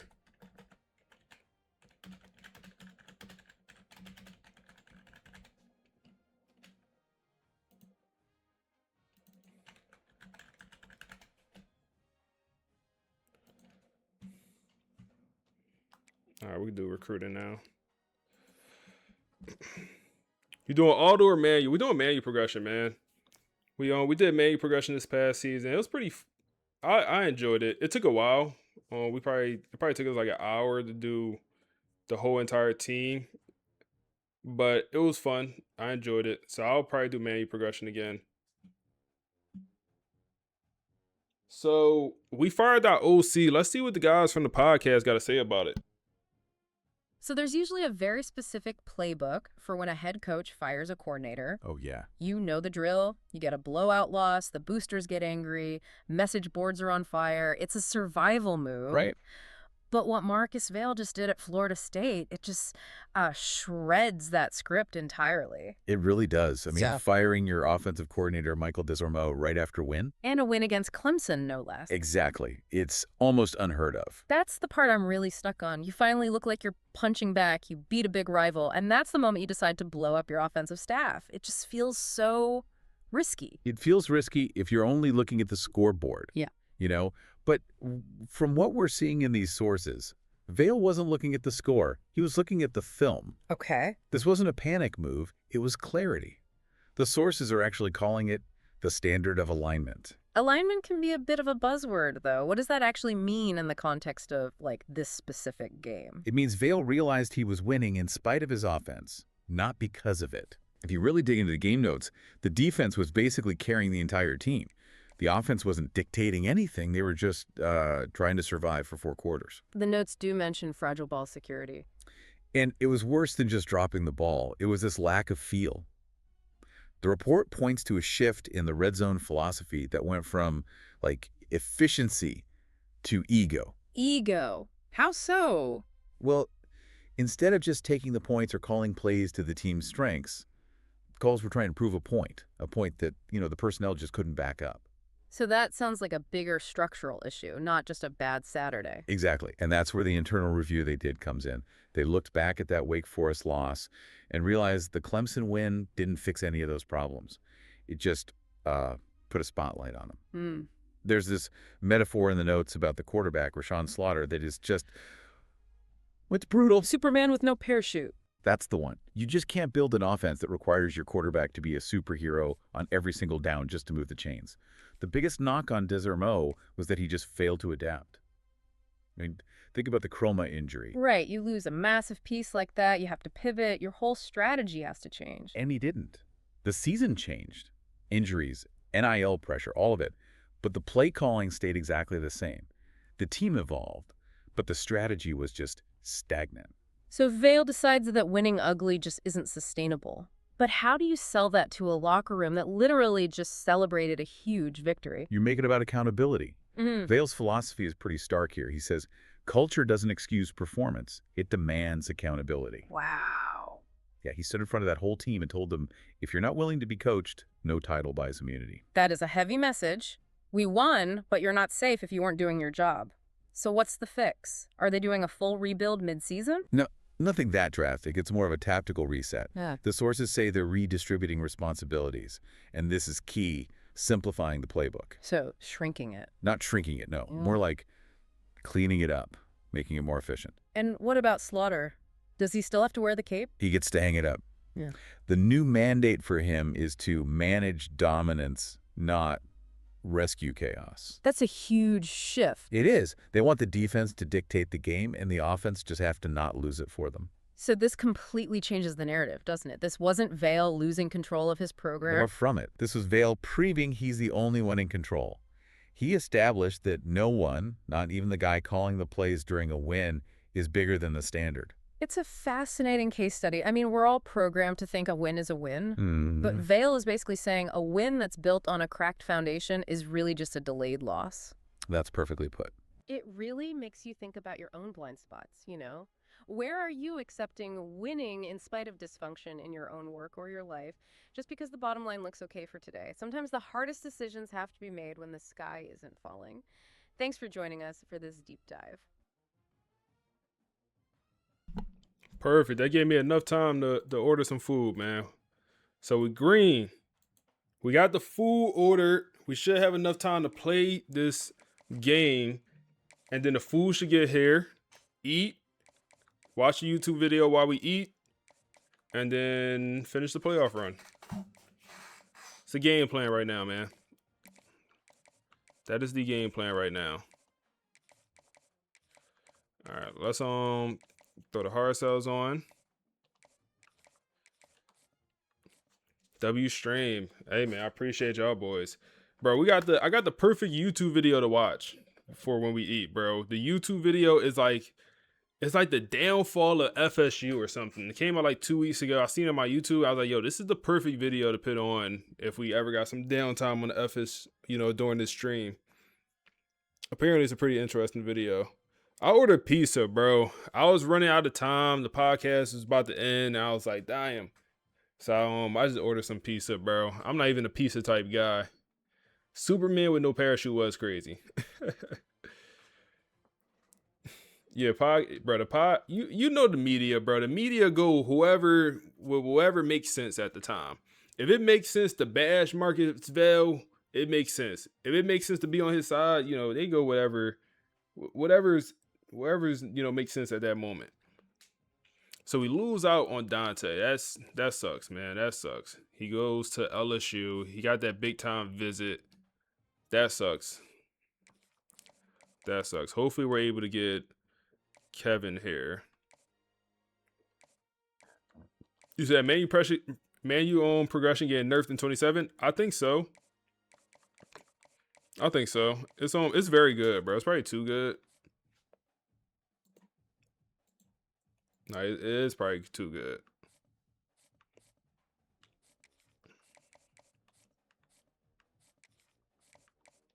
What happened to my hours here? What happened here?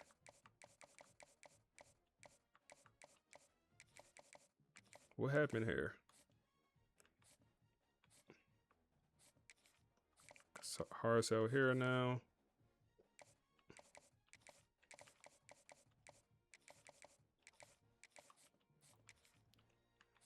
Do we got the wrong hard sell on? No, we don't even have a hard sell on. What are we doing?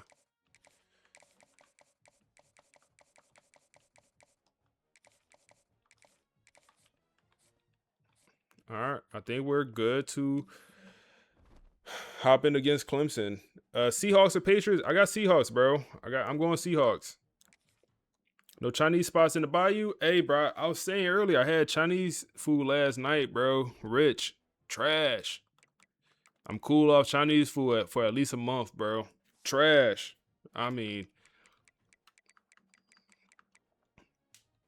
I got Chinese food and that daiquiri I was drinking last night. Both trash. Daiquiri, trash. Chinese food was trash.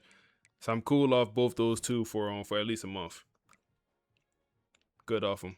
I want to see how I know we blew out Clemson, but the amount of times we played Clemson in the last, 2-3 years is crazy. Last year we played them twice.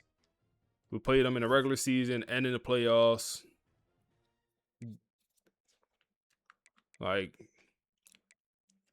So their starting quarterback is just not very good. That's just the reality of it, bro. Their quarterback is not very good.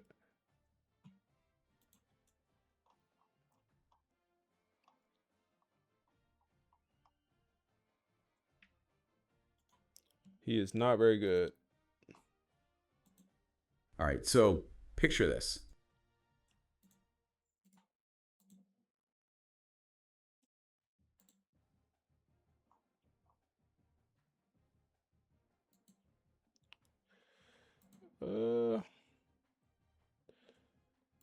What's going on here? So bang. Different story. This wasn't panic, it was clarity. Exactly. The game on every throw and Okay. Bang, bang, bang.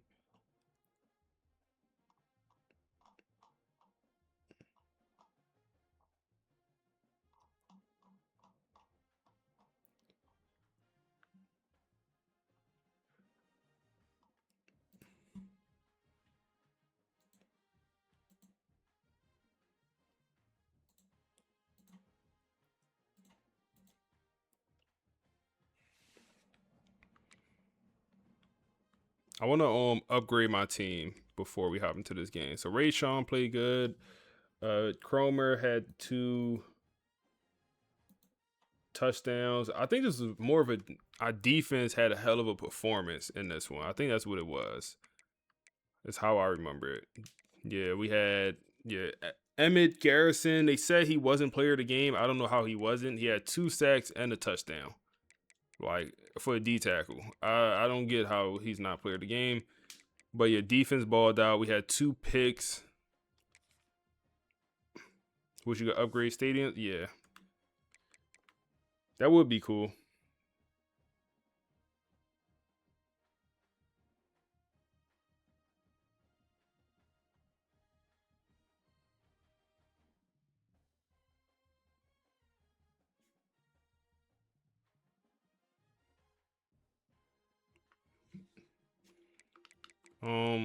And then I just want to look at Clemson roster. They might have some injuries. See if anyone got hurt on their roster since the last time we played them.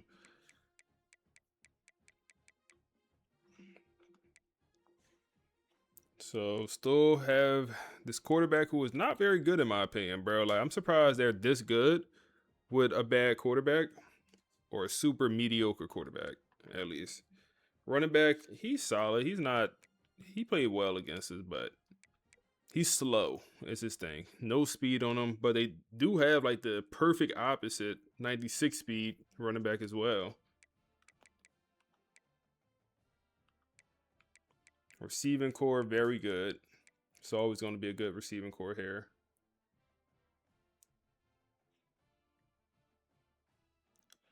You said, so yeah, I used to live in New Haven. New Haven, bro, I'm not a big pizza guy, so I know they said New Haven got the best pizza. I never had pizza while I lived in New Haven. Only lived there for about a year. I actually never got the pizza while I was out there.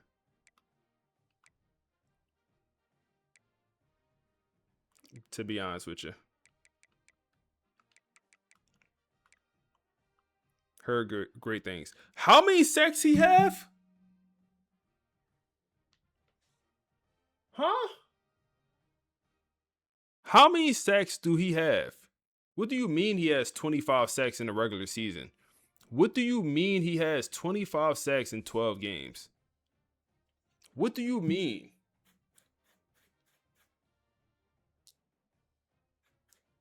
the best D lineman ever. And it's one thing if it's, 16 games, 12 games, bro. What playbook they rocking? They gotta have the 4-2 4-3 defense is what they using. I bet. We'll look at the playbook. Let's listen to the podcast, bro. The boys gonna talk about this upcoming matchup. 25 sacks is absolutely insane, bro. I literally never seen that. I'd never seen that. If you just look at the box score from that Florida game, it just looks like a mess. Oh, a total mess. FSU goes down 14-0 immediately at home against a rival. It really felt like the wheels were coming off. It really did. You have the early collapse, the panic, and then this methodical, gritty clawback. Right. Bro, his attributes are not even good. He got 83 finesse moves with 25 sacks.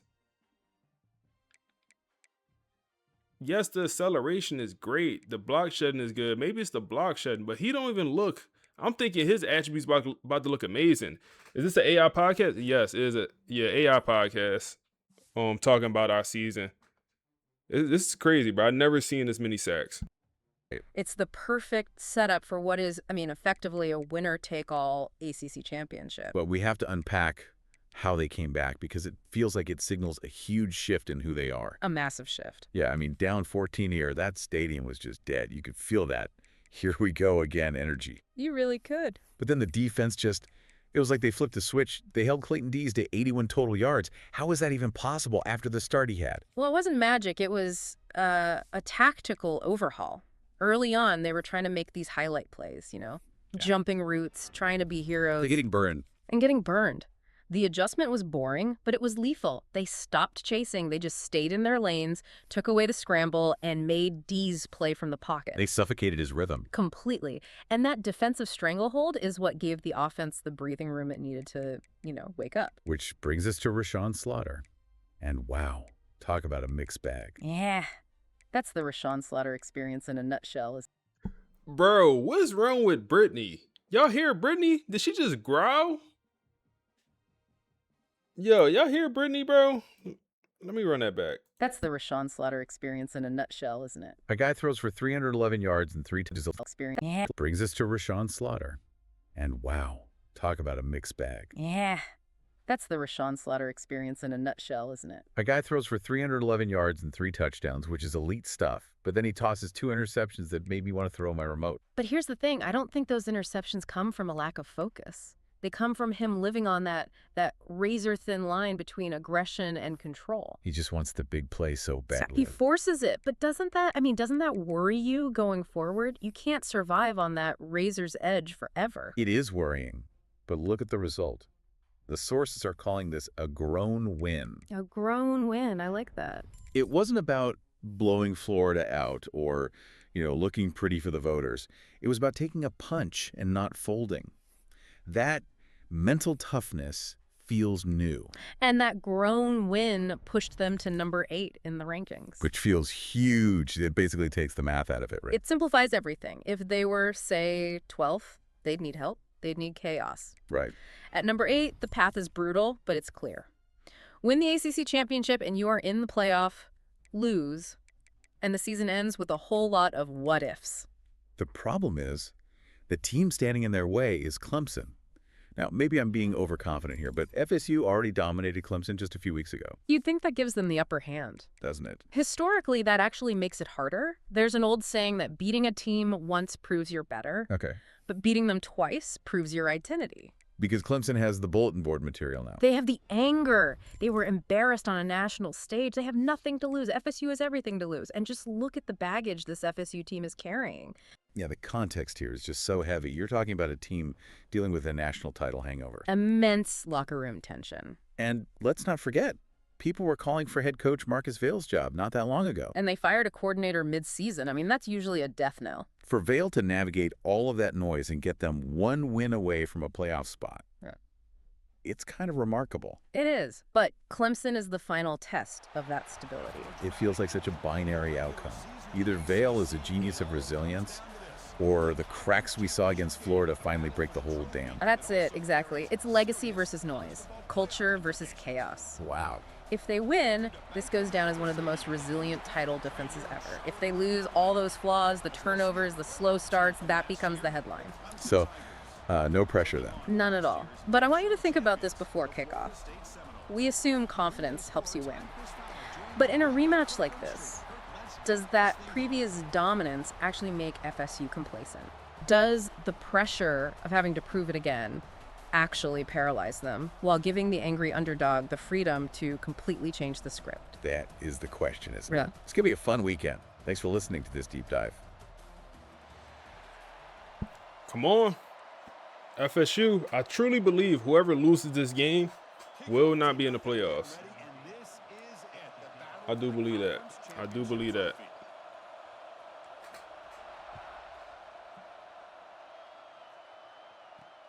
Turner trying to create good field position. Like this? Like this? Like this. Okay. Okay. Okay. Bet that. Them boys, last game, last time we played them, the only points they scored was 7 with literally no time remaining. Guess what? They damn near put up 7 with no time to start. Just like that, we had a deficit. Wow. Okay, we need it to be an offensive game if we're going to win this one, man. We're going to have to score.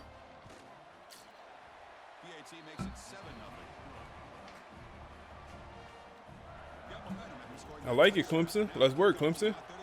Let's work. Let's work, Clemson. I'm not going to take it out. I want to earn it. I want to earn mine. I want to earn my touchdown. Let's check out the impact players in this game, Kirk. Guys that are going to have to step up and deliver. The teammates look to them. Coaches are counting on them today. Hell of a way to start the game. Let's try to run it here. I think the reason we beat Clemson, like, we was really, we was passing the ball very. Wow, look at my center, bro. Wow.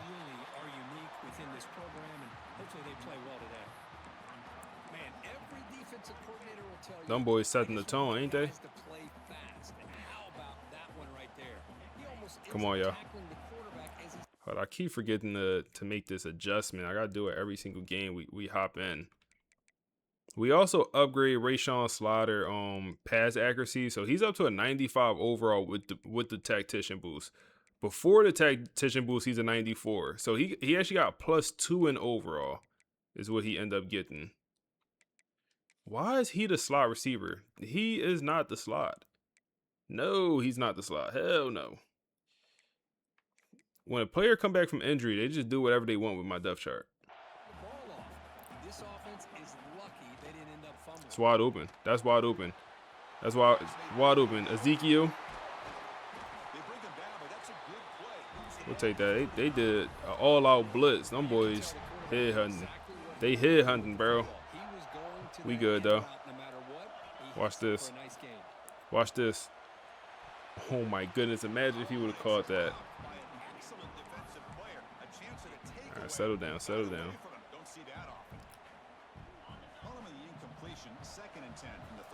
Settle in here. Settle in here. Second down, we're going to throw it. Christian Neptune. Use that 96 speed, sound like that? Use that speed, big dog. We could go run here. Good job here by the quarterback, recognizing that soft coverage, and he hits the routine drag route underneath for first down. Them boys from Clemson on that, bro. Them boys might not be going for the run game.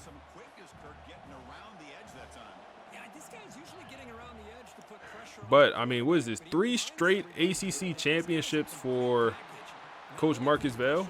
That's 3 straight, right? George Pickens getting franchise tag. 3rd and inches here. We'll actually go pass and give Ty Burton a chance. Who? What are you doing, Ty? Oh, no, Ty. Who was guarding Buddy? Did they just have a D tackle on my best receiver? One of my best receivers. Why did he fall, bro? I did not click. I clicked on, but I actually did not like press X or square or anything. I should have pressed square, bro. I should have rat caught it. It's cool. It's cool. It's cool. We gonna get in there.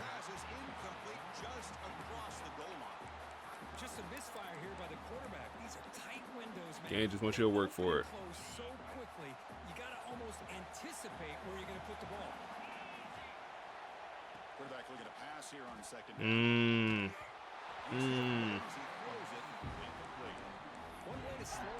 Them boys do not want me to get it easy, huh? Third and it'd be tragic if we didn't get in. It'd be an absolute you got to come back to it. I understand. It might be a little bit of a tough catch. It's a catch we expect. We demand you to make. Tayshawn, we demand you to make that catch. You can't drop that, bro.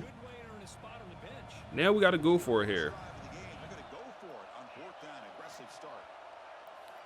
Quarterback drops back from the shotgun, looking for a receiver.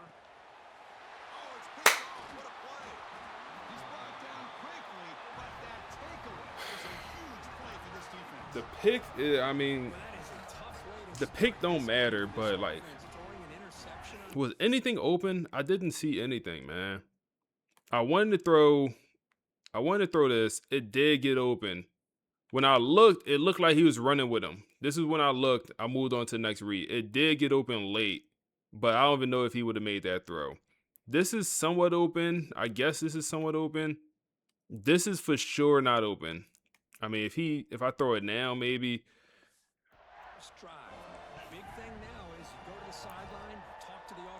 The turnover bug, bro. We can't beat it, bro. We can't beat the turnover bug. Oh my goodness.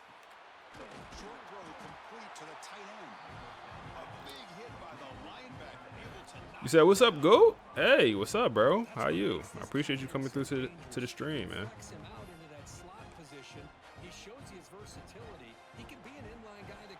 You said it was wrong. You want me to lose so you can see the recruiting live? I ain't gonna say it's wrong.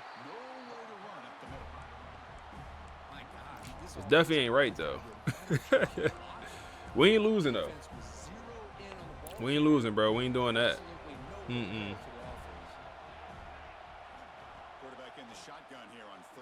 Knock it out. Come on, bro. You right there. Knock the ball out, bro.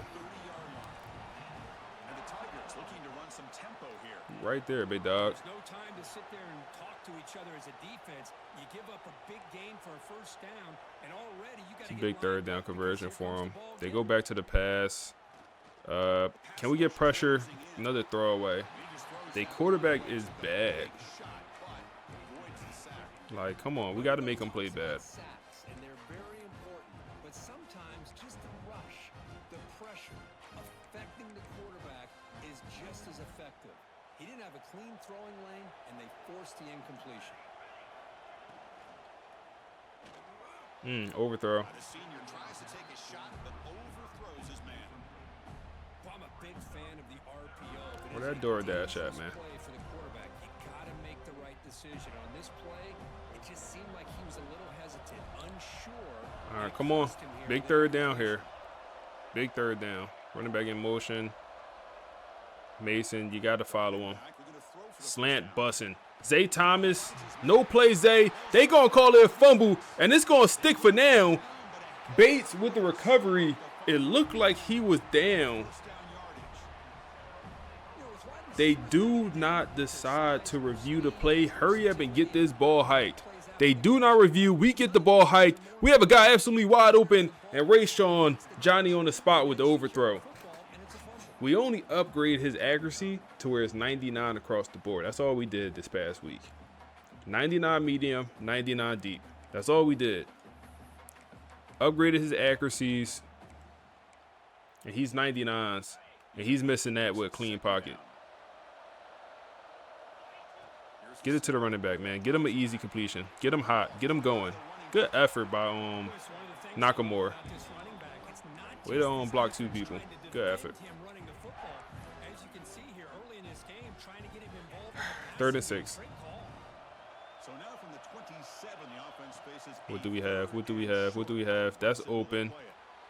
Yep, just take the easy money. That's all you gotta do. Take the easy money. first down in the red zone. The Seminoles line up on 1st and 10 now.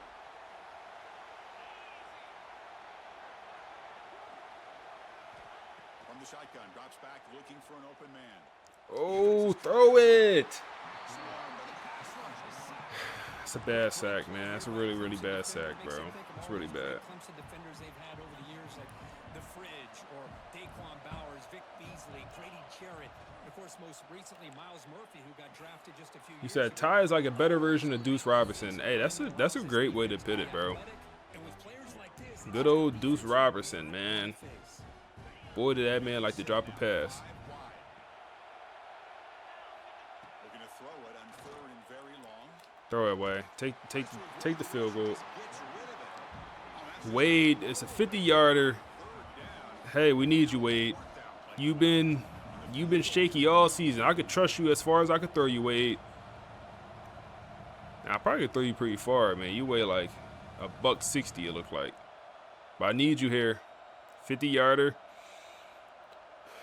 Deep breath. Come on. Get in there. Get in there. Backdoor it. We'll take it, Wade. We'll take it. Not a great start to the game, but it's a start.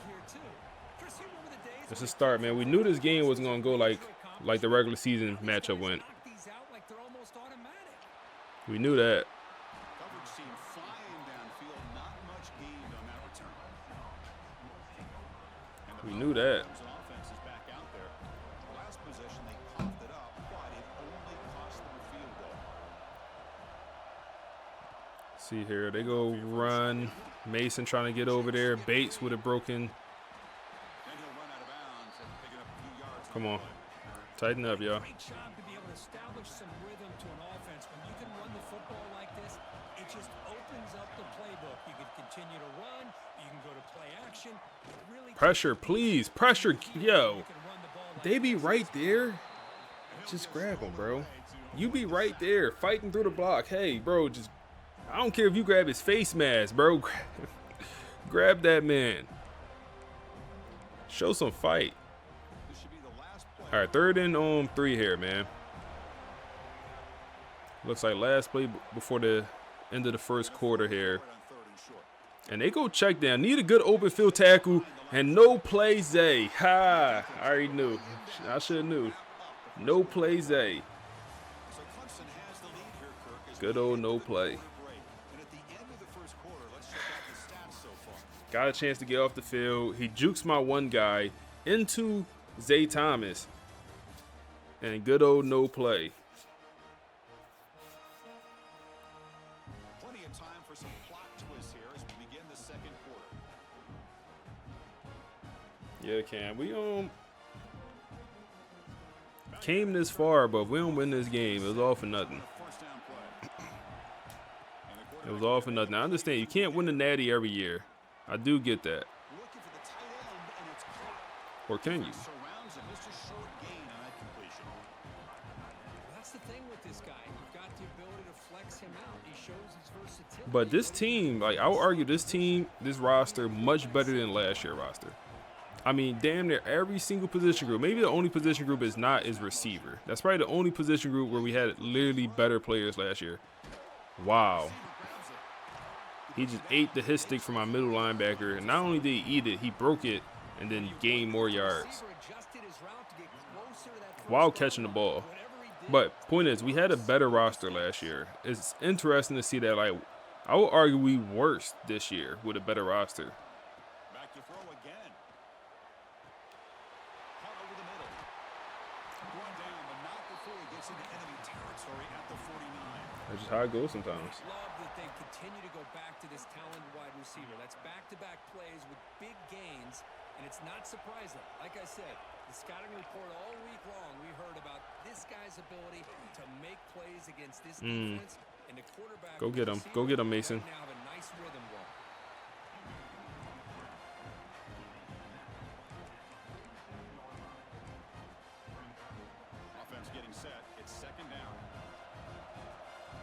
Send a blitz here, man. Like, we blitz this quarterback. He's so low in overall, bro. Zay Thomas, no play Zay.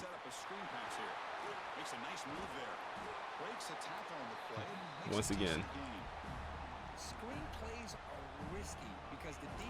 Strikes again. They're going with the tush push. Is there anything we can do to stop this?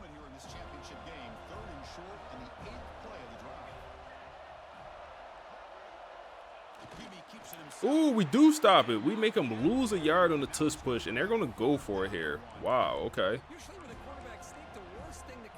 Okay. They go 3 wide. Might be a run. Receiver in motion.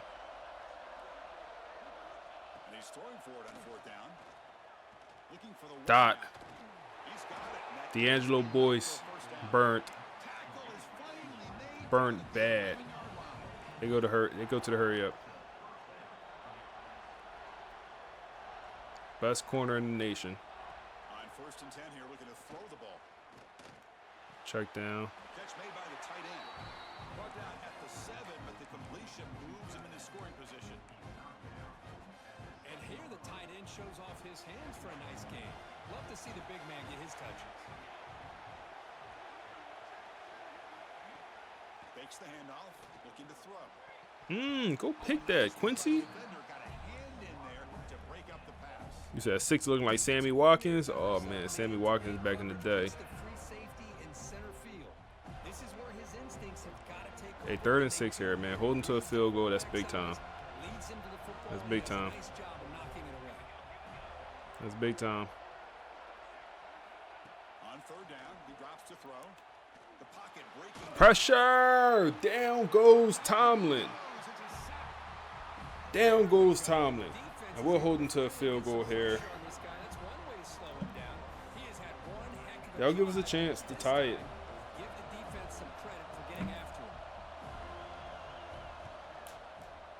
10-3.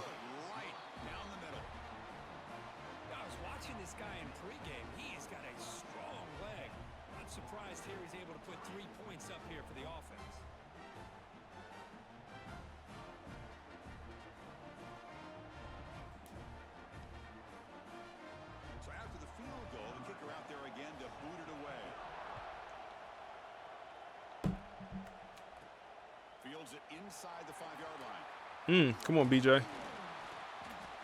They got a kickoff return. We deserve one back. And the Seminoles offense comes back on the field. They were fortunate to get points on the last possession because of a long-range field goal. So they begin the drive here in the final 3 minutes of the half. Try to go for that pick. Chill out, cuz. That ain't you. To have any custom conference? No, I haven't done much with custom conferences this year, honestly, man. The most I probably did with conference stuff is I moved the team out of a conference and just had them independent. I think I did a couple rebuilds like that. But yeah, I haven't done too much with conference stuff. Make them have to be aware of everybody and allows you to continue to spread the ball around and spread the field, making it tougher for this defense. Christian Neptune. I wouldn't mind this being the last possession of the half, especially if we tie up here. Go in the second half with a brand new ball game. Second down play coming up for this offense. Looking for a receiver. Touch pass it. Ty Burton. Way to hold on to that baby, man. Way to hold on to that. Way to hold on to that, man. You know, we talked this week with the offensive coordinator about what makes this receiver so special. He kept referring to his route running. Here's an example of that. Great route, enough separation to give the quarterback a nice lane. They go, or we go run. Usmani Chroma. Beside them at the 23, this offense is getting close to the red zone. Nothing better than Some easy money. I would love to throw this out route to Ty Burton. Last time we threw that, we threw a pick 6 against who was that, Florida? So we won't throw it. That's relatively open. Way to come back to it, Kristen. Nice little 5-yard pickup. So you need sometimes. Well, the defense didn't have any time at all to get pressure on the quarterback. He gets Try to the get to ball Uzmani here again. on the hitch to the receiver. Just get the ball to the playmakers, bro. Sometimes that's just what the offense needs to be. Sometimes that's what the offense call for. Get the ball to the playmaker. It don't gotta be pretty.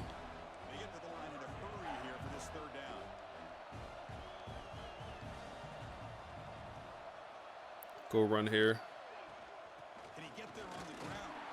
Way to pick up the block, man. We'll call a timeout. So first down from the 12 now. The timeout is called to talk strategy. Close game here as we approach halftime. The offense finally producing here. Sets up a 1st and 10. From the shotgun. Oh, wide open. Easy touchdown. Tayshawn. Good read. Rayshawn to Tayshawn.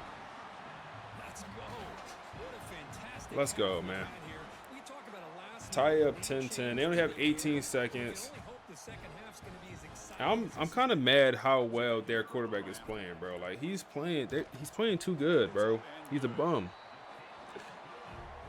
At least he's a bum on paper. He should be.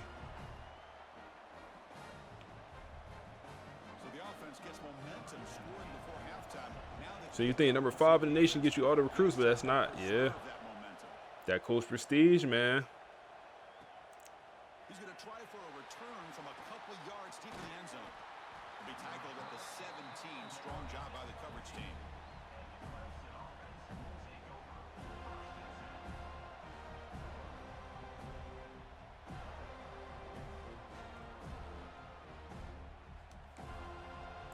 All right. They'll probably just take this thing to half. Can they do something in the final 30 seconds of the half? They'll test the right side here. Oh, good tag on the backfield, Mason. Good work, man. Set the tone. Set the tone. 0-0 at half, man.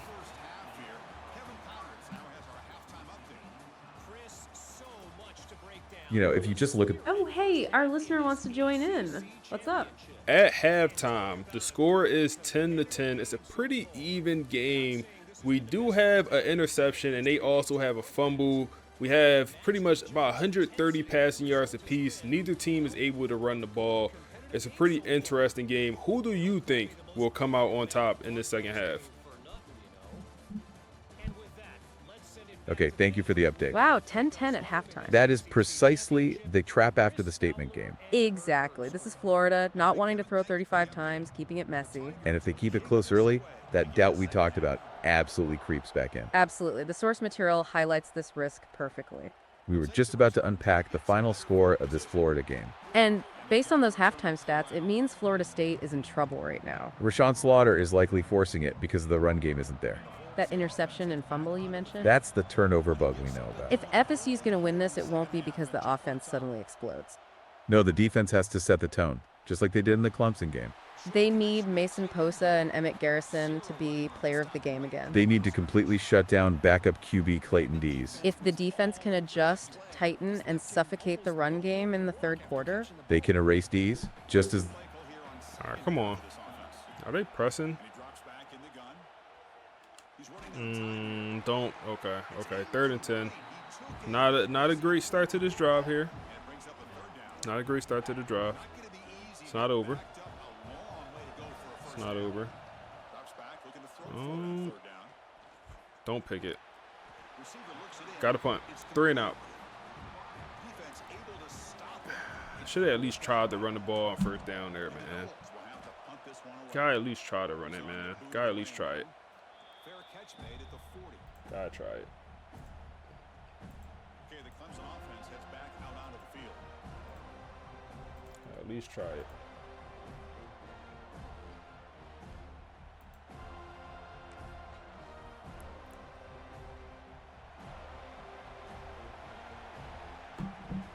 Let's see here. Come on. Looking to throw now on 1st down.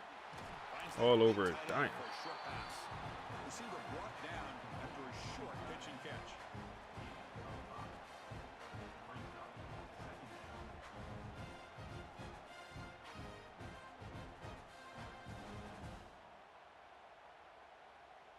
That completion makes it 2nd and medium.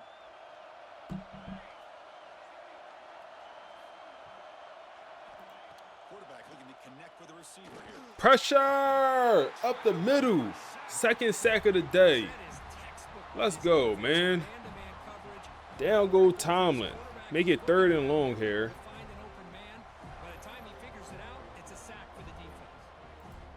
Come on.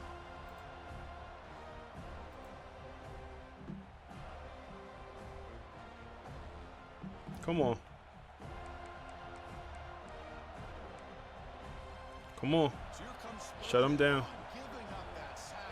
Shut him down. Receiver goes in motion to the right. This is a bad combination of routes. And they're going to hold. I'm assuming, yes, no PI. There will be a holding. And we will get this ball back on the punt. Perfect. Where the DoorDash, bro? Like, come on. Where the DoorDash, man? Obviously, the defense will decline that penalty on the offense and take the result of that play. DoorDash supposed to be here by the end of this game. And the Tigers will bring their punt team on the field now.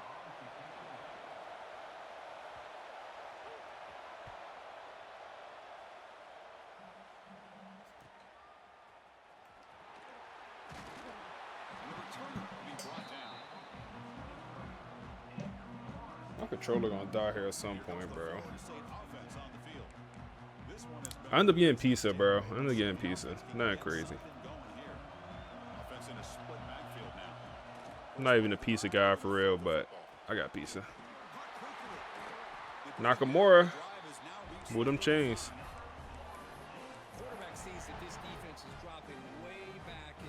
Said Dasher holding the food till we win. Dasher eating my shit, bro. I'm already knowing. Cooking my barbecue chicken pizza. Cooking it. All right, come on. Take a shot here. Oh my goodness.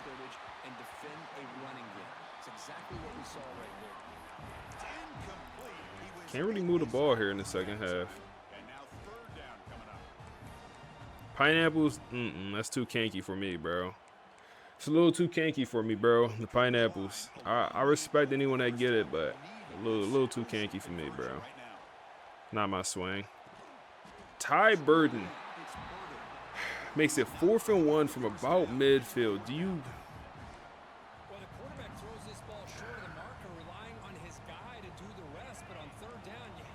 We'll line up to go for it.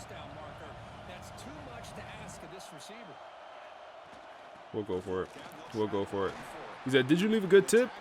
I don't leave a tip until afterwards, bro. I can't leave a tip until like I get my food. I don't know. You feel me? So no, I don't tip beforehand, bro. I can't do that, man. I got burnt before. And the Seminoles are moving quickly down the field. First down, looking to throw the ball. Wow, that pressure coming through. He was hit as he threw a good pass rush there on first down. Boy, this one's on the offensive line, Chris. They've got to do a better job of protecting the franchise quarterback. This guy's as good as there is in the country. All right, come on. Letting this pressure get to their quarterback. Yep. Either get the ball out faster, or the offensive Nakamura. line's got to do a better job of taking care of their guy. They find the slot receiver on a drag route that time. Yeah, you don't really see this very often from a slot receiver on this drag route, but a nice call here, nice little Dasher hitting my way. does a nice job of waiting for him to Appreciate you, big dog. and then found him for a nice game. On 3rd and short, they'll try to throw for it here. No, Christian Neptune having a drop issue. Bro, that's killing us, bro. He been having that drop issue.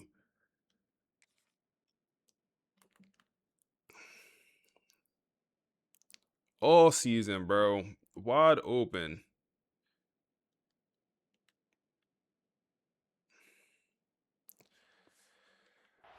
Going over on that sideline about that play call. You gotta wonder if they're gonna go for We'll go for it. We went for it earlier, bro. We'll go for it again.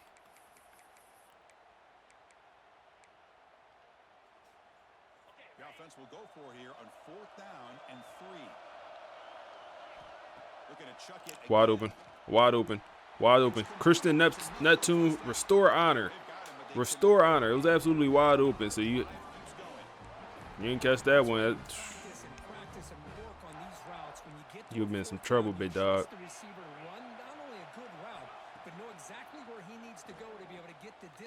Can we throw this? Can we throw this back of the end zone? Oh my goodness, bro. You have 99 throw accuracies. That's open. Damn, bro. With a good ball, that's a TD. He not locked, bro. He not locked in. He is not locked in. Because if you do connect on that one, it could be a game-breaking play.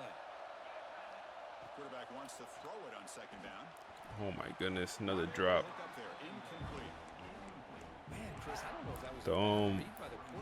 I know we moved on from our OC, but that seemed to have like shooken up our offense, bro. These boys missing throws, dropping passes, like stuff they usually would catch.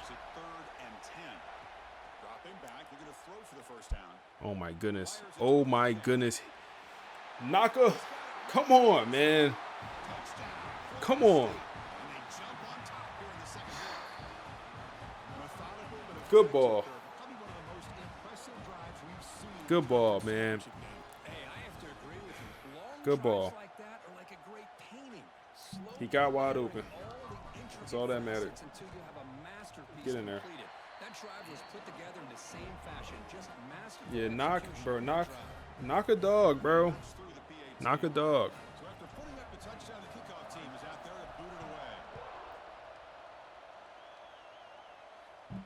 He said, when you stream, do you play the game audio through speakers? Actually, I don't know what happened to my game audio when I streamed. So usually I could put my headphones on and the game audio will come through my headphones and y'all can hear it also. Bro, like probably like a week and a half ago, you know, I'm doing my pre-stream checks. You know, I'm just checking everything, making sure everything good to go, my audio good, everything, my video good. And I noticed my audio for my headset is no longer, it's not good. Like it's not going, I can't, or y'all can't hear it, but I can hear it through my headphones. I'm like, what? And then it was a way for me to switch it where y'all can hear it, but I can't hear it. The point is, I don't know what happened to my audio, but it no longer works how I used to. So I can't actually hear the gameplay audio. I can't hear the gameplay audio if y'all able to hear. It's either one or the other right now. So I gotta do some research to figure out what the hell changed with either OBS or the PS5. Something changed. Cause it's actually very annoying because I'm not able to hear the gameplay audio, which like it's just pressure. Williams with the sack on 3rd and long, makes it 4th and long. Come on, man, pack these boys up, bro. They don't want to be here. They don't want to be here. They don't want to be here. But having the audio in my head, in my headphones, was like a lot more immersive. So I really do want to get that back. So yeah, I need to do some research to figure out just what happened. And the Seminoles offense comes back on the field. Here comes the opening play of the drive. They begin at their own 45-yard line. First down. They're going to throw the football. Oh man, that's the wrong read. Don't matter. Overthrow. Overthrow. Don't matter. Well, they don't make the completion here. The timing seemed to be off between the quarterback and the receiver. But man, He said, yeah, I know y'all can hear it. That's why I'd rather y'all hear it than I hear it. So right now, y'all just can hear it. It is what it is. I'll get it fixed one day.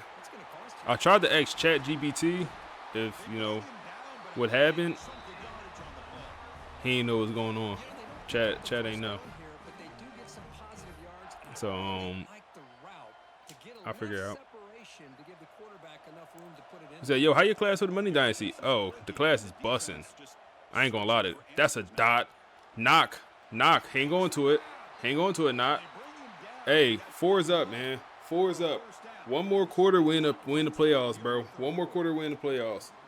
One more quarter, win the offs, man. One more quarter, win the offs. One more quarter. He said, must be audio output on your PC? Maybe. But it's like, for me, it's like, what changed?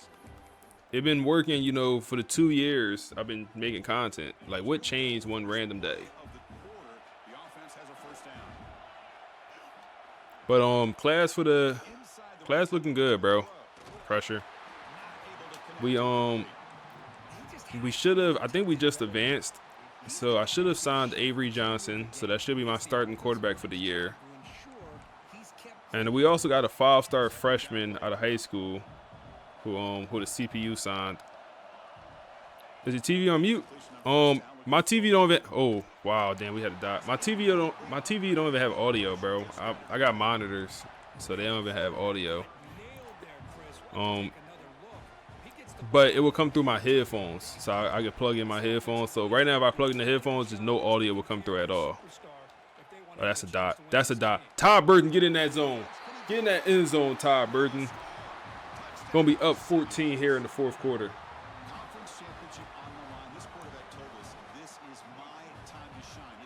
Let's work, man. I'm actually real excited for the online Dynasty, man. I'm not sure how I want to make content on it. I'm not sure if I want to live stream it or if I want to just make YouTube videos on it. But the class is looking nice, bro. I think we're gonna have some fun with that online Dynasty, man.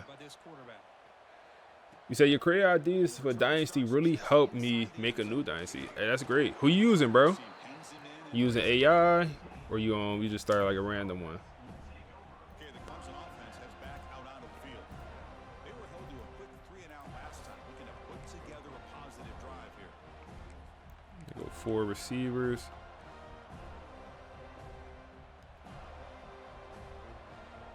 I'm gonna look into it, see what changed, because I haven't updated anything. Like, I purposely don't update any of my software unless I know what the update is changing. And the broken tackle there produces a solid gain. They get some positive yards in the opening play of this drive. They need 2 touchdowns, so anything to move them closer to that first touchdown is always going to be good. All right, bet. Second down after that completion. So a new Dynasty with Maryland, DMV only, using AI. Damn, bro, I even punched him. Bro, I purposely hit this man with my user to try to throw him off his route. I purposely did this. I knew they wasn't going to call PI because they usually don't. I threw him off his route. D'Angelo also got thrown off his route. Wow. My cornerbacks ran into each other. Solid game to spot the ball at the 34. Well, it's another positive play, but man, look at the clock and look at the score. But yeah, it's on. I ain't gonna lie, it's pretty annoying not being able to hear the gameplay. But we good. We good. You ever try Road to Glory? No. So that's actually I was saying that's my next like streaming idea. If maybe one day I'll like start another series with this series still going on. I don't know if that might make things confusing. Hey Dom, good work, boy. Maybe that would make things confusing, but I would love to do a Road to Glory on stream where I use like a quarterback. What I was thinking is like a 5-star quarterback at Temple, but use AI for some podcasts, some of the storylines, some of that stuff. And then also whatever school we graduate at, we would then go on to be the OC for that school. So if we end up graduating from Temple, we're going to be the OC, or we transfer, whatever school made sense. We'll go ahead to be the OC there, and then work our way up to be a head coach. Kind of do it like that.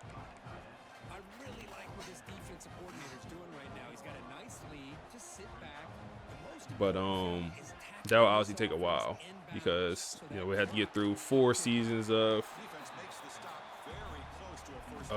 being a quarterback or whatever position we choose.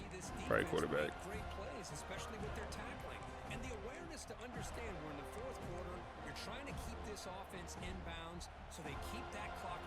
All right, man. They trying to fight back here, but I fear it's gonna be too little, too late for these boys.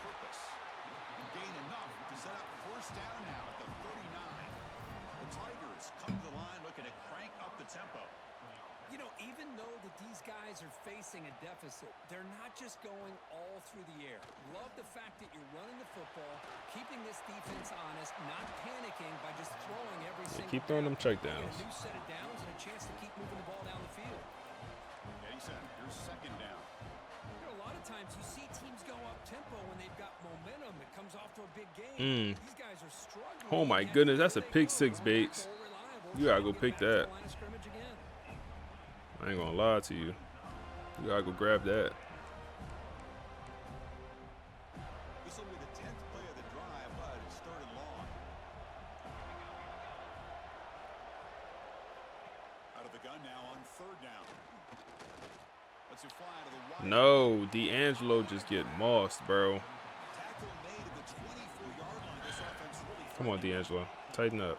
I love to see this team fighting the way they are. Picking up a 1st down on that 3rd down shows you they still believe. They still think they got a shot to come back and compete in this game. Looks at the sideline. What a catch there to stay in bounds. And it's out of bounds after a decent gain. And the running back that time just kind of sneaks out of the backfield and shows his hands on that nice catch. Fans of the defense got to be frustrated. The offense cannot be stopped here. To bootleg here. Bro, my DoorDash driver trying to find me. He'll just throw that.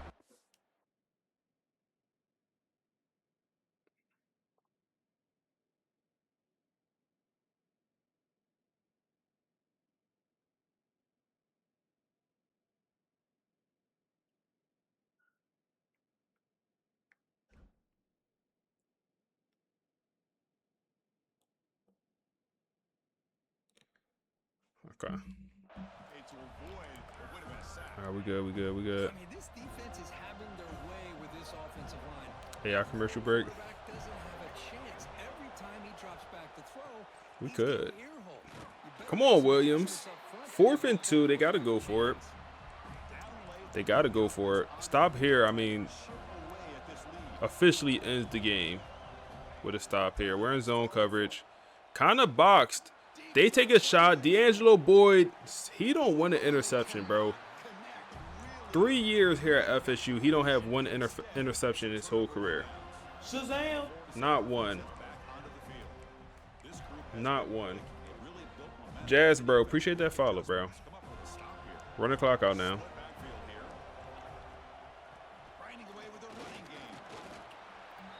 Calling timeouts. And now it's the defense that calls timeout here, trying to get organized and preserve as much clock as possible.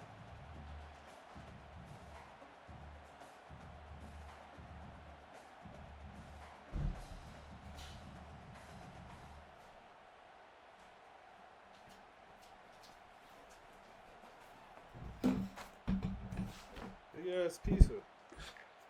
I ain't realize I ordered a large. Don't tell me it's bacon on that pizza. If it's bacon on that pizza, I'm gonna crash out, bro. Damn, we got a flag. It better not be bacon on this pizza, bro. Okay, bet. Quarterback lost track of the play clock, and that'll cost the offense 5. Important 2nd down play coming up. Here's the snap. Offense looking to throw. We got it out there, barely. Screen to the receiver in the flat. Now a timeout taken by the defense, trying to preserve as much clock as possible for their offense. Chris, that's another nice pickup through the air. I thought they might be really just All right, 3rd and 5. football here with the lead, but instead Gotta be a 1st down. Good stuff, boy. He went out of bounds. That's fine. Pick up the 1st down. That's the important thing. The Seminoles getting set on 1st and 10. Well, there he is again. Another nice completion to this slot receiver. Oh yeah. He picks Oh up yeah. It was coming at some point. It was coming at some point. What's up, bro? How you, bro?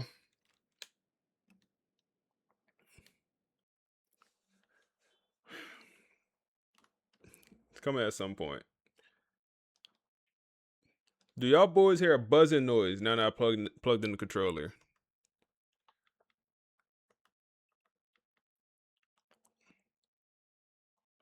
Pop in the stream. I appreciate you coming through, man. We just trying to get a natty. That's all. Just trying to get a little natty. Nothing too crazy.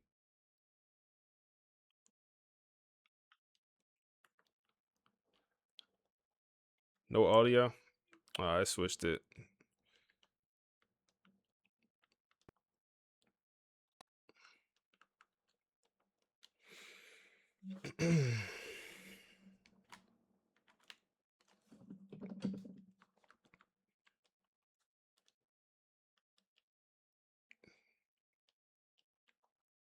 The audio is so weird, bro. All right, there we go.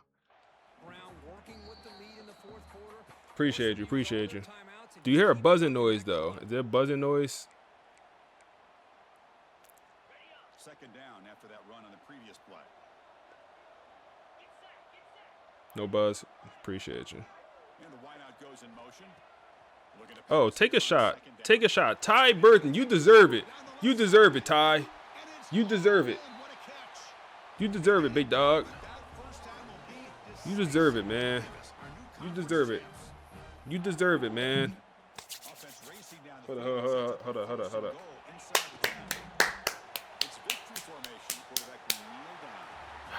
Let's go. Back-to-back years in the playoffs, man. No, 3 straight years in the playoffs. 3 straight years. This year, it looked janky. It looked janky at one point, man. It looked janky. It definitely looked janky at one point. I'm not going to lie to you. It looked janky. But we did it. We ended up figuring it out.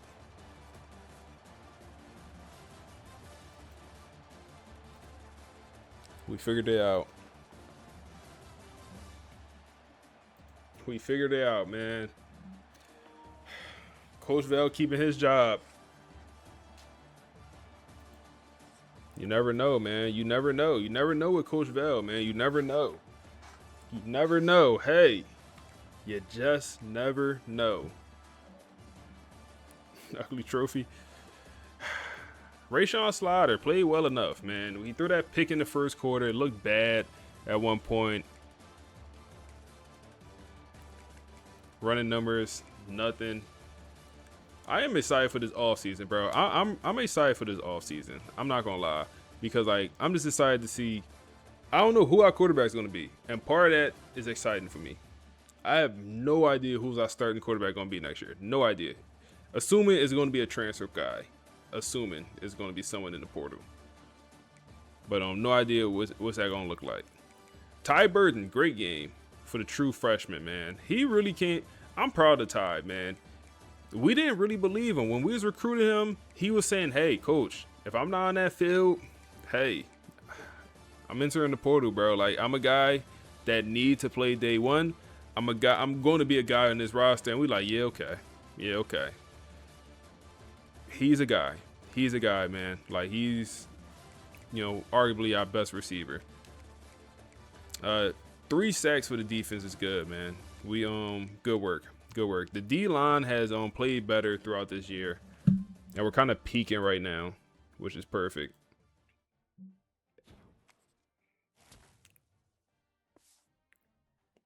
Said Dan, he had the Dan Campbell start calling plays.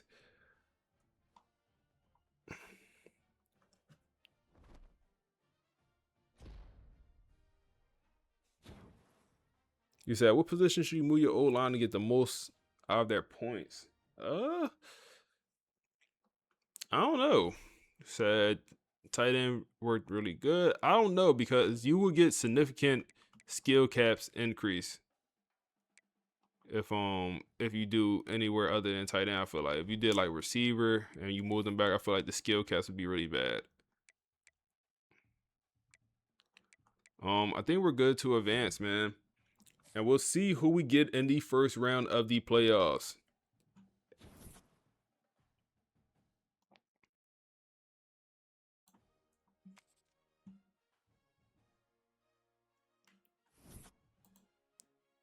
See who we get in the first round of offs. We move it to number 7. Okay. And okay. Some of this stuff. Said thing about starting new dynasty with Hawaii. Only recruiting Hawaii players. Good luck, bro. Hawaii produced like 2 players, linebackers and O-linemen. I remember last year when I did my Hawaii rebuild, that's all they were produced. O-linemen and linebackers. That's the only in-state guys, at least in-state guys that was good, like 3 stars and higher, is from what I remember. Old linemen and linebackers. Okay. We could look at the finalists here. Who you got? Lakers, the Warriors. I'm a Lakers guy, man. I like Bron. I would lean towards the Lakers.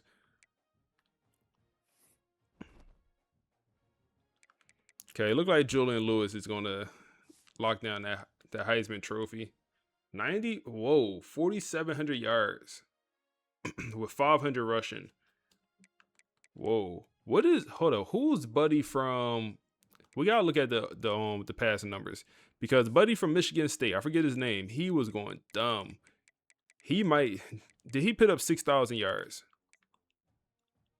No, he did lead the league, but he did not throw for 6,000. But he went dumb. No way he wasn't even in this Heisman conversation. 4,800 yards, 48 touchdowns, 6 picks. He should have at least been in that top 5.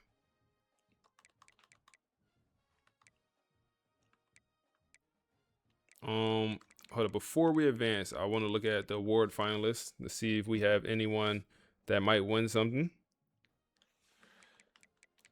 Quarterback, no. Rayshawn had a pretty bad end to the year. How is our head coach not up here, bro? Like, we didn't have the best year, but last year he wasn't up there either. The disrespect, man. Usmani, I don't even think he should be up there. He didn't do much at running back at all. Let me guess. My old lineman. Okay, we will have Spike probably win the old lineman of the year award. Looks like he will take home that trophy.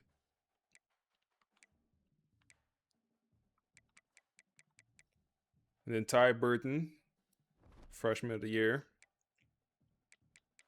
Who do they think will get in the playoffs here? So we're looking at Pitt. It's it's an easier matchup for us, bro. Pitt ended up beating Miami, and they pushed Miami out the playoffs, and they moved themselves into the playoff spot. So we'd be looking at Pitt and then Julian Lewis. But we would be home. It will be a home game. We did move up to number 7. So that does work to our benefit. Okay. Guess what? The national championship is in Tampa, Florida this year, man. We have a chance to, at least play a game, a natty game in our state. Let's see what we get here.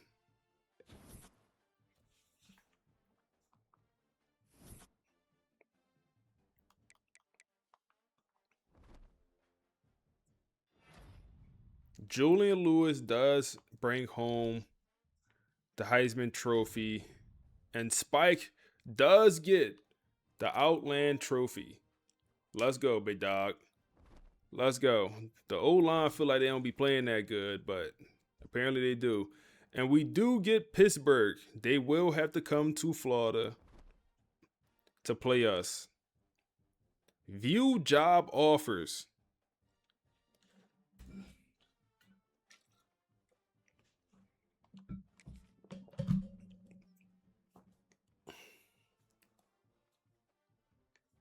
Absolutely nothing worth our time.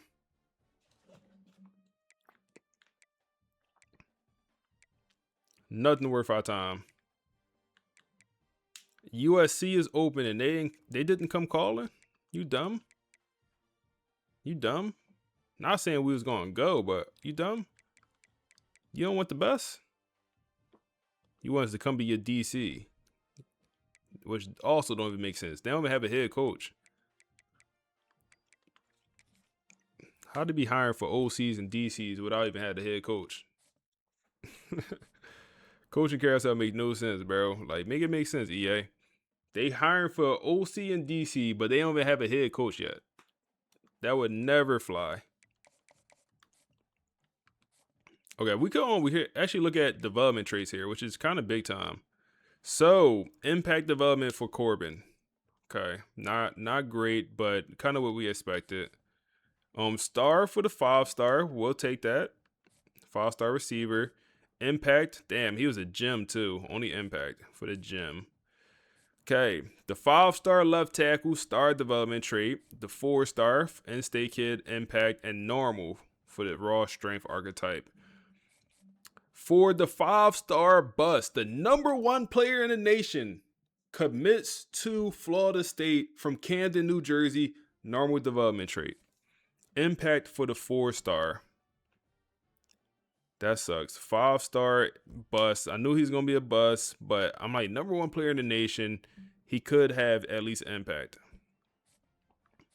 Tragic. Elite development for the power rusher Jaden from Orange Park, Florida. Elite development for Twin. Let's work, big dog. Let's have some fun. Wow. We brought in the bust D tackle who also has normal, man. We have got super unlucky. We have gotten super unlucky with development traits over these past 2 years. I understand I brought in the bust player, but it's like even a 5-star bust, more times than not, he has impact development trait. Wow. And then we bring in another D tackle, and he's a normal as well. Not a bust, not a gem, but normal. Yikes. Okay. Outside linebackers, we looking at 3 5-star outside linebacker commits. One of them got to have elite. Zach is not elite. He's impact. Star for Iverson and star. I'll take that. I'll take 2 stars, but 5-star gem, in my opinion, should be an elite. Is what it is. We'll take that. I've seen 5-star gems with impact. We had that happen last year with a running back. The athlete thumper we brought in star development. We'll take that. No corner commits, no safety commits. The class is looking solid. It's not our best work. It's not our best work. And let's hop right into the game, bro. We ain't make no podcast. I want to hop right into the game. I'm not gonna lie. We already did hire the staff. We already offered someone the coaching job. I do want to look at this Pitt roster.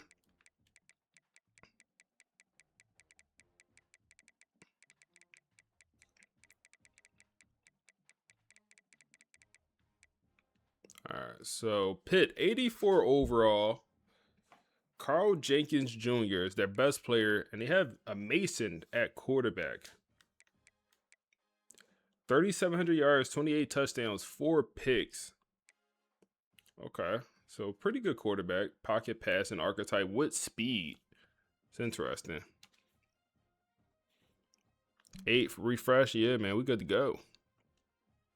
Damn, running back room kind of. Damn. Running back room not great.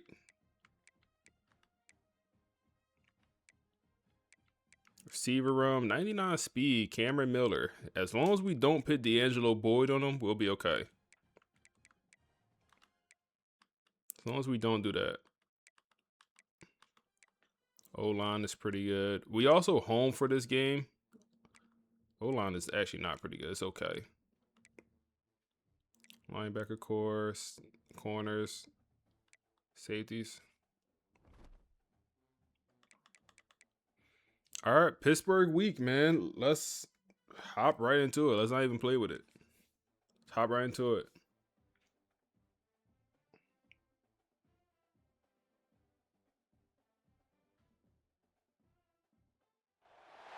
The college football playoff is here. The long regular season has all been building to this. And now, first-round games in home field settings. This place is going to be rocking.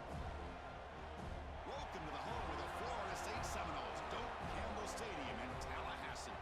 Let's work. See the number 10 seed in this playoff, the Pittsburgh Panthers, taking on last season's national champions, the Florida State Seminoles. For EA Sports College Football, I'm Chris Fowler, joined by Kirk Hermstreet. The playoff is here, and let's not wait any longer. Let's get this going. Let's work. Said, not gonna lie, that LSU team look nice. Yes, sir, man. That online Dynasty, we're gonna have some fun with that, bro. We're gonna have a good time with that. College football we're going to have some fun with that, man. And it's raining here in Florida. Brought in a pretty good recruiting class. I'm glad I was able to get Avery Johnson. We brought in 2 starting caliber quarterbacks for that team. And I don't know who I'm going to start. I'm assuming it's going to be Avery, but we'll see what we have all the progression on, so we'll see how it looks.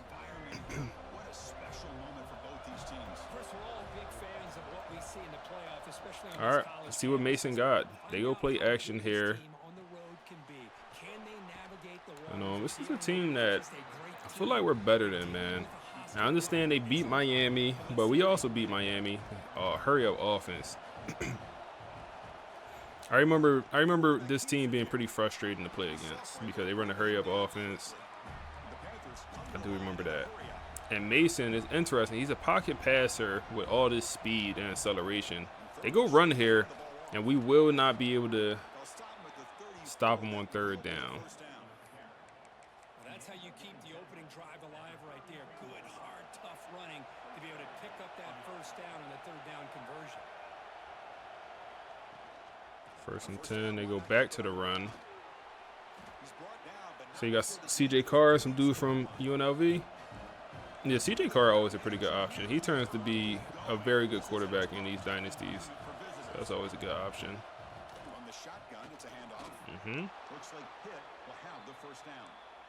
I wish there was a little bit more, like, I guess, randomness. Because, like, you do so many dynasties and you see the same exact guys become the same exact players.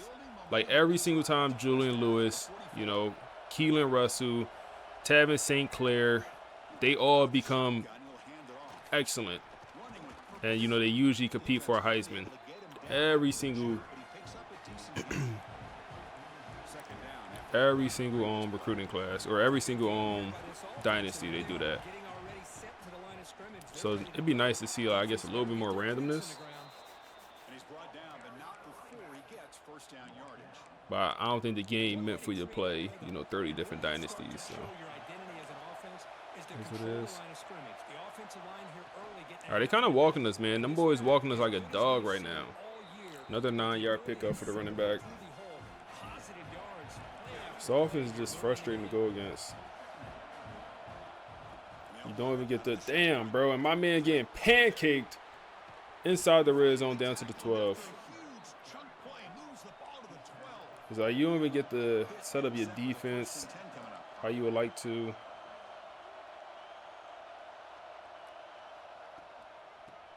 Go run here. Be there.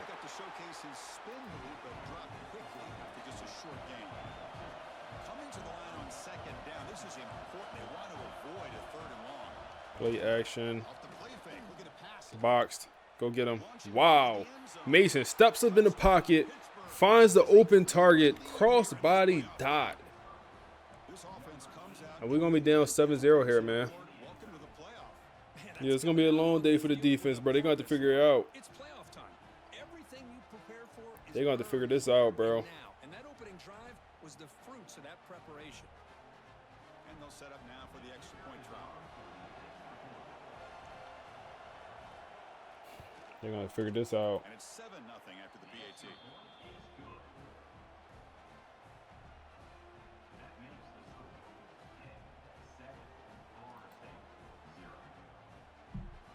Kickoff team out there. They are fired up after just scoring a touchdown. And he'll bring it out from inside the 10. Gets it to the 25-yard line. That's where they'll start the drive. So the Florida State Seminoles offense out there for their first possession. Kirk, let's check the impact players in this game. Guys who have been leaders, guys who are being counted on to deliver today. Well, these are the guys that both these teams rely on, as you said, to be able to make the plays. And more importantly, when it gets into that point in the game where you need to be able to have some leadership, these are the men that are going to have to step up and be able to provide that for each team. Two-back set, quarterback flanked. How we feeling offense? Looking to throw it on first down. That's the vibe today. That's the vibe today, offense. The defensive line does a great job of getting after the quarterback and forcing To get the podcast, carry the images. So 2nd and 10 from the 25. Not a bad idea. Damn, we get holding. First down, but it's going to come back. That's how we feeling, O-line? They'll give up instant pressure. Reminder, they D-line was nothing to write home about at all. They D-line. And that's buddy that just won the O-Lineman of the Year award. Spike. Come on, bro. Wow. Wow. It was open. Wow. Rayshawn Slaughter. The turnover bug continues, bro. And they dunking on us. Oh, my goodness. And they dunking on us. First quarter turnover, bro. It was open. It was underthrown. He just undercut it, bro. Not like this, y'all. Not like this, y'all. Not like this. Come on, Quincy. No way, bro.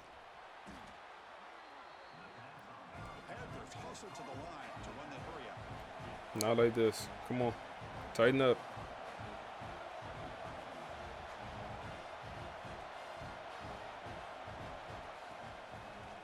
Yep.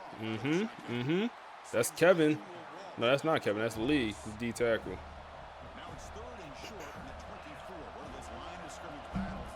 Big third down here.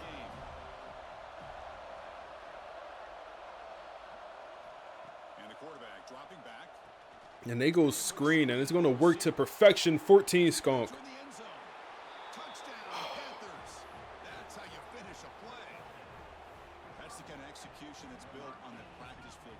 Pittsburgh start this game with some fireworks.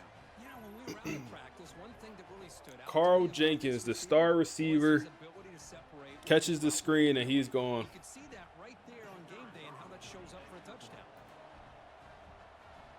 Yikes. When the kick is up and good, they tack on a point to their lead.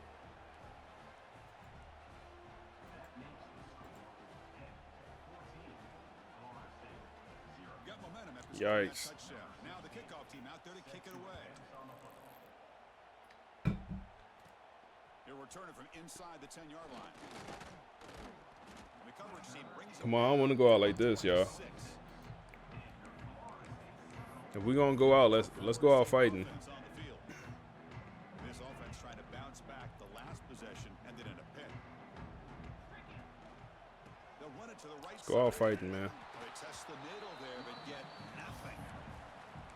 Well, that's an excellent effort here by this defense, staying in their run fits. They holding their own at the line and making the tackle. The offense just couldn't get enough of a push to get anything going there. Hit the running back. Pick up the easy yardage. Lose money with the first down. He said, just finished a 22-hour long video. Hey, shout out to you, bro. You the GOAT. You the GOAT, man. This next season going to be another, I don't know how long it's going to be. Oh, my goodness. Christian Neptune. I don't know how long it's going to be. I mean, it depends how long this playoff run going to be. But that'll go up as soon as the season ends. Offense getting set. Second down play here. And he'll set up to throw. Wow. Pulls incomplete, broken up by the defender nicely that time. These boys sticky in coverage. To me, it looked like that receiver maybe tipped his hand on this out route. The corner does a nice job of breaking on the ball. Receiver needs to be sharper on those if you want to have any success against this secondary. No way we throw 2 interceptions to the same buddy. No way. No way he's, bro. No way he's that sticky, bro. No way 1-4 is that sticky in coverage, man. Same exact route. Like, I'm throwing it with anticipation, so it's not like disappointing. Who is Buddy? Is he a safety? He's a safety. 98 speed safety, hybrid. Good question. Is match coverage, is that zone or man rating? Good question From my understanding, it's zone, but I can be wrong. I could be wrong.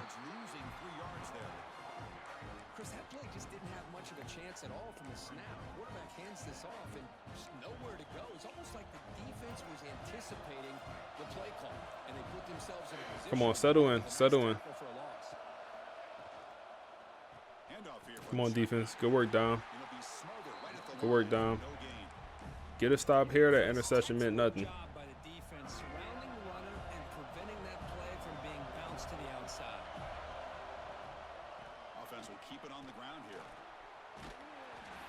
Fourth down, punt it. Of course they're going to go for it. Of course they're going to go for it. Now let's see what happens here on this fourth down play. The offense will stay on the field for this fourth down attempt. From the shotgun, it's a handoff. Oh my goodness, bro. They tackle him, but the gain moves the ball to the 36. And the Panthers come to the line in the hurry up. What a job of this offense picking up the first down. As a play caller, you look at where you are in the field. If you punt it, there's a chance it goes in. Looking downfield near the end zone. No, not a tight end. Not a tight end. No. It's incomplete. He flat out dropped what would have been a touchdown. Second down coming up now. Really good job here by the defense in coverage. Did a nice job here of staying in phase with the receiver. There's no chance for a completion at all. So second down after the incompletion. Fakes the handoff here, looking to throw it. Pressure! Come on. Come on. Man, Trell. One of the highest rated players on this defense and barely been producing. Tighten up, bro. You're supposed to be a star on this defense, bro. Supposed to be a star out here. Third and everything. No way to get this, right?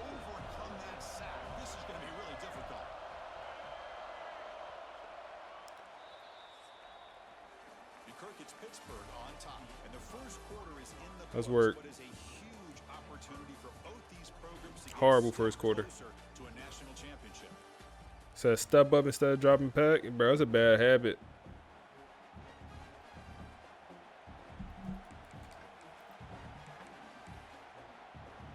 A big play here after the break. Offense trying to convert here on third down. Out of the gun now on third down. That's so wide open. Don't throw it. Pressure. Where you at? Not like that. Oh my goodness. We got a linebacker sticking in man coverage. Thank you, Mason. Thank you, Mason.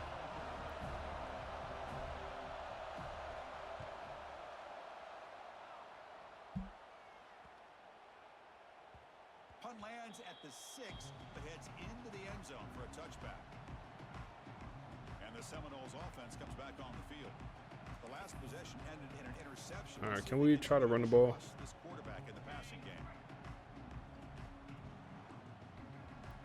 Our run game has been trash this year compared to the first 2 years. Solid run. They'll bring it down to the 28-yard line. Setting the tone early with good runs like this can really wear defense down and keep the defense guessing. That's why some of the best coaches of all time have primarily done it with great run games. Slippery out here. My team having trouble catching. Not their team. Their team got 2 picks. They catching that ball quite fine. We having some issues though. 3rd and 2. Holding. Yo, these boys is, bro. Oh my goodness, bro. My right tackle.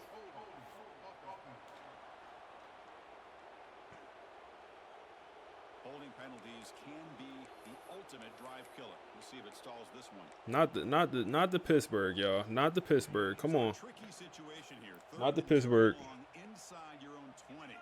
How much of a risk do you take? You know this defense could Not be the Pittsburgh. aggressive at this moment. Dot it. Yep. Yep. Good dot. Good dot. He's brought down, but an explosive play for this passing game. Now we're starting to see this offense look like they've looked all Can we throw this screen, or is it going to be? We can't throw it. All over it.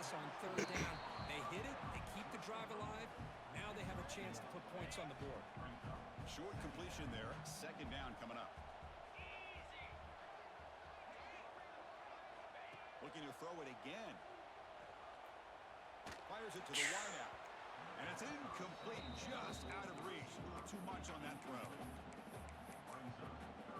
3rd and long. After the second down incompletion, they'll have to convert here on 3rd down and 8. Dropping back, looking to throw for the first down. Dot. Christian Neptune. Good work. They finally stop him. Big play. Moves the ball to the 22. Good job here by this offense coming up with his first down. Not forget about the run game. They knew they're going to have to deal with a lot of pressure.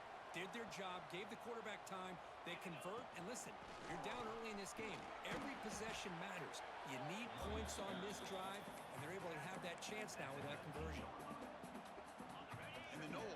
Come on, keep fighting. Keep fighting. Don't quit on me now, FSU.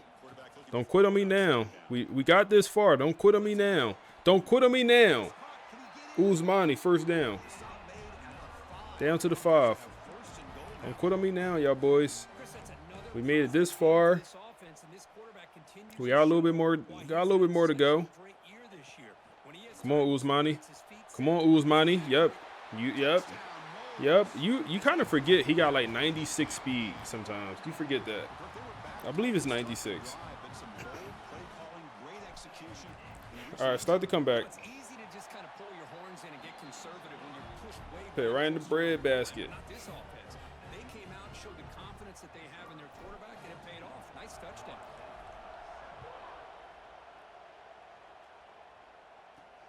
And here's the return from inside the 5. So does anyone know how to fix deep accuracy? Good question. Like I would say like our quarterback, he constantly overthrows people. When he has 99 accuracies, medium and deep, but he constantly overthrows. But I do have sliders on. Heisman difficulty, they're always okay. They dropping balls too. Heisman, they're always going to overthrow stuff.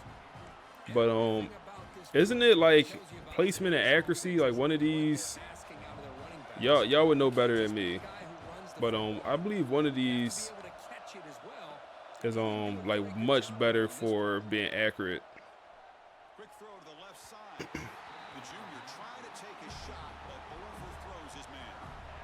I don't know if it's placement accuracy or another one. The play looked like it had a chance for a big gain. Unfortunately, the quarterback off on the accuracy, put that ball too far out in front of the receiver. 3rd and 10 here. They go screen. Just get them down. We got guys. Yep. Hey. Momentum.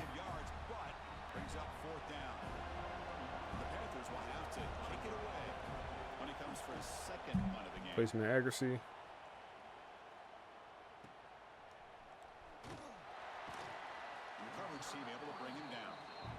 Yeah, it gotta be. The wind crazy out here, bro. A lot of overthrows, even CPU dropping stuff in this one. Throw it away. We ain't changed our lineup, bro. Nobody open downfield. He just throws it away. I like this play. Not only is it the right play.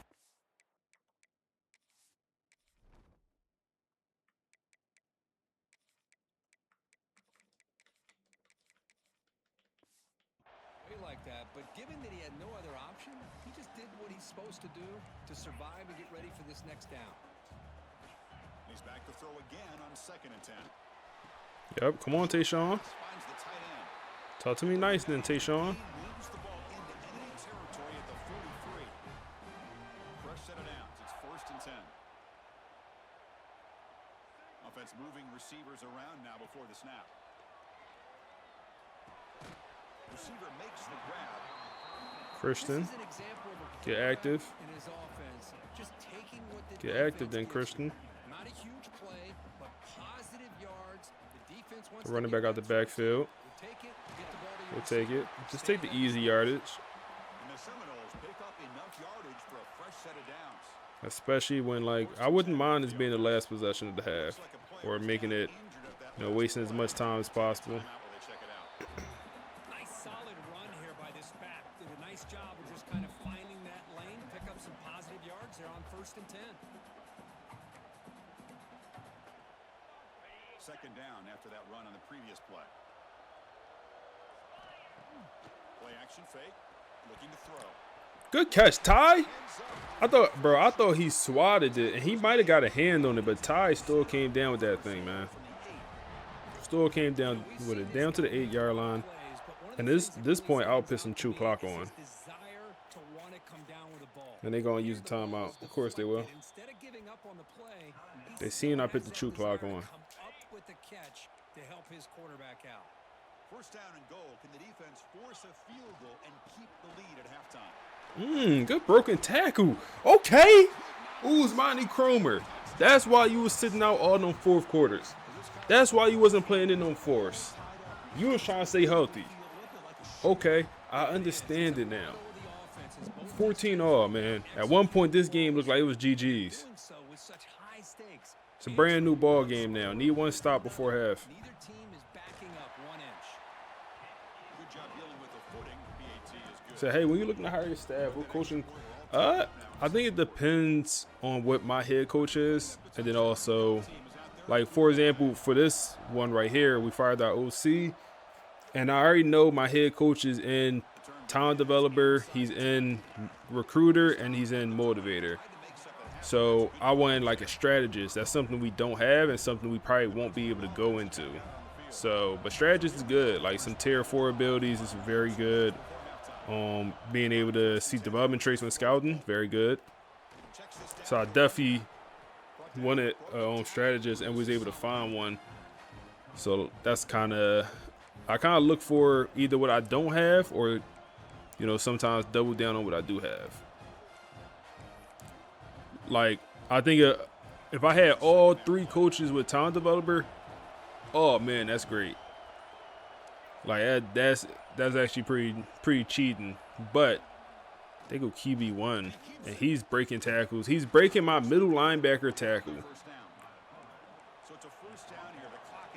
So it depends, but it's either I'm looking to double down on what I currently have or get something I don't have.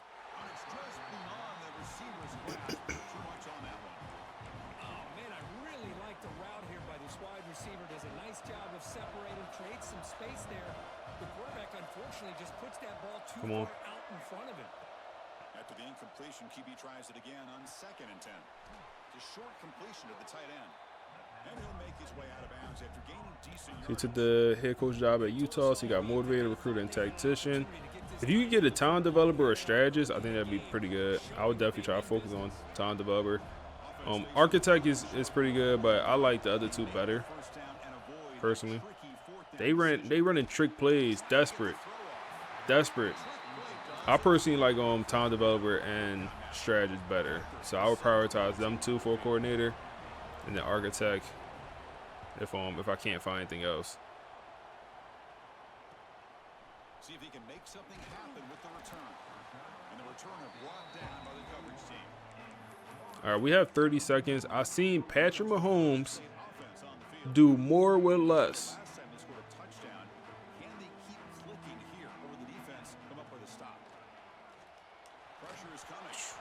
Can't even get the ball out, bro. This O-line be. For us to have, the best O-linemen, singular O-linemen in the nation, bro, this O-line really be struggling. Left tackle just getting big ZD all game. Tighten up, buddy. All game. Imagine if they had a good O-line. They O-line dirt. They O-line trash. Ham, no burger. Appreciate the raid, bro. They O-line is trash. And they calling timeouts. Appreciate the raid, bro. Appreciate the raid, my guy. Damn, man. They O-line is trash.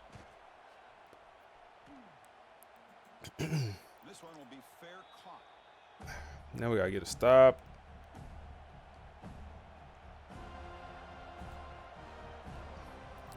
I hope you had a good stream, bro. hope you had a good stream, Brody. We struggling. We are struggling over here. You say you've been struggling, bro. We struggling too.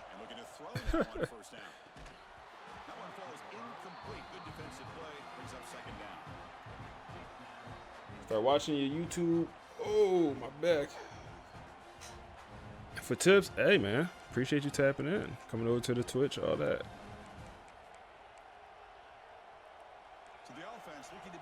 Come on, don't give nothing up here.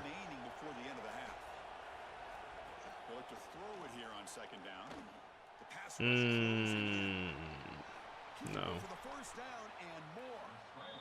Okay, 6 seconds. They have no timeouts, right? No. I'm assuming Hail Mary. Yeah, Hail Mary work. Okay, that's fine. We can live with that. We can live with that. First down, looking to throw the ball. Taking a shot deep toward the end zone. Thank you. All right, halftime. Struggle. They start off up 14-0. We respond back with 14 of our own.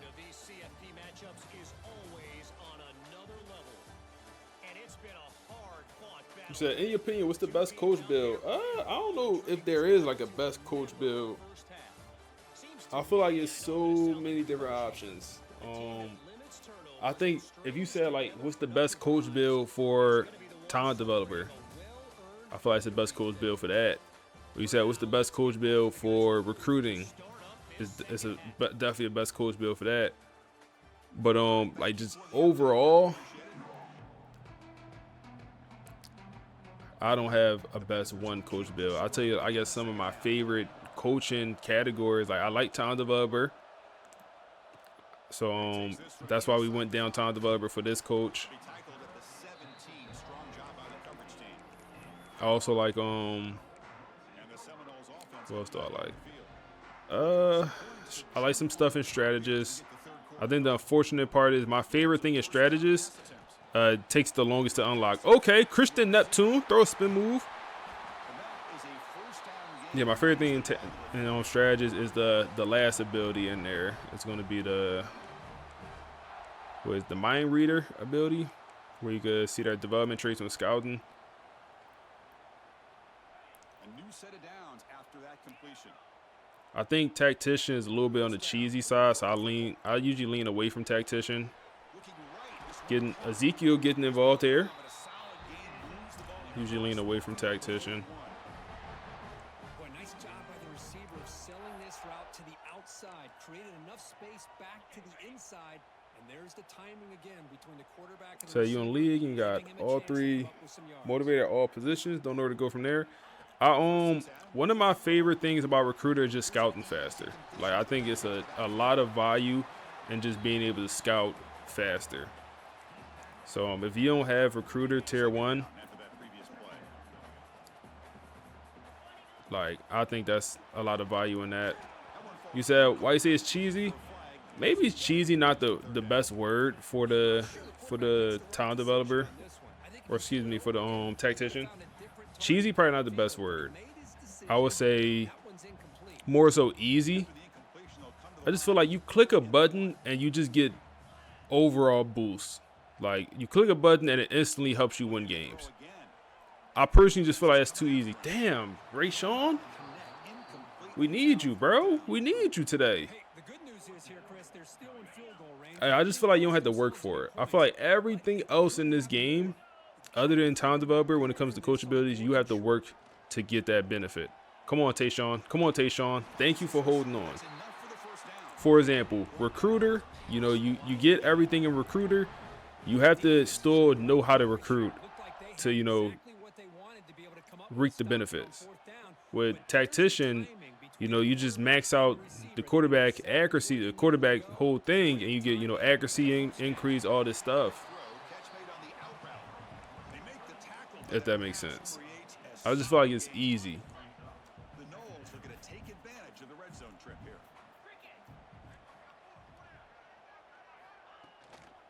Out of the shotgun, he hears it off. Good enough for first All right, we walking them. So yeah, I don't, like I said, cheesy probably not the best word,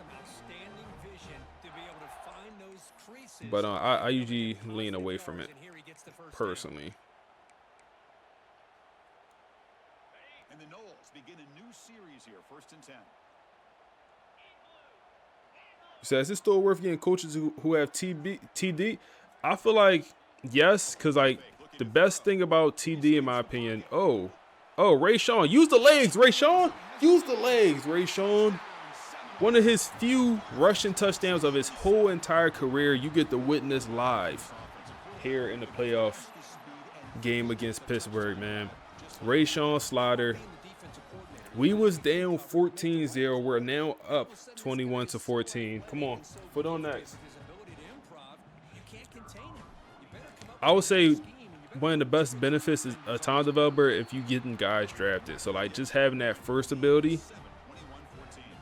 which you know, if a player get drafted, you get that extra boost. There's a lot of value in that, in my opinion. So I think even if he don't have that much in time developer, I think if he just has it, I think it's pretty good. We said, do you think it's worth playing Dynasty on Heisman preparation to play Ultimate Team, or does it not translate? Honestly, I haven't played Ultimate Team at all, so I have no idea what the Ultimate Team community is like when it comes to online. I would say Dynasty is probably not a good starting point. Because Heisman difficulties do cheat you. Like you will feel cheated. But the way I like to play Dynasty and the way I think people play, come on, bro, no. And the way I think people play Ultimate Teams, I think yeah, I couldn't, when I have this online Dynasty, you know, I'm in, I just started. When I'm in that online Dynasty, I will not play it like I'm playing this Dynasty right here. It will be two different things. Especially it's a money Dynasty, so everyone got the cheese plays, everyone got, good work, boy. Good work, boy. Everyone got, you know, everyone YouTube made is what some people call it. So yeah, I will play it very different.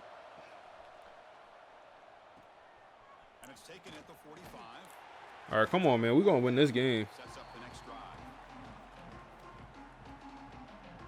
And the Florida State offense heads back onto the field. They were clicking last time. Great protection. The pitch and catch was solid. Yeah, so if you using tactician, like ain't nothing wrong with it. I usually just lean away from it. Play action here on 1st down. We probably could have hit X there.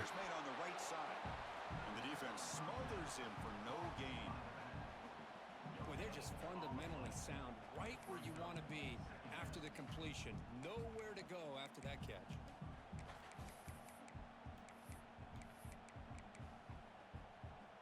Now it's 2nd down here. I wonder if we could hit this. Let's see. Off the play fake, looking to throw the football. Good ball. Todd Burton, good route. The big body receiver. It's a big boy throw, man, in the rain. Fresh set of downs for the offense after that 1st down completion. Keeping it on the ground. It was Monty. So we're in field goal range, you know. We want to score a touchdown here, but hey, points is what we need. So no sacks, and especially no turnovers here as well. That's fine. That's fine. We had circle, but the pressure was definitely in my face. Not going to be easy here. Backed up a long way to go for a 1st down. All right, 3rd and 9 here. Drops back, looking to throw for it on 3rd down. Throw it away. Get it away. Get it away. Get it away. Take our points. Bring out Wade, the kicker. 46-yarder. It's wet. It's rainy. The field is nasty. Our grounds crew done a phenomenal job to do what they can in preparation for this game. So hopefully the footing will be there for Wade. But it's a 46-yard kick. And the veteran kicker at this point, I remember when he just was the true freshman kicking field goals for us. Now he's all the way at a junior, and this might be his last year starting. We'll see. We'll see. I'm not sure if he'll be back next year, man. Not sure if he'll be back, but he does come through. Having kind of a down year for us. So we will look at other options in the portal. And maybe even bringing a true freshman with more potential. Like his power potential is absolutely, his potential period is maxed out. And it's not great. It is not great.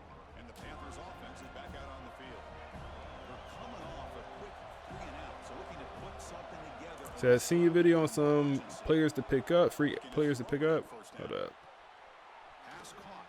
Come on, get them down. Nope, don't do that. You said John T, Washington State quarterback, speed. Okay, yeah, I knew I was gonna miss some players, you know, or I was only pitted at 10 players, but I really covered way more. If a team had multiple players, I definitely cover everyone on that team. But I'm not familiar with Buddy, but I'm gonna check him out. A Jonty. That's a really good run by this offense, and Chris, here they go. All right, come on. Looking for a first down.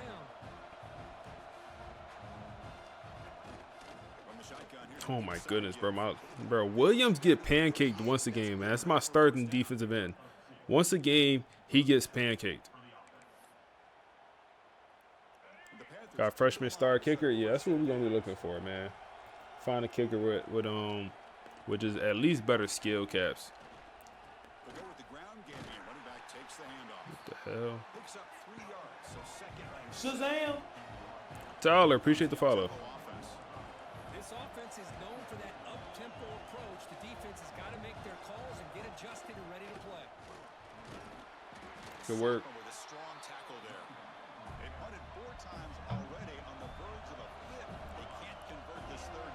Third down here. Why is my starting defensive end at linebacker? Why is my starting defensive end playing middle linebacker? And he kind of boxy. All day to throw. All day to throw. Been watching the YouTube videos a lot. First time catching you. Hey, man, I appreciate you coming through, my guy. Appreciate you coming through, man. 4's up. We 1 quarter away from advancing to the next round of the playoffs, man. We're doing our thing here. The running game is definitely not amazing.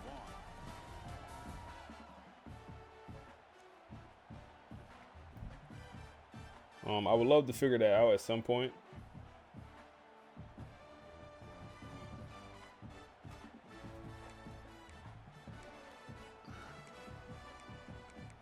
So how your day been? My day been pretty good, man. We just been playing college football literally all day. We've been live for a long time. One of my longest live streams ever.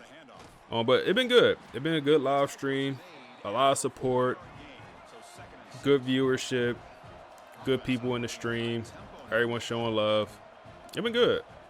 And the season been relatively interesting, I would say. We had some ups and downs, and we barely snuck our way into the playoffs. And not only did we sneak in, we snuck into a first round playoff game against a opponent I would say we got lucky to get. We almost had to play Texas.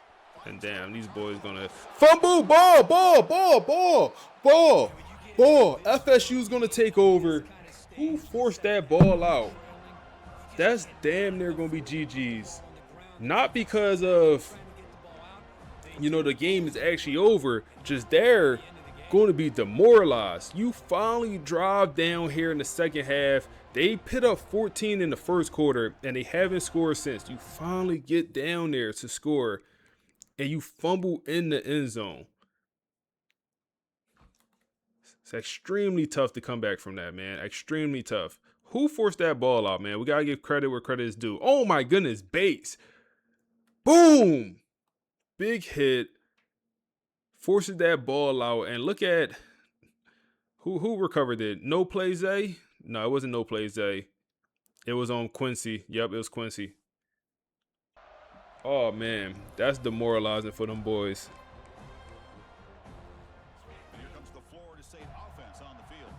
Good work. Bates. I feel like we haven't talked about Bates much, man. Bates is he's our slot corner. He been on this team all 3 years of the rebuild, and he really has come along this past year. Like, I think he's the fastest player on the roster with like 97 speed, something crazy like that.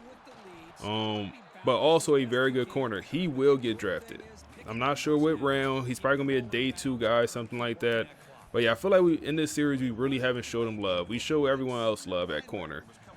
From last year to Cortland Guillory to this year D'Angelo Boyce. Also Benjamin Westerman, the true freshman corner. Like, everyone got showed love.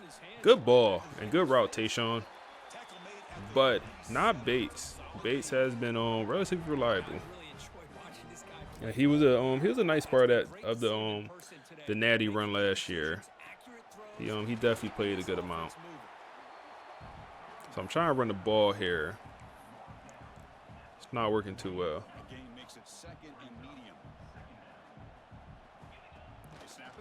Get it out to Uzmani. Come on, Uzmani. Come on, Uzmani.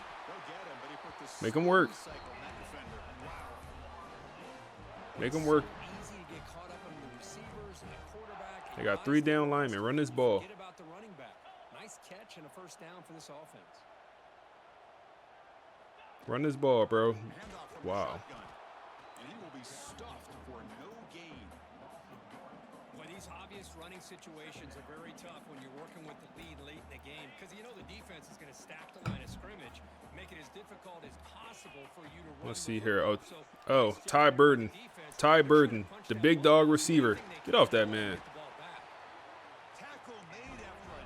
It's up to about 55 yards today. Off 3 catches. Oh my goodness. You can't hold that man, can you? Wow, bro. You got to... Man, I felt like I didn't lob it that much, but I guess I did. I lobbed it way too much. That should have been more of a bullet pass. Allowed them to get hit. And we know he don't have catching traffic. None of these elusive route runners have catching traffic. That's on us. Get it to Christian, who does have the speed. What, 96 speed on Christian. Neptune. He's we brought him in this past transfer portal as a guy that, hey, we just need speed. We have some good receivers, some young guys. They all young, matter of fact. But we don't have anyone with speed. So we brought him in just to be the fast guy, the guy that could win deep. He has been much more than that. Actually, I don't know if we ever, threw a bomb to him. I don't know if he ever caught a deep pass. But he has been a hell of a player for us. And that's going to be another touchdown. Morgan, get in that end zone. Crazy animation. The backup tight end, who next year will be the starting tight end. As long as he don't transfer out, don't go anywhere, big dog. I know he got the elite development. Sophomore, he's probably ready to get full-time minutes. Don't transfer on me, bro. You the starter next year. But he plays a pretty big role in this offense as well. And I think this GG's, y'all. I think this GG's. I think we could pack these boys up, man.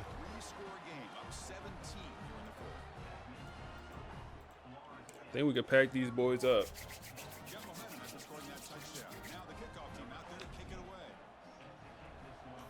Should we play another playoff game? What y'all thinking, man? Should we play the next playoff game? How y'all feeling?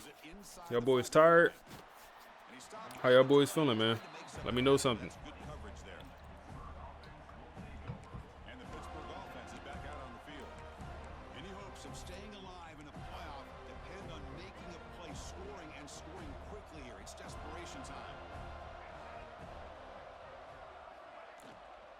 Go run. Bro, why is Williams is he playing linebacker? No, he's not. He's just okay.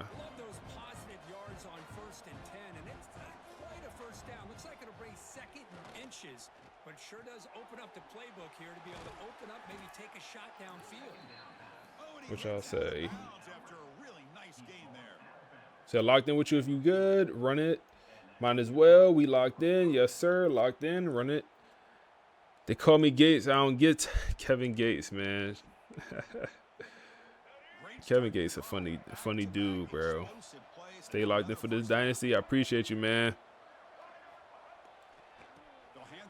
Oh, they just ran the clock out. Them boys gave up, man. They gave up. He said, gotta go soon, keep feet. Hey, man, I appreciate you stopping by, man. I appreciate the raid. Have a good night, bro. And by doing that, they're opening up running lanes. Good positive yards there by the running back. Game makes it second and medium. What the podcast gonna say about this one, man? What the pod gonna say about this one, y'all? What the pod gonna say about this one? Yet another incomplete pass, and this offense simply What they gonna say about this one? Psychological warfare. Yo, that'd be their favorite thing. It's almost like it's psychological warfare. Heads out of bounds after a solid gain. This is why they're in the playoff, right? Not just the ability to throw the ball, but you get to a critical moment. Brittany be tripping, bro. That offensive line to come up with a first down, and they get it. She'll get the moaning. She get to go going crazy every time they start talking about Rashawn Slaughter. Slaughter. We've reached the 2-minute timeout. This offense facing some serious urgency, trying to come up with a miracle late here. This is the 6th play on the drive.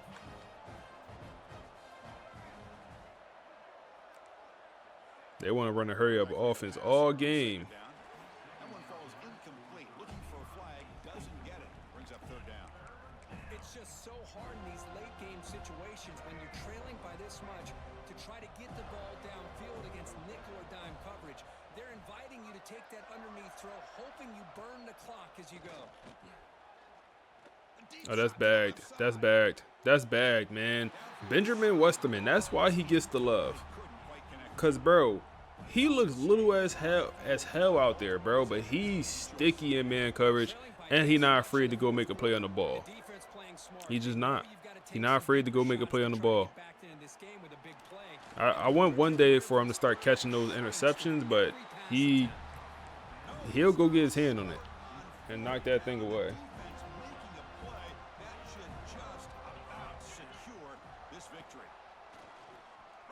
Oh yeah, pack these boys up. They rolled over. They rolled over. Pack them up. Get them out of here. Damn, we didn't put 2 clock on. We tripping.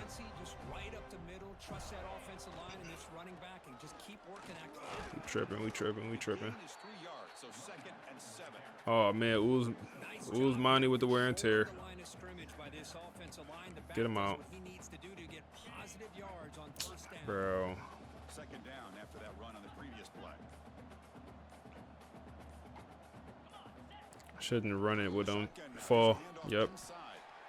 And that's a good, nice, crisp run for a first down. Don't forget, good blocking up front by the big fellas. And this running back, he just seems to have a nose for that first down marker. Few more runs like this, and he's going to be getting into a rhythm for sure. And the Seminoles with 1st and 10 here. Handoff here from the shotgun. GG's, man. GG's, man. Shout out to Pittsburgh, man. They put up a fight.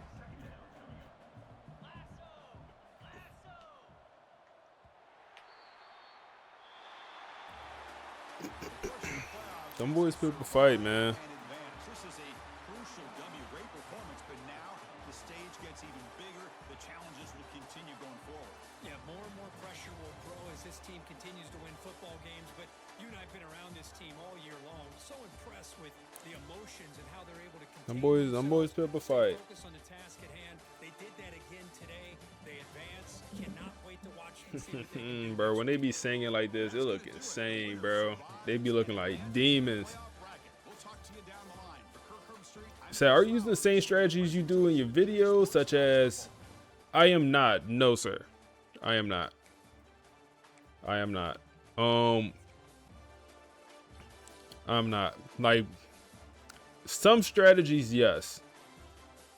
But a lot of them, no. A lot of videos is like giving y'all the information and allowing you to use them, but not all of them. Some of them I would consider like more on the cheesy side, so definitely nah.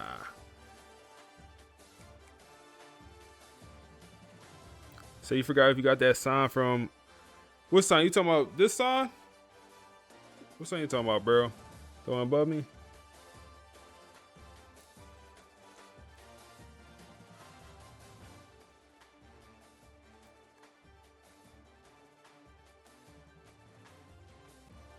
Oh, you talking about the LED? So actually, I ain't bought that. Actually, my girlfriend got that for me for when she get that for me for my birthday. She got that for me for my birthday last year. Actually, I don't know where she got it from, but yeah.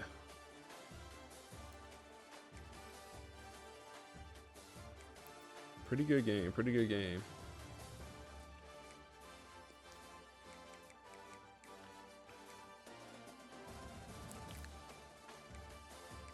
Pretty good work.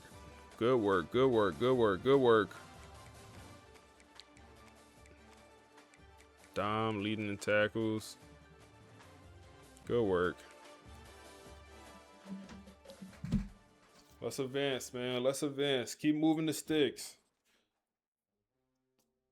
Come on, man. Gotta have your TD celebration. Or not your TD. Your first down, Sully. Keep moving them sticks. All right, let's advance. See who we get, man. It's between. No, we know who we getting because they coming off a bye. We got Oklahoma. Julian Lewis,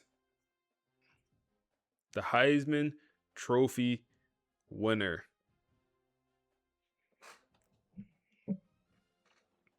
The plot thickens. The plot has thickened.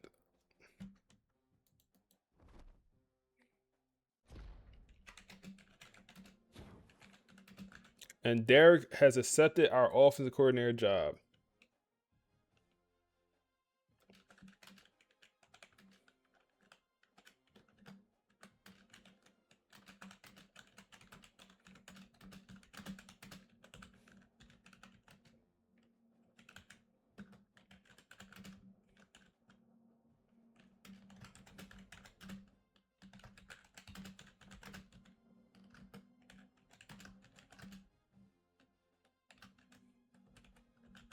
Where did Derek come from, man? Y'all remember? Where did Derek come from? Damn, what school did he come from? I could go back on the. I gotta go back. It's gonna take forever, ain't it, to find them? Damn. If y'all know, where did Derek come from? I would like to, consider using his playbook next year. Auburn. He was at Auburn. Damn, I found that quick.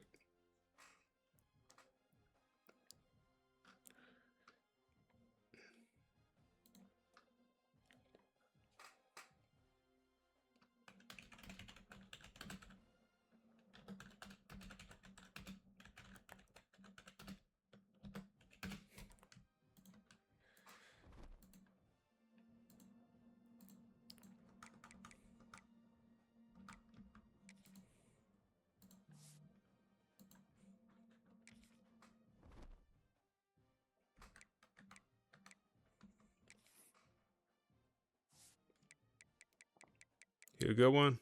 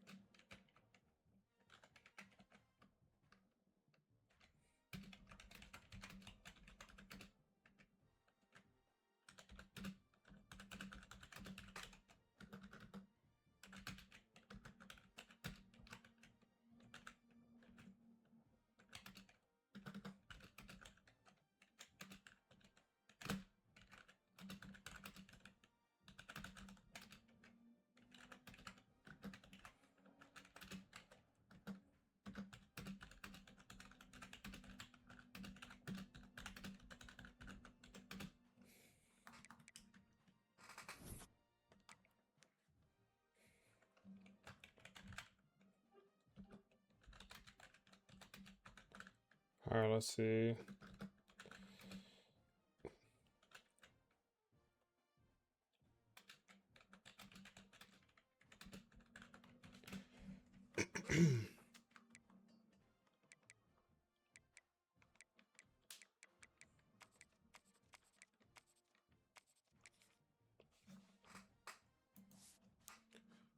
Man, I'm interested in a few things. what's going on in the playoffs? What other job offers did we get? LSU did win. They got to go against Michigan. Clemson did beat Georgia. There's a chance we have to play Clemson for the third time this season. That can't be good for us. We beat them twice. The odds of beating the team 3 times in one season, a team that's, on your level, tough.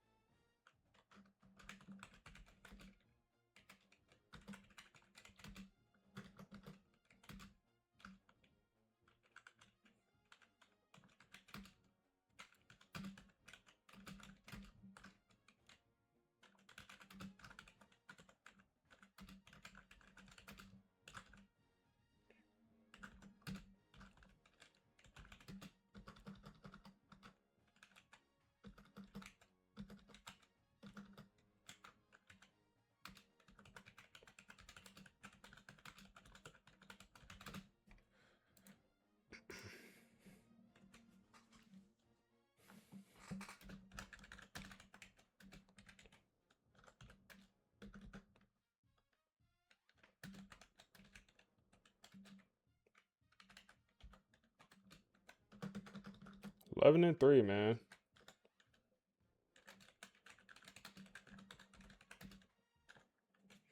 All right, let's look at this roster we got to get into.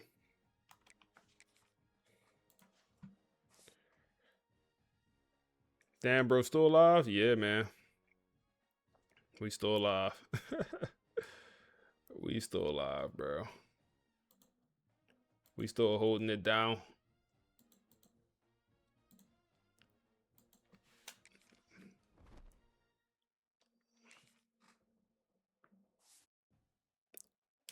See what this roster talking about. We know they got the Heisman Trophy winner. And wow, who is Buddy? What the hell is that? Is that a high school kid? Or is that's not even an NIL kid, bro. That's just a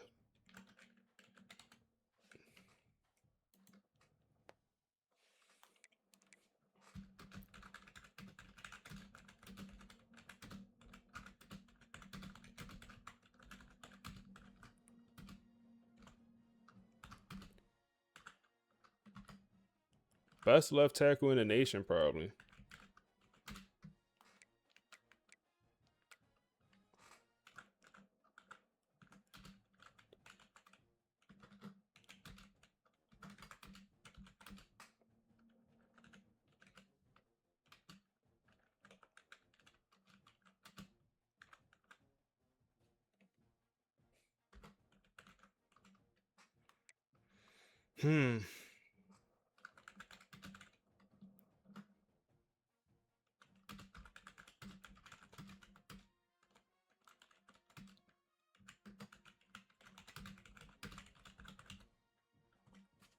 This whole team is good, bro. Good running backs, like 2 good running backs. Damn, bro. Couple good receivers.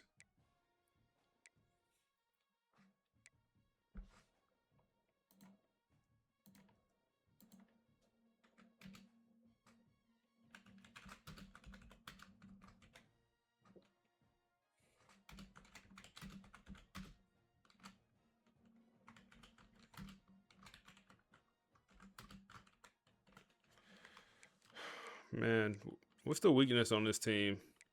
It's definitely not O-line.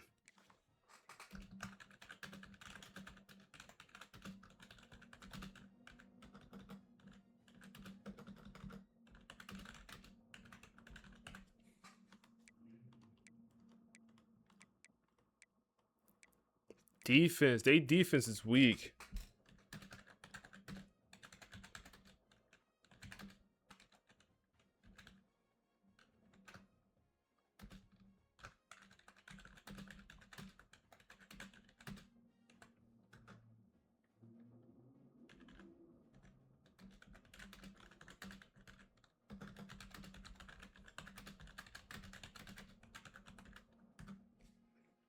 All right.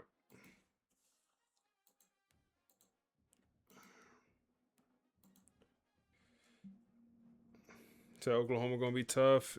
Yeah, they will be tough, man. That O-line is good. That O-line is good, bro.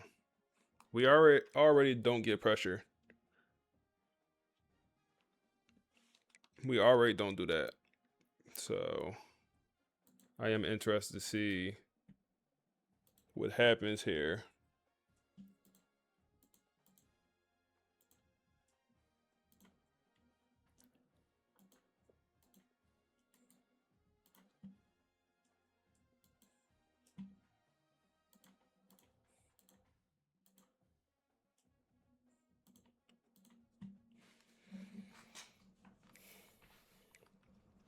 But yeah, I definitely say their weakness is going to be their defense here.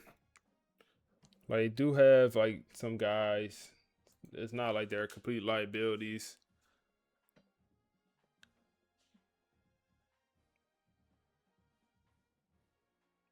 You said I love CFB 26, but one thing, wear and tear doesn't affect the other team as much as it should. I feel like the thing about the wear and tear with the other team, like, you don't get to see it. So like, you don't really, like, if they running back got wear and tear, it's like, from my understanding, we don't get to see it. So it's like, we don't even know. We just see the backup running back come in, like, oh, they, you know. But you're probably right. You're probably right. You said I had to play Georgia 3 times in 1 year on your LSU dynasty. How many you won? How many you won, man? 3 times 1 year, Georgia. That would burn me out. Yeah, bro. No, they got Trent Williams at left tackle for sure. Pass protector. And he got some run blocking ability. Usually these pass protectors with all the progression, he only got 2 skill caps. Or he got 3 total.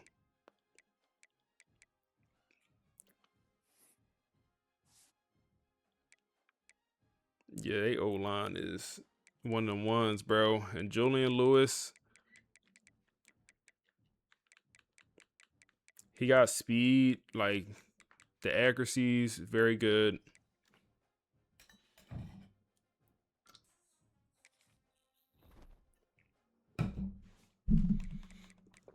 I'm interested at job offers. Anything change? No, it got worse. They got way worse.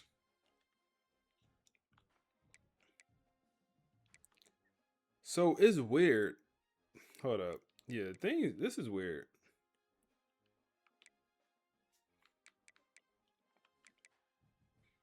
First of all, it's not that many good openings in general. The only good opening was USC.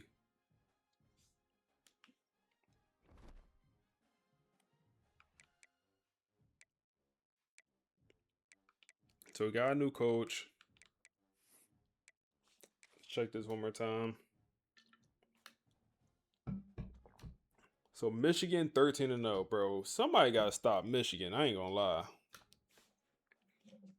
They went to back-to-back national championships. They lost both. But the fact that they 13-0 again,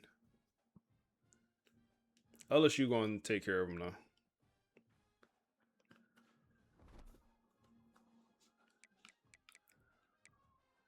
And then can we see All-American? We can, yep.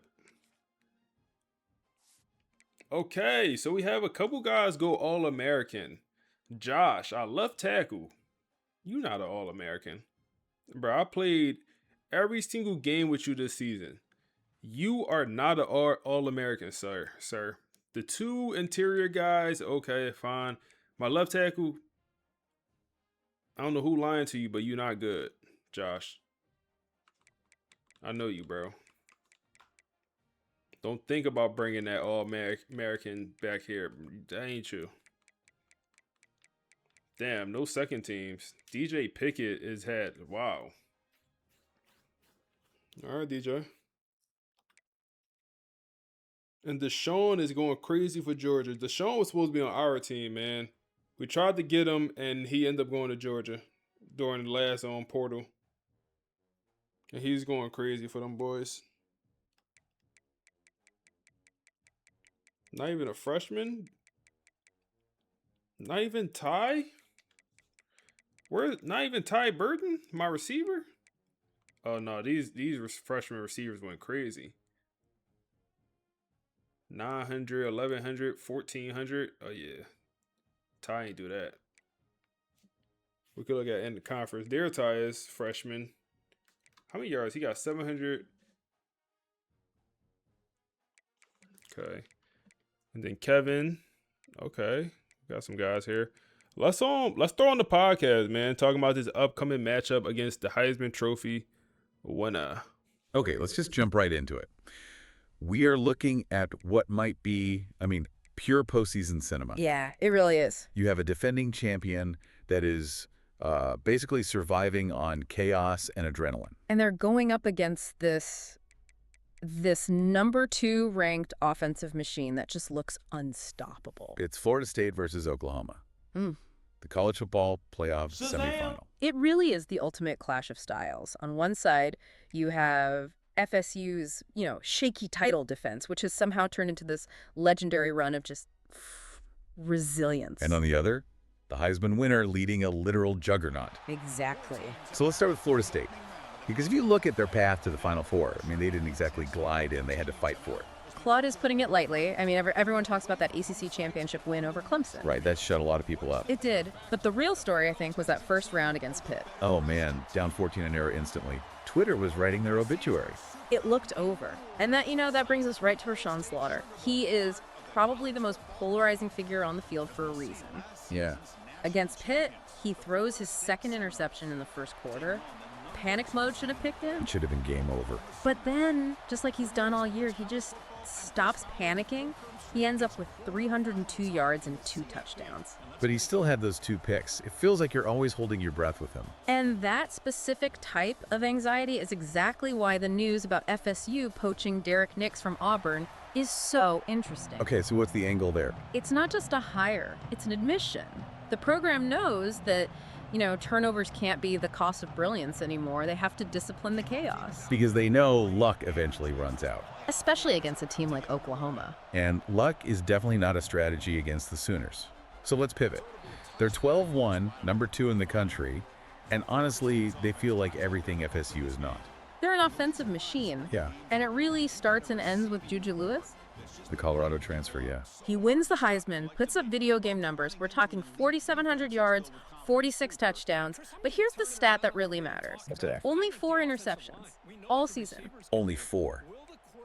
That's wild compared to the roller coaster we just talked about with Slaughter. He's surgical. And he isn't doing it alone, right? He's protected by PJ Kuma, maybe the best lineman in the country, and he's throwing to Dwayne Early Jr. This offense, it doesn't just beat you, it overwhelms you. So it sounds hopeless for FSU then. If Oklahoma's scoring every time they touch the thought we was ball, gone. how does Grit even compete with that? Well, hold on. This is where the matchup gets, really sticky. Yeah. Oklahoma has a massive crack in the armor. Okay. Think of them like a Formula One car with no brakes. They go 200 miles an hour, but they crash into the wall just as fast. Their defense is soft. So soft. They score fast, but they give the ball right back. And that brings us to Vegas, I assume? Exactly. You'd think with that offense, Oklahoma would be a huge favorite.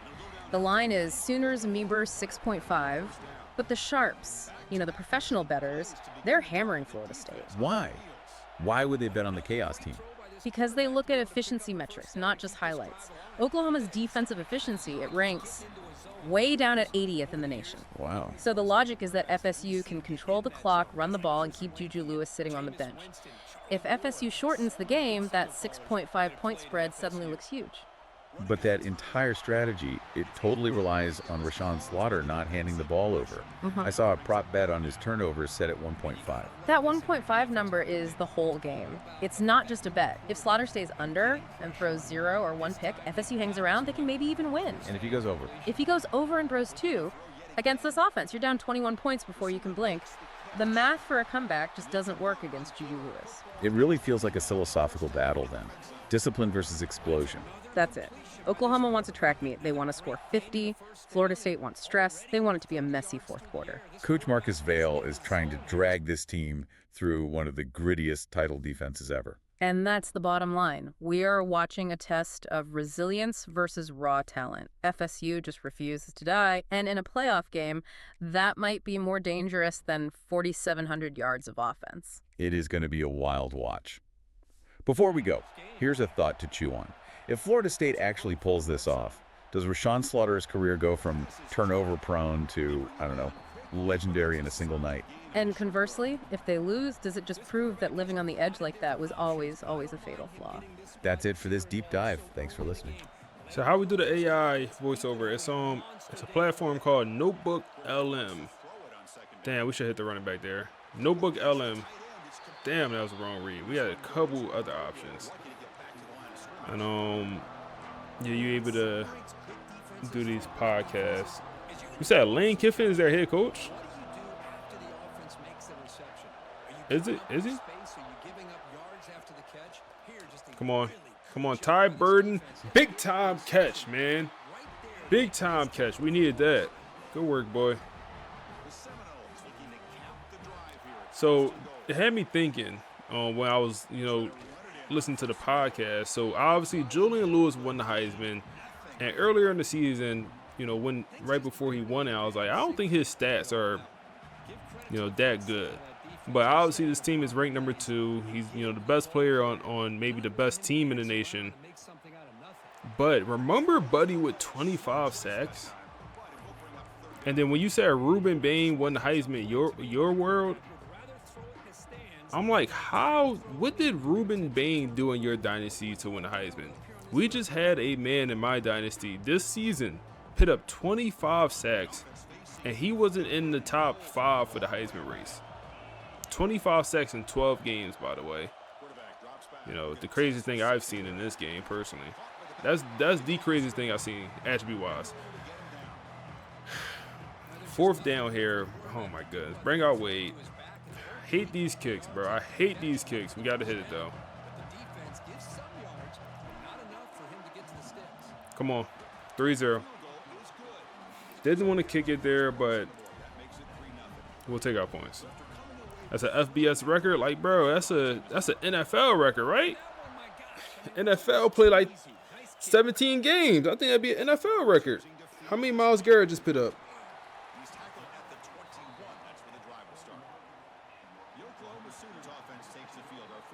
Like, how is he not even in consideration? The point is, the awards gotta be redone, man. Suggs had 24. 24 is crazy. But Buddy, he's on Clemson, so Buddy could be at 30 right now because they're still playing. Wow, look at this BS. Clemson just won a playoff game, so he could be at 28. And now they play who they play? Ole Miss. So he could get to 30. And PJ, the star left tackle, 99 overall left tackle, surefire, probably first player off the board. If it's not Julian Lewis, it's probably gonna be PJ. He goes down for this phenomenal O-line. Ball on the ground, FSU takes over. FSU takes over from the 42-yard line. No play, Zay. Johnny on the spot. Ball comes flying out, and he just dives on it. Let's work, man. Let's work, man. Who forced that ball out? Who was that? 2-5? Was that Frederick? Oh, he tried to reach for the first down. It's 2nd down. It's only 2nd down out there, man. You reaching for the first down, and then Frederick just comes over, Frederick Valentin, and just, boom, hits that arm. Ball just fall off the bone. FSU takes over. Come on. Let's do it. Let's do it.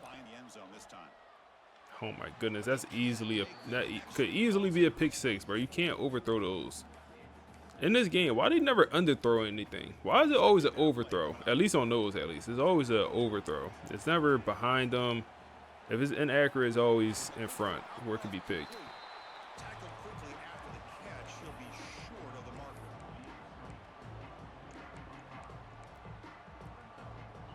Offense gets set up here. It's third down. And the motion by the back now forces the defense to adjust. Easy. This one's going to fall in. Tighten up. Tighten up, bro. Tighten up. 54 yards. My kicker don't have that. We're going to keep the offense out there. It's an easy first down. Neptune. Was that Neptune? Let me make sure I'm calling out the wrong slouch. I don't know why I'm asking. I know that's Neptune. Hands about janky ass. Come on, Rayshawn. Do it yourself, bro. Do it yourself. Neptune got them janky hands, bro. Damn. He's got to pull it down and try to pick up some positive yards, which he did, and then he slides down to avoid the big hit. Let's get our guy in motion. And we're going to try to hit him here. That's going to be He didn't jump! Oh my goodness, another first quarter turnover for Rayshawn, man. Oh my goodness, he didn't jump. Another first quarter turnover, bro. Like he do every game, every first quarter these last probably 6 to 8 games. What is this catch attempt, bro? You trolling? Like he got position.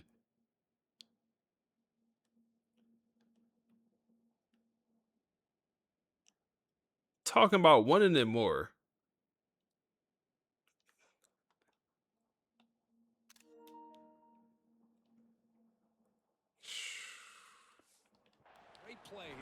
Don't want it, bro. Like, I can't even blame Rayshawn for that. Like, I think that's a reasonable throw.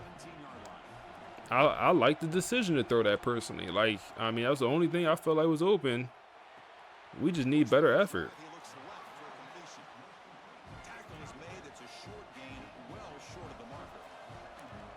We got 100 people watching on YouTube, man. About 50 people watching on Twitch. I appreciate everyone in here, man. I appreciate everyone in the stream, man. If you're watching on YouTube, drop a follow. Consider come following the Twitch. If you're watching on Twitch, I appreciate you too. Drop an Amazon Prime sub, free 99. Come on, man. Frederick Valentine just getting mushed around. Big third down. Drop an Amazon Prime sub, free 99. Watch ad free, all the good stuff. You know, y'all know. Check down. They breaking some tackles, aren't they? They breaking some tackles, aren't they?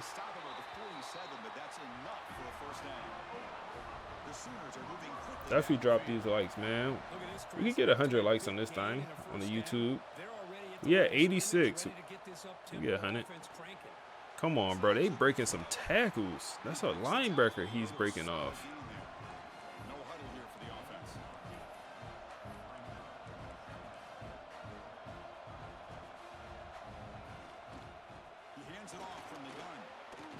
Mm-hmm. Damn, bro. They breaking tackles.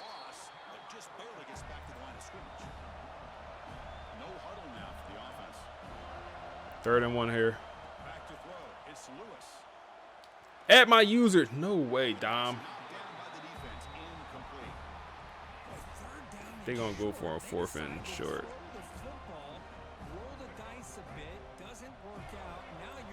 Right, come on. Tighten up, tighten up, tighten up. Come on. Good coverage, boy. The true freshman corner, Benjamin Westerman. That's an old head name, man. The true freshman having a phenomenal season. Didn't win any awards, nothing like that. But, I mean, I think he's playing absolutely phenomenal for us, man. He got some plays where, I mean, you know, he got beat, some stuff. Watching on both, oh, you the GOAT. You the GOAT, bro. You the GOAT. You the GOAT. We expect the teams have worked through some of the nerves of this playoff game as we begin the second quarter.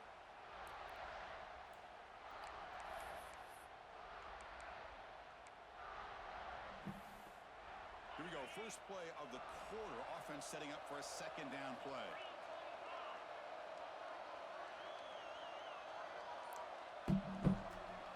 All right, come on. Oh my goodness. That's on me. That's on me. That's on me. If we throw a pick there, that was 100% on me. Wrong icon. Playing like a slouch, bro. Playing like a slouch in these first halves. I don't know what it is. Playing like a slouch.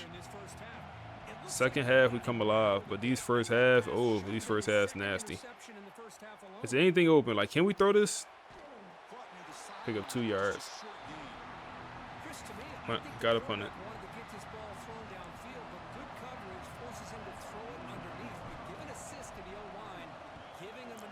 Question, like, how? So, why is our coach not up there for Coach of the Year? I'm interested in that. Random thought, but like last year when we won the Natty, we was, you know, great, all that. We wasn't up there for Coach of the Year neither. Like, why are we not being up there? And why is he in man coverage, bro? It's my edge rusher. Why is he in?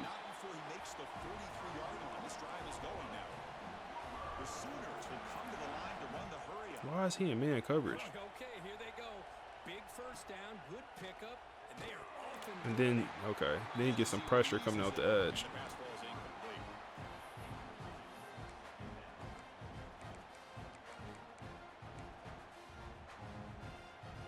Getting set. Here's second down. Back to pass. It's Lewis. Oh my goodness, at my user, bro. It's a Stevie Wonder.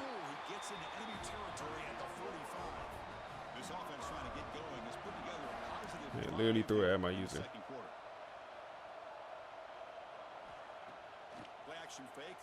Dot.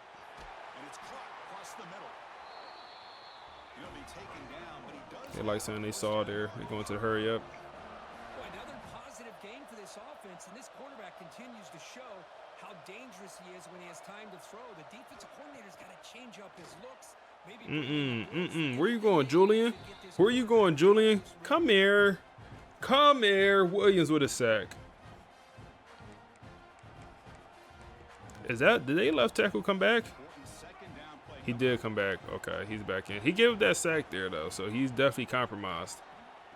He's definitely compromised, man. He is not the same. Come on, get on. Good work. Zay with a play, man. Zay finally made a play. Appreciate that, boy.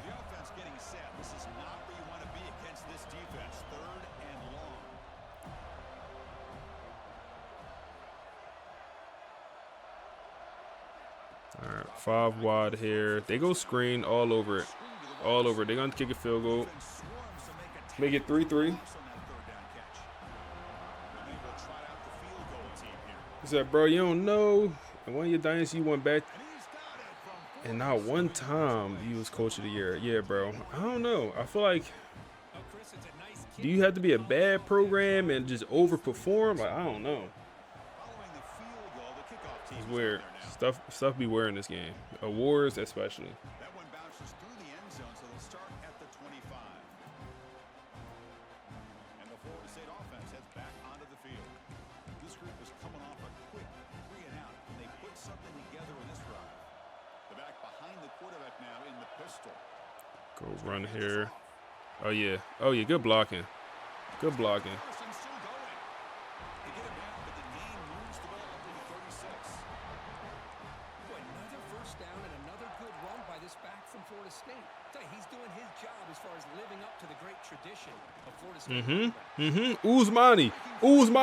Uzmani showing the back of the cleats. And we strike first in the end zone with the first touchdown of the day here in the second quarter. Uzmani Cromer uses that 96 speed, something in that ballpark. And the first firework of this ball game finally goes off. Looks like it was going to be a low-scoring game. Looked like it was going to be a low-scoring game. Let's work, man. And now the try here for the extra point. Let's work. Said team too low for coach of the year? I don't know. Who's money? Who's money? Who's money? That's why he checked himself out all year. Yeah, bro. You right. He knew something we didn't, bro. That's on us. He knew something we didn't. And the Sooners offense is back on the field. They kicked a field goal in the last drive. They're looking for the end zone this time.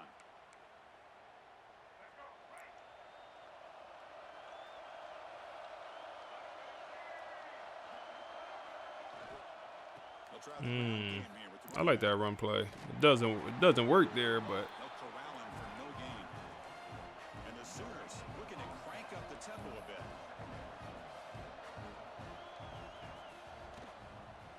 bit. We there. Nope, where you going? Come here. To get him down quickly, not much of a gain on that completion. The offense now facing a 3rd and long from the 26. Where you going? Come here. Got calling the D-line. 3rd down, all over it. Bates, not going. He is not going, sir. Juju Lewis, Heisman Trophy winner, I don't think so. I don't think so.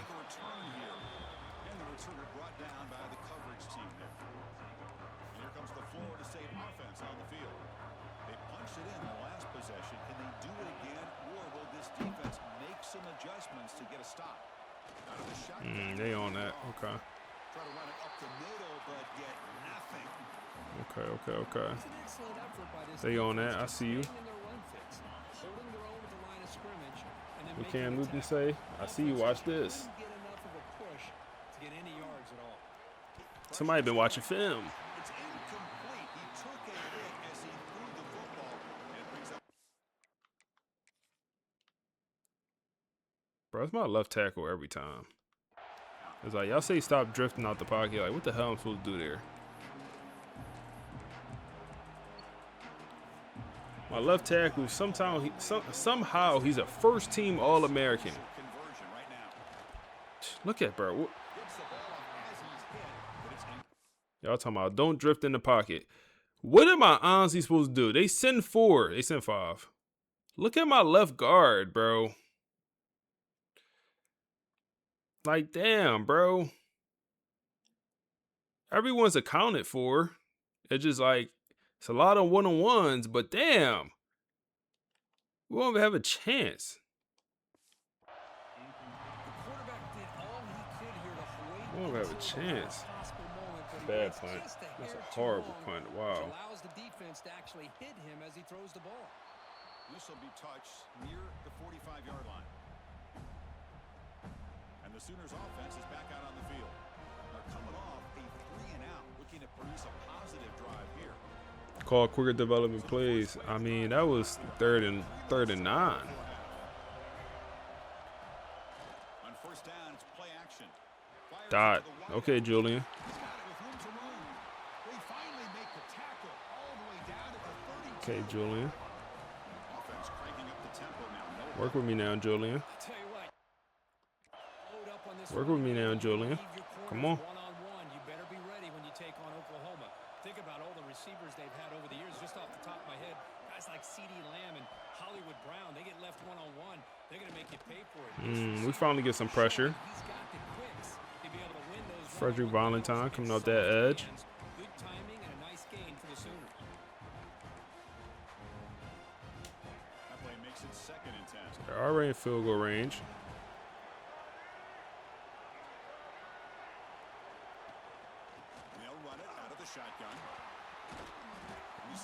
He said, do you think I should watch this season now or go back and watch your other videos to understand the lore? I think it depends how much time you have on your hands. Honestly. Wow. Way to come back to that ball. I truly think it depends how much time you have on your hands. Like, if you, like, in your free time, if you just gonna watch this series and, like, you have time to just watch it in your free time and you don't mind doing that, I think it's best to go back and get the lore, because it's all good content in my opinion, But like last season, in my opinion, probably was peak when it comes to dot. Holden, bring it back. Probably was peak when he said Buddy has to start a Temple series. Now you gotta start from college football 25, bro. When I first started making content, so about July 2024, bro, is when you gotta start. But no, if you gonna go back to at least the start of last season, I think that's a good starting point. Because last season was probably peak, bro. It was a lot. It was very good and a lot of lore. But if you want to start now, feel free. But like I said, if you like for me, when I mainly watch YouTube when I eat and like before I go to bed. And I would, like, if I had something I could just watch and like just, I watch an hour every, once a day, something like that, whenever I got free time. If you like that, I think it makes sense. I bet you just finished the 14-hour video with FSU. Yeah, so the 22-hour video would be next in line. That sounds crazy, 22-hour video. But yeah, the 22-hour one, first of all, they scored is 10-10 now. The 22-hour video is the last season that we just played. So it goes from start all the way into the off season. And I tried to cut it as much as possible. Believe it or not, I tried to cut a lot of it out, but a lot of it is like these games take a while. And then also the stuff in between the games usually be like the podcast, but I try to cut the part where like I type the podcast, all that stuff. So it's 22 hours, which is just insane. Maybach music. Oh man, Royal Nightmare. Appreciate the subs, man. Appreciate the sub, my guy. Oh man, been a little minute we got a sub, man. I appreciate you coming through. We have a 2-minute drill here. We'll start with the run. Tackle made after just a short game. They'll crank up the tempo here on second down. The time is running out. Here's the snap, and he's looking to throw. Over the middle, but it's incomplete. Well, this quarterback and his receivers have got to get on the same page. They've got to find a rhythm if they want to move the ball down the field. So by the time you get done with the 22-hour video, you come on season 4. Yeah, you're right. But like I said, I feel like last season was very, very good. I enjoyed last season a lot. I'm enjoying this season too, but this season is different. Because last season we had the quarterback stuff going on where Brock Glenn got benched, and then it was a lot. I feel like the storyline was a little bit better last season. So next season I got up the storyline. Next season got up the storyline to match last season. What y'all said? Y'all said a bunch of stuff. Time running out here in the first half. Wouldn't expect them to be too aggressive in this position. Here comes the first play of the drive. Don't try to score here. Y'all good. Yeah, y'all good. Don't try to score. To throw, it's Lewis. What the hell? Can't hold on right in his hands, and he dropped it. Well, that's everything you want to see from an offense. Great execution. The line gave the quarterback time. Quarterback makes a great read, throws it to his guy. You said start the first Michigan game in the playoffs? Damn. These boys gonna get a field goal. They got one more timeout, and they got enough time to call another play here. Timeout here after the play. The offense comes back out there. Not much time left. Perhaps just time for a couple. You said, will you be making as much? Hold up. Come on. That's fine. Timeout is called to talk strategy. Time for just one or two plays here before halftime.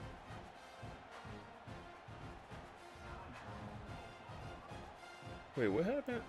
How many subs did you drop, Nightmare? So on second down, they'll try out the field goal unit, trying to get 3 before halftime. I'm confused. All right, long field goal for these boys. And, of course, they backdoor it. We down 3 at half, man. He said, will you be making as much content for next year's game? You're one of the best content creators for this game. I truly appreciate that, bro. I truly do appreciate that.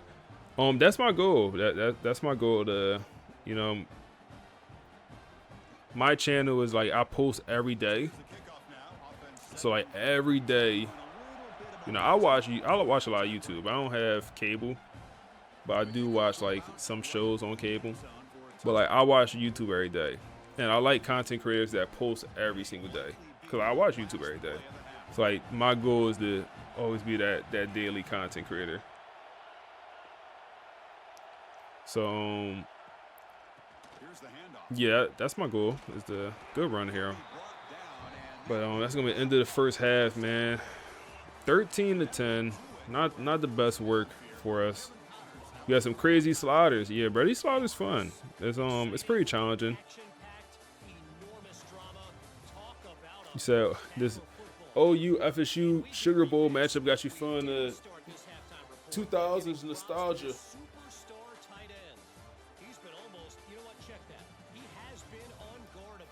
So would you start underclass development trait over a mediocre higher overall upperclassman? Yes. If it makes sense, yes.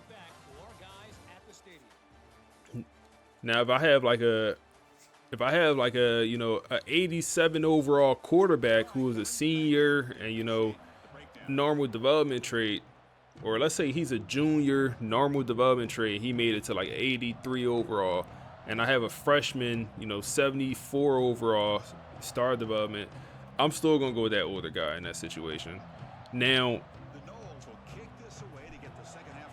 that young guy gonna play, because I don't want him to transfer. That young guy gonna play. So in blowouts, whether we getting blown out or they getting blown out, I'm also gonna have a quick trigger to pull them. You know, if we're not playing bad, if the offense looking janky, hey, I'm gonna pull them, because I want that young guy to get some playing time. So here comes the Oklahoma offense back on the field.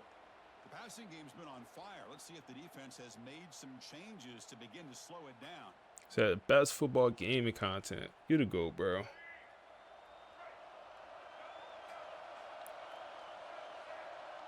Trying to catch up on come on. So for the AI podcast thing, do you input all the info from the week's games? Yeah, essentially yes. So the way I do it is I actually put the information into Chat GPT. Damn, bro, just doing my linebackers dirty. So I actually put the information into chat. And then chat will kind of summarize it and make a little bit of a storyline. And then that's what I put into Notebook.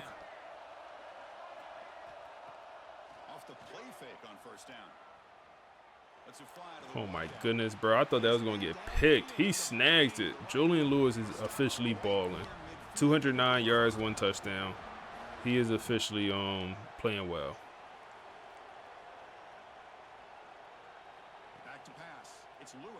Oh my goodness, another dot.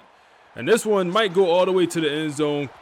Quincy ends up chasing him down from behind. He's over 102 yards. That's going to be Washington.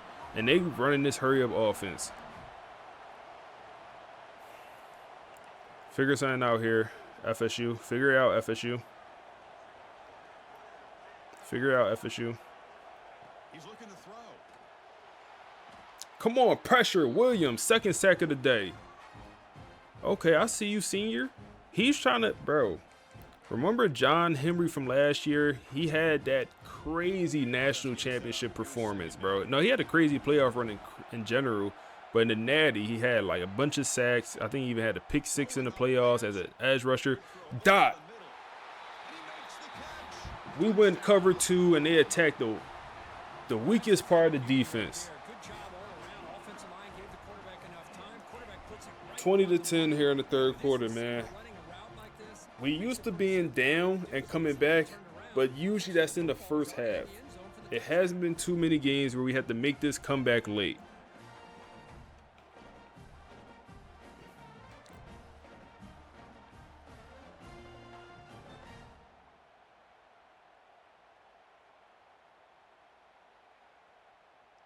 You said, no, you like the idea with the AI really enhanced your enjoyment with college football 26. So you're currently in your third year.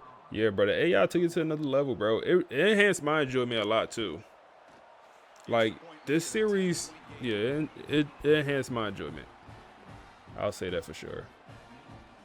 So I meant to do the Prime one. Hey, I appreciate you, Royal.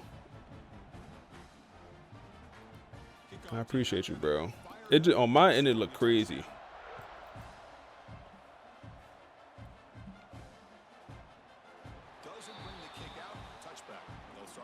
Yeah, I'll show the slides at the game. I got you, bro. Appreciate you subbing. All right, we gotta figure this out. It's better to hard sell if you have the grades rather than send the house. Who's money? Well, much like what we saw in the first half, Chris, in his playoff game, no adjustments. You said, "Dang, you still going? That's awesome." Had to leave in the second quarter Clemson game. Yeah, man. We still going strong, man. We still going strong. Christian Neptune with the speed, making a man miss, taking a big hit from look like a linebacker. He gets up, do his little celebration. Get this momentum going back in our direction. Big chunk play. This offense operating at peak efficiency.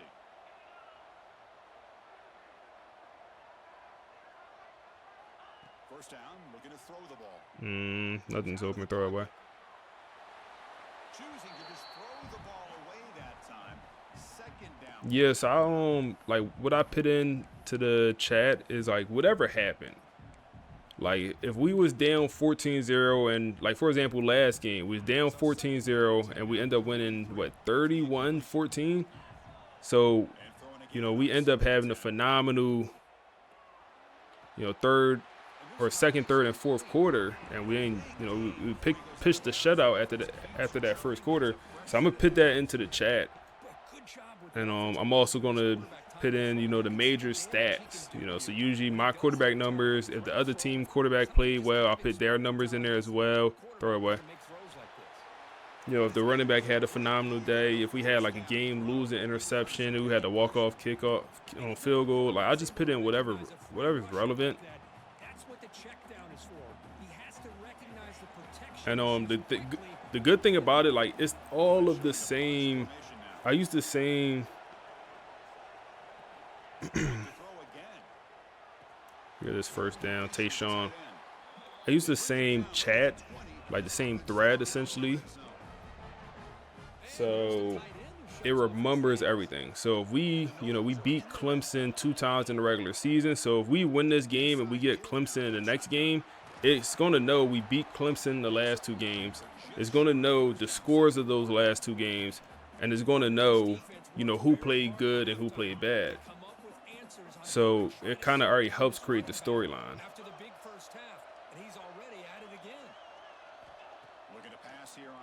Oh, Christian Neptune. Get in that end zone, Christian. Get in that end zone, Christian. Fight back.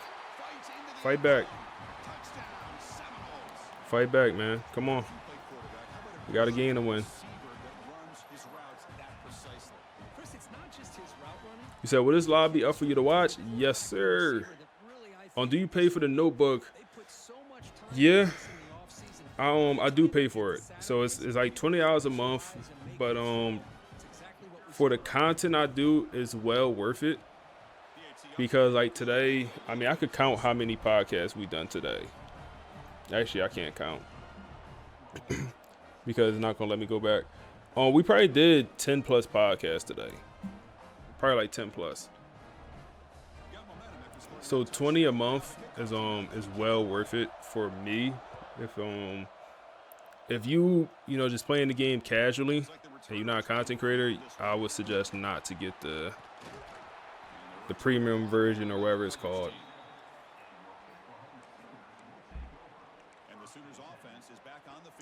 You can get a month free. It is like a month trial. So I did have the trial like the first month, and I didn't pay.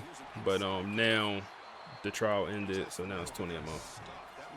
So you can do the trial and give it a try. They go run. This hurry up off is annoying, bro. This hurry up off is annoying. Another big game for him. Podcasts are lit, yeah, bro.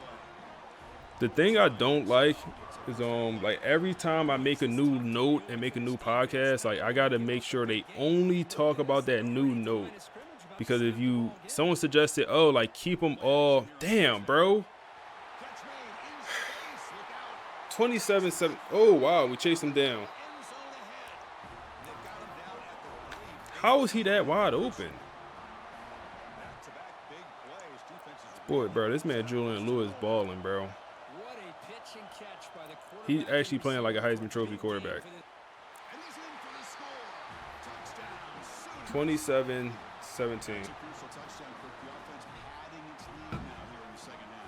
you get into this second half, you start to count possessions and how big your lead is. Now that you're up 2 possessions, you can start to play really smart football, not just on offense, but on defense as well. I'll show y'all exactly what I'm talking about real quick. So over here, if I have them all clicked and then I go to make a new podcast, and even if I tell it, hey, focus on, this specific source or only talk about this specific source, it still will end up talking about all of them. And it'll focus on whatever one it wants to. So like last season, like it constantly kept talking about Brock Glenn and Rayshawn Slaughter and how much they was getting paid. If you remember last season, they constantly was talking about that. That, Brock Glenn was getting paid $2 million, Rayshawn Slaughter was getting $500,000, and Brock Glenn was the backup, and he was getting paid, way more than the starter. And he talked about that every single podcast, and it's like, yo, I'm telling you, focus on this one. So therefore, what I started doing is, and this is what I was originally doing, but someone suggested do it like this. I just click, hey, I want to make this the new one. I'm just going to make the podcast, and it's only going to use the information from this one, if that makes sense.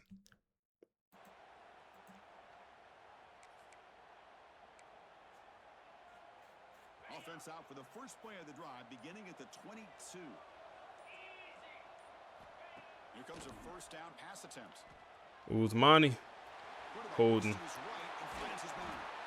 ball carrier taken down, but there's a flag on the field.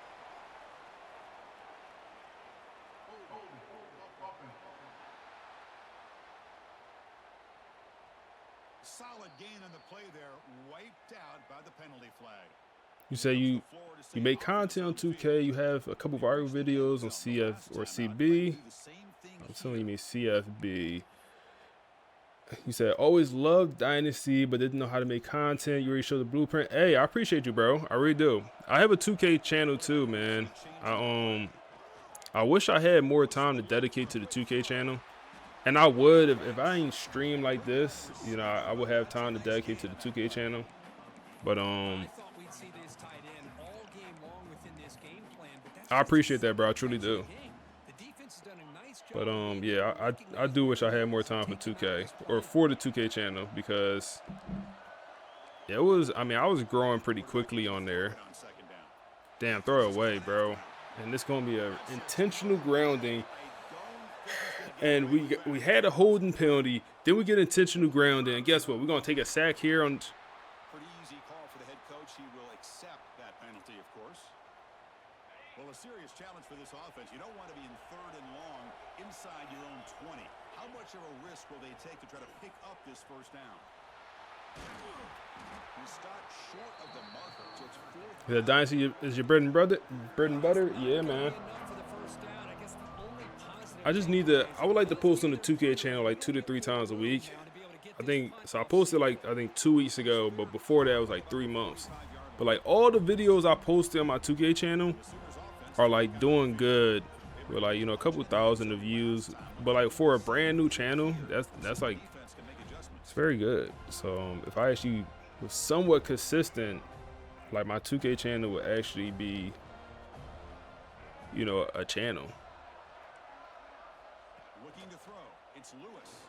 But maybe one day. I just don't want this channel to take a hit, while I'm focused on the 2K channel. A lot of people don't know this was originally a 2K channel. A lot of people say, oh, I was here since you had, 1,000 subscribers.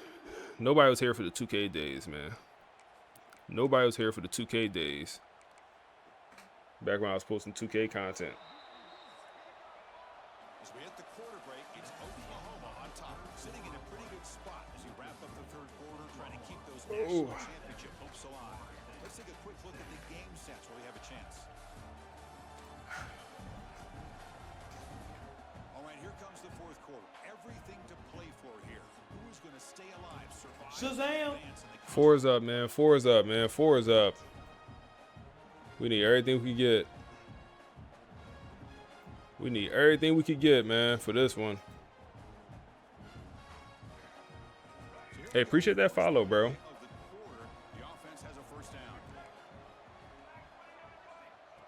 Appreciate that follow on Twitch, man. Add my user, man. What if you do a schedule for the 2K channel? Yeah, that is a good idea. It's just tough to dedicate time to it.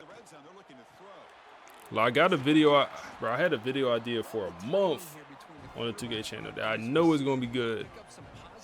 It's probably gonna take like 30 minutes to make it.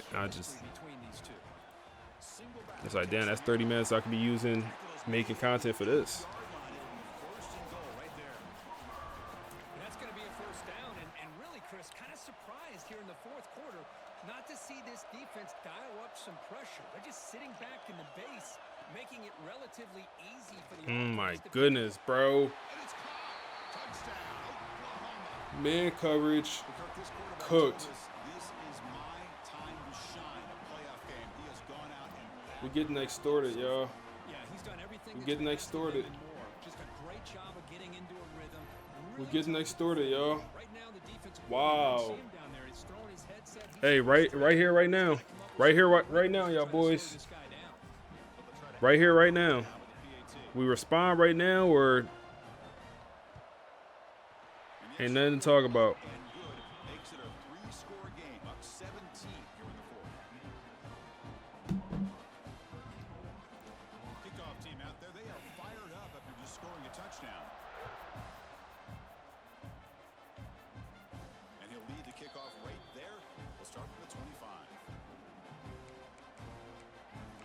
What happened? You left for 20 minutes? That Heisman Trophy winner came alive, bro. I'm be honest. That Heisman Trophy winner came alive. I'm not gonna lie to you. First down. We're going to throw the football. Down he goes. It's a sack. Chris, I'm really surprised by the way this game has turned out. That's Julian might be that dude. He might be that dude. He might be. Quarterbacks in the country, they've kept him out of sync, applied pressure, and a big part of the reason they're enjoying this lead right now. I know for sure FSU O-line is like that, or D-line is like that, bro. And I know on this, like, if I step up in this pocket, step up. But so many times we just get pressure right in our face from the D tackles. It's tough. It's tough. It's not easy. It's not easy. Third and everything.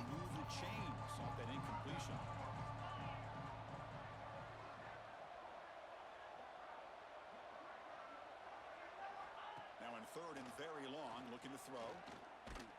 Here's a fumble way behind the line of scrimmage. The offense able to... Bro, them boys got 7 holding penalties.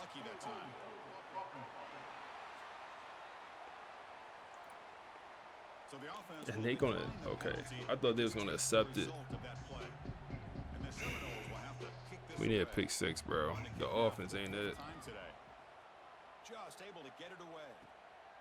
We need a pick 6, bro. Returner tackle right there. That's what will start the drive. And the Oklahoma offense is back on the field.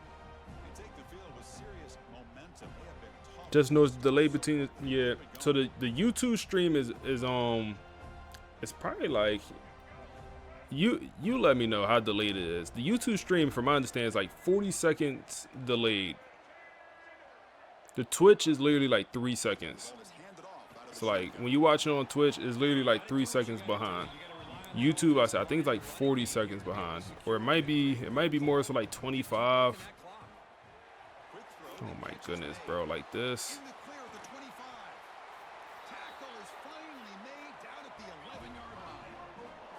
And the Sooners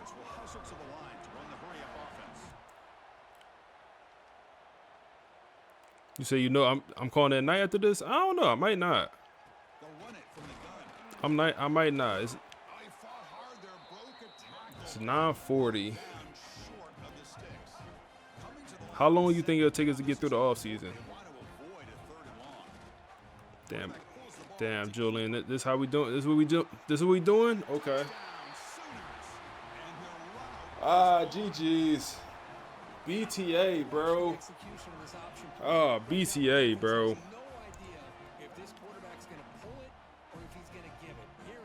BTA.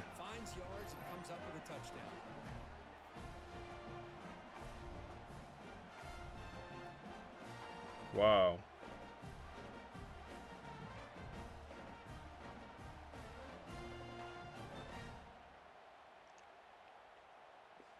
So they'll try to add to the lead now with a PAT. Wow. And the kick is up and good. They tack on a point to their lead.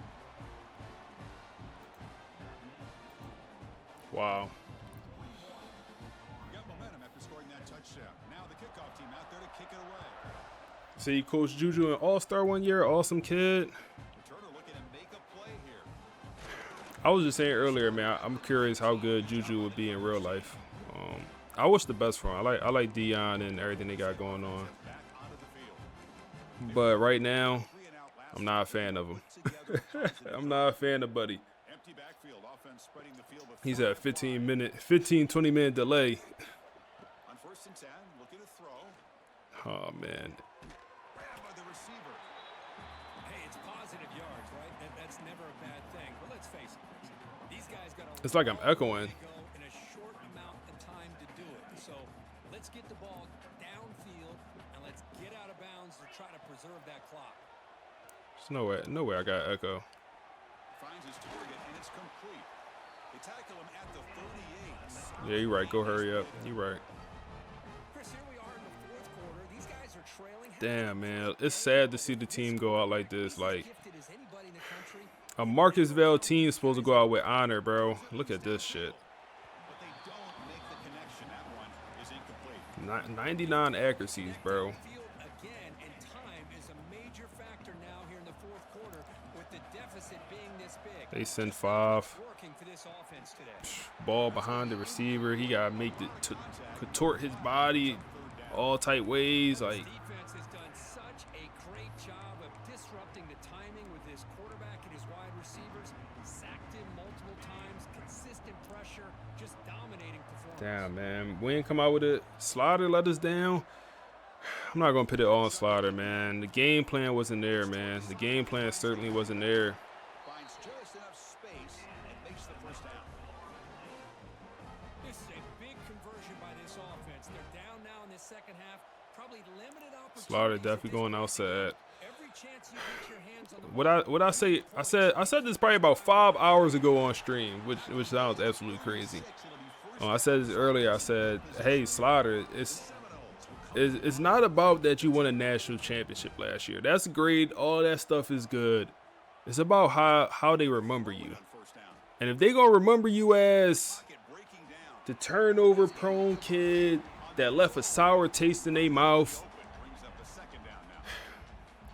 that's how they gonna remember you, man. Like, all LSU fans love Joe Burrow because the last thoughts they have of him, national championship.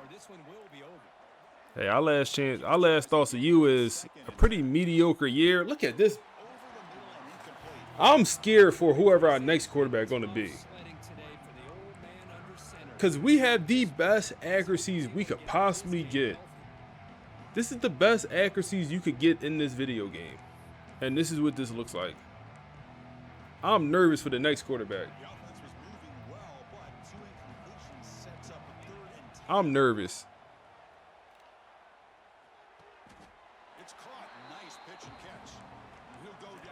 Maybe he don't even enter the draft. You're right. Draft status is in question. Yeah, maybe he don't even enter the draft. Maybe it's the Carson Beck situation. I remember when Carson Beck was coming out, he was, damn, bro. Is that not, it's not even first down. I remember when Carson Beck was supposed to come out, was it last year? Yeah, it was last year he was supposed to come out. And before the season, everyone had him as a first-round draft pick, have a, not a great year at Georgia. And he's forced to return, even though everyone thought he's going to be a first-rounder. Maybe he don't go. Maybe he do not go. Second down play here. Tailback takes the handoff again. The sophomore able to bring him down quickly. Looks like a player is down injured. Frederick Wellington grabbing his chest.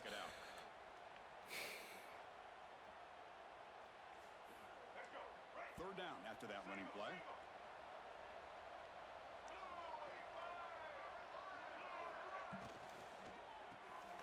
Quick pass, the catch is made. The Sooners pick up enough yardage for a first down.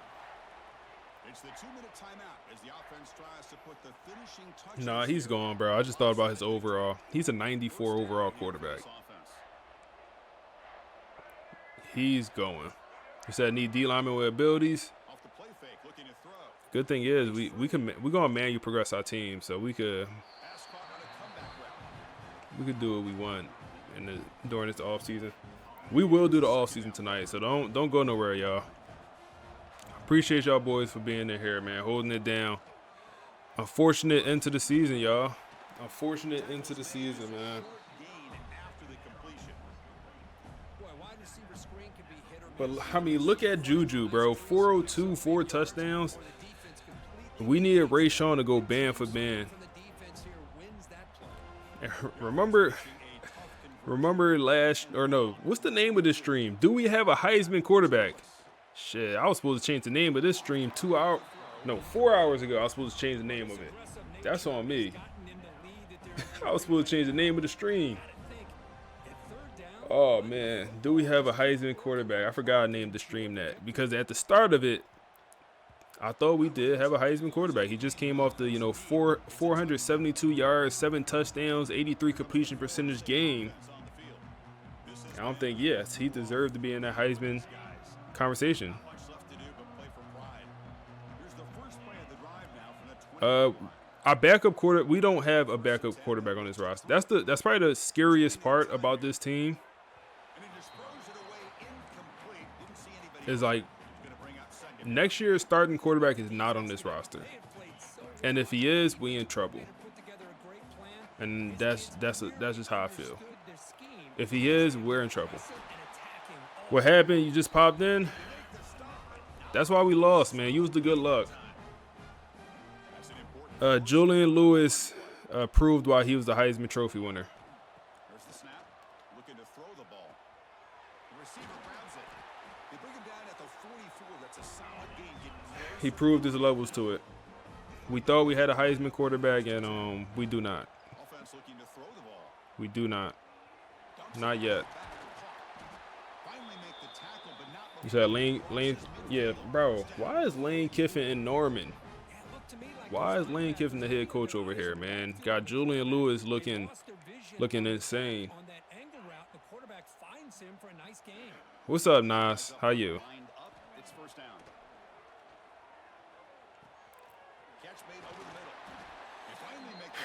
Last pass for Rayshawn Slaughter.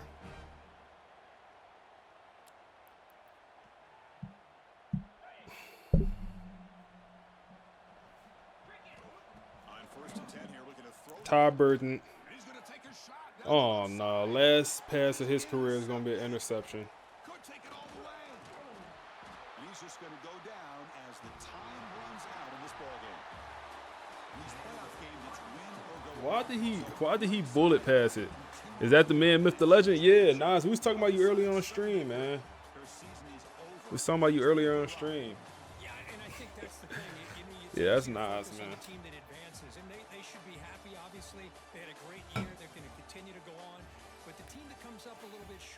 Don't shake his hand. Don't shake his hand. Nas, get the strap, bro. Get the strap, Nas. Julian Lewis just gave us BTA. Somebody get the strap. Somebody get the strap. Look at this, bro. Somebody grab the strap. Look at it.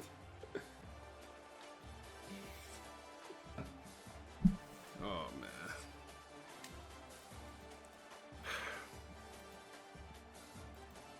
Yeah, this season just wasn't. Wasn't there, bro. Damn, my fault, boy. That was loud. The season just. You could just tell this season wasn't. You know. It wasn't like last season. It just wasn't quite like last season. Look at Doggy. Look at Doggy. Look at Doggy.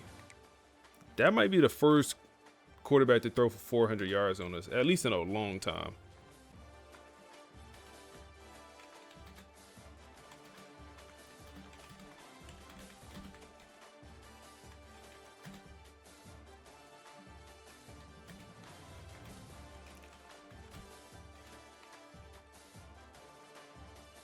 Wow.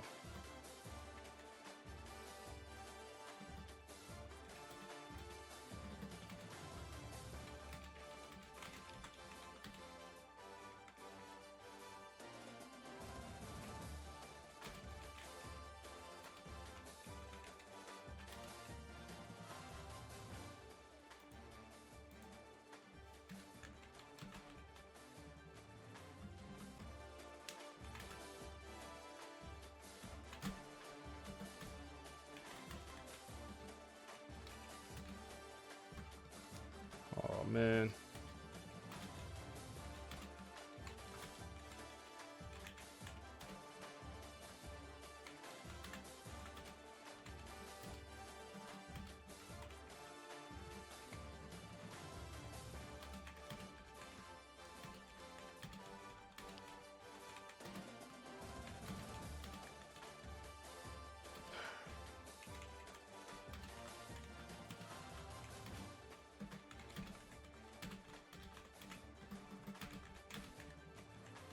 Maybe he don't go to the NFL, bro.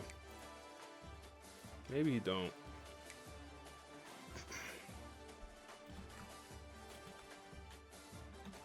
This is, I mean, damn, bro. This yardage number. This might be the lowest yards he had all season.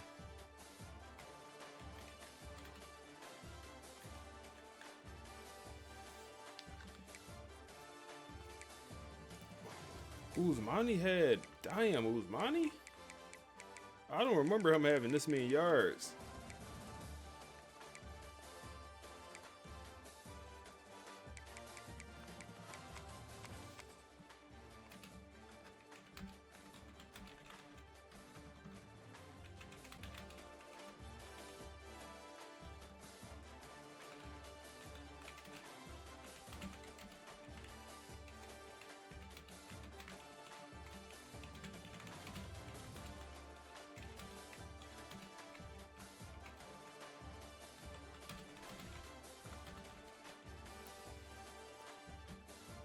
Williams with some sacks.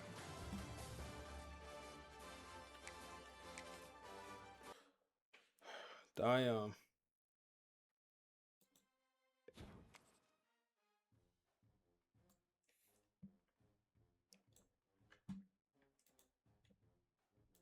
Damn. Look what the AI gave me, man. Why the AI give me a empty locker room?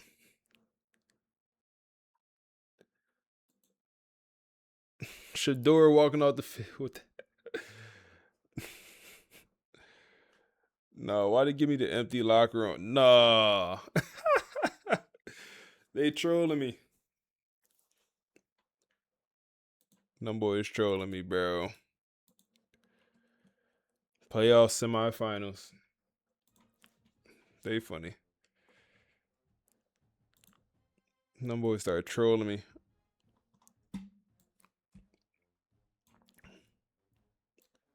Damn.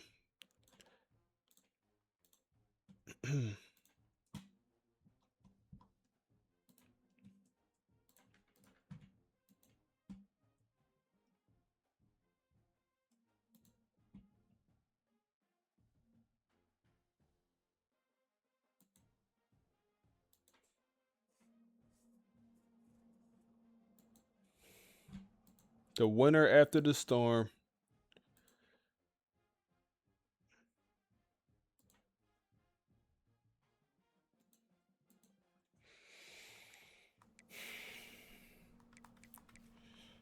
on Clemson would have been our next opponent here. Will Coach Bell ever leave FSU? Very possible, man. Very possible. If we get a job offer that makes sense, or if we had a bad season and it's not looking good for it. I mean, it just depends, bro. It just depends.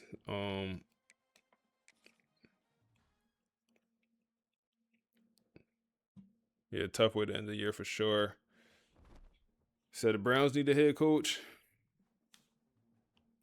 Where you get the pictures, bro? The AI just gave me them pictures. I typed in, what I wanted it to create, and it just gave me them pictures. I guess it was feeling bad for me, bro. I don't know. It just gave me them pictures. All right, let's see. So we would have had to play Clemson for the third time. And look at Michigan, bro. We would have had to play Clemson again.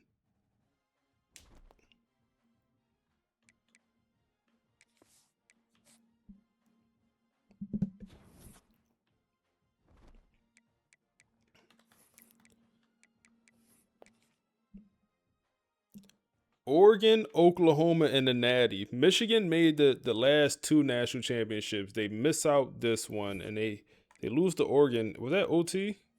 It wasn't OT. Bryce Baker, 3 picks. Yucks. Bear. Bro, why is he so nice?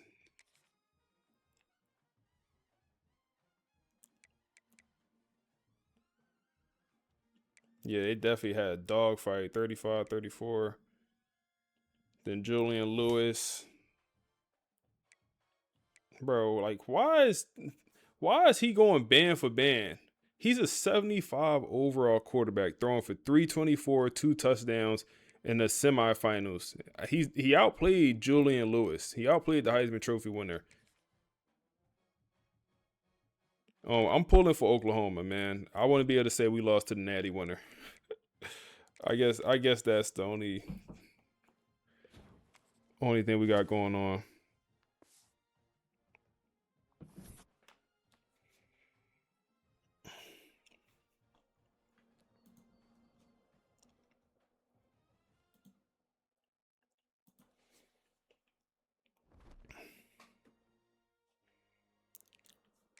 Let's see. And them boys get it done. Lane Kiffin. Now at Oklahoma, wins the national championship 35-33. It might have been an OT game.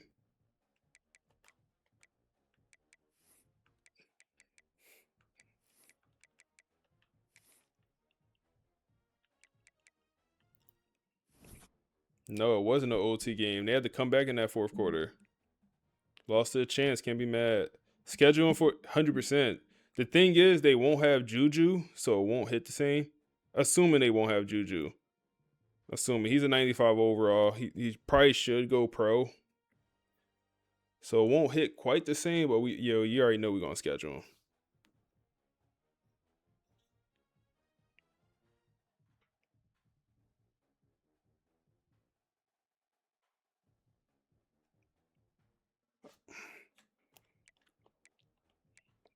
Oh, Bear outplayed Julian also. Band for band. 4-14, 4 touchdowns, and you lose? Ah, that hurts. That hurts. And he had 42 on the ground. He was doing it all. Damn. Lane Kiffin calls out Coach Bell before the week 1 matchup. Oh, man, don't give me no ideas now.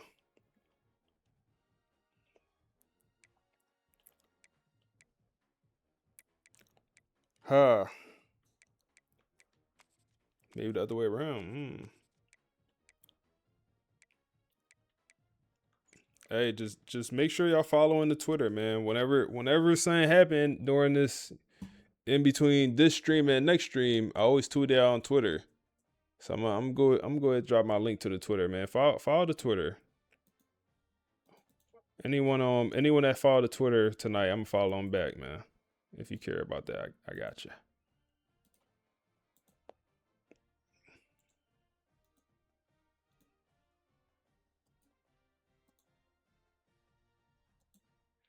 Lane coaches Oklahoma, a team that just won a natty, team we lost to. All right, we can check out our end of the season stats here. And we can also listen to the podcast, man, talking about the season and recapping what just transpired. You know, usually when a college football season ends like this, the vibe is anger or it's just total chaos. Right? But looking at the reports coming out of Tallahassee right now with the Marcus Vail era at Florida State, it's neither. It's quiet. It is the quietest, heaviest chapter yet. It's just pure uncertainty. So, welcome to the deep dive. We are looking at the winter after the storm. Which is the perfect title for it, because our mission today is to figure out what happens to a top-tier program when the safety net doesn't just break, it gets completely yanked away. And we've got sources breaking it all down. That blowout loss to Oklahoma, the exit of a quarterback who is, I mean, a chaotic legend. And a hiring decision that just screams identity shift? Right. So let's start with the catalyst. You can't really get the winter without looking at how the fall ended, 41-17 against Oklahoma. Okay. And looking at the breakdown, it wasn't just that they lost, it was the style of the loss. I was looking at the stats for Oklahoma. What that man just say? He said, I gotta go back, bro. What did he just say, bro? Identity shift? Right. So let's start with the catalyst. You can't really get the winter without looking at how the fall ended, 41-17 against Oklahoma. Okay. And looking at the breakdown, it wasn't just that they lost, it was the style of the loss. I was looking at the stats for Oklahoma's Juju Lewis, 402 passing yards, 3 touchdowns. It looked surgical. That's the key word, surgical. Lane Kiffin had Oklahoma ready to operate with... Yeah, this AI Nas. Get with the program. Yes, AI Nas. Total Lock command. in. Total command. And you compare that to Florida State, they fought, sure, but the source material highlights this massive gap in execution. Oklahoma was playing chess. And FSU was just trying to survive the board. Exactly. Which brings us right to Rashawn Slaughter. Yeah. This was his curtain call. And man, talk about a perfect... My own real life homies don't watch my content. Come on, Nas. Tighten up, bro. Tighten up, bro. Perfect microcosm of his entire career. Wow. 208 yards, a touchdown, but those 2 interceptions. The sources just nailed it with that description. Yeah. Fearless, forced, intercepted. It feels a little harsh, though, doesn't it, for a guy who won them a national title? It is harsh, but it's the reality of hero ball. Look, Slaughter dragged this program back from the edge multiple times. He lived on that high wire. But that Oklahoma game showed the limit of that style. He showed the bottom falling out. So now he's off to the NFL. And even though that exit was rough, you just cannot ignore the void he leaves behind. Right, because even if it was chaotic, it was his chaos. He was the identity. Precisely. He was the Band-Aid over a lot of structural issues. You take him away, and suddenly the program has to figure out how to stand on its own without a superhero. And that makes the very next move by Florida State so fascinating. They didn't go out and hire another chaos agent. No. They hired Derek Nix as offensive coordinator, poaching him straight from Auburn. This is the pivot point. If Slaughter was about living on the edge, hiring Nix is all about installing a guardrail. It reads like a complete philosophical 180. It is. Nix represents ball security. Efficiency over ego, structure over, improvisation. It's a clear signal from the coaching staff. The Rashawn Slaughter experience is officially closed. The ride is over. They want a machine now, not a magic show. But here's the disconnect I'm seeing in the notes. You hire a guy to run this structured, efficient system, but he's walking into a room with absolutely no one to run it. And that is the tension that's going to define this entire offseason. Because who is QB1? There's no heir apparent. It's an empty room. There isn't a fan-favorite backup waiting in the wings. There isn't, at least not right now, some marquee transfer coming in to save the day. So you've got Coach Vail, who has rebuilt the culture, won titles, done everything right, and now he's facing what might be his hardest job yet. Without a doubt. He has to choose a future without the luxury of a superstar safety net. Yeah. The reports on the upcoming spring ball use words like uncomfortable and highly evaluative. Which is just code for nobody is safe. Exactly. Every single throw is going to be judged, and not just on did you complete the pass, but can you run this new efficient system? It's a total audition for the soul of the offense. It feels like this goes way beyond just a roster battle. This feels existential. It is. The question isn't who starts. The question is Florida State a sustainable powerhouse program, or was the recent success just a specific, lucky quarterback run? Oof. So was it the system, or was it just slaughter being slaughter? That's why I don't call this a rebuild. I call it a reveal. This winter is going to reveal the actual foundation of the program, for better or worse. And that puts an immense amount of pressure on whoever takes that first snap, because they aren't just managing a game under Derek Nix's system. No, they are fighting a ghost. The hardest part for the next guy won't be the defense. It'll be trying not to chase Rashawn Slaughter's shadow. If they try to be the hero, they fail the new system. But if they play too safe, the fans might miss the magic. It's a tightrope. The identity wasn't lost in Oklahoma, but the certainty definitely was. And that leads to a final thought for you to chew on. We usually think of certainty as a good thing, right? A program needs it. Of course. But if certainty is gone, everything is up for grabs. Meaning, is the empty room actually the most dangerous place for a program to Hey, be? Nas, can my dog get in the league? Opportunistic? Because whoever survives this spring, whoever emerges from this chaos, they don't just get to play a season. they get to define the entire next era. A completely blank slate. High stakes, clean slate, a terrifying and exciting prospect. And that is where we will leave it for this deep dive. Thanks for listening. Nas, you here? We got open spots in the league.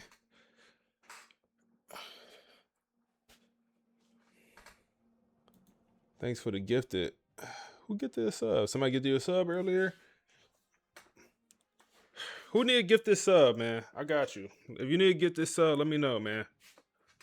I got you if somebody got you. Nas, matter of fact, Nas got you a gift this sub. Nas got you.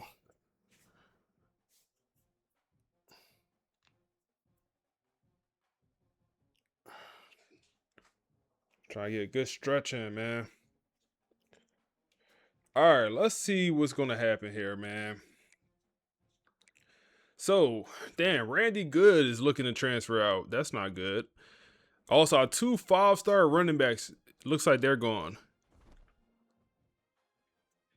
You said, Jaden, if you want to do the same thing with teams, should you go for it? I would suggest do exactly what I did and like have AI do everything. Like have them make your coach name.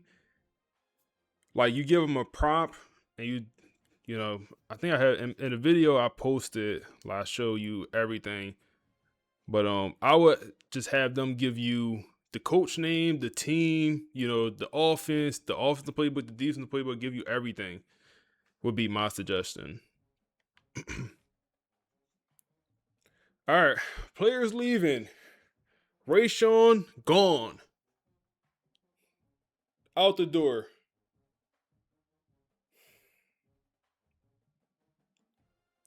You said you did and said Penn State? Yeah, redo it then. So at first they gave me LSU, and then I told them we just hit 10 hours on stream, man. Appreciate y'all boys for being here.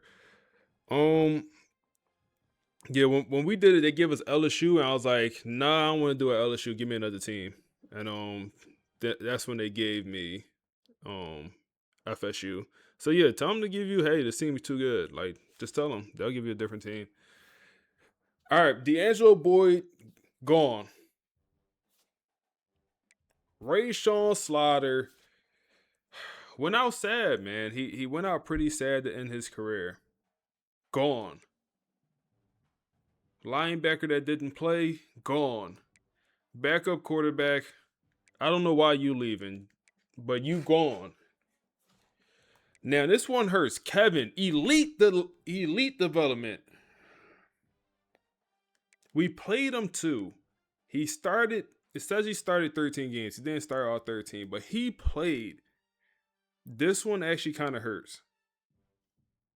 Because he was the future of the edge room, man. He was the future. This one hurts. And then also, guess what? Randy Good, he was the other future.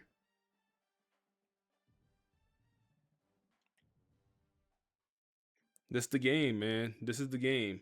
We bring in four 5 stars are transferring out that we brought in last year. Kevin, Randy, Zay, John, all former 5 stars from this past recruiting class.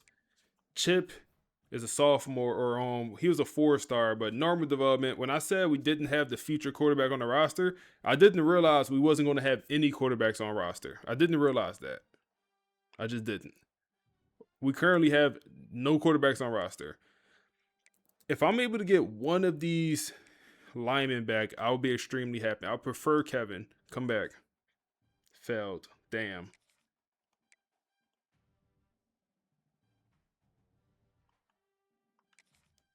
Failed. Damn.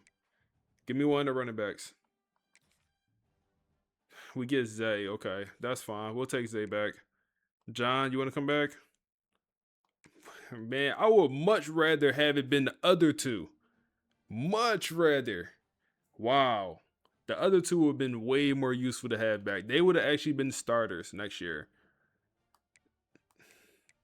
Chip, you want to come back? No, Chip gone. You want to come back? I'll try to bring you back, bro. Come back. Okay, so we do have one quarterback on roster.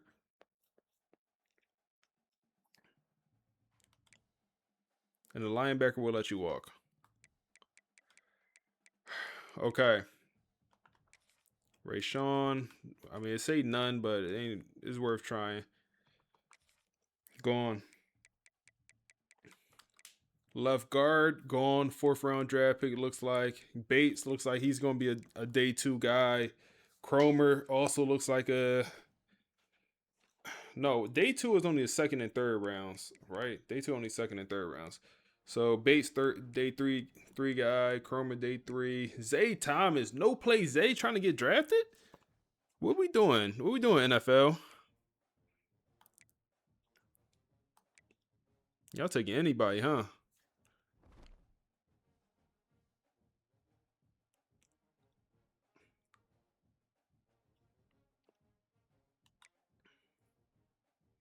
trying to think, do I want to upgrade my coach?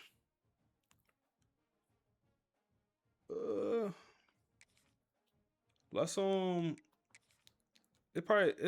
have a running back that's getting drafted. He's not getting drafted high though. Is it worth it? Probably not. Probably not, no.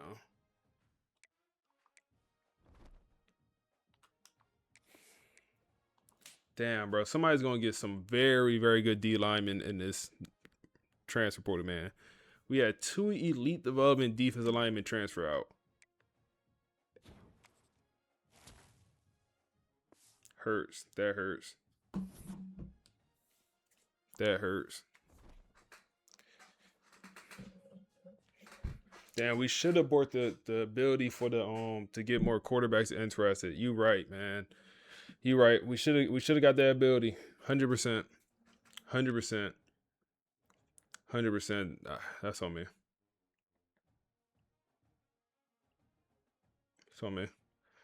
All right, so D'Angelo Boyd does end up being a 1st round draft pick.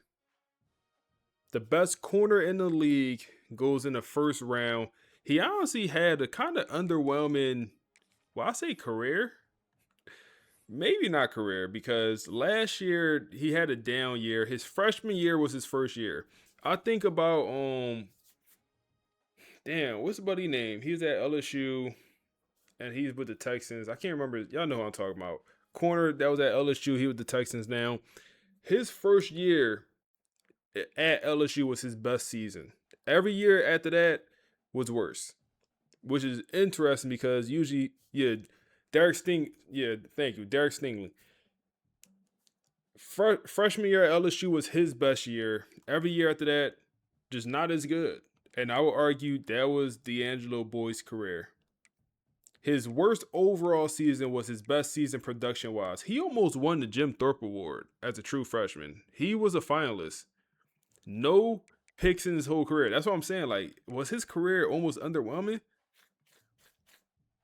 But like, he will always go for the pass deflection. I don't know why can't we see pass deflections? Is that not crazy? Is that not crazy? We can't see pass deflections for a corner? All right. I mean, that's a super important stat.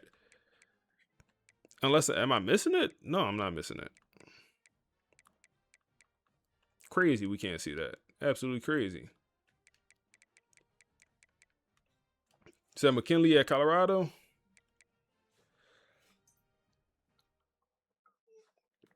Oh, I am missing it. Appreciate y'all. Appreciate y'all. I don't know how I was missing it. Bro, like, I wasn't even seeing that category. I'm tired. But, I mean, you see here, his freshman year literally was his best year. You know, pass deflection wise, all tacklings, all that stuff, you know, super similar throughout his career. New offensive coordinator, new offense. That is a good point. That is a good point. We have to look to see what type offense Auburn runs. But D'Angelo, first round draft pick. Rashawn Slaughter ends as a second round guy. Thought he should have been in the first round, but you did have star power in this draft class. Julian Lewis was in the class, and you know Rashawn best year was last year. You know you can't ignore the 2027 film of Rashawn Slaughter, but you also can't ignore the 28 film. Is what it is, man. Is what it is. Right guard goes in the second round. Buddy, he was a dog. What type stats he put up? I think he had like 7 sacks, 7.5 sacks. I would love to get a double-digit sack guy. Yeah, he was a dog. He barely even played at Georgia, came over here, and he was a dog. Do captains affect anything? No. Unfortunately, no. I do need to name captains for next year. I forgot to do that this year. Bates, man. My guy. I appreciate you, man. I appreciate you. 4-year guy here at FSU. I mean, we took over in 26, and hey, he was here. Like, he was here. He contribute every single year. Was he like a true starter? No. Not until this past season was like he actually, you know, every down player. Usmani Chroma. Good work, man. Good work. Another guy that was here every single year at FSU. Every single year. Zay Thomas. He got drafted in the 5th round. We doing anything. We doing anything. Another 4-year guy at FSU. 3 interceptions for him last year. I don't know. We couldn't catch no interceptions this year, man. We had 3, I think, total interceptions this year. And then the 2 D linemen ended up getting drafted, surprisingly. Very surprisingly. 6 sacks and 3 sacks. So, some good stuff happening here on the O-line. Or on the whole team, especially the trenches.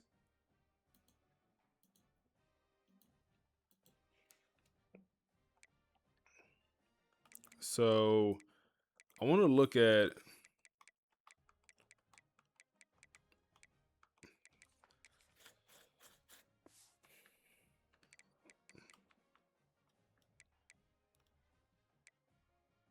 Auburn has a spread offense.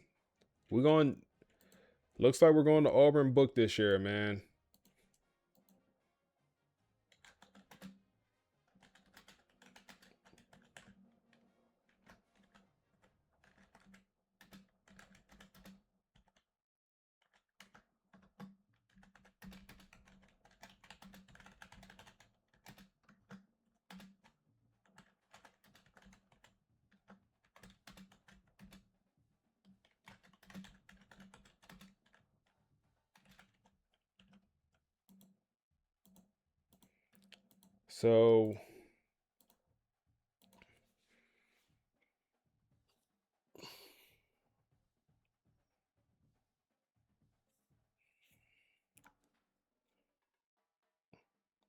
So best fit is going to be a dual threat quarterback here.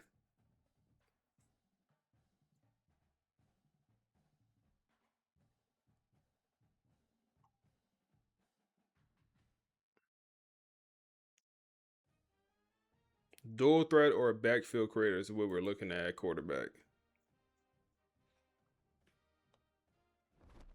OSU, I know OSU playbook is goated, man. I know all about OSU book.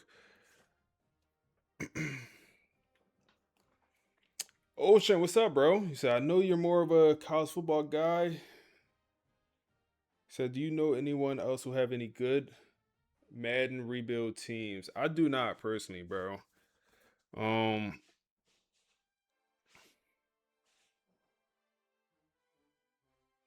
I personally do not. I don't dabble with the Madden this year or last year, so I couldn't confidently tell you, unfortunately. All right, so we have a chance here, man. We have a chance. You never know. Clemson might pull that scholarship. CPU love to do that. 4-star receiver.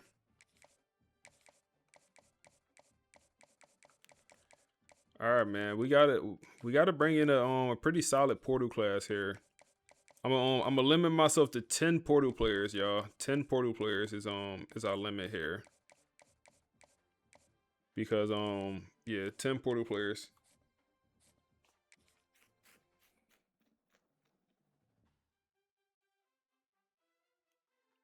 Falcons Wild James.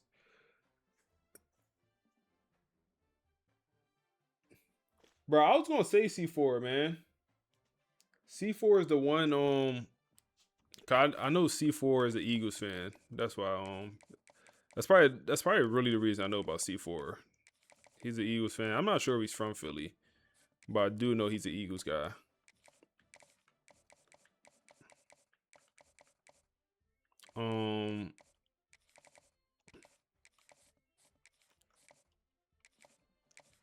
He's from Canada. Damn. No. Not from Philly, but he's definitely an Eagles fan. I do know that.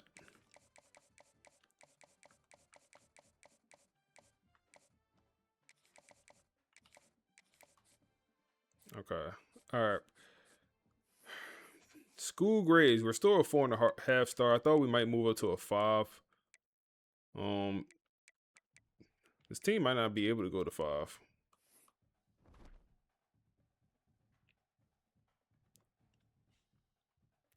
Transfer portal, man. Quarterbacks. We have corners.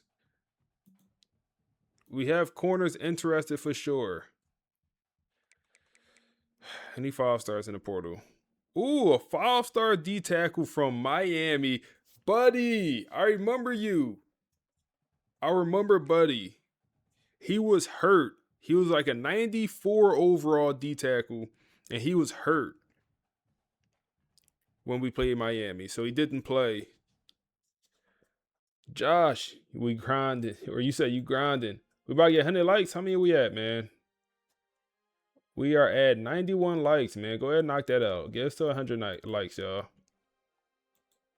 If y'all watching on Twitch, man, I appreciate y'all boys. Drop a follow on the stream. Amazon Prime sub for free $99. Support the stream, all that good stuff. All right, we got to go after this D tackle, man. We lose out on our star D tackle. Got to go at the Buddy. We got a pretty good receiver here that's available from Wisconsin. Do we need receiver? Maybe not. We'll add him for now. Got an edge rusher, pretty good edge rusher. Another receiver here. Oh, man, quarterback looking janky, y'all.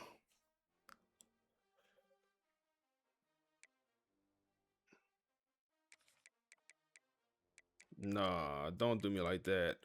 Austin. Why can't I talk to Austin? Playing time deal breaker? I have no quarterback on roster. What you mean you have a playing time deal breaker? It's fine.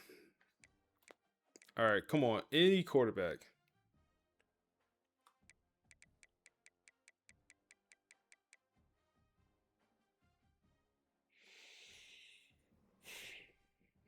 Oh, man. Oh, no, not like that. Not like that, y'all. Wow. Not like that, man. Wow.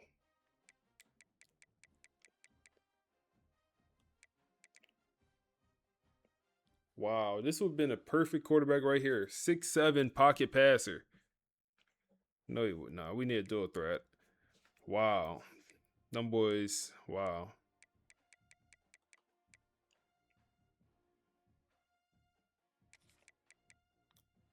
We could get Oklahoma backup quarterback.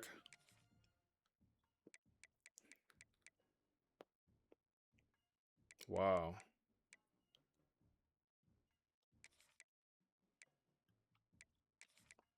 I mean, we got to add a bunch and just scout.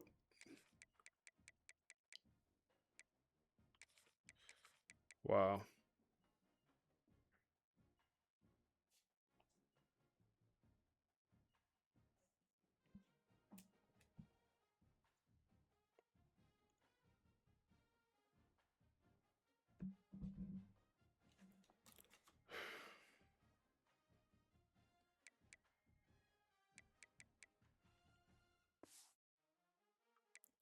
Let's look at the roster. Let's look at the team before we go any further.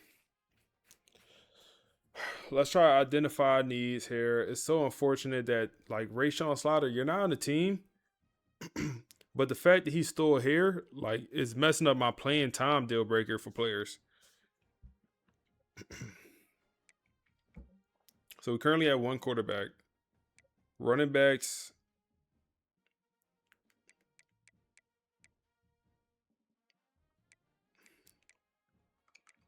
Do we bring in a running back? I don't know. I don't know if we even need to bring in a running back. We got so many of these young guys. I'm surprised none of these guys left. I'm really surprised none of them actually left. I don't know if we need a running back. Maybe Quan Hester will be our guy next year. Receiver. We obviously got the two young guys. And Christian. Oh, I didn't realize Christian Neptune. I thought he was a senior. I did not realize he was a junior. So he'll be back. 96 speed receiver. And then Ty Burton.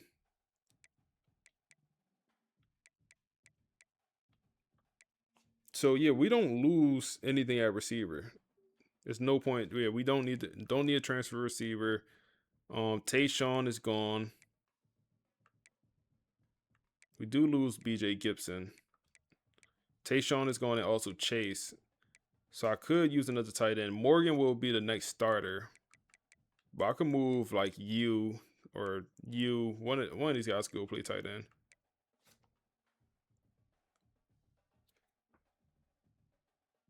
It's gonna be a tough year, bro. Josh is still here. He didn't go pro, so we have a left tackle. Left guard. Where's my backup left guards?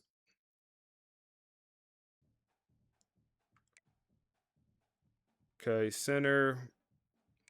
I'm surprised none of these old linemen transfer. Like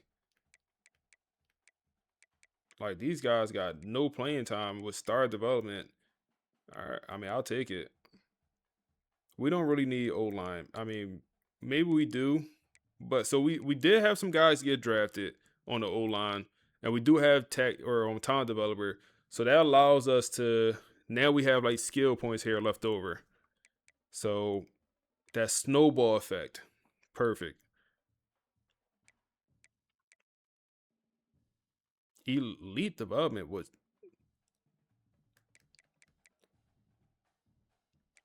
Oh, he'll be a junior next year. Okay. He'll be a junior. I'm like, did he come in as an 84 overall and just, play some? But no, he'll be a junior, so he'll be a starter right there. He'll be the starting right guard, most likely. And then right tackle. We could use one transfer O-lineman. We could use one transfer O-lineman for sure. Edge. You return. You're gone. And then we lose. Damn, we lose both our elite development edge rushers. Carl will return, and he pretty much got to be a starter.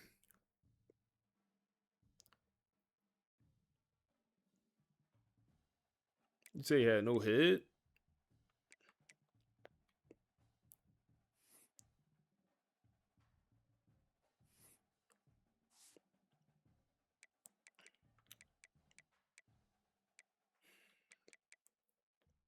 Damn, bro. That really sucks losing both them elite development edge rushers. That really sucks. That really sucks. Okay, we do have Garrett's now. Okay. So we could definitely use that transfer D tackle from Miami. And maybe we could move one of these, like we could move you to edge if we needed to. Like, yeah, we could definitely move one of these linebackers to edge because we don't use all these linebackers. He's gone. Dom. Yeah, one of these thumpers can move to edge. Like maybe Joe goes to edge. Or maybe you with the elite development. Maybe you just go play edge. He's a little light, but he'll be okay. Damn, so I forget, we lose both our starting two corners.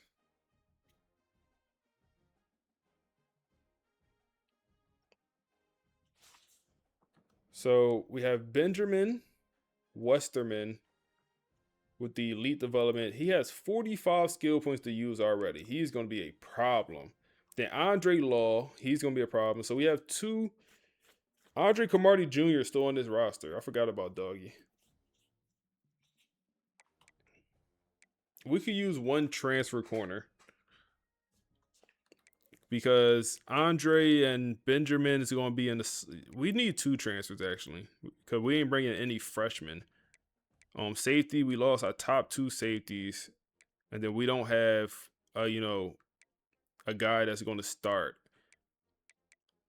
Frederick, we could move a linebacker to safety for sure, or one of these guys could go to the other safety spot. But we need two starting strong safeties. We use two strong safeties. All right, a lot of needs. We have a lot of needs on this team.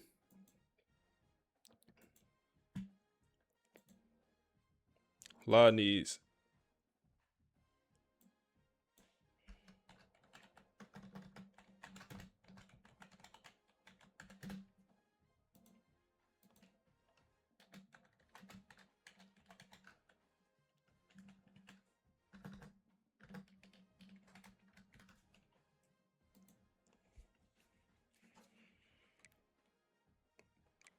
So I think a pocket pass get it done in the spread offense. I would like to get a dual threat. I really would like to get a dual threat. I think it could work, but I do want to have a more mobile quarterback, being honest with you. Okay, last thing I wanted to check was our new coach. I know he has strategists, but I'm interested to see if he has it, what position groups he has it for. So we got tier 4 for the running backs and the receivers. I wish he had it for the quarterback so we could learn some of these guys' development traits. But running back and receivers is that mind reader. Yeah, Georgia getting 35. Yeah. High school kids, CBU be tripping. We can see if they did it here. Nope, they almost did.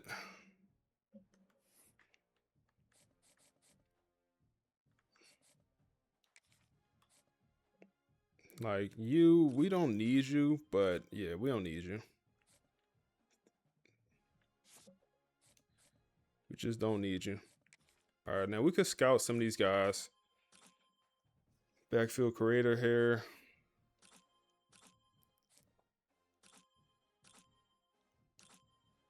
Bro, these boys look trash. We in trouble, bro.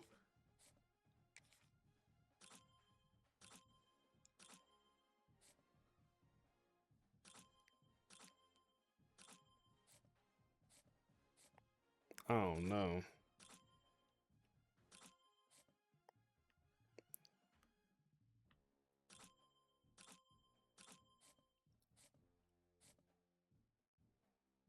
We in trouble.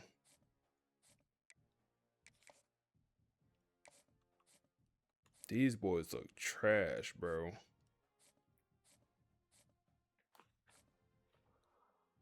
Oh no, bro. What happened, bro? Joey Flowers, man. Joey Flowers.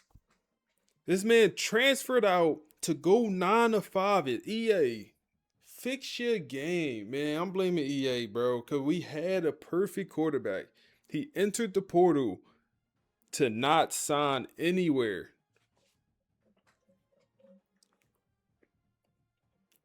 And now we left with the crumb bums of the league. The crumb bums. And then also, keep in mind, we're Florida State. We just put a quarterback in the second round of the NFL draft.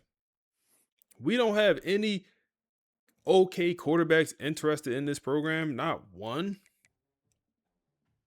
Not one of these 4-star quarterbacks is willing to come to Florida. Not one.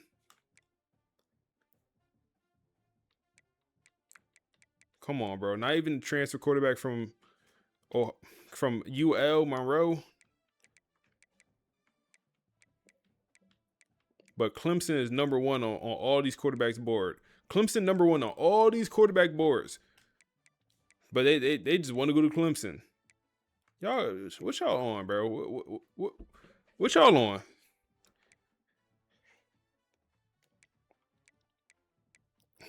Playing time grade, another one. Like, yo, it's cut. I feel like it's because they think we have a quarterback. They think we have a good quarterback. And it's like, yo, Buddy has left for the NFL. We don't have a quarterback.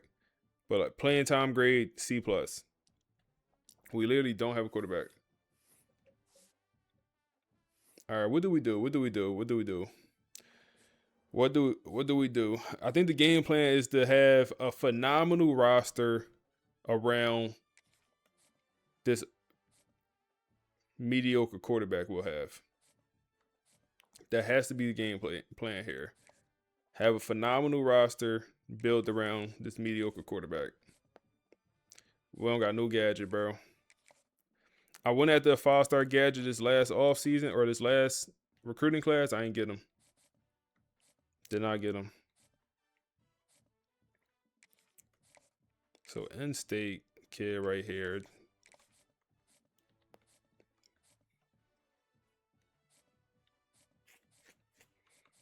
All right, so out of these quarterbacks, we got to bring in, I guess, a couple of them.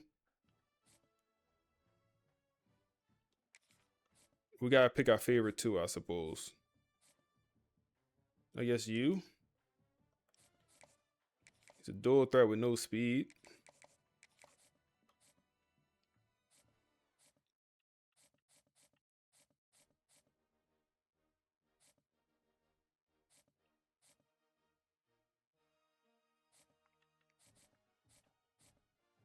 Like, he's good, but he's gonna be a senior.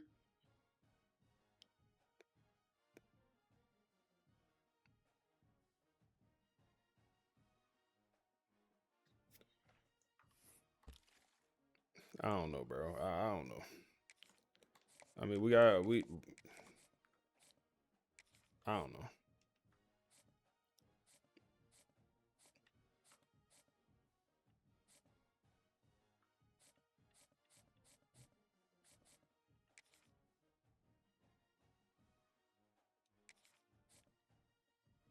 Let's go at the Jaden, man.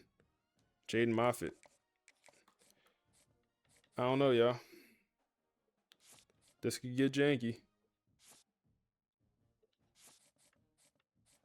This could get janky, y'all. I'm hoping one of these kids got a development trait, bro. That's what I'm really banking on. All right. Do we want to get a running back? We can get... Okay, there's a couple good running backs here. As always.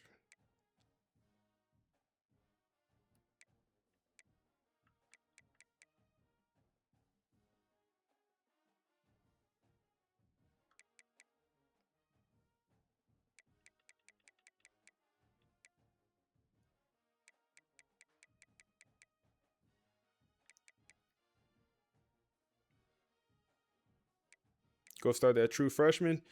He no good. That freshman backfield creator. He's a pocket passer. Are you talking about the one we got coming in? He's a pocket passer. I don't think he's anything to write home about. All right, so we determined we don't need a receiver. We could use a tight end. We could use a starting O lineman. So maybe it'll be you. Yeah, we can use one starting O lineman.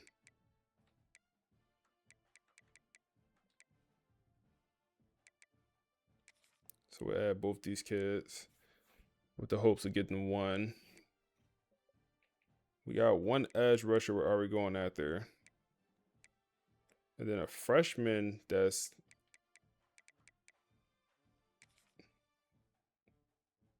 ranked number 53 in the class. I feel like it's pretty impressive.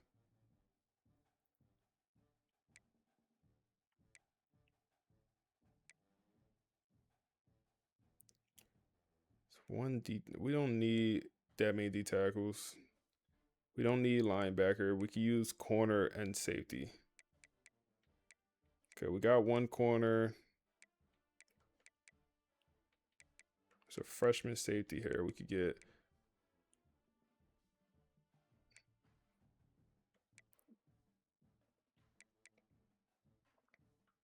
Do we need safety? Yeah, we do need safety. Coverage specialist. Yeah, we could use a coverage specialist. That's fine. So I'll leave one more roster spot open.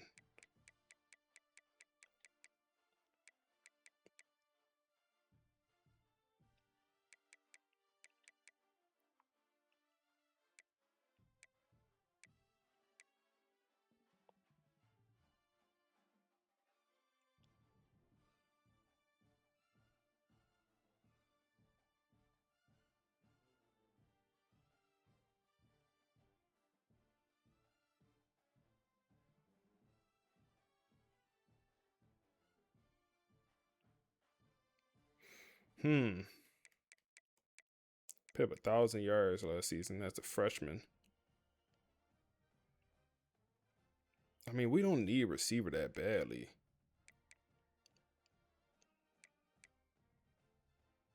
But having a surplus of good receivers, cause right now we got four starting receivers. We don't need a receiver. It's a bad decision. Let's add another 3-star quarterback. We got to bring in as many quarterbacks as possible. Let's bring in Buddy Derek. I think I scouted him. He looked trash, but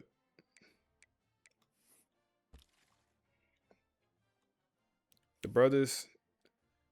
Yeah, we got a quarterback version. Yeah, we do have a quarterback.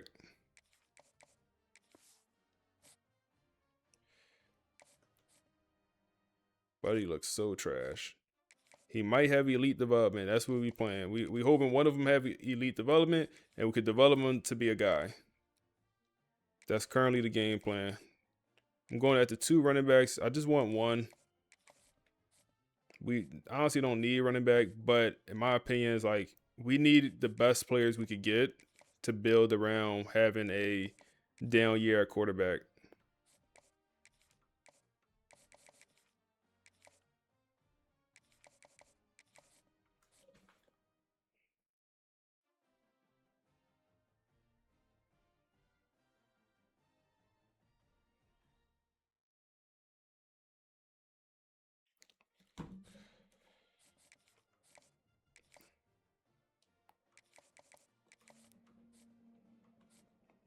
All right, I think we're put 50 here. So now elite by that 83 throw power. You're probably right. You're probably right. But he's also from Oklahoma. I'm a little salty we just lost to him. So that's part of the reason I add him back. That's definitely part of the reason he on this board right now. Let's advance.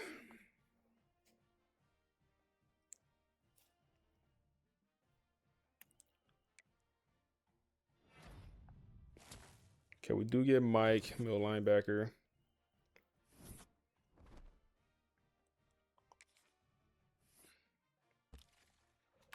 So you're gonna talk to the boosters.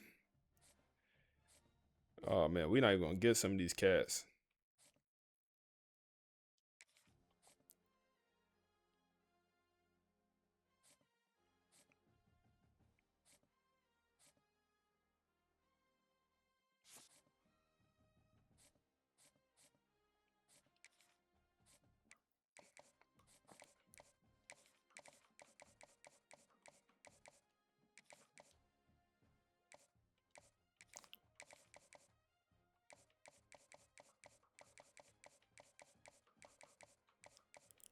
So we know it's hard sell.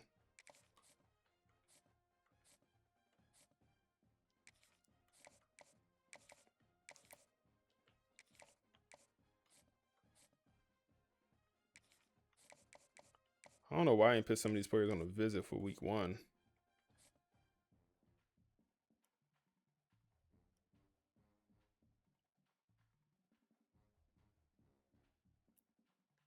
He said, do you play subs when you up big? What you mean when you up big? When you up big? I don't know what you mean, bro.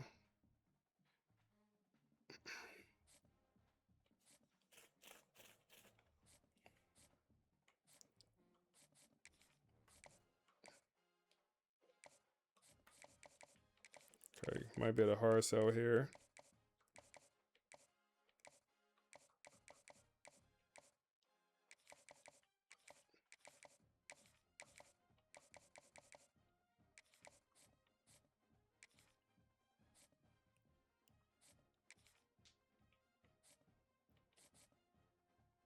Perfect. Okay, Dallas, we're the only one.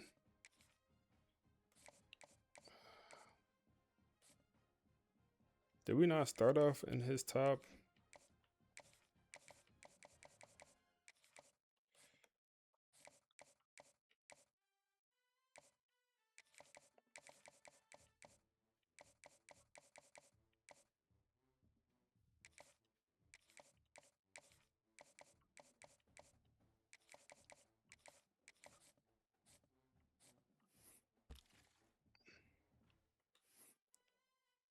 All right, I guess we advance again. Like, I don't think there's anything we could really do. Don't think there's anything we could really do, man. Advance another week. It'll give us a better idea who we have a chance for, who we don't.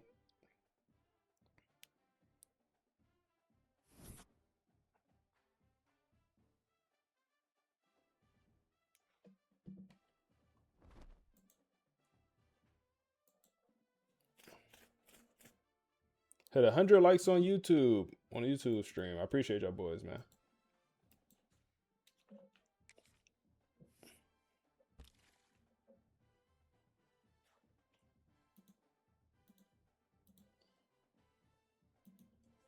All right, let's see. So the quarterback situation, not ideal. Not ideal. We're not even in first place for all these guys. Yeah, we could potentially be in some real trouble at quarterback, bro. I mean some real trouble. He's going to lock us out for playing time any moment. All these guys care about playing time.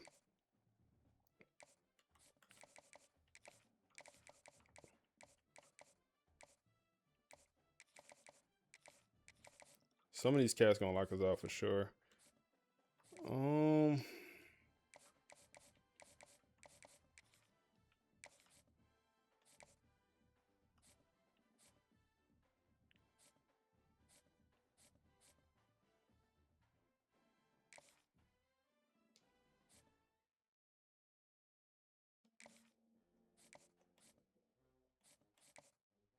He actually looks the best, so I probably need to prioritize him. Don't have a chance here.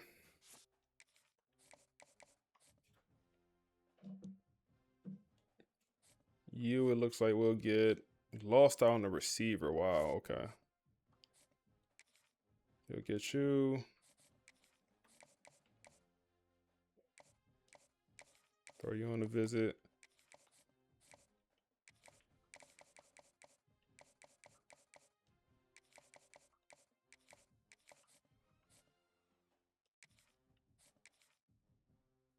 You'll commit.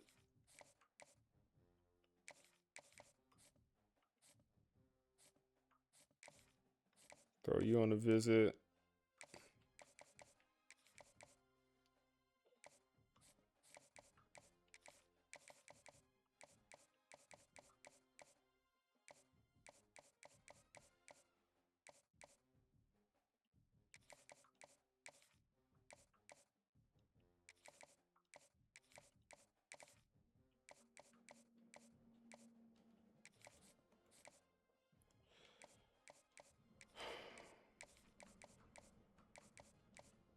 Okay.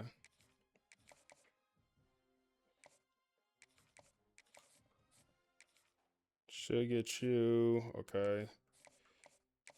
Throw you on a visit also.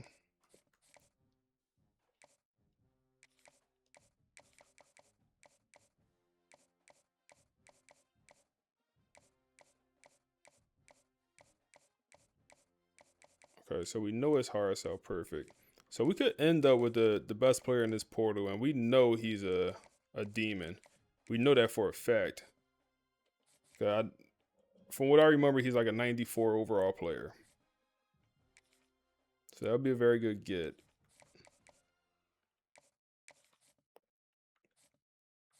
Then safety. House call is his hard sell.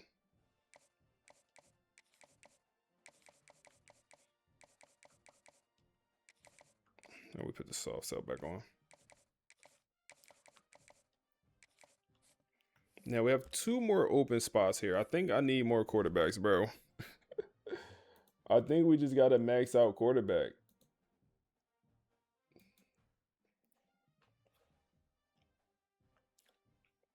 I think we just got to bring in as many quarterbacks as we can.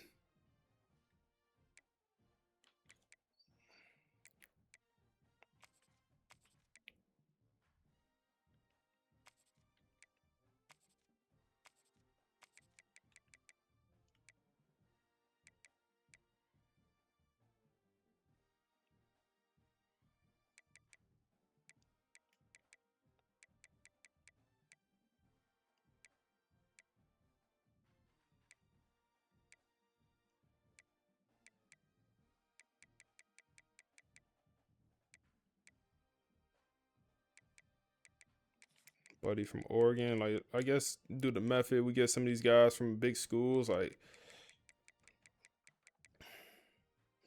we could bring Chip back. We could go get Chip to come back. No, I'm good off Chip, man. Antoine Hill, isn't he supposed to be a guy? Isn't he like a 4-star quarterback in real life? Well, it looks like he's not panning out in the game. I remember he was committed to Deion Sanders at one point, and then he decommitted. Let's get this Nebraska freshman as well and try to get all these quarterbacks, with the goal of one of them being actually good and usable.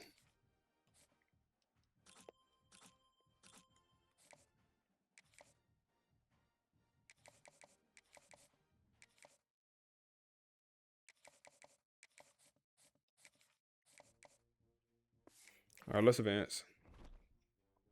I think we're gonna get locked out for a bunch of players here, but I mean nothing we could do. We get Brown to commit. High school recruits coming through. The tight end, high school tight end comes through as well. Safety commits. Dave commits. He's a transfer. It might be our first transfer commit.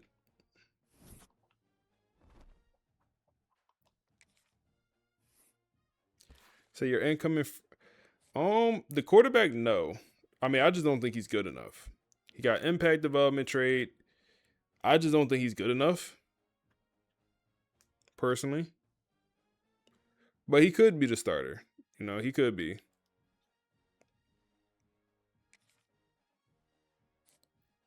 And maybe that's what we'll do, but I personally didn't think he was good enough.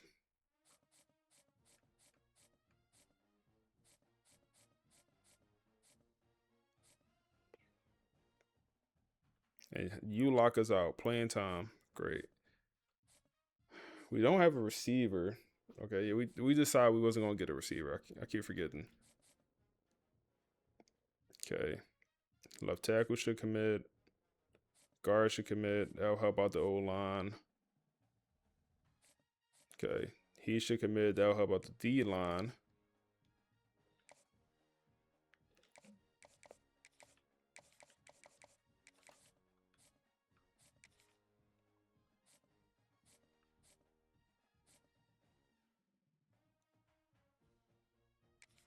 Lock this out.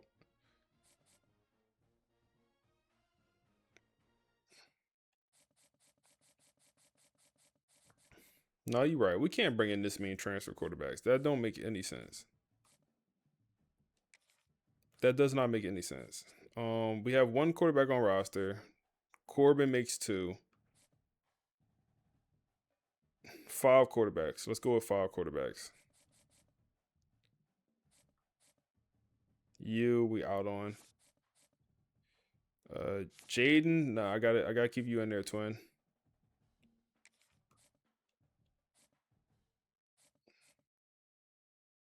We'll get out on you. Even though he's the best of the bunch.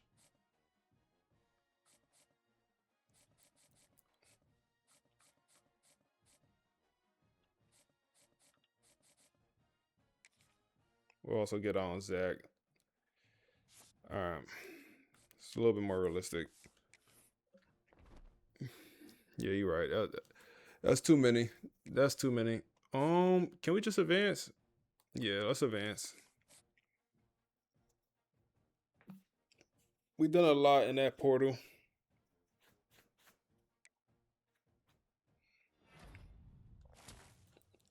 We do get Danny, #1 player in the transfer portal, commits to the program. We get the #1 high schooler, and we get the #1 transfer portal guy as well.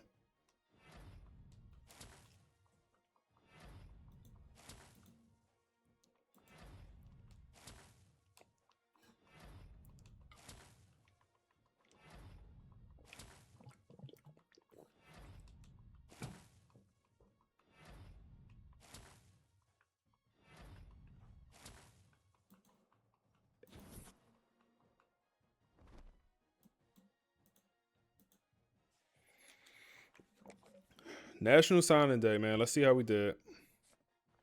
Brought in a bunch of quarterbacks here. We know about Corbin.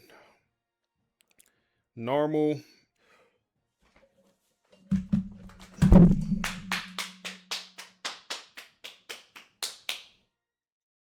Come on, Jaden. Come on, Jaden. I knew it was something about you. I knew it was something about you, twin. Come on, man. I knew it was something about you, twin. Y'all see, I just removed a couple quarterbacks. I almost removed Jaden because he was the national rank wise.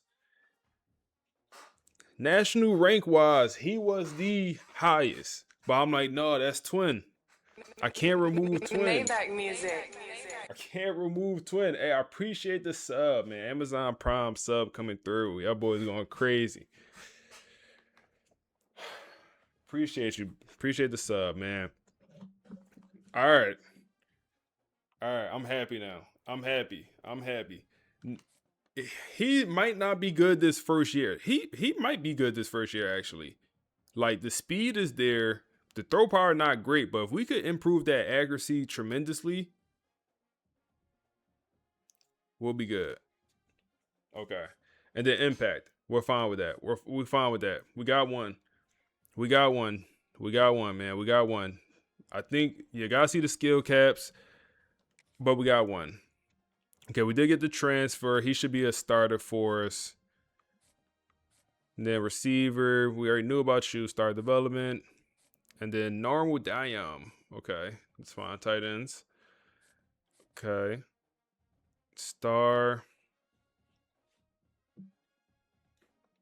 Left tackle. He'll probably play right tackle on this team. You come in with impact, the transfer, then normal Diam. Some of these development traits on these guys, man. Elite for Jaden, bro. We've got 2 Jadens on the roster with elite development trait. And it's 1 recruiting class, man. 2 elite development Jadens. That's crazy. The transfer edge rusher we bring in, who's only a sophomore, he'll probably come in as a junior. He has elite development as well. And then Dave also has star. He's a freshman, probably will come in as a sophomore. The D tackle Danny comes in with elite. We know he's gonna be a 99 overall player when we get the progression. Now the 2 high school kids we bring in, trash. Not trash, just normal development. Brown Impact, he was a 5-star bust. Okay. Mike linebacker, star Impact. The 1 corner Impact. And then we did get the safety, he has star. And then the other 2 high school kids, normal. Wow, that's very disappointing. Normal for the 2 4-star high school safeties. Okay, all right. I'm not mad at this work, man. I'm not mad at this work whatsoever. We bring in the number 2 class. We bring in 11 transfers. We went 1 over. It is what it is. Number 2 class, we'll take it. Look at Lane Kiffin going crazy at Oklahoma, man. Going crazy for them boys.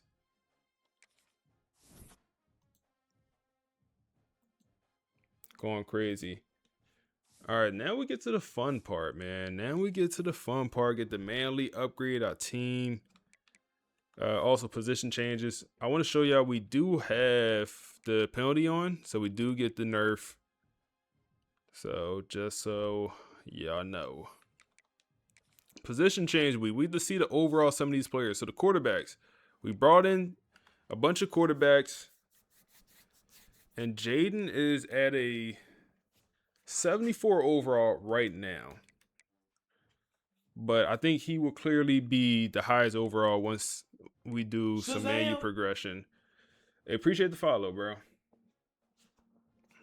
I think he'll definitely be the highest overall. Comes in a 88 East-West playmaker. I was hoping for a little bit more speed. I don't think I scouted him, but I was hoping definitely for a little bit more speed. Ezekiel Ladd is a junior now. That just feels wrong. He should have redshirted 1 year. He's not good enough to not redshirt. Or he's not good enough, to not redshirt. We got to redshirt him this upcoming year. It's going to be a shame if he's a senior next year. Like, he got a redshirt. He's not that good to be, actually, receiver room, nothing changed. The freshman comes in, 78 overall, 5-star. He's pretty much Todd Burton 2.0. I mean, damn near same height and weight.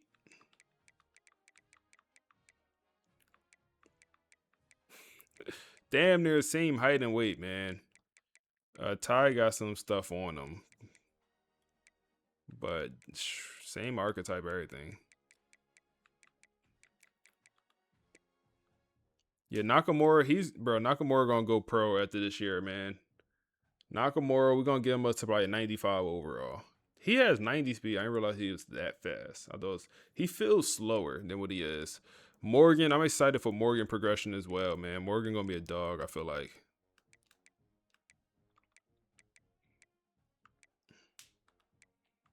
All right, left tackle. So you will go play right tackle on this team.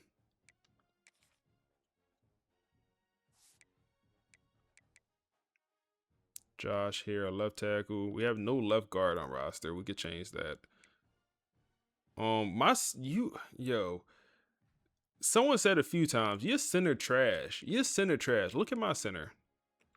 Why is he trash?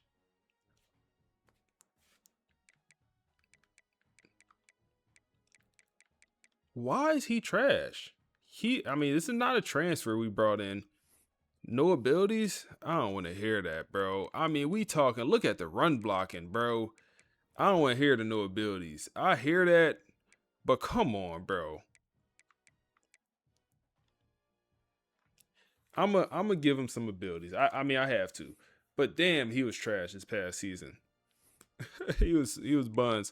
Who do we want to move? Let's move you over to, I guess, the left guard. Or should we move no abilities? Nah, that's fine. That works. That works.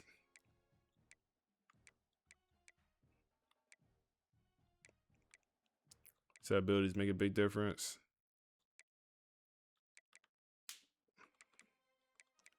I'm tracking. I got you. That shit just was frustrating, big dog. Like, no reason they should have been playing that bad. There's no reason they should have been that bad, bro. That was crazy.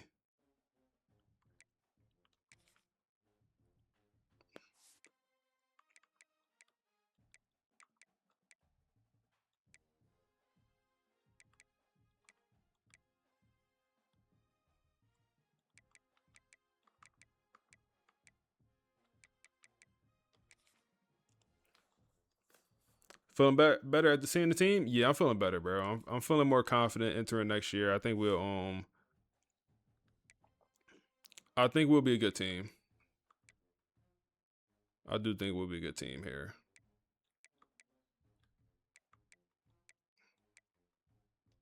I want to move Carl to the other edge spot. I want to give him a chance to jump up and be a star player.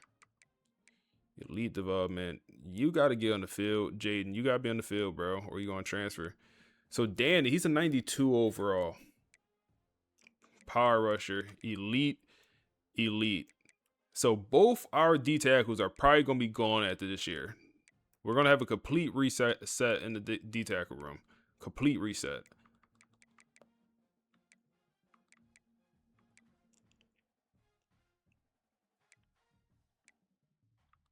Okay, bringing a bunch of linebackers this year.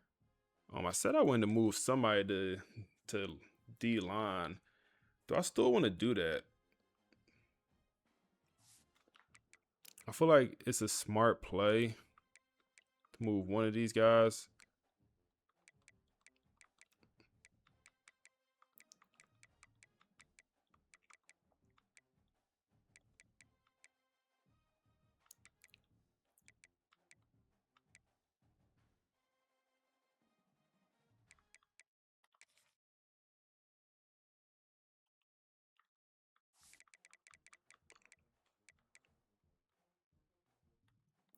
Bert needs to be a starter.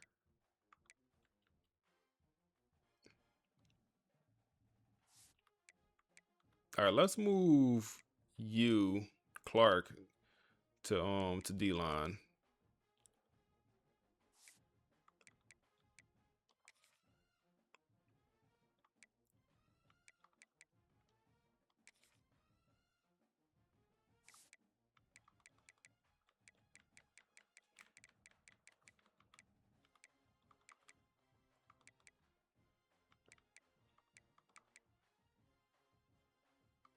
Okay. Corner, then. We should have brought another transfer. Damn. Definitely should have went and got another transfer. We're going to have Antonio Camardi Jr. out there playing for us at corner. That's bad business, man. That is bad business. Yeah, that's bad business for sure. We could move Quincy or Frederick to corner, but do we really need to? So we have Dallas, we have Benjamin, and we have Andre Law.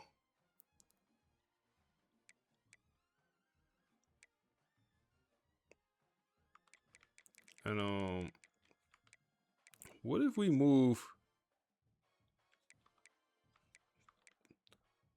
Do we have like Hakeem? Can you go play safety for us? You can. How good is Hakeem? Tackling. What's the coverages? Man, zone not bad. The press is bad. I mean, he's not a safety. We'll be forcing it.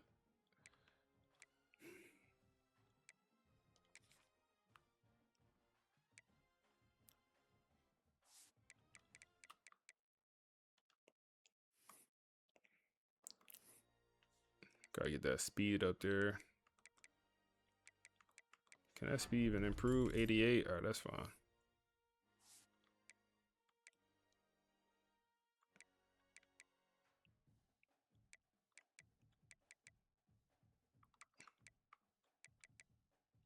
Let's actually move you over the corner. All right.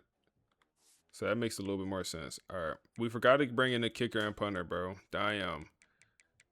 Forgot to bring in the kicker and punter. It is what it is. Do we have any athletes? Let me make sure I move my athletes around. I think we did. Yeah, we did. We had 2 athletes. Athlete Thumper, who is a 77 overall middle linebacker. Is he a 5-star? I think he might be a 5-star. I mean, that high in overall. Damn, that gotta be a 5-star. So 71, you would be a better at safety.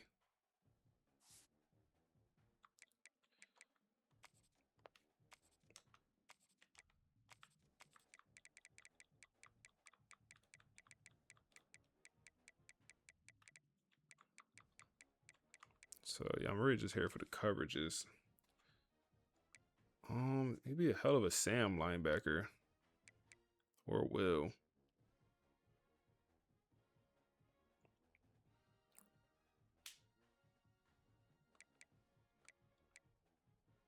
We can move him to strong safety. Well, he'll probably actually play quicker.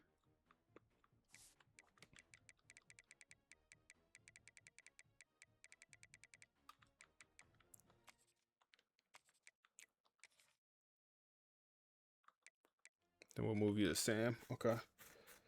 All right.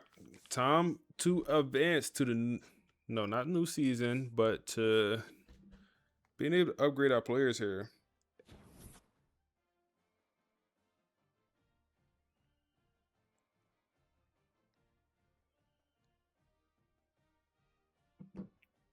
The most fun part, correct? All right, training results. Let's have a good time, bro. Let's have a good time.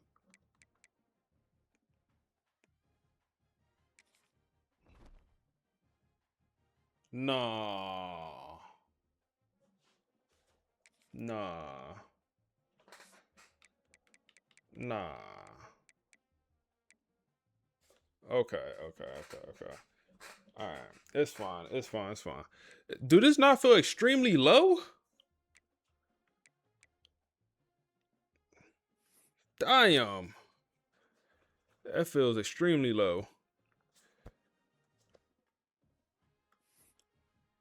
Okay, them skill capping.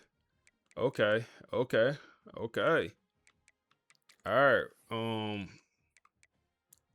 Damn. Jaden, QB1, I need your accuracies to be good.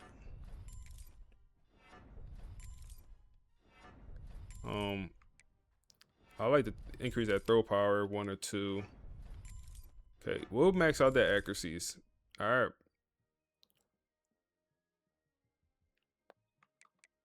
Whoa, awareness super low. So he won't have the strongest arm. We'll get on time and move with Deadeye also. The awareness is going to be on the lower side. We got a guy at quarterback, y'all.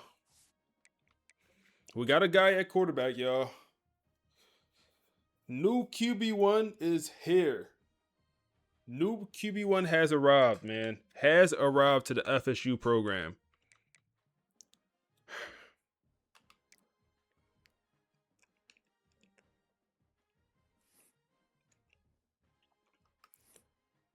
Damn, he can't even get better at nothing.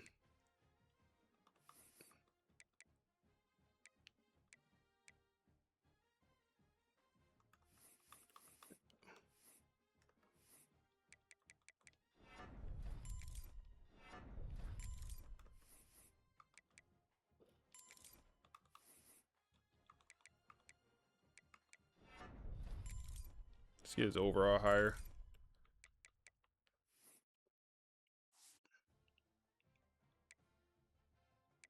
All right, so all these running backs are in a weird spot where they're all just, I feel like, super mid. Quan Hester, he played a good amount last year. Like, I'll like to get him a little bit better. I don't even know what to upgrade, bro. I mean, his elusiveness looks very good. Like, his catching is solid. Like, his route running is solid.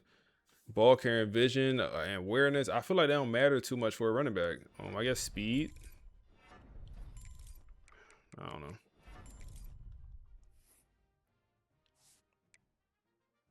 Ezekiel, he needs the red shirt. I would like to upgrade D'Angelo. He's probably going to be RB2 on this team. So his archetype is elusive bruiser.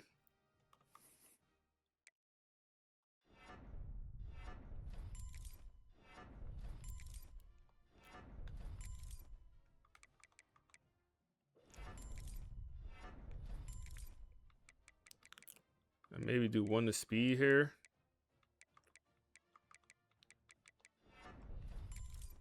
Barely even improved it. We'll auto progress the rest of the guys, bro. They all just impact development. Nakamura will progress my dog. We'll progress my dog.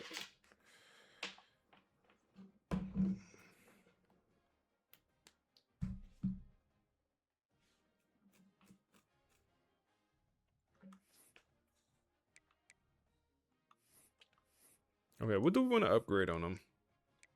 So we got cutter. We can increase the cutter. I feel like it's not a bad decision.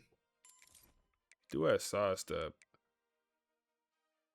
Like double moves, maybe not bad. I do like the juke move. I also like the spin move.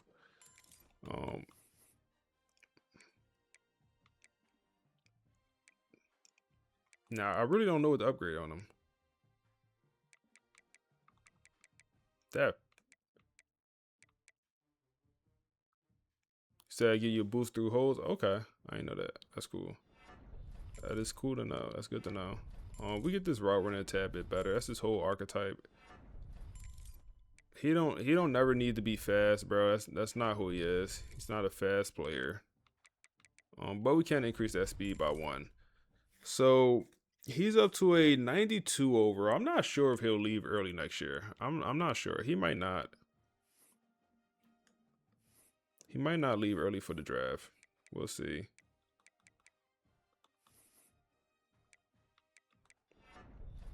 Let's get this catching now. I feel like Ezekiel definitely had a catching problem last year.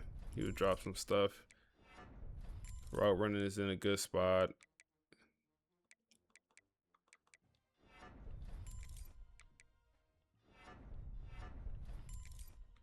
Definitely would like to make him faster, but he just don't. He don't have it in him.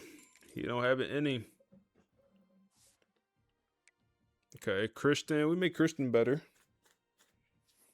He's a speedster archetype. I like to see Christian, get drafted.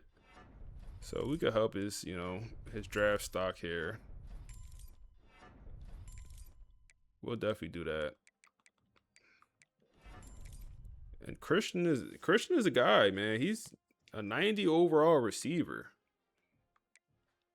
Ty Burton only has impact development, bro. He's going to be a 4-year guy. He's not leaving early.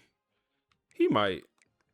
So Ty, he's 6'5", but the speed is only 88. I always felt like he was pretty darn fast. Protection from hit sticks. I would like to have hit first, but we can't get it. We won't be able to unlock it. Violence, I feel like he wasn't getting hit like that. We get that catching traffic up there. Wow, we increase his hands and his catching traffic don't even move. That's annoying. Get the route running up there.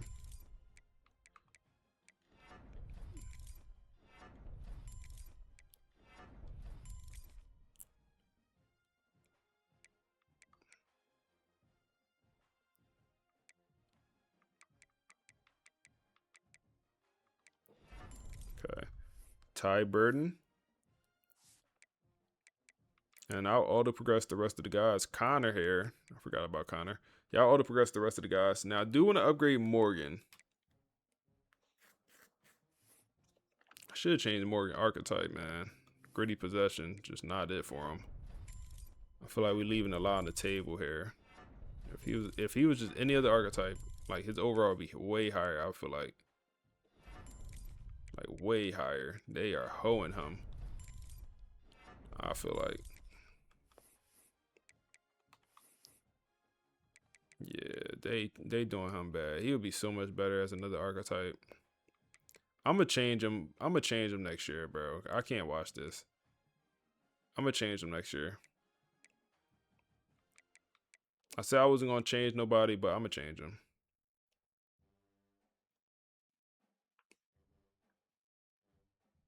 You said, "What's up? How you get points for your players?" You gotta turn auto recruiting or auto progression off if you're talking about like upgrading your players. You gotta turn auto progression off in your settings. Bro, what his overall do not want to move.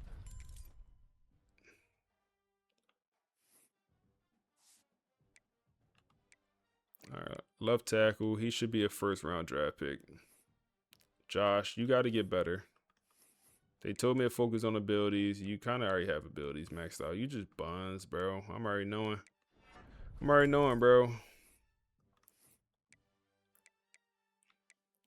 Gotta get stronger. That's what it is, bro.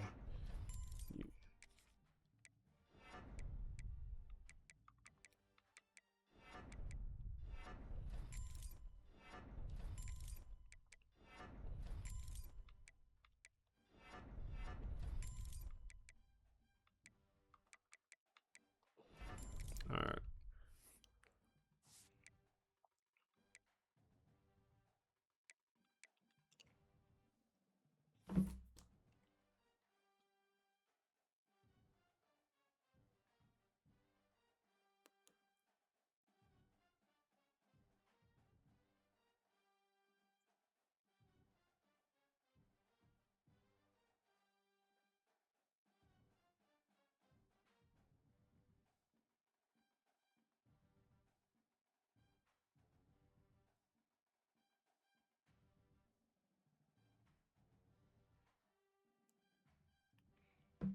All right. Let's keep upgrading the guys. What's your archetype? Raw strength. You are a junior. Okay. Definitely get that run blocking up there. Make sure we got some abilities on them.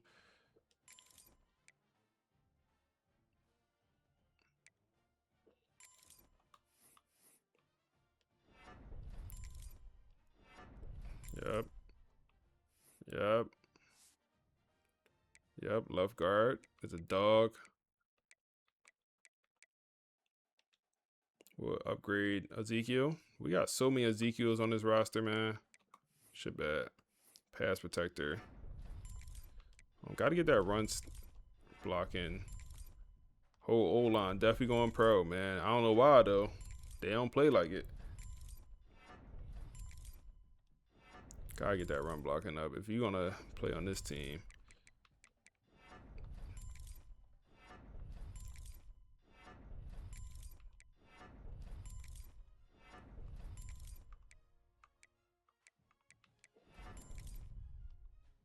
Okay, he'll be a guy moving forward.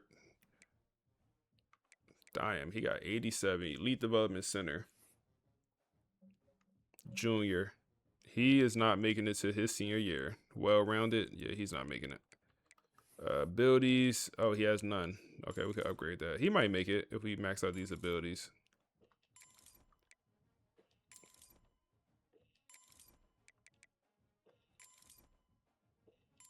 Why did I get option shield? I'm bugging.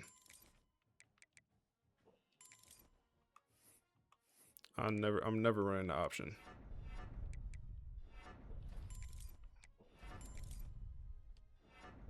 All right.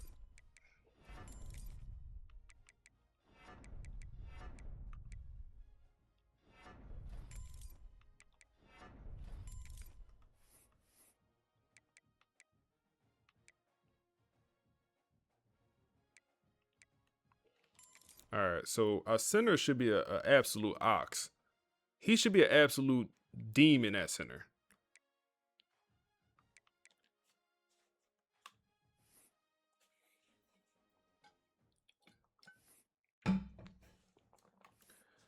He's well-rounded.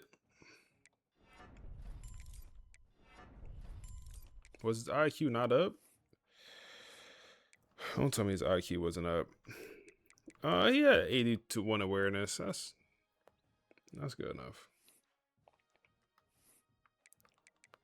I'll make sure to get this guy awareness up to the 80s at least. Shazam! Hey, appreciate the follow, bro. Oh, gotta get the abilities here. We don't have any.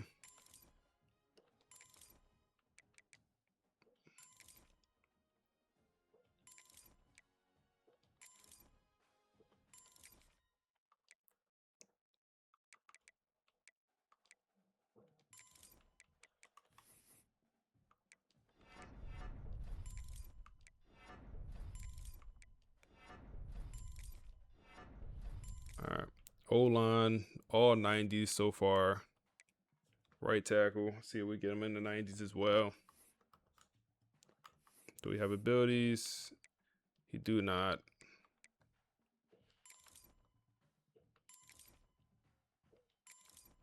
Improve movement as a pull blocker. I mean, I don't think he should be pulling. Oh, man. His ability's kind of cooked. Or his skill caps, at least.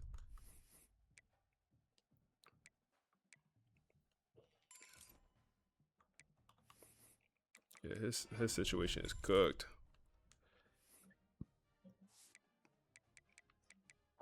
All right, what man you progress the rest of these guys? Carl, I do want to upgrade Carl here. I want to see if I can make him the starter. I don't know if I'm. Damn, we'll see. We'll see. He is a edge setter. Can we make him, a do-it-all type guy? I guess we'll do power moves first. We definitely can. We could definitely make him well-rounded. It won't affect his overall, unfortunately.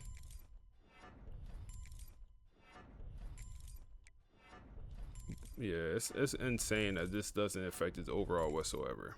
That's just insane. That's insane.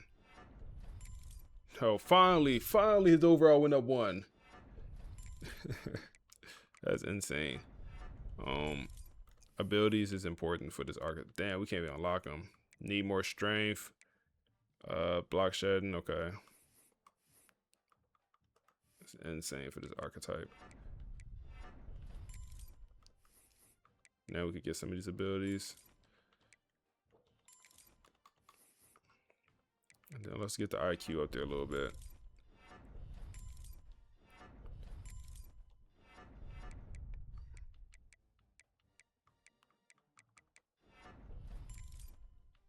He looks good.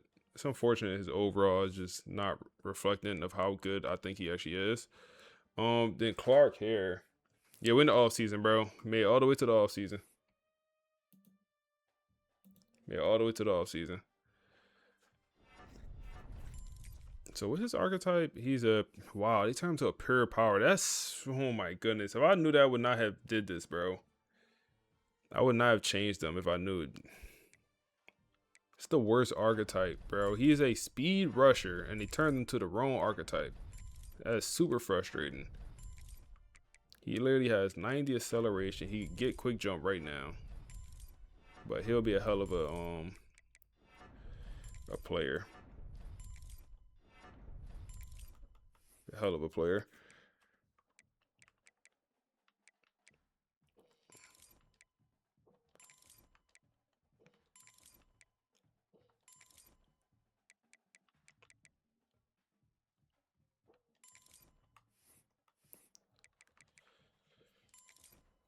All right.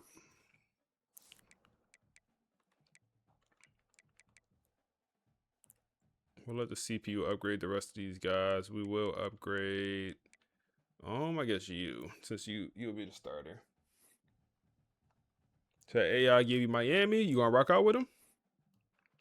You gonna use him?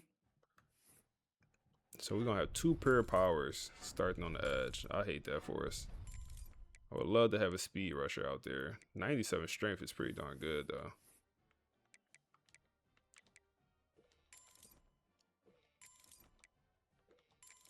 We're gonna stop the run, though. I'll tell you that for sure. This team gonna stop the run.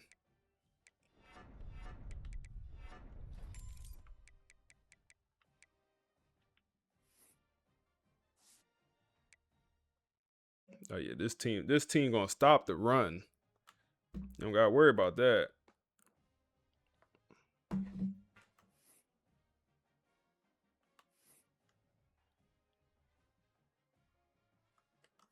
Danny. 0 skill caps on Big Dog Danny, bro. Power rusher. The block shot is kind of low. I'm not gonna lie. I would like to get that up to the 90s. Yeah, that looks a lot better. With the abilities hitting 4. Definitely need this. Okay, that looks better. No, don't upgrade the power. The speed rush is good. The awareness is pretty good. Run stop is pretty good.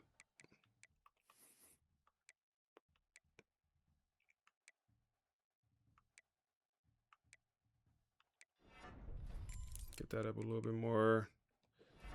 Okay, yeah. Danny won them ones, bro. Danny won them ones, man. We knew about Danny. As soon as I seen him in the portal, it clicked. He was on Miami roster, and whenever you're able to steal a player from your rivals, and, you know, especially when he's one of the best players in the nation, you do it. Emmett is another guy that's going to be gone after this season. Oh my goodness, I did not mean to upgrade that power. That is unfortunate. That's a waste. I mean, not a waste, but I did not want to upgrade it.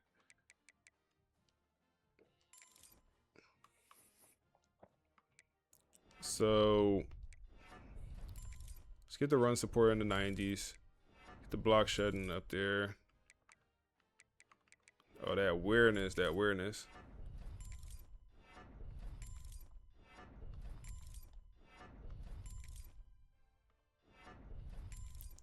So, feel like it's cheating to do manual progression? I'd say it do make your dynasty easier, 100%.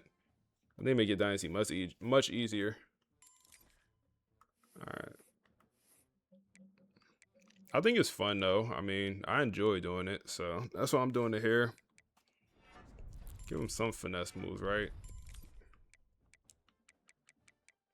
Yeah, I enjoy doing it, so that's why I'm doing it here. Yeah, this D tackle room nasty, bro.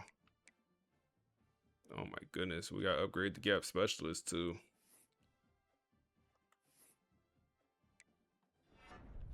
That block shouldn't be starting off so low for this archetype. Makes no sense.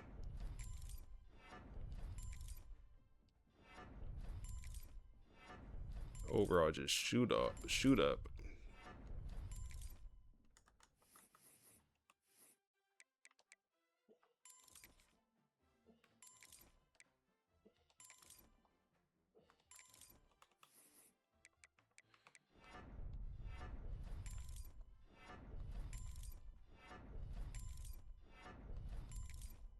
And he got a little juice at pass rushing. Just a little juice. Nothing too crazy. Just a little juice. Nothing too crazy.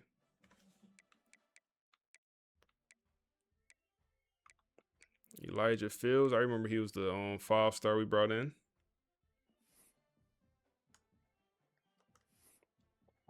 Transfer Portal Podcast. We'll see. We'll see.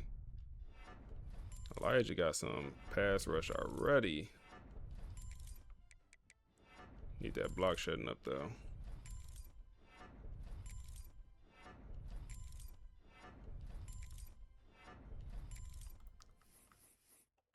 We got a healthy D tackle room, y'all. We got a healthy D tackle room.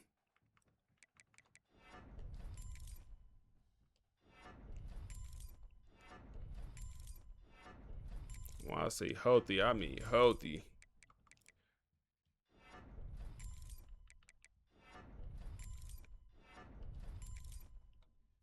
I mean healthy D tackle room.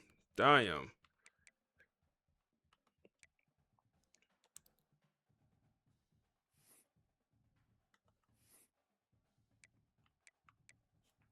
Yeah, I'm pretty much just upgrading the starters. The impact players pretty much is what I'm upgrading here.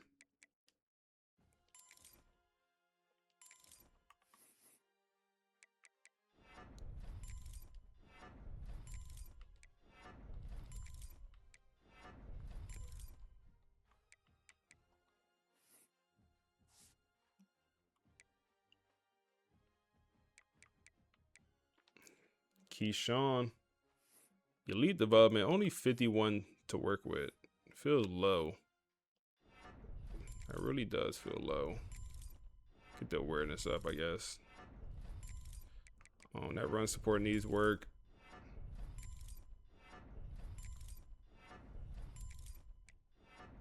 Coverage need work. I think it's gonna be our starting middle linebacker, man. So definitely need that wrap up. I would like to get that wrap up even higher. Wrap up calls forward, upgrade the. We won't be able to do it here.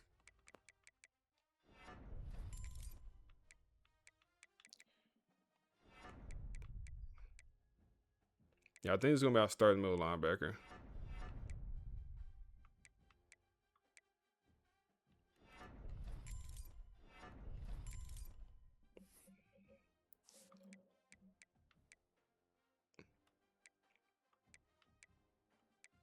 And then corners, we'll upgrade our corners, secondary.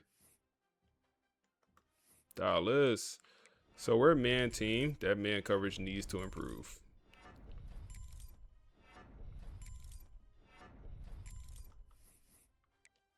Oh yeah, get that blankets coverage, get that jammer.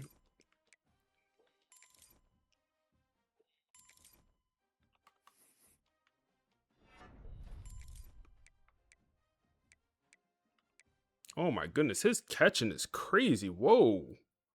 Why is his yo, Dallas need to go get 5 to 6 picks this year. This could be the perfect transfer. We're gonna have him in the slot also. He need to go get 5 to 6 picks. That is crazy coverage rating. Yo, he is a hell of a corner. Jump in.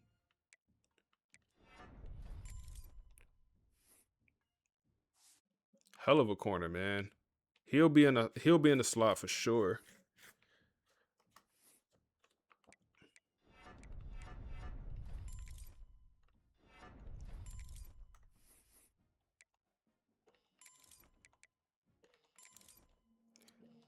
He's no slouch also here.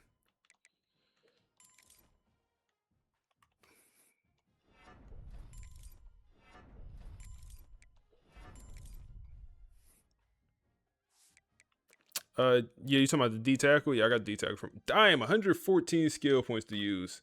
It's because we had D'Angelo get drafted in the first round, and our other corners got a lot more XP to use. But Benjamin Westerman, like I said, had a phenomenal freshman year, in my opinion. He wasn't up there for no awards, didn't win the freshman, all freshman team or anything, but I felt like he played extremely well, man. I felt like he played extremely well in man coverage. Get the speed up there a little bit more. He already had some pretty good juice at speed. That awareness could never be amazing. 85 on awareness is his max.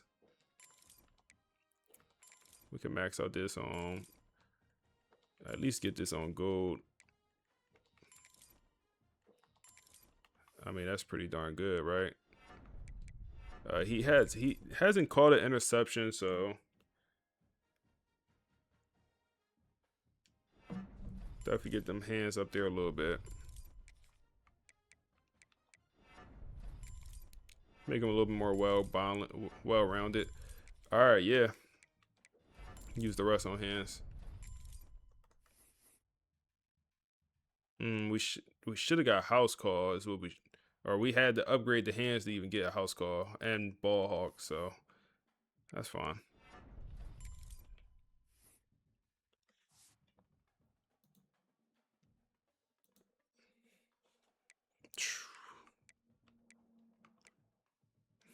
Antonio Cromartie Jr., man, he messed around, Get on the field. Never mind. Disregard. He don't want to play. We might as well just give him 99 speed, bro, so he could do something out there. He could run fast. Oh, man. He ain't terrible. Yeah, give him 99 speed so he could do something. At least we got. At least he could get. No, he can't get drafted. He's an 85 overall on top right. And then Andre Law, the other true freshman corner that didn't really play a huge role this past season, but I do expect him to be a starter this year.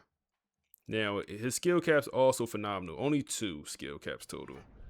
So we'll definitely get that awareness, or yeah, that man coverage very high. The zone coverage also very good to start off. So we might not even ever upgrade that man coverage or that zone coverage. I'm actually maxed out that damn, should I max it out? Nah, let's leave it at that. He already has robber. Let's get blinkage coverage and get ball hawk. I want interceptions this year. I want interceptions this year for sure.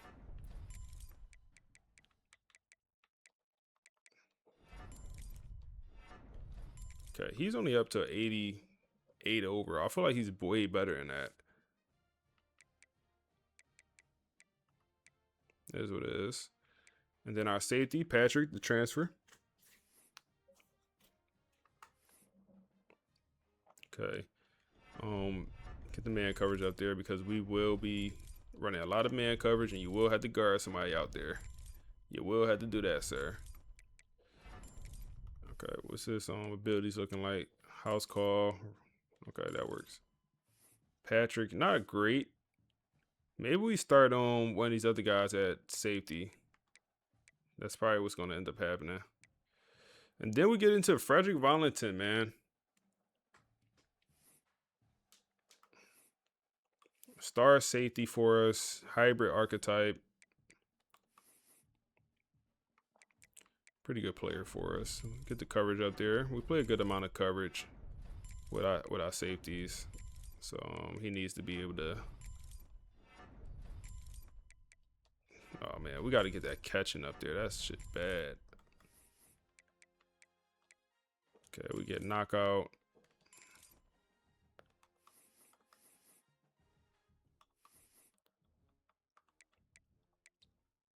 So coverages are pretty good. The speed is pretty good in my opinion for a safety.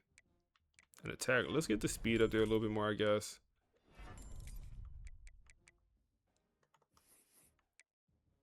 And we'll leave it like that. So he's up to a 91 overall with the boost. And then Quincy, another guy I like here at safety. He plays a lot as the second string. I want to get that tackling up.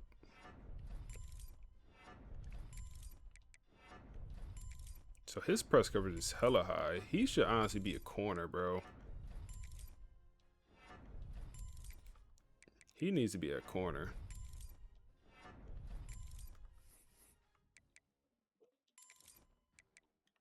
Damn, if I was able to get blow up, I should got blow up.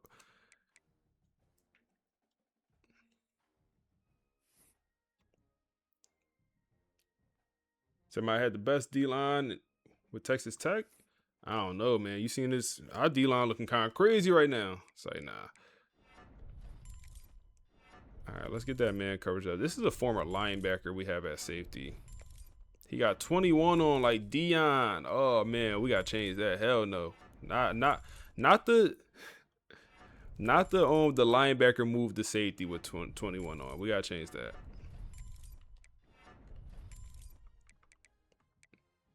Yeah, his run support is pretty good. We don't have to improve that stuff.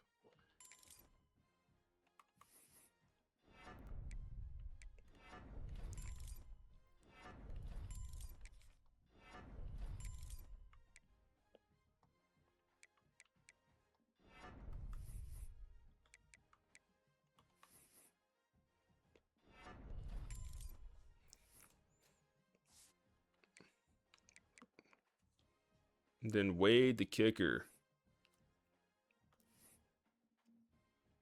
Yeah, fortunately, he's done. Can't get no better.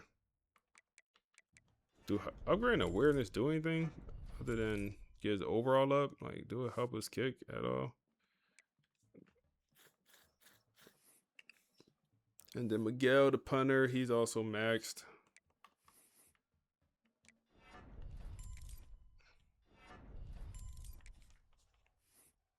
Colin Simmons with 20 sacks. Trey White, 20 sacks.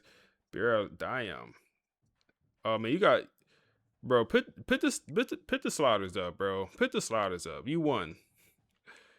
You won. Let's auto progress the rest of this roster, man. So David get a nice boost. A lot of these guys get a pretty nice boost here with the auto progression. Plus 10 for the right tackle. That's a good auto progression. CPU.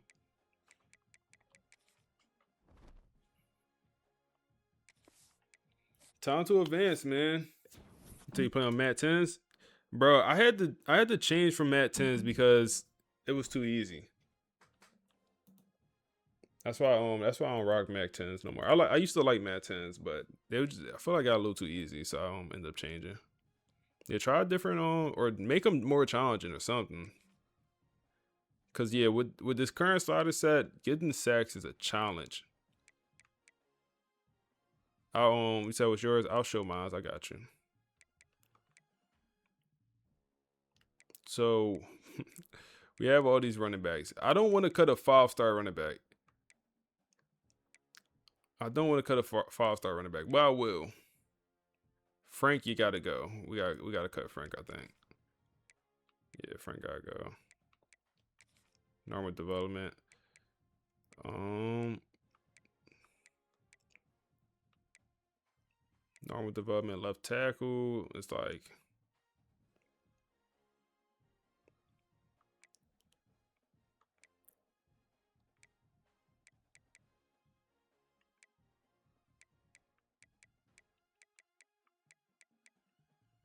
I don't know. It's like how many normal development players? Kevin Hidd. I remember when we brought in Kevin Hidd, bro. I remember when he committed to the program. Lee. Might have to cut Lee. He's just not going to play on this team.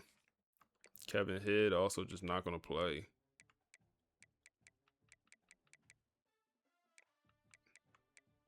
He could play. Let's not cut him. This guy's definitely not going to play.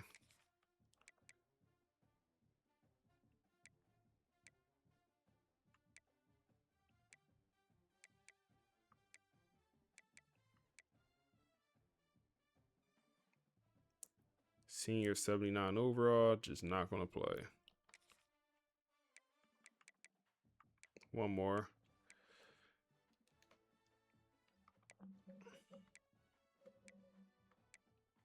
I think we'll cut that back on left tackle.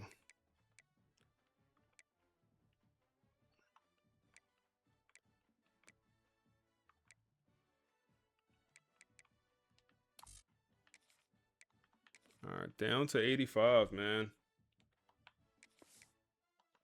12, we almost at 12 hours live, man. Insane. Bro, I was only planning on streaming for, a couple games. I was planning on getting us to the playoffs, honestly.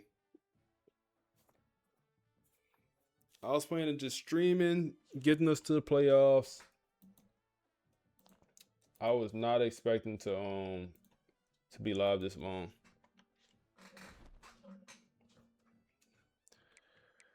W stream, been a great stream, not gonna lie. I appreciate y'all boys, man.